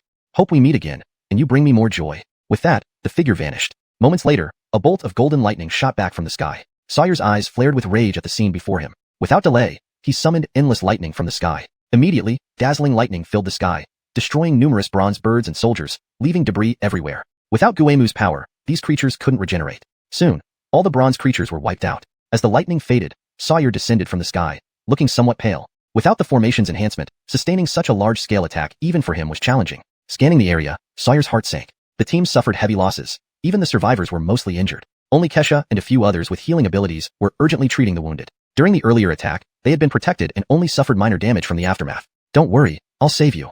Kesha approached a seriously injured demon suppressor, both legs missing, unconscious due to blood loss. Ignoring the gore, she summoned a severely weakened slug to heal him, continuing despite pushing her limits. Other healer demon suppressors similarly worked tirelessly. Earlier they were protected. Now it was their turn to protect others. Antonio Sehu and others struggled to stand, feeling ashamed before Sawyer. Gabriel Chin, Sawyer waved them off. This isn't your fault. The formation was compromised due to my arrogance. No point dwelling on it. Focus on recovering your spiritual energy and support the other formations immediately. Antonio Sehu and others hesitated, but, seeing Sawyer's gaze, said nothing, sitting down to recover. The captain was right. Though the formation was broken, it wasn't the end. Other formations still held strong. Instead of wallowing in self-pity, they needed to find ways to remedy the situation. They still had a role to play. Chapter 169, Battle of Tyne Mountain, Part 7. With Sawyer's defeat, one of the 5 subarrays was instantly lost. Though it didn't collapse entirely, the entire formation was significantly affected. Truly a waste of space. Always failing at crucial moments. Balthazar watched the distant golden pillar disappear and couldn't help but sneer. Once he returned this time, that man would have no face left to show off in front of him. Suddenly, as if triggering some old injury, Balthazar bent over and started coughing violently. A trickle of blood seeped out between his fingers. His robe was torn in places, revealing various wounds. Especially on his chest was a fist-sized wound from front to back, looking like it had been punched through. Wiping away the blood, Balthazar scanned his surroundings, his expression dark. He found himself outside the array, surrounded by 3 figures clad in bone armor. From their emitted aura, they were all clearly 6-star level. The White Tiger envoy Balthazar, my master admires you greatly. If you choose to leave the dark for the light and join our bone tomb, I can assure you that your status will not be lower than mine. A burly middle-aged man among them stepped forward with these words. Standing to him, it was clear he wanted to recruit the demon-suppressing envoy Balthazar. However, Balthazar merely gave a derisive laugh. The burly man frowned. Balthazar, think carefully. I'll tell you outright, today, there's no hope of victory for you. Even someone like Jagger will die. Why risk your life for a dying man? And even if you're not afraid to die, aren't the others behind you? Under this mix of threats and persuasion, Balthazar fell silent. Glancing behind him, he saw the ground below filled with various skeletal monsters swarming like waves crashing against the formation. While the formation held like a steadfast reef, more skeletons emerged from underground, forming even greater waves. Under relentless attack, the formerly unyielding golden barrier began to dim. Inside the barrier, the demon-suppressing envoys, despite fighting hard, were overwhelmed by the endless skeletal tide. Seeing Balthazar deep in thought, the burly man believed his words were working and felt a surge of joy. After all, a 6-star fighter was highly valuable even to them. Preparing to press on, suddenly Balthazar burst into laughter. Ha ha ha ha. His laughter grew louder, reaching even the distant envoys who looked up, seeing his powerful silhouette. Their previously despondent hearts steadied.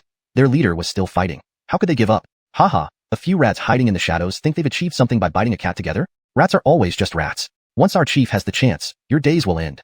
Balthazar stopped laughing, eyeing the trio with disdain. You. The burly man's face darkened. He knew he had been deceived. Rage surged within him. If you want to die, I'll help you. The others also decided not to waste time further. 3 terrifying energy spheres condensed and struck Balthazar simultaneously. Facing the full assault, Balthazar remained unmoving, his eyes cold. With a loud explosion, his figure was buried within. Yet, they didn't think this would kill him. They watched the center warily. As the flames subsided, Balthazar vanished, replaced by a massive white tiger standing on the spot. its white fur slightly charred, clearly affected by the attack. Its eyes cold, it roared skyward. Spirit fusion, huh? Sadly, just a futile struggle. The burly man laughed coldly and attacked with the other two. Explosions echoed continuously, shaking the entire space. Meanwhile, Balthazar's counterparts guarding the other directions were also engaged in intense battles. In the southeast, Salma summoned vines to repel skeletal hordes. In the northwest, Teddy faced bloodthirsty creatures with flames. At the last subarray, amidst a black bog emitting purple fumes, a young man in black moved gracefully, eventually stopping in the center. His snake-like eyes glinted coldly. Hee, found you. The story continues seamlessly with each chapter building upon the previous, maintaining tone, style, and continuity while ensuring natural English flow and coherence. Chapter 170, Battle of Mount Tyne, Part 8. At this moment, inside the main array at the mountain waste, Brady raised his head to look at the vanished pillar of light, a trace of surprise flashing across his eyes. If he remembered correctly, that direction should have been under Sawyer's responsibility. Although he was the strongest among the five, Brady didn't expect him to be the first one with issues. How could this be? Gabriel Cheen, actually. The demon-suppressing envoys were equally puzzled. They never imagined that their highly anticipated formation would be breached a fifth of the way in such a short time, and by the supposedly strongest Gabriel Cheen. If they weren't familiar with Sawyer's character, they might have suspected him of betrayal. As they pondered the reasons, the remaining four celestial golden pillars began to shake violently again. In their horror-stricken gazes, another pillar crumbled. That direction?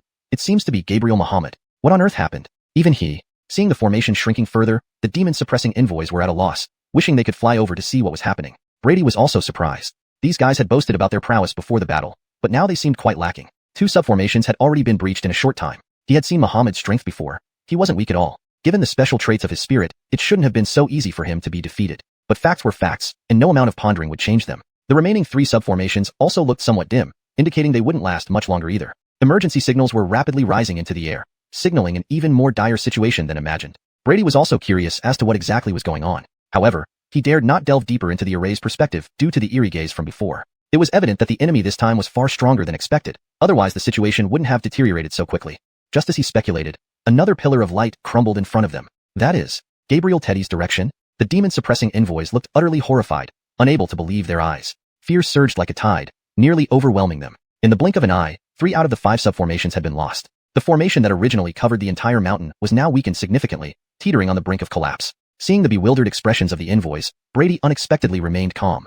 What's there to be afraid of? He said calmly. Not only has the formation not completely collapsed yet, even if it did, we still have your Grand Commander. Hearing this, they snapped back to reality. Yes, they still had their invincible Grand Commander. This battle was far from over. Though they regained their composure, Brady shook his head inwardly. His words were just for comfort. He then gazed up at the mountain peak, which was now shrouded in an inexplicable white mist, making it impossible to discern what was happening inside. Earlier, they could hear the wails of demonic spirits, but now it was eerily silent. The entire mountaintop seemed completely isolated. This wasn't the time to worry about that. Brady slowly retracted his gaze and scanned the surroundings calmly. Since our guests have arrived, why hide? Upon hearing this, the demon-suppressing envoys tensed up. Yet everything around them remained quiet, with no sign of enemies. They knew Brady wouldn't speak without reason, so they activated the warning charms buried earlier. To their shock, they couldn't sense the existence of those charms anymore. This meant enemies had indeed sneaked close unnoticed. Despite clearing the dense trees for a clear line of sight, there were still no signs of anyone around. Could it be invisibility? One of them suddenly realized, pulled out a special talisman, and hurled it into the air. Golden adding charm. Reveal yourself. A soft golden glow emitted from the floating charm, illuminating a 100-meter radius. Soon, several transparent human-like silhouettes gradually appeared about dozens of meters from the array. There.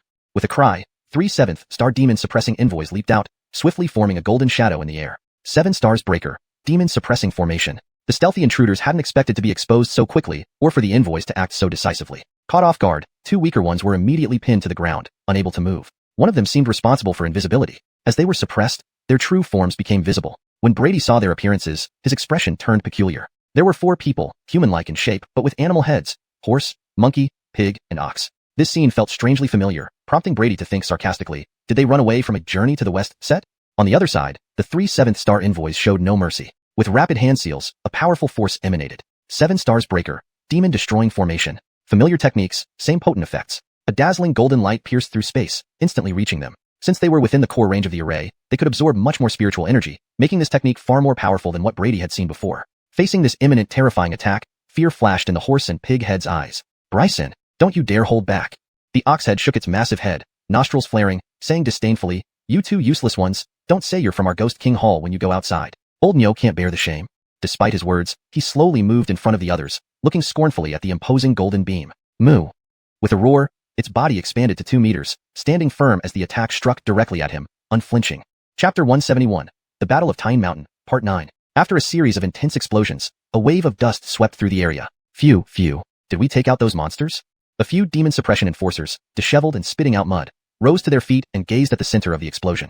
As the smoke began to clear, a massive crater appeared on the ground. However, Chad, who had taken the full brunt of the attack, remained firmly standing in place. Apart from some charred marks, he showed no signs of injury. How is that possible? The several demon suppression enforcers stared in disbelief. The 3 7-star demon suppression enforcers also couldn't help but narrow their eyes. They knew all too well the power of the attack they had just unleashed, a combined assault augmented by the array, reaching nearly 6-star level. Yet this seemingly simple-minded Chad had effortlessly blocked it, indicating he was at least of 6-star caliber. Moo, your attack was somewhat interesting, but its power was too weak. It could only barely tickle an old ox like me. If you have any other tricks up your sleeve, go ahead. Otherwise, once I make my move, you won't have the chance. Chad's nostrils flared again as he exhaled a puff of white breath, looking rather provoking. Enough, let's not waste time. Finish the mission. You deal with the kid inside the array. These guys are mine. Suddenly, Xiuxian, who had been standing at the back with folded arms, spoke calmly. Upon hearing this, Chad shrugged, saying, "Looks like our pleasant time is coming to an end." With that, he turned toward Brady's location. The trio wanted to stop him but were held back by Brady's reassurance. After a moment of hesitation, they decided to trust him. Chad now stood before the array, scrutinizing Brady with interest, exhaling another puff of white breath. "Kid, you're strong, though not as much as an old ox like me. You're certainly not in the same league as those worthless ones. Want to tell me how you spotted us earlier? If you impress me, maybe I'll give you a swift death." Brady pinched his nose mockingly. "Not really. It's just that the stench of your cow dung can be smelled from afar. Next time, remember to shower before stepping out. It's almost making me throw up. Why don't you change your name to Dung Ox while you're at it?" Chad froze, then instinctively sniffed himself, realizing the joke. His eyes flashed with anger as he noticed the others' odd gazes. "Kid, you've got quite the mouth on you. Hope you still talk as much when I knock your teeth out." Without further ado, he stepped into the array. Sensing the intruder, the array activated its defenses, bathing Chad in golden light and emitting a sizzling sound. Despite this, Chad remained unfazed, almost enjoying the sensation. Step by step, he approached Brady, who, despite being nearly 2 meters tall after multiple enhancements, was still dwarfed by Chad's towering 2-meter-plus frame. Looking down, Chad said in a booming voice, "Kid, you've got guts. Not many can remain so calm before an old ox like me. So, die for me, old ox."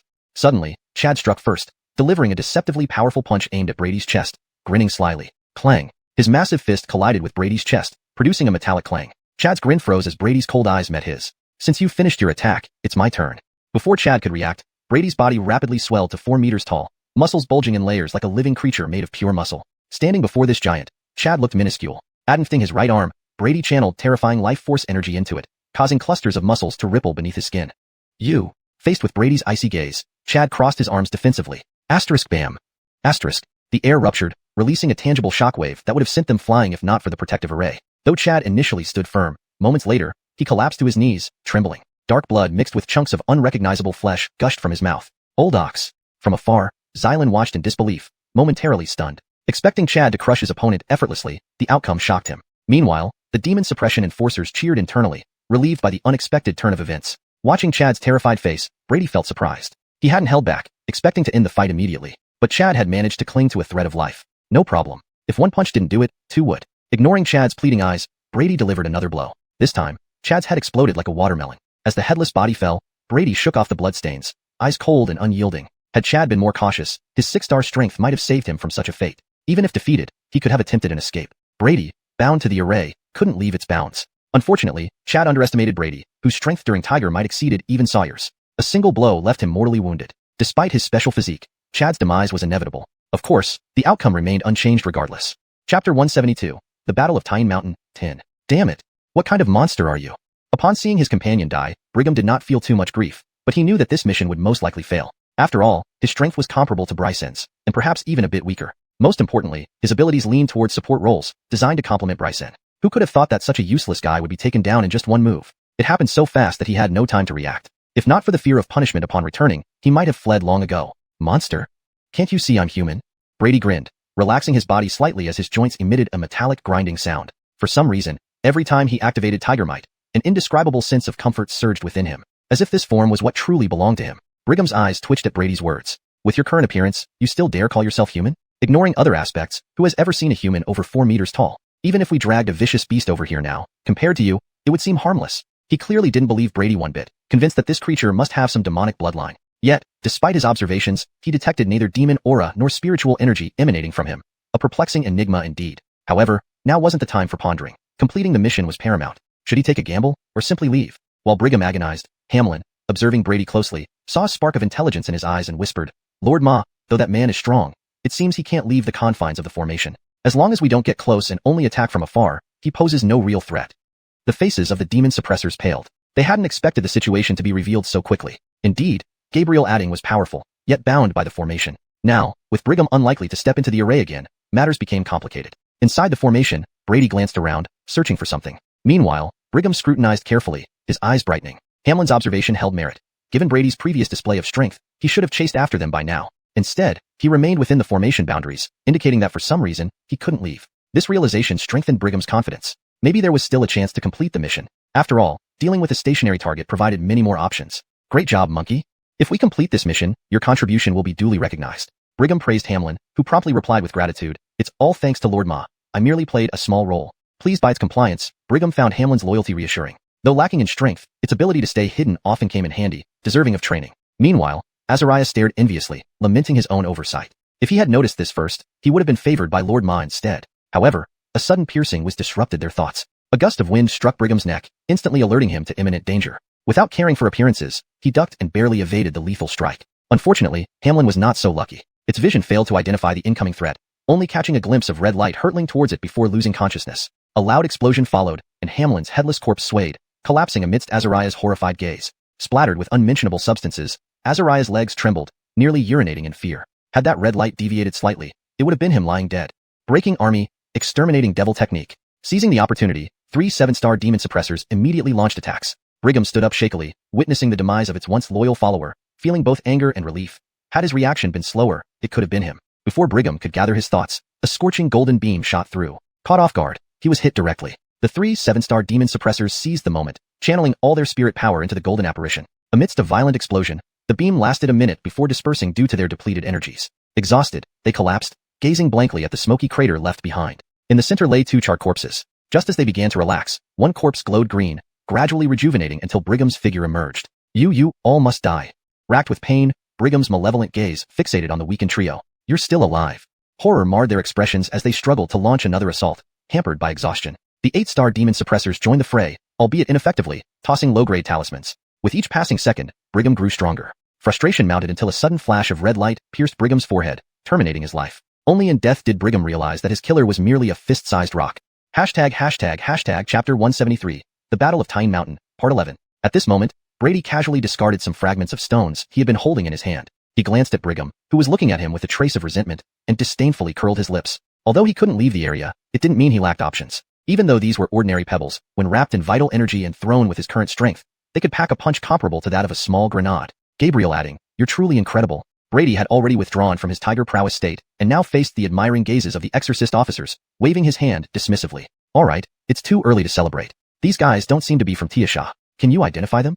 At this point, 3 7-star exorcist officers limped over to him. Among them, a well-built female officer looked up at him respectfully and said, Gabriel Adding, Indeed, they're not from Xiuxian. Human bodies with beast heads, they must be from the Demon King Temple. The Demon King Temple? Brady's eyebrows rose as he recalled Frederick, whom he had encountered before. That guy had transformed completely into a rat then, so he hadn't made the connection at the time. He remembered finding a letter from Xiuxian on its body. It seemed the 2 factions eventually allied. But even so, Sawyer and the others shouldn't have collapsed so quickly. After all, they weren't weak. As defenders, they also had the advantage of an array. They should have been able to hold out for a while. Unless, there were not just 2, but 3 or even more invading forces this time. Gabriel Adding, What do we do next?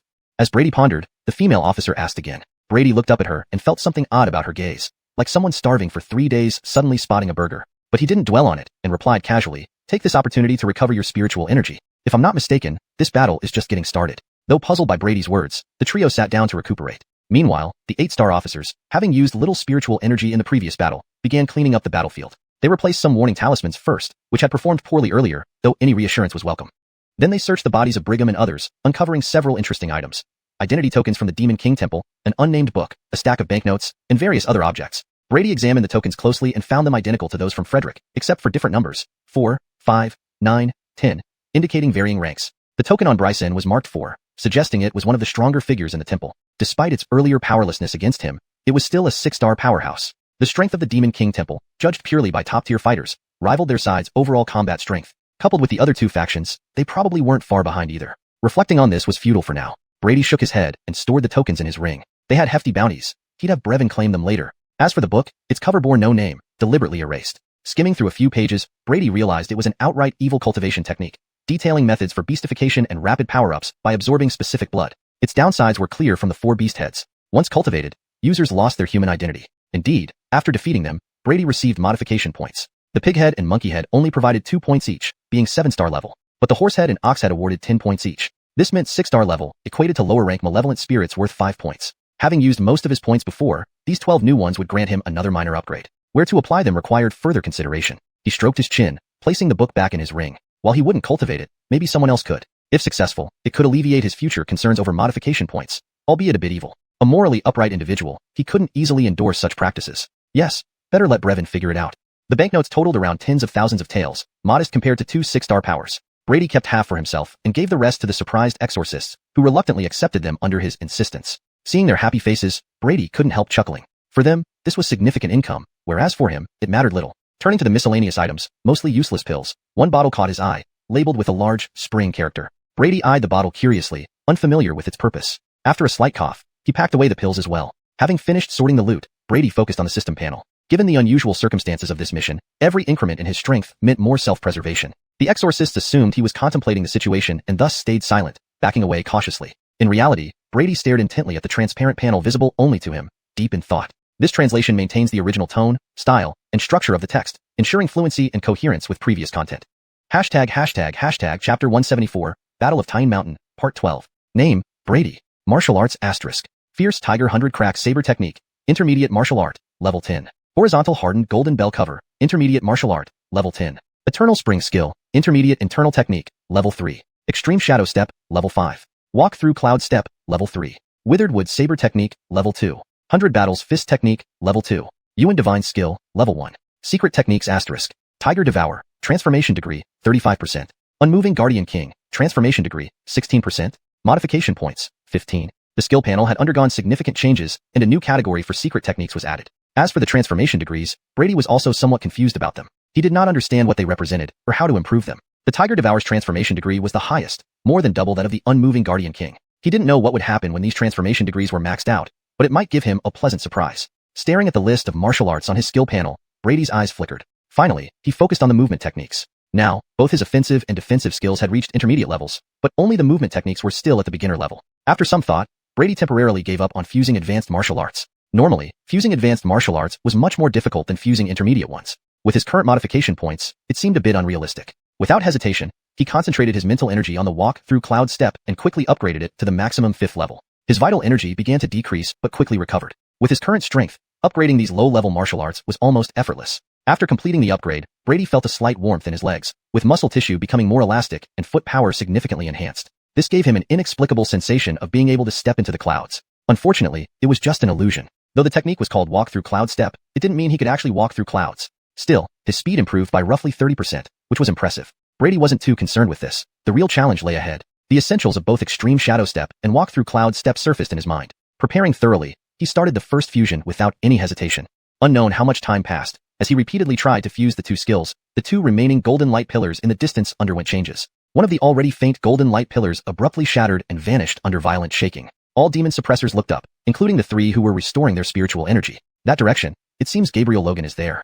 Seeing the vanishing light pillar, everyone's expressions were mixed. Only one of the 5 subformations was left holding on, but from its dim light, how long could it last? It's okay, we still have Commander-in-Chief.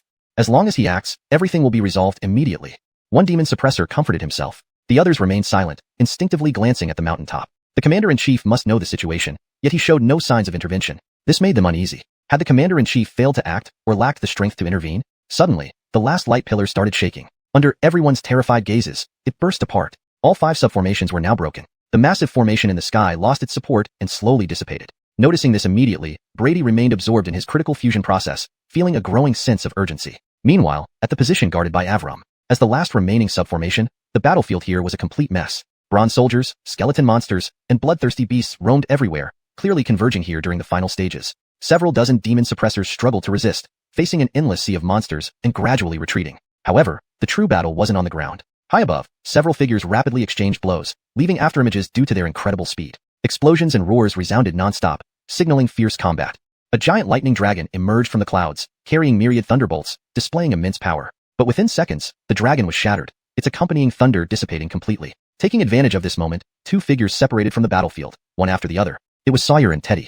Sawyer held a man unconscious, Avram, who was drenched in blood and covered in fatal wounds. They weren't much better off. Both Sawyer and Teddy bore various injuries, especially Teddy, whose right arm was missing. They had rushed over after losing their respective subformations, only to be confronted by their enemies simultaneously. Unable to withstand the triple assault, they eventually retreated. Sawyer glanced at the battlefield below, wiped blood from his face, and pulled out a bamboo tube. A crimson firework shot up and exploded mid-air. All demon suppressors, retreat to the mountaintop immediately. The weary demon suppressors below heard Sawyer's voice and, despite exhaustion, started moving toward the mountaintop.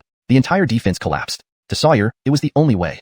Otherwise, none of them would survive. At that moment, a cold voice echoed behind them. Sawyer, you've lost today's battle. If you surrender, I'll let you live. 8 figures stepped out of the clouds, all radiating 6-star level power. End of chapter.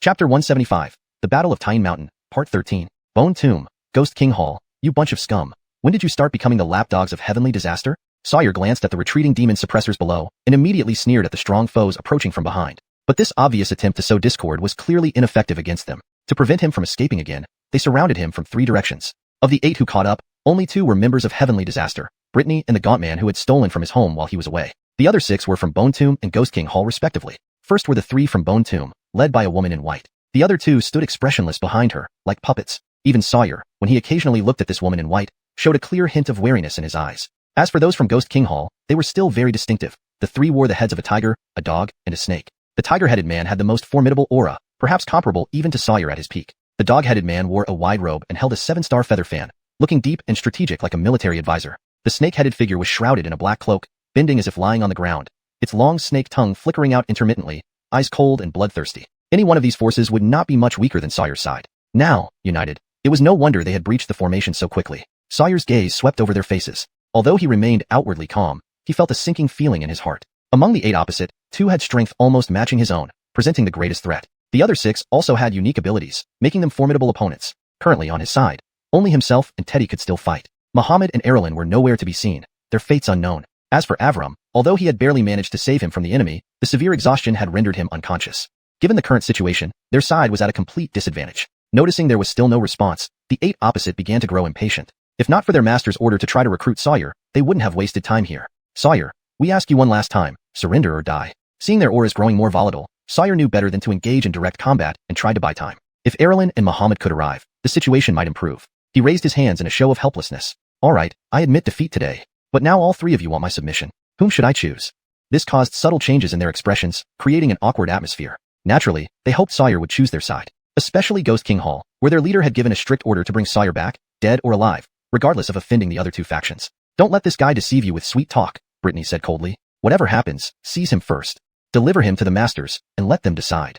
The others exchanged varied looks but didn't argue further, seemingly agreeing. However, what they truly thought was known only to themselves. Regardless, everyone agreed to subdue Sawyer first. After all, this man's strength rivaled any present. If he escaped, finding him again would be troublesome. Seeing that they had reached a consensus, Sawyer knew his delaying tactic had failed. Without hesitation, he threw Avram far into the distance, leaving his fate to chance. Fletcher, with his roar, a dazzling bolt of lightning, thick as a barrel, descended from the sky, enveloping him. The terrifying power forced the 8 to retreat several steps, faces grave. Roar. From the lightning emerged a ferocious dragon head, followed by a massive green dragon stretching over a dozen meters. Covered in palm-sized green scales, electric arcs danced around it, for thick dragon claws slicing through the air as if cutting through it. Facing this situation, Sawyer instantly activated his strongest form. Hovering in the air, his gemstone-like dragon eyes blazed with piercing lightning. Thunder God descending a judgment. A colossal shadow appeared mid-air, face obscured, resembling an ancient thunder god. Enveloped in fist-thick lightning, he wielded a sky-high thunder sword, exuding a domineering and awe-inspiring aura. Upon appearance, he swung the thunder sword, splitting the air toward the 8. Carrying a force of cataclysmic proportions, the thunder sword seemed to split heaven and earth. Except for the tiger-headed man and the woman in white, the others retreated hastily, unwilling to risk a direct confrontation. Excellent! Xavier, eyes gleaming with excitement, unleashed his full spiritual energy. His body swelled, transforming into a massive black-eyed tiger. Note, Yin is translated as Een to maintain consistency and fluency in English. Yinhu is rendered as Xavier for better readability and consistency. Facing the descending thunder sword like divine retribution, the black tiger roared and surged forward, enveloped in black light. On the other side, the woman in white showed no weakness. Her body enveloped in black mist, bones crackling, a towering skeleton emerged. Pure white as crystal, this skeleton radiated a sacred aura rather than evil. 2 golden flames burned in its hollow eye sockets. With a leap, it wielded a massive bone scythe, charging toward the ancient thunder god. Boom! At the moment of collision, An explosion akin to a nuclear blast occurred. A blinding light rose, followed by a destructive wave spreading out. Thick clouds vanished, and the ground suffered, reducing everything within miles to dust. Fortunately, the demon suppressors had already evacuated, avoiding the disaster. Before the aftereffects subsided, 3 figures shot out from the explosion's center: Sawyer, Egan, and the white-boned girl. Chapter 176, Battle of Tyne Mountain, Part 14. At this moment, all their figures appeared rather disheveled. The azure dragon form of Sawyer had numerous scales shattered, golden blood dripping out from the cracks. The black mighty tiger, whose aura was originally dense with black mist, now looked much thinner. Its fur stood on end, a pitiful sight indeed. As for the white-boned skeleton, it also bore several burnt marks, and the large scythe in its hand clearly showed several fine cracks. It was evident that neither side had gained an advantage in the previous exchange. After a brief respite, they once again clashed fiercely. The other 6 individuals were just about to rush forward to assist when they felt the temperature around them suddenly rise. In the next moment, a scorching flame vortex enveloped them. The surroundings vanished instantly, replaced by a world entirely of flames. Clearly, this was a rudimentary illusionary realm. However, despite being an illusionary world, the energy of the flames within was undeniably real. At the center of the flame vortex crouched a peculiar beast, entirely ablaze, its appearance resembling a combination of a cat and a deer. One of its forelimbs was severed, indicating this bizarre creature was none other than Teddy's transformed form. He hid behind the flames, his fiery eyes fixed intently on the 6 individuals. If this guy wants to die, then let's deal with him first. The 6 people, surrounded by the flames, coldly snorted, their eyes filled with icy malice. Adlai waved the 7-star feather fan, causing the flames around him to recede as he calmly approached the central position. Although uncertain of the exact location, they could still sense some presence. Presley, evidently displeased with the heat, followed Adlai impatiently. The duo from Bone Tomb proceeded without any defensive measures, their step steady. As the flames incinerated their clothing, the bodies revealed beneath were skeletal structures devoid of flesh. Despite being scorched black by the flames, they continued advancing without pause. Brittany remained stationary. A gigantic infant's head swallowed her, shielding her from the flames. The gaunt man disappeared, leaving no trace. Brittany showed no concern, muttering incantations as her pregnant-like belly began to wriggle violently. Suddenly, a huge tear opened in her abdomen, and dozens of infants with ashen faces crawled out amidst loud cries. Upon birth, these infants grabbed their bloody umbilical cords and stuffed them into their mouths, rapidly growing to the size of 5-year-old children. On Brittany's command, these infants dispersed, devouring the surrounding flames without harm. What was once an invisible element became their delicious food. Soon, the flame vortex shrank visibly. Teddy, seeing this, struggled helplessly but tried to delay, providing Sawyer more time. Ignoring the infants, his body erupted in flames, summoning countless flaming creatures which attacked ferociously. Unfortunately, these flaming beings caused minimal damage, merely minor inconveniences to Brittany and the others. As the infants continued devouring, the flame vortex shrank by a third. At this rate, it would soon be entirely consumed, exposing Teddy to imminent danger. Meanwhile, Sawyer faced 2 formidable foes, struggling intensely. Especially troubling was the giant scythe wielded by the skeletal girl, containing a peculiar cutting power that easily pierced his defenses. In this dire situation, the battle turned against Sawyer. Damn it, this can't go on. Again slashed by the skeletal girl, golden blood spilled profusely. Desperate, Sawyer summoned thunderbolts, but the black tiger and the skeletal girl braved the assault, finally reaching him and unleashing their strongest attacks. The black tiger reared up, channeling all its dark energy into its right palm, delivering a devastating blow to the dragon's head. Stunned, Sawyer barely recovered before the skeletal girl attacked with her scythe, slicing deeply into his neck. A roar of agony awakened Sawyer from his daze. He managed to repel them but could not withstand the injuries. Amidst a shower of golden blood, he plummeted to the ground. Within the flame vortex, Teddy heard the piercing dragon roar, his heart sinking. Though unaware of what happened, he knew the situation was grave. His own situation wasn't better. Nearly all his summoned flames were extinguished, the vortex on the brink of collapse. Sawyer rose from the crater, attempting to heal his wound. Yet, a peculiar white flame burned stubbornly, worsening his condition. Evidently, the skeletal girl's attack harbored some sinister power. Despite attempts, he couldn't extinguish it. This was his weakest moment. Had Team Tiger or the skeletal girl struck now, they might have easily killed him. Thankfully, they feared his dying counterattack and hesitated. Sawyer's massive dragon eyes locked onto the serene figures above, filled with despair. He knew he might not survive this time, and regretted failing to fulfill a promise made earlier. Just then, a calm voice whispered in his ear. Well, looks like I arrived at an inconvenient time. Chapter 177, The Battle of Tyne Mountain, Part 15. Hearing this familiar voice, Sawyer abruptly lifted his head, his eyes brightening instantly. In midair, Brady's feet rapidly stomped the air, and he descended from the sky in an oddly twisted manner. Observing the pitiful state of Sawyer, a peculiar look crossed his face. Hey Matthew, even if I did come, you don't need to be this touched, right? He remarked with mock disdain. A big man like you crying? Really now? Sawyer's expression darkened. I'm not crying, you idiot. Ignoring Brady's teasing, though puzzled about how Brady could fly as a martial artist, his arrival undoubtedly changed the battlefield dynamics. He quickly briefed him on the situation. As he spoke, Brady grasped the severity of it all, glancing up at the 2 figures above. Though his face remained calm, internally he was alert. Either of these 2 was likely as strong as he was when Tiger Might was activated. Though confident in his abilities, Brady knew he wasn't invincible. He turned his attention to Sawyer's neck wound, the strange white flame catching his curiosity. Noticing his gaze, Sawyer explained helplessly, I have no idea what this is, but it seems to survive by consuming my spirit energy.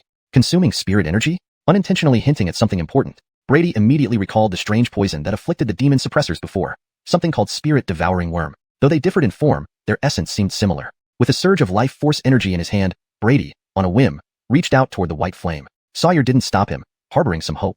After all, if Brady could resolve this issue, it would be for the best. Surprisingly, the white flame that had previously been so troublesome was easily plucked away by Brady, the process astonishingly effortless. Watching the white flame burn quietly in Brady's hand, Sawyer couldn't believe the problem that had given him such a headache was resolved so easily. Brady too was surprised, almost thinking Sawyer had been bluffing. Is this thing really dangerous? Or does it only affect spirit energy like the spirit-devouring worm? After fiddling with it for a while, he compressed it into a small orb using his life force energy and stored it in his spatial ring, unexpectedly succeeding. Unbeknownst to them, above, the skeletal girl noticed this and the golden flames in her eye sockets flickered intensely, though they quickly subsided. Nearby, Egan detected something odd and glanced at her questioningly, but the skeletal girl lacked facial muscles, revealing nothing. Below, with the strange white flame gone, Sawyer's neck wound began to heal visibly, impressive even among spirit users. Within moments, he was fully recovered despite the substantial loss of spirit energy, ready for battle again. He turned his gaze to the two figures above without hesitation, speaking directly, Brady, I'll handle these nuisances. You go save Teddy, and then do this, understand? Brady nodded in agreement, accepting the plan. The two split up. Sawyer roared and charged towards the skeletal girl and Egan again. Just a beaten dog. Egan scoffed at Sawyer's aggressive return. Meanwhile, the skeletal girl appeared distracted, her hollow eyes gazing down at Brady. Brady, unaware that someone was watching him, leaped into the air, flying swiftly toward Teddy, who was in a dire situation. The fire vortex used to buy time had collapsed, and Teddy was now being pummeled by 6 attackers, each one leaving marks on his body while avoiding vital spots, clearly intending to humiliate him. Behind them, Brittany felt an inexplicable terror, sensing she was under watch by something terrifying. The infants around her opened their mouths, warning silently. Startled, Brittany transformed into a black mist, moving several meters away instantly. Next moment, a glowing light streaked down from the sky, crashing into where she had just been standing. With a thunderous boom, a massive shockwave erupted, shattering the ground into fragments. The other 5, shocked and furious, scattered backward. After the chaos settled, a massive crater over 10 meters deep lay exposed. From the dust, a young man emerged, coughing and covered in dirt. Seeing the glaring eyes of the others, Brady smiled sheepishly. Sorry everyone, first flight, got the distance wrong. Don't worry, next time it won't miss. Martial artist? The 6 reacted differently as Brady emerged from the smoke. But Brittany was the angriest. Despite escaping, her ghost children had all perished in Brady's attack, aimed directly at her. Her body trembled with rage and fear. Unsure why a complete stranger would target her, it no longer mattered. Brittany stared at Brady venomously, her tone icy. Boy, regardless of your origin, today you die. I will personally extract your soul and torture it into a ghost child for 100 years to appease my anger. Chapter 178. The Battle of Ta'in Mountain, Part 16. Brianna's threats meant nothing to Brady, who merely focused on his inner face with a growing smile. Though the ghost children were weak, most only at the level of Tongi, their sheer numbers provided significant value. Just that one moment had awarded him 30 modification points. This made Brady look at Brianna even more eagerly. If only there were more such good people like her. Unaware that she had just been labeled as such, Brianna felt an even greater fury upon seeing Brady's grin. Suddenly, the ground around Brady turned into a dark swamp, and numerous ghostly claws emerged from it, attempting to drag him down. Throughout this ordeal, Brady showed no sign of resistance, merely watching calmly. When half of his body was submerged in the swamp, even with the greatest exertion of the ghostly claws, they could not drag him any further. At that moment, a gaunt figure appeared behind him. Seeing the oblivious Brady, it sneered and its right palm, glowing black, lunged fiercely towards his back. The gaunt figure was confident that this strike would succeed. No martial artist could withstand the corrosive power without screaming in agony. Clang! The gaunt figure's claw stabbed solidly into Brady's back. However, the outcome was not as expected. As if striking against the hardest divine metal, Brady remained unmoved, while the gaunt figure's claw shattered, and its hand bent awkwardly. Staring at Brady's skin unmarked by even a white spot, the gaunt figure's eyes widened in disbelief, questioning its reality. Was this guy even human? Brady slowly turned his head and stared intently. Since your attack is over, now it's my turn. Despite still being trapped in the swamp, the gaunt figure felt an icy chill spread through its body, sensing impending death. Before it could react, darkness engulfed its vision, and its head exploded like a watermelon. So fast, were its last thoughts. Looking at the headless corpse before him, Brady's expression turned slightly puzzled. The sensation just now felt off, as if striking cotton. Checking his interface, he noticed no change in modification points. Meanwhile, several meters away, a pool of black liquid coalesced into the gaunt figure's pale visage. Staring at Brady, its eyes still held shock. It realized that if it hadn't used its secret technique in time, it would truly have perished then and there. This kid is peculiar. You few, stop watching and quickly finish him off together. Another 4 individuals reacted differently. You guys of heavenly calamity are regressing, unable to take down a mere martial artist and fleeing in fear. I'd commit suicide if I were you, Presley said disdainfully, licking its lips with its crimson tongue. Adlai remained silent, but clearly had no intention of helping either. The gaunt figure's face darkened, turning to the 2 figures of Bone Tomb. The 2, still appearing as skeletons with green flames burning in their eye sockets, watched Brady with interest. We can help, but we want that kid's body. Our master needs a strong physique to refine into a corpse king. Apparently, Brady's imperviousness to the gaunt figure's attack intrigued them. Such good material wasn't common. Fine, the gaunt figure agreed without hesitation. But his soul must be handed over to me. Brianna interjected, still brooding over earlier events. No problem, the Bone Tomb duo casually replied, needing only the body while the soul held little value. Within moments, they arranged Brady's fate decisively, confident that despite his peculiarity, he was merely a martial artist and easily manageable by their 4 hands. Even the gaunt figure thought it must have been too careless before. Choosing close combat as a spirit envoy against a martial artist was using its weakness against strength. Given another chance, it would surely handle him easily. Thinking this, the gaunt figure regained confidence. Are you all ready? Brady suddenly asked. Oh? The 4 were momentarily stunned, unsure what he meant. I mean prepared, who dies first? Brady spoke calmly. At this, the 4 paused, then burst out laughing as if hearing a great joke. Especially the gaunt figure, which laughed until tears streamed down its face. Boy, have you gone mad with fright? Presley chuckled. Today's youth, just a bit of skill, and they forget their place. Only Adlai frowned, watching Brady intently. Facing their mockery, Brady laughed along. Then he took a step forward, breaking all restraining ghostly claws. Another step saw him instantly cross tens of meters to stand before the gaunt figure. Seeing the frozen expression opposite him, Brady smirked. Laugh. Why stop? Damn. Feeling the looming killing intent, the gaunt figure's pupils shrank to pinpricks. Ghostly shadows everywhere. Instantly, countless ghostly claws emerged, like venomous snakes coiling towards Brady. Hoping not for killing him but stalling even for a moment, it sought to escape.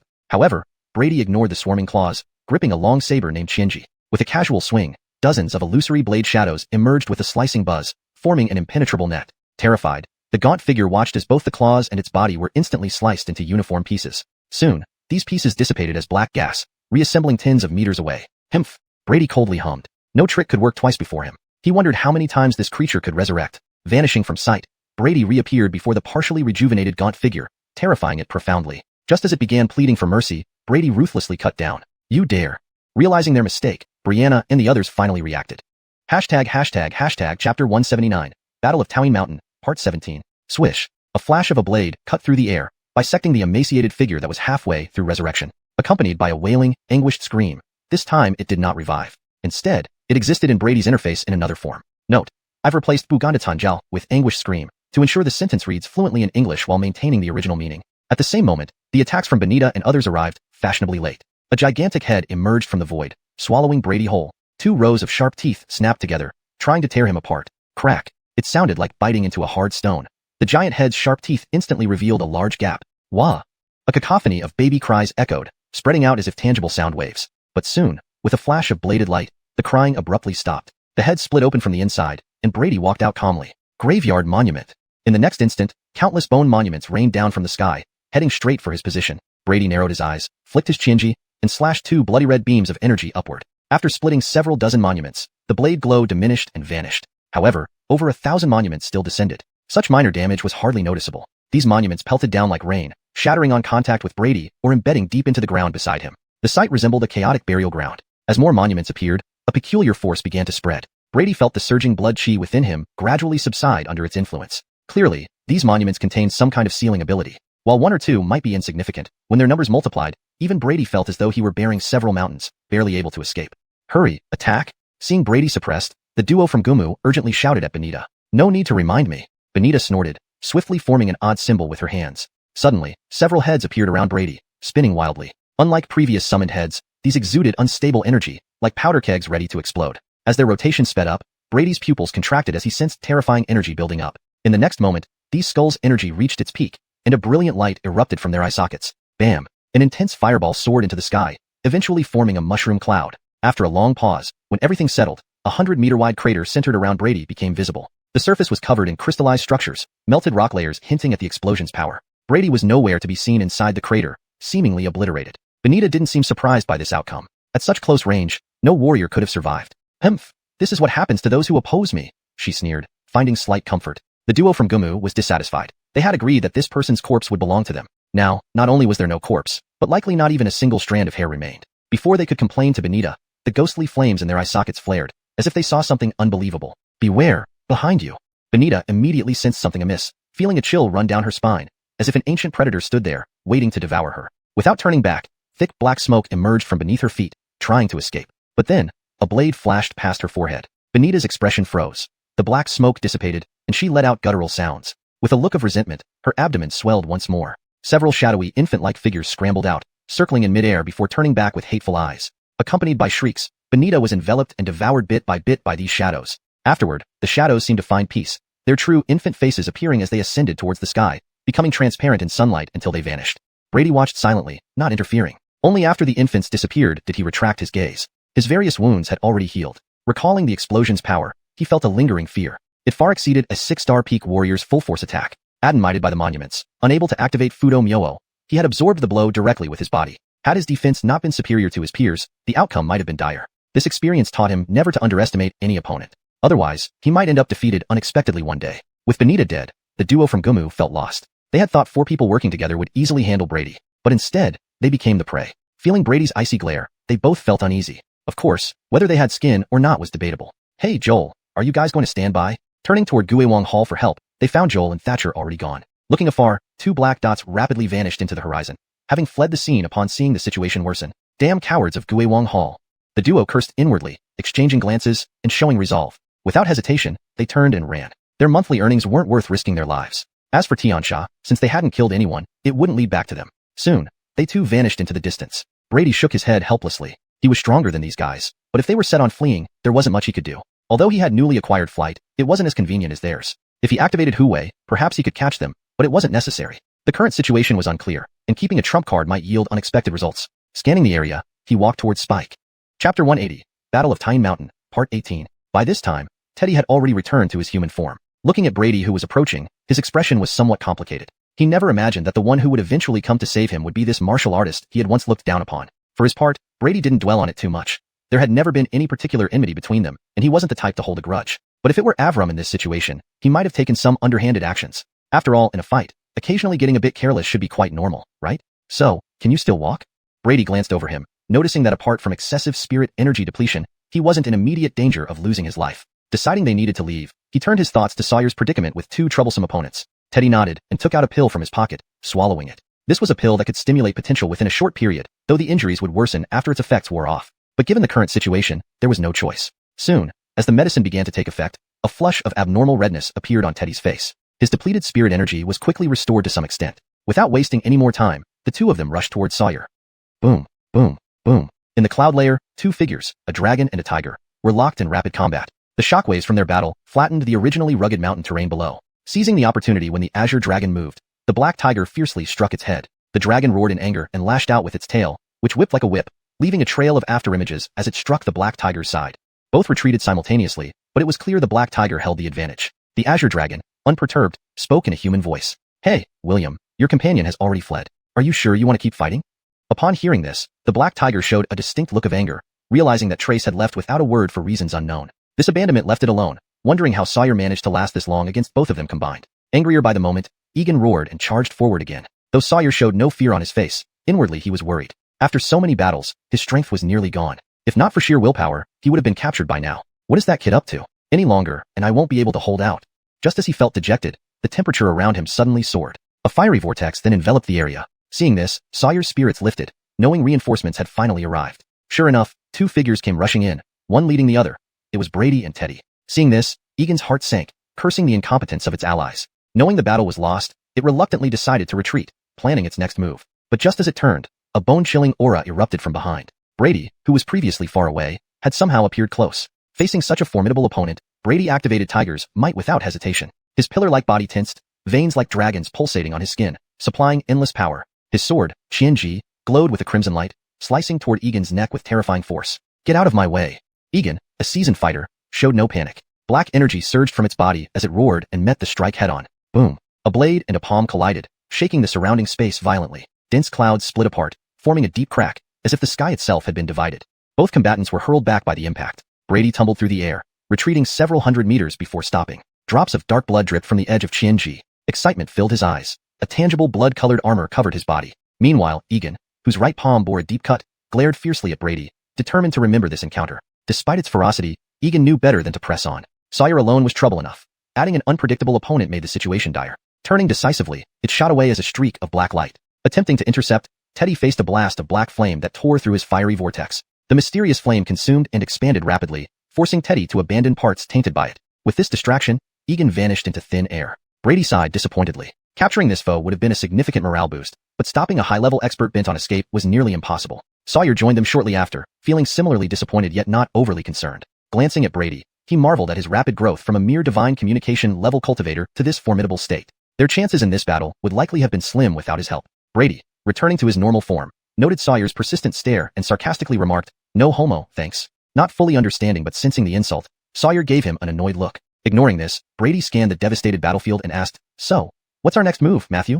The translation maintains the original structure and tone, ensuring fluency and coherence with previous content while accurately reflecting character names and pinyin. Chapter 181, Battle of Mount Tyne, Part 19. Although they had temporarily repelled Alric and his group, the situation still placed them at an absolute disadvantage. If the enemy regained their composure, the tide could turn against them immediately. Sawyer clearly understood this as well. He glanced around and, after a moment's thought, said, "No matter what, we must first re-establish our defenses. Then, we need to find a way to contact Commander-in-Chief Jagger as soon as possible." As he spoke, Sawyer looked toward the mountaintop, his brows furrowing with concern. The peak remained shrouded in a white mist, offering no indication of what was happening inside. He had attempted to reach out to the commander multiple times but received no response. It was as if the entire mountaintop were shielded. Beside him, Teddy also fell silent, evidently thinking of the worst-case scenario. If something happened to Jagger, it would spell complete failure for their side. Brady, however, wasn't thinking so deeply. He had done his part, and even if the situation turned dire, he could always flee. The three then flew towards the mountaintop, each harboring their own thoughts. Near the summit, the defeated demon suppressors had gathered here, sitting or standing, each looking disheveled and injured. The atmosphere was somber, a stark contrast to the confidence they had before the battle began. A few figures moved busily among them. It was Kesha and her team. "Look, it's Gabriel Cheen and the others returning." The sight of the three flying shadows drew their immediate attention. When they saw Sawyer's face clearly, the group became noticeably stirred. With other captains missing and the commander unreachable, Sawyer was now their sole pillar of hope. If something happened to him, the entire group might collapse on the spot. Sawyer approached the remaining demon suppressors, his gaze sweeping over them. His heart sank as he took in their state. Although they had managed to push back the enemy, they had suffered heavy losses. Out of the 100 elite demon suppressors who started the mission, fewer than half remained, and only a handful were still combat ready. With this force, defending against the next wave of attacks was virtually impossible. But Sawyer's expression remained calm. As the backbone of the group, he couldn't afford to lose his composure. Taking a deep breath, he spoke firmly. "Firstly, I want to make one thing clear. We haven't lost this battle today." The demon suppressors looked at each other in confusion. Given their current state, saying they hadn't lost was an understatement. If not for Sawyer and Teddy holding the rear guard, they would have been overwhelmed by the monsters long ago. Seeing their dejected faces, Sawyer gave a cold snort. "Look at you all. What's wrong? Afraid already? Do you remember who you are? Have you forgotten the honor of being a demon suppressor? With your cowardly demeanor, do you even dare to talk about slaying demons? Spit. You might as well go back home and farm. I'll put it bluntly. Anyone who wants to quit can leave right now, no questions asked. But before you go, strip off those clothes. You don't deserve the title demon suppressor." His words stung, rousing a spark of anger in the demon suppressors. No one wanted to be called a failure, especially proud warriors like them. Capitalizing on their emotions, Sawyer added fuel to the fire. "What? You cowards had a chance to leave. Why are you still here? Did you get too scared to even run? Don't worry, just say the word, and I'll carry you down the mountain one by one." This finally ignited their fury. "Hell no, who's afraid of anything? Let's fight till the end. Better die than retreat. If you want to leave, go ahead. But I'll never step back." A defiant youth stood up, his face flushed. Sawyer pretended not to hear, saying disdainfully, Fine. Put on that brave front for whom?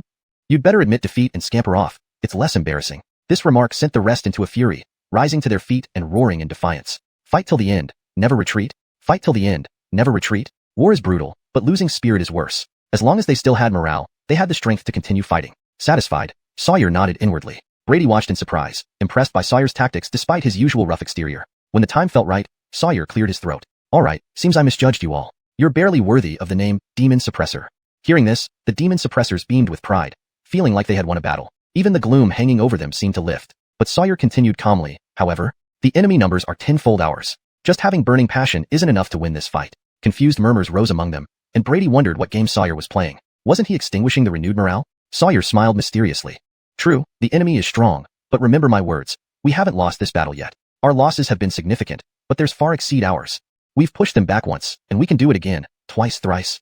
And besides, we have a secret weapon." Turning, he pointed to Brady, who looked bewildered. "Our secret weapon, him? Don't let his young age fool you. His strength is astounding. With him, we have nothing to fear, no matter how strong the enemy." Brady. Note, the chapter is consistent in paragraph structure and line breaks as per the original text. Hashtag chapter 182, Battle of Tyne Mountain, part 20. Right. We still have Gabriel Brady. Let me tell you, I saw it with my own eyes. A 6-star level demon was killed by Gabriel Brady with just one punch. That's not right. Weren't they 5-star demons? Exactly, with Gabriel Brady here, he can take on 10, no, 25-star evil spirits by himself. You know what, Gabriel Brady and Commander Jagger are actually real brothers, and their strength is almost equal. I've heard that too. It's said that. Seeing these guys getting more and more exaggerated, Brady was left utterly bewildered. Come on, guys, even if bragging isn't illegal, can we at least follow some basic logic? One punch to kill a 5-star demon? Why don't you just say I can punch the sun out of existence? And being Jagger's brother? Regardless of whether they have any connection, I am surnamed adding, okay? But seeing those enthusiastic eyes, Brady felt helpless. At the end of the day, didn't they know this was all false? No, deep down, they knew better than anyone. They were just seeking comfort in this illusion. Even if it was false, it was better than being lost and clueless. In such a situation, Brady did not burst their bubble but gave Sawyer, the instigator, an annoyed look. Hee, what's the harm? You're the popular choice, aren't you? Sawyer didn't care and winked, smiling. Brady rolled his eyes and ignored him. He had a rough idea of Sawyer's intentions. Although morale was high now, they still lacked someone who could stabilize the entire group like a stabilizing pillar. But why did this guy think of him for the role? After all, no matter what, he was still an outsider. Besides, there was still Commander Jagger, who outranked him. By any measure, he wasn't the best choice. Sawyer had also considered multiple factors before making his final decision. Firstly, the current state of the commander was unknown. The white mist covering the mountain peak turned out to be a very complex sealing array. With their current situation, they couldn't break it anytime soon. As for Sawyer, due to the recent battle, his stamina had already reached its limit. Though as a 6-star exorcist, he could partially integrate the spiritual energy within him, it wasn't perfect. Once he exceeded the limit, he might suffer mild cognitive impairment, or lose control over his spiritual energy entirely. Worst case scenario, he could turn into a demon, which was not uncommon. As for Teddy, his condition was similar, and his strength was slightly weaker. After much deliberation, only Brady was the most suitable candidate. His strength was comparable to Sawyer's, and with his martial artist's robust constitution, he wouldn't falter easily. Seeing the reinvigorated exorcists, Sawyer cleared his throat and scanned the crowd. All right, settle down. Next, I will assign defensive tasks. How many of you, able to move and above 7-star level, are still standing? The exorcists glanced at each other before 7 slowly stepped forward. Though expected, Sawyer's eyes twitched upon seeing only 7 remaining. Sighing, he wondered how many would survive after this mission. Those 7, regardless of your previous affiliations, temporarily report to me. As for the rest, try to recover your spiritual energy and wounds in preparation for the next battle. With that, he led the 7 aside to assign their tasks. Brady wasn't particularly interested. After listening for a moment, he excused himself and found a quiet corner to sit cross-legged, checking his panel. Name, Brady. Martial arts, Fierce Tiger 100 Cleave Saber Technique, Intermediate Martial Art, Level 10, Invincible Iron Body Technique, Intermediate Martial Art, Level 10, Extreme Cloud Steps, Intermediate Martial Art, Level 10, Everlasting Skill, Intermediate Heart Method, Level 3, Withered Tree Saber Technique. Secret Techniques, Tiger Devour, Aberration Rate, 35%, Immovable Bright King, Aberration Rate, 16%, Moon Step, Aberration Rate, 3%, Modification Points, 43. His panel had changed significantly since before. After merging Extreme Shadow Steps and Pacing Cloud Steps, he had acquired the new technique Extreme Cloud Steps. Upon upgrading it to the max level 10, Brady's agility increased dramatically, and he gained a new ability, Moon Step. This ability allowed flight, which is why he managed to reach the scene and save Sawyer in time. Satisfied, he moved his gaze to the modification points. Aside from Moon Step, these modification points were another significant gain. 43 points was the highest amount he'd ever received since acquiring the system. This sudden wealth made him ponder how to spend them. After much thought, he decided to focus on the Everlasting Skill. Due to its unique nature, Brady hadn't invested points into it until now, reaching only level 3. But with ample points now, he could consider upgrading it. Its effects were beneficial. It helped suppress the increasing Sha Qi and slightly accelerated the recovery of life force. Even if the speed increase was minimal, advancing its level might bring surprises. Deciding quickly, Brady concentrated and clicked. However, he suddenly remembered a serious issue. As the panel started vibrating, purple Qi surged around him, enveloping him completely. Feeling the surge of Qi, Brady realized he'd forgotten about this part. But then he figured, since no one knew about the system, he could make up an excuse. Without pausing, he continued enhancing the Everlasting Skill. Level 4, Level 5. As he rapidly upgraded, the dramatic scene caught the attention of the exorcists. Dealing with Qi daily, they were familiar with its essence, but usually, they could only absorb a tiny bit during sunrise. But this time, they were stunned. Seeing Brady almost swallowed by the purple Qi, everyone gaped, feeling like they were in a dream.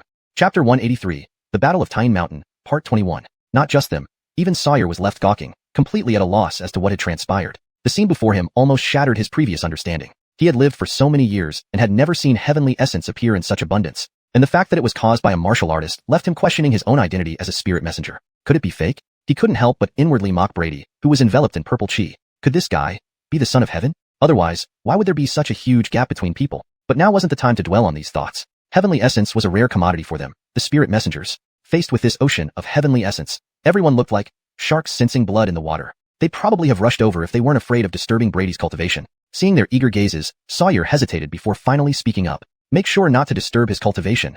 And remember, everyone must remain quiet and only absorb the stray heavenly essence from the periphery. I repeat, make sure not to disturb his cultivation.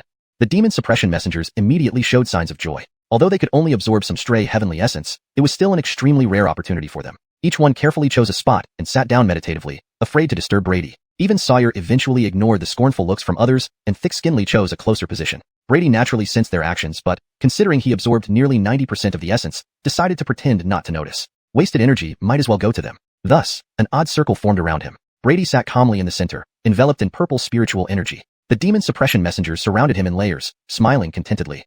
Time passed unknowingly. After modifying the Eternal Spring skill to its ultimate 10th level, the once abundant heavenly essence began to fade away. With the disappearance of the essence, the messengers opened their eyes, still longing for more. In that short period, not only did their severely depleted spirit force recover significantly, but several of them made notable advancements. Given some time, they were bound to progress further. Their gaze towards Brady became all the more intense, like an old bachelor suddenly seeing an unclothed beauty. When Brady opened his eyes and saw those hungry stares, he felt a chill. He suspected these guys might pounce on him. Fortunately, Sawyer intervened, scolding them until they reluctantly left. Watching them turn back repeatedly, Brady shuddered, realizing how greatly the heavenly essence affected them. It felt more terrifying than facing multiple strong opponents at once. At that moment, Sawyer rubbed his hands and approached with a sly smile. Seeing his smug look, Brady rolled his eyes irritably. Don't ask. It's gone.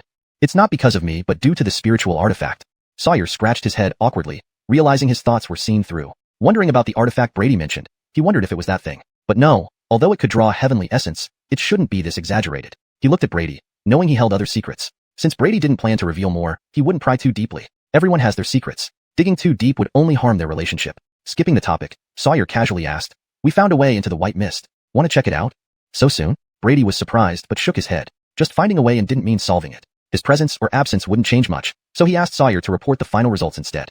Nodding, Sawyer said nothing more. Looking at the jubilant demon suppression messengers, despite his calm expression, he had already braced for the worst. If things went as expected, he'd have to think about a retreat strategy. Watching Sawyer's retreating back, Brady's eyes flickered. Ultimately, he remained silent and refocused on his interface. The Eternal Spring skill was now modified to its 10th and ultimate level, possibly surpassing even the founder's achievements. The cost was 14 modification points, but the gains were worth it. Though no special abilities were unlocked, the skill's effect was amplified tens of times over. Inside his meridians, a thumb-thick white dragon swam, leaving behind rapidly generated vital energy wherever it passed. Compared to its third level, reaching the highest level allowed for perfect suppression of corrupt chi and boosted vital energy regeneration by a staggering 200%. It was akin to donning a brute's armor. This enhancement was undoubtedly impressive. Increased vital energy recovery also meant he could use Tiger Devour as a regular skill from now on. Other benefits like extended endurance and faster conversion of primordial blood were self-explanatory. Initially hesitant about the point expenditure, Brady now felt it was truly worth it, just like how a meal you thought you'd regret turns out delicious. Familiarizing himself with his current condition, he turned his attention to other skills.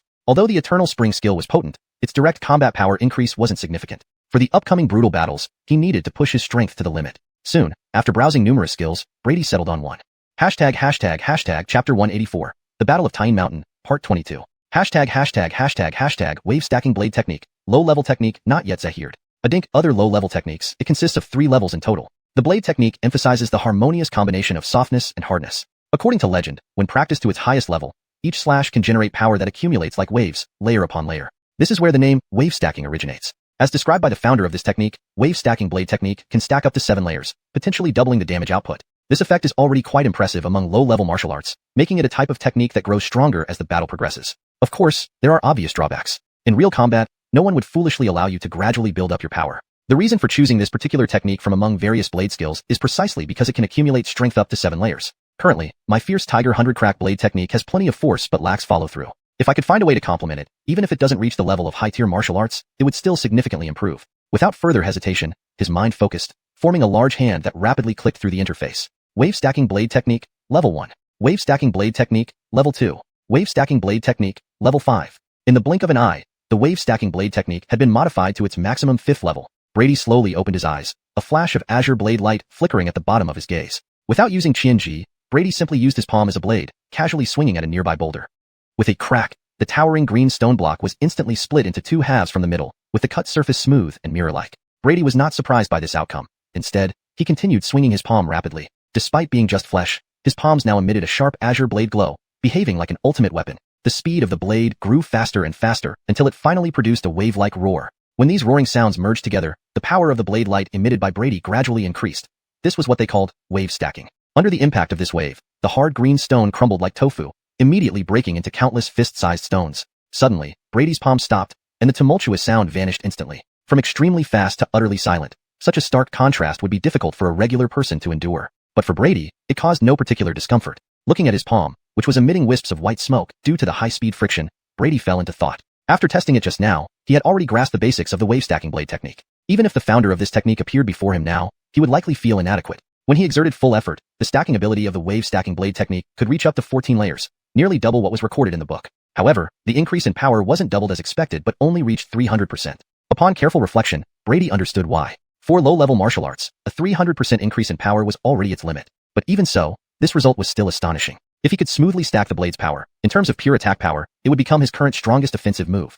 However, Brady did not stop here. He looked at the fierce Tiger 100 crack blade technique, his eyes gleaming slightly. His true intention was to fuse the two techniques together. That way, it would have both the brute force of the fierce Tiger 100 crack blade technique and the follow-through power of the wave-stacking blade technique. Just imagining this combination in his mind was enough to excite him. He began experimenting without delay. But after a moment, he opened his eyes again, a hint of frustration on his face. Without a doubt, he had failed.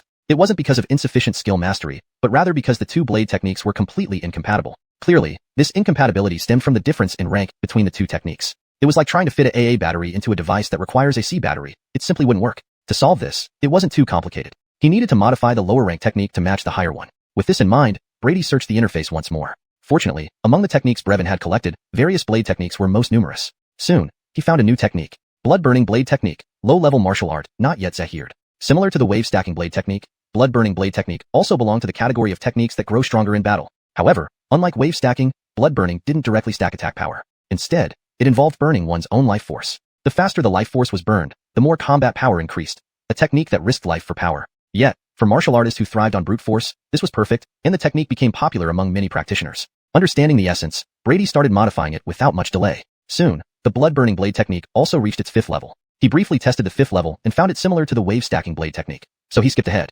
Next, his consciousness delved deep into his mind, beginning to attempt the fusion of the blood-burning blade technique and the wave-stacking blade technique. This time, no unexpected issues arose, and the two techniques slowly but effectively fused together. After countless attempts, both techniques simultaneously disappeared, having fully integrated into one. Brady's spirit stirred, and he hurriedly checked the interface. Indeed, the blood-burning blade technique and the wave-stacking blade technique had vanished, replaced by a new blade technique. Blood-burning wave-stacking blade technique, intermediate martial art, 5th level. Finally done. Brady exhaled deeply and began modifying the new technique without hesitation. There was no way around it. More points meant more flexibility. After several cycles of depleting and restoring his vital energy, the technique had reached its 10th level. Blood-burning wave-stacking blade technique, intermediate martial art, 10th level. After reaching the highest level, Brady casually tested the technique's effects. The result was highly satisfactory. The new technique retained the characteristics of the previous two, while greatly enhancing them. The stacking speed had significantly increased, and the maximum stacking layers had risen to 28, with the power boost reaching a terrifying 500%. This meant that if the enemy couldn't escape or interrupt his stacking process, the damage would be devastating. However good this technique was, it was ultimately just an appetizer. Brady took a deep breath, focusing once more. In the next moment, numerous blade principles flashed through his mind. Brady's expression turned solemn as he embarked on the final fusion. Note: proper nouns such as names and specific techniques have been kept consistent throughout, maintaining the original structure and tone. Chapter 185, The Battle of Tyne Mountain, Part 23. As Brady immersed himself in the fusion of his techniques, Sawyer began to act on his side. Sawyer led a group of people who slowly approached the edge of the white mist. After repeated attempts, they finally selected the weakest point. Following a nod from him, the other 5 individuals each pulled out a peculiar-looking device from their chests. From their appearance, they resembled iron rulers with various sized holes. Under their manipulation, the 5 iron rulers started emitting faint golden light, with intricate spiritual patterns flashing across their surfaces. Forward, backward, imperial edict, unite. As the words fell, the 5 simultaneously threw their iron rulers into the sky. Amidst a blinding light, the 5 rulers merged into one, transforming into a golden xiuxian ruler. The ruler seemed to be made entirely of pure gold, with the characters Zheng, right, and Fan, reverse, inscribed on either side. Asterisk note: for better understanding, Zheng is often translated as right or positive, and Fan as reverse or negative. If you prefer, we can translate them as right and reverse. Asterisk, revised. As the words fell, the 5 simultaneously threw their iron rulers into the sky. Amidst a blinding light, the 5 rulers merged into one, transforming into a golden ruler. The ruler seemed to be made entirely of pure gold, with the words right and reverse inscribed on either side. Spinning in midair, the side inscribed with backward suddenly shot out a beam of golden light, plunging directly into the white mist. Soon after, the originally calm mist began to violently churn, like boiling water. Sawyer and his companions remained unperturbed, clearly expecting this reaction. However, seeing the mist becoming increasingly turbulent, they took a few steps back as a precaution. Fortunately, nothing unexpected happened. Under their watchful eyes, the mist slowly parted, forming a passage wide enough for one person. Unfortunately, the narrow passage offered no clear view of what lay within. After waiting outside for a while and seeing no change, they heaved a sigh of relief. Aide, you will lead the team inside this time. Remember, find Director General first before doing anything else. If the situation seems off, bring everyone back immediately. Sawyer's gaze was fixed on the passageway. Finally deciding, he looked at his bearded subordinate. Alejandro, whose full name is Alejandro, was one of Sawyer's trusted lieutenants. In the previous battle, he had fought 3 opponents of the 7th rank single-handedly. Though severely injured, he managed to kill one and seriously wound 2 others. His injuries were mostly healed thanks to the essence Brady had drawn earlier. Therefore, Sawyer decided that he should lead the other 4 8-star demon-slaying envoys into the mist to locate the Director General. Regardless of the outcome, he must return promptly to report the situation. Under Sawyer's watchful eye, Alejandro grinned and said, "Don't worry, Brother Chin." Without hesitation, he grabbed the floating xiuxian, golden ruler, and led the other 4 into the mist. For better flow and clarity in English, I have made the following adjustments. Added and said, to make it clear that Alejandro is speaking. Changed ruler to golden ruler, for specificity and to match earlier descriptions. Without the suppression of the ruler, the mist soon returned to its original state after churning for a moment. Watching the figures disappear into the mist, Sawyer paused for a moment before turning and leaving without any hesitation. Compared to this place, an even more formidable challenge awaited him outside. Several hours later, as dusk approached, several demon-slaying envoys stationed as guards suddenly heard rustling sounds. When they saw what was coming, terror flashed in their eyes. Whoosh! A crimson flame shot up rapidly through the dim sky, accompanied by a sharp whistling sound. Sawyer, who had been directing defenses, instantly recognized it. They're finally here. The demon-slaying envoys, after a brief pause, scrambled to their posts, eyes fixed nervously on the mountains below. Why panic? Just follow my instructions, and we'll ensure these fools have a memorable night. Sawyer's confident words eased the previously tense atmosphere among the envoys. A guard hurried to his side, hesitating briefly before speaking. Gabriel Chin, Gabriel adding, is still in seclusion. We haven't disturbed him as per your orders. Hearing this, Sawyer's brow furrowed. What is this guy doing? Time is running out. Heaving a sigh, he said, I understand. Remember, don't disturb him unless it's absolutely necessary. Watch over him specifically. When he wakes up, inform him of the situation here immediately. The guard nodded and left. Watching him go, a hint of frustration flashed across Sawyer's face. Alejandro hadn't sent any news from the mist, and now Brady was also being unhelpful. Despite preparations, he felt uncertain about holding the line. Just then, 2 figures appeared, Teddy and Balthazar. Speaking of Balthazar, his luck was incredible. He narrowly survived by encountering a separated envoy when tossed casually. Though not fond of him, his survival was fortunate. As for Erlin and Muhammad, there was little hope of finding them alive, leaving only the 3 6-star envoys. Their mission was crucial, to delay all high-level forces on the opposite side, allowing no one to escape. Otherwise, even the strongest defenses would crumble quickly against a 6-star force. Teddy and Balthazar arrived before Sawyer. They exchanged glances, nodding slightly without words. Suddenly, pebbles on the ground started jumping. With grave expressions, they looked downhill. A black line was rapidly approaching, revealing an army composed of bronze soldiers, bone monsters, and bloodthirsty beasts. The army numbered in the tens of thousands. But what truly alarmed Sawyer were the 8 figures floating above the monster army, all 6th-rank entities. It was evident that the enemy aimed to annihilate them once and for all. Humph! These guys lack any creativity. Teddy showed disdain as he watched the advancing army. Sawyer remained silent, calmly observing the approaching monsters. He didn't signal an immediate attack, but raised his right hand slowly, maintaining an utterly calm demeanor. 5 li, 4 li, 3 li. Even with their sharp eyes, the envoys could now see the frenzied, bloodthirsty faces of the monsters. Faced with such horror, few could remain calm. The envoys' palms sweated under immense psychological pressure, which would drive anyone insane. Yet without Sawyer's command, they suppressed their impatience anxiously. Finally, when the distance between them narrowed to mere hundreds of meters, Sawyer's raised hand fell abruptly. Attack! In the next moment, both the sky and ground erupted in a dense network of golden flashes. From afar, Tyne Mountain looked like it was crowned with a golden cap. Explosive talismans were thrown wildly by the envoys, bombarding the advancing wave of monsters mercilessly. Even an ordinary army would lose morale and fall into chaos under such saturation. Chapter 185. The Battle of Tyne Mountain, Part 23. As Brady immersed himself in merging his cultivation techniques, Sawyer also began his actions. Led by Sawyer, a group slowly approached the edge of the white mist. After multiple attempts, they finally chose the weakest point.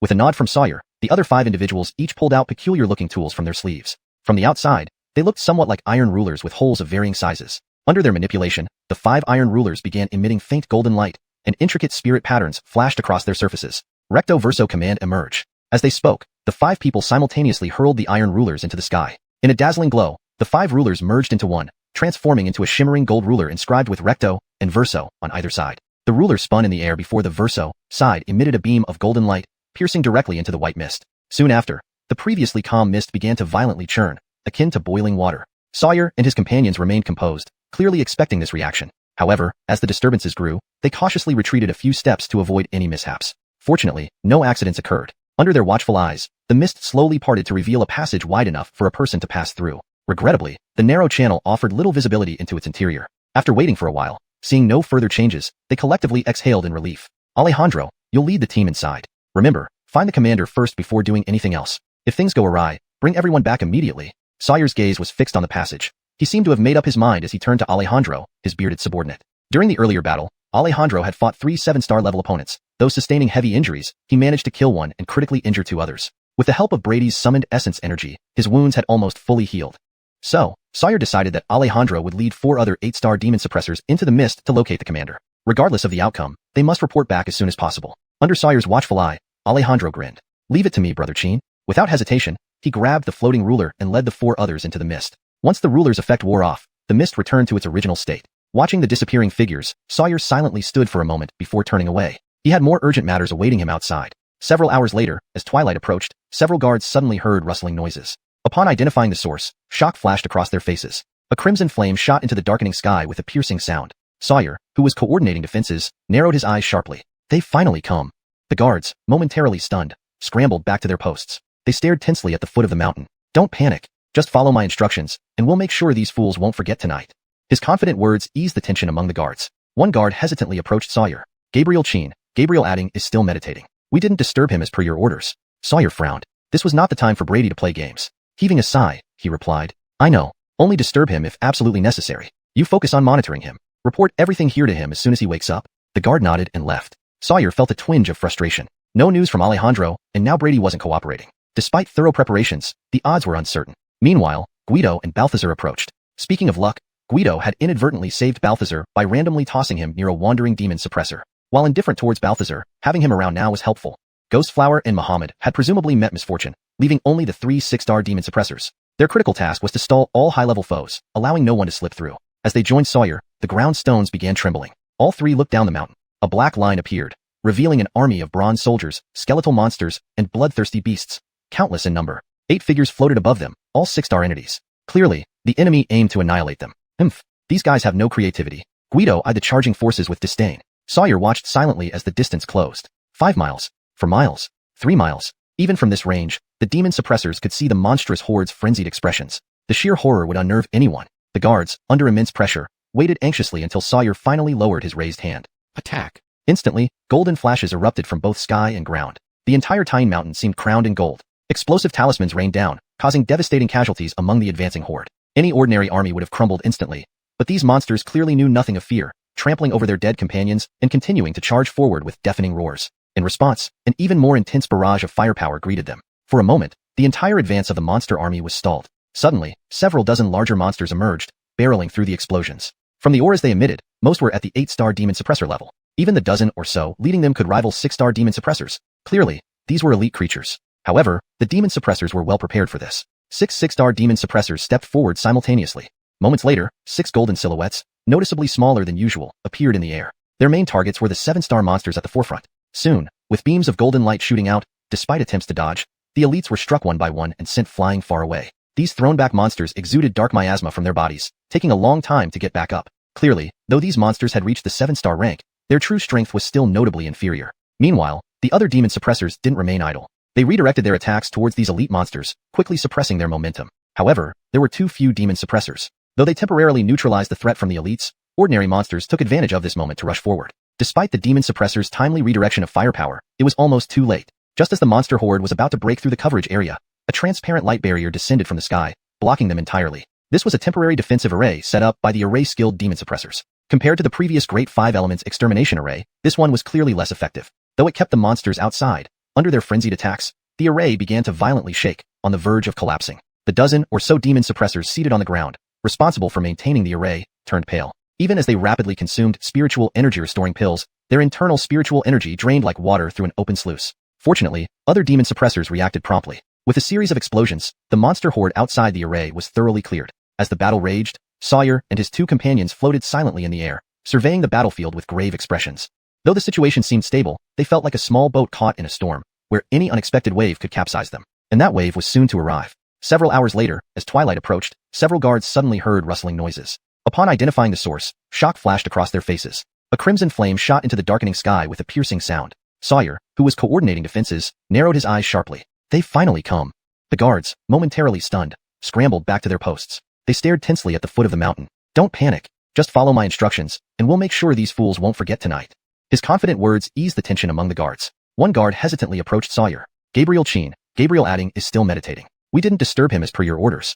Sawyer frowned. This was not the time for Brady to play games. Heaving a sigh, he replied, I know. Only disturb him if absolutely necessary. Focus on monitoring him. Report everything here to him as soon as he wakes up. The guard nodded and left. Sawyer felt a twinge of frustration. No news from Alejandro, and now Brady wasn't cooperating. Despite thorough preparations, the odds were uncertain. Meanwhile, Teddy and Balthazar approached. Speaking of luck, Teddy had inadvertently saved Balthazar by randomly tossing him near a wandering demon suppressor. While indifferent towards Balthazar, having him around now was helpful. Ghostflower and Muhammad had presumably met misfortune, leaving only the 3 6-star demon suppressors. Their critical task was to stall all high-level foes, allowing no one to slip through. As they joined Sawyer, the ground stones began trembling. All three looked down the mountain. A black line appeared, revealing an army of bronze soldiers, skeletal monsters, and bloodthirsty beasts, countless in number. 8 figures floated above them, all 6-star entities. Clearly, the enemy aimed to annihilate them. These guys have no creativity. Teddy eyed the charging forces with disdain. Sawyer watched silently as the distance closed. 5 miles. 4 miles. 3 miles. Even from this range, the demon suppressors could see the monstrous horde's frenzied expressions. The sheer horror would unnerve anyone. The guards, under immense pressure, waited anxiously until Sawyer finally lowered his raised hand. Attack. Instantly, golden flashes erupted from both sky and ground. The entire Tyne Mountain seemed crowned in gold. Explosive talismans rained down, causing devastating casualties among the advancing horde. Any ordinary army would have crumbled instantly. But these monsters clearly knew nothing of fear, trampling over their dead companions and continuing to charge forward with deafening roars. In response, an even more intense barrage of firepower greeted them. For a moment, the entire advance of the monster army was stalled. Suddenly, several dozen larger monsters emerged, barreling through the explosions. From the auras they emitted, most were at the 8-star demon suppressor level. Even the dozen or so leading them could rival 6-star demon suppressors. Clearly, these were elite creatures. However, the demon suppressors were well prepared for this. 6-star demon suppressors stepped forward simultaneously. Moments later, 6 golden silhouettes, noticeably smaller than usual, appeared in the air. Their main targets were the 7-star monsters at the forefront. Soon, with beams of golden light shooting out, despite attempts to dodge, the elites were struck one by one and sent flying far away. These thrown-back monsters exuded dark miasma from their bodies, taking a long time to get back up.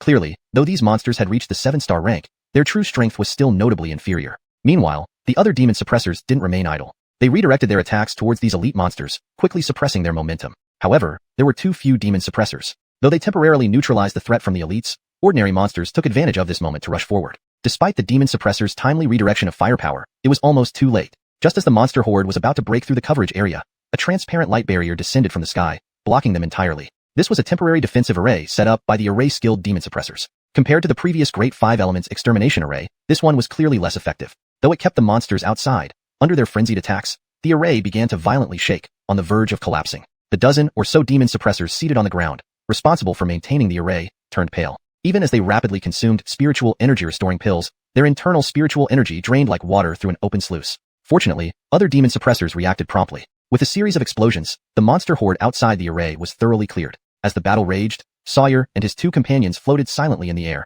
surveying the battlefield with grave expressions. Though the situation seemed stable, they felt like a small boat caught in a storm, where any unexpected wave could capsize them. And that wave was soon to arrive. Chapter 186, Battle of Tyne Mountain Part 24. Sawyer, don't you dare come out now. As a brazen voice echoed, Derek stood with his arms crossed, his gaze sweeping across the entire battlefield and fixating intently on Sawyer in the rear. A terrifying aura erupted from him, overpowering even the clamor below. About right, everyone should follow the plan when the time comes. Not aiming to kill, we only need to hold them back as much as possible. Ignoring the provocation, Sawyer spoke in a low tone to Balthazar and Teddy. Without any objections, even Balthazar, who usually did not get along with him, nodded silently in acquiescence to his plan. Immediately after, the 3 soared into the sky, flying towards the center of the battlefield. Passing through the most densely packed part of the monster army, lightning flickered momentarily in Sawyer's eyes. The next moment, countless green lightning bolts descended from the heavens like raindrops. Facing such devastating power within these lightning bolts, the monsters were utterly defenseless, being struck down to nothingness, leaving no chance for resurrection. This attack instantly cleared a 100-meter-wide space among the originally dense army. Although this loss was negligible compared to the vast number of monsters, it would at least relieve some pressure off the demon hunters in the rear. The 8 adversaries showed no intention of stopping Sawyer's small action. Instead, disdain filled their faces. In a battle between skilled fighters, every ounce of spiritual energy could be the tipping point. Therefore, expending precious spiritual energy on trivial matters appeared extremely foolish to them. Sawyer was unmoved by their thoughts. After unleashing his attack, the trio moved swiftly without further delay, soon reaching close by. 3 against 8.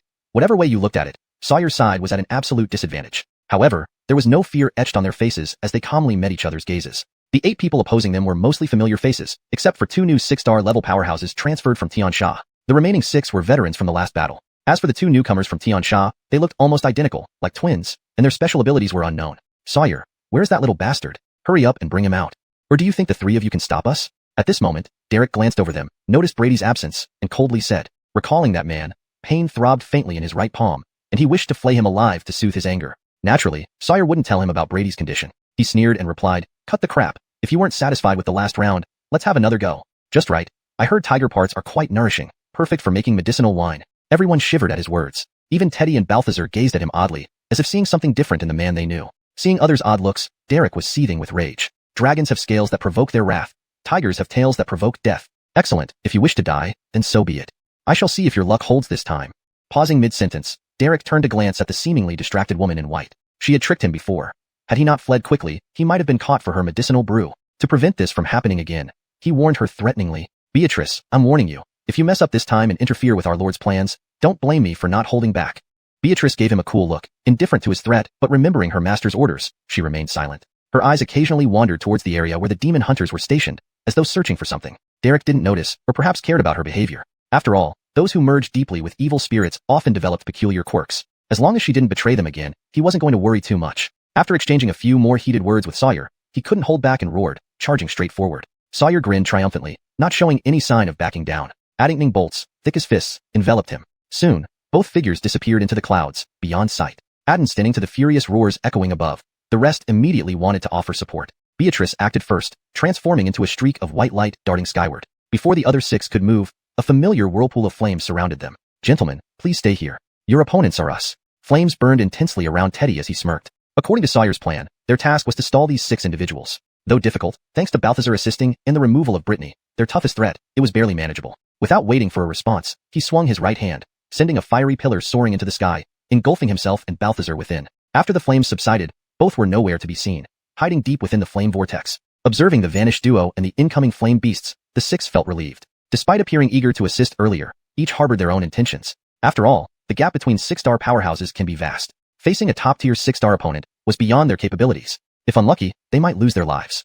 Why take such risks? They chose to become demons for stronger power and better lives. So instead of risking it, they preferred staying here and waiting for the final result. Even if questioned by their leader later, they would have reasons. "Dogsy, the job is yours." "What, ahem, no need to rush, take your time," said Sishi with a light cough. Though disliking the environment, staying here was still better than engaging in combat with those monsters. The 4 others exchanged glances but remained silent, implicitly agreeing with his approach. "If you call me that name again, watch me cut off your snake head." Dog snarled coldly. Sishi froze but seeing his seriousness, lowered his head apologetically. Seeing this, Dog retracted his killing aura with a cold snort, scanned the surroundings, then led the way in a certain direction. Chapter 187, The Battle of Tyne Mountain, Part 25. At this moment, inside the massive flame vortex, Douglas was walking leisurely, with several others. The terrifying flame giants around them couldn't pose any threat. They could easily disperse them with just a wave of their hand. The only thing to watch out for was Aziel, lurking in the shadows. This guy would occasionally emerge from the cover of flames to launch surprise attacks, but each time, he would deliver 1 or 2 strikes before disappearing again, causing the group no end of frustration. Just then, the duo from Gumu seemed to recall something and said with an apprehensive tone, "Speaking of which, what if that monster reappears? What should we do then?" Clearly, they weren't referring to Aziel. Douglas and Kip also understood who they were talking about, their expressions darkening and faces turning grim. That devastating power displayed by Dodge had clearly left a deep psychological impact on them. He's merely a martial artist. No matter how strong he is, there are always ways to deal with him. It's your cowardice that disgraces our adding Shishi title. So be it. If that guy dares to show up, let the Star Souls handle it. The twins from Tian Sha appeared disdainful towards the formidable Dodge, also belittling the other 4. Though the 4 looked displeased, they surprisingly didn't argue back. Instead, they forced smiles and flattered the twins. "You're right, the Star Souls' prowess is renowned. We've heard about you all long ago. We'll have to rely on both of you at that time." It was unclear what abilities these 2 possessed, but somehow the others could endure such insults. Seeing their compliments, the Star Souls felt satisfied. However, what the twins didn't know was that the moment Douglas and the others turned away, their eyes met, revealing mocking grins. On the other side of the battlefield, where Dodge was in seclusion, Dodge sat cross-legged, his eyes tightly shut, pale-faced. Judging by his tense expression, it was evident that the integration of the cultivation technique had reached its most critical stage. Not far away, a demon suppression envoy paced restlessly, occasionally glancing at Dodge with anxiety written all over his face. The current battlefield situation was not good. Though Reba's final blow alleviated some pressure, the overwhelming force of monsters soon made things worse again. Their talismans, though numerous, could not withstand such relentless consumption. As fire support weakened and night fell, defenses were nearly breached multiple times within a short period. Despite paying a heavy price, they barely managed to hold on, but the situation was precarious. Hearing distant explosions and roars, the demon suppression envoy broke into a cold sweat, almost tempted to awaken Dodge directly. Fortunately, he remembered Reba's orders and held back, but time was running out. Just as despair set in, Dodge's tightly closed eyes flickered open, much to the envoy's relief. "Great, Gabriel Ling, you've finally awoken." They, the team led by Gabriel Chin, are currently, Adden standing to the envoy's urgent report, Dodge's eyes gleamed as he grasped the severity of the situation. He hadn't expected conditions to deteriorate so quickly during his seclusion. Unfortunately, this time the technique fusion proved more challenging than anticipated. If not for his last-ditch effort and a stroke of luck, it might have taken much longer. But the outcome was worth every wasted moment. I understand everything. Don't worry. This will all be over soon. Dodge slowly rose, his gaze piercing through the darkness toward the distant battlefield, eyes flashing like solid daggers. The envoy initially froze upon hearing this, then showed a look of trust and admiration. Watching Dodge, he saw him take a step forward and vanish from sight. Meanwhile, in the heart of the battlefield, a towering figure appeared suddenly, none other than Dodge. Looking down at the vast army of monsters below, a cold light flashed in his eyes as he stomped down on the densest area without hesitation. Boom. A comet falling, accompanied by a towering shockwave several meters high. Hundreds of monsters were instantly reduced to blood mist. Sadly, these puppet-like beings required manual activation and couldn't provide experience points. Otherwise, this book could end here. The sudden commotion caused the entire battlefield to fall silent. Even the savage and bloodthirsty monsters halted in their tracks. Originally devoid of fear, they now hesitated, as if facing a natural predator. Regardless of the urging from the hidden 7 stars evil spirits, the monsters wouldn't budge. This spectacle also caught the attention of the demon suppression envoys. After a brief daze, using faint firelight, they immediately recognized Dodge, erupting into excited shouts. Excellent! It's Gabriel Ling! It's Gabriel Ling! He's come out of seclusion. Haha, with Gabriel Ling, we will surely win. Brothers, charge with Gabriel Ling. Briar envoys reluctantly restrained these overexcited comrades. Outside, those monsters wouldn't show mercy. Dodge ignored them, scanning the monstrous sea of foes with a cold glance. No matter how many trash there were, they remained just that, trash. With a gesture, Qianji materialized and extended into a blade tens of meters, long with the infusion of blood qi. A similar blood qi saber emerged from his left palm, emitting a pungent bloody aroma. Holding both blades, Dodge's muscles tensed, purple-black veins protruding on his body. Next moment, as the ground beneath him exploded, Dodge transformed into a streak of light, plunging into the fray. Dual sabers whirled wildly, akin to a human-sized mower, leaving no enemy intact. Blood and limbs flew, scenes beyond description. Seeing Dodge like a god of war, envoys' eyes burned with zeal. They yearned to charge out and fight alongside him. Damn, we must stop him. Hidden evil spirits, despite their fear, knew this couldn't continue. Using a certain method would drastically reduce their uses, but they couldn't care less. Each pulled out a token, bit their tongues to draw blood, spitting it onto the tokens. As the blood was absorbed, all monsters trembled, releasing an intense aura of malice. ##### Chapter 188. The Battle of Tyne Mountain, Part 26. In this state, the speed and strength of these zombie soldiers were noticeably enhanced. It was as if they had activated a berserk mode, madly lunging and biting at Brady. Unfortunately, in the face of such an overwhelming power gap, all these flashy tactics were utterly useless. Whether before or after going berserk, to Brady, there was no difference. They remained equally weak. Ironically, due to their antics, Brady was able to roughly sense the positions of those hiding behind them. Based on the faint sensations, Brady's gaze turned cold, and he strode directly to the right. Countless zombie soldiers surged forward one after another, but could not impede his progress in the slightest. His twin blades slashed carelessly, causing the zombie soldiers to fall like wheat being reaped. The wounds were accompanied by a thread of blood light, preventing them from healing. At this moment, the hidden 7-star spirit envoys, seeing that the killing god Brady was getting closer, finally began to panic. One of them couldn't bear the fear in his heart, ignoring his companion's protests, screamed and fled backward. In the next instant, a shrill whistling sound rang out. A rusted bronze halberd flew through the air, piercing through dozens of zombie soldiers in succession, pinning them to the ground. A streak of blood light flashed along the blade, seeping into his body through the wound, instantly suppressing his spiritual power completely. In this situation, he couldn't even summon his own spirit. Save me.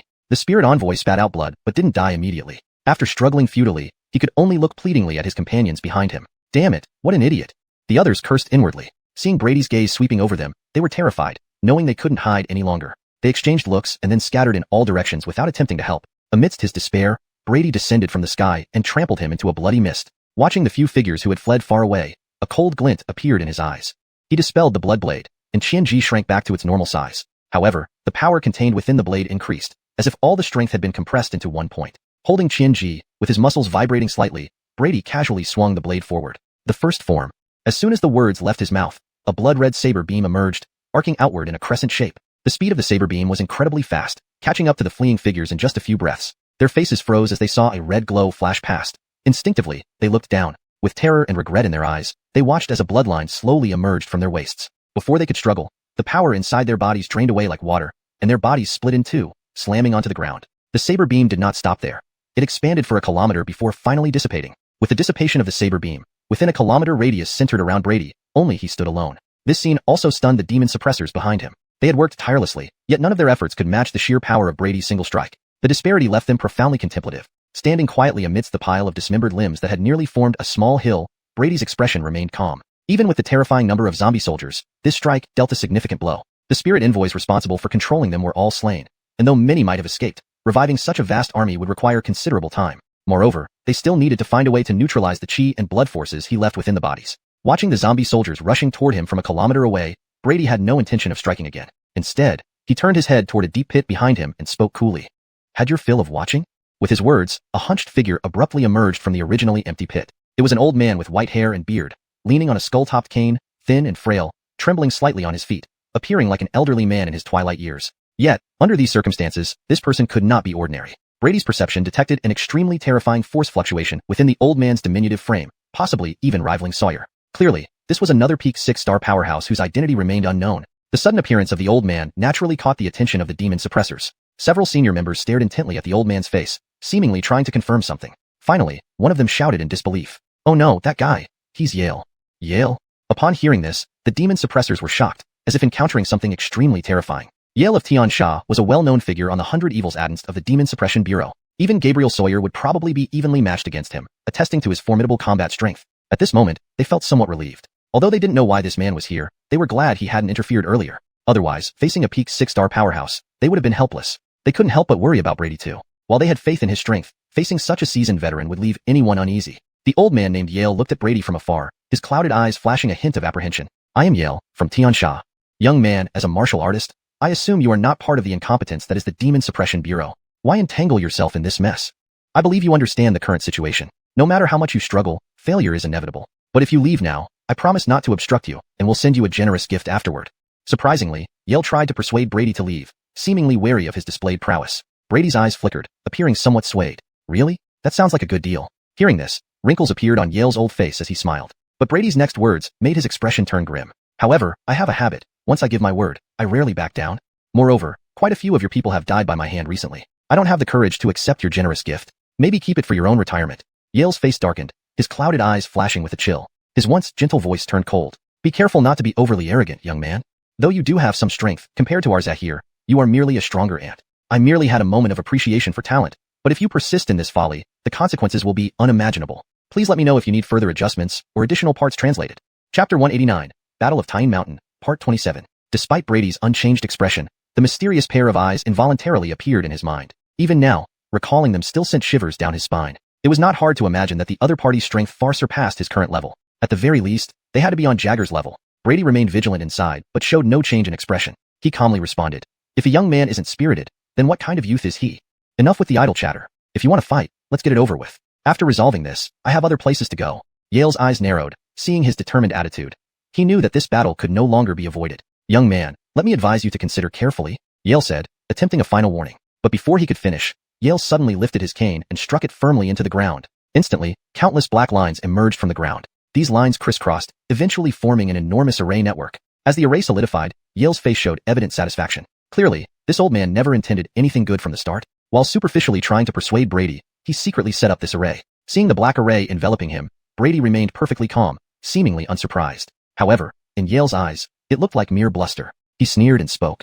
"Boy, I guess you don't know what this array under your feet really is? Let me do you a favor and tell you, so at least you'll die understanding. This array is called the Bloodthirst Array, specifically designed for warriors like you. It may pose little threat to spirit adepts, but any warrior caught within will have their life force continuously absorbed by the array. No matter how strong you are, without life force, you'll just be fish on a chopping board." Yale's eyes glinted maliciously. "Hee. Boy, do you want to know why I'm telling you all this? That's right, to intentionally delay time.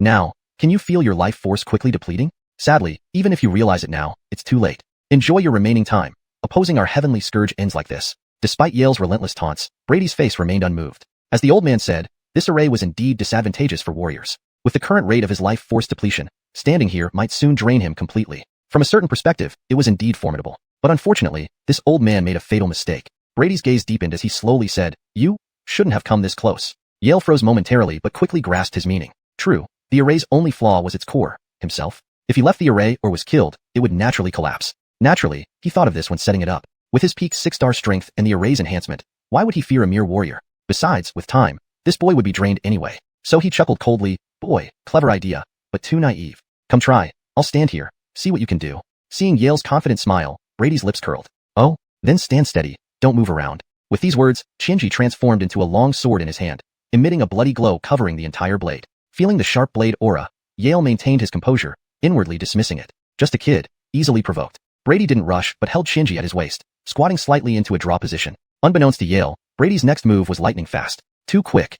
As their eyes met, Yale felt the terrifying killing intent emanating from Brady, causing his pupils to constrict. Fortunately, despite outward arrogance, he was prepared internally. His cane tapped the ground, and with a thunderous roar, 3 black shields erupted from the earth, protecting him.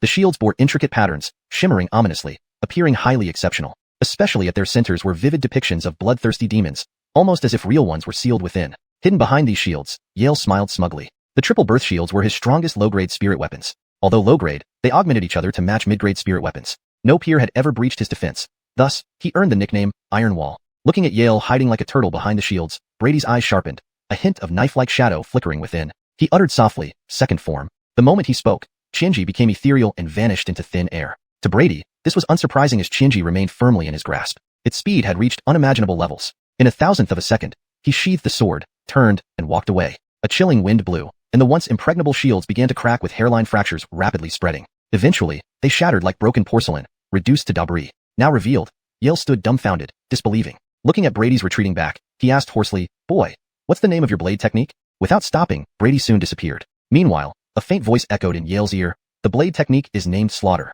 Slaughter? Hearing the answer, Yale's eyes showed relief, his body covered in countless bloody marks. A chilling wind swept through, turning him into a cloud of blood mist, disappearing into the air.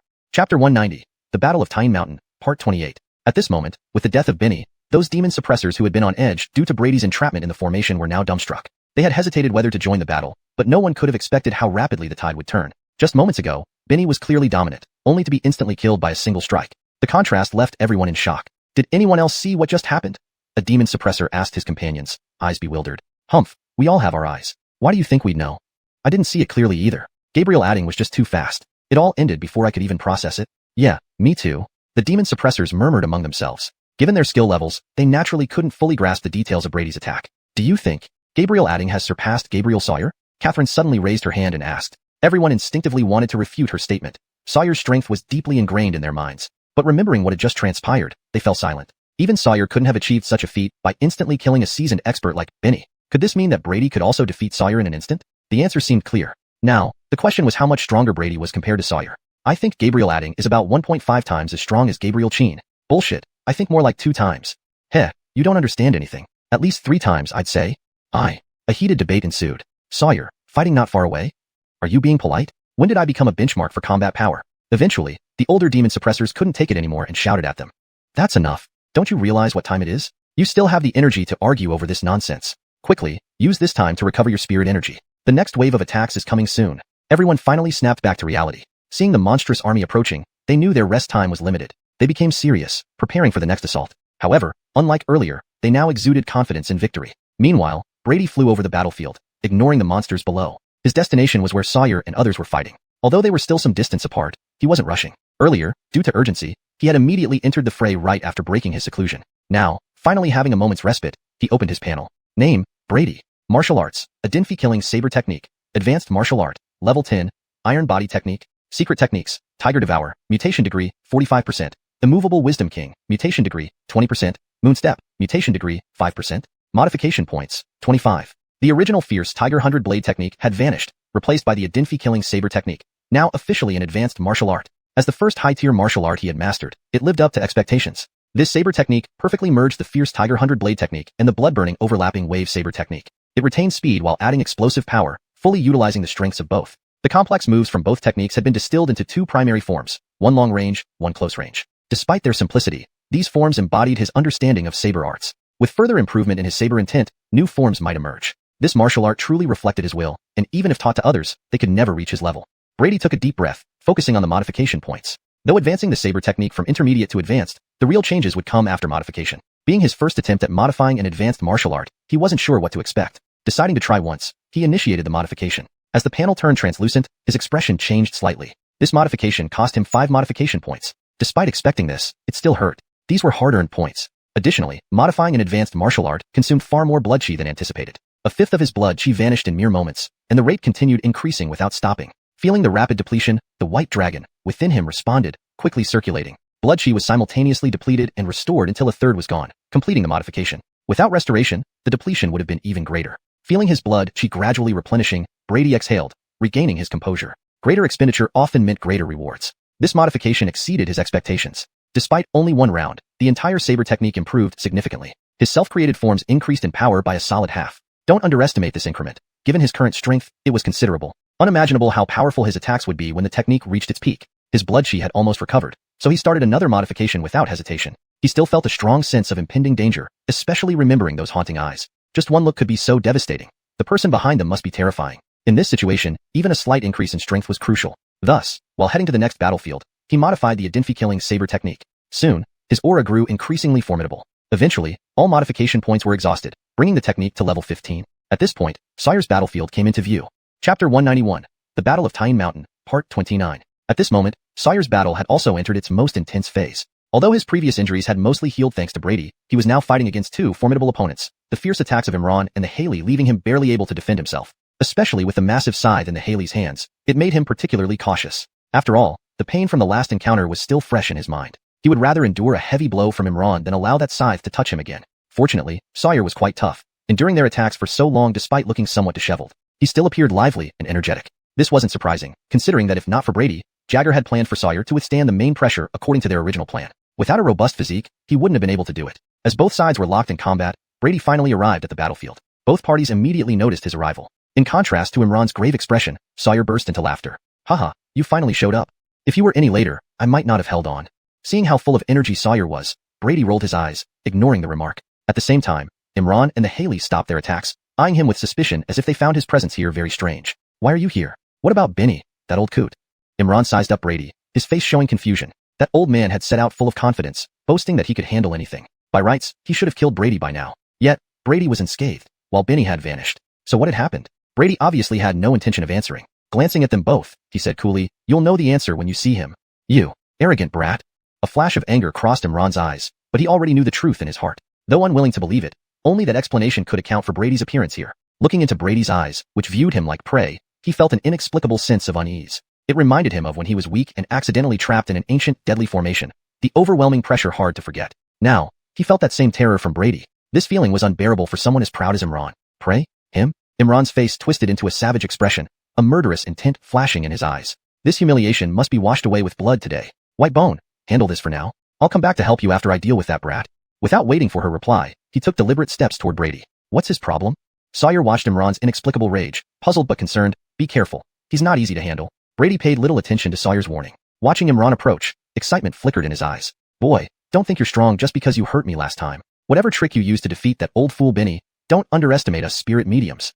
Stopping several dozen meters from Brady, Imran's face grew cold with malice. As he spoke, a dense black mist rose from behind him, and a shadowy black tiger emerged, roaring silently before merging into his body. His throat emitted a strange sound, and his pupils turned completely black. His body stretched and deformed, bones piercing flesh and muscles bulging, transforming into a massive black tiger several meters tall. Brady watched intently. This was his first time witnessing a spirit medium merge with their spirit. Typically, weaker spirit mediums couldn't fully control their spirit's power, so they released them directly to fight. While this gave them reliable strength, the drawback was that any injury to the spirit reflected back on the medium. Therefore, most spirit mediums borrowed their spirit's power rather than releasing them. Some exceptions existed, like Alden, whose spirit could divide into numerous subspirits. As long as not all were destroyed at once, there were few problems. With increasing strength, spirit mediums gradually gained control over their spirits, leading to a higher level ability, spirit fusion. By fully releasing and integrating the spirit, both strengths could explode together. With high synergy, the effect could exceed simple addition. However, this was risky. Since spirits were inherently malevolent, losing control could mean disaster, especially for weaker mediums.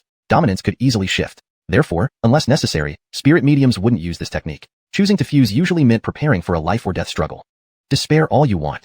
I will show you the gap between spirit mediums and martial artists. The black tiger's eyes fixed on Brady, filled with bloodlust. Brady felt an odd sensation seeing this strange creature speak human words. Regardless, post-fusion Imran had reached peak power, similar to his Tiger Devourer, boosting his abilities comprehensively. Facing the terrifying aura of Imran, Brady took a deep breath, feeling some pressure. Qian Ji materialized in his hand, and he slowly readied himself for a sword draw.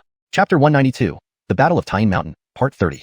Humph, putting on airs. Looking at Brady's strange stance, Egan's eyes revealed a hint of disdain. To him, this was merely some unknown low-level martial technique, not worth paying attention to, but he didn't know that this was precisely the peculiarity of this move. Although it looked simple, all of Brady's killing intent and strength were concentrated on one point, with no leakage whatsoever. The longer the power was built up, the stronger this move would become. When the knife was finally drawn, it would reveal its ferocious side. At this moment, Egan, who had been locked onto by Brady, felt an inexplicable sense of danger welling up in his heart. He shook his massive tiger head irritably, a streak of ferocity flashing across his eyes as he decided to strike first. Force Spirit's killing formation. Egan emitted thick black mist from his body, and 3 black tigers identical to him slowly emerged from the mist. This was the ability of his spirit, allowing him to replicate several avatars with the same strength as his original form. These avatars were slightly weaker in defense, but almost identical in all other aspects. It was most suitable for probing now. On his command, the 3 avatars formed a triangle and roared, charging towards Brady. Brady remained calm, as if he hadn't noticed them. Just before the tiger mouths were about to bite him, Brady vanished from where he stood. In the next moment, he had already pierced through the encirclement of the avatars and appeared before Egan. How is this possible? Egan's reaction mirrored Yale's, his eyes filled with disbelief. Swoosh. Though there was no sheath, the sound of the swift drawing of the blade was clearly audible. However, what surprised Egan was the abnormal slowness of the saber swing compared to Brady's previous speed. Even an ordinary person could easily dodge such a slow attack. Recalling how he had earlier been wary of such an attack, Egan couldn't help but chuckle inwardly. Indeed, martial artists were just martial artists, wielding abilities that hardly saw the light of day. But just as he prepared to launch a counterattack, he found himself immobilized as if weighed down by 1,000 pounds, unable to lift even a finger. His feet felt like they were rooted to the ground. No matter how furiously he roared internally, he couldn't move even a millimeter. No, that wasn't right. His body was indeed moving, but so slowly that it was imperceptible. If Brady's blade was moving at turtle speed, then he himself was crawling at snail pace. Only now did Egan realize that Brady's blade wasn't too slow. It was too fast, so fast that his body couldn't react. At this moment, Egan's eyes were bloodshot with fury, yet he could only watch helplessly as Brady's blade slashed into him. The steel-like fur split open instantly, followed by flesh and bones, all bisected neatly. From the draw to the end, it happened in the blink of an eye. Brady sheathed his blade and calmly watched the lifeless Egan, taking a deep breath. This guy was strong, probably just a bit below his level. Fortunately, he still had the upper hand. A cold wind blew past, and Egan's massive body was crisscrossed with dense bloodlines. Although Brady had struck only once, the myriad sword intents contained within the blade had utterly destroyed his body. In the next second, Egan dissolved into a cloud of blood, vanishing into the air. Meanwhile, Sawyer's battle had also ended. As soon as Egan's death was confirmed, the white-boned woman, who had been facing off with Sawyer, immediately fled without hesitation, disappearing in mere moments. Her escape speed was impressive, even surpassing Brady's blade speed. Sawyer did not try to stop her. Their strength levels were comparable, and unless he set a trap beforehand, catching her was impossible. He flew over to Brady and scrutinized him with eyes that resembled someone inspecting a monster. Tell me honestly, are you some ancient monster in disguise? I know you guys have this habit of coming to remote places to pretend to be weaklings. Brady rolled his eyes and ignored him. What a waste of talent. This guy should write novels. Seeing Brady's silence, Sawyer was more convinced that he had guessed correctly. Otherwise, none of this made sense. He used to be hailed as a rare genius in the demon-suppressing bureau, outshining all peers, basking in everyone's admiration. Compared to this freak, he didn't even qualify to carry his shoes. Brady deduced Sawyer's thoughts from his rapidly changing expression but didn't bother explaining. They wouldn't guess the system anyway, so let them imagine what they will. Now, having obtained one experience package, he hoped the other would give him a pleasant surprise. He needed many modification points to improve his cultivation technique. Glancing at the distant crimson sky, Brady flashed away, leaving Sawyer standing dumbfounded. Inside the flaming vortex, Monty and his companions continued wandering aimlessly. The unchanged fiery world around them wore expressions of impatience. Initially, they treated it as a game, but now they wished desperately to leave this cursed place. After being trapped for quite some time, continuing any longer might mean missing the external battle entirely. Unfortunately, without Brittany, they couldn't devise a good plan to break the formation and had to rely solely on Monty, whose array skills weren't as high as he believed. Last time, it was only after Brittany consumed most of the array that Monty managed to locate the core. Doing so again was pushing it. Monty no longer retained his scholarly demeanor. His fan lay idle, his eyes bloodshot as he intently observed the flame space, searching for flaws. Do you think you can make it? It's been such a long time. The battle outside must be almost over, the impatient Carrie remarked from behind. They weren't far off. The battle outside had indeed concluded, though the result differed from what he expected. Unbeknownst to him, a tall figure was gradually materializing outside the flaming vortex. Chapter 193, The Battle of Tyne Mountain, Part 31. Breakthrough. At that moment, Monty, who had been at his wit's end, suddenly brightened. Just then, for some unknown reason, the entire formation had violently fluctuated for an instant, as if something had forcefully broken through from the outside. Though it quickly stabilized, this was enough to let him identify its core. What? Did you find a way to break it? The others immediately perked up with joy at the prospect of finally leaving this cursed place. They swore internally that after this, they would definitely seek out an artifact capable of breaking formations. Monty shared his discovery, but the others didn't seem to care, thinking he was just imagining things. They even speculated whether Braden's battle had ended, and they were coming in to help. Enough chatter, quickly find those damned guys, and leave this hellhole, Jack said impatiently. Monty gave them a brief glance, but remained silent, leading them forward based on the position he had sensed earlier. Deep within the flame vortex, Teddy looked helplessly at Brady, who had just fallen from the sky and broke into the formation before he could react. While he quickly repaired the damaged area, the intruders inevitably noticed something amiss. Watching Monty and company approach from within the flames made Teddy increasingly anxious. You could have just knocked first, Teddy complained. Brady chuckled, promising to be more careful next time. Teddy sighed but didn't truly blame him. Not only did he owe Brady several favors, but with the latter's strength, his presence here was indeed good news. Together with the formation, they might stand a chance against those people. After hearing Teddy's thoughts, Brady agreed, smiling broadly. Beside him, Balthazar, who had been silent, offered to help, but Brady rejected him without hesitation, saying his strength was too low and would only be a liability. Balthazar's face turned black. He'd never been called weak to his face before. He wanted to explode with anger, but saw Teddy signaling him to calm down. He reluctantly held back. Brady glanced at him disdainfully. Trying to snatch kills? If not for the situation, I'd deal with you too. Not wasting any more time. He bid farewell to Teddy and charged into the flames, which immediately loosened their restriction on him. A small flame creature appeared to guide him. In no time, the human and beast sped through the flames, emerging near Monty and company, who were cautiously walking, scanning their surroundings warily, mindful of possible attacks. 1, 2, 7, 8. Seeing them, Brady's eyes lit up. These aren't demons. They're walking experience packages. The flame creature spoke in Teddy's voice. Brady, let me explain our plan. I will create chaos to separate them, then you can. Hey, are you even listening? Brady ignored him, stretching lazily and stepping forward, casually saying, no need for all that. Just ensure none of them escapes. Escapes? Before Teddy could react, Brady emerged from the flames, startling everyone. This guy. Teddy was exasperated but hid, waiting for the right moment. The sudden appearance caused alarm among the group, recognizing Brady with terror, almost fleeing in panic. Well, hello again everyone. Brady smiled warmly, making them wonder if he mistook them for old friends. Wait, is this the monster you talked about? He doesn't seem like much. Just a martial artist scares you all. What a bunch of weaklings. Jack, the only one composed, sneered at Brady. Oh, newcomers, might I know your names? Brady smiled, sizing them up. You don't know the names of Jack? So ignorant. Teddy whispered updates on these two, and Brady found their undying bodies intriguing. They looked identical in every way, even their auras. He noted another peculiarity. Only one spoke while the other stayed silent. Seeing Brady's gaze, Jack grew impatient. Heard you killed many of our Tian Sha members? We'll give you a chance. Sever your arm, kneel, and submit. Maybe we'll spare you. I'm afraid my knees are quite stiff. How about you show me first? Insolent. Drawing strange weapons, Jack lunged at Brady, who was surprised they dared close combat as mere martial artists. Were they confident or delusional? #### translation ends here. Let me know if further text needs translation.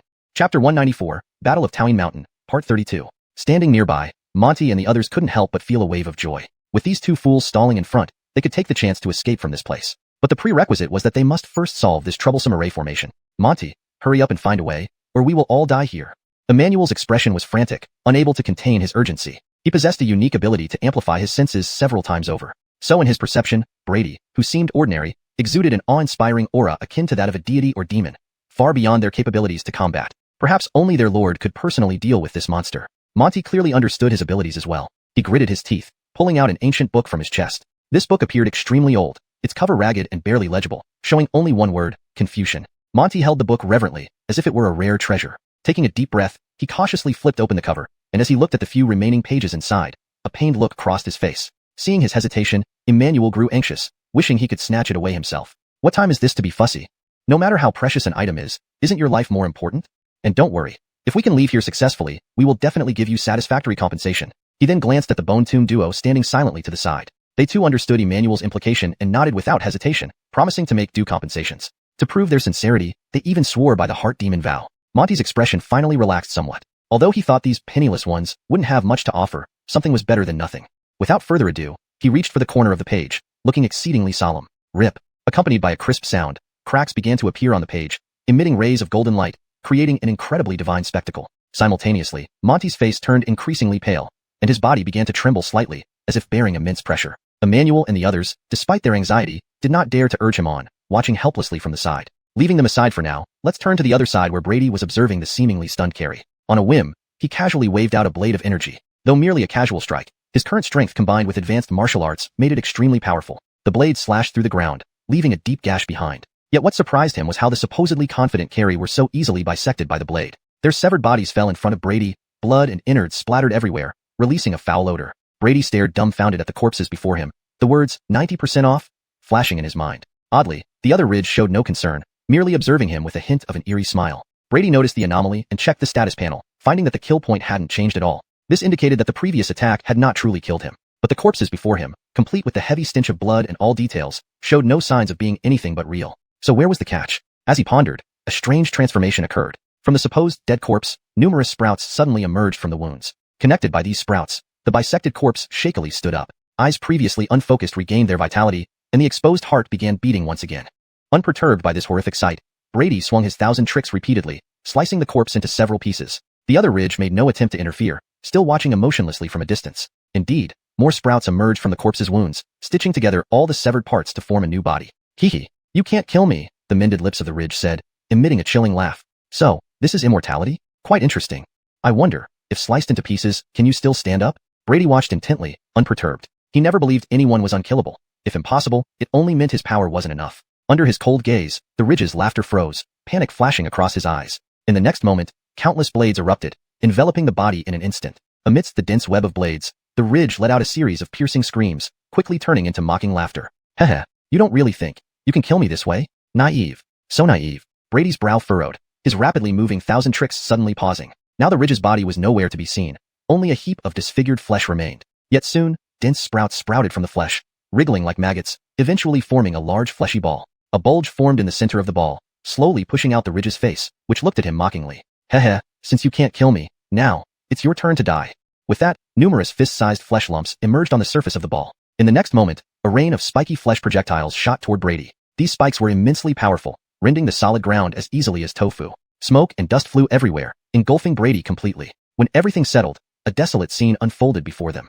Brady, however, still stood quietly in place, protected by a blood-red shield, entirely untouched. Caught off guard by this outcome, the ridge's eyes flickered as he spoke. I underestimated you, but it's too late. Before he could finish, another figure emerged from the rubble behind Brady.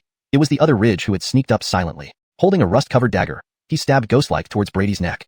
Hashtag Chapter 195, The Battle of Tyne Mountain, Part 33. This person, who had not made a move all along, seemed to possess some ability to conceal his aura. Even Brady could not detect his presence at first. By the time he noticed, it was already too late. However, he wasn't overly worried, confident in Fudo Myo's formidable defense. Die. The Daxton's lips curled into a cruel smile as he stabbed fiercely with the dagger. As soon as the dagger touched the blood-red barrier, an ancient symbol on its surface lit up abruptly. No one knew what this symbol signified, but at that moment, the blood-red barrier trembled violently, and countless runes dimmed as if suppressed by something. Brady's heart skipped a beat at this unusual phenomenon. His eyes fixed intently on the Daxton, particularly the rusty dagger in his hand. In that instant, almost 90% of the chi and blood power within him had evaporated. Just a little more, and the attack would have breached Fudo Myo's defenses. But the Daxton, who had launched the surprise attack, was the one thoroughly shocked. Since receiving this mysterious dagger from his master, no one had ever been able to withstand its might. Coupled with his own stealth abilities, he had successfully eliminated countless enemies. Yet, this seemingly foolproof ambush had failed. Assassins valued precision. If the initial strike failed, they would retreat far away and wait for another opportunity. Although shaken, the Daxton quickly forced himself to calm down. He prepared to withdraw, silently waiting for the next chance. He didn't believe that Brady could maintain his defenses indefinitely. Any slight opening, and he would strike like a persistent parasite, claiming his life. Ha, since you've come, why the rush to leave? Brady sneered, clearly not about to let him walk away easily. A bead of chi and blood energy in his dantian exploded, instantly replenishing the depleted power. His right arm muscles swelled to the size of a basketball, carrying a terrifying wind pressure as he struck downward at the Daxton's head. Even before the attack landed, the Daxton's body showed signs of being unable to bear the pressure, cracking open in several places. Seeing no way to evade, he gritted his teeth and thrust the dagger straight towards Brady's palm. A muffled sound echoed as the dagger pierced through Brady's powerful defenses effortlessly, blood gushing out from the wound. However, Brady remained unfazed, even expressionless, and with the dagger still embedded, smacked it directly onto the Daxton's head. Bang!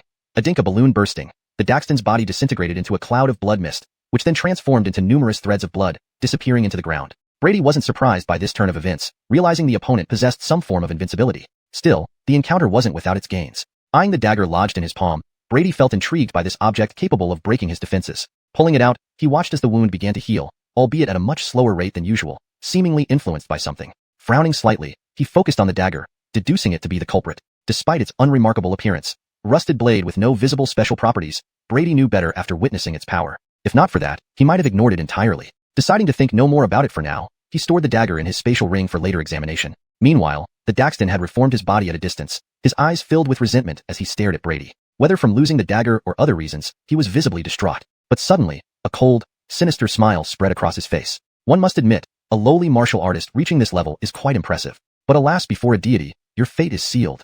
Ignoring his nonsensical remarks, Brady sized up the duo and spoke coolly, Deity? To me, it's just a pitiful weakling. Your tricks have grown tiresome. Immortality? Just a joke? Seeing the slight change in their expressions, Brady continued, If I'm not mistaken, you two have the fabled 2 bodies, 1 soul constitution. Upon hearing this, the Daxton's face turned pale, staring at him in disbelief. Impossible. How did you know? The words slipped out before he could regret them. Indeed, Brady, observing his panic, confirmed his guess was correct. To explain how he knew, apart from martial arts techniques, the most extensive reading material he had in this world were books recounting strange tales. Each author displayed exceptional talent, reminding him of reading novels back on Earth. One such ancient book described this rare constitution. In simple terms, two bodies, one soul, means two physical forms share a single soul. So-called Daxton, in reality, has only one individual controlling both bodies. This explained why one remained silent while the other spoke and why there were noticeable differences in the fluidity of their movements. One acted more on instinct due to lacking direct soul control. Unless observed closely, it would be hard to notice any irregularities. Otherwise, this secret wouldn't have been kept hidden for so long. Additionally, the inability to kill them stemmed from this constitution. For these individuals, the body was merely a shell, while the soul was the core. Therefore, unless the soul was harmed, the body's destruction wouldn't affect them. They could transfer the soul to the other body in emergencies, leading others to believe they were invincible. However, this constitution was not invulnerable, with several ways to counter it. The simplest method involved destroying both bodies simultaneously, thereby eliminating the disembodied soul completely. As Brady spoke, the Daxton's face darkened, akin to a meticulously concealed trump card being revealed. Then suddenly, he burst into manic laughter. "You're smart indeed, but you've missed a critical detail." He slowly opened his palm, revealing a drop of bright red blood hovering above it, clearly obtained from piercing Brady's palm earlier. His body now covered in strange markings. He looked at Brady coldly, saying, "Since you're so clever, guess what I plan to do with your blood?" Note: I've maintained the paragraph structure and line breaks similar to the original text. Chapter 196, The Battle of Towing Mountain, Part 34. I guess. Before Brady could finish his sentence, he vanished from the spot. Although no one knew what this fellow was up to, it was always a good idea to strike before the enemy acted. The carry were surprised by Brady's decisiveness but quickly sneered. "I told you, it's already too late." The twin holding Brady's blood opened his mouth and swallowed the droplet. At the same time, a complex array appeared beneath his feet. In the next moment, he pulled out a short sword and stabbed it into his own thigh without hesitation. With a swift tear, the sharp blade pierced through the flesh, and blood spurted out. Yet his face betrayed no sign of pain.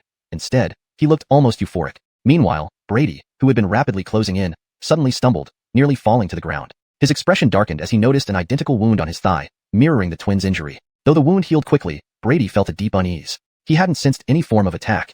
It had appeared out of nowhere. Lifting his eyes to the carry, he saw a smug expression on their faces. Although he didn't know exactly what had transpired, he was certain that this was all due to the twins' trickery. But how did they achieve it? Brady's face tightened, and he remained cautious, not wanting to act rashly until he understood more. The twins couldn't resist mocking him. "What's wrong? You were so arrogant just now. Are you scared now?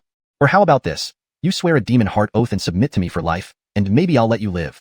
Ignoring their taunts, Brady analyzed the situation in his mind. This guy's ability must be such that any harm inflicted upon himself is transferred equally to Brady. The bridge between them seemed to be the drop of blood. As for weaknesses, the range, frequency, or other limitations, it was unclear, and his defensive abilities had proven ineffective.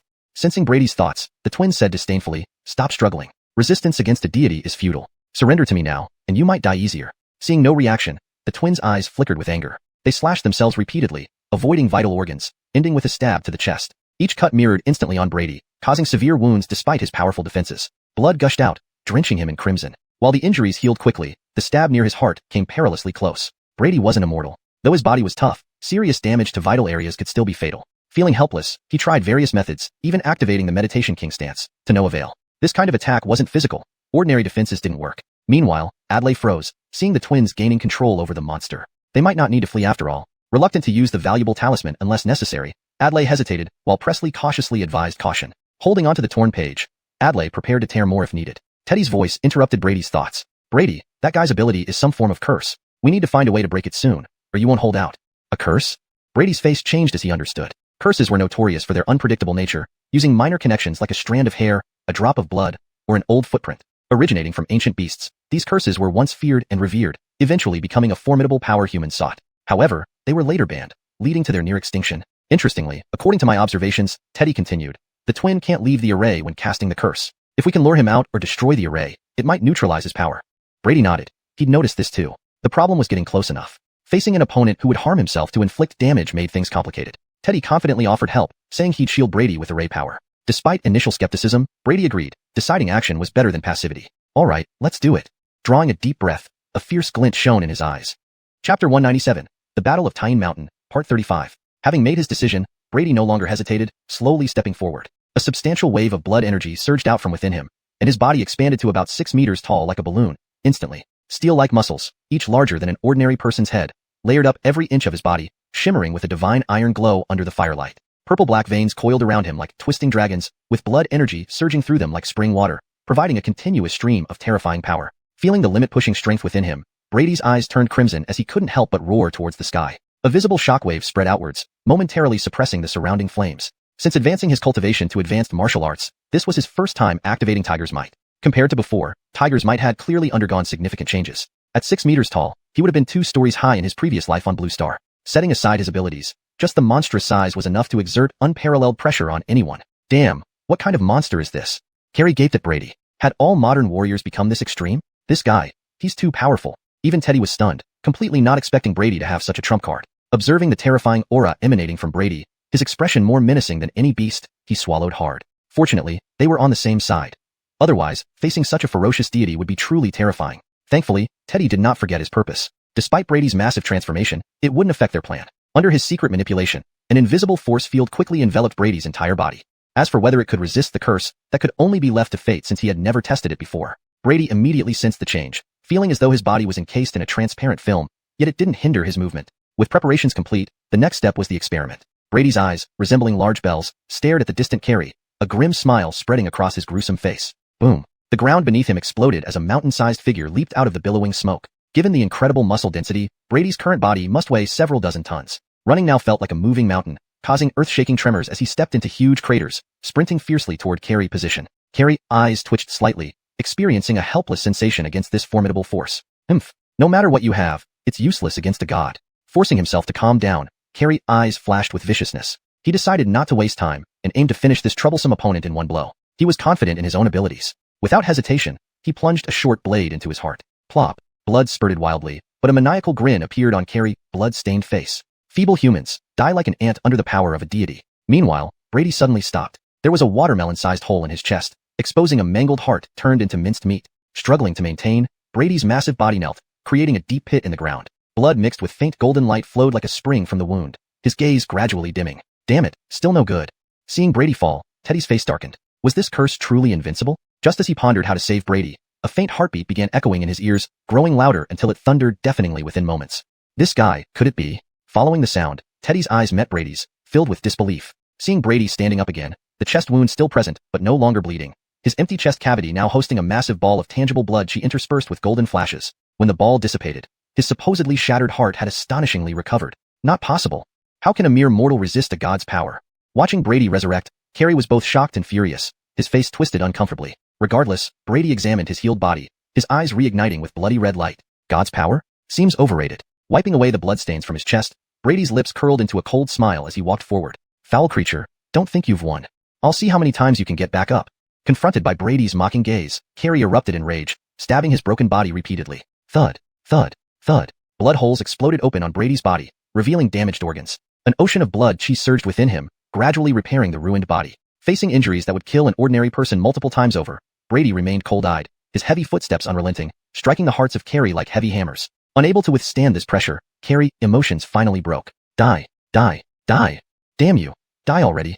Why won't you just die, you lowly human? Arms, legs, heart, even head. Everything was attempted, but nothing worked against Brady, who was undying like a cockroach, his wounds healing instantly. Brady's body seemed tempered like divine iron, becoming even stronger in this process. Finally, Carrie felt a sudden darkness before him. Adamfing his numb gaze, he saw Brady standing in front of him with a benevolent smile. Compared to Brady's enormous frame, Carrie appeared weak like an infant. Perhaps spurred by the shadow of death, he regained clarity. No, you can't kill me. You should know we're bound together. If you kill me, you'll die too. Spare me, swear to spare me, and I'll immediately disable my ability. In this intense battle, Brady's resilience and indomitable will showcased his unmatched power. Even in the face of death, he refused to give in, turning the tide against the seemingly invincible Carrie. Chapter 198, Battle of Towing Mountain, Part 36. Pitiful weakling, you're just as insignificant as a worm. Seeing his pathetic display, Brady couldn't help but feel a flicker of disappointment in his eyes. He paid no attention to the threats and simply stretched out his right hand, grabbing him tightly. No matter how fiercely he roared and struggled or how wildly the broken blade in his hand waved, not even a scratch could be inflicted on Brady. Just as Brady had said, at this moment, he was nothing more than a weak, powerless insect caught in the palm of a human hand. Yet just as Brady was about to move him out of the formation's range, an unexpected event occurred. Suddenly, the formation emitted a burst of light, and Brady felt a sudden heaviness in his hand. Ridge's body seemed to weigh as much as 1,000 pounds, impossible to budge. Feeling this inexplicable massive force, Brady's brows furrowed. The muscles in his right arm bulged even more, releasing terrifying power as he tried once more to lift Ridge. However, the weight exerted on Ridge increased similarly, matching Brady's strength almost perfectly. It felt like lifting himself. No matter how strong one was, it was impossible to lift oneself up. Realizing this, Brady's eyebrows slightly creased, finding the situation quite troublesome. Attacking the formation directly proved equally futile. All attacks would strangely return to their originator. Hee, don't waste your effort. Unless I voluntarily deactivate the formation, no one can interfere with the ritual. But if you promise to spare me, I guarantee to deactivate the formation, and furthermore. Seeing that Brady seemed helpless against him, Ridge saw hope. Brady, what he says might be true. But rest assured, although this formation is complex, give me some time, and I should be able to crack it. Spike's voice sounded beside him. Brady remained silent for a moment before suddenly turning to look at Ridge. With a calm gaze, despite his evasive eyes, Brady asked, "If I'm not mistaken, while inside this formation, your soul cannot transfer, correct? Otherwise, you wouldn't be wasting time talking here." Ridge's face froze, still trying to understand the meaning behind Brady's words when his pupils contracted in shock. Brady slowly raised his right hand, and with a swift motion, smashed down upon Ridge as if swatting a fly. "You dare." Until the very end, he couldn't believe Brady would actually kill him within the formation. Bang. Clearly, Brady dared, showing no restraint. With his current strength, Ridge stood no chance at resisting. His entire head was flattened into his chest cavity, and eventually, his body exploded, turning into a cloud of blood mist. Simultaneously, Brady also suffered backlash from the attack. Numerous blood-colored marks appeared on his body, resembling a cracked vase. But soon, as the vital energy surged through him, these marks vanished. A translucent spirit suddenly emerged from the blood mist, none other than Ridge. Brady, however, seemed to have anticipated this, a mocking gleam flashing in his eyes. Snatching at the air, a blood-colored blade formed in his hand. The spirit clearly didn't expect such a quick recovery. Faced with the impaling blood blade, it had no resistance and was instantly pierced through. As vast amounts of vital energy flooded into the spirit, it let out sizzling burning sounds. "Ah, you dare. In that case, neither will you have it easy. I shall curse you." With a final shriek of malice, the spirit glanced venomously at Brady before dissipating entirely. At this moment, an inconspicuous gray mist shot out of nowhere, heading straight for Brady's brow. Brady frowned. Though unsure what it was, he felt extreme repulsion. Instinct told him it mustn't touch him. He swung the blood-colored blade towards the eerie gray mist. However, the mist behaved like an intangible entity, unaffected by the slashing blade. Seeing no way to evade in time, a blood-red protective aura surrounded Brady. Slightly reassured, he watched as the gray mist collided with the red aura. The touched runes quickly dimmed, and the mist somehow pierced a small hole through it, squeezing its way in. Brady's eyes widened in shock. This was the first time since gaining the ability of Echla that something broke through its defense. By now, the gray mist, having expended energy to breach the red aura, abandoned attacking Brady's brow and instead rushed towards the nearest part of his body. It moved so fast he couldn't react in time. Helplessly, he watched as it entered his right palm, leaving a dull gray mark shaped like a sinister-looking beast, with snake head, a single horn, and venomous eyes fixated on him. The mark radiated an ominous aura. Brady's expression darkened. Though unaware of its nature, he knew it was far from good. Attempting to eliminate the mark using his vital energy proved ineffective. Furrowing his brows, he pondered solutions. Although it posed no immediate threat, he refused to harbor a mystery bomb within him. Summoning a multipurpose weapon that transformed into a small dagger, he cut away a large chunk of flesh along with the mark. However, as the wound healed, the mark reappeared stubbornly, its malevolent eyes fixed on him mockingly. Just as he grew troubled, the primordial blood within him stirred. Could it be? Feeling the anomaly in the primordial blood, Brady's demeanor changed. Deciding to try, he summoned the scan amount of primordial blood from his dantian, sending it along his meridians into his right palm. The moment it entered, the gray mark reacted violently. Adink natural enemies, they clashed, causing intense fluctuations. Under his observation, the primordial blood rapidly diminished, while the gray mark faded as if it were about to vanish. Perceiving danger, the gray mark began shrinking, ultimately forming a needle-sized gray character. Brady narrowed his eyes. It was the character Curse. Note: the translation maintains the original tone, structure, and narrative style while ensuring fluency and accuracy in English. ##### Chapter 199. The Battle of Tyne Mountain, Part 37. Curse. Brady's eyebrows furrowed, recalling the last words of the carry. It was clear that the individual wasn't just making a simple threat, but had indeed placed a curse on him. Though unsure of its effects, for Brady, it felt like a thorn in his flesh, causing immense discomfort. This thought brought a hint of frustration to Brady's mind. This incident taught him a bitter lesson. Even when facing weaker opponents, he must never be complacent. After all, one could never predict what bizarre abilities the other side might possess. At this moment, with the curse mark transforming into its current state, the primordial blood seemed unable to handle it. Despite circling around the grayish characters several times, it failed to completely cleanse the mark. Brady understood the reason. His primordial blood simply wasn't powerful enough yet. He had only recently ascended to the xuanhuan realm, and the conversion rate of primordial blood barely reached 1%. To suppress the curse mark, he had already used up most of the precious primordial blood he had accumulated. To thoroughly remove the mark, based on his observations, at least 10% or more primordial blood conversion would be necessary. At his current pace, it would take months to achieve. Feeling somewhat helpless, Brady realized he needed to visit the secret realm mentioned by Sawyer soon after resolving the matter at hand. Meanwhile, beside him, Monty and the others were utterly bewildered. The carry had clearly gained the upper hand over Brady, but the situation turned abruptly, resulting in their downfall. Not only did they meet a tragic end, but their souls couldn't even escape. That useless piece of trash really messed things up this time. Let's go. Quick. Before that guy notices us, we need to leave. Emmanuel swallowed hard, his eyes filled with terror as he stared at Brady. In his perception, Brady exuded an aura so terrifying, it was beyond their capacity to resist.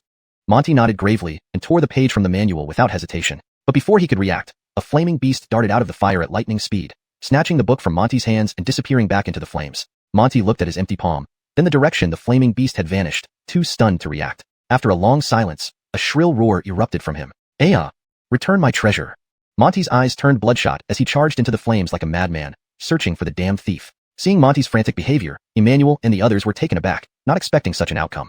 Normally, they wouldn't care about the loss, perhaps even mocking Monty for being unable to protect the item. But now, this item was crucial for their survival. Recalling the Carey's miserable fate, they shuddered uncontrollably, rushing out in fury and despair. No matter how desperately they sought revenge, they couldn't find any trace of their enemy. Meanwhile, upon receiving Guido's message, Brady turned to look at the four crazed individuals, almost forgetting about them. He didn't dwell on the curse mark issue. Whatever comes, he would deal with it step by step. Brady squatted slightly, and with a burst of explosive energy, he leaped forward like a cannonball, landing with a thunderous boom in the middle of the four. Seeing Brady appear suddenly before them, the four faces instantly turned hopeless. Run! Glancing at each other, they scattered in four different directions without a second thought. Unfortunately, within Guido's array, where could they possibly run? If they pooled their strength to confront Brady, the outcome might not have been any different. Watching them scatter like fleeing dogs, Brady sneered. Guided by Guido, he leisurely chose a direction and pursued. Lord, I have an 80-year-old mother and a 6-year-old child to support. Please spare my life. I'm willing to swear eternal allegiance to you. Facing the pleading Monty, Brady's expression was cold. With a hand nearly half the size of his body, he pressed down lightly amidst Monty's horrified gaze. Smack! A dink crushing an ant, a 6-star powerhouse fell. The other three had met similar fates earlier, making Monty the last. Notably, this one had incredible stamina, managing to run circles within the formation before being caught by Brady. Tisk. For a 6-star powerhouse, he has quite the small courage, not daring to fight back, Guido remarked, emerging from the flames and shaking his head in pity at the mangled remains. A cowardly rat like him is no good, Brady spat disdainfully, checking his panel and smirking. Even Guido, seeing Brady's grimace, shuddered internally. He recalled Sawyer's warning about Brady's twisted psychology due to past traumas, particularly his hatred for evil spirits. Guido's expression shifted suddenly as he glanced upward. A streak of light descended from the sky, smashing through the formation with a single punch and heading straight for Brady and Guido. Recognizing the figure approaching as Sawyer, Guido's expression turned resentful. You always show up late. Are you doing this on purpose? Ignoring Guido's resentment, Sawyer chuckled and glanced at the unrecognizable mess of flesh. You guys moved fast. Looks like I missed the fun again. Translation completed, maintaining the paragraph structure, style, and tone of the original content. Chapter 200, The Battle of Tyne Mountain, Finale Part 1. By the time you get here, everything will be cold. The small beast transformed from Teddy mocked on the side, noting his abrupt change of topic. He then dissolved the formation, and his true form along with Balthazar arrived. Isn't it because he's here? I trust in his strength. Sawyer chuckled, glancing at Brady who was standing nearby. Brady cast a glance at him, too lazy to respond to this shameless guy. Alright, less chatter. The situation here is basically under control. Have we heard anything from the commander? Hearing this, Sawyer immediately sobered up, his expression turning serious. Yeah, I caught a few trash from Tiansha earlier and got some intel from them. The true intention of these Tiansha bastards wasn't actually about the evil spirit. Everyone was taken aback for a moment, yet found it quite reasonable. After all, it wouldn't justify such extensive mobilization just for an evil spirit. Since it wasn't for the evil spirit, why would they go through so much trouble? Suddenly, an astonishing idea flashed in Brady's mind. Could it be? Teddy and Balthazar seemed to have guessed as well, their faces turned grim. Could it be? The commander himself is their real target? Under their gaze, Sawyer nodded slowly. Exactly. As you know, Commander has been trapped on the mountaintop and lost contact. Based on my intelligence, almost all leaders from Tiansha and the other two factions have come this time. So their objective isn't simply about one evil spirit. Teddy and Balthazar remained silent, obviously comprehending the implications. But what could they do even if they knew? Given their strength, they were mere ants compared to those terrifying figures. Brady watched their expressions, sighing inwardly. While he didn't know Jagger's true identity, judging from bits of information he had gathered, Jagger was likely an important figure in the capital. If something happened to this guy, unimaginable chaos would ensue. But that had nothing to do with him. He had done more than enough. Now it was time to wait for the outcome. If Jagger held on, things would be fine. Otherwise, he'd need to flee. Although his strength had greatly increased, he wasn't arrogant enough to believe he was invincible. Every level gap between warriors or spirit Zahirs was huge. Fighting across levels wasn't as easy as talking. At 6-star, one might be slightly stronger than an ant, but still insignificant in front of true powerhouses. Meanwhile, Sawyer and others quickly agreed on a plan. As Jagger was their superior, they couldn't abandon him. They decided to find a way to break the array on the mountaintop and free him. Brady, what do you think?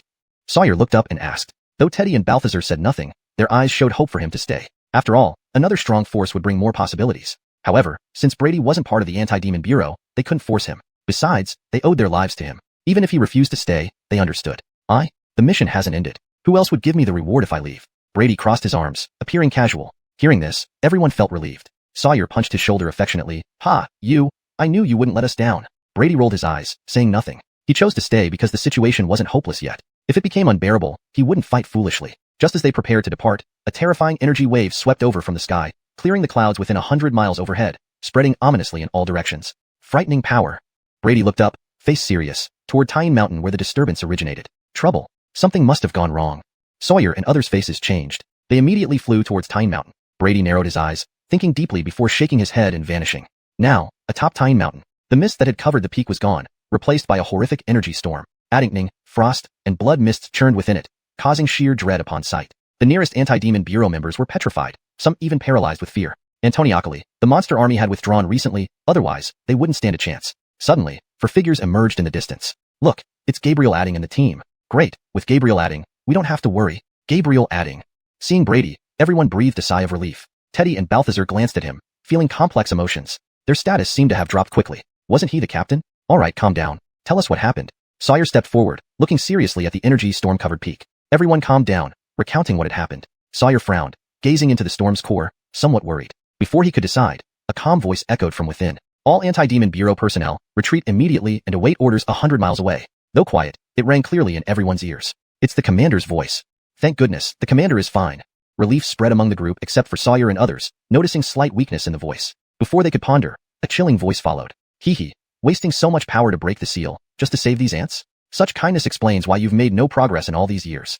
Chapter 201. The Battle of Tine Mountain, Finale 2. As the last words faded, the raging storm of energy finally subsided. Under everyone's watchful eyes, four hovering figures slowly emerged at the peak of Tine Mountain. Among them was Jagger. At this moment, he did not look too well. His neatly kept scholarly robe was now tattered, and a pale green copper nail pierced through his right shoulder, a stark contrast to his usual refined appearance. Even the massive frost swords surrounding him were riddled with cracks, seemingly on the verge of collapse. Clearly, he had been at a disadvantage in this battle. However, when one saw his opponents, it wasn't surprising. Surrounding him, three figures formed a triangular shape, each exuding an aura as deep and unfathomable as deities or demons. Indeed, they were the leaders of the three major factions. As for the main character Nyogue Yexling, Brady could not see any trace of him, leaving his fate uncertain. Let's return to the three faction leaders. One of them wore pale bone armor and appeared to be around 30 years old. His cold expression and boundless aura instantly signaled he was no ordinary man. Most striking was the bull-thick white-scaled snake coiled around his waist, its inverted eyes looking down upon everyone with a greedy, bloodthirsty gaze that sent shivers down their spines. Thanks to Sawyer's whispered explanation, Brady understood who he was, the Zahir of Bone Tomb, Brendan. The other man's aura was exactly the opposite. He also appeared to be around 30 but looked extremely ugly, with fierce eyes indicating an easily enraged temperament. Strange runes covered his bare upper body, glowing with ominous black light, clearly more than mere decorations. This man was none other than the first Ghost King of Ghost King Palace, Fletcher. The young man standing opposite Jagger, however, caused the most fear. He was the instigator of this war, the Saint Lord of Tiansha organization, Jerry. Interestingly, he bore some resemblance to Jagger, appearing no older than 25 or 6. He wore a crimson blood-colored robe, with a substantial aura of blood surrounding him. This blood chi resembled martial artist's life force, but contained terrifying malevolent energy. Even the less powerful devil suppressors felt its influence just by looking at him, sensing an overwhelming desire for slaughter rising within them, their eyes gradually turning red. Not good. Everyone, close your eyes immediately. Sawyer reacted just in time, subduing those affected. Upon his warning, all devil suppressors came to their senses, averting their gazes from him. A wave of fear washed over them. They hadn't expected such powerful and bizarre abilities from him. Even at such a distance, he exerted this kind of power. What pressure must the chief devil suppressor be under? Brady remained unaffected, observing Jerry closely, a hint of confusion in his eyes. He felt a sense of familiarity but couldn't recall where he had seen him before. At that moment, Jerry seemed to notice Brady's gaze and turned his head toward him. Meeting those indifferent eyes, Brady's heart skipped a beat. He remembered. This man was the mysterious powerhouse he had encountered during his initial confrontation. Recalling that encounter, alarm bells rang in Brady's mind. But before he could shift his gaze, his body suddenly stiffened. Two emotionless eyes appeared in his mind, and then his blood boiled, his life force struggling uncontrollably. This time, it was even more terrifying than their first encounter. Even with Brady's current strength, he struggled to suppress the chaos within. Blood vessels bulged, and blood droplets poured out of his pores.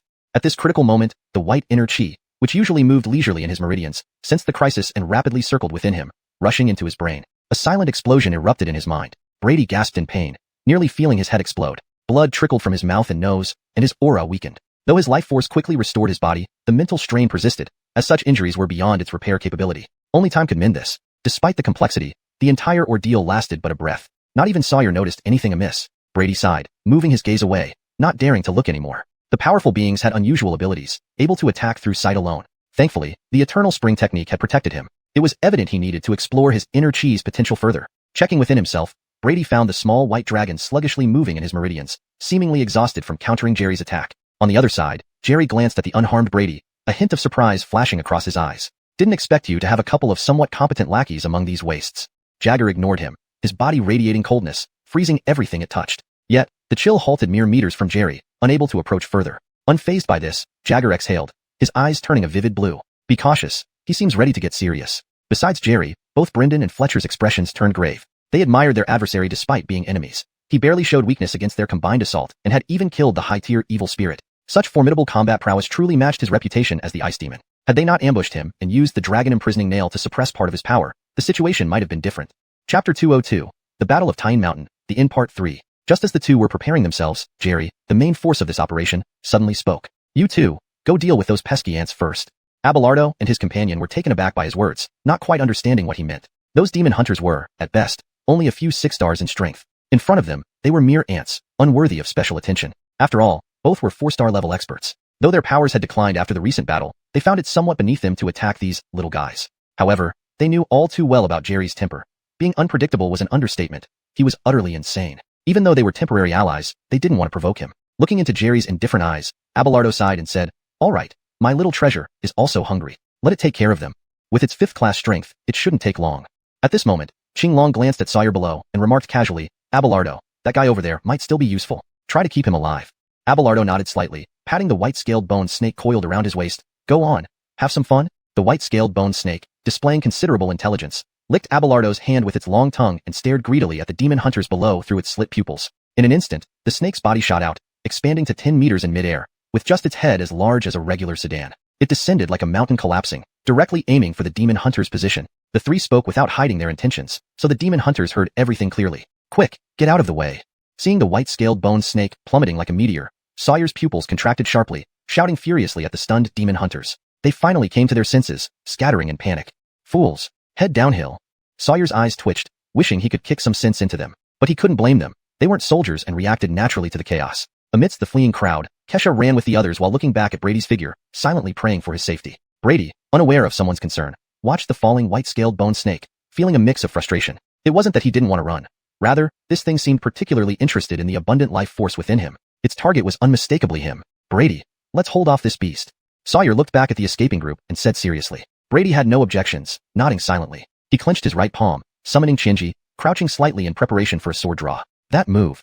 Sawyer's eyes lit up upon seeing it. This unassuming move had instantly killed Egan before. Seeing Brady going all out, Sawyer refused to lag behind. Thunder come. Electric sparks flashed in his eyes, followed by countless thick, green lightning bolts converging into his fists from the surrounding air. The deafening crackling resembled the cries of 1,000 birds. Teddy and Balthazar also took deep breaths, unleashing their ultimate techniques without reservation. As the white-scaled bone snake neared their heads, the intense wind pressure made them squint. Brady moved first. His muscles tensed, power amassed. He took a deep breath and uttered calmly, second form.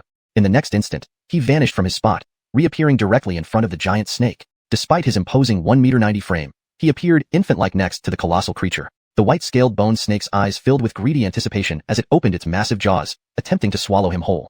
Under the cruel gaze, Brady remained composed. Shinji slashed through the air at incredible speed, striking the snake's upper jaw. Clang. Upon contact, a sharp sound wave erupted. Brady felt as if he wasn't hitting scales, but a mountain weighing thousands of pounds. Overwhelming force crashed down, and he flew backward, smashing through the ground and leaving a 100-meter-long trench before slamming into a boulder and disappearing beneath it. Hiss. The white-scaled bone snake also roared in anger.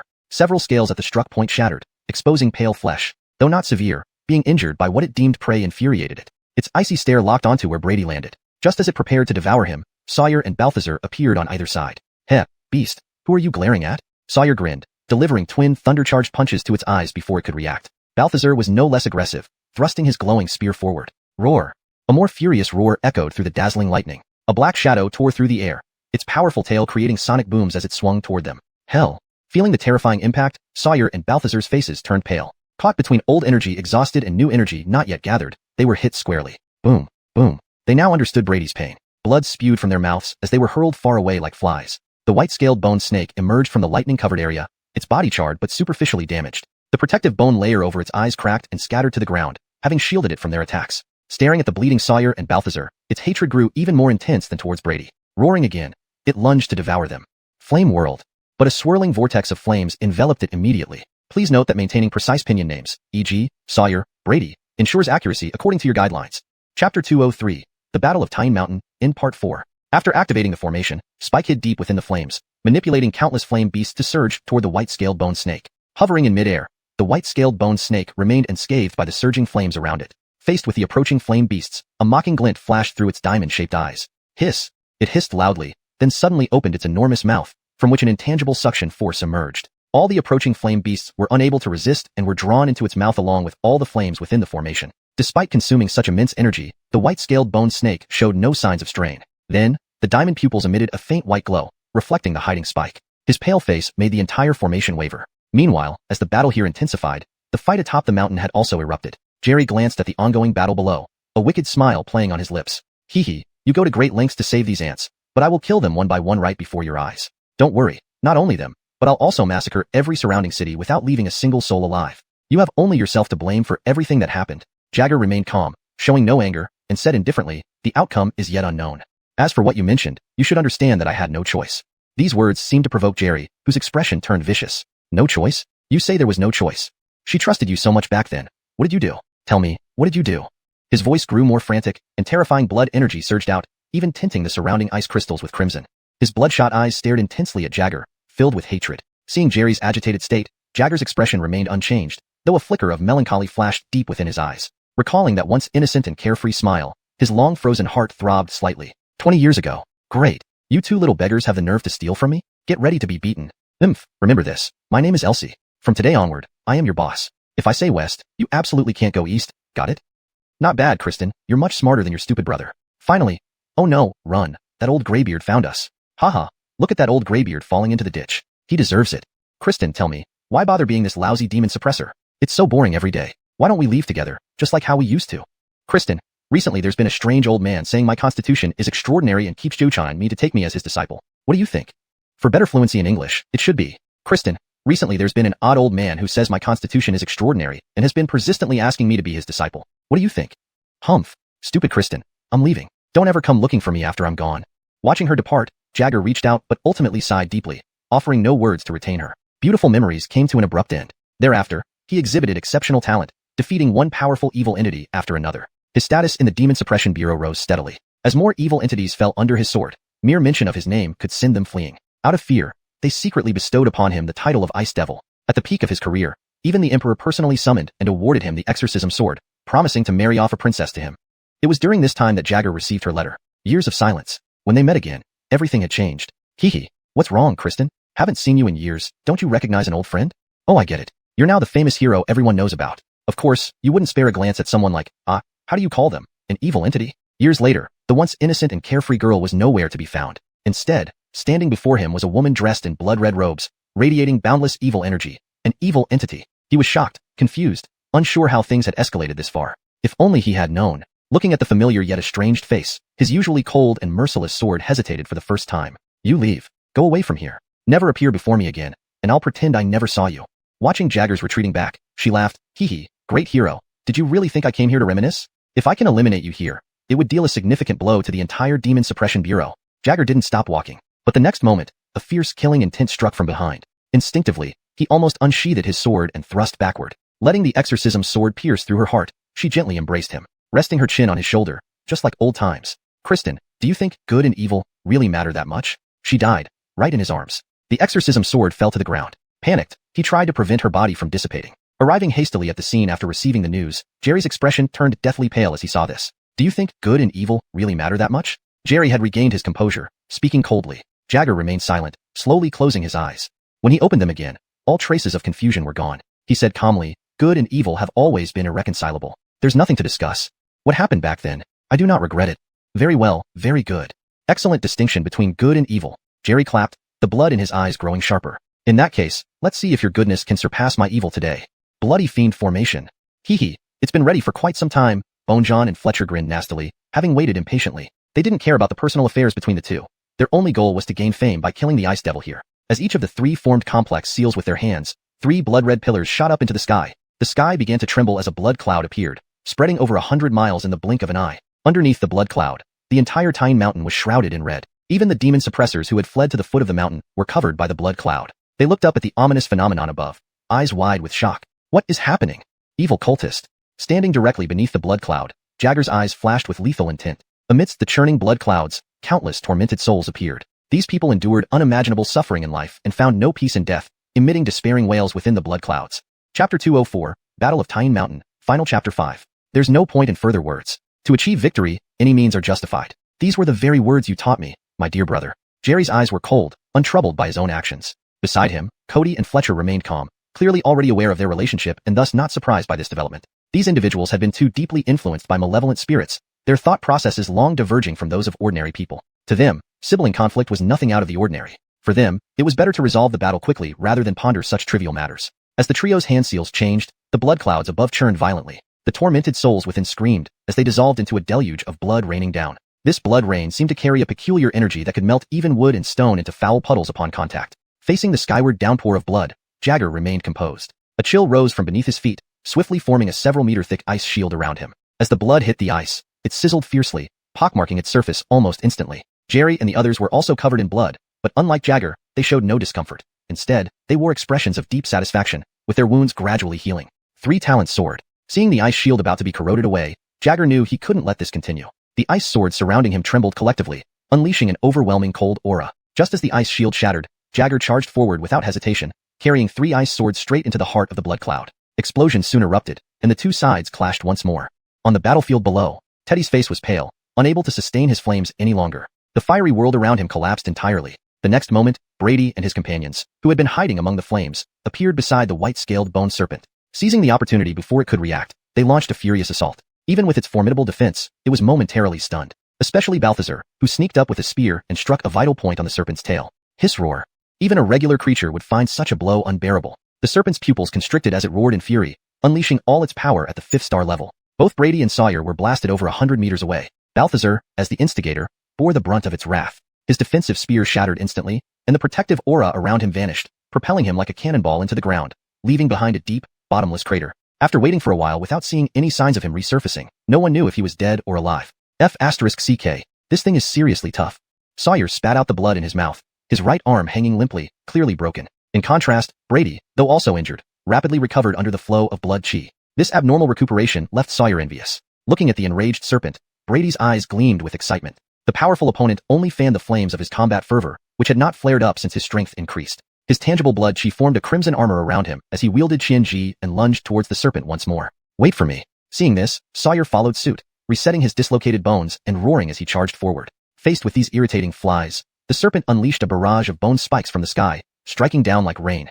Relying on his robust physique, Brady didn't evade but rushed forward through the bone spikes. Die! Qianji flashed with a sharp blade glow, enveloping the serpent's head in countless shadows. This contained all his blade intent, capable of slicing a 6-star powerhouse into pieces. Simultaneously, Sawyer descended, surrounded by several thick bolts of green lightning, hammering the serpent's head. Roar! Despite its might, the serpent let out a painful roar, losing control of its form and slamming into the ground. Dust obscured the view.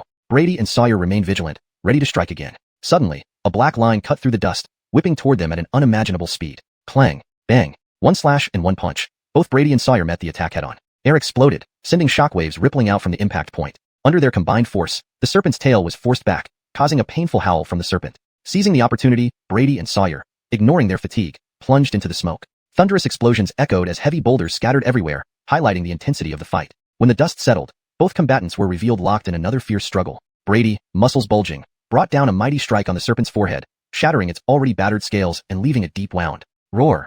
The serpent lashed out furiously with its tail. Humph! Not on your life.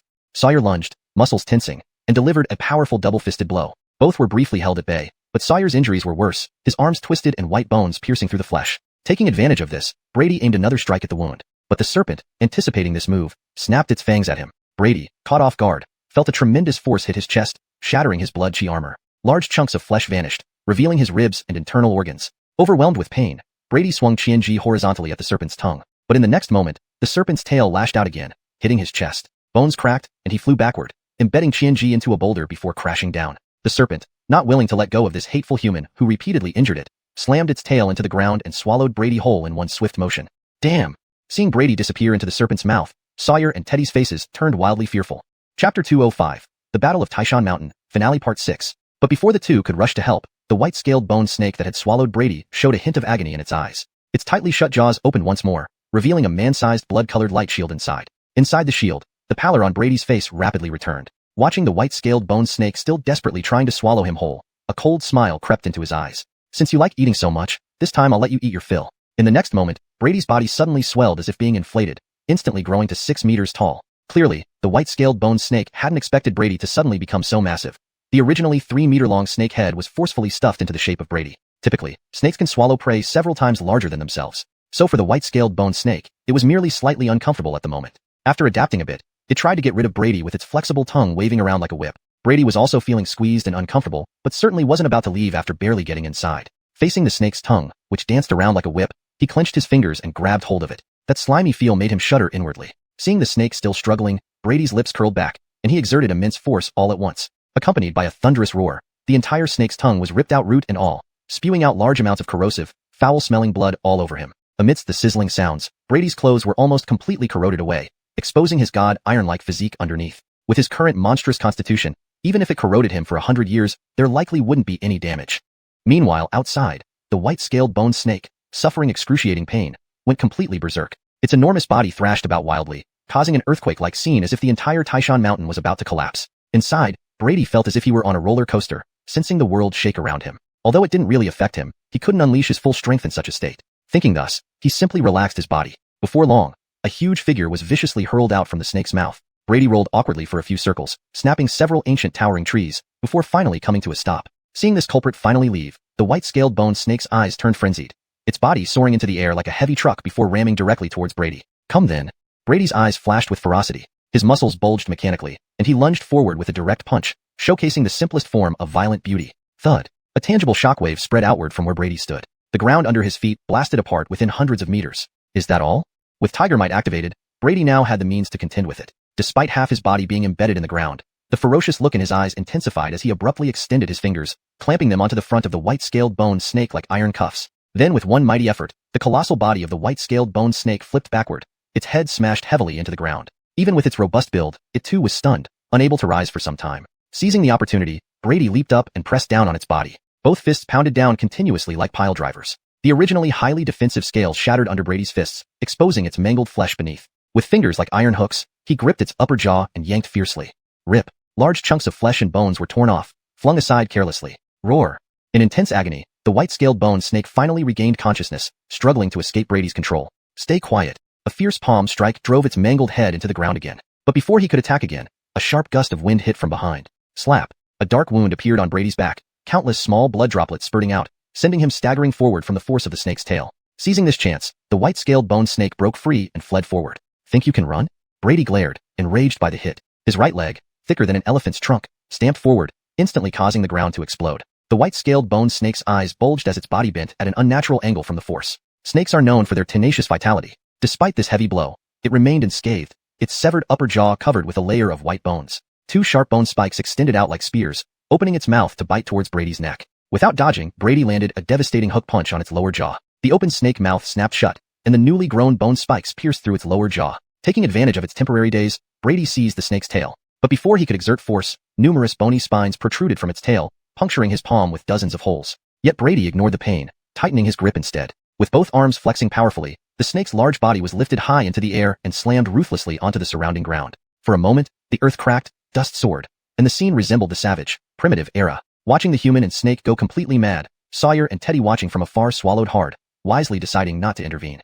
It couldn't be denied that the white-scaled bone snake's defense was extremely strong. Even after being pummeled hundreds of times, creating several massive craters, it still wasn't significantly harmed. Instead, it took advantage of Brady's distraction, freed itself, coiled tightly around him. Its specialty, constriction. Simultaneously, while tightening, countless bone spines pierced through its skin, cutting deeply into Brady's body like knives. Brady used his arms to temporarily hold off its compression. But under such conditions, he could barely muster half his strength. As the pressure increased, he began to struggle to hold on. However, even in such a dire situation, Brady didn't panic. Seeing no immediate way to break free, his eyes grew even fiercer. "Wanna kill me? Let's see who dies first."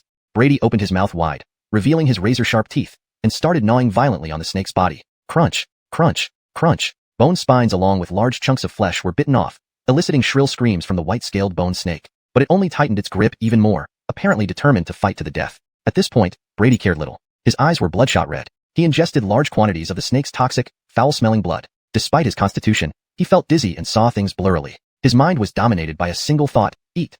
Chapter 206, The Final Battle of Tyne Mountain, Part 7. An unknown amount of time passed. When Brady regained his senses, he realized the white-scaled bone snake before him was already lifeless. Disgusted, he spat out the remaining bits of flesh in his mouth and pushed the now limp snake off his body. At this moment, he noticed that the snake's entire body had almost been severed into two parts. Its diamond-shaped pupils were filled with shock and unwillingness. It seemed as if it couldn't believe it had died at the hands of this insignificant human, and in such a humiliating manner. By now, most of the injuries on Brady's body had healed. He took a deep breath, gradually returning to his normal size. Looking at the dead white-scaled bone snake, whose eyes hadn't closed, Brady's gaze flickered. He waved his hand, sealing the creature into his spatial ring. At this level, every part of the beast was valuable. For example, the snake scales could be used for armor. Their formidable defense had been demonstrated when even under relentless attacks, they only sustained minor damage. Snake blood, meat, and bones each had their unique uses. They couldn't be wasted. To think that if not for the snake's underestimation of its opponent, plus Brady's berserk increase in power and near-suicidal fighting style after activating Tiger Might, he would have struggled against it, given its 5-star strength. After everything was done, Sawyer and Teddy carried the unconscious Balthazar over. Just moments ago, they had dared not approach, fearing Brady might treat them as snacks in a moment of madness. Now, Sawyer surveyed the battlefield and looked at the calm Brady beside him, sighing. I never thought that the once humble spirit communicator has grown so powerful. Such destructive power. It rivals that of an apex breaker warrior, Sawyer continued. Sometimes I really wonder if you're rebirth incarnate. Teddy nodded in agreement, feeling the same way. This guy's strength grew exponentially, showing dramatic changes every time they met. His limits were invisible, and even those who sold their souls for power would despair. Brady shook his head helplessly, not bothering to explain. Honestly, he wasn't entirely clear about his current strength either. He now existed in 2 states. In his regular state, he was at the initial stage of the Celestial Origin Realm, equivalent to a 6-star demon suppressor. With his ultimate techniques, he could match up against peak 6 stars. After activating Tiger Might, his combat power soared geometrically, reaching the strength of an apex breaker at least. That was why he could suppress and kill the white-scaled bone snake so easily. However, he lacked specific information on exactly which stage of apex breaker he reached. Apex breaker warriors are comparable to 5-star soul envoys. At this level, their power reaches the pinnacle of mortals, influencing natural phenomena with every move. Although Brady possessed apex breaker level destructive power, his realm remained within the celestial origin scope. Still, among martial artists of Dahuang Empire, he was undeniably one of the elite. Sawyer, what do we do next? Should we stay and observe or leave? As they debated, Brady remained silent, glancing at the pitifully injured Balthazar. Truly, this guy's luck was outstanding. He survived dire situations multiple times. Meanwhile, Sawyer and Teddy argued. Teddy believed leaving was the best option given their condition. Sawyer insisted they needed to know more about the situation, especially concerning their commander. Suddenly, a significant change occurred atop the mountain. Blood clouds surged as if an ancient monster was about to emerge. A chilling sword in tint emerged, and an ice giant sword slashed down, splitting the 100-mile-wide blood cloud in 2. Then a blazing fire giant sword appeared alongside the icy one. Together, they obliterated the remaining blood clouds. Terrified voices rang in Brady's ears. Dual spirits. Impossible. Jerry, you tricked us. A black skeleton and a green dragon rushed out from the remnants of the blood clouds. Based on their auras, they were Abelardiper and Green Dragon. Their bodies bore frost and flame scars, looking disheveled. They glanced back nervously, no longer appearing superior. The cause of their panic became clear as 2 giant swords, ice and fire, merged into a colossal ice-fire sword. It sliced down towards the fleeing duo, carrying unimaginable terror. Jagger, are you going to exterminate us completely? Spare me. I promise to leave Dahuang forever and never return. Facing the overwhelming ice-fire sword, fear enveloped the black skeleton and the green dragon. Yet the sword didn't halt. Under its blade, they appeared insignificant like ants. Note: this translation aims to retain the original tone, structure, and style while ensuring fluency and coherence. Chapter 207, The Battle of Tyne Mountain, in Chapter 8. Damn it, Fletcher, at this rate, none of yous will escape. We have to find a way to fight back. Seeing the ice-fire giant sword about to strike, 2 orbs of purple flame suddenly lit up in the black skeleton's hollow eye sockets, radiating a powerful aura. Beside it, Fletcher clearly understood the urgency. Its massive head nodded, revealing a fierce determination in its eyes. Then, the dragon and the skeleton stopped in their tracks, ready to confront the imminent threat as their lives hung by a thread. First to act was the black skeleton, which gripped its spine bones. With a series of chilling cracks, it slowly drew out a bone blade over 10 meters long. The soul flames in its eye sockets flickered wildly as the bone blade glowed with dark light. Go! With a powerful throw, the bone blade spiraled upward, slicing towards the descending ice-fire giant sword. Unknown to all, the blade seemed made of some extraordinary material, for under its resistance, the formidable ice-fire giant sword gradually halted. Yet Brady observed that cracks were already spreading across the blade's edge. It was evident that although the ice-fire giant sword had been stopped, the blade wouldn't last long. The black skeleton knew this too, and watched the trembling bone blade with a hint of sorrow. To cultivate it into a mid-grade spirit weapon had taken immense effort. But compared to saving its life, this sacrifice was necessary. Fletcher, hurry and attack. At its urging, Fletcher roared loudly and spat out a sphere enveloped in numerous lightning bolts. This thunder orb, though only a few meters in diameter, emitted an astounding amount of energy. Lightning arcs leapt from its surface, creating charred craters on the ground. Upon seeing the thunder orb appear, Sawyer beside Brady seemed unusually excited, his eyes filled with intense longing. Unfortunately, a battle of this caliber was far beyond the reach of a mere 6-star, little ant, like him. He would likely be obliterated by the combat's aftereffects before even getting close. Meanwhile, the thunder orb launched by Fletcher, charged with infinite lightning, slammed forcefully into the ice-fire giant sword. This time, the sword seemed unable to withstand the impact and began retreating. Just as both thought they succeeded, a cold snort echoed from above. The next moment, the ice-fire giant sword started flashing alternately, becoming extremely unstable. This madman, he wouldn't dare. Seeing this, the black skeleton and the blue dragon realized something was wrong. their eyes flashing with shock and anger. Ignoring their treasures, they fled without turning back. Instantly, a blinding light erupted. A nuclear explosion, a devastating energy storm swept across the area, instantly engulfing the black skeleton and blue dragon who hadn't escaped far enough. Amidst ear-piercing screams, they were torn apart into countless fragments by the terrifying energy within. However, a large piece of black fragment wrapped in black mist broke free from the storm with astonishing speed and vanished into the distance. Brady and his companions, realizing the gravity of the situation, also bolted down the mountain without hesitation. Seeing no escape, Brady slammed a palm onto the ground, creating a deep pit. Without hesitation, they jumped into it just as the energy storm swept over. Fortunately, they were far enough away from the center, so they only suffered minor effects from the residual energy. Unknown how long it lasted, when the storm finally subsided, a few ragged figures emerged from the rubble. It was Brady and company. They brushed off the dust and looked up at the mountain top. They were shocked to see that the entire peak of Tyne Mountain had vanished, leaving behind a vast, charred plain. A 4-star powerhouse is truly this terrifying. Watching this astonishing scene, everyone swallowed hard. Even Brady was deeply shaken, understanding the significant gap between himself and the pinnacle of strength. And this was only a 4-star. There were still 3 stars, 2 stars, and 1 stars. If they had fought, what unimaginable horror would that create? Feeling complacent due to his current strength, Brady's heart now cooled again. However, this pressure only strengthened his resolve to pursue greater power. He firmly believed that soon, he would sit among the elite. At this moment, Jagger descended slowly from the sky, flanked by an ice and fire long sword, exuding an unparalleled demeanor. Thud. Upon landing, he casually tossed aside the figure he held. The man, dressed in tattered blood-stained clothes and deathly pale, was none other than the Holy Lord of Tiansha, Jerry. Facing the cold Jagger, Jerry knew his fate was sealed but remained calm, not acting like a prisoner. He stared intently at Jagger, saying sarcastically, "I never imagined you'd hide so deeply. With dual spiritual bodies and such talent, to have endured until now, impressive, very impressive." 2 praises conveyed a peculiar sentiment. Unmoved by Jagger's expression, Jerry laughed bitterly, spreading his hands. "Fine, victory or defeat. At this point, I have nothing more to say. To die by your hand isn't bad. Do it, just like what you did before." Seeing Jerry's readiness for death, Jagger's composed face wavered. Having killed countless demons mercilessly throughout his life, this was only the second time he hesitated. Jerry waited for a long while, growing furious upon seeing Jagger's indecision. "Jagger, who do you think you are? Do you pity me? I command you to kill me immediately. If you don't, millions will perish because of your decision today." Jagger's face contorted in pain. He gripped the frost sword but couldn't bring himself to strike, staring at the familiar face before him. Seeing this, Sawyer and others wanted to leave them be but eventually walked away. Brady, though wanting to help Jagger, ultimately decided against interfering. He allowed Sawyer to lead him away from the scene. Chapter 208, After the Battle. "Jerry, I can give you one last chance. As long as you're willing to return with me to the town demon suppression office, with my position, I can do my best to spare your life." "But," before Jagger could finish his sentence, Jerry interrupted with a mocking laugh. "Ha ha, return to the town demon suppression office? Brother, should I say you're foolish or naive? Haven't you forgotten what those old men are capable of? And besides, as the chief of the town demon suppression office, protecting an evil spirit like this will surely tarnish your reputation, won't it? Enough. Don't waste our time. Let's get this over with. It would be my final request as your brother." Jerry's face remained calm. From the moment he was defeated, his fate had been sealed. "I'm sorry." Jagger fell silent, a trace of pain flashing in his eyes before he finally closed them slowly. Thud. The frost sword pierced through his heart, and before the pain could even register, it was frozen by the shocking cold. Feeling the rapidly waning vitality within him, Jerry felt no regret or resentment, only relief and peace. Scenes from the past flashed before his eyes, and for a moment, he was transported back to those wonderful times. "If there's a next life, I definitely won't let you go to anyone else."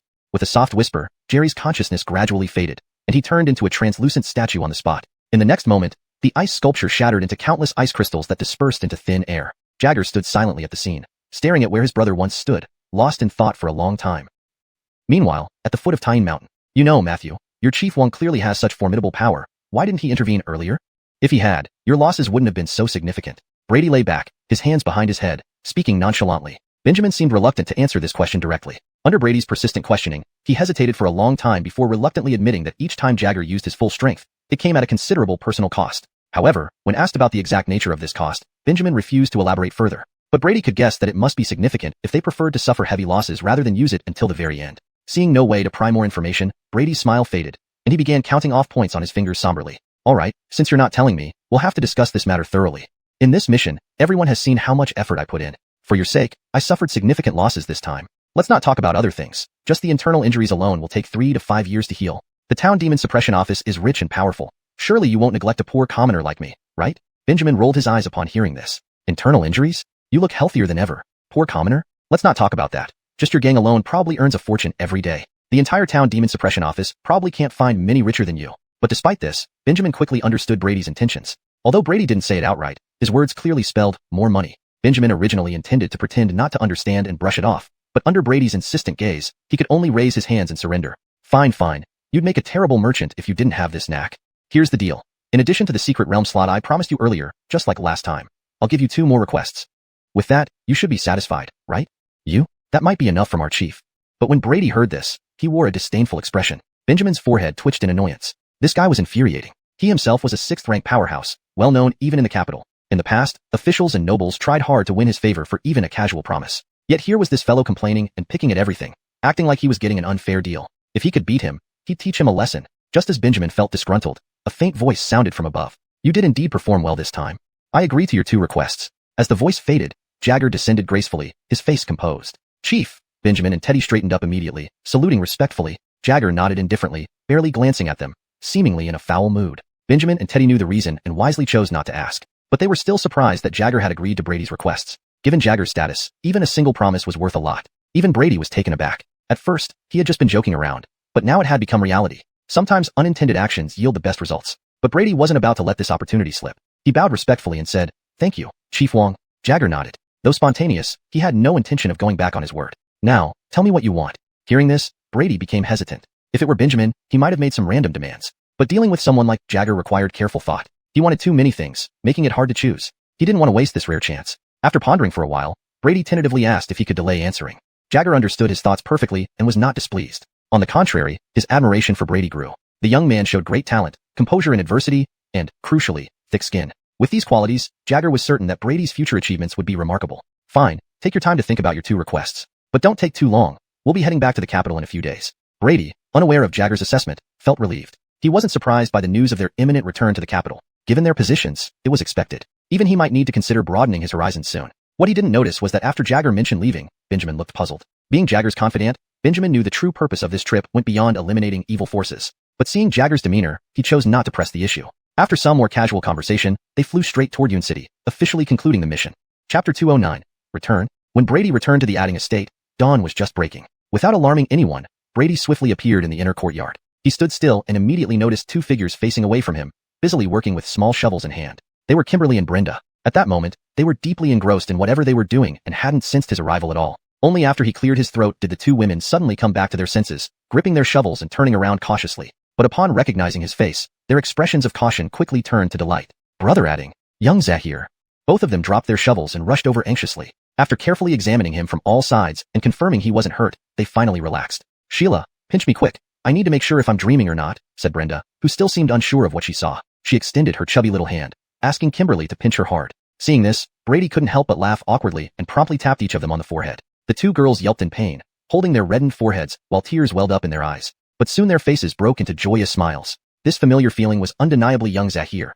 They weren't dreaming. Brady rolled his eyes at their excited reactions. It felt like they thought he'd been away for a lifetime when it had only been a day. This author really knows how to pad out word count without any regard for plausibility. You're here making lovey-dovey early in the morning. How truly admirable. Poor lonely soul like me has no one to care about, a teasing voice remarked nearby. Horatio leaned against the door, half smiling and watching them. Ming's sister, what are you saying? Brenda's face flushed red, and she spoke in a barely audible whisper. Kimberly remained relatively calm, secretly glancing at Brady to see if he minded before sighing with relief. A complex mix of emotions welled up within her. Brady didn't dwell on the girl's peculiar behavior, shifting his attention to Horatio and directly asked, Meng Xiaomei? Horatio, how's the preparation for the potion?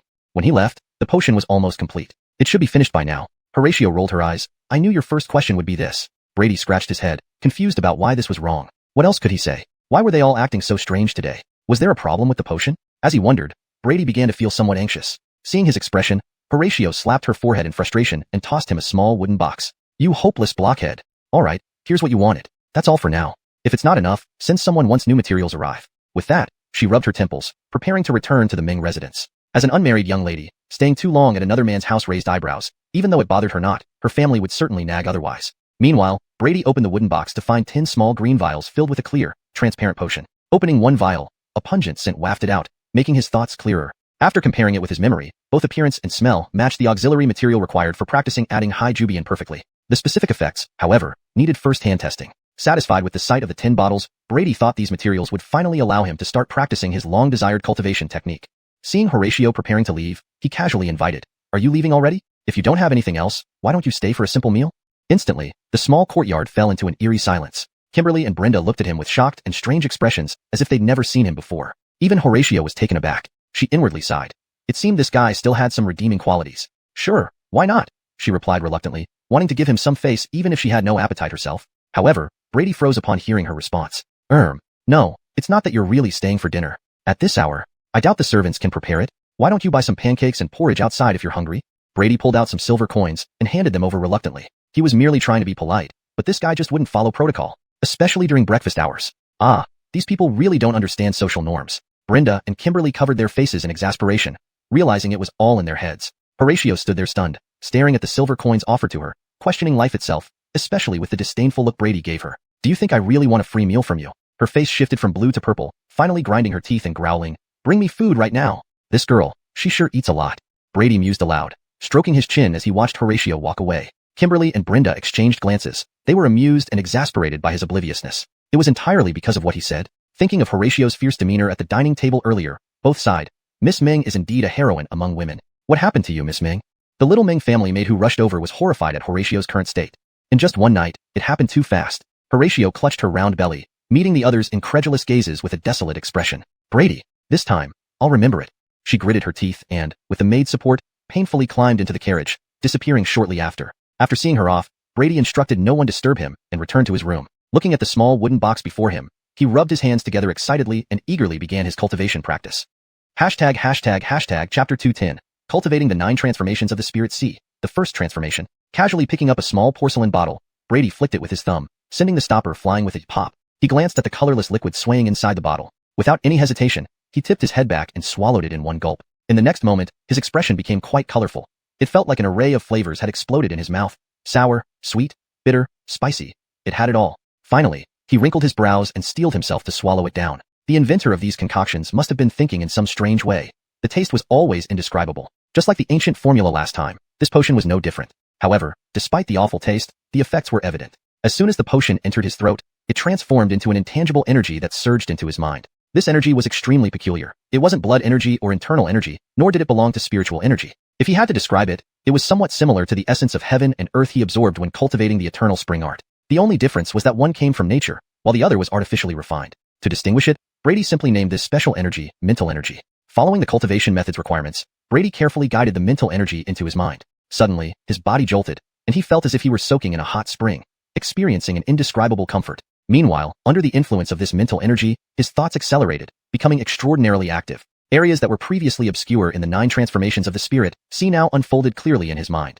So, it's like this, a hint of realization flashed in Brady's eyes. If the 9 transformations of the spirit sea were a sealed door, then this mental energy was the key to open it. Just like the eternal spring art, if not for the accidental discovery of the essence of heaven and earth, reading the entire cultivation method wouldn't have allowed him to cultivate. But there was one point where the 9 transformations differed from the eternal spring art. Upon opening the interface, the name of the cultivation method still hadn't appeared. A trace of confusion flashed in Brady's eyes. He had never encountered such a situation before. Usually, once he gained a slight understanding of a cultivation method, its name would appear on the interface. Afterward, he could systematically modify it layer by layer. Even lower-tier martial arts only required a few quick reads. But this 9 transformations of the spirit sea was confusing him. Did he need to reach the initial stage first? Brady scratched his head, uncertain. Though his guess lacked solid grounds, there seemed to be no other solution. After all, modifying a cultivation method required its presence on the interface. Otherwise, he could only stare blankly. Without another choice, Brady focused on pondering. The amount of mental energy contained in the potions wasn't much. At his absorption rate, one bottle would take roughly half an hour. With 9 bottles left, it would take less than 5 hours in total. What he needed to do was enter the initial stage of the 9 transformations within this time. Knowing what to do, Brady didn't waste any more time. If entering the initial stage was all that was needed, he was confident. Soon, as bottle after bottle was consumed, his cultivation progress increased rapidly. Yet, there was always a gap between him and fully grasping it.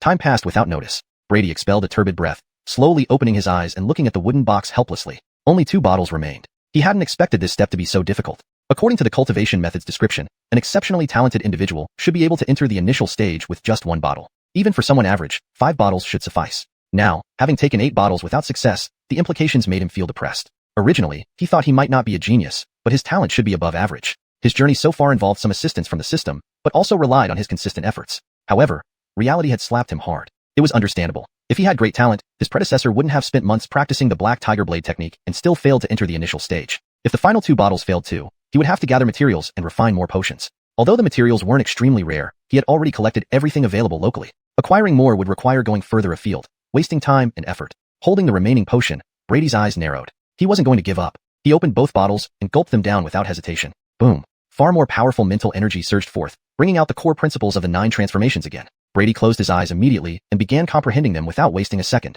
Time ticked away, and just as the mental energy was completely absorbed, Brady abruptly opened his eyes. A sharp glint flashed in his gaze. Apparently, he had finally succeeded at this critical moment. For others, this might mark the end of this stage since the auxiliary potions were all used up. For Brady, however, this was just the beginning.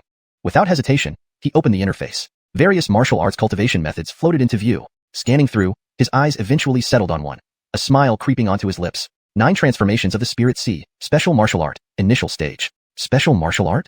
Brady noticed the unusual description, scratching his chin in puzzlement. This was the first time he had seen such a description, and though he didn't understand why it was special, it undoubtedly hinted at deeper mysteries. Initially, he was only interested in the effects of the cultivation method, but now, curiosity about the method itself stirred in him. Whoever created this must have been an incredibly powerful being. Not to mention, the unheard-of materials required for higher levels were beyond ordinary imagination. Feeling a mix of emotions, he reflected on how an insignificant merchant had such a treasure and how easily he obtained it. Recalling how he acquired the cultivation method, Brady's eyes gleamed slightly. He decided not to dwell on its uniqueness for now and let himself experience it personally. Gathering his mental strength, he pointed directly at the interface. Note asterisk the paragraph structure and line breaks have been maintained as requested.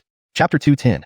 Terrifying Consumption. As the large mental hand tapped, the interface immediately became blurry. Brady, already accustomed to this, remained unperturbed, waiting quietly. In the next moment, a vast amount of mental energy surged from the void and flooded into Brady's mind. This mental energy was identical to what he had absorbed from the potion earlier. Brady, who initially had some concerns, now felt completely reassured. Clearly, even without the potion, it wouldn't affect the modification of the cultivation method as he had worried. With the influx of massive mental energy, Brady felt a surge in his mind, and his mental power began to soar at an astonishing rate. Once the modification of the cultivation technique was complete, he could clearly feel that his mental power had doubled compared to before. As his mental power increased, Brady's mind became exceptionally clear, as if he had undergone a complete transformation. Although his strength hadn't increased, everything in the world appeared clearer than ever before. Dust particles floating in the air, patterns on insect wings flapping.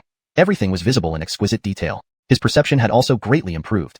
Within 100 meters, every subtle sound, even the movement of an ant, was audible. Moreover, his understanding of various cultivation techniques deepened, making their future fusion far easier. Powerful.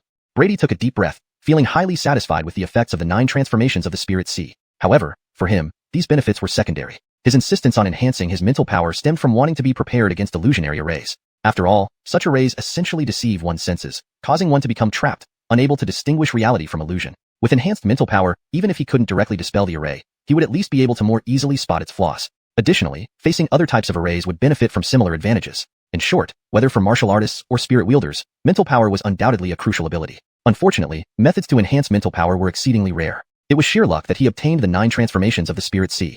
Glancing at the consumed modification points, he saw that it only used a mere 2 points. Compared to its effects, this consumption was negligible. Though slightly surprised, Brady knew this was undeniably good news for him. Focusing once more, he looked back at the interface. Next, he planned to try modifying the technique again without auxiliary materials. If it worked, there was no need for further consideration. He'd go all out. With anticipation, Brady tapped the interface again. The familiar blurriness returned. Damn, it really works. Brady, unable to revel in joy, found himself enveloped by mental energy once more. Soon, after everything settled, the 9 transformations of the Spirit Sea successfully reached the 2nd level. His mental power doubled again, and the increase was based on his current mental power. Simply put, if his initial mental power was 1, it became 2 after the 1st level and 4 after the 2nd. So, compared to the start, his mental power had quadrupled. If calculated this way, completing the 3rd level would result in an 8-fold increase. What about when the 9th level was completed? Not to mention, the system might add levels beyond 9. Continuing this calculation, even Brady felt astonished by how bizarre this technique was. Could humans create something like this? But in reality, he was overthinking. Only because of the system did he have this opportunity. Otherwise, just the materials required to cultivate the technique would be unaffordable for any nation, let alone mythical materials only heard in legends. Thus, besides him, no one in the world could likely reach the 9th level. Even achieving the first few levels would be daunting for most forces. Moreover, the price of cultivating this technique wasn't as simple as Brady imagined, but he hadn't realized it yet. A grin formed on Brady's lips, nearly breaking into wild laughter. He took several deep breaths to calm down, then glanced at the interface again. This time, he planned to modify the technique to its highest level in one go. However, the next moment, he noticed something amiss. Where were his modification points? Brady rubbed his eyes, utterly bewildered. During his trip to Mount Tyne, he had earned quite a few modification points. Although he had used some along the way, he still had 32 points left. Including the 4 points spent on modifying the first 2 levels, he should have 28 points remaining. Yet, the interface showed only 20 points left. What the hell? Did the system have a bug and swallowed my points? His first thought was that the system malfunctioned, but after calming down, he doubted this possibility. The system hadn't had issues before, and he certainly didn't want it to have bugs. So if not the system, then Brady's gaze fell on the 9 transformations of the Spirit Sea, and a sudden idea struck him. Wasn't it possible that the number of points needed increased with each level? Even so, the gap between levels was exaggerated.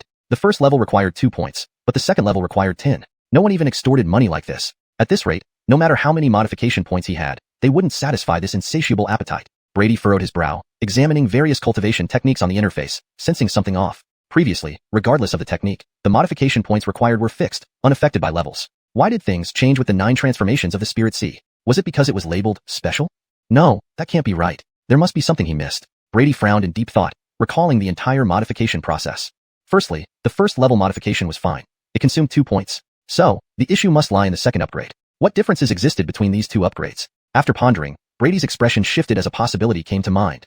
Chapter 212, Law-Breaking Spiritual Eye. The only difference between the first and second modifications was that the first modification used the auxiliary materials required by the cultivation technique, while the second one was forcibly upgraded using modification points. Could this be the reason for the increased consumption of modification points? Brady wasn't entirely sure, as he had never encountered such a situation before. But now, he couldn't think of any other reason. So, why did these auxiliary materials affect the usage of modification points? Initially, he believed they were only meant to provide mental energy with no other purpose. But according to the current situation, these materials might have some unknown effect. However, what that specific effect was remained unclear. Brady looked at his remaining modification points, furrowing his brows in deep thought. The modify button could still be used, meaning he could make another 1 or 2 modifications. But he hesitated, wondering if it was worth it. These modification points were hard-earned. If used for other techniques, he might acquire another high-level cultivation method. Using them all here seemed like a waste. After all, if his assumption was correct, collecting materials slowly would save him a large number of modification points. But after a moment's deliberation, he clenched his teeth and decided to continue. The auxiliary materials needed for the third layer, though not as extravagant as later layers, weren't easily obtainable either.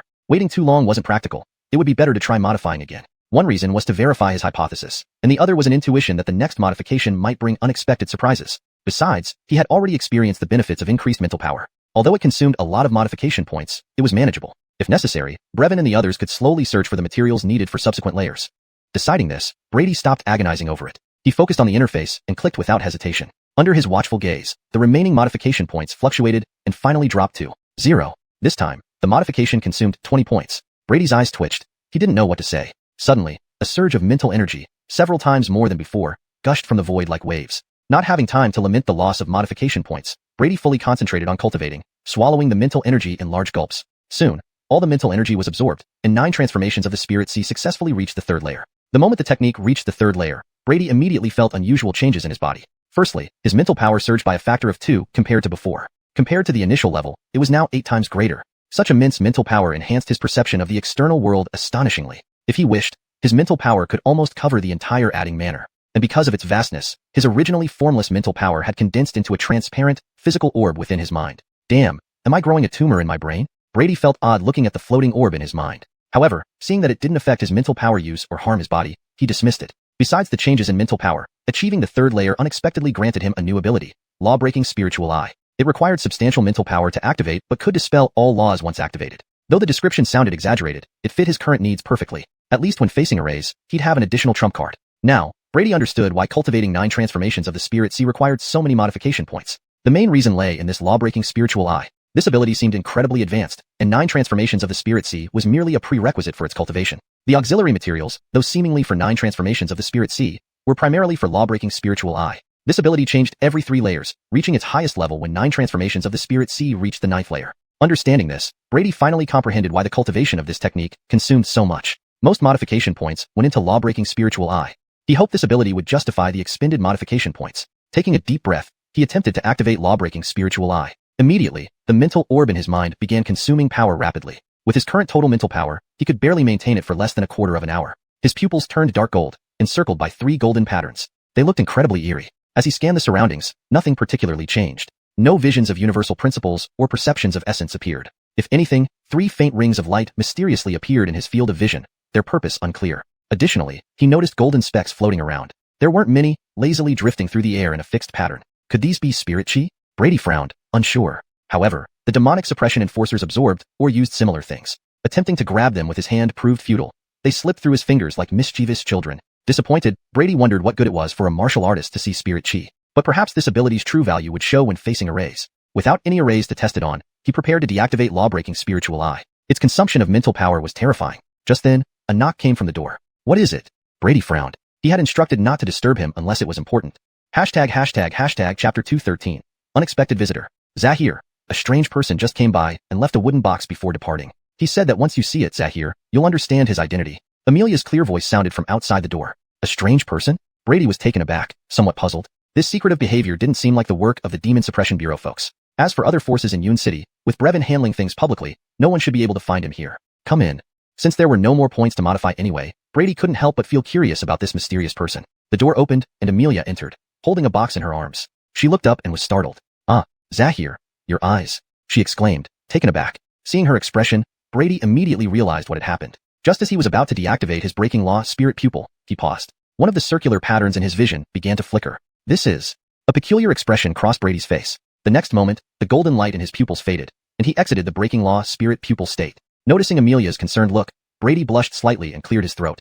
Cough. Don't worry. I was just practicing a cultivation technique. Oh, you mentioned something to give me. Is it this box in your hands? Upon hearing this, Amelia breathed a sigh of relief. However, seeing Brady's current expression, she couldn't help but wonder why he seemed a little guilty, but she didn't dwell on it, and respectfully handed over the wooden box. Zahir, this is what the strange man left. By now, Brady had calmed down. He took the box and casually opened it. When he saw what was inside, his eyes widened. Inside, neatly arranged, were 10 thumb-sized ghost cores. Snap. Brady quickly shut the box, his expression wavering between shock and suspicion. His mental energy spread out, instantly enveloping the entire adding residence, but he detected no unusual presence. Amelia was also startled by his tense demeanor. She hadn't had time to fully see what was inside the box before Brady closed it. Seeing Brady's troubled face, she timidly asked, Zahir, is there something wrong with this item? There's nothing to worry about. I made a mistake, he replied calmly. Just forget about this and go downstairs. Taking a deep breath, Brady regained his composure. Yes, Zahir. Though puzzled, Amelia bowed and left the room. Once she was gone, Brady touched the wooden box in his hands, his face fluctuating with uncertainty. He wasn't the naive rookie he had been when he first arrived in this world. Regarding these ghost cores, he had previously discussed them with Sawyer, thinking that the Demon Suppression Bureau must have a substantial stockpile of them. If he could get his hands on them, he wouldn't have to wander around searching for evil spirits. However, Sawyer had explicitly stated that trading these items was strictly prohibited, emphasizing their importance much like white powder on the old earth. Even at his status, severe punishment would follow if caught dealing privately. That matter had thus been dropped. To be honest, upon learning the Bureau's stance, Brady felt disappointed, but didn't abandon his pursuit of ghost cores. He even went undercover several times to underground markets, but found nothing. The Bureau's control over ghost cores was far stricter than imagined, banning all external transactions, even among themselves. If someone found a ghost core, they could only hand it over to the Bureau, who would offer a handsome reward in return. Over time, Brady had grown indifferent to the matter, instructing Brevin to keep an eye on things discreetly. He never expected someone to deliver ghost cores right to his door. Although they were mere ordinary grade cores, this indicated that the sender was well aware of his situation. Information he had kept hidden from everyone except Sawyer, whom he led to believe it was mere curiosity. As for martial artists, ghost cores held no particular value, despite their various uses. Yet, this mysterious individual knew about his secret efforts to collect them. Who could this be? Brady frowned, reopening the box. Apart from the noticeable ghost cores, a small piece of bone the size of a fingernail lay in the corner, initially overlooked due to the attention-grabbing cores. Examining the tiny bone, Brady's eyes flickered. It must mean something important for the sender to include it. After inspecting it for a moment without understanding its significance, he sensed some unique energy hidden within it. Suddenly, the bone trembled. Next, a cloud of white mist emerged. In Brady's cautious gaze, the mist twisted and morphed into a middle-aged man clad in pale bone armor. It's you. Recognizing the man's face, Brady's pupils constricted, his mind going on high alert. This was none other than Halston, the leader of Bone Tomb. Didn't he die at Jagger's hands? Why would he appear now? Hee hee, young man, there's no need to be so nervous. Halston observed Brady with no intention of attacking, speaking kindly. You've likely seen the gift I left, a token of my goodwill. Moreover, this is merely a phantom body of mine, posing no threat to you. Despite his words, Brady didn't trust him one bit, but remained silent. Given Halston's 4th star rank, Brady couldn't confront him. Extra caution was necessary. Since Halston showed no immediate hostility, Brady decided to wait and see what this guy was up to. Seeing Brady's silence, Halston chuckled lightly. You are called Brady, correct? To achieve such prowess at your age, you truly embody youthful brilliance. My identity is known to you, no doubt. Interested in joining me? Your terms can be anything. A dink, those ghost cores in your possession. Translation ends here. The following chapter will continue from where this one left off. Chapter 214, Cody's probe. Under Cody's watchful gaze, Brady remained unperturbed and calmly replied, Thank you for your good intentions, Briar. However, I currently have no plans to join any other factions. Please understand my position. Brady's response didn't seem to surprise Cody. He maintained his smile. That's fine. I know you must still have many reservations about people like us, but don't worry. If you change your mind in the future, this venerable will always be here to welcome you. At that time, you might realize that this world isn't as simple as you imagine it to be. Brady made no comment on Cody's words. He wasn't concerned with the credibility of this person's promises, he just didn't want to invite unnecessary trouble over these matters. Moreover, these individuals had managed to survive under the Demon Suppression Bureau's constant attacks for so long, suggesting they were devious and dangerous characters. Trusting them could lead to his untimely death. Seeing that Brady wasn't swayed, Cody didn't press further. Instead, he stared intently at him and abruptly changed the subject. Well, if that's the case, I won't force you further. In fact, the main reason I sought you out this time is for something else. Rest assured, this matter can bring great benefits to both of us. Realizing they were finally getting to the crux of the matter, Brady felt a flicker of anticipation within him. He waited silently for more information. Honestly, he was very curious about the other party's intentions. He wanted to know what had led these mysterious individuals to target him. But Cody didn't immediately explain his purpose. Instead, he slowly extended his palm and said cryptically, "However, before we proceed, this venerable has something I need to verify. Don't worry, it'll be quick." As he spoke, a cluster of white flames suddenly emerged from his palm. The flames appeared fragile, easily extinguished by a mere breeze, yet Brady sensed an immense energy fluctuation within them. Just the searing heat radiating from them made him feel extremely threatened. Why does this seem so familiar?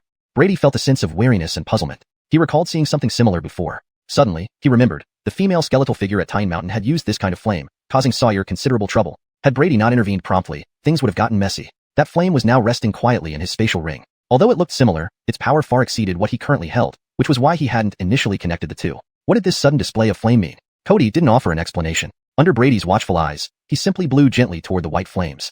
Boom. The flames, previously no larger than a candle's light, surged upward as if doused with gasoline, reaching several meters high. The room's temperature skyrocketed, making it feel like standing at the mouth of a volcano. Strangely, the surrounding furniture remained unscathed. Looking at the towering flames, a trace of anticipation appeared on Cody's face. Without hesitation, he flung the flames directly toward Brady. The attack came suddenly, without warning. One moment Cody was smiling benignly. The next he unleashed a lethal assault. Brady's pupils contracted, but he wasn't panicked. From the start, he hadn't trusted these individuals. Facing the encroaching white flames from all directions, an intense surge of vital energy erupted from within him. To Cody's surprise, the vital energy spread like a vast net, instantly enveloping all the flames. The originally terrifying white flames seemed to encounter their nemesis, unable to resist and quickly returning to their original state. Though the process seemed effortless, Brady was internally wary. While he successfully suppressed the flames again, this time it was far from the ease he experienced previously. Even now, surrounded by his vital energy, he could still sense the wild energy within the flames. A slight lapse would cause the flames to erupt once more. Maintaining his vital energy suppression, Brady coldly glanced at Cody. "I think you owe me some explanations, sir." This cunning old man had claimed earlier there was no threat. The power contained in that single strike almost exceeded the 6th rank level. If not for his ability to counter this strange flame, this situation would indeed have been troublesome. Cody wasn't rattled by Brady's anger. With a wave of his hand, the vital energy holding the white flames dispersed, allowing the flames to return to his palm and vanish. "Ah, young man, no need to get so agitated," Cody smiled. "It was just a small test. Congratulations, you've passed." "Oh, should I be happy then?" Brady retorted coldly. Cody understood Brady's hostility but wasn't worried. "Hee, my apologies. As compensation, within my capabilities, you may make a small request. Would this help you trust me a little more?" "Request? In that case, give me another 100 ghost cores." Brady narrowed his eyes and reached out. 100? Did this guy think ghost cores were cabbage? Cody's eyelid twitched at this audacious demand. Yet, thinking of his mission, he suppressed his annoyance and chuckled dryly. 100 ghost cores? I can't provide that many right now. But coincidentally, I have 10 with me. Here. Brady's eyes lit up as he saw Cody produce the 10 ghost cores. Without hesitation, he stored them in his spatial ring. Cody watched his empty hand with a few black lines crossing his forehead. "Fine, since you're so generous, I'll overlook your sneak attack. But remember, you still owe me 90. Brady licked his lips, seemingly having forgotten the ambush. Cody's face stiffened, barely restraining the urge to strike him dead. With forced laughter, he said, "Let's leave it at that. Now, let's discuss the real matter." At this point, Cody's tone grew serious. "Do you have any knowledge of secret realms?" Note asterisk: this chapter captures the tension and intrigue introduced by Cody, who probes Brady's capabilities through a deceptive attack. It also sets the stage for further discussions about secret realms. Chapter 2:15. The Alchemy Emperor. A secret realm? Brady was taken aback by the sudden mention. He naturally knew about secret realms, relics left behind from ancient times, each containing various treasures left by ancients, be it weapons, cultivation techniques, medicinal pills, or miscellaneous items. And Sawyer still owed him an entry to a secret realm. Considering the time, it didn't seem too far off from the next opening. Seeing Brady's contemplative expression, Cody continued. "Given your reaction, I assume you already have a basic understanding. So, let's skip the unnecessary talk. Even among secret realms, there are differences in quality and potential. In recent years, less than 1 in 10 small or large secret realms has yielded xuanhuan pills. The Demonic Suppression Bureau probably didn't tell you that, right?" Brady wasn't surprised by Cody suddenly mentioning the xuanhuan pill. His strength was no secret among these powerful figures, so deducing his need for xuanhuan pills to accelerate his cultivation was not strange at all. His eyes flickered slightly, and he replied calmly, "So what if they did, or didn't?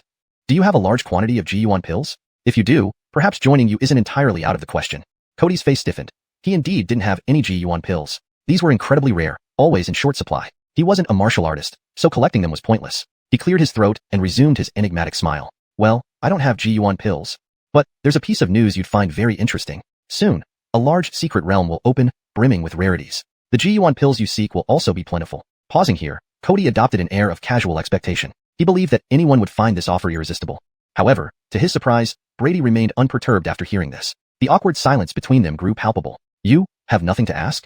After a long silence, Cody couldn't help but speak up. Did he miss something? Brady gave him a cold glance and shook his head. Firstly, this large secret realm you speak of hasn't opened yet, correct? As far as I know, before a secret realm opens, no one knows its contents. How can you be sure it contains xuanhuan pills? Even if it does, how can I trust that you won't betray me after achieving your goal? Trust is something even a child wouldn't believe in without proof.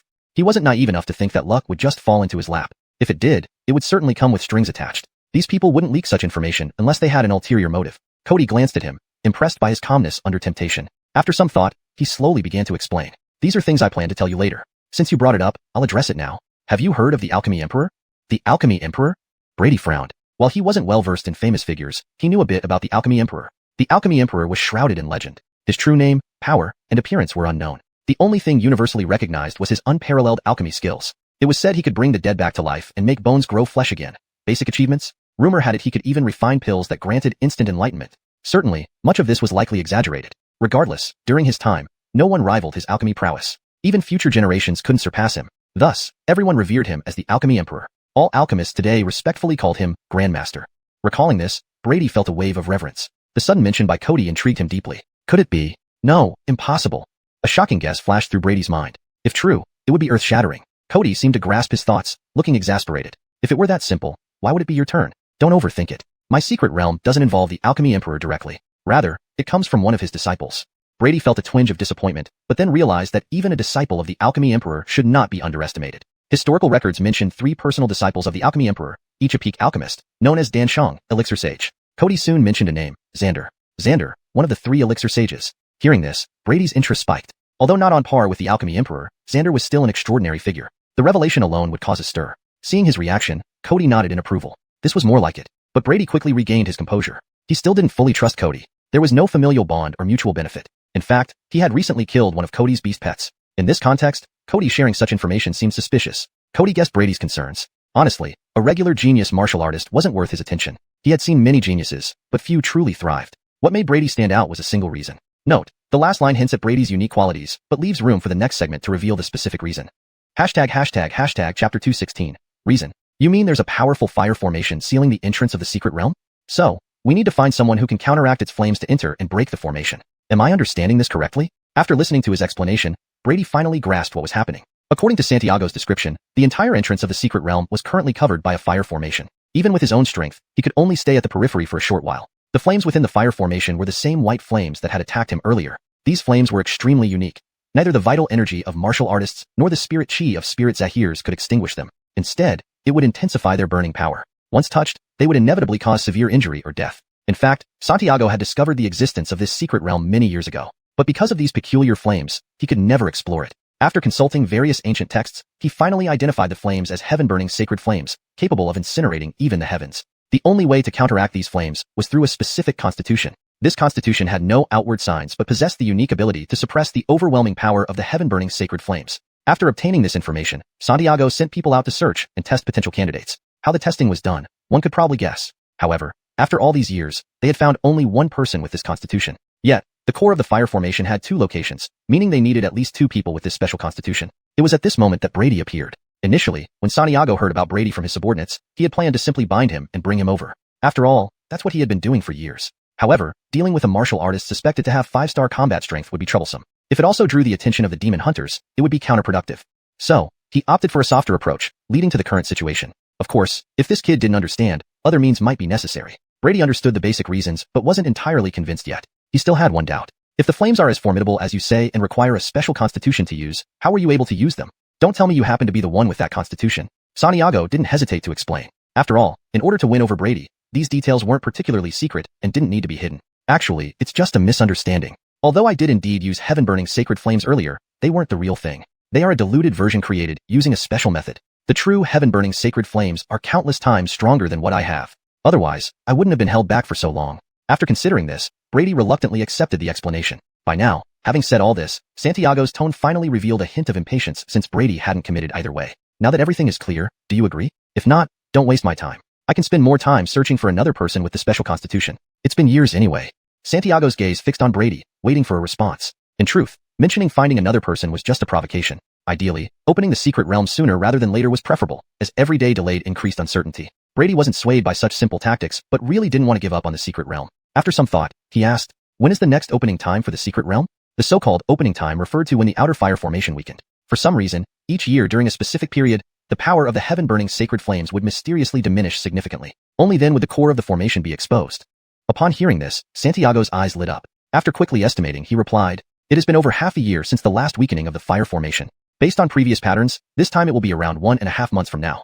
1.5 months? Brady's expression relaxed. That much time would be enough to make preparations. Moreover, Sawyer had promised him access to another secret realm, which, though not as impressive as the Three Saints realm, he wasn't willing to let go easily. Calculating the timing, it seemed just about right. Even if there was nothing valuable inside, gaining experience in secret realms would be beneficial. Finding some essence-gathering pills could also boost his strength. With more power, he'd have more leverage against Santiago. With this thought, Brady agreed without further hesitation. Before Santiago could express his satisfaction, Brady added that he had other matters to handle and would send word before the secret realm opened. If not, it was as if nothing happened. A conflicted expression crossed Santiago's face. Ideally, he wanted control over Brady. He even planned to seize Brady once he left the demon hunter's jurisdiction. But Brady's firm stance threw off all his plans. Seeing his determination, Santiago realized compromise was impossible. Frustration set in. Brady showed no sign of giving in. He knew these demons were untrustworthy. Unless necessary, he preferred minimal contact. Despite the allure of the secret realm, he wasn't rash. When it came to knowing when to quit, he wouldn't hesitate. Meanwhile, after some deliberation, Santiago conceded that he couldn't capture Brady soon enough, and thus agreed under the condition they both swear an oath not to reveal the secret realm's location and ensure his presence at the formation's opening. Brady reluctantly agreed, thinking of the vows he made in his previous life on Earth. Had they truly taken effect, he would have died numerous times over. He couldn't believe these demons trusted oaths, deeming it quite naive. Translation note **: the original text contains some idiomatic Chinese expressions and nuances which may not translate directly into English. The aim here is to maintain the original tone and style while ensuring the translation is natural and fluent. Chapter 217. The Covenant. However, after he blabbered a few oath-like phrases, Jonah displayed an expression of, "Are you joking?" He then slowly pulled out a piece of blood-soaked paper under Brady's puzzled gaze. It was roughly the size of an A4 sheet and seemed as though it had been soaked in blood, emanating a thick scent of gore. "This is the Covenant Order," Jonah briefly explained without saying much more, his face turning solemn as he began to recite softly. His words were not in this world's language and sounded extremely cumbersome. As the last syllable fell, rows of tiny characters began to materialize on the blood-red covenant out of thin air. After carefully inspecting it, Jonah immediately squeezed out a drop of blood from his fingertip. He wrote his name in the corner of the contract and tossed it directly toward Brady. The unknown material of the contract felt slick in Brady's hand, like gripping human skin. Resisting his nausea, Brady quickly scanned the text. Despite never having seen such twisted, crawling-like characters, their meanings were oddly clear in his mind. The content matched what Jonah had previously mentioned. This thing. Brady's eyes flickered as he looked at the eerie blood-red contract. He sensed a familiar presence. It was a curse. Glancing discreetly at his right palm, the curse mark left by Carrie still lingered there. Sensing a kinship with the new contract, the originally suppressed mark showed signs of revival but was soon pacified by the primal blood. Frowning, Brady realized he needed to find a way to resolve this issue quickly before it became a lingering threat. Just as he pondered silently, Jonah, growing impatient with Brady's delay, urged him. "All right, sign your name now, the covenant will be complete. If anyone violates the terms, the consequences should be obvious." Brady gave him a casual glance without speaking. Naturally, he was reluctant to sign his name on such a bizarre object, but he knew that refusing would not end well. Thus, without hesitation, he forced out a drop of blood from his fingertip and inscribed his name. As the final stroke finished, the blood-red contract came to life, emitting a bone-chilling laugh. In the next moment, it burned without fire and turned into ashes, vanishing before them. Simultaneously, two ghostly gray lines stretched out from the void, one attaching to Jonah and the other to Brady's heart. Invisible to the naked eye, only those who signed could perceive these lines. Inside, Brady noticed his heart was now tightly bound by gray threads, exuding a powerful, unseen curse. Compared to Carrie curse, this one was far superior. Brady felt that if this power erupted, even his body might not withstand it. Still, as long as he adhered to the covenant, it should remain dormant. Satisfied that the matter was handled, he turned his attention back to Jonah. "Well, are you satisfied now? And by the way, when will you deliver those 90 ghost cores?"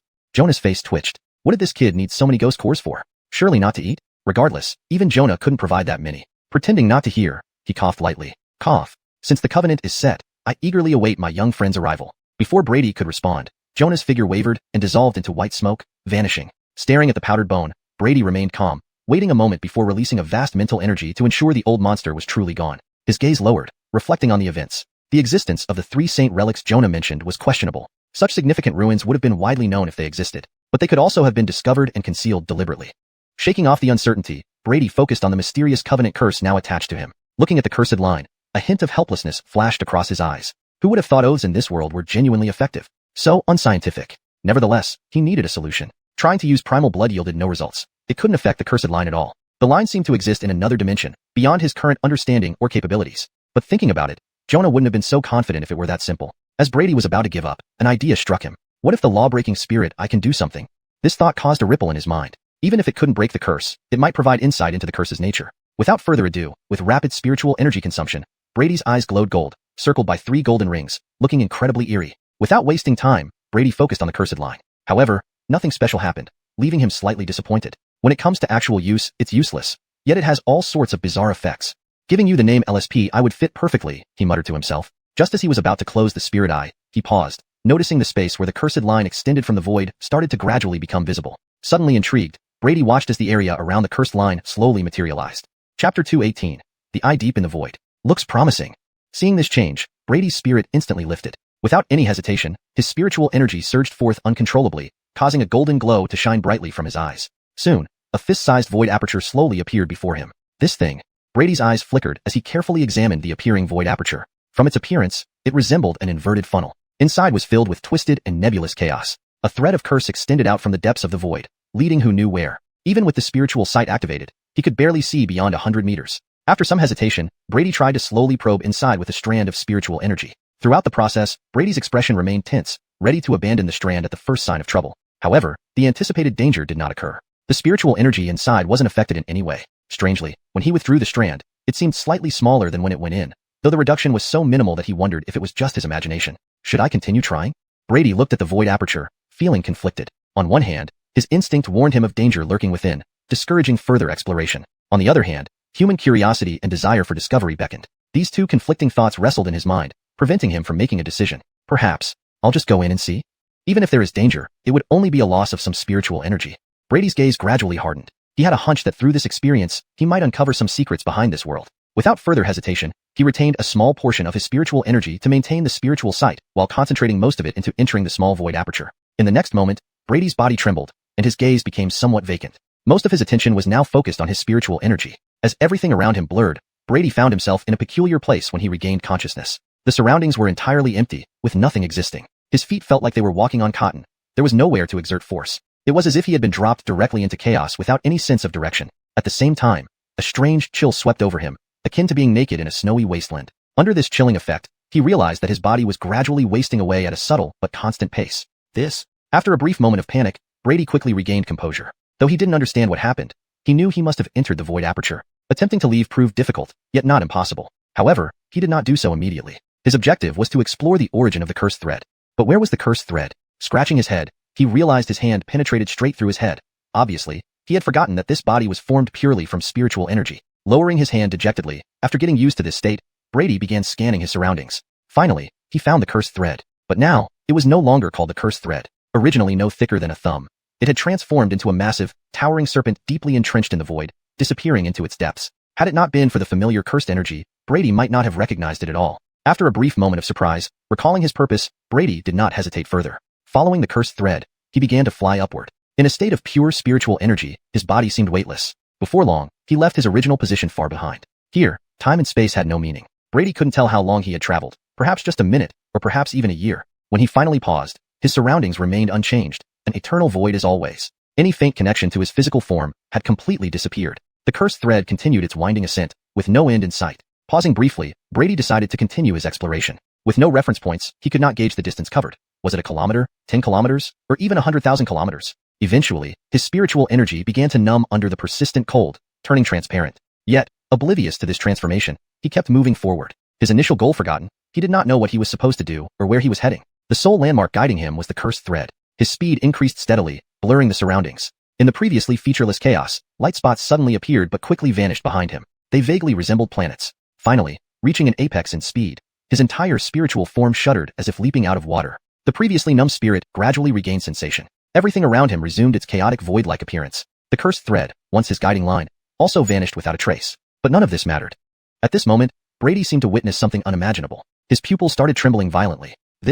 Next, his spirit caught fire. An invisible flame engulfed him like snow exposed to the sun, offering no resistance. Within an instant, even before a cry could escape, it dissipated into nothingness. What had Brady seen? His current spiritual power should have allowed him to last at least a breath's duration. As the view pulled back, in the seemingly endless void, tiny specks of light began to appear. More and more, denser and denser, until they eventually formed an enormous eye at the edge of the void. What kind of eye was this? Ancient, lonely, as if it had existed since the dawn of the void. Countless fine specks of light swirled around it like a ribbon. Upon closer inspection, these specks revealed themselves as giant planets. Brady's presence here was like a tiny insect accidentally intruding, leaving no impact. With his spiritual energy burned out, silence returned to the desolate space. Simultaneously, in reality, as his spiritual energy was consumed, Brady's complexion turned pale. Suddenly, an invisible flame erupted from the void, enveloping him entirely. The attacks suffered in the void had followed him back to his physical body. Yet, he remained unaware, staring blankly ahead like a soulless shell. Chapter 219. Gaze from the Void Part 1. Facing this intangible flame, Brady's once proud and powerful physique now seemed so fragile. His skin and flesh began to char and crack one after another until the bone within was exposed. The vital energy inside his body sensed the danger and instinctively circulated, trying to repair the damaged body. Yet, the repair speed could not keep up with the destruction. Under the continuous burning of the intangible flame, Brady's body quickly melted away by more than half. If this continued, his ultimate fate would be like his mental power, being burned into nothingness by the intangible flame. At that moment, a faint, ding sound echoed as the spatial ring on his finger fell to the ground. Since the intangible flame seemed to target only Brady himself, it did not damage anything else. The spatial ring lay silently on the ground, emitting a faint glow. Suddenly, the originally calm ring began to shake violently. With a slight cracking sound, a crack appeared on its surface. Through the crack, a flash of white light was seen flickering. The amplitude of the ring's shaking grew larger, as if something was trying to break out from inside. More cracks appeared, soon covering the entire ring. The next moment, unable to bear the strain, the spatial ring exploded. Numerous items stored by Brady spilled out and filled the room in an instant. Amidst these items, a streak of white light flashed toward Brady, who was still engulfed by the intangible flame. If Brady were conscious, he would recognize this white light as the heaven-burning holy flame he obtained from the battle at Xiuxian Mountain. Upon the appearance of the heaven-burning holy flame, the previously quietly burning intangible flame became noticeably agitated. However, the heaven-burning holy flame didn't stop. It collided head-on with the intangible flame.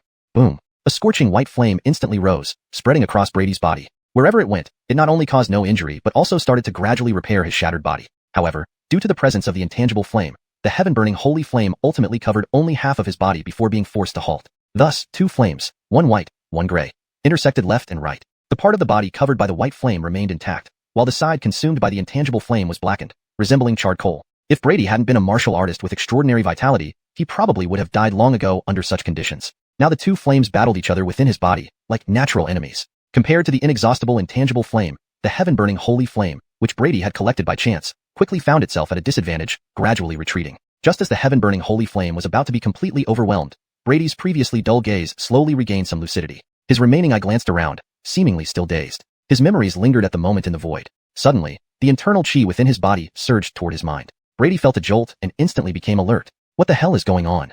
Sensing the dire state of his body, Brady couldn't help but curse inwardly. Without thinking further, his vital energy erupted, attempting to drive out the gray flame. To his surprise, his normally effective vital energy struggled against the peculiar gray flame. Even with full exertion, it merely slowed down the invasion. Seeing this, Brady's face darkened. He clearly detected a familiar aura within this gray flame. The curse power. This damn thing is really relentless. Brady gritted his teeth and tried using the primordial blood, but it also proved ineffective. His conversion rate for primordial blood was too low, making it futile against such massive curse fire. As he fretted, his attention turned to the heaven-burning holy flame occupying just a corner. This thing isn't.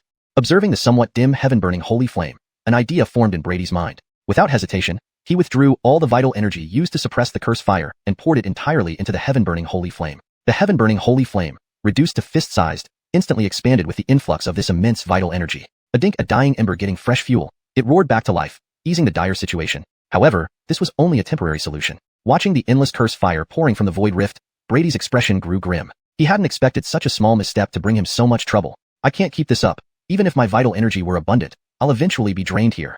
Not knowing how much more curse fire would emerge, he couldn't rely on mere brute force. Gathering his remaining mental power, Brady activated the law-breaking spirit eye again. 3 golden rings encircled his pupil, and his gaze sharpened as he fixed it on the void rift in midair. Shut it. He wasn't sure if this would work, given his limited understanding of the law-breaking spirit eye. But since it could open, there must be a way to close it. Besides, in this situation, he had no choice but to take a desperate measure. Seemingly sensing his intention, the 3 golden rings in his pupils suddenly flashed simultaneously. At the same time, a searing pain surged through his mind, draining the remaining mental power. Next, a chopstick-thick, dark gold beam shot from his eyes straight into the void rift. The golden light seemed to strike something. Dimly, an enraged roar echoed from within the rift. Soon, the void rift wobbled, twisted, and vanished from the air. In its last second, a gray light suddenly shot out. Brady, already exhausted, had no strength to dodge. He could only watch helplessly as the gray light embedded itself into his chest. Unable to resist, Brady groaned and fainted. Fortunately, without replenishment, the curse fire was no match for the heaven-burning holy flame and was quickly devoured. After doing this, the heaven-burning holy flame, seemingly spent, flickered weakly. After hesitating slightly, it reformed and disappeared into Brady's body. Chapter 220. The Gaze from the Void, Part 2. Where am I now? After an indeterminate amount of time, Brady slowly opened his eyes, looking around with some confusion. All he saw was pitch-black darkness that enveloped everything. This scene felt oddly familiar. If not for the absence of the bone-chilling cold, he would have thought he had returned to the void chamber. Roar. Just as he explored his surroundings without success, a wild roar erupted from the distance. Brady's expression changed immediately, and he walked toward the source of the sound. The voice sounded distant, but in reality, it took only a few minutes to arrive at the scene. He stopped, his eyes widening in shock at what lay before him. Amidst the infinite darkness, a monstrous beast floated, a creature measuring over 100 meters in size. From its appearance, it resembled a bloated, spherical mass of flesh. Large and small eyeballs dotted its body like scales, rotating incessantly. Anyone with trypophobia would likely faint on the spot. Even Brady felt a chill upon seeing the beast for the first time. This wasn't due to its terrifying form but rather the malevolent aura it emitted, opposing all living beings. Around the beast were swirling white flames, forming a cage-like structure that confined it within. Each time the beast attempted to escape, the white flames burned it mercilessly. With each burn, the beast let out agonizing roars. Despite this, it did not stop its relentless assault, slightly dimming the flame prison. Is this heavenly burning flame? But why is it here? Where exactly am I?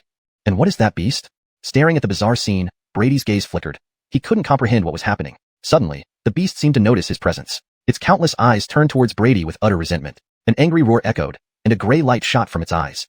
Before Brady could react, a bowl-sized hole appeared in his chest, yet no blood flowed from the wound. Stunned, Brady stared at the hole, mouth agape as if trying to speak. But then his body crumbled and vanished into nothingness. Seeing this, the monstrous beast seemed even angrier, ignoring its pain and smashing against the prison cage with madness. Resentful roars mingled with burning sounds, reverberating through the endless darkness. Whoosh!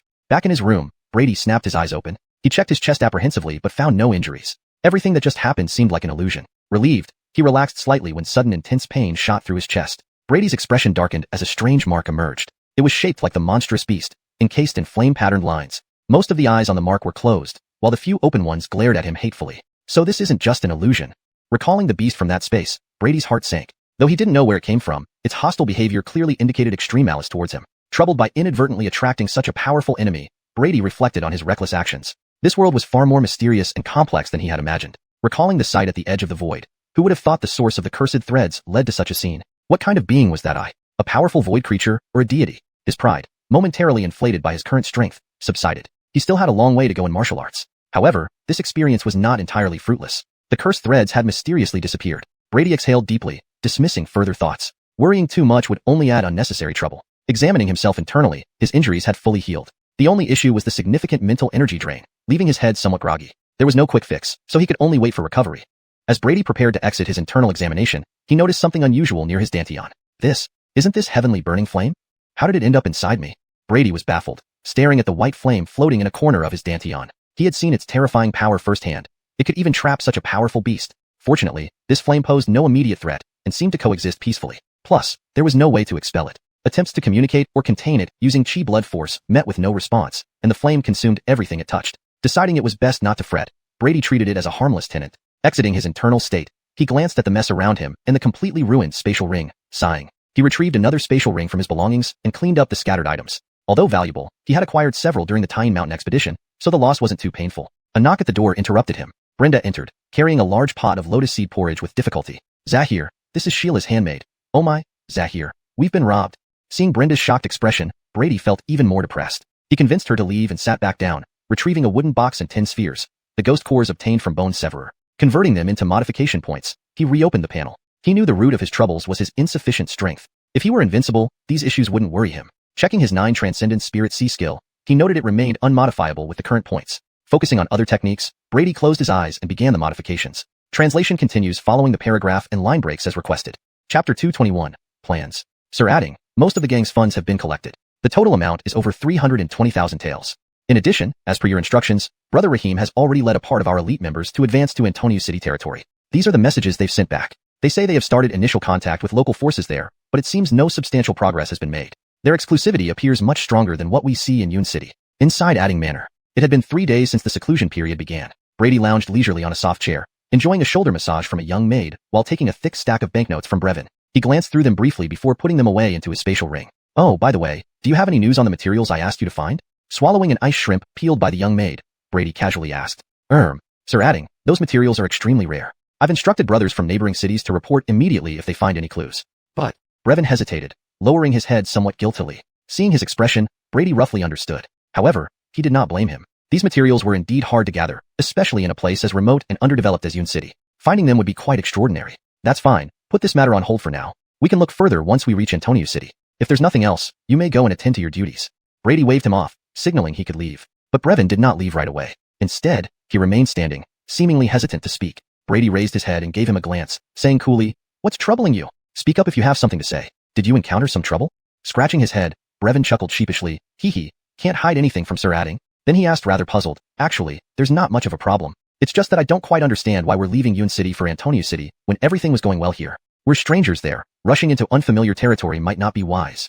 Understanding his thoughts, Brady was aware of Brevin's reluctance. Having stayed in Yun City for so many years, seeing things start to improve, naturally, he was reluctant to leave. However, leaving Yun City was a decision made after serious consideration. To begin with, resources here were too scarce. If he wanted to practice the 9 transformations of the Spirit Sea, staying in such a remote place was out of the question. Additionally, this world was vast, filled with various customs and traditions surpassing even Blue Earth's diversity. After coming all this way, wouldn't it be a shame not to explore? As for choosing Antonio City, the reasons were simple. As a significant city, it was also very prosperous, merely half a day's journey from the capital. Furthermore, Sawyer mentioned the secret realm, which was said to open near Antonio City. Thus, it was perfectly suited as their next destination. Brady didn't elaborate these reasons to Brevin, instead saying after brief thought, "I understand your concerns. If you're unwilling to leave, I won't force you. Here's what we'll do, you can continue developing here. Don't feel pressured, decide according to your wishes." Brady wasn't joking. He hadn't given up on Yun City but left a small force here as a future fallback. In recent days, he spent time having friendly discussions with other forces, ensuring mutual satisfaction. Even without him here, the gang could continue thriving. Brevin fell into deep contemplation upon Brady's offer. On one hand, there was visible status and reputation. On the other, an unknown path awaited. This choice perplexed him. Brady did not rush him, closing his eyes to enjoy this rare moment of peace, seemingly unconcerned with his decision. After much silence, Brevin's uncertain gaze finally grew firm. Kneeling down with a serious expression, he declared, "Sir Adding, I've decided. I want to continue following you. Whatever lies ahead, I will never regret." He realized all he had now came from this man before him. Without Brady, who in Yun City would recognize Brevin, a disciple waiting out his days at Black Tiger Martial Hall, looking at the kneeling Brevin, a flash of surprise crossed Brady's eyes. Frankly, he thought Brevin would choose to stay, but this display of courage impressed him. Moreover, he was satisfied with Brevin's loyalty and capability. The tasks assigned usually went smoothly without disappointment. If anyone else took over, it would be hard to adapt. He gestured for Brevin to rise. "That's good, but we must still leave trusted people in Yun City." Standing up, Brevin nodded in agreement. "Actually, I've considered this. How about leaving it to guys like xuanhuan? They should suffice." Brady stroked his chin, not objecting. "Then I'll leave this arrangement to you." Xuanhuan and his companions were among the earliest followers of Brevin, loyal and reliable. With occasional guidance, they all broke through to the Tongyi stage. Not the strongest, but adequate for Yun City. Thinking this, Brady added, "By the way, pass on the cultivation method I taught you to them when you can. I don't want to hear that they've been eliminated later. Also, if you come across talented candidates in the gang, you can pass on the method. You manage this on your own, no need to consult me again." The method he referred to was the weakened version of the Undying Saber technique. Though weaker, it still held mid-level martial technique power, perfect for them. Upon hearing this, Brevin's eyes gleamed with joy, sensing more trust from Brady. Just as he intended to express his loyalty, a commotion outside interrupted. Recognizing the noise, Brevin's face turned odd. Seeing Brady also looking uneasy, he tactfully bowed and retreated. Brady paid no mind, only feeling a headache from the noise outside. ###Chapter 222. Parents. "Sir, madam, your bodies have yet to fully recover. Young Zahir has instructed us to ensure you rest well. Sir, madam, please do not put us in a difficult position. Oh, you children, how can you be so troublesome? We know our own bodies better than anyone else. Really, lying down for so many days, our bones are about to rust. All right, stop following us around." The noise grew louder and closer. Finally, a middle-aged couple walked into the courtyard, surrounded by a group of servants. These two were Brady's parents in this world. Just a couple of days ago, after his soul successfully merged, Brady had them brought back from the Demon Suppression Bureau. There were no side effects, but they had forgotten everything that happened during the incident. To ensure their safety, Brady had arranged for them to recuperate at home. Judging from their appearance, they seemed to have mostly recovered. Upon seeing Brady, the two elders' eyes lit up with joy. They pushed through the circle of servants and quickly approached him, adding, "Brat." Brady couldn't help but show a hint of exasperation as he looked at them. "Father, Mother, your bodies have just healed. Shouldn't you rest a few more days?" Hearing this, Father Adding's eyes widened. "Brat, you're trying to boss me around now? Let me tell you, your father is perfectly fine. Don't you remember when you ran off to the back mountain and encountered wolves? If it weren't for me dealing with them one by one with my hoe, you would have been chewed to pieces. Just because you've grown tall and strong now, think you can take on anyone? I could still handle you with one hand." Before he could finish, Mother Adding interrupted with a look of disdain. "That's enough, old man. That happened years ago, yet you still bring it up. Aren't you ashamed?" Turning to Brady, she said with a touch of concern, "My dear Addinger, you must have endured a lot here. Look how thin you've become in just a few months." Father Adding, Brenda, and the servants were speechless. "Are you mocking everyone's eyes? Where does he look thin? Is it his arms thicker than an average person's thighs, or his body stronger than a bear?" Seeing the odd looks, Mother Adding felt somewhat embarrassed. Her words were driven by a sudden impulse, as if something important would be missing if she didn't say them. She silently mused that the food in the city was too good. In just a few months, she almost couldn't recognize her son. Brenda couldn't help but giggle at Brady's helpless expression. This was the first time she had seen the young master looking so flustered. Brady shot her a stern glance, and then turned to his parents. "Father, Mother, let's not talk about this. Have you settled in here comfortably over the past few days? If you need anything, just tell them." He pointed to the servants behind him. These were selected by Brevin from the gang, all with capable abilities and proven loyalty. However, upon hearing this, both parents showed an uneasy expression, hesitant to speak. What's wrong? Are these people not obeying you?" Brady's eyes narrowed. Could there be something he doesn't know? "They failed, sir. Please spare us, spare us." The servants were terrified under his gaze, immediately kneeling on the ground in fear. "Brat, why scare them? This isn't their fault. Get up." Mother Adding pinched Brady's waist out of frustration but found it like pinching stone. "Very well, you may rise." Brady finally looked away, speaking calmly. Amidst repeated thanks, the servants stood trembling to one side. Brady ignored them, asking with some confusion, "If it's not about the servants, is it the food and clothing? I earn money now, don't worry about spending." Father Adding instinctively slapped the back of Brady's head, wincing in pain himself. "You've earned a little money and think you can spend it recklessly. Be frugal. Save for a wife and hopefully 2 chubby grandsons." Brady merely nodded gloomily. Truthfully, he hadn't thought much about marriage and children. It wasn't due to lack of women around him, but because each of them was far too weak. With his current strength, any misstep could lead to tragedy. Mother Adding, unlike other mothers, didn't consider such matters. She looked at Brady with affection. "Addinger, seeing you living well here puts my mind at ease. But we've gotten used to hardship and find this place too luxurious. We've decided to return to Huangtu village." Father Adding remained silent, but his expression suggested he agreed. Seeing their resolve, Brady felt a headache coming on. He understood their attachment to their old life. Living in one place for most of their lives, suddenly changing environments could indeed feel strange. However, Huangtu village had been burnt to the ground by him, leaving only ashes. Even if they wanted to return, it was impossible. Deciding whether to reveal the truth to them, Brady hesitated. Their connection to Huangtu village was deep, and revealing the truth might hurt them deeply. Just as he pondered how to explain, Kimberly entered the courtyard. "Surprised to see you, Uncle and Aunt. You've finally recovered." Kimberly greeted warmly. Brady's parents brightened instantly, responding warmly. The two families had always been close, even considering marriage between their children. Now seeing her, their hearts rekindled the idea. As for Brady's opinion, it clearly didn't matter to them. "Is it you, child? Come closer. Let Auntie take a look." Indeed, nicely dressed, very charming. Especially that figure, sure to bear children easily. "By the way, where are your parents? Did they come too?" Initially unsure how to respond, Kimberly's face darkened upon hearing the last question. Seeing this, Brady's parents became concerned. "Child, don't be afraid. Did this brat bully you? Speak up, and I'll teach him a lesson." Brady furrowed his brow, sensing trouble. He quickly retreated behind the others. These troubles weren't for him to handle. Unable to confront it, he vanished from the scene in a flash. Thus ended another chapter, leaving Brady to deal with family matters while Kimberly faced a somber reality. Chapter 223, Wine Banquet. At the Demon Suppression Bureau, 1st Squadron Headquarters. "I say, you look all gloomy. What's on your mind? Keep drinking." "What was that line of yours, burp? Something like, 'You're breeding fish now?'" Sawyer patted the table somewhat discontentedly, his breath reeking of strong alcohol. Seeing him swaying precariously, Brady felt helpless. He knew this guy was already quite drunk, but it was partly his own fault. Ever since he had introduced alcohol distillation techniques to amass quick funds in this world, although it did make a fortune, it also brought its share of problems. Just like Sawyer, he was already a heavy drinker by nature, and now he often dragged Brady for a drink every couple of days. The worst part was that his behavior after drinking was terrible. He would cause trouble wherever he went. Just a few days ago, while intoxicated, he secretly soaked Jagger's favorite tea leaves in potent liquor. When caught, he argued that it was the proper way for men to drink. The outcome was predictable. Half of Cloud City heard his miserable screams that day. Everyone thought he'd be laid low for a while, but here he was, quickly forgetting the pain. Under Sawyer's insistence, Brady shook his head helplessly and lifted the enormous wine bowl, downing it in one gulp. Instantly, a fiery sensation exploded in his mouth and spread through his throat to his entire body. Brady exhaled a breath of alcohol without using chi and blood energy to dispel it, enjoying the rare thrill. Though not much of a drinker himself, an occasional tipple was still acceptable. Meanwhile, Kesha, her face with a gentle smile, held a large wine jar and refilled Brady's bowl under the envious gaze of the other demon suppressors. She had dressed especially for the occasion in tight-fitting clothes, which revealed her figure as she bent over. However, Brady seemed oblivious to this scene and simply drank another bowlful in one go. Behind him lay several empty jars taller than a man. After finishing yet another bowl, Brady maintained his composure and asked, "Say, Matthew, hasn't Commander Wang come out of seclusion yet?" This visit wasn't just about drinking with Sawyer. Over these days, he had nearly finalized his thoughts on the two conditions from before. At the mention of Jagger, Sawyer's sleepy eyes suddenly snapped awake. Looking around anxiously and seeing no sign of Jagger, he let out a small sigh of relief, clearly still affected by the previous incident. "You, drinking happily away, why bring up that guy?" Sawyer picked up the wine jar and gulped a few mouthfuls before grumbling. Seeing his obvious fear despite trying to act tough, the other demon suppressors couldn't help but chuckle. They quietened down only when Sawyer glared at them. With a resentful expression, he gulped down more wine. Relax, I sent someone to inform him long ago. He'll let you know if there's any news.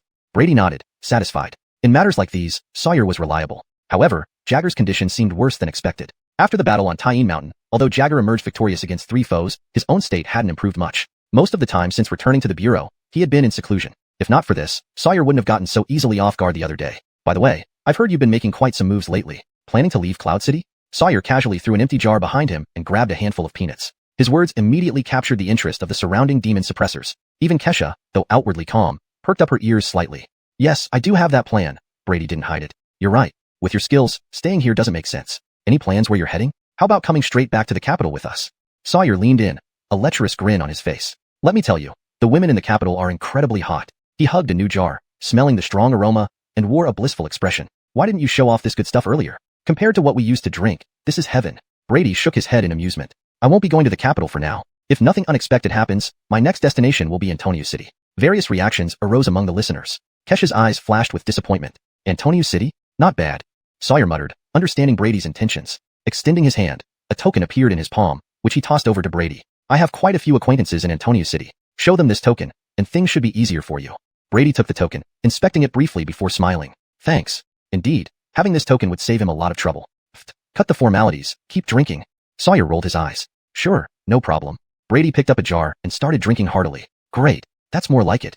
Sawyer joined in eagerly. While he couldn't match Brady's cultivation in drinking, he had never feared anyone. Amidst cheers from the crowd, they vied with each other until the ground was strewn with empty jars. Just as the mood was reaching its peak, a demon suppressor barged in, interrupting the revelry. Gabriel Chin, Gabriel adding, Commander Wong has emerged from seclusion. Immediately sobering up, Brady expelled the alcohol fumes with a wave of chi. Matthew, I'll go ahead then.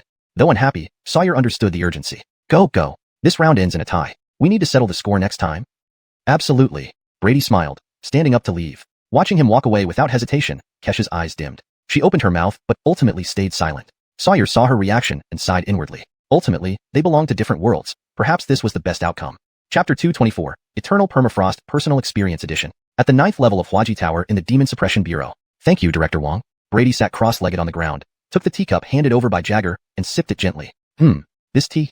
Why does it taste like it has a hint of alcohol? Placing the cup down inconspicuously, Brady deliberated for a moment before tentatively asked, I wonder if Director Wong's injuries have fully recovered? If you need spirit medicine, I happen to have some. Before he could finish, Jagger waved him off. That's enough. When did you start learning those bureaucratic pleasantries? I know what you mean. Rest assured, I won't go back on my word. Tell me what you want straight out.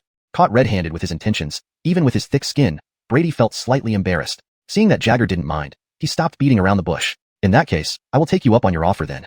In fact, I have a small problem and would like Director Wong's help to resolve it. With that said, Brady slowly extended his right palm, revealing the curse mark upon it. This is a curse. Jagger's eyes flickered as he instantly recognized the unusual aura. As Brady explained the origin of the curse, Jagger nodded, regaining his calm expression. Given his status, while surprised by the power of the curse, he wasn't overly shocked. So, you want me to help remove this curse? Jagger lifted the teacup to his lips, taking a sip. Without waiting for Brady's reply, he shook his head and continued. Well, since this curse stems from this matter, I'll help you for free this time. However, Brady smiled bitterly and shook his head. If it was just the curse mark, he could find ways to remove it himself and wouldn't waste a valuable favor. His real goal was something more troublesome. Seeing this, Jagger's eyes showed a hint of confusion. Before he could ask, Brady removed his outer clothing, revealing the increasingly clear 100-eyed mark on his chest. The 100-eyed mark had come from an encounter during his exploration of the void with a terrifying beast. The name, 100-eyed, came from its distinctive feature. He was in such a hurry because over these few days, he noticed that the Tianfeng holy flame suppression seemed to be weakening. The surrounding flame patterns were dimming, and many of the eyes on the mark were now wide open. Even using all his primal blood for suppression was barely effective. Although there wasn't immediate danger yet, it was easy to imagine what would happen when all the eyes opened. The curse would erupt. At such a powerful curse, Jagger's originally calm face changed as soon as he saw the mark. He put down the teacup, lightly touched the mark, then looked at Brady with complex emotions. Where did you get entangled with such trouble? Brady scratched his head awkwardly, vaguely evading the question about the source of the mark. Antoniacally, Jagger didn't press further. Everyone had their secrets. With a serious expression, Jagger continued. Regardless of its origin, I must tell you that what you've tangled with is very formidable. If I were at my peak, I might have tried, but now, Brady frowned. This thing was far more troublesome than he expected. Even the strong Jagger seemed unable to handle it. Given the impending eruption of the curse, seeking other experts might not leave enough time. As he moped, a smile appeared on Jagger's lips. Don't worry, though I can't remove it entirely, I can prevent its eruption for some time. Relief spread across Brady's face. Suppression would buy him time to seek other solutions. Trouble Director Wang once more. Jagger nodded and began without delay. The process will be painful. Try not to resist. Blue light flashed in his eyes, causing the temperature to plummet abruptly. Ice crystals fell from nowhere, and the ambient spiritual energy converged in his palm. With a solemn expression, Jagger intoned, "Seal 10,000 phenomena, eternal permafrost." His fearsome right palm slowly pressed towards Brady's chest. Actually, it's this move. Brady's pupils constricted, recalling the Ta'in mountain almost completely frozen. Would this blow be survivable? Despite his inner dread, no other options were available. Death awaited him once the curse erupted, so this was a chance worth taking. As he tensely watched, Jagger's hand slowly landed on the mark. Instantly, a bone-chilling cold surged through him. Every cell in his body felt frozen solid. The only thing he could do was to hold on to his last thread of consciousness. Meanwhile, the 100-eyed mark sensed the crisis. Its remaining closed eyes began trembling, trying to open forcibly. You're too late. Jagger's voice was cold as the gathered spirit energy burst out. Complex spirit patterns emerged, engulfing the mark entirely. The 100-eyed mark seemed to emit an anguished roar, quickly silenced by the spirit patterns. Eventually, the open eyes gradually closed again. As Jagger acted, Sawyer, who was already quite drunk, sobered up immediately. Feeling the familiar surge of power, his face changed. Flashing away from puzzled fellow demon suppressors, he arrived at Huaji Tower with Teddy and Balthazar. All three exchanged glances, noting each other's grave expressions. Before them, the entire 9th level of Huaji Tower was completely encased in ice. Chapter 225. The Secret of the Curse and a Word of Advice. Sawyer, what exactly happened here? Why did Director Wang suddenly use eternal frozen ground? Is it an enemy invasion?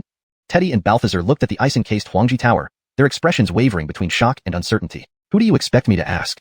Sawyer replied irritably. He gazed toward Huangji Tower, his eyes filled with confusion. At this moment, Brady should be meeting Director Wang. What happened inside that resulted in this situation? As the three hesitated whether to force their way in, Jagger's calm voice rang in their ears. There's nothing wrong here. You may all step back. Upon hearing this, they heaved sighs of relief. Though still puzzled, they respectfully complied and retreated. Inside Huangji Tower at this moment, how do you feel? Flames flickered from Jagger's fingertips, melting the ice-locked teacup. He sipped lightly before speaking calmly. Though his expression was serene, a hint of pallor betrayed the toll on his spirit energy from casting such a draining spell. Brady, seated opposite in lotus position, slowly opened his eyes after checking himself, revealing a smile of joy. Many thanks for your assistance, Director Wang. The curse is now completely sealed. The anomaly of the 100-eyed mark had vanished. Even the initial curse mark seemed erased as well. Jagger nodded, unsurprised, then pondered for a moment. Don't be too happy yet. The seal is only temporary. Given my current capabilities, it will last no more than half a year without further incidents. Brady remained unperturbed. 6 months gave him ample time. Standing up, he bowed earnestly. Jagger accepted this gracefully. He swirled the teacup, asking casually, what do you know about the origin of the curse? The origin of the curse? Brady was slightly puzzled. Given Jagger's knowledge, he shouldn't be ignorant of these matters. However, there must be a reason for this inquiry. After a brief contemplation, Brady recounted everything he knew despite not fully understanding its purpose. After listening, Jagger maintained a neutral expression, focusing intently on the teacup. What you said isn't wrong, but it's not entirely complete, he remarked pointedly. As commonly believed, the so-called curse indeed originates from ancient beast spirits. However, few know that its true source lies in a far more terrifying place. Pausing, Jagger met his gaze and spoke 2 words coldly. Void. Hearing these words, Brady's pupils constricted, recalling the horrific sight during his pursuit of the cursed line. Clearly, Jagger had noticed something during the sealing process. Looking at his reaction, Jagger asked mysteriously, why do you seem unsurprised? Have you already encountered the void? Facing Jagger's half-smiling gaze, Brady laughed awkwardly. How could I? As just a warrior, I've never even heard of the void, let alone seen it. Though sensing Jagger might have guessed something, Brady wouldn't admit it. Intuitively, it was better to keep his experience in the void secret. Jagger scrutinized him meaningfully. Feeling somewhat uneasy under his gaze, Brady tried to remain composed with a stiff smile. Fortunately, Jagger's gaze shifted, returning to his usual calm tone. No need to be so nervous, whether you've seen it or not. Just remember one thing. Stay away from the void. It's not a place for humans. Brady feigned ignorance, but agreed inwardly. One encounter had nearly cost him his life due to a terrifying entity. How many more horrors lie within the vast void? Recalling the colossal eye like a galactic body, Brady fell silent. With his current strength, he would definitely avoid entering it again. Then Jagger continued. Since the curse is temporarily resolved, there's another matter we need to address quickly. Noticing the subtle exhaustion on Jagger's face, Brady understood immediately. Without wasting time, he asked directly, does Director Wang have any fusion essence pills? Fusion essence pills? Jagger paused, then realized Brady's progress had reached this stage. Seeing his reaction, Brady added earnestly, Director Wang, if you have them, I can offer equal value in exchange. I won't take them for free. Jagger glanced at him, then chuckled. You don't need to trick me. I do have some fusion essence pills. Originally meant for a junior, but since I promised you, take them. A palm-sized jade bottle flew toward Brady. Delighted, Brady caught it cautiously and opened it, finding over a dozen pills the size of glass beads inside. These golden pills stirred the primal blood within him upon a mere whiff. Confirming their efficacy, Brady's eyes gleamed with excitement. He hadn't dared hope much, but was pleasantly surprised by this windfall. These pills offered hope for advancing his stagnant realm. Thank you, Director Wang. For the pills, Brady thanked Jagger sincerely, who waved a hand indifferently. Now that both matters are settled, leave unless there's anything else. Brady nodded, bowing again before leaving. Jagger watched him go, his gaze flickering uncertainly. Just as Brady neared the door, a cryptic message floated into his ear. Brady, listen carefully. If you wish to break through to the Heavenly Essence Realm, consider leaving the Dehui dynasty. Take heed of this advice. Chapter 226, Changes in Mindset. Brady halted his steps. When he turned back, Jagger was already out of sight. Those words just now? Recalling the last perplexing remarks from Jagger, Brady's eyes flickered slightly. The meaning of the words wasn't hard to understand. But the critical question was, why would someone do this? Could it be that breaking through to the xuanhuan realm within the Dahuang Empire is somehow inappropriate? Brady was inexplicably reminded of Sawyer's statement. So far, no martial artist within the entire Dahuang Empire has managed to break through to the xuanhuan realm. Initially, he thought it was just due to the enormous difficulty of breaking through this realm. But now, it seemed there were hidden secrets he didn't know about. Indeed, transitioning from the xuanhuan mirror to the Poji mirror was primarily challenging because of converting the primordial blood. Over so many years, those who had reached the xuanhuan realm should have been able to achieve the next level even by attrition. However, reality showed that almost all martial artists at the xuanhuan realm were stuck at this stage. Furthermore, the current status of martial artists within the Dahuang Empire was noticeably lower than that of Spirit Invoice. Was it possible that someone didn't want these martial artists to advance? But why would they do that? Brady couldn't figure it out. After all, within the whole Dahuang Empire, although martial artist statuses were somewhat low, there didn't seem to be any deliberate suppression. So the crux of the problem likely lay with the Poji realm. But information about the Poji realm seemed to be deliberately concealed, and even he could only access some basic facts. Based on what he understood, there didn't appear to be anything amiss. Unless, there was something hidden that he didn't know? Brady rubbed his temples, feeling increasingly troubled. However, Jagger's words did manage to raise his vigilance. Now, the Dahuang Empire was like a bottomless lake, and he was merely an inconspicuous little fish within it. To see more, he had to leap out of the water with all his might. But when that time came, would he be greeted by a broader sky or a cunning fisherman? Huff. Brady exhaled deeply, his gaze once again becoming calm. There's no use worrying too much right now. Anyway, from others' perspectives, he had only just entered the xuanhuan realm, still a considerable distance away from breaking through to the next level. Even if there were hidden forces at play, during this period, he should still be safe. What he needed to do now was to continue advancing and growing stronger before that moment arrived. Until he finally possessed the strength to break free from the fishing net and overturn the boat itself. He took one last deep look at the direction where Jagger disappeared, nodded politely, and then decisively turned around and left the room. After he left, the air suddenly twisted. Jagger reappeared in his original seat, maintaining the same posture. Evidently, he had never left from the start. Sitting silently in his chair, the teacup in his hand long since cooled, but he paid it no mind. Staring at the direction Brady had left, his gaze flickered as he murmured, "Was what I did right or wrong? The prophecy back then? Don't rush, don't rush. Let time prove everything." At the entrance of the demon suppression office, "You little rascal, your knack for causing trouble hasn't changed a bit," Sawyer said with folded arms, recalling the Imperial Peak Tower that was frozen earlier, his expression peculiar. For some reason, every time this kid appeared, nothing good ever happened. Brady smiled calmly without offering any explanation. Looking around, he casually said, "All right, let's say goodbye here. You need to live longer. I don't want to meet you again holding only a handful of ashes."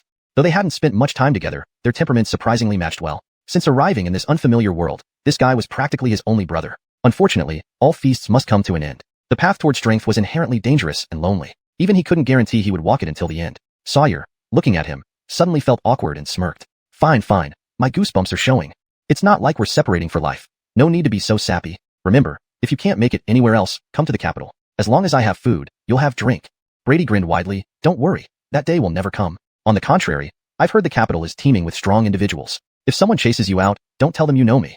Sawyer rolled his eyes, saying no more. They stood in silence for a moment, then each struck the other's shoulder with a heavy punch. Boom, boom. A wave of chi spread out, both laughing silently, understanding each other without words. Sawyer stood motionlessly, watching Brady gradually disappear into the distance. Only after his silhouette vanished completely did he wince while rubbing his shoulder. This kid is getting freakishly strong. Had he not held on tightly just now, he would have embarrassed himself right there. But in the next moment, Brady, who had already left, reappeared smiling mischievously. Sawyer's face froze, veins popping on his forehead. "Get lost, now." Brady's lips curled into a grin as he laughed heartily and turned to leave. This time, it was truly for real. Sawyer's complexion alternated between red and green as he stood there sulking for quite a while. At this moment, he was thankful few people had witnessed this scene. He looked around, then in a flash, also disappeared from the spot. Shortly after the two left, a nearby bush rustled. Soon after, it quieted down again. It seemed someone had left from within. On the other side, after leaving the demon suppression office, Brady didn't hurry back to his residence. It was still early, the streets bustling with activity, vendors shouting, children playing, gossip flowing. The scene was incredibly lively. Brady strolled among them, sometimes buying some snacks, sometimes teasing children, experiencing the mundane aspects of this world. Since arriving here, the constant sense of danger made him never dare to stop moving forward. Such leisurely walks like this were extremely rare. All thoughts of dark hands and evil spirits were cast aside. At this moment, he felt unprecedentedly relaxed. The white dragon on his chest swam joyfully, dispelling the accumulated oppressive aura. Even the previously stagnant blade intent seemed to subtly progress further. This change stirred something in Brady's heart. He hadn't expected such unexpected benefits from this spontaneous decision. He promptly swallowed several sticks of tonghulu in one bite, his cheeks puffing up comically. Amidst the amazed gazes of the surrounding children, he looked delightfully youthful and carefree. Note: I've maintained the paragraph structure and line breaks from the original text. Chapter 227. Refining the Fusion Essence Pill. Inside the Adding family's inner courtyard, when Brady finally returned, swaying slightly, it was already pitch dark. He did not disturb anyone but went straight to his room. After finishing the tea on the table in one gulp, Brady sat cross-legged and opened the water scroll interface. Name: Brady. Martial Arts, Immortal Slaying Blade Technique, Advanced Martial Art, Level 20, Vajra Body Shield, Intermediate Martial Art, Level 10, Extreme Cloud Step, Intermediate Martial Art, Level 10, Everlasting Skill, Intermediate Mental Method, Level 10, 9 Transformations of the Spirit Sea, Special Martial Art, Level 3. Secret Techniques, Tiger Devour, Aberration Degree, 80%. Unmoving Wisdom King, Aberration Degree, 60%. Moon Step, Aberration Degree, 20%. Law-Breaking Spirit Eye, Aberration Degree, 5. Modification Points, 0. There were no significant changes in his martial arts, but after absorbing the ghost cores provided by Bonecutter, Friend, and Days of Effort, the Immortal Slaying Blade technique had once again reached its limit. It was hard even for him to gauge his current strength accurately, but even under normal circumstances, he was undoubtedly not weaker than a peak 6 star. If he activated Tiger Might, he could barely manage a battle with any practitioner below peak 5th star. Moreover, as the blade intent evolved, the third move of the Immortal Slaying Blade technique was gradually taking shape. Once completed, his combat power would definitely rise to another level. Now, if that white-scaled bone snake appeared before him again, he could easily win. Apart from martial arts, various secret techniques also showed significant changes. Except for the newly acquired law-breaking Spirit Eye, the aberration degrees of other secret techniques had all increased noticeably. Especially Tiger Might, which had reached an aberration degree of 80%. He guessed it wouldn't be long before it fully aberrated. He wondered what kind of surprise it would bring. Regarding the conditions for increasing aberration degrees, he had discerned some patterns over time. Each time he killed an evil spirit, the aberration degrees of different secret techniques would increase to varying extents. The exact numbers weren't important to him. However, the stronger the evil spirit, the more significant the increase in aberration degree. Looks like the system is encouraging me to go deeper into killing evil spirits, Brady muttered to himself, not feeling too averse to this development. He scanned the interface once more, ensuring there were no mistakes, then closed it. A flash of light, and a jade bottle appeared in his palm. This was the fusion essence pill he had obtained from Jagger. Carefully pouring out one pill, he looked at the pill rolling in his palm, eyes flickering. I hope this thing will give me a pleasant surprise. Without hesitation, he swallowed it whole. The pill dissolved upon entering his mouth. As for the taste, like chocolate with bitterness amplified 100-fold. Before he could comment, the medicinal force surged through him. Brady's expression turned serious as chi and blood inside his body surged, starting the full-scale refinement process. As time passed, the fusion essence pills in the jade bottle decreased one by one. Correspondingly, the aura emanating from Brady grew increasingly powerful. A faint golden light enveloped him, making him resemble a gilded Buddha statue in the dim room. The next morning, warm sunlight filtered through the gaps in the window screen, casting a faint golden glow on Brady's face. The jade bottle lay overturned beside him, empty of pills. His eyelids fluttered slightly before slowly opening. A ray of tangible golden light shot out from his pupils. The golden light lingered for several breaths before slowly dissipating into the air. Phew! Brady exhaled deeply, feeling the changes within him, a smile creeping onto his face. After a night of intensive cultivation, the refinement of his primordial blood had reached 10%. One shouldn't underestimate these 10%. Without the help of the fusion essence pill, he probably couldn't achieve this in half a year. With the increase in primordial blood, his physical strength, speed, defense, especially recovery ability, had significantly improved. Brady licked his lips, savoring the changes within him. At this moment, his need for fusion essence pills rivaled that of modification points. Unfortunately, these pills were impossible to obtain through normal channels. It was a case where money couldn't buy anything. Therefore, Brady became even more eager about the upcoming secret realm. Knock, knock, knock. Zahir, are you back? Lord Father and Lady Mother are waiting for you in the main hall for breakfast. At that moment, soft knocking sounds rang out, and a Dental Lu's crisp voice echoed from outside. The door creaked open from the inside. Zahir. A Dental Lu was startled to see Brady suddenly appear before her, but quickly regained her composure. She sniffed delicately, eyes flashing with surprise. Strangely, today Zahir didn't have those weird, unpleasant odors. Ouch! What are you doing, hitting me again, Zahir? Before she could ponder further, a sharp tap sounded on her forehead. She clutched her head, tears welling up, looking utterly wronged. However, Brady was unmoved, curling his fingers to tap again. Don't tap anymore, I'll get stupid. A Dental Lu instantly ducked her neck, shielding her head, and fled hastily.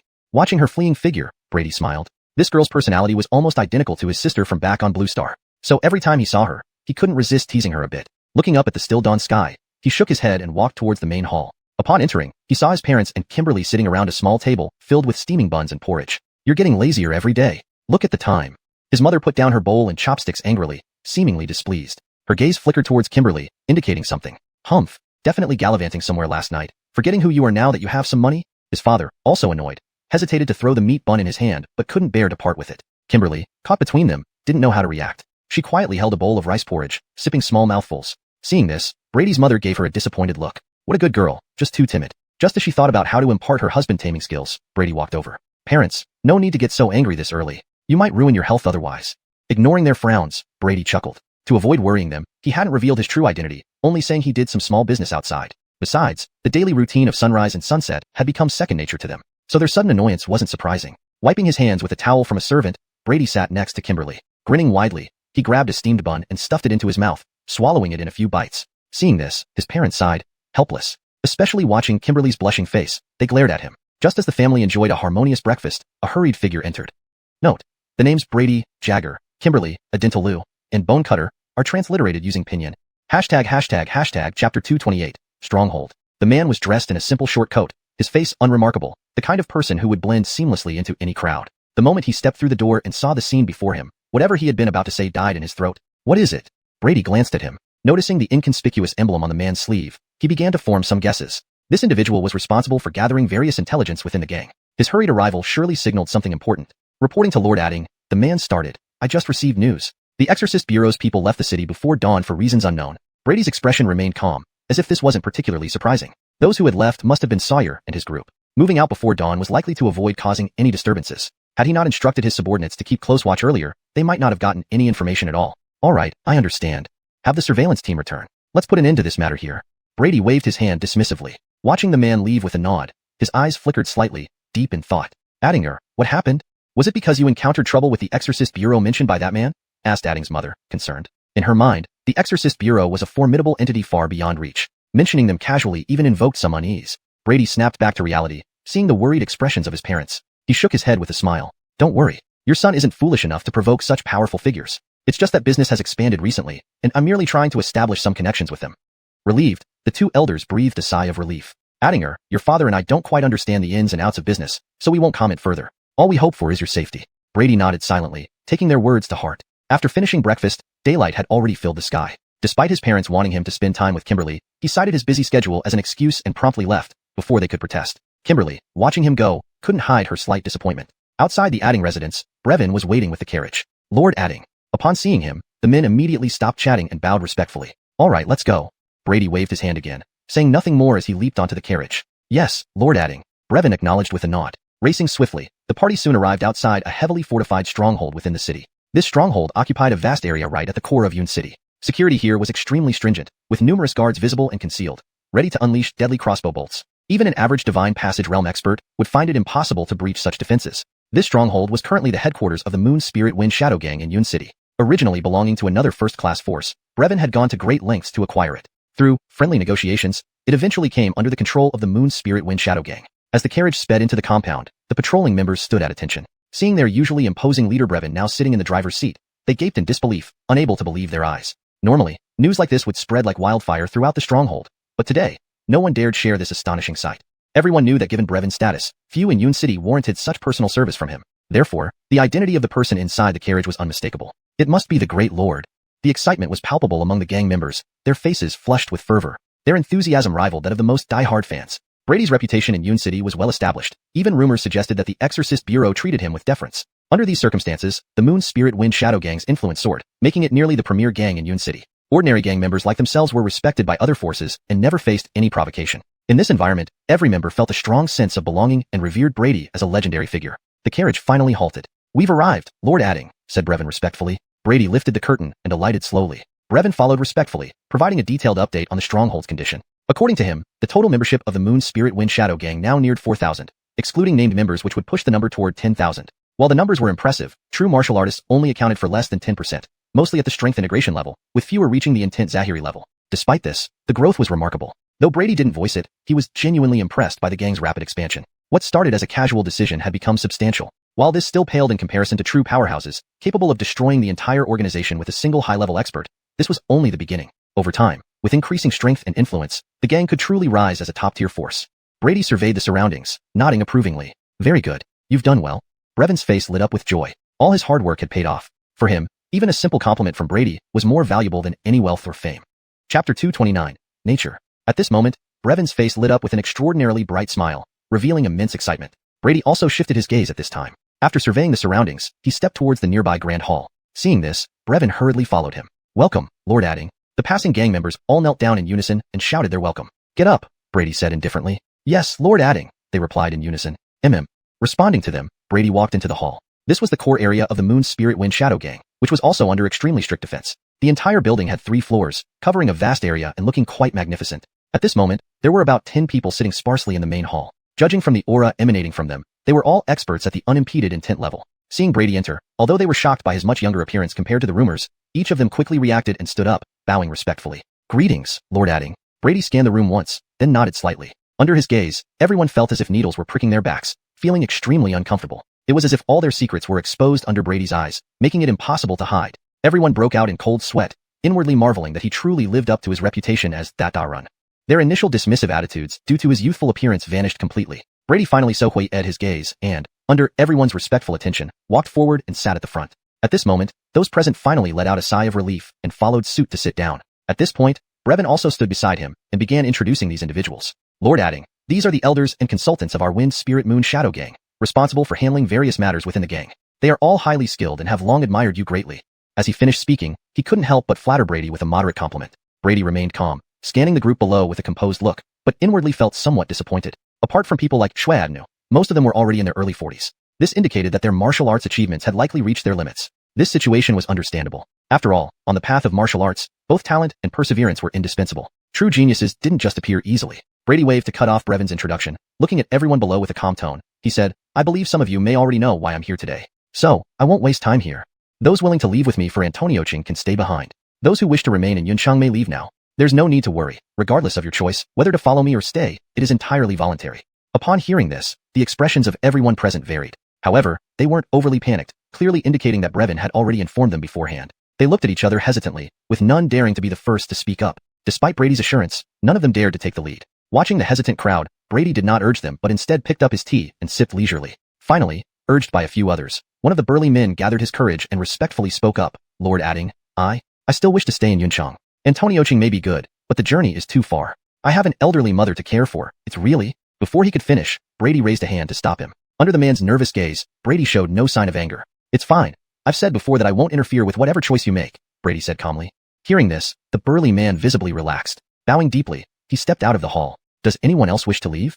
Brady's voice sounded coolly. My time is limited, so please make your decisions quickly. After his words, several others stood up, following the example set by the burly man. Lord Adding, we also? Brady remained calm, waving his hand in agreement without saying much. He understood their thoughts well. All the excuses were just pretexts. The true reason they didn't want to leave was because they were unwilling to give up their current status and wealth in Yunchang. After all, going to Antonioching meant starting over, and the future was uncertain. Staying in Yunchang was more secure. Ultimately, their hearts for martial arts had long been eroded by time, and they would achieve nothing significant. For such people, Brady didn't bother to persuade them. If they wanted to live in comfort, let them do so. Even if he forced them to go, given their mental state, they wouldn't be of much use. While Brady didn't say anything, Brevin couldn't hold back. He stepped forward, glaring at them angrily. You lot, have you forgotten that everything you have now is provided by whom? His scolding made those who wished to leave blush with shame. They didn't dare to refute, but lowered their heads in guilt without changing their minds. Seeing this, Brevin wanted to say more, but Brady waved him off. Enough. I've said before that whatever choice you make is entirely up to you.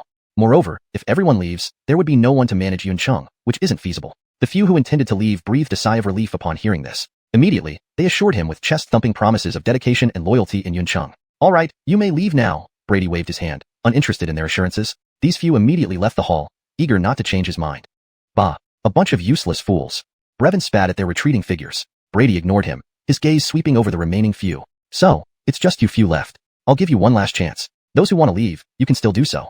Upon hearing this, the remaining few exchanged glances, gritted their teeth, and stood up. Lord Adding, we are willing to follow you to Antonioching. Indeed, Lord Adding, our admiration for you is as strong as our loyalty, and if you take us along, we will dedicate our lives to you.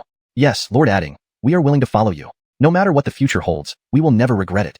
Brady nodded slightly upon seeing this. Although their strength was lacking, their hearts as martial artists were still intact. That was enough. Their initial indifference due to his young appearance vanished without a trace. Brady finally withdrew his gaze and, under everyone's respectful attention, walked forward and sat down. Only then did these people sigh in relief, following suit and sitting down. At this point, Brevin stood next to him and began introducing the information about these people. Lord Adding, they are the senior elders of our Moon Spirit Wind Shadow Gang, responsible for handling large and small matters within the gang. Their skills and strength are also very remarkable, and they have long admired you greatly, he added, flattering Brady subtly at the end. Brady remained calm-faced, his eyes calmly scanning below, but he felt somewhat disappointed inside. Among these people, aside from xuanhuan and others, most were already in their early 40s. This meant that they would probably reach the limits of martial arts in their lives here. However, such a situation was also understandable. After all, on the path of martial arts, talent and perseverance were indispensable. True geniuses weren't easy to come by.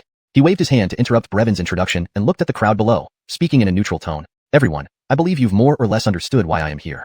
So, I won't waste time here. Those who wish to go with me to Antonia City can stay. Those who want to stay in Yun City can leave first. No need to worry. Whether you follow me or stay behind, it's all up to your choice. These words caused varying expressions among those present. But they didn't panic too much. Clearly, Brevin had informed them in advance. Everyone exchanged glances, yet no one dared to be the first to speak up. Although Brady had assured them, no one wanted to take the lead at that moment. Watching the hesitant crowd below, Brady didn't urge them verbally. He merely picked up the tea before him and sipped leisurely. Finally, under the encouragement of several others, a burly man gathered the courage to stand up and said politely, Lord adding, I still want to stay in Yun City. Antonia City is good, but the journey is really too far. I have an elderly mother at home who needs care. I just can't. Before he could finish, Brady waved his hand to stop him. Under the other's tense scrutiny, Brady showed no sign of anger. It's fine. I said before, regardless of your choice, I won't interfere. Hearing this, the burly man relaxed, bowed deeply, and then walked out of the hall. So, anyone else wants to leave? My time isn't unlimited. Make up your mind quickly, Brady's calm voice echoed. As he finished speaking, encouraged by the previous man, several more people stood up. Lord adding, we also? Brady maintained a calm expression and only nodded in agreement. He knew their thoughts well. All the excuses were just false pretenses. What truly made them unwilling to leave was their reluctance to give up the wealth and status here. After all, going to Antonia City meant starting over again. The future was uncertain, so staying in Yun City seemed safer. To be the head of chickens rather than the tail of phoenixes, this described their sentiments precisely. In essence, the martial spirit of this group had long been eroded by time and could never amount to much. Brady didn't bother with such people. If they wished to live decadent lives, let them. Forcing them along wouldn't make much sense either, given their nature. However, Brevin couldn't hold back. Stepping forward, he glared at them angrily. All of you, have you forgotten who provided you with everything you have now? You're acting like this? Under his scolding, those wanting to leave immediately blushed, but none dared refute. They lowered their heads in shame, but none changed their minds. Brevin, seeing this, wanted to say more, but Brady waved his hand to cut him off. Enough. I've said it before, any choice is up to you. Moreover, if everyone leaves and no one stays in Yun City, that wouldn't work either. Hearing this, their hearts immediately eased. They quickly vowed loyalty, promising they would dedicate themselves fully while in Yun City. Enough, you may leave, Brady waved dismissively, having no interest in listening further. With mixed feelings of embarrassment, they hurriedly left the hall. A bunch of cowards. Brevin spat contemptuously at their retreating figures. Brady ignored him and glanced at the remaining few. So, it's just the few of you left. I'll give you one last chance. If you want to leave, now's the time. Hearing Brady's words, they exchanged uneasy looks, gritted their teeth, and stood up. Lord adding, I will go with you to Antonia City. Yes, Lord adding, our admiration for you is no less than our loyalty. If you take us along, we will follow you to the death. That's right, Lord adding, we will follow you. No matter what the future holds, we won't regret it. Seeing this, Brady nodded slightly. Though their skills were lacking, their martial heart remained intact. That was enough. Chapter 230, Primordial Fluid. Brevin, take those things out now. Brady slowly set down his teacup and spoke in a calm tone. Yes, Zahir adding, Brevin replied with a grin, then reached into his robes and pulled out several exquisite jade bottles. The decision you make today will undoubtedly be the most correct choice of your lives. Under the curious gazes of the others, Brevin's expression turned solemn as he slowly unscrewed the bottle cap. In the next moment, a faint golden light emerged from the bottle's mouth. Clearly visible was a mysterious golden liquid inside. A dense medicinal fragrance wafted out, carrying with it an odd hint of blood. This is? Everyone's eyes gleamed with excitement.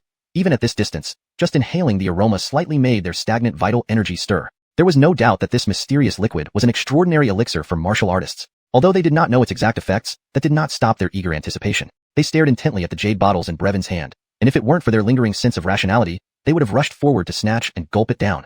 Brevin could not help but smile at their expressions. When he first received the elixir from Brady, his reaction must have been similar. Zahir Javier, what is this potion?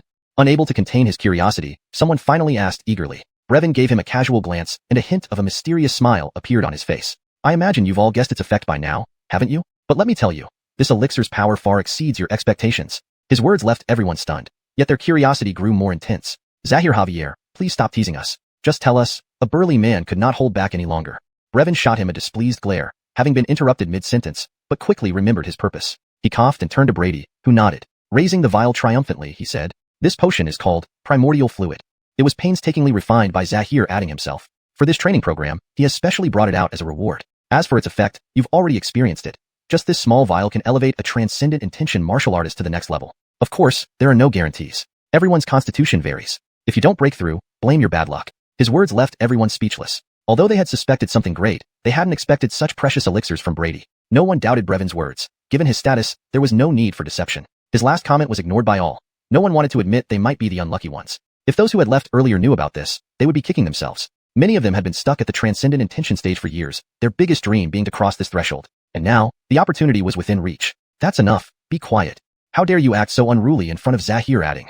With Brevin's reprimand, the excited crowd finally calmed down, though their eyes still pleaded for the elixirs. Without further ado, with a nod from Brady, Brevin tossed the vials to each person. Watching the recipients clutch their treasures with wide-eyed excitement, Brady quietly shook his head. Brevin had indeed exaggerated slightly. The elixir's effects were real but not as powerful as described. These people's talents varied, some not even reaching the peak of transcendent intention. If breaking through to divine sense were so easy, the number of divine sense martial artists in Yun City wouldn't be so scarce.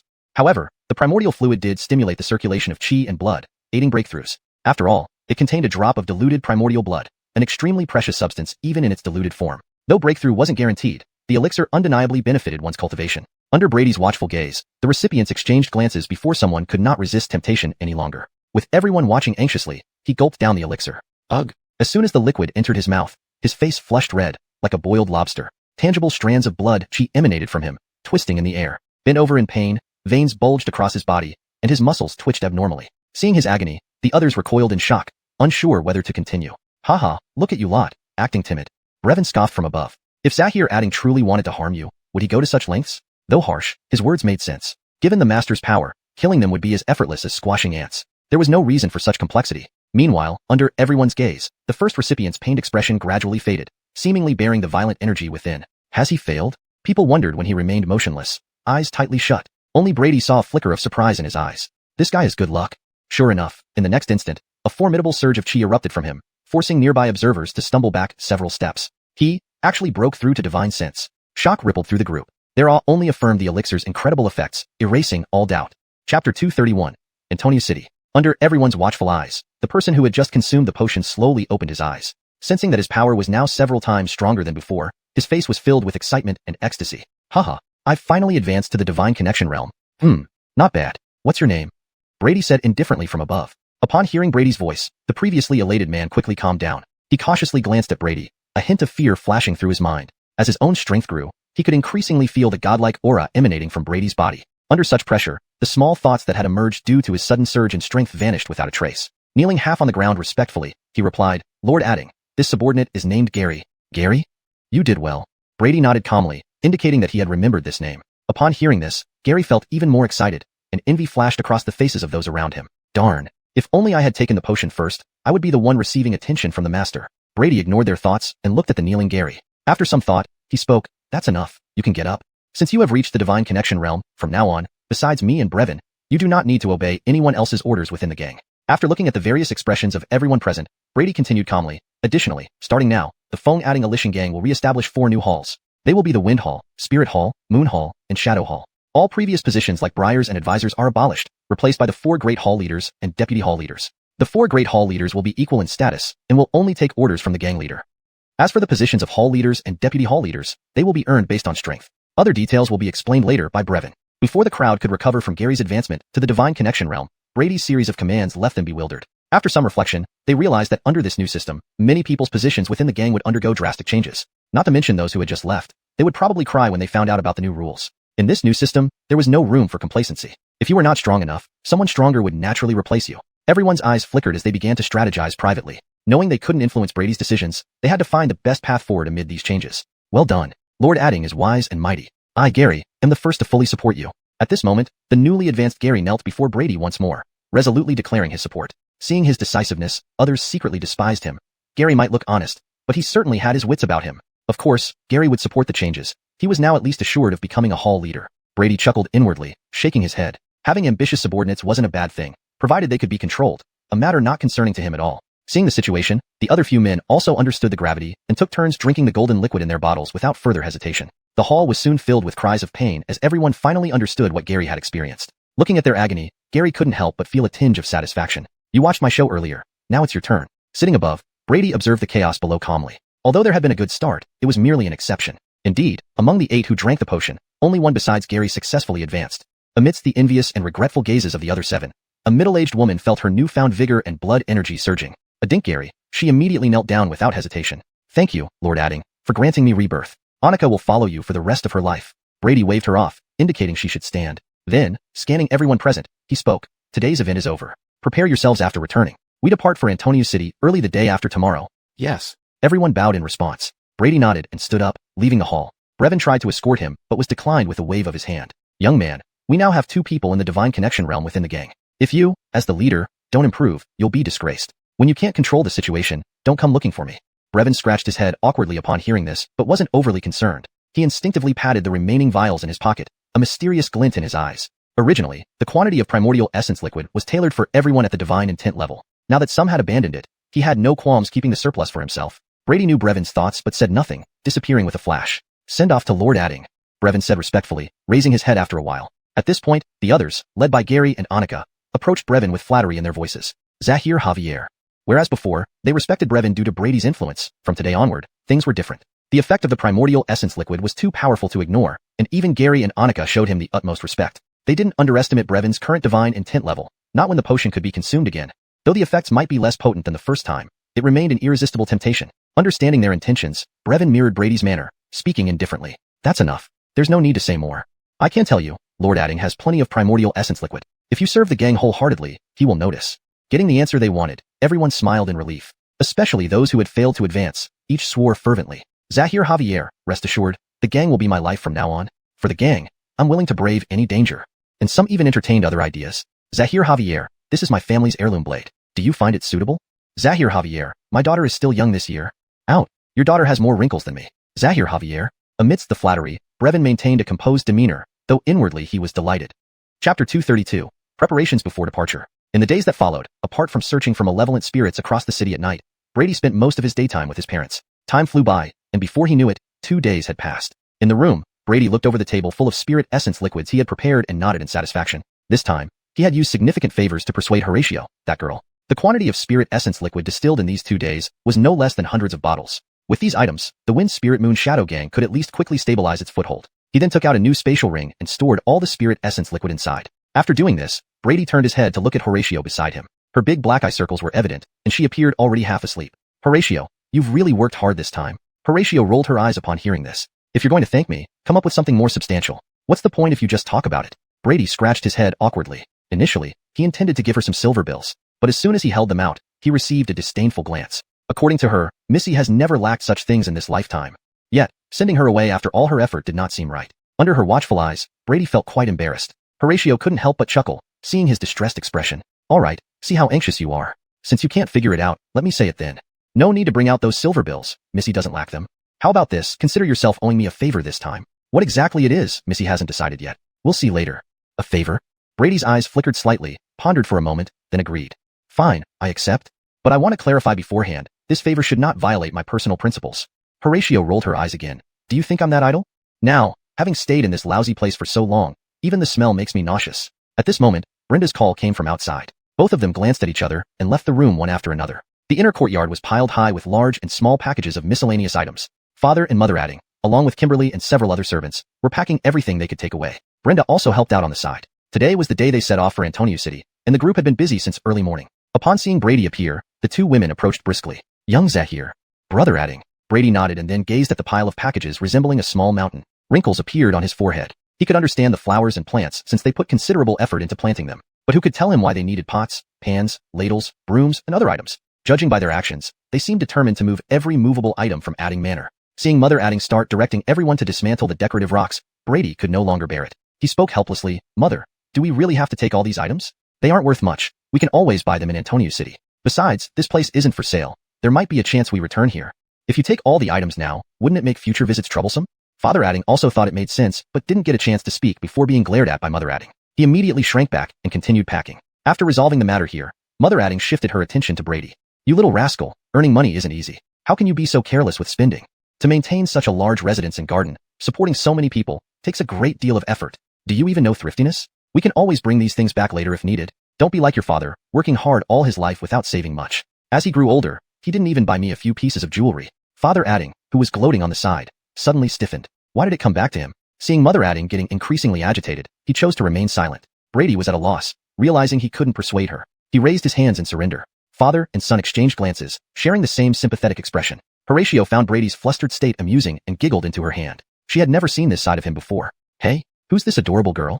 Mother Adding noticed Horatio, and her eyes lit up. Horatio hadn't introduced herself when she arrived and spent days buried in distillation work. This was the first meeting between the two. Horatio bowed gracefully and replied, Auntie, I am Horatio, from the Ming family. Upon hearing this, Mother Adding's smile widened as she scrutinized Horatio, seemingly pleased. Good. Mengwu, what a fine name. Clearly an elegant young lady. Especially with that figure, slender waist and wide hips, looks perfect for bearing children. While the first part sounded fine, Horatio's face turned beet red hearing the last comment. Own, Auntie, you misunderstood. Brady and I are just friends. She glared at the unperturbed Brady, expecting him to explain, but Brady simply shrugged helplessly, leaving Horatio grinding her teeth in anger. If not for fear of causing greater misunderstanding, she would have bitten him.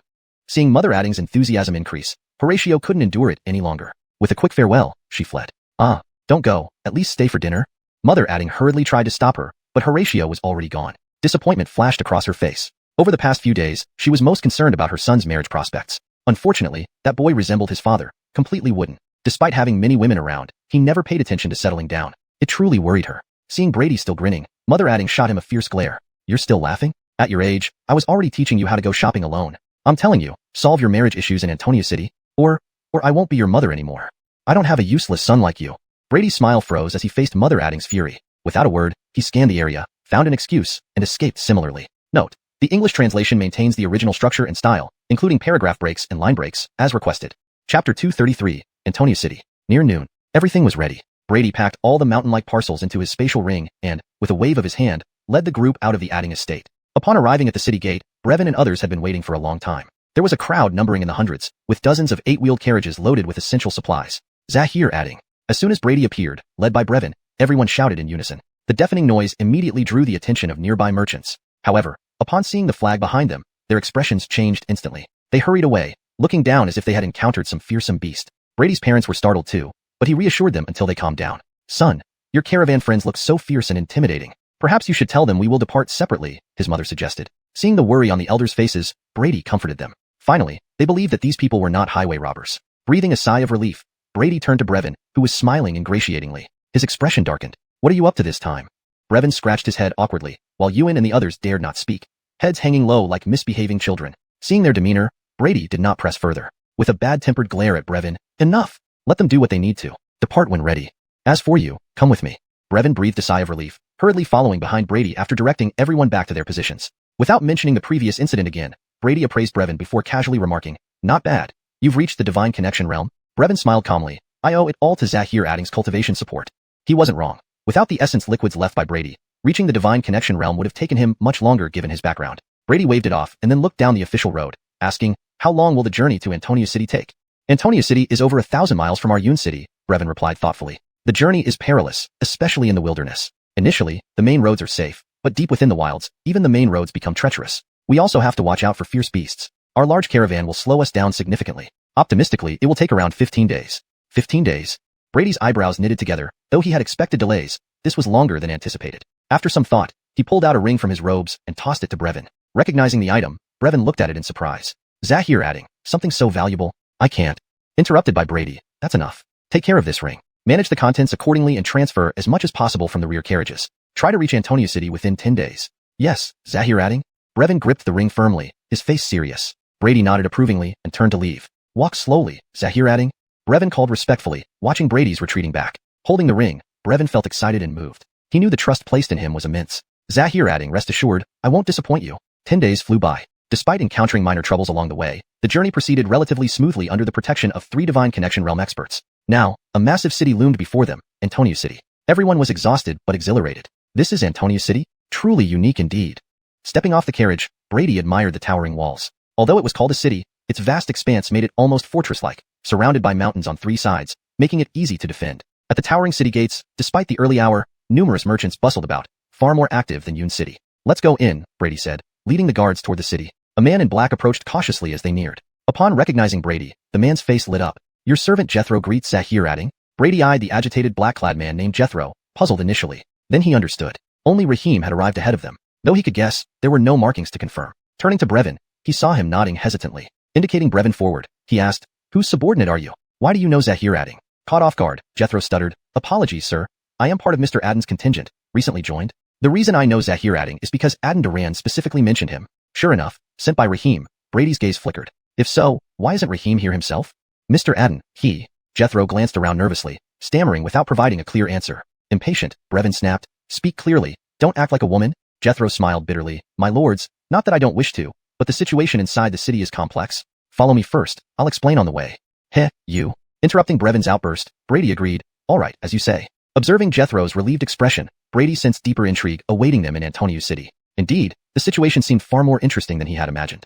Chapter 234. An unexpected twist. Thank you, Lord Adding, for your understanding. Jethro bowed respectfully and said. Without wasting any more time, he turned around and led the group toward the city gates. When they were less than 100 meters from the city gate, their presence finally drew the attention of the city guards. A young commander led several dozen well-equipped soldiers who formed a line in front of Brady's party. Their crossbows were poised and ready to fire, prepared to attack at the slightest sign of trouble. Brady cast a glance and saw a flicker of surprise in his eyes. The young commander looked no more than 25 or 6, but possessed an impressive cultivation level. Judging by his robust aura of chi and blood, he was at the peak of the divine sense realm, only one step away from entering the blood fusion stage. Such prowess would make him a top-tier power player in Yun City. Yet here, in Antonio City, he was merely a little soldier guarding the gate. Even the soldiers behind him were mostly at the profound perception stage. Though outnumbered 10 to 1, their formidable presence didn't diminish in the least. At this moment, the two parties were standing off. Halt! The young commander stepped forward, appraising Brady and the others, especially noting Brevin and his group's strength, which made his expression grow wary. You look unfamiliar. Whose faction do you belong to?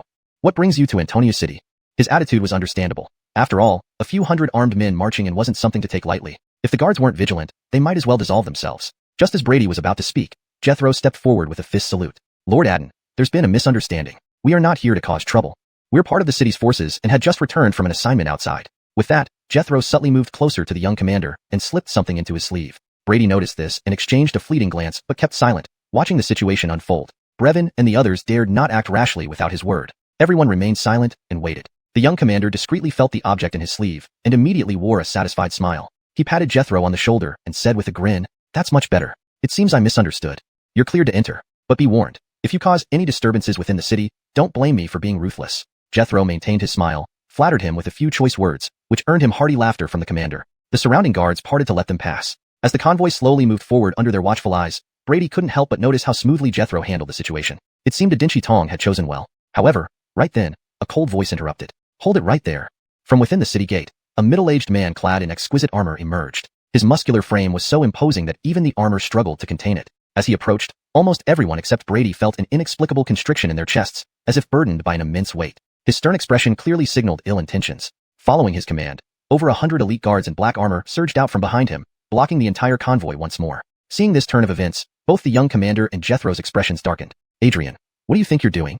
I'm on duty today. Do you intend to start a rebellion by bringing so many men? Perhaps I should report this to the city lord. The young commander glared, already surrounded by Adrian's elite troops, adding an accusatory tone to his question. Adrian paid no mind. The city lord? How frightening. Take a look at this first. He tossed a palm-sized token towards the commander. Brady gave it a cursory glance. It was nothing special, adorned with intricate patterns and a large MO character. MO? Brady's eyes narrowed slightly, recalling something. Deciding not to intervene, he continued observing from the sidelines. The young commander examined the token and instantly paled. With his discerning eye, he recognized it as the personal token of the city lord Archibald, his superior. Well, did you see it clearly enough? If not, take it back and have another look. I need to handle some business, and I advise you not to interfere. Adrian sneered, his voice dripping with disdain. The young commander gripped the token tightly, his knuckles turning white from the strain. Despite his seething anger, he knew better than to act out. After taking a few deep breaths, he regained his composure. He glanced at Brady and the others, unsure of their backgrounds, now knowing that the city lord himself was involved. Regret filled him for having accepted a bribe moments ago. Should it reach the city lord's ears, he'd be in grave danger. Putting his pride aside, he prepared to leave. Sir, you're... Jethro's concern grew as he saw the young commander about to depart. But the commander ignored him, leading his troops back into the city. Watching his retreating figure, Adrian spat dismissively. He then turned to the troubled Jethro and laughed coldly. Don't recognize me now? Or do you think you can escape our informants? Then he turned his gaze to Brady and the others, scorn evident in his eyes. So this is the backup you've been waiting for? Just a bunch of weaklings. Wherever you've come from, thinking you can strut around in Antonio City. Today, your wolf father will teach you the rules around here. With a sweeping gesture, he addressed his troops. Remember, not a single one of them escapes. If anyone tries to break through, kill them on sight. Yes, sir. The guards roared in unison, their crossbows aimed directly at Brady's party. Chapter 235. Entanglement. Being so belittled, a flicker of anger flashed across Brevin and his companions' faces. After all, back in Yun City, even on regular outings, they received numerous compliments. Now here in Antonio City, they couldn't even get through the gate and were being pointed at with crossbows by a group of strange individuals. How could they accept this? Under the watchful eyes of his subordinates, Brevin's breathing became slightly rapid. He glanced at Brady beside him. Noticing his calm demeanor and lack of intention to act, Brevin understood his thoughts. He stepped forward, giving Amadeo an international gesture. Hey, you asterisk, at #%, blabbering on and on. Why don't you just make a move? With your bunch of peanuts, I could drown you all with one spit. You claim to be elites from nooks and crannies. I bet you're only good at talking. Seeing their leader speak up, the gang members behind Brevin joined in without restraint, spewing insults that made Amadeo question life itself. Especially Brevin, whose mouth worked like a laser gun, non-stop from the start, pointed at by Brevin. Amadeo's face turned beet red with anger. Although he didn't understand the meaning of the gesture, an inexplicable rage began to rise within him. You bunch of... He was too furious to even speak. As the tension grew, Brady's expression remained unchanged. His gaze was fixed on Antonio City, as if something interesting there had captivated him. At this moment, Jethro approached with some embarrassment. Adding, sir, Before he could finish, Brady waved a hand to interrupt. It's fine, just a small matter. Tell me about this guy's background. Attending to Brady's inquiry, Jethro reluctantly explained everything. Soon enough, he provided an overview of this man. It turned out that he was merely the leader of a minor force called Wolfgang within Antonio City, ranking second tier at best. His strength was average, reaching peak divine communication realm, but he had a powerful sister who recently got close to the city lord. Through this connection, he gained some notoriety in Antonio City, making most forces wary of him. Unlike Yun City's ineffective city lord, Antonio City's city lord was formidable, having been a 5-star expert for many years. The reason for his hostility towards them was laughable. He lost a plot of land recently due to Rahim's scheme and suffered significant financial losses. Thus, a grudge formed between them. While both sides disliked each other, they dared not openly fight but would sabotage each other covertly. However, Amadeo was clearly outmatched by Rahim in intelligence, leading to more defeats than victories. This accumulated the enmity over time. So upon receiving some information today, he finally couldn't hold back any longer. Seeking revenge, he even sought help from his sister. After much effort, he obtained a pass from the city lord, leading to the current standoff. After listening to Jethro's explanation, Brady felt somewhat amused. Such trivial matters held no significance for him, nor did it warrant any action. Glancing at the sky, though it was still early, wasting time here wasn't practical. Moreover, since the other party came seeking trouble, using them as stepping stones seemed fitting. He gave Brevin a brief look, who immediately understood and confidently stepped forward. All right, young master here is tired of wasting words. How about we settle this one-on-one, right here in front of everyone? Upon hearing this, Amadeo's expression shifted, eyeing Brevin skeptically. Noticing the unstable aura indicating recent breakthrough, he felt confident of an easy victory. Yet, seeing Brevin's confident smile, he hesitated. Despite his imposing name, Amadeo was cautious and, in truth, timid. Given the significant power gap, how dare this man challenge him openly? Might there be some hidden scheme? Thinking this, Amadeo declined the challenge, pretending to disdainfully say, like I'd stoop to fighting you? Just dirty my hands. Enough babbling, you lot won't enter the city as long as I'm here. Hey, are you scared or what? Brevin crossed his arms, challenging with a mocking tone. The crowd behind him echoed in ridicule. But Amadeo, accustomed to existing in Antonio City beyond just his sister's influence, was well versed in maintaining composure. No amount of provocation moved him. Brevin, finding it futile to provoke such a coward, demanded, if you won't fight, move aside then. Good dogs don't block paths, haven't you heard? Amadeo's tolerance was unparalleled, unmoved by any provocation. Even when Brevin attempted to force through, Amadeo pulled out a notice. Wish to barge through? Look at this. A few days ago, a group of rebels tried to assassinate the city lord's wife, leading to strict interrogation protocols for anyone entering or exiting the city. And regarding you, a cold gleam appeared in Amadeo's eyes. I suspect you're linked to these rebels, perhaps even here to escort them out. Why else bring so many? Know this, until the rebels are found, none of you will enter. Should you dare intrude, beware. It will be seen as defiance against the city lord. Amadeo's words darkened Brevin's mood. While logically sound, it was clearly targeted at them. If truly under lockdown, the gates would be sealed, not open for others while trapping them out. Hashtag chapter 236, accelerated plot. Seeing the other side act as if they had him cornered, Brevin felt an itch in his teeth but was powerless to do anything about it. After all, this person had produced documents, whether real or fake, and any conflict could potentially turn the situation against them. The saying, Yama is easy to deal with, but the little devils are hard to handle, probably referred to this very scene. Ivor's eyes gleamed with ridicule upon seeing Brevin's helplessness. So what happened? Weren't you looking so powerful just now? You should stay where you belong. To be honest, I've been deliberately targeting your group. And not just today, tomorrow, the day after.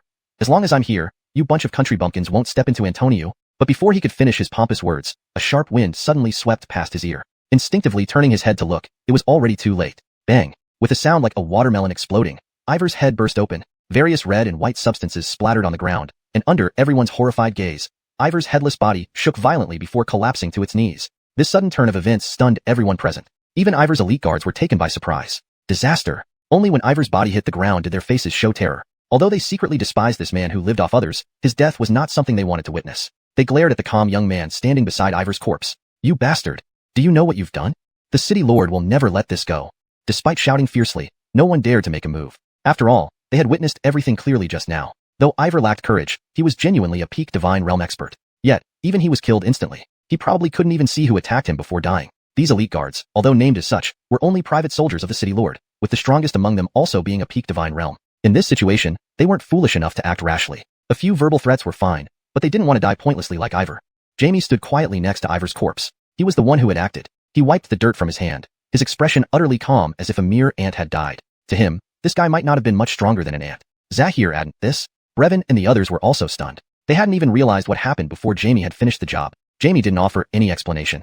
He only turned to look at the guards. Without a word, an whooshing pressure enveloped them. As his gaze swept over them, the guards recoiled like startled birds. Some, unable to withstand the pressure, even dropped their crossbows. At this moment, no one dared laugh at the others' plight, for they were not much better off themselves. At this point, a guard who seemed to be the leader stepped forward with a stony expression. He avoided eye contact with Jamie and said in a low voice, "Sir, we were just following orders. We have nothing to do with that man."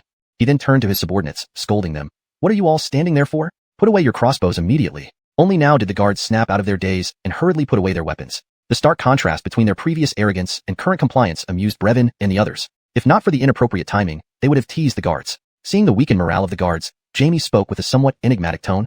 "Oh, that's not what you said just now. Didn't you say that as long as you were here, I wouldn't be able to enter Antonioching City?"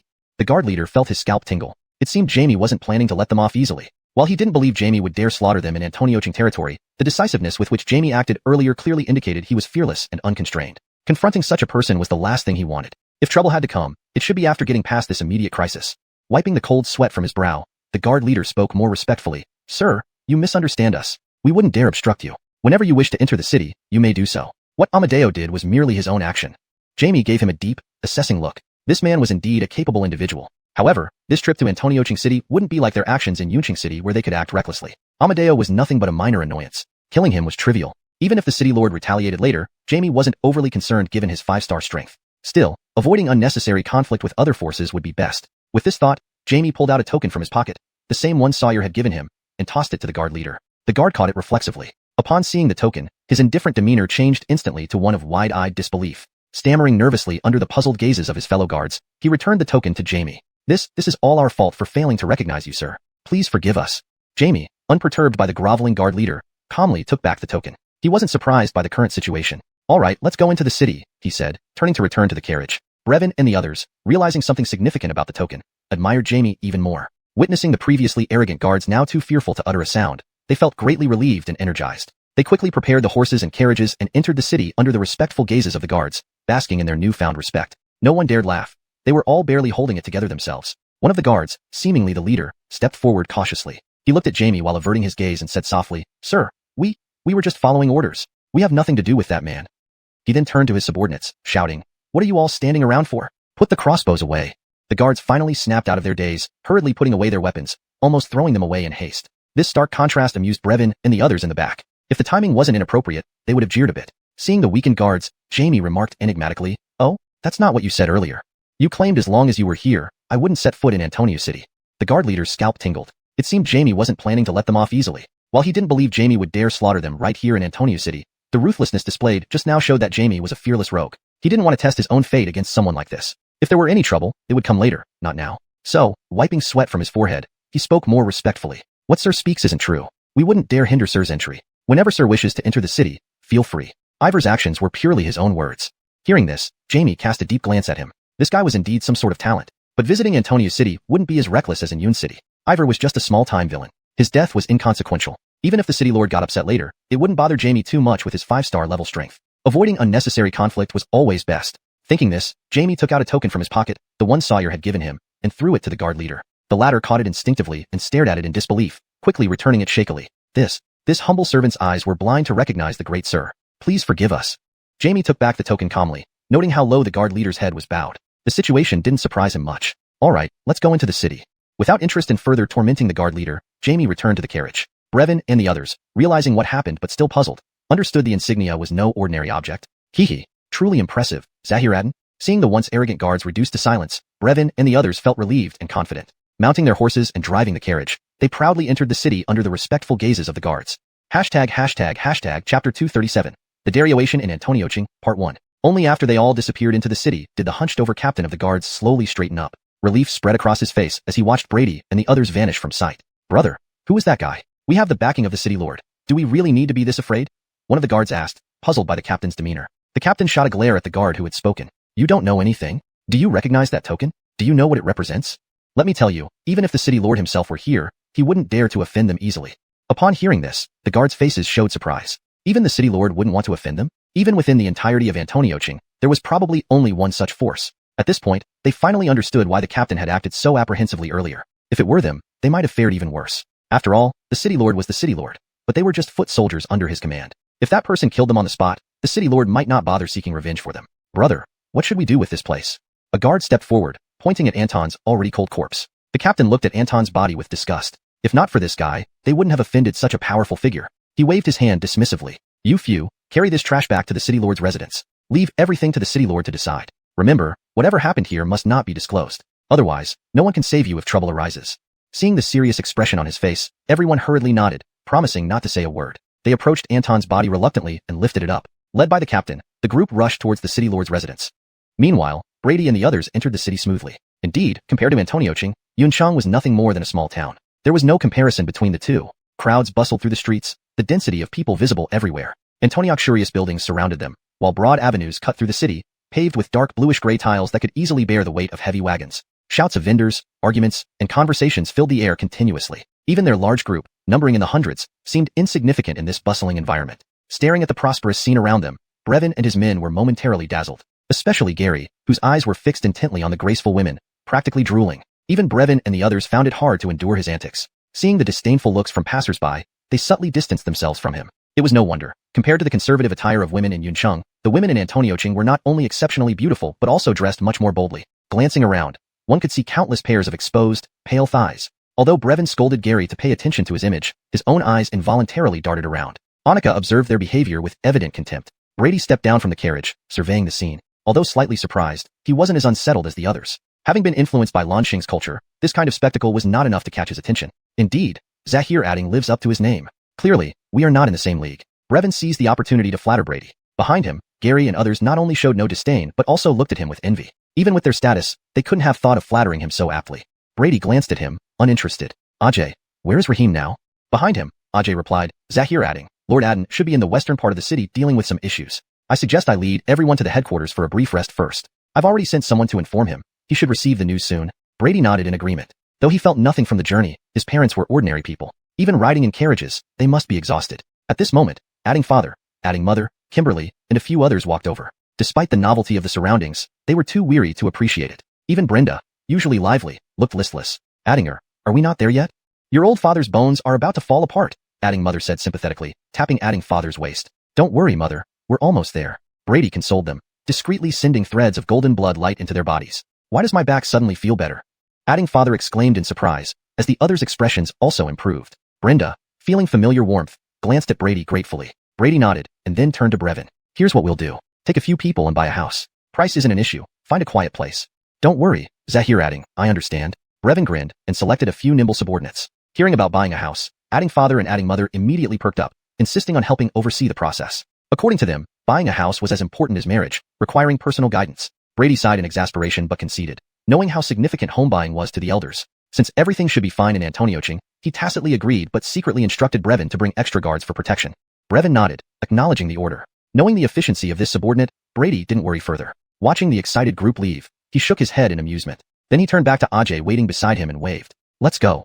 Chapter 238. The Derioation in Antonioching, Part 1. Led by Jethro, Brady's group soon arrived at the gang's headquarters within Antonioching. Upon seeing the dilapidated building before them, Brady's eyes flickered slightly. It looked more like a spacious warehouse than a headquarters, and a rather old and run-down one at that. Compared to their base in Yunqing, this place was even less impressive. Jethro didn't notice their unusual expressions. After exchanging pleasantries with the guards at the gate, he led the group inside. The first thing that caught everyone's attention as they crossed the entrance was a large training ground. A few disciples dressed in gang attire were diligently engaged in activities there. But don't misunderstand, this wasn't about martial cultivation. Instead, groups of them lounged in corners sleeping or gathered together drinking and chatting. Weapons were scattered everywhere, and the air was thick with the smell of alcohol. Seeing the disorder, a cold glint flashed across Brady's eyes. Yuan and Annika, who knew his temper well from Brevin's descriptions, felt an immediate chill. Clearly, this sight had already infuriated him. Turning to Jethro, Yuan asked coldly, Jethro, what is going on here? Is this really the scene you want Lord Adding to see? Jethro broke into a sweat at Yuan's question. He hadn't expected such a chaotic scene either. Despite Adenji's warnings a few days ago, these people not only didn't improve but became even more reckless. Having stayed outside the city to welcome Brady's group, he had no idea what had been happening here. Stammering, he couldn't find words to explain. Brady glanced at him, then calmly ordered, in 10 minutes, I want all who can move to gather here. Anyone who doesn't show up won't need to appear again. His voice was calm but unmistakable. Jethro trembled, knowing Brady was dead serious despite his placid expression. He quickly shouted, Get up, you disgraceful lot. You, and you, go notify others to be here in 10 minutes. The trainees were momentarily stunned, unsure of what was happening. One intoxicated man, swaying and holding a wine jar, asked lazily, "Oh, it's Brother Chio. What's the rush?" Another urged, "Come, have a taste of my good wine. It cost me a lot of silver." A few others paid little attention to Jethro's orders and continued their revelry. Jethro could barely suppress his anger, while some clearer-headed individuals realized something was wrong. They cautiously stood up, and the quicker ones quietly spread the word. "Hey, old Chio, are you listening to me?" the drunk man complained. "If you don't drink, you'll embarrass me." Fed up, Jethro lashed out, kicking the man in the stomach. Being just at the initial stage of Tongyi realm, the man couldn't react in time and was sent flying several meters away, spitting out a mixture of bile and alcohol. This sudden violence stunned everyone. A few rushed to support the fallen man, angrily rebuking Jethro. "What do you think you're doing, Jethro? Sergio merely invited you to drink." "He's finished for sure," Sergio muttered, glaring at Jethro with fiery hatred. He shoved aside those supporting him and declared coldly, "Very well, you lowborn, daring to attack me. You're dead." Judging from his tone, Sergio seemed to hold some status. However, Jethro ignored his threats, silently looking back at Brady, thinking, compared to this lord, you're nothing more than an ordinary young master. Ignoring Jethro, the drunk man's disdain grew deeper. Had it not been for the power disparity, he would have retaliated immediately. Realizing something was amiss, the other members finally grew serious. Jethro, usually so affable, had never acted this forcefully before. Within minutes, hundreds of people gathered. Still clueless about the situation, they stood around aimlessly, murmuring complaints about being pulled away from their activities. "Hey, why did you summon us so urgently?" one complained. "I was nearly winning a bet." Another added, "I had to leave my bathroom break to come here." "Quiet," Jethro shouted again, but most ignored him, continuing their idle chatter. Frustrated yet helpless, Jethro knew that, in this world, power was everything. Although favored by Rahim, his own strength was insufficient to command respect from everyone. Chapter 239, The Derioation in Antony City, Part 2. The time has come. Has everyone gathered? At this moment, Brady's indifferent voice echoed from behind. Jethro's expression changed slightly as he summoned one of his confidants for an update, then immediately bowed slightly. Reporting to Zahir adding, apart from the people Brother Adden took out, almost everyone stationed at the headquarters is here. Almost? Brady glanced at him. So, there are still some who haven't arrived? This? Under Brady's gaze, a layer of sweat formed on Jethro's forehead. As he pondered how to explain, the crowd in the training ground finally reacted. It was clear that today's main character was this somewhat unfamiliar young man before them. Although they didn't know his identity, just by looking at the two terrifying figures behind him, they could tell he was no ordinary person. At this point, Jacob had sobered up from his drunken state and sized up Brady with a mixture of shock and suspicion, feeling a sense of familiarity. Before he could recall who it was, Brady stepped forward and spoke indifferently. "Quiet." With those words, Cole and Izzy behind him flashed grins and released a formidable pressure. Most of the people present were only at the Tongli or Tongyi level, with none reaching Tongshan. Faced with the overwhelming pressure from the duo, they were caught off guard and looked quite disheveled. Within a few breaths, 1/3 of them had already knelt down. Seeing this, a hint of disappointment flashed across Brady's eyes. Though these people were stronger in terms of power, their resolve seemed even weaker than those in Yun City. He waved a hand, signaling for the two to stop. Looking at the pale-faced crowd, he said in a calm tone, "No wonder Rahim has made no significant progress despite all this time. Now I see why after looking at you lot." Hearing this, the crowd revealed a glint of indignation in their eyes, but dared not protest due to fear of Cole and Izzy. Seeing their reactions, Brady's disappointment deepened. Just then, Jacob stared intently at Brady, seemingly recalling something. His eyes widened. Could you be Brady? How dare you address Zahir adding by name, scum?" Seizing the chance to impress, Cole instantly appeared in front of Jacob, striking him with a palm. A crisp slap echoed, and Jacob flew backward, spitting out teeth mixed with blood before landing heavily and passing out. No one dared to help him, staring at Brady with a mix of shock. Only one name came to mind, Brady.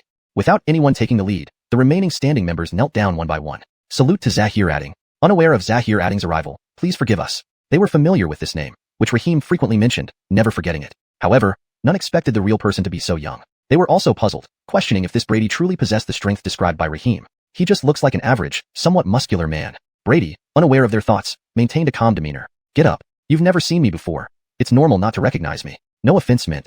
The crowd exchanged glances, tentatively standing up, relieved by Brady's apparent leniency. It seemed this Zahir adding was quite reasonable. However, Brady's next words shattered that illusion. "Well, now that everything's been said, you can leave here. Rahim's promise of salaries will be fulfilled. Just don't linger here, causing trouble." Confusion filled the crowd, unsure what Brady intended. While Cole and his group remained unperturbed, smiling coldly, Jethro, though wanting to plead, kept silent upon seeing Brady's expression.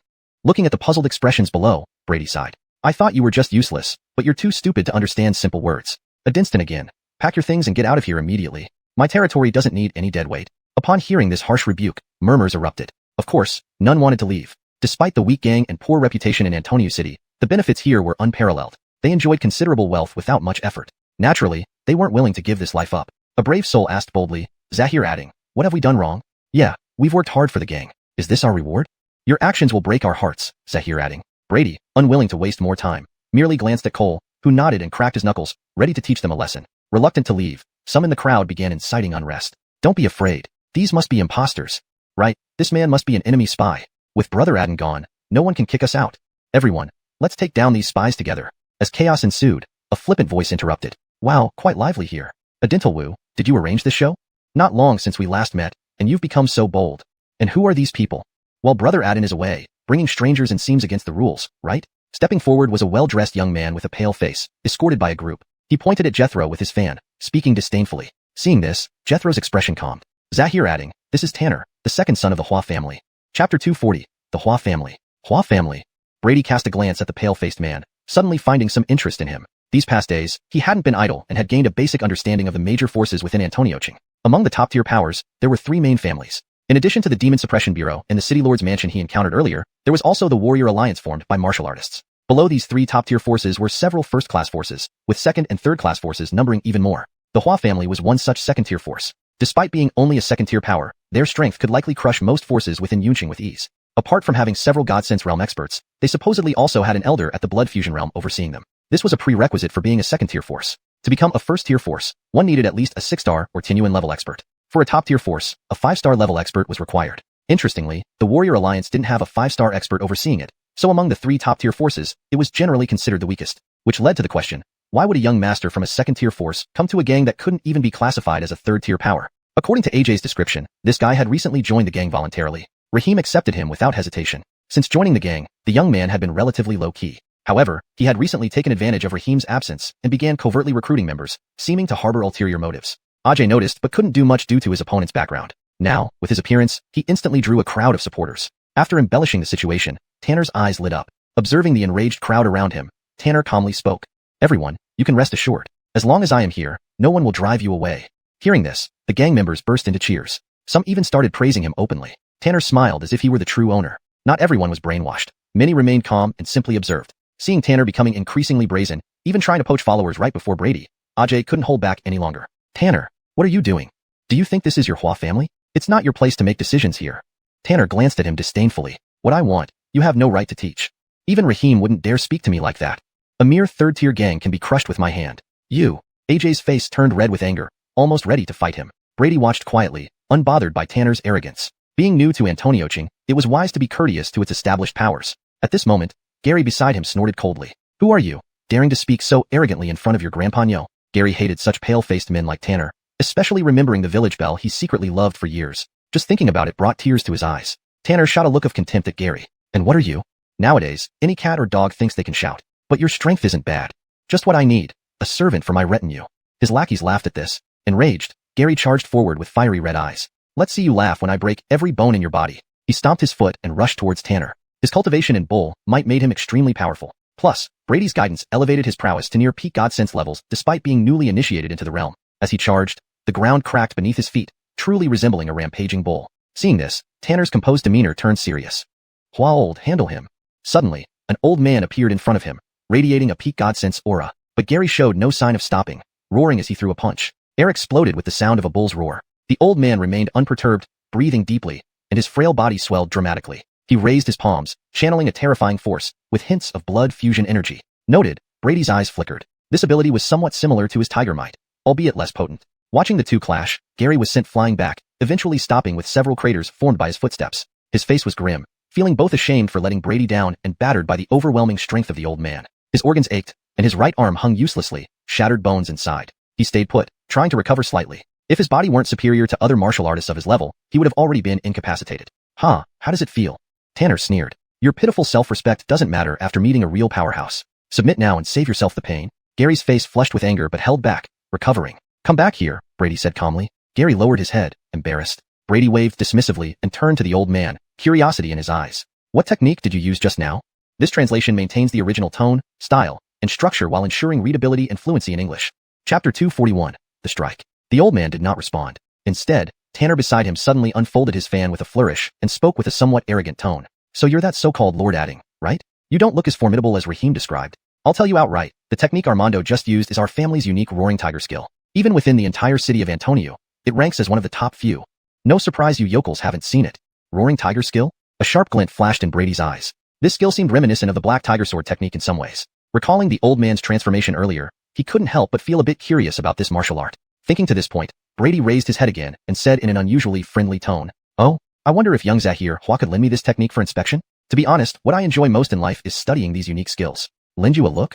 Tanner was momentarily taken aback, seemingly at a loss. Then, as if hearing a humorous joke, he clutched his belly and burst into laughter. Still laughing, he pointed at Brady. "Haha, did you hear that? This guy might have lost his mind.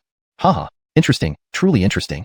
Brady wasn't angered by this. He simply watched calmly. Tanner eventually wiped away tears from laughing too hard. Then his face suddenly turned cold. "You think you have the right to view our family's technique? Not only to see, but even thinking about it is out of the question. If you crawl over here now and kowtow twice, we can let this slide." Upon hearing this, Gary and Annika couldn't remain silent. How audacious! How presumptuous! They stepped forward together, glaring fiercely at Tanner. However, Tanner ignored them, and the old man behind him remained calm, showing no concern for the two men. Seeing this, their anger intensified, but before they could act, Brady waved to stop them. Despite their reluctance, they had to step back. Tanner sneered at this. "Glad you know your place. Now, come over and kowtow." Brady's smile never faded. "I have trouble bending due to my leg. Perhaps young xiuxian can propose another condition? Boy, don't turn down something offered politely and accepted unwillingly." Tanner's expression hardened. But then, as if recalling something, he changed his tone abruptly. "But since I'm in a good mood today, I'll give you one more chance. I've heard there's a way to brew alcohol here. You should know about it, right?" Brew alcohol? Brady's gaze flickered as he finally understood. So, this fellow was here for that. Considering how lucrative brewing alcohol was, it wasn't surprising other factions would take interest. Brady nodded slightly and acknowledged it directly. "Indeed, I do know the method of brewing alcohol." Tanner's face lit up immediately. Trying to appear calm despite his excitement, he said, "Well then, hand over this method, and today's matter will be forgotten." "Oh, you wanted to see our family's technique? Once you provide this method, I'll allow you to enter my family as a slave. You may eventually have the chance to study its mysteries." While saying this, Tanner inwardly scoffed. A nobody trying to peek at the Hua family's secrets. He planned to let Armando dispose of Brady after obtaining the secret. Meanwhile, Brady's reaction was somewhat unexpected. He shook his head with a sincere tone. "Concerning the brewing method, I cannot give it to you. How about this? If you show me the technique, I'll let you leave here alive. What do you say? Are you toying with me?" Tanner's eyes grew cold, a trace of murderous intent flashing through them. Brady maintained his smile, seeming genuinely concerned for Tanner. "What do you mean, young xiuxian? To me, this seems like a very fair trade." Tanner could no longer hold back. Since this guy refused to cooperate, he'd have to subdue him directly. Once brought back to the Hua estate, they could force him to speak. His original plan was to target Rahim. After several days of observation, he found that this minor faction had only one divine realm practitioner. For safety, he convinced his father to let Armando assist him. With Rahim absent, capturing this fellow would suffice. He then ordered coldly, "Armando, please handle it again. Remember, don't kill him. He carries something important. As for the others, their lives are of no consequence." Following his order, Armando's cloudy eyes turned towards Brady. "Young xiuxian, leave it all to me." In a blur, he appeared in front of Brady, crossing several meters before Gary and Annika could react. Despite the sight, Gary and Annika showed no panic. Instead, their gazes were strangely composed. Though puzzled, Armando dismissed it, assuming they feared his power. Facing the calm Brady, he coughed lightly and warned, "Young man, I advise you not to resist. It will save you unnecessary suffering." Then, forming a claw with his fingers, he lunged at Brady's shoulder. To avoid complications, he intended to cripple the boy's arms first. After all, the young master only forbade killing him. Clang. At this moment, Armando's face completely changed. His palm pressed firmly against Brady's shoulder, but unlike expected, the bones didn't shatter. It felt as if he grasped not flesh but divine iron. No matter how much force he applied, it couldn't harm him in the slightest. Instead, the excessive force made his palms slightly numb. This boy is not right. No good. Need to create distance. Perceiving the unmoved Brady, Armando sensed an impending danger and tried to retreat. Brady shook his head in exasperation and sighed. "Why? I only wanted to make a fair deal. Why must you force me?" Hearing Brady's calm voice, Armando felt an icy chill on his scalp, sensing a deadly threat. Tiger transformation. His body began to swell, using the same move that repelled Gary earlier. Yet, in the next instant, a plain fist rapidly expanded in his vision. Bang! With a muffled thud, Armando's headless body collapsed to the ground. Note: the translation maintains the narrative flow and structure while ensuring readability and coherence in English.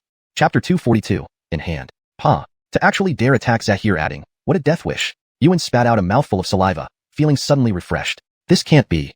You actually dared to kill Armando." Seeing Armando's body still twitching slightly, Tanner was completely stunned, unable to comprehend what had just happened. Even the gang members who were originally following him fell silent. All eyes turned to the seemingly ordinary man with fear and trepidation. Those who hadn't committed fully felt a collective sigh of relief. Tanner finally snapped out of his shock. His face turned pale, all traces of calmness gone. When Brady's gaze swept over him, Tanner froze in terror, retreating involuntarily. Brady's expression remained calm as he stepped forward effortlessly, appearing right before Tanner. Facing Brady up close, Tanner's complexion changed dramatically. He felt not a human, but a ravenous beast staring at him. Despite having many guards around him, he shivered, longing to escape. Yet he did not dare move. What do you want? I warn you, if you harm even a hair on my head, the Hua family won't let you go. Seeing Tanner's fierce yet cowardly appearance, Brady smiled warmly. Why is young Zahir so afraid? I am not some evil person. Why would I randomly hurt others? Besides, didn't I already say what I wanted? Everyone subconsciously glanced at the cold corpse of Armando, their eyes twitching involuntarily. Right? You don't randomly hurt people. You directly kill them. But at this moment, Tanner's eyes glimmered with hope. Seizing onto it like a drowning man grabbing at a straw, he hastily spoke. Martial techniques? Yes, that's what you want, isn't it? If you promise not to kill me, I'll give you the martial technique immediately. Brady's smile never faltered. Fine, as long as you hand over the martial technique, I promise I won't make another move. But Tanner wasn't foolish. You can't trick me. You have to swear that neither you nor your subordinates will kill me before I hand over the martial technique. Brady looked at him in surprise. This wasn't how the script should go. This guy has more brains than expected. Indeed, novels are fiction. Brady pursed his lips and casually replied. All right, once I get the martial technique, I guarantee you'll safely return to the Hua family. How about now? Are you satisfied? Tanner sighed with relief. Though he wished to wait until he returned home before handing over the technique, he knew if he said so, he wouldn't leave alive. Surely such a powerful figure wouldn't disgrace himself by lying in front of everyone, right? Immediately, he drew a dagger from his waist and sliced his palm mercilessly. Blood gushed out as Tanner forced himself through the pain, searching within the wound. Soon, he retrieved a shard no bigger than a fingernail. This is what you want. Brady took the shard, surprised. He hadn't expected it to look like this. The shard seemed made from bone, covered with fine, intricate writing. Glancing over, he recognized a martial technique. The Tiger Roar Divine Skill? Brady's eyes sparkled. Familiar with the fierce Tiger Blade technique, he saw the many similarities between the two. The power of this Tiger Roar Divine Skill was similar to his Tiger Aura, but after multiple enhancements, his Tiger Aura far surpassed it. Nonetheless, Brady sensed that integrating this ability into his Tiger Aura might bring an unexpected surprise. Not now, though. He needed to resolve these matters quickly. As he pondered, Tanner squirmed uncomfortably. Yuan's glaring stare intensified his anxiety. Watching Brady silently examine the shard, Tanner finally couldn't hold back. You have the martial technique? So, as agreed, I'm leaving now. He watched Brady's expression closely while inching backward cautiously. Unmoved, Brady didn't even glance at him. Seeing this, Tanner rejoiced internally, moving faster and faster. Ultimately, under everyone's disdainful stares, he disregarded dignity and sprinted away. Yuan and the others dared not act without Brady's orders, watching him vanish. Brady only woke up then, seeing Tanner's escape direction but showing no concern. Zahir adding, really let that boy go? Yuan scratched his head, unable to hold back. Brady shot him a faint look. Would you have me break my word? I dare not. Yuan stammered, bowing his head in submission. Brady scanned his surroundings, smiling slyly. But I only promised to let him live to return to the Hua family. What happens after is none of my business. Yuan stared dumbfounded, puzzled. What could they do after he returned to the Hua family? Abrielle couldn't stand it any longer, interrupting rudely. You idiot, can't you understand? Zahir adding means to strike once he returns to the Hua family. Still confused, Yuan asked, attack after he returns? Will the Hua family agree? Unless... Yuan finally caught on, looking excitedly at the composed Brady. Could Zahir adding mean, attack the entire Hua family? Abrielle rolled her eyes. It took you long enough. Yuan laughed sheepishly, scratching his head awkwardly. Heh, just took me a moment to figure it out. Zahir adding truly has more thoughts than we do. Brady gave him an exasperated look, turning his attention to Jethro, who hesitated to speak. What's on your mind, Jethro? Jethro hesitated, then spoke. Nothing, just wondering if we shouldn't reconsider attacking the Hua family. Brady regarded him coolly. We'll see how events unfold.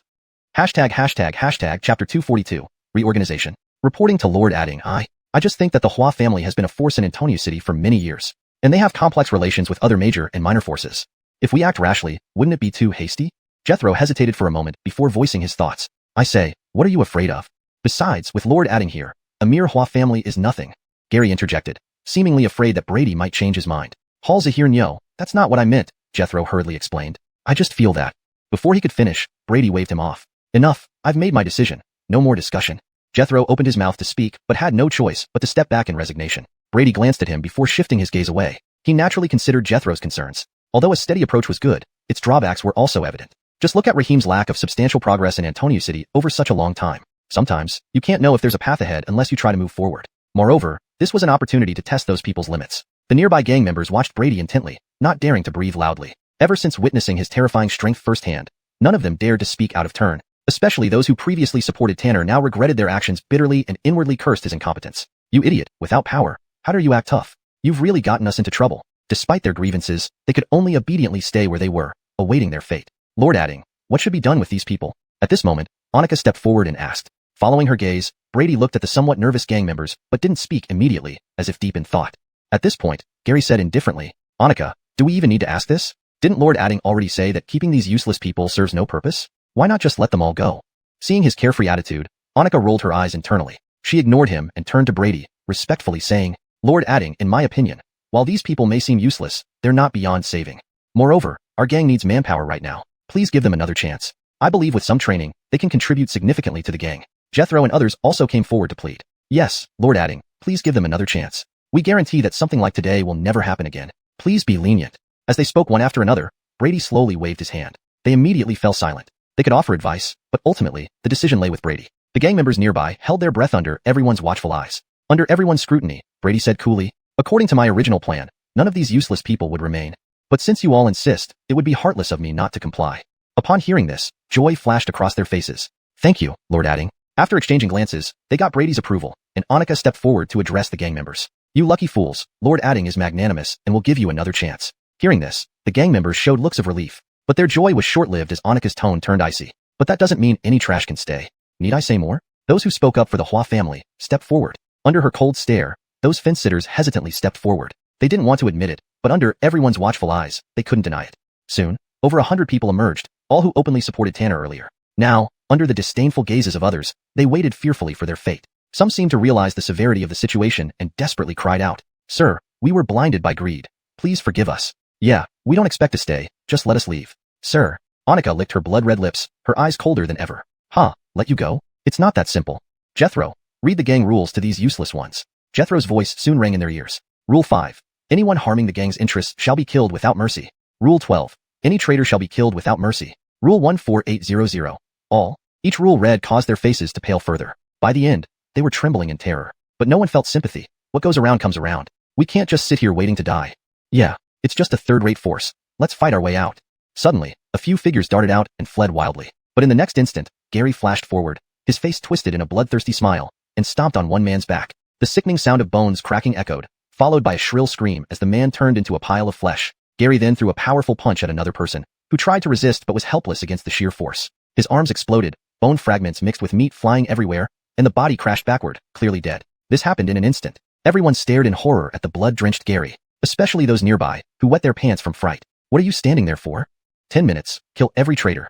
Or else you won't stay either.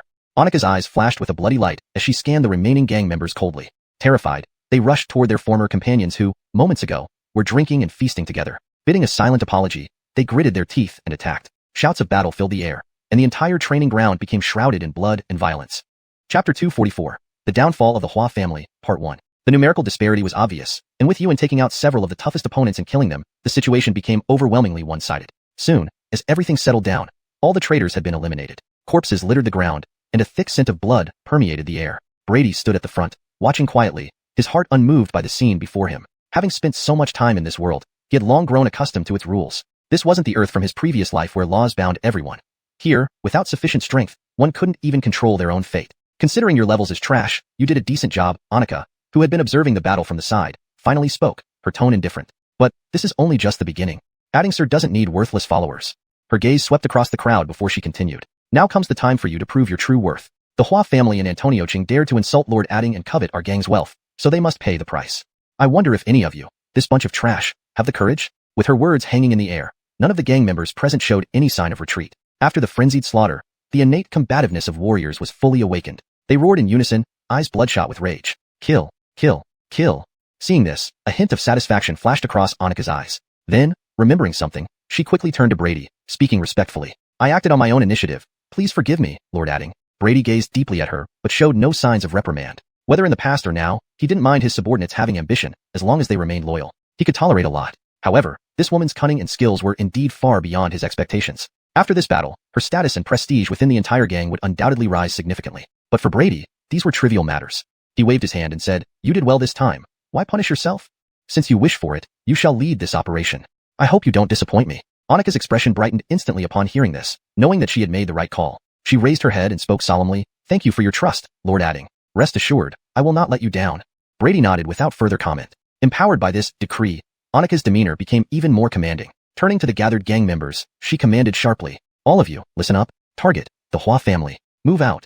Yes. With her order, the gang members responded in unison. Watching this scene, Yuan scratched his head. Strange, hadn't he done the most work? Why did all the credit seem to go to Annika? Unfortunately, no one was there to answer his question. On the other side, after leaving the Feng adding Alishan gang territory, Tanner hastily fled back to the Hua family compound without looking back. Seeing the familiar gates ahead, he felt his heart settle slightly. It's young Zhe here. Noticing his return, The guards hurried forward. Seeing his disheveled appearance, they exchanged puzzled glances. Young Zahir, what happened? Tanner's face darkened immediately at their question, seemingly recalling an unpleasant memory. Not your business. Remember, if anyone dares to spread rumors, I'll cut out their tongues. Under the fearful gazes of the guards, he strode into the Hua residence. As soon as he entered, he bumped into an elegantly dressed middle-aged woman. Ronger, what's going on? Why are you drenched in sweat? Upon seeing the woman, Tanner burst into tears. Mother. With a tearful voice, he recounted the entire event, pushing all the blame onto Brady. Adenstening to his tail, Adenao's delicate face turned icy cold. Good Feng adding a Lishan gang. A third-rate gang daring to humiliate our family. Don't worry, Ronger, I will surely get justice for you. Let's go see your father right now. That insignificant gang should not exist anymore. She led Tanner by the arm, gently tidying his disheveled hair, and together they hurried towards the inner chambers of the Hua residence. In the study of the Hua residence. Fintan, what do you mean by that? Look at how badly Ronger has been bullied. Do you expect me to swallow this humiliation? Adenao, hands on her hips, stared furiously at the middle-aged man in front of her. Fintan, the patriarch of the Hua family. Facing his wife's rebuke, a flash of displeasure crossed his eyes, but he knew better than to lash out. Behind Adenao stood the formidable Adenao family, a force comparable to the Hua family. So he calmly persuaded her until her anger subsided. Humph, whatever that Feng gang is, I never want to hear its name again in Antonioching. If you dare not act, I'll return to my natal home. Adenao sat aside, still seething with anger. Fintan's face twitched, forcing down his frustration and turning to Tanner, who stood uncomfortably nearby. Drawing on years of experience as the patriarch, he saw through the young man's lies immediately. Tell me the real story. Don't repeat those lies to me. Tanner hesitated, lowering his head guiltily under his father's piercing gaze. Reluctantly, he began recounting the truth. Upon learning the full extent of what had transpired, Fintan's expression darkened completely. Not only had they failed to obtain the secret formula, but their own cultivation method had also been stolen. If it weren't for the fact that Tanner was his only son, he would have wanted nothing more than to strike him dead on the spot. Chapter 245. The Fall of the Hua Family, Part 2. At this moment, even Adenao standing nearby showed a trace of embarrassment on her face. But since he was her son, she couldn't help but interject, Zahir, even if Ronger was at fault, how can our Hua family be so humiliated? If we don't teach them a lesson, how will the forces in Antonioching view us Hua family from now on? Enough. Be quiet. If you hadn't pampered this brat so much, he wouldn't have been causing trouble all over town. Coddling a child spoils him. Fintan shot Adenao an impatient glance. Seeing his real anger, Adenao dared not say any more. Yet the resentment in her eyes did not diminish. To her, whatever her son did was right. That lousy gang should have just handed over the secret technique. How dare they resist now? It was truly unforgivable. Fintan was well aware of her thoughts, but he also knew that explaining further to such a foolish woman would be like preaching to a cow. Moreover, he himself was unwilling to let their martial arts fall into others' hands. He then turned to look at Tanner beside him, his tone becoming more solemn. Ronger, are you sure Patriarch Hua was killed with one move? Tanner didn't dare lie anymore and could only nod honestly. Seeing this, Fintan's frown deepened. If the opponent were merely an ordinary third-rate force, then offending them would be trivial. But the current situation was clearly not that simple. He knew Patriarch Hua's strength all too well, just a step away from the blood fusion realm. Even within the entire Hua family, he ranked second among experts. And yet, he had no means of counterattack and was killed with a single move. This meant the other party must have reached the blood fusion realm. As for higher levels, he hadn't even considered it. After all, based on Tanner's description, the opponent shouldn't be over 20. Being able to reach the blood fusion realm was already extremely remarkable. Even so, a suspected blood fusion expert was enough to warrant his attention. Walking a few rounds with his hands behind his back in the study, he said sternly to the heir, "Go inform the ancestor and ask him to break his seclusion. In addition, issue invitations to major forces in my name. Oh yes, the same goes for the Martial Artists Alliance. It's about time they contributed something after receiving so many benefits from me." As his voice faded, a cold voice suddenly emerged from a hidden corner. Yes, Zahir. All three of them were unsurprised by this, clearly aware of the arrangement. After making these preparations, Fintan gave Tanner a stern look before returning to his desk. Picking up a cup of tea, he raised it to his lips, then irritably set it down again. For some reason, he felt uneasy, as if something significant was about to happen. The last time he had this feeling was long ago. Adenao, he also sensed the severity of the matter and didn't argue. She couldn't help but ask, Zahir, should I notify my father and others for help? Fintan was silent for a moment, just about to speak when a hurried voice sounded from the door. Zahir, it's bad. A group of people have stormed in. They've already killed many of our people. Crack. The teacup in his hand shattered instantly. Uncontrollable rage rose on Fintan's face, and he said coldly, "Looks like over the years I, Fintan, have been too low profile. Now even dogs and cats dare to trample us." Finishing, he slammed the table and rushed out of the door, followed by Adenao and Tanner. When they arrived at the front courtyard, they were shocked by the scene before them.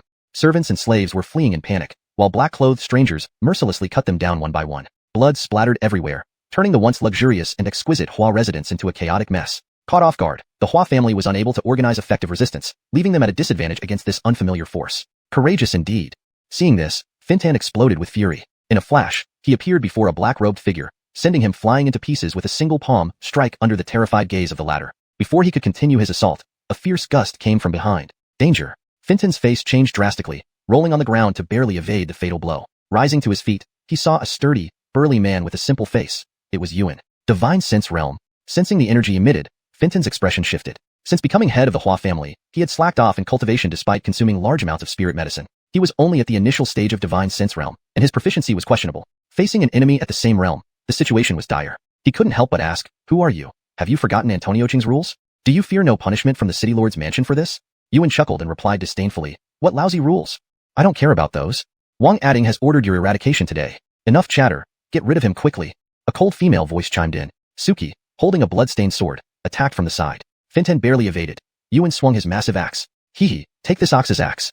Faced with two coordinated attacks, Fintan found himself hard-pressed, forced to retreat repeatedly. Seeing the unreasonableness of the opponents, Fintan was furious yet helpless. Fortunately, the Hua family responded, and several Divine Sense Realm elders joined, stabilizing the battlefield. "Family head, we come to assist you." 3 Divine Sense elders joined the fray in anger upon seeing Fintan in peril. With these reinforcements, the tide seemed to turn slightly against Yuan and Suki. Well done. Facing the siege, Yuan's smile grew crazier. Swinging his heavy axe as if it weighed nothing, he paid no heed to his injuries, striking back regardless of taking hits. Damn brute. Fintan and the 3 elders cursed inwardly, but couldn't find a way to counteract this reckless fighting style. Adventing in luxury for years, they weren't willing to die alongside a random stranger, choosing instead to retreat momentarily. From a distance, Tanner watched the battlefield intently. His face flashed with fear. Pointing towards Yuan, he stammered. He's from the Wind Spirit Moon Shadow Gang. Please let me know if you need further translation or have additional text to translate. ##### Chapter 246, The Fall of the Hua Family, Part 2. What? Fintan's eyes widened in surprise upon hearing this. He hadn't expected their opponents to act so swiftly. He had just dispatched people for reinforcements, and now they were already attacking. What puzzled him was that this so-called Feng adding a xiuxian gang did not seem as formidable as he had imagined. Initially, his family was caught off guard, but as more Hua family members joined the battle, the situation gradually turned in their favor. Even the 2 leaders of the opposing side were merely at the initial stage of the divine communication realm. Although the tactic of risking lives delayed them momentarily, the scales of victory would inevitably tilt toward them. However, the individual suspected to possess blood fusion realm strength had not yet appeared, which was something to be cautious about. But the ancestor should have received news by now. Even if that person showed up, it wouldn't cause much trouble. Just as Fintan was contemplating this, another wave of cries echoed from outside the manor. Several hundred members of the Feng adding a xiuxian gang, all dressed in black robes, rushed forward. They were the reinforcements from Yun City. Though these reinforcements might not match the power of the Antonio City branch, their overall combat efficiency was evidently superior. Moving in small teams, they struck like sharp daggers into the heart of the Hua family's defenses. With this fresh addition of forces, the previously deadlocked battle was once again disrupted. A bunch of damned fellows. Gentlemen, show no mercy and kill them quickly. Seeing his disciples mercilessly slaughtered, Fintan finally lost his temper. His body suddenly swelled, muscles layering upon each other, and his aura skyrocketed. Not only him, the other 3 also transformed similarly. In an instant, 4 grotesque, muscular figures stood before them, faces twisted in rage. Fintan's crimson eyes locked onto Yuan and Annika, and he spat out coldly, "Regardless of your origins, leave your lives here today." With the 4 opponents drastically increasing their power, Yuan and Annika, who were already at a disadvantage, found themselves in a precarious position. "Wu sister, use that move now. Old Ox can't hold on much longer." Yuan, who was receiving the brunt of the attacks, bled profusely and screamed in agony. Annika hesitated. That move was originally reserved for dealing with the mysterious Hua ancestor. If used now, they wouldn't stand a chance against a blood fusion realm expert later. But given the urgency, she couldn't afford to delay. Biting her lip, she focused on the ring on her finger, which flashed brightly. A strange blood-red orb floated into her palm, barely fist-sized but filled with compressed blood energy. "Yuan, back off immediately." She hurled the blood-red orb. As soon as it left her hand, it began to vibrate violently, cracks spreading over its surface, emitting a terrifying energy wave. Yuan immediately screeched and retreated without hesitation. Though Fintan and his group were wary, the sudden turn of events left them unable to react in time. Not good. Scatter. Fintan's pupils contracted as he felt a thick wave of deathly danger from the orb. Before they could move, the orb ceased trembling, and a torrent of blood energy erupted. In the next moment, it engulfed them entirely. Their once proud bodies crumbled like snow under the sun, melting into puddles of blood. Fintan managed only a defiant roar before being dissolved into a pool of blood. The blood-red energy spread, covering a 100-meter radius. Antoniakali, Annika and Yuan had already evacuated. They watched the aftermath, swallowing hard. The area around where the blood-red orb exploded had turned into complete ruins, and there was no sign of Fintan or the others. The ongoing fierce battle between both sides was abruptly stunned into silence. The Feng adding a xiuxian gang, however, erupted in cheers. "Your Excellency is mighty. Your Excellency is mighty." Encouraged, they charged at the enemies again. In contrast, the Hua family, now visibly shaken, fell back in retreat. Just when everyone thought the battle was settled, a furious roar pierced the air. "Stop this madness." This voice was like thunder, making everyone cover their ears in pain. Even Annika and Yuan turned pale. Not good, it must be that old guy. Their thoughts were confirmed as an elderly figure flashed into view. Emitting a fearsome aura, it was clearly the blood fusion realm expert, Godwin. Surveying the devastated scene, Godwin flew into a rage. He hadn't anticipated such chaos after just a brief seclusion. Ancestor, please help us. Hua brother has already sacrificed himself for the family. If you had come any later, our family might have perished. Adanaoi ran out from hiding, sobbing uncontrollably. Tanner also knelt beside him, recounting the entire event with a look of profound hatred. Despicable scum. Godwin glared at Annika and Yuan, murderous intent burning in his eyes. This battle would leave his family crippled, especially considering their many rivals in Antonio City. Imagining the dire consequences, Godwin's expression darkened further. He instantly appeared before the two and raised his hand, unleashing a devastating blow. Two puny divine communication ants, die. Sensing the force, Annika and Yuan's faces paled. They blocked with their axe and sword, unleashing their full blood energy. Clang, clang. With two loud metallic clangs, the spiritual patterns on their weapons flickered and dimmed. They were both blasted away, spitting blood profusely. After crashing through several walls, they landed heavily on the ground. Struggling to rise, their faces were ashen. Note: this translation maintains the original structure and style while ensuring natural English fluency and coherence. Chapter 247. Observations from all parties in Antonio City. That old man. Watching Godwin not far away, Annika and Yuan gritted their teeth, a hint of powerlessness flashing across their faces. Although they had barely managed to save their lives, both were now gravely injured. Especially the spirit artifacts in their hands. They had been shattered into two pieces during the attack. There was no way around it. The gap in strength between them was simply too vast. Even their last trump card had been expended in that last clash. Facing a blood fusion realm powerhouse like this, they had absolutely no means of resistance left. As for the surrounding gang members, they were all being suppressed by Godwin's imposing aura, struggling to defend themselves, let alone come to aid. Oh, you two have quite a bit of luck to still be alive after my attack, Godwin said coldly, his eyes brimming with murderous intent as he walked toward them step by step. But you won't be so fortunate next time. Annika and Yuan exchanged glances, hatred flickering in their eyes. They knew they were no match for him, but they were unwilling to die like this.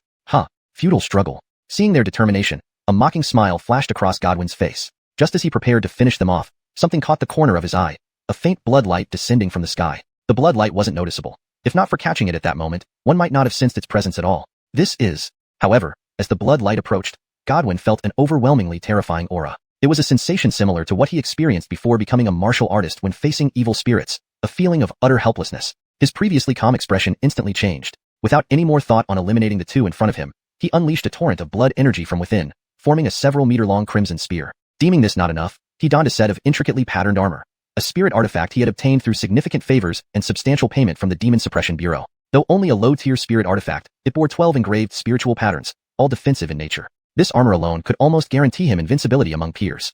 With everything prepared, the bloodlight arrived just in time. He finally saw that it encased a strangely shaped long knife. Without further ado, he thrust his spear forward with all his might. The spear tip met the knife tip. Compared to the formidable blood-colored spear, the long knife emitted no aura, appearing completely ordinary. Yet, the moment they made contact, Godwin's expression turned grave. This seemingly ordinary knife contained an incomprehensibly frightening force. His blood spear crumbled within half a second. The knife continued without hesitation, piercing straight into the armor. The 12 spiritual patterns shimmered, enveloping the knife in a faint stream of light. But just as Godwin began to feel relieved, a golden flash raced along the blade. Next thing he knew, his heavily relied upon spirit artifact armor was penetrated like paper. No. Godwin could only scream in despair as he was nailed to the ground. Ancestor. Though it seemed complex, the entire encounter, from the appearance of the long knife to Godwin's predicament, took mere seconds. Watching Godwin, now immobilized like a dead dog, all the Hua family disciples were stunned beyond belief. The stricken Godwin was filled with terror. Although impaled by the knife, such injuries weren't lethal to a blood fusion realm martial artist. What truly terrified him was the powerful blood energy residing within the knife. This foreign blood energy prevented even a single movement, rendering all his attempts futile. The blood energy was like a rock unyielding to any wave, making them worlds apart. Heaven element realm. Definitely heaven element realm. Realizing the attacker's power, Godwin's eyes revealed panic. Facing a heaven element realm expert, he was nothing more than a slightly larger ant. Desiring to plead for mercy, he didn't know who had attacked. Memories of figures surfaced and were quickly dismissed. It's Lord Adding.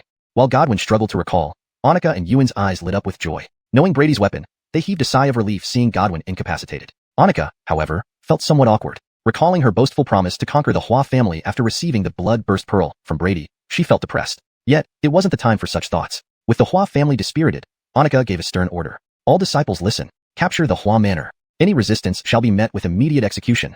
Faced with the determined Spirit Wind Shadow Gang, the Hua family put up no resistance, quickly surrendering. Occasionally, loyalists attempted defiance but were swiftly subdued. Even Adenao E and Tanner, hiding in the shadows, were found and dragged out. Looking at the paralyzed Tanner, Yuan sneered, "Heh, kid, didn't think we'd meet again so soon." Thus, the battle ended. On the other side, such a fierce daylight battle naturally drew attention from various forces. However, none intervened throughout. Was it because they didn't want to or deemed it beneath them? No, the reason was singular. In the skies above the Hua residence, Brady hovered silently. Ignoring the invisible gazes around him, he observed the tranquil battlefield below, his expression unperturbed. Haha, didn't expect you, young Zahir, adding, to display such thunderous might upon arriving in our city. A figure appeared beside him. An imposing middle-aged man, approximately 30, clad in a green robe with a gold-embossed Wu warrior symbol on his chest, radiating a formidable aura nearing peak blood fusion realm. Brady wasn't surprised by his appearance. Glancing at the symbol, he spoke indifferently. What? Do your people from the Warrior Alliance intend to meddle in this? Note, the translation maintains the original tone and structure while ensuring readability and coherence in English. Chapter 248. The Martial Artists Union's Goodwill. No, young master, adding, you misunderstand. My name is Jaggerdan. I was sent here merely to invite young master, adding, to join our Martial Artists Union. I have absolutely no intention of interfering in this matter.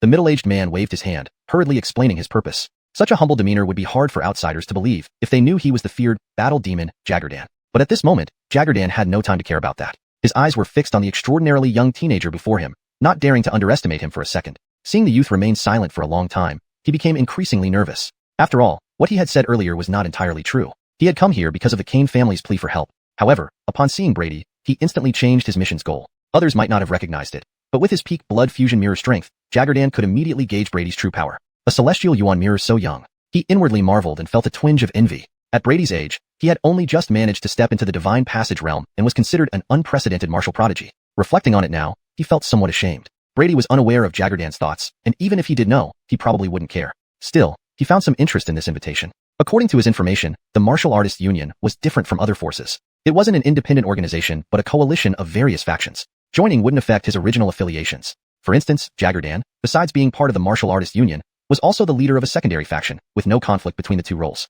This management style resembled the United Nations of his previous life. Initially established to unite all martial artists against the rising influence of spirit wielders, it may or may not have deterred them, but now, most martial artists viewed the Martial Artists Union much like the Exorcism Bureau in the eyes of spirit wielders. With these thoughts, Brady made up his mind. Looking at Jaggerdan, who seemed uneasy beside him, he spoke calmly. Tell me, what benefits would joining the Martial Artists Union bring me? Though he was powerful enough, establishing a foothold quickly in Antonioching was still challenging. The Martial Artists Union could serve as a useful stepping stone. Jaggerdan perked up, sensing Brady's implicit interest. He hadn't expected such a pleasant surprise from a casual mention. If he could recruit Brady, he would gain significant benefits himself. His smile widened as he began, young master, adding, you must have some knowledge of the Martial Artists Union. So, I won't waste time with basic details. In summary, joining will bring immediate benefits, such as access to elixirs, cultivation techniques, and even spirit artifacts. With contribution points, these resources can be easily obtained. Noticing Brady's indifferent expression, Jaggerdan shifted his tone. But those are minor benefits. The true advantage of joining is gaining protection from the Union. Brady's eyes flickered, finally hearing something valuable. Feigning ignorance, he asked, oh, what does this protection entail? Jaggerdan chuckled, explaining, as you know, spirit wielders make up more than 70% of Antonioching's major forces. 2 out of the top 3 factions are dominated by spirit wielders. Thus, our lives as martial artists aren't easy. To counter this and secure a place for us in Antonioching, our alliance leader founded the Martial Artists Union. Nodding slightly, Brady grew curious about this leader. However, Jaggerdan shook his head, stating that the leader's identity and strength were highly secretive, making even meetings rare. Disappointed, Brady dismissed it. Then after a brief contemplation under Jaggerdan's hopeful gaze, he responded calmly, it seems joining the Martial Artists Union could be a good choice.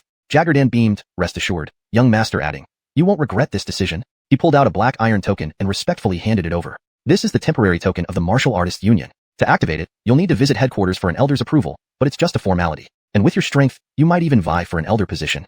At that time, I hope to rely on your guidance, Jaggerdan added humbly. Taking the token, Brady examined it, a simple piece with the word, Wu, engraved on both sides. Storing it in his spatial ring, he replied, I've taken the token and will visit headquarters when I have the time. This revision ensures that the translation reads more naturally in English while accurately conveying the original meaning. The character Wu is transliterated as Wu to maintain consistency and clarity for English readers. Wonderful. I eagerly await your arrival. Jaggerdan bowed and left. Watching him disappear, Brady's eyes sparkled. Martial Artists Union, huh? This could be interesting. Chapter 249, Time. Speed up. As this chapter draws to a close, let's turn our attention to the city lord's residence. In an antique decorated study, an elderly butler-like figure spoke respectfully. Your Excellency, it seems quite chaotic over there. Should we not intervene? Additionally, the Adeneo family has sent another plea for help, offering 3 years of future revenue.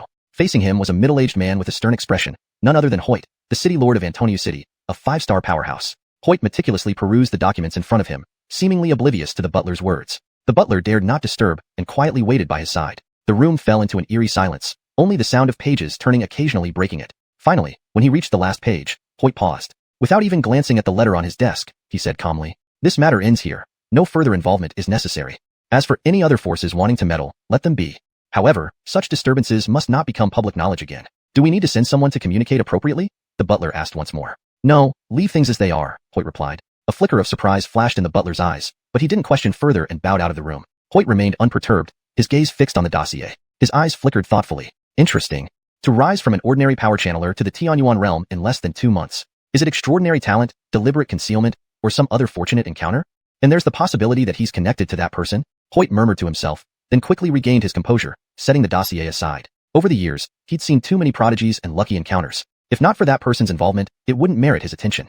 A gentle breeze blew through, flipping open the dossier to reveal a portrait within, bearing a striking resemblance to Brady. Time flies swiftly. 2 weeks had passed since the battle at the Hua family estate. Unexpected troubles never surfaced. The entire Antonio city seemed taciturn about the Hua family incident, though whether it was due to Brady joining the martial alliance and gaining an elder position, or for other reasons, remained unclear. Regardless, the current situation suited Feng Adding and Jaden well. Taking advantage of this period, they not only absorbed all former Hua family territories but also rapidly expanded their influence with their wealth. They had entered the ranks of second-tier powers. Though just a second-tier force, even first-tier entities treated them respectfully. It was better not to offend them if avoidable. Their headquarters moved from the city outskirts to a location closer to the core, expanding several times in size with various facilities, transforming into a city within a city. Disciples patrolled the grounds regularly, looking official and orderly. However, expansion brought new issues. In the main hall, heated arguments were heard. The guards at the entrance were unfazed, accustomed to such scenes. Annika, what does your phone hall mean by barging into our adding hall and taking my people without warning? Do you think I won't act? A red-haired elder slammed the table, shouting angrily. Old man, stop spreading lies. Want to fight? Step up. Annika responded coldly. The elder's anger intensified, especially with the onlooker's eyes watching. He retorted coldly. Fight then. I've heard rumors of your elusive swordplay, personally guided by Sir Adding. I, Spike Shinran, want to see if your sword is faster or my fire spirit stronger. A flame-like illusion appeared behind him, raising the room temperature several degrees. He was a spirit conduit. Others around him were unfazed, instead stirring the pot secretly, clearly enjoying the spectacle. Spike, cut the crap. Want to fight with our Hall Zahir? Pass Iron Bull first. Iron Bull stood beside Annika, his muscles bulging impressively, much larger than before. Seeing this brute, Spike's eyes twitched. His skills excelled against intricate fighters like Annika, but he was at a disadvantage against powerful brutes like Iron Bull. However, he couldn't back down now. Just as he struggled, Brevin, seated above, finally spoke. That's enough. Both Hall Zahirs are comrades in arms. Why can't you talk things through peacefully? You too, Iron Bull, temper your anger. With Brevin's words, the argument ceased. Even Spike found an excuse to sit down. While Brevin might not be the strongest, he held the title of chief, and they were technically under his authority. Most importantly, he had an incredibly influential backer. That was what made him formidable. Shifting topics, Brevin became the focus. Hee, Chief Javier looks even healthier these days. Chief Javier, any recent messages from Sir Adding? Yes, since joining, we rarely see Sir Adding. Chief Javier, regarding the essence Adinquid shares. Adinchi, standing beside Brevin, felt somewhat speechless. The gang, despite lacking blood fusion experts, had attracted many divine sense level warriors recently. Most joined recently and were relatively unknown but skilled. As the discussion continued, tension simmered below the surface. Chapter 250. The secret realm is about to open. Take for example the Taoist priest Teddy who had just argued with Witch Kyla, a level 8 spirit messenger, plus that formidable fire spirit of his. An ordinary divine passage realm practitioner simply isn't a match for him. It was this impressive strength that enabled him to grab the position of Hall Zahir right away. The other few were no easy pushovers either. Everyone sitting here had their own unique skills. Even Witch Kyla and Ewan, who had received Brady's guidance several times, could only barely maintain their hall position by uniting together. As for Rahim himself, he wasn't interested in these struggles for power at all. After Brevin tried to persuade him a few times, he gave up as well. Upon careful thought, he might as well have this guy follow him around, even if it was just for show. With this in mind, Brevin helplessly glared at Rahim. If this fellow could secure a hall position, it would save him quite a bit of trouble. Rahim responded to Brevin's resentful look by pursing his lips as if he hadn't seen it. He was always like this, not someone to be forced into anything. Seeing this, Brevin rolled his eyes in frustration, too lazy to bother with this slothful guy. Though there was a rank difference between them, they had a very close brotherly relationship in private. At this point, the noise below gradually subsided. Everyone's gaze was firmly fixed on Brevin, this lucky person. Yes, in their eyes, Brevin was nothing more than a lucky person who got ahead by attaching himself to powerful figures. Without this identity, how could he possibly sit above them and act superior? Brevin could roughly guess what they were thinking but didn't care. What's wrong with being lucky? What's wrong with relying on others' strength? Have some ability and do the same. At this moment, he wasn't in a hurry to speak. He picked up his teacup and sipped lightly, perfectly maintaining his demeanor. Though everyone gnashed their teeth in hatred, they didn't dare express it in any way. Finally, when Rahim couldn't stand watching this guy anymore and was about to lash out, Brevin coughed gently and said calmly, I know what you all want to ask, but we won't talk about that today. I've called all of you here because I have an important announcement to make. Hearing this, everyone exchanged looks, utterly confused, not understanding what Brevin was getting at. Seeing this, Brevin smiled calmly and began to explain unhurriedly. As his voice filled the room, people quickly grew either excited or pensive, their expressions noticeably changing. Inside the adding residence, Kristen sister, do you know what young Zahir has been busy with these past few days? It's been days since we've seen him. Amelia squatted in a horse stance while looking at the training ground sealed off for days, speaking somewhat boredly. Kimberly was engrossed in tending to her flowers nearby. Hearing Amelia's complaint, her watery eyes twinkled slightly. Seeing this, Amelia's eyes lit up, and she giggled as she drew closer. Kristen sister, since we're idle anyway, why don't you tell me another story about young Zahir's childhood? Kimberly reached out helplessly to poke her forehead. Didn't I already tell you several times? Haven't you had enough yet? If you keep slacking off, watch out for brother adding to come out and punish you again without food. Hearing this, Amelia's face turned miserable, clearly recalling some painful memory. Alright, I'll practice then. She immediately focused back on her training, setting aside her curiosity. Meanwhile, inside the training ground, occupying a 100-meter area, over 10 metallic puppets were placed chaotically. These puppets were cast from refined iron, virtually indestructible. Ordinary attacks probably wouldn't leave a single mark on them. However, now their surfaces were covered with countless shallow or deep sword marks. The shallower ones were as fine as hair, while the deeper ones almost split the puppets entirely in two. Especially in the corner of the training ground, a pile of completely ruined metal puppets lay there. In the center of the training ground stood Brady, holding a sword. Instead of rushing to attack the surrounding puppets, he closed his eyes slowly, as if sensing something. Suddenly, a gentle breeze blew, carrying a leaf that drifted down slowly. In the instant it brushed past his eyebrows, Brady moved. Instantly, over a dozen afterimages appeared in the training ground, each lifelike and vivid, like real people. They chopped or slashed, and the sword shadows swept across all the puppets simultaneously. When he retracted the blade and stood still, the leaf landed precisely on the tip of the sword. Next, accompanied by a faint crack, countless dense sword marks appeared on all the puppets. Ultimately, these carefully crafted metal puppets crumbled uniformly into numerous fist-sized fragments amidst a loud boom. Amidst this wreckage, Brady stared intently at a few relatively intact puppets, frowning deeply, seemingly dissatisfied. He muttered to himself, "It seems the fourth move of the immortal killing sword technique is much harder than I imagined." In the last half-month, he had hardly been idle. By day, he practiced sword techniques at home or met people from various forces. By night, he searched for malevolent spirits throughout Antonio City. Admittedly, with its millions of residents, Antonio City's frequency of malevolent spirits far exceeded a small city like Yuncheng. While not reaching a disaster level, it certainly caused considerable headache to various forces. Even ferocious-level malevolent spirits appeared often in recent days. Despite having many strong practitioners, Antonio City remained overwhelmed under these circumstances. Therefore, despite Brady's continuous elimination of malevolent spirits all night, no force paid him any attention. Still, they couldn't help but speculate on his relentless pursuit, wondering if he bore deep-seated grievances. Regardless, his efforts made life easier for everyone these past few days. Consequently, they were more tolerant towards Brady's Moon Spirit Wind Shadow Gang, considering it a favor returned. As for Brady, besides earning goodwill from various forces apart from the Demon Suppressing Bureau, he also gained ample points. To him, this place was almost heaven. But not everything can go smoothly. For instance, his cultivation had practically stagnated, and the immortal killing sword technique seemed to have hit a bottleneck. No matter how he tried, he couldn't make any progress. Exhaling a breath of air gloomily, Brady flicked his blade lightly. The leaf trembled and instantly disintegrated into dust, drifting away in the wind. Seeing the mess around him, he decided against continuing practice. Calculating the time, the secret realm near Antonio City should open soon. Hopefully, the things inside wouldn't disappoint him. Cleaning up a bit, Brady left the training ground. Chapter 251. A Gathering of Forces. Zahir, your seclusion has ended? Seeing Brady appear, Adintal Lu instantly cheered and ran up to greet him. Kimberly also put aside her beloved flowers, her eyes gleaming with joy as she looked at Brady. Brady nodded, took the towel offered by her, and casually wiped his face. By the way, did you take the chance to slack off during my seclusion? Adintal Lu never slacked off. Don't believe me? Look. Hearing this, Adintal Lu immediately rolled up her sleeves. After a period of training, her originally slender arms had noticeably, become more robust. Originally, Adintal Lu was quite worried about this. In this world, most women still considered slimness as beauty. Especially thinking of her future image as someone strong and stocky, she couldn't help but look distressed. However, Brady paid no attention to this. Seeing her worried expression, he casually comforted her. These people don't know anything. Women are better when they're a bit more sturdy. Skinny ones barely have any meat on them. What's there to look at? You can trust Zahir. Only strength is the most important. At worst, if you fancy someone from another family in the future, just snatch them back forcefully. With these words, all her concerns were immediately dispelled. Her eyes sparkled, seemingly genuinely considering something. Even Kimberly, looking at her tender arms, fell into deep thought. Seeing the two women's strange behavior, Brady didn't overthink it. He first went to see his parents. After chatting with them for a while, seeing the conversation drifting towards troublesome matters, he decisively left the adding residence. East Street. This was the most bustling area of Antonio City. Amidst the crowded streets, Brady walked casually, seemingly without any particular destination. Greetings, Zahir adding. Before long, Brevin appeared with several subordinates, respectfully bowing before him. The surrounding civilians seemed accustomed to this scene, glanced for a moment, then resumed their activities. That's enough, get up.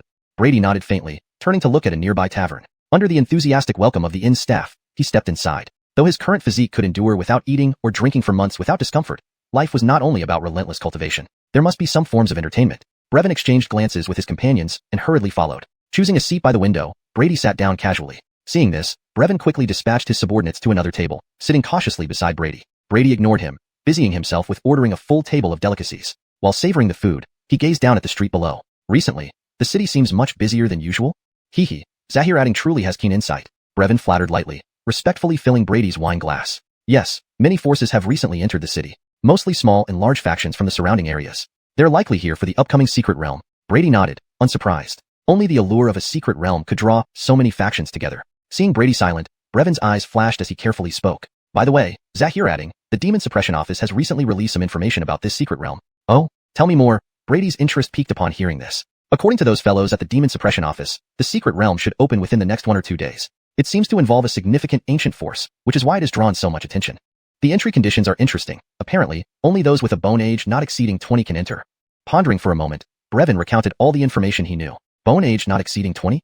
Brady's brows furrowed upon hearing this. Not that he was worried about not meeting the criteria. After all, this body's bone age hadn't exceeded 20. However, such age-restricted secret realms usually aim to select suitable successors.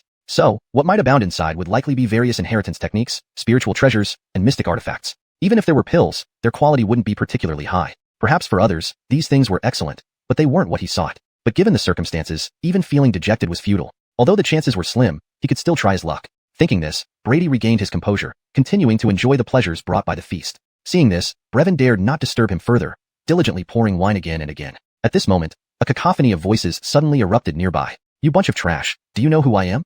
A group of uncouth yokels, daring to interfere with me without finding out who I am? Do you believe I can have you thrown out of Antonia City with just one word? The speaker was an effeminate young master. Surrounded by many guards, he sat arrogantly in a chair, pointing at 3 men and a woman before him, looking domineering. The 4 facing him were all very young. From their attire, they didn't seem to belong to any faction in Antonia City. They were likely here specifically for the secret realm. As for the cause of the conflict, it was evident from the tear-streaked woman being taunted by the young master. Xuanhuan, the arrogant one, is named Riker. His family, the Xue clan, ranks among the top-tier forces in Antonia City. They've frequently sent envoys to contact our gang recently. As for the other 4, I haven't seen them before. They're probably from other cities. At this point, Brevin explained in detail. Hearing this, Brady's expression remained unchanged. His focus returned to the dining table, seemingly uninterested in the commotion. Brevin, unable to fathom Brady's thoughts, didn't press further. Incidents like this happened daily. He had no mood for meddling. Meanwhile, the dispute escalated into outright conflict. You scoundrel, Annie doesn't care who you are. Encountering me is your bad luck. Let's see how you fare. Suddenly, the seemingly frail woman among the 4 shouted and lunged forward with her sword. From the formidable power of her swordplay, it was clear she wasn't ordinary. The other 3 exchanged glances. Though somewhat helpless at her impulsiveness, they quickly joined her, fearing she might get hurt. A group of damned peasants. The young master clumsily dodged the woman's thrust, anger flashing in his eyes. He turned to his guards. You bunch of useless trash, are you just standing there? Get them now. Chapter 252. Secret Realm opens. A disagreement led to an immediate brawl between the 2 parties. The innocent bystanders watching the spectacle suffered as well, pummeled by flying dishes and furniture, ending up with bumps all over their heads. Curses and reprimands filled the air, turning the scene into utter chaos. Even some soup splashed near Brady's feet. Brady's brow furrowed. Being disturbed during his meal was clearly unpleasant. He wiped his mouth with a silk handkerchief and lost his appetite looking at the spread of delicious food before him. Forgive me for disrupting your enjoyment. Seeing Brady's displeased expression, Brevin hurriedly stood up, somewhat nervously explaining. Brady waved his hand dismissively and spoke indifferently. The food here isn't bad. Have the chef prepare another set, and pack it to take home for my parents to try. With that, he didn't even glance at the ongoing battlefield, standing up and leaving immediately. Watching Brady's retreating back, Brevin opened his mouth but ultimately chose silence. At this moment, his subordinates approached, but Brevin ignored them, feeling somewhat depressed. Lately, Brady had been busy secluding himself, and even he, who was quite close to Brady, rarely got to see him. He had hoped to make a good impression on Brady today, but a bunch of unexpected individuals ruined his plans. Thinking of this, Brevin turned angrily towards the brawling groups and roared, "Everyone stop fighting now!" The loudness of his voice startled the fighters. "Why are you shouting so loudly?" one remarked. Riker, noting Brevin was merely a spirit communicator martial artist, scoffed at him with disdain. However, guards who recognized Brevin whispered urgently in Riker's ear. Realizing the situation, Riker's face turned stunned. It seemed he had run into trouble again, first with the unruly youth, and now someone his father strictly warned him never to offend. Seeing Brevin's enraged expression, Riker quickly put on a pleasant smile despite not knowing what offense he had committed. "What a coincidence to meet you here, Chief Javier. I insist on treating you today. Won't you honor me with your presence?" Brevin glanced at him coldly, not intimidated by the powerful faction behind him. "Young Xuanhuan is too polite. However, I don't have such a high status that warrants your generosity. Let's skip this meal." Riker's face stiffened as he awkwardly responded. "If Chief Javier has important matters, then I won't disturb you further." He prepared to leave with his guards. But Brevin's calm voice halted them. "Wait, did I say you could leave?" Riker forced a laugh while suppressing his anger. "Is there anything else Chief Javier needs?" Panning around at the disorder caused by the fight, Brevin said, "Young Xuanhuan destroyed many items. Isn't it fair to provide compensation?" "Not much, just 10,000 taels will do." 10,000 taels. Why not rob directly? Riker almost blurted out. Recalling his father's warnings, he clenched his teeth, pulled out silver notes from his pocket, and slammed them on the table. Satisfied now, Chief Javier? Seeing Brevin unmoved, Riker left with his men, looking like they were trying to escape something worse. Brevin felt a slight release of pent-up frustration. He wasn't worried about offending Riker since his gang status had risen significantly after Briar Adding joined the Martial Artist Alliance. Indicating his subordinates to collect the silver notes, Brevin took out the smallest denomination and handed it to the innkeeper. Don't think I'm stingy. This should be enough to replace 100 sets of furniture. By the way, pack all the specialty dishes and deliver them to this address. He left with his men. The innkeeper looked at the note in his hands, wanting to cry. Those were all made of purple wood. At this moment, the woman whom Riker had harassed suddenly knelt before Brevin. Thank you, sir, for your help. I am deeply grateful. She paused, sneaking a glance at Brevin's face before continuing. I wish to repay you as a beast or slave in my next life. Fortunately, Brevin missed the deeper meaning. Observing her beauty, especially her eloquent eyes, he thought Riker couldn't resist her charm. But this wasn't his problem. Waving her off impatiently, he said, Enough. I didn't come here specifically to save you. If you have nothing more, leave. You might not be so lucky next time. Seeing Brevin's cold expression, the woman turned pale and didn't dare speak further. Hey, aren't you too harsh? Exclaimed the fiery-tempered little junior sister among the four men. The other three immediately pulled her back. This noble sir, please forgive our junior's impertinence. Recognizing even the arrogant Riker behaved so humbly, this ordinary-looking spirit communicator must have extraordinary backing. Brevin gave them a chilly look and coldly turned away, saying ominously, Behave yourselves. Relieved, the trio bowed. Meanwhile, the kneeling woman thanked them profusely. Though I have no talents, I would willingly serve you as a servant. The men exchanged looks, revealing their reluctance. They bore significant missions and couldn't afford extra baggage. Understanding their thoughts, the woman's eyes dimmed. I may have overstepped. I'm alone and defenseless in the city, and now pursued by villains. Without your protection, I fear I can only preserve my honor through death. Tears streamed down her cheeks, evoking pity. The men couldn't resist. One nodded vigorously. Fine, you stay with us. That bully won't dare approach again. But no need for servitude, let's be equals. They helped her up. Her faint scent and soft body flushed the young men red. The sturdily built youth shook his head, dispelling any unpleasant thoughts and asked in a calm manner.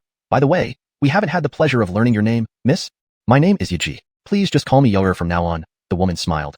Her exquisite features making the three men momentarily lose their senses. Hee, no need for formalities. Feel free to call us by our names as well. The young junior sister glanced at their dazed expressions, frowning disapprovingly. For some reason, her feminine intuition sensed something amiss about this woman, yet she couldn't pinpoint what it was. After all, from any angle, the woman appeared to be nothing more than an ordinary lady without cultivation. Deciding to dismiss her suspicions, she focused on the present situation. Seeing the trio fawning over the woman, she felt inexplicable annoyance. Enough, look at you three, acting like complete fools. Haven't you forgotten what Zahir said before leaving? She continued sternly. Embarrassed, they scratched their heads, accepting the scolding quietly without a word of protest. Unnoticed by them, Yaji's eyes flashed with a subtle, almost imperceptible glint. One day later, a few miles away from Antonio City, a dazzling beam of light shot into the sky. Its formidable might could be clearly seen from anywhere within Antonio City. The secret realm has opened. Quick, let's go. Don't let the Demon Suppression Bureau snatch the opportunity. At that moment, nearly every force in Antonio City was in utter frenzy. The Demon Suppression Bureau had never disclosed the location of the secret realm, for obvious reasons. Thus, all factions within Antonio City had been eagerly awaiting this moment. Inside Brady's residence, he opened his eyes abruptly after meditating. It finally begins. Immediately afterward, a faint sound of breaking air filled the room, and Brady vanished without a trace. Zahir, Sheila prepared this porridge especially for you. A dental Lu pushed the door open, finding the room empty. She paused for a moment before realizing what had happened. Humph, Zahir is so annoying, always leaving without saying anything. Though she frowned, she had long grown accustomed to this behavior. Cloudy Poison Valley. This place was only a few miles away from Antonio City, enveloped in toxic mist and harsh conditions. Normally, nobody dared to venture here unless they had a death wish. However, today, its tranquility would soon be shattered. Amidst rapid bursts of breaking air, numerous figures poured into the valley like locusts. Every face carried an intense fervor, afraid of falling behind even a step. Of course, this was because Cloudy Poison Valley was the location where the secret realm had opened. Already gathered at the heart of the valley were members of several powerful factions who had received early information. Among them was the Moon Spirit Wind Shadow Gang. Everyone watched expectantly as a twisted rift hovered mid-air, evidently leading to the entrance of the secret realm. The rift wasn't large, merely the size of a standard doorway, flickering in and out of sight as if it could vanish at any moment. Several demon suppression envoys stood around it, each holding peculiar instruments while diligently stabilizing it. With their efforts, the originally unstable rift finally began to settle. Seeing this, the crowd grew restless. Had there not been more demon suppression envoys standing guard, they would have already rushed in masse. After all, who wouldn't want to seize the first advantage by entering the secret realm ahead of others? Otherwise, why would they have paid hefty sums to acquire insider information? Why hasn't the quota been released now that the secret realm is open? We didn't spend such resources just to watch a show. An elderly man with white hair and beard, exuding formidable life force, could no longer hold back. He was clearly a Wu Dao Zahir at the xuanhuan stage. As he spoke up, other factions joined in agreement. Sensing the situation spiraling out of control, the Demon Suppression Bureau finally intervened. Silence! A stern voice boomed, and a terrifyingly oppressive woman emerged slowly. Her presence immediately calmed the chaotic scene. Even the elderly xuanhuan master involuntarily shrank back, daring not to speak further. For this woman was none other than Amabel, a 5-star powerhouse within the Demon Suppression Bureau. Surveying the area with a brief glance, Amabel addressed everyone calmly. Please remain patient. While the entrance to the secret realm has opened, it isn't fully stabilized yet. If anyone enters rashly, it could cause the entrance to collapse. Of course, if someone doesn't believe me and wishes to enter now, I won't stop you. Just don't blame the Demon Suppression Bureau if something happens. Her final words were directed at the elderly xuanhuan master, who awkwardly bowed. Inspector Dumu, you misunderstand. We trust your judgment completely. Those who had previously backed him quickly turned away, pretending not to be involved. Satisfied, Amabel coldly harumphed and returned to her team. Chapter 253. The end. A new beginning. TSK. These guys just love to humiliate themselves. From the position occupied by the Martial Artist Alliance, a sleazy-looking individual remarked with disdain. Brady gave him an indifferent glance, but did not respond. This person was named Dennis and was one of the 5 elders of the Martial Artist Alliance. Initially, in order to test whether he had the qualifications to join the Martial Artist Alliance, the two had fought fiercely. Ultimately, Brady, with a marginal advantage, successfully defeated him and became the 6th elder of the Martial Artist Alliance. In public discourse, the Martial Artist Alliance was portrayed as highly united. But after joining, he found it was far from the case. Within the entire alliance, everyone operated independently. Their relationships weren't particularly bad, but they certainly weren't good either. Among the elders, Dennis, being the 5th elder, was the only one who had a relatively decent relationship with him. The other elders were barely on nodding terms. They were in a state of peaceful coexistence, provided neither side provoked the other. As for that mysterious leader of the alliance, despite being a member for so long, Brady had never even met them face to face. Of course, to Brady, these things were trivial. All he needed was this platform. Still, Brady always felt somewhat displeased about the rankings. Seeing that Brady didn't respond, Dennis didn't mind and instead quietly approached, wearing a lecherous smile. Hey 6th didn't you see how Duanmu Inspector's figure is? Sk. If I could marry her, I'd be willing to die right now. Adding up to his name, Dennis's character was quite despicable. Especially his mouth often got him into unnecessary trouble. If it wasn't for his formidable strength, he would probably have been killed long ago. Brady avoided his approaching body and said coldly, you want to die? Don't drag me along. Also, didn't I tell you not to call me by that title? Or do you need another discussion with me? What's wrong with 6th? Isn't it more intimate? Dennis muttered. However, seeing Brady's icy expression, realizing he wasn't joking, Dennis immediately raised his hands in surrender. Fine. Briar 6, okay. It wasn't hard to understand why he did this. Their last sparring session was a nightmare he didn't wish to recall. Looking at Brady's youthful appearance, he couldn't help but think, this guy has such monstrous talent, not to mention his formidable strength. I wonder how he trains. Brady didn't care what he thought and remained focused on the nearby crack, his eyes narrowing, lost in thought. Soon, 10 minutes passed. Just when everyone was growing impatient again, Jerry finally reappeared. The passage has stabilized completely. You can enter now. Also, remember this. The secret realm will close in 3 days. If you don't want to stay inside permanently, note this time. As previously arranged, top-tier factions get 50 spots, first-tier factions 20. Decide among yourselves. Due to the limitations of the secret realm, bone age must not exceed 20. Otherwise, you'll be obliterated by the internal formation. Of course, if you want to try, I won't stop you. After saying this, Jerry surveyed the crowd. Finally, all gains within this secret realm, we, the Demon Suppression Bureau, will take 30%. I trust you understand this, yes? Her words prompted a mix of surprise and excitement among the crowd. No one objected, clearly already aware of the rules. Without wasting any more time, the pre-decided candidates rushed into the rift. The older members stayed outside to oversee matters. With most people entering the secret realm, Brady finally looked away and turned to Brevin and the others who were eagerly waiting behind him. He spoke calmly, let's go. Yes, Zahir adding. They perked up and followed Brady into the rift. Seeing everyone from various factions enter, Jerry turned and said, all right, dismantle the array outside. Following her command, those forces outside, who had been trapped for half a day, rushed over with red eyes. Despite their burning resentment towards the calm leaders of major factions, they dared not say anything. They obediently listened to Jerry's instructions. Even though they were unhappy about needing to hand over 60% of their gains upon return, this was not the time to worry about it. They hurried into the secret realm, knowing they were already late. Watching each figure rush into the secret realm like moths to a flame, Jerry's face remained cold. These people all dreamed of making it big. But little did they know that even shortcuts weren't for everyone. How many would actually return? 3 days later, the once tranquil entrance of the secret realm began to violently fluctuate. Someone's coming out. Leaders and elders of various factions stood up, looking forward expectantly. Every opening of the secret realm was undoubtedly a gamble for them. If lucky, they might gain valuable items. If unlucky, they might lose everything. Under everyone's gaze, a slender man emerged. Seeing the crowd, he cautiously glanced around before attempting to leave hastily. Suddenly, amidst the amused looks of various factions, a spectral giant hand appeared, lifting him and slamming him onto the ground. The man was about to lash out, but saw Jerry's cold eyes. He swallowed his words and smiled awkwardly. I wonder why Director Duanmu stopped me? Jerry gave him a disdainful look. Did you forget the rules I mentioned earlier?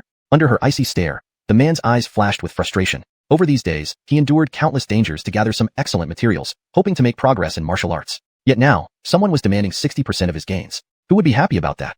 But power prevailed over wishes. Besides, these rules were clearly stated at the start. Most ignored them due to their eagerness to enter. Now, the Demon Suppression Bureau was not negotiating. Two sturdy men walked over and lifted him before a special mirror. The mirror, a unique consumption-type spirit artifact linked to the secret realm, could detect the aura of items inside. Quickly, under its illumination, all items the man tried to hide were revealed. Watching his gains be taken away, the man's face turned livid, but he could do nothing. Facing the colossal Demon Suppression Bureau, a mere divine-level martial artist had no recourse, nor would his backing faction dare challenge them. This was the world's rule. Inferior strength meant subjugation. All right, scram. After confirming everything, the Demon Suppression Bureau let him go. Humiliated, the man gritted his teeth but had no choice but to comply. But it didn't end there. Seeing no faction aiding the man, several pairs of eyes glinted sinisterly. Although Jerry noticed their intentions, she didn't bother to intervene. As long as things didn't get out of hand, these matters were not worth her attention. On the other side, more and more figures appeared from within the crack. Most of them looked ragged, their eyes still filled with lingering fear. Clearly, the scenery inside the secret realm was far from what they initially expected to be blissful. Adink the previous man, these people either voluntarily turned in their gains or were, voluntarily, made to hand over most of their harvests. Although there were occasional disturbances, overall, everything proceeded smoothly. Under such circumstances, a group of nearly 10 figures slowly emerged from the secret realm. Upon their appearance, they garnered considerable attention. After all, unlike others who were in disarray, this group looked relaxed and even their clothes weren't particularly dirty. It was as if they had been on a leisurely trip rather than entering a perilous secret realm. But when they saw the leader among them, everyone's eyes lit up with recognition. No wonder, with that monster around, it must have felt like a vacation. Hee, Briar 6. Sixth Briar, it seems you've had quite a good harvest this time.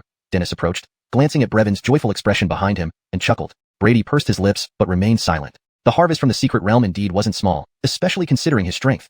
It was like an adult walking into a kindergarten. He could just pick whatever he wanted without any opposition. However, despite the large haul, he hadn't found the one thing he craved the most, the xuanhuan pill. Seeing Brady's displeased expression, Dennis seemed to understand. Being fellow Heavenly Origin mirror cultivators, he naturally understood Brady's thoughts. Feeling embarrassed, he scratched his head and quickly excused himself. The guy was in a bad mood. It was better not to irritate him. Brady watched him leave, a hint of disappointment flickering in his eyes. He had planned to find an excuse to beat him up to vent some anger, but now that plan had fallen through. With no desire to linger further, he bid farewell to a few friendly factions and left the place with Brevon and the others. Watching this scene, those held by the Demon Suppression Bureau felt an imbalance stir within them. Why did this person get to leave directly while they had to hand over a significant portion of their hard-earned treasures? Why doesn't that guy have to turn in anything? This is unfair. A muscular man with an anxious look on his face complained to a nearby Demon Suppression officer. The officer merely laughed derisively, as if hearing a hilarious joke. Fair? Are you a child who hasn't grown up yet? Besides, do you think you're even worthy of being compared to him? Alright, if you can also get xuanhuan Inspector to give a direct order for your release, I can let you go too. Saying this, he took an important material from the man's belongings. After all, though 60% was the rule, what they chose to take was entirely up to their mood. If they felt generous, they might take only some trivial items. If not, well, the man's face flushed red, but he dared not express his anger as he slunk away under the mocking gazes of onlookers. Witnessing this outcome, no one dared challenge the special treatment of Brady's group anymore. Putting aside this minor incident, Brady and his companions returned to Antonio City. Suddenly stopping in his tracks, Brady paused in front of Brevon and the others, who exchanged puzzled looks. You guys go back first. I have some business to attend to. Also, keep 30% of the harvest for yourselves, and turn the rest over to the faction. Brevon, this task is yours. With that said, Brady vanished in front of their respectful gazes. South Harmony Tea House, Antonio City Branch. Entering the tea house, Brady's gaze swept around until it landed on a corner table. There, a hooded figure sat quietly drinking tea. Her lowered head obscured her features, but her pale, delicate hands hinted she was a woman. Sensing her aura, Brady's eyes flashed with surprise. Peak Heavenly Origin Realm. This level of strength was among the strongest he had encountered. Raising her head, their eyes met, causing Brady's pupils to narrow. Clear eyes like clear water, a face white as condensed fat. Even by his standards, she was an extraordinary beauty. But what astonished him wasn't her exceptional appearance, it was her age. She looked younger than he did. This revelation caused Brady's astonishment. After all, he understood very well the difficulties of the martial path. Without the system's assistance, he might not have reached his current state.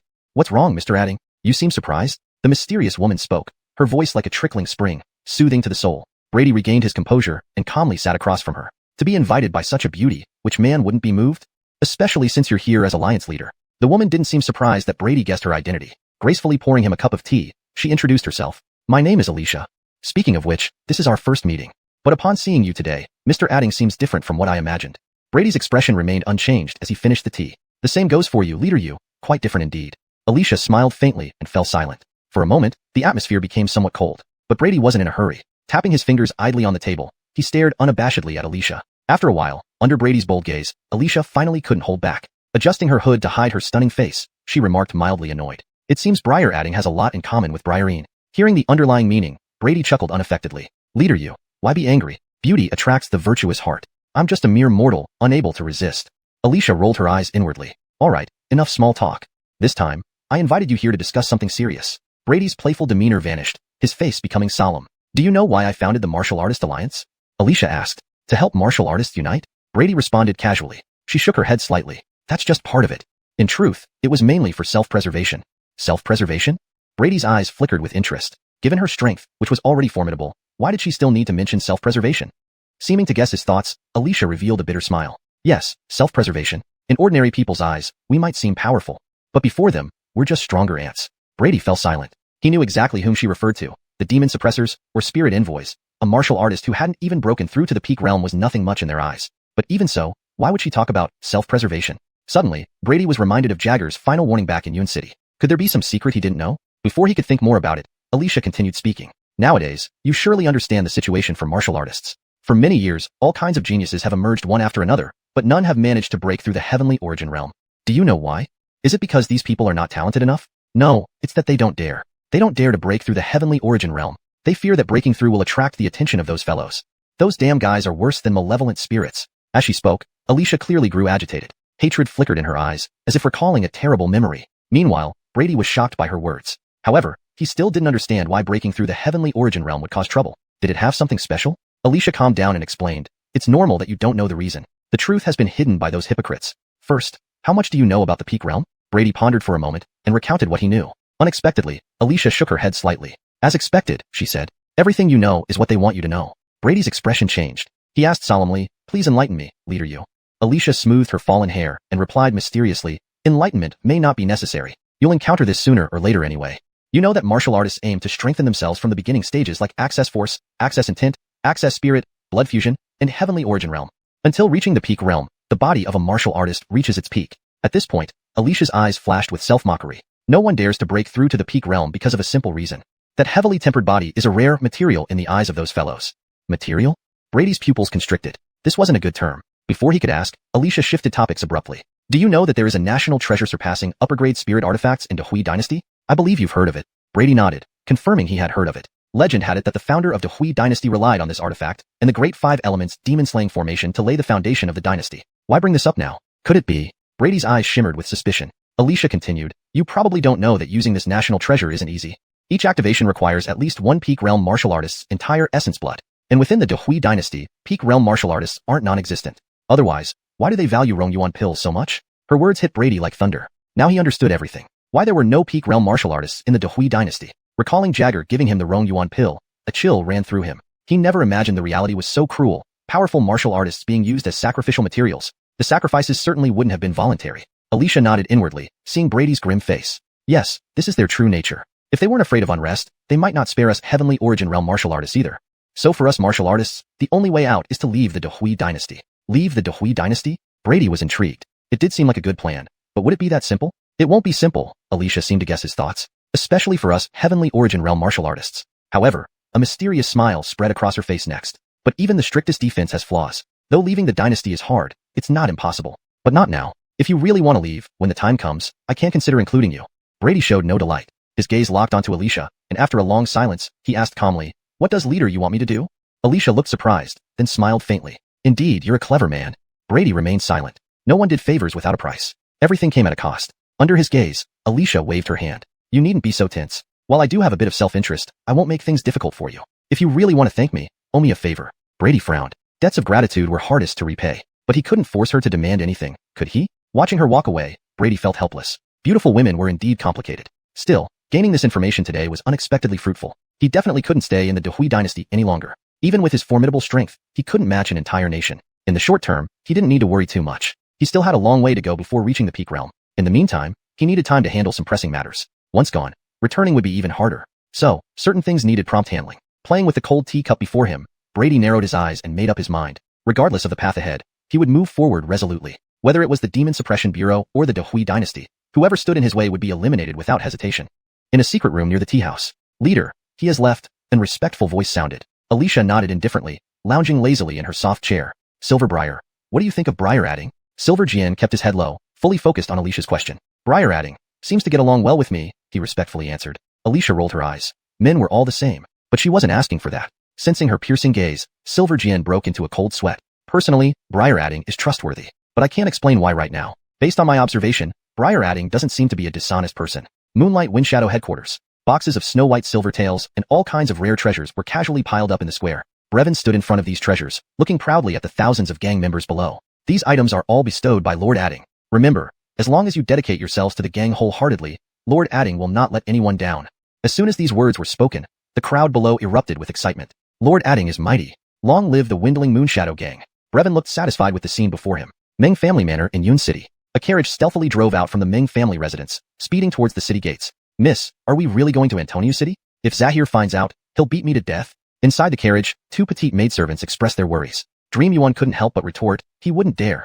Besides, who made the old man arrange for me to meet those disgusting fellows every day? Don't worry, this decision is entirely mine. It has nothing to do with you. The two maidservants exchanged glances, sighing in resignation, knowing it was futile to persuade her any further. They could only hope that their elopement would go unnoticed by Zahir. Inside the carriage, Dream Yuan leaned back, her delicate fingers caressing a ring on her finger. Lost in thought, she couldn't help but smile charmingly. At the Adding residence, Mr. and Mrs. Adding gazed anxiously at the door, while a feast lay prepared on the dining table. That good-for-nothing son, he promised to be back today, but there's no sign of him. If he doesn't come soon, we'll start eating without waiting any longer. Uncle, Aunt, why don't we wait a little longer? Kimberly offered comfortingly. Brother Adding said he would come, so he definitely will. Yes, young Zahir must have been delayed by something. He should be back soon. Brenda hurriedly added. These two girls, Mr. and Mrs. Adding exchanged looks, revealing exasperated expressions. Just as they were about to speak, a familiar voice suddenly called out. I'm back. End of book.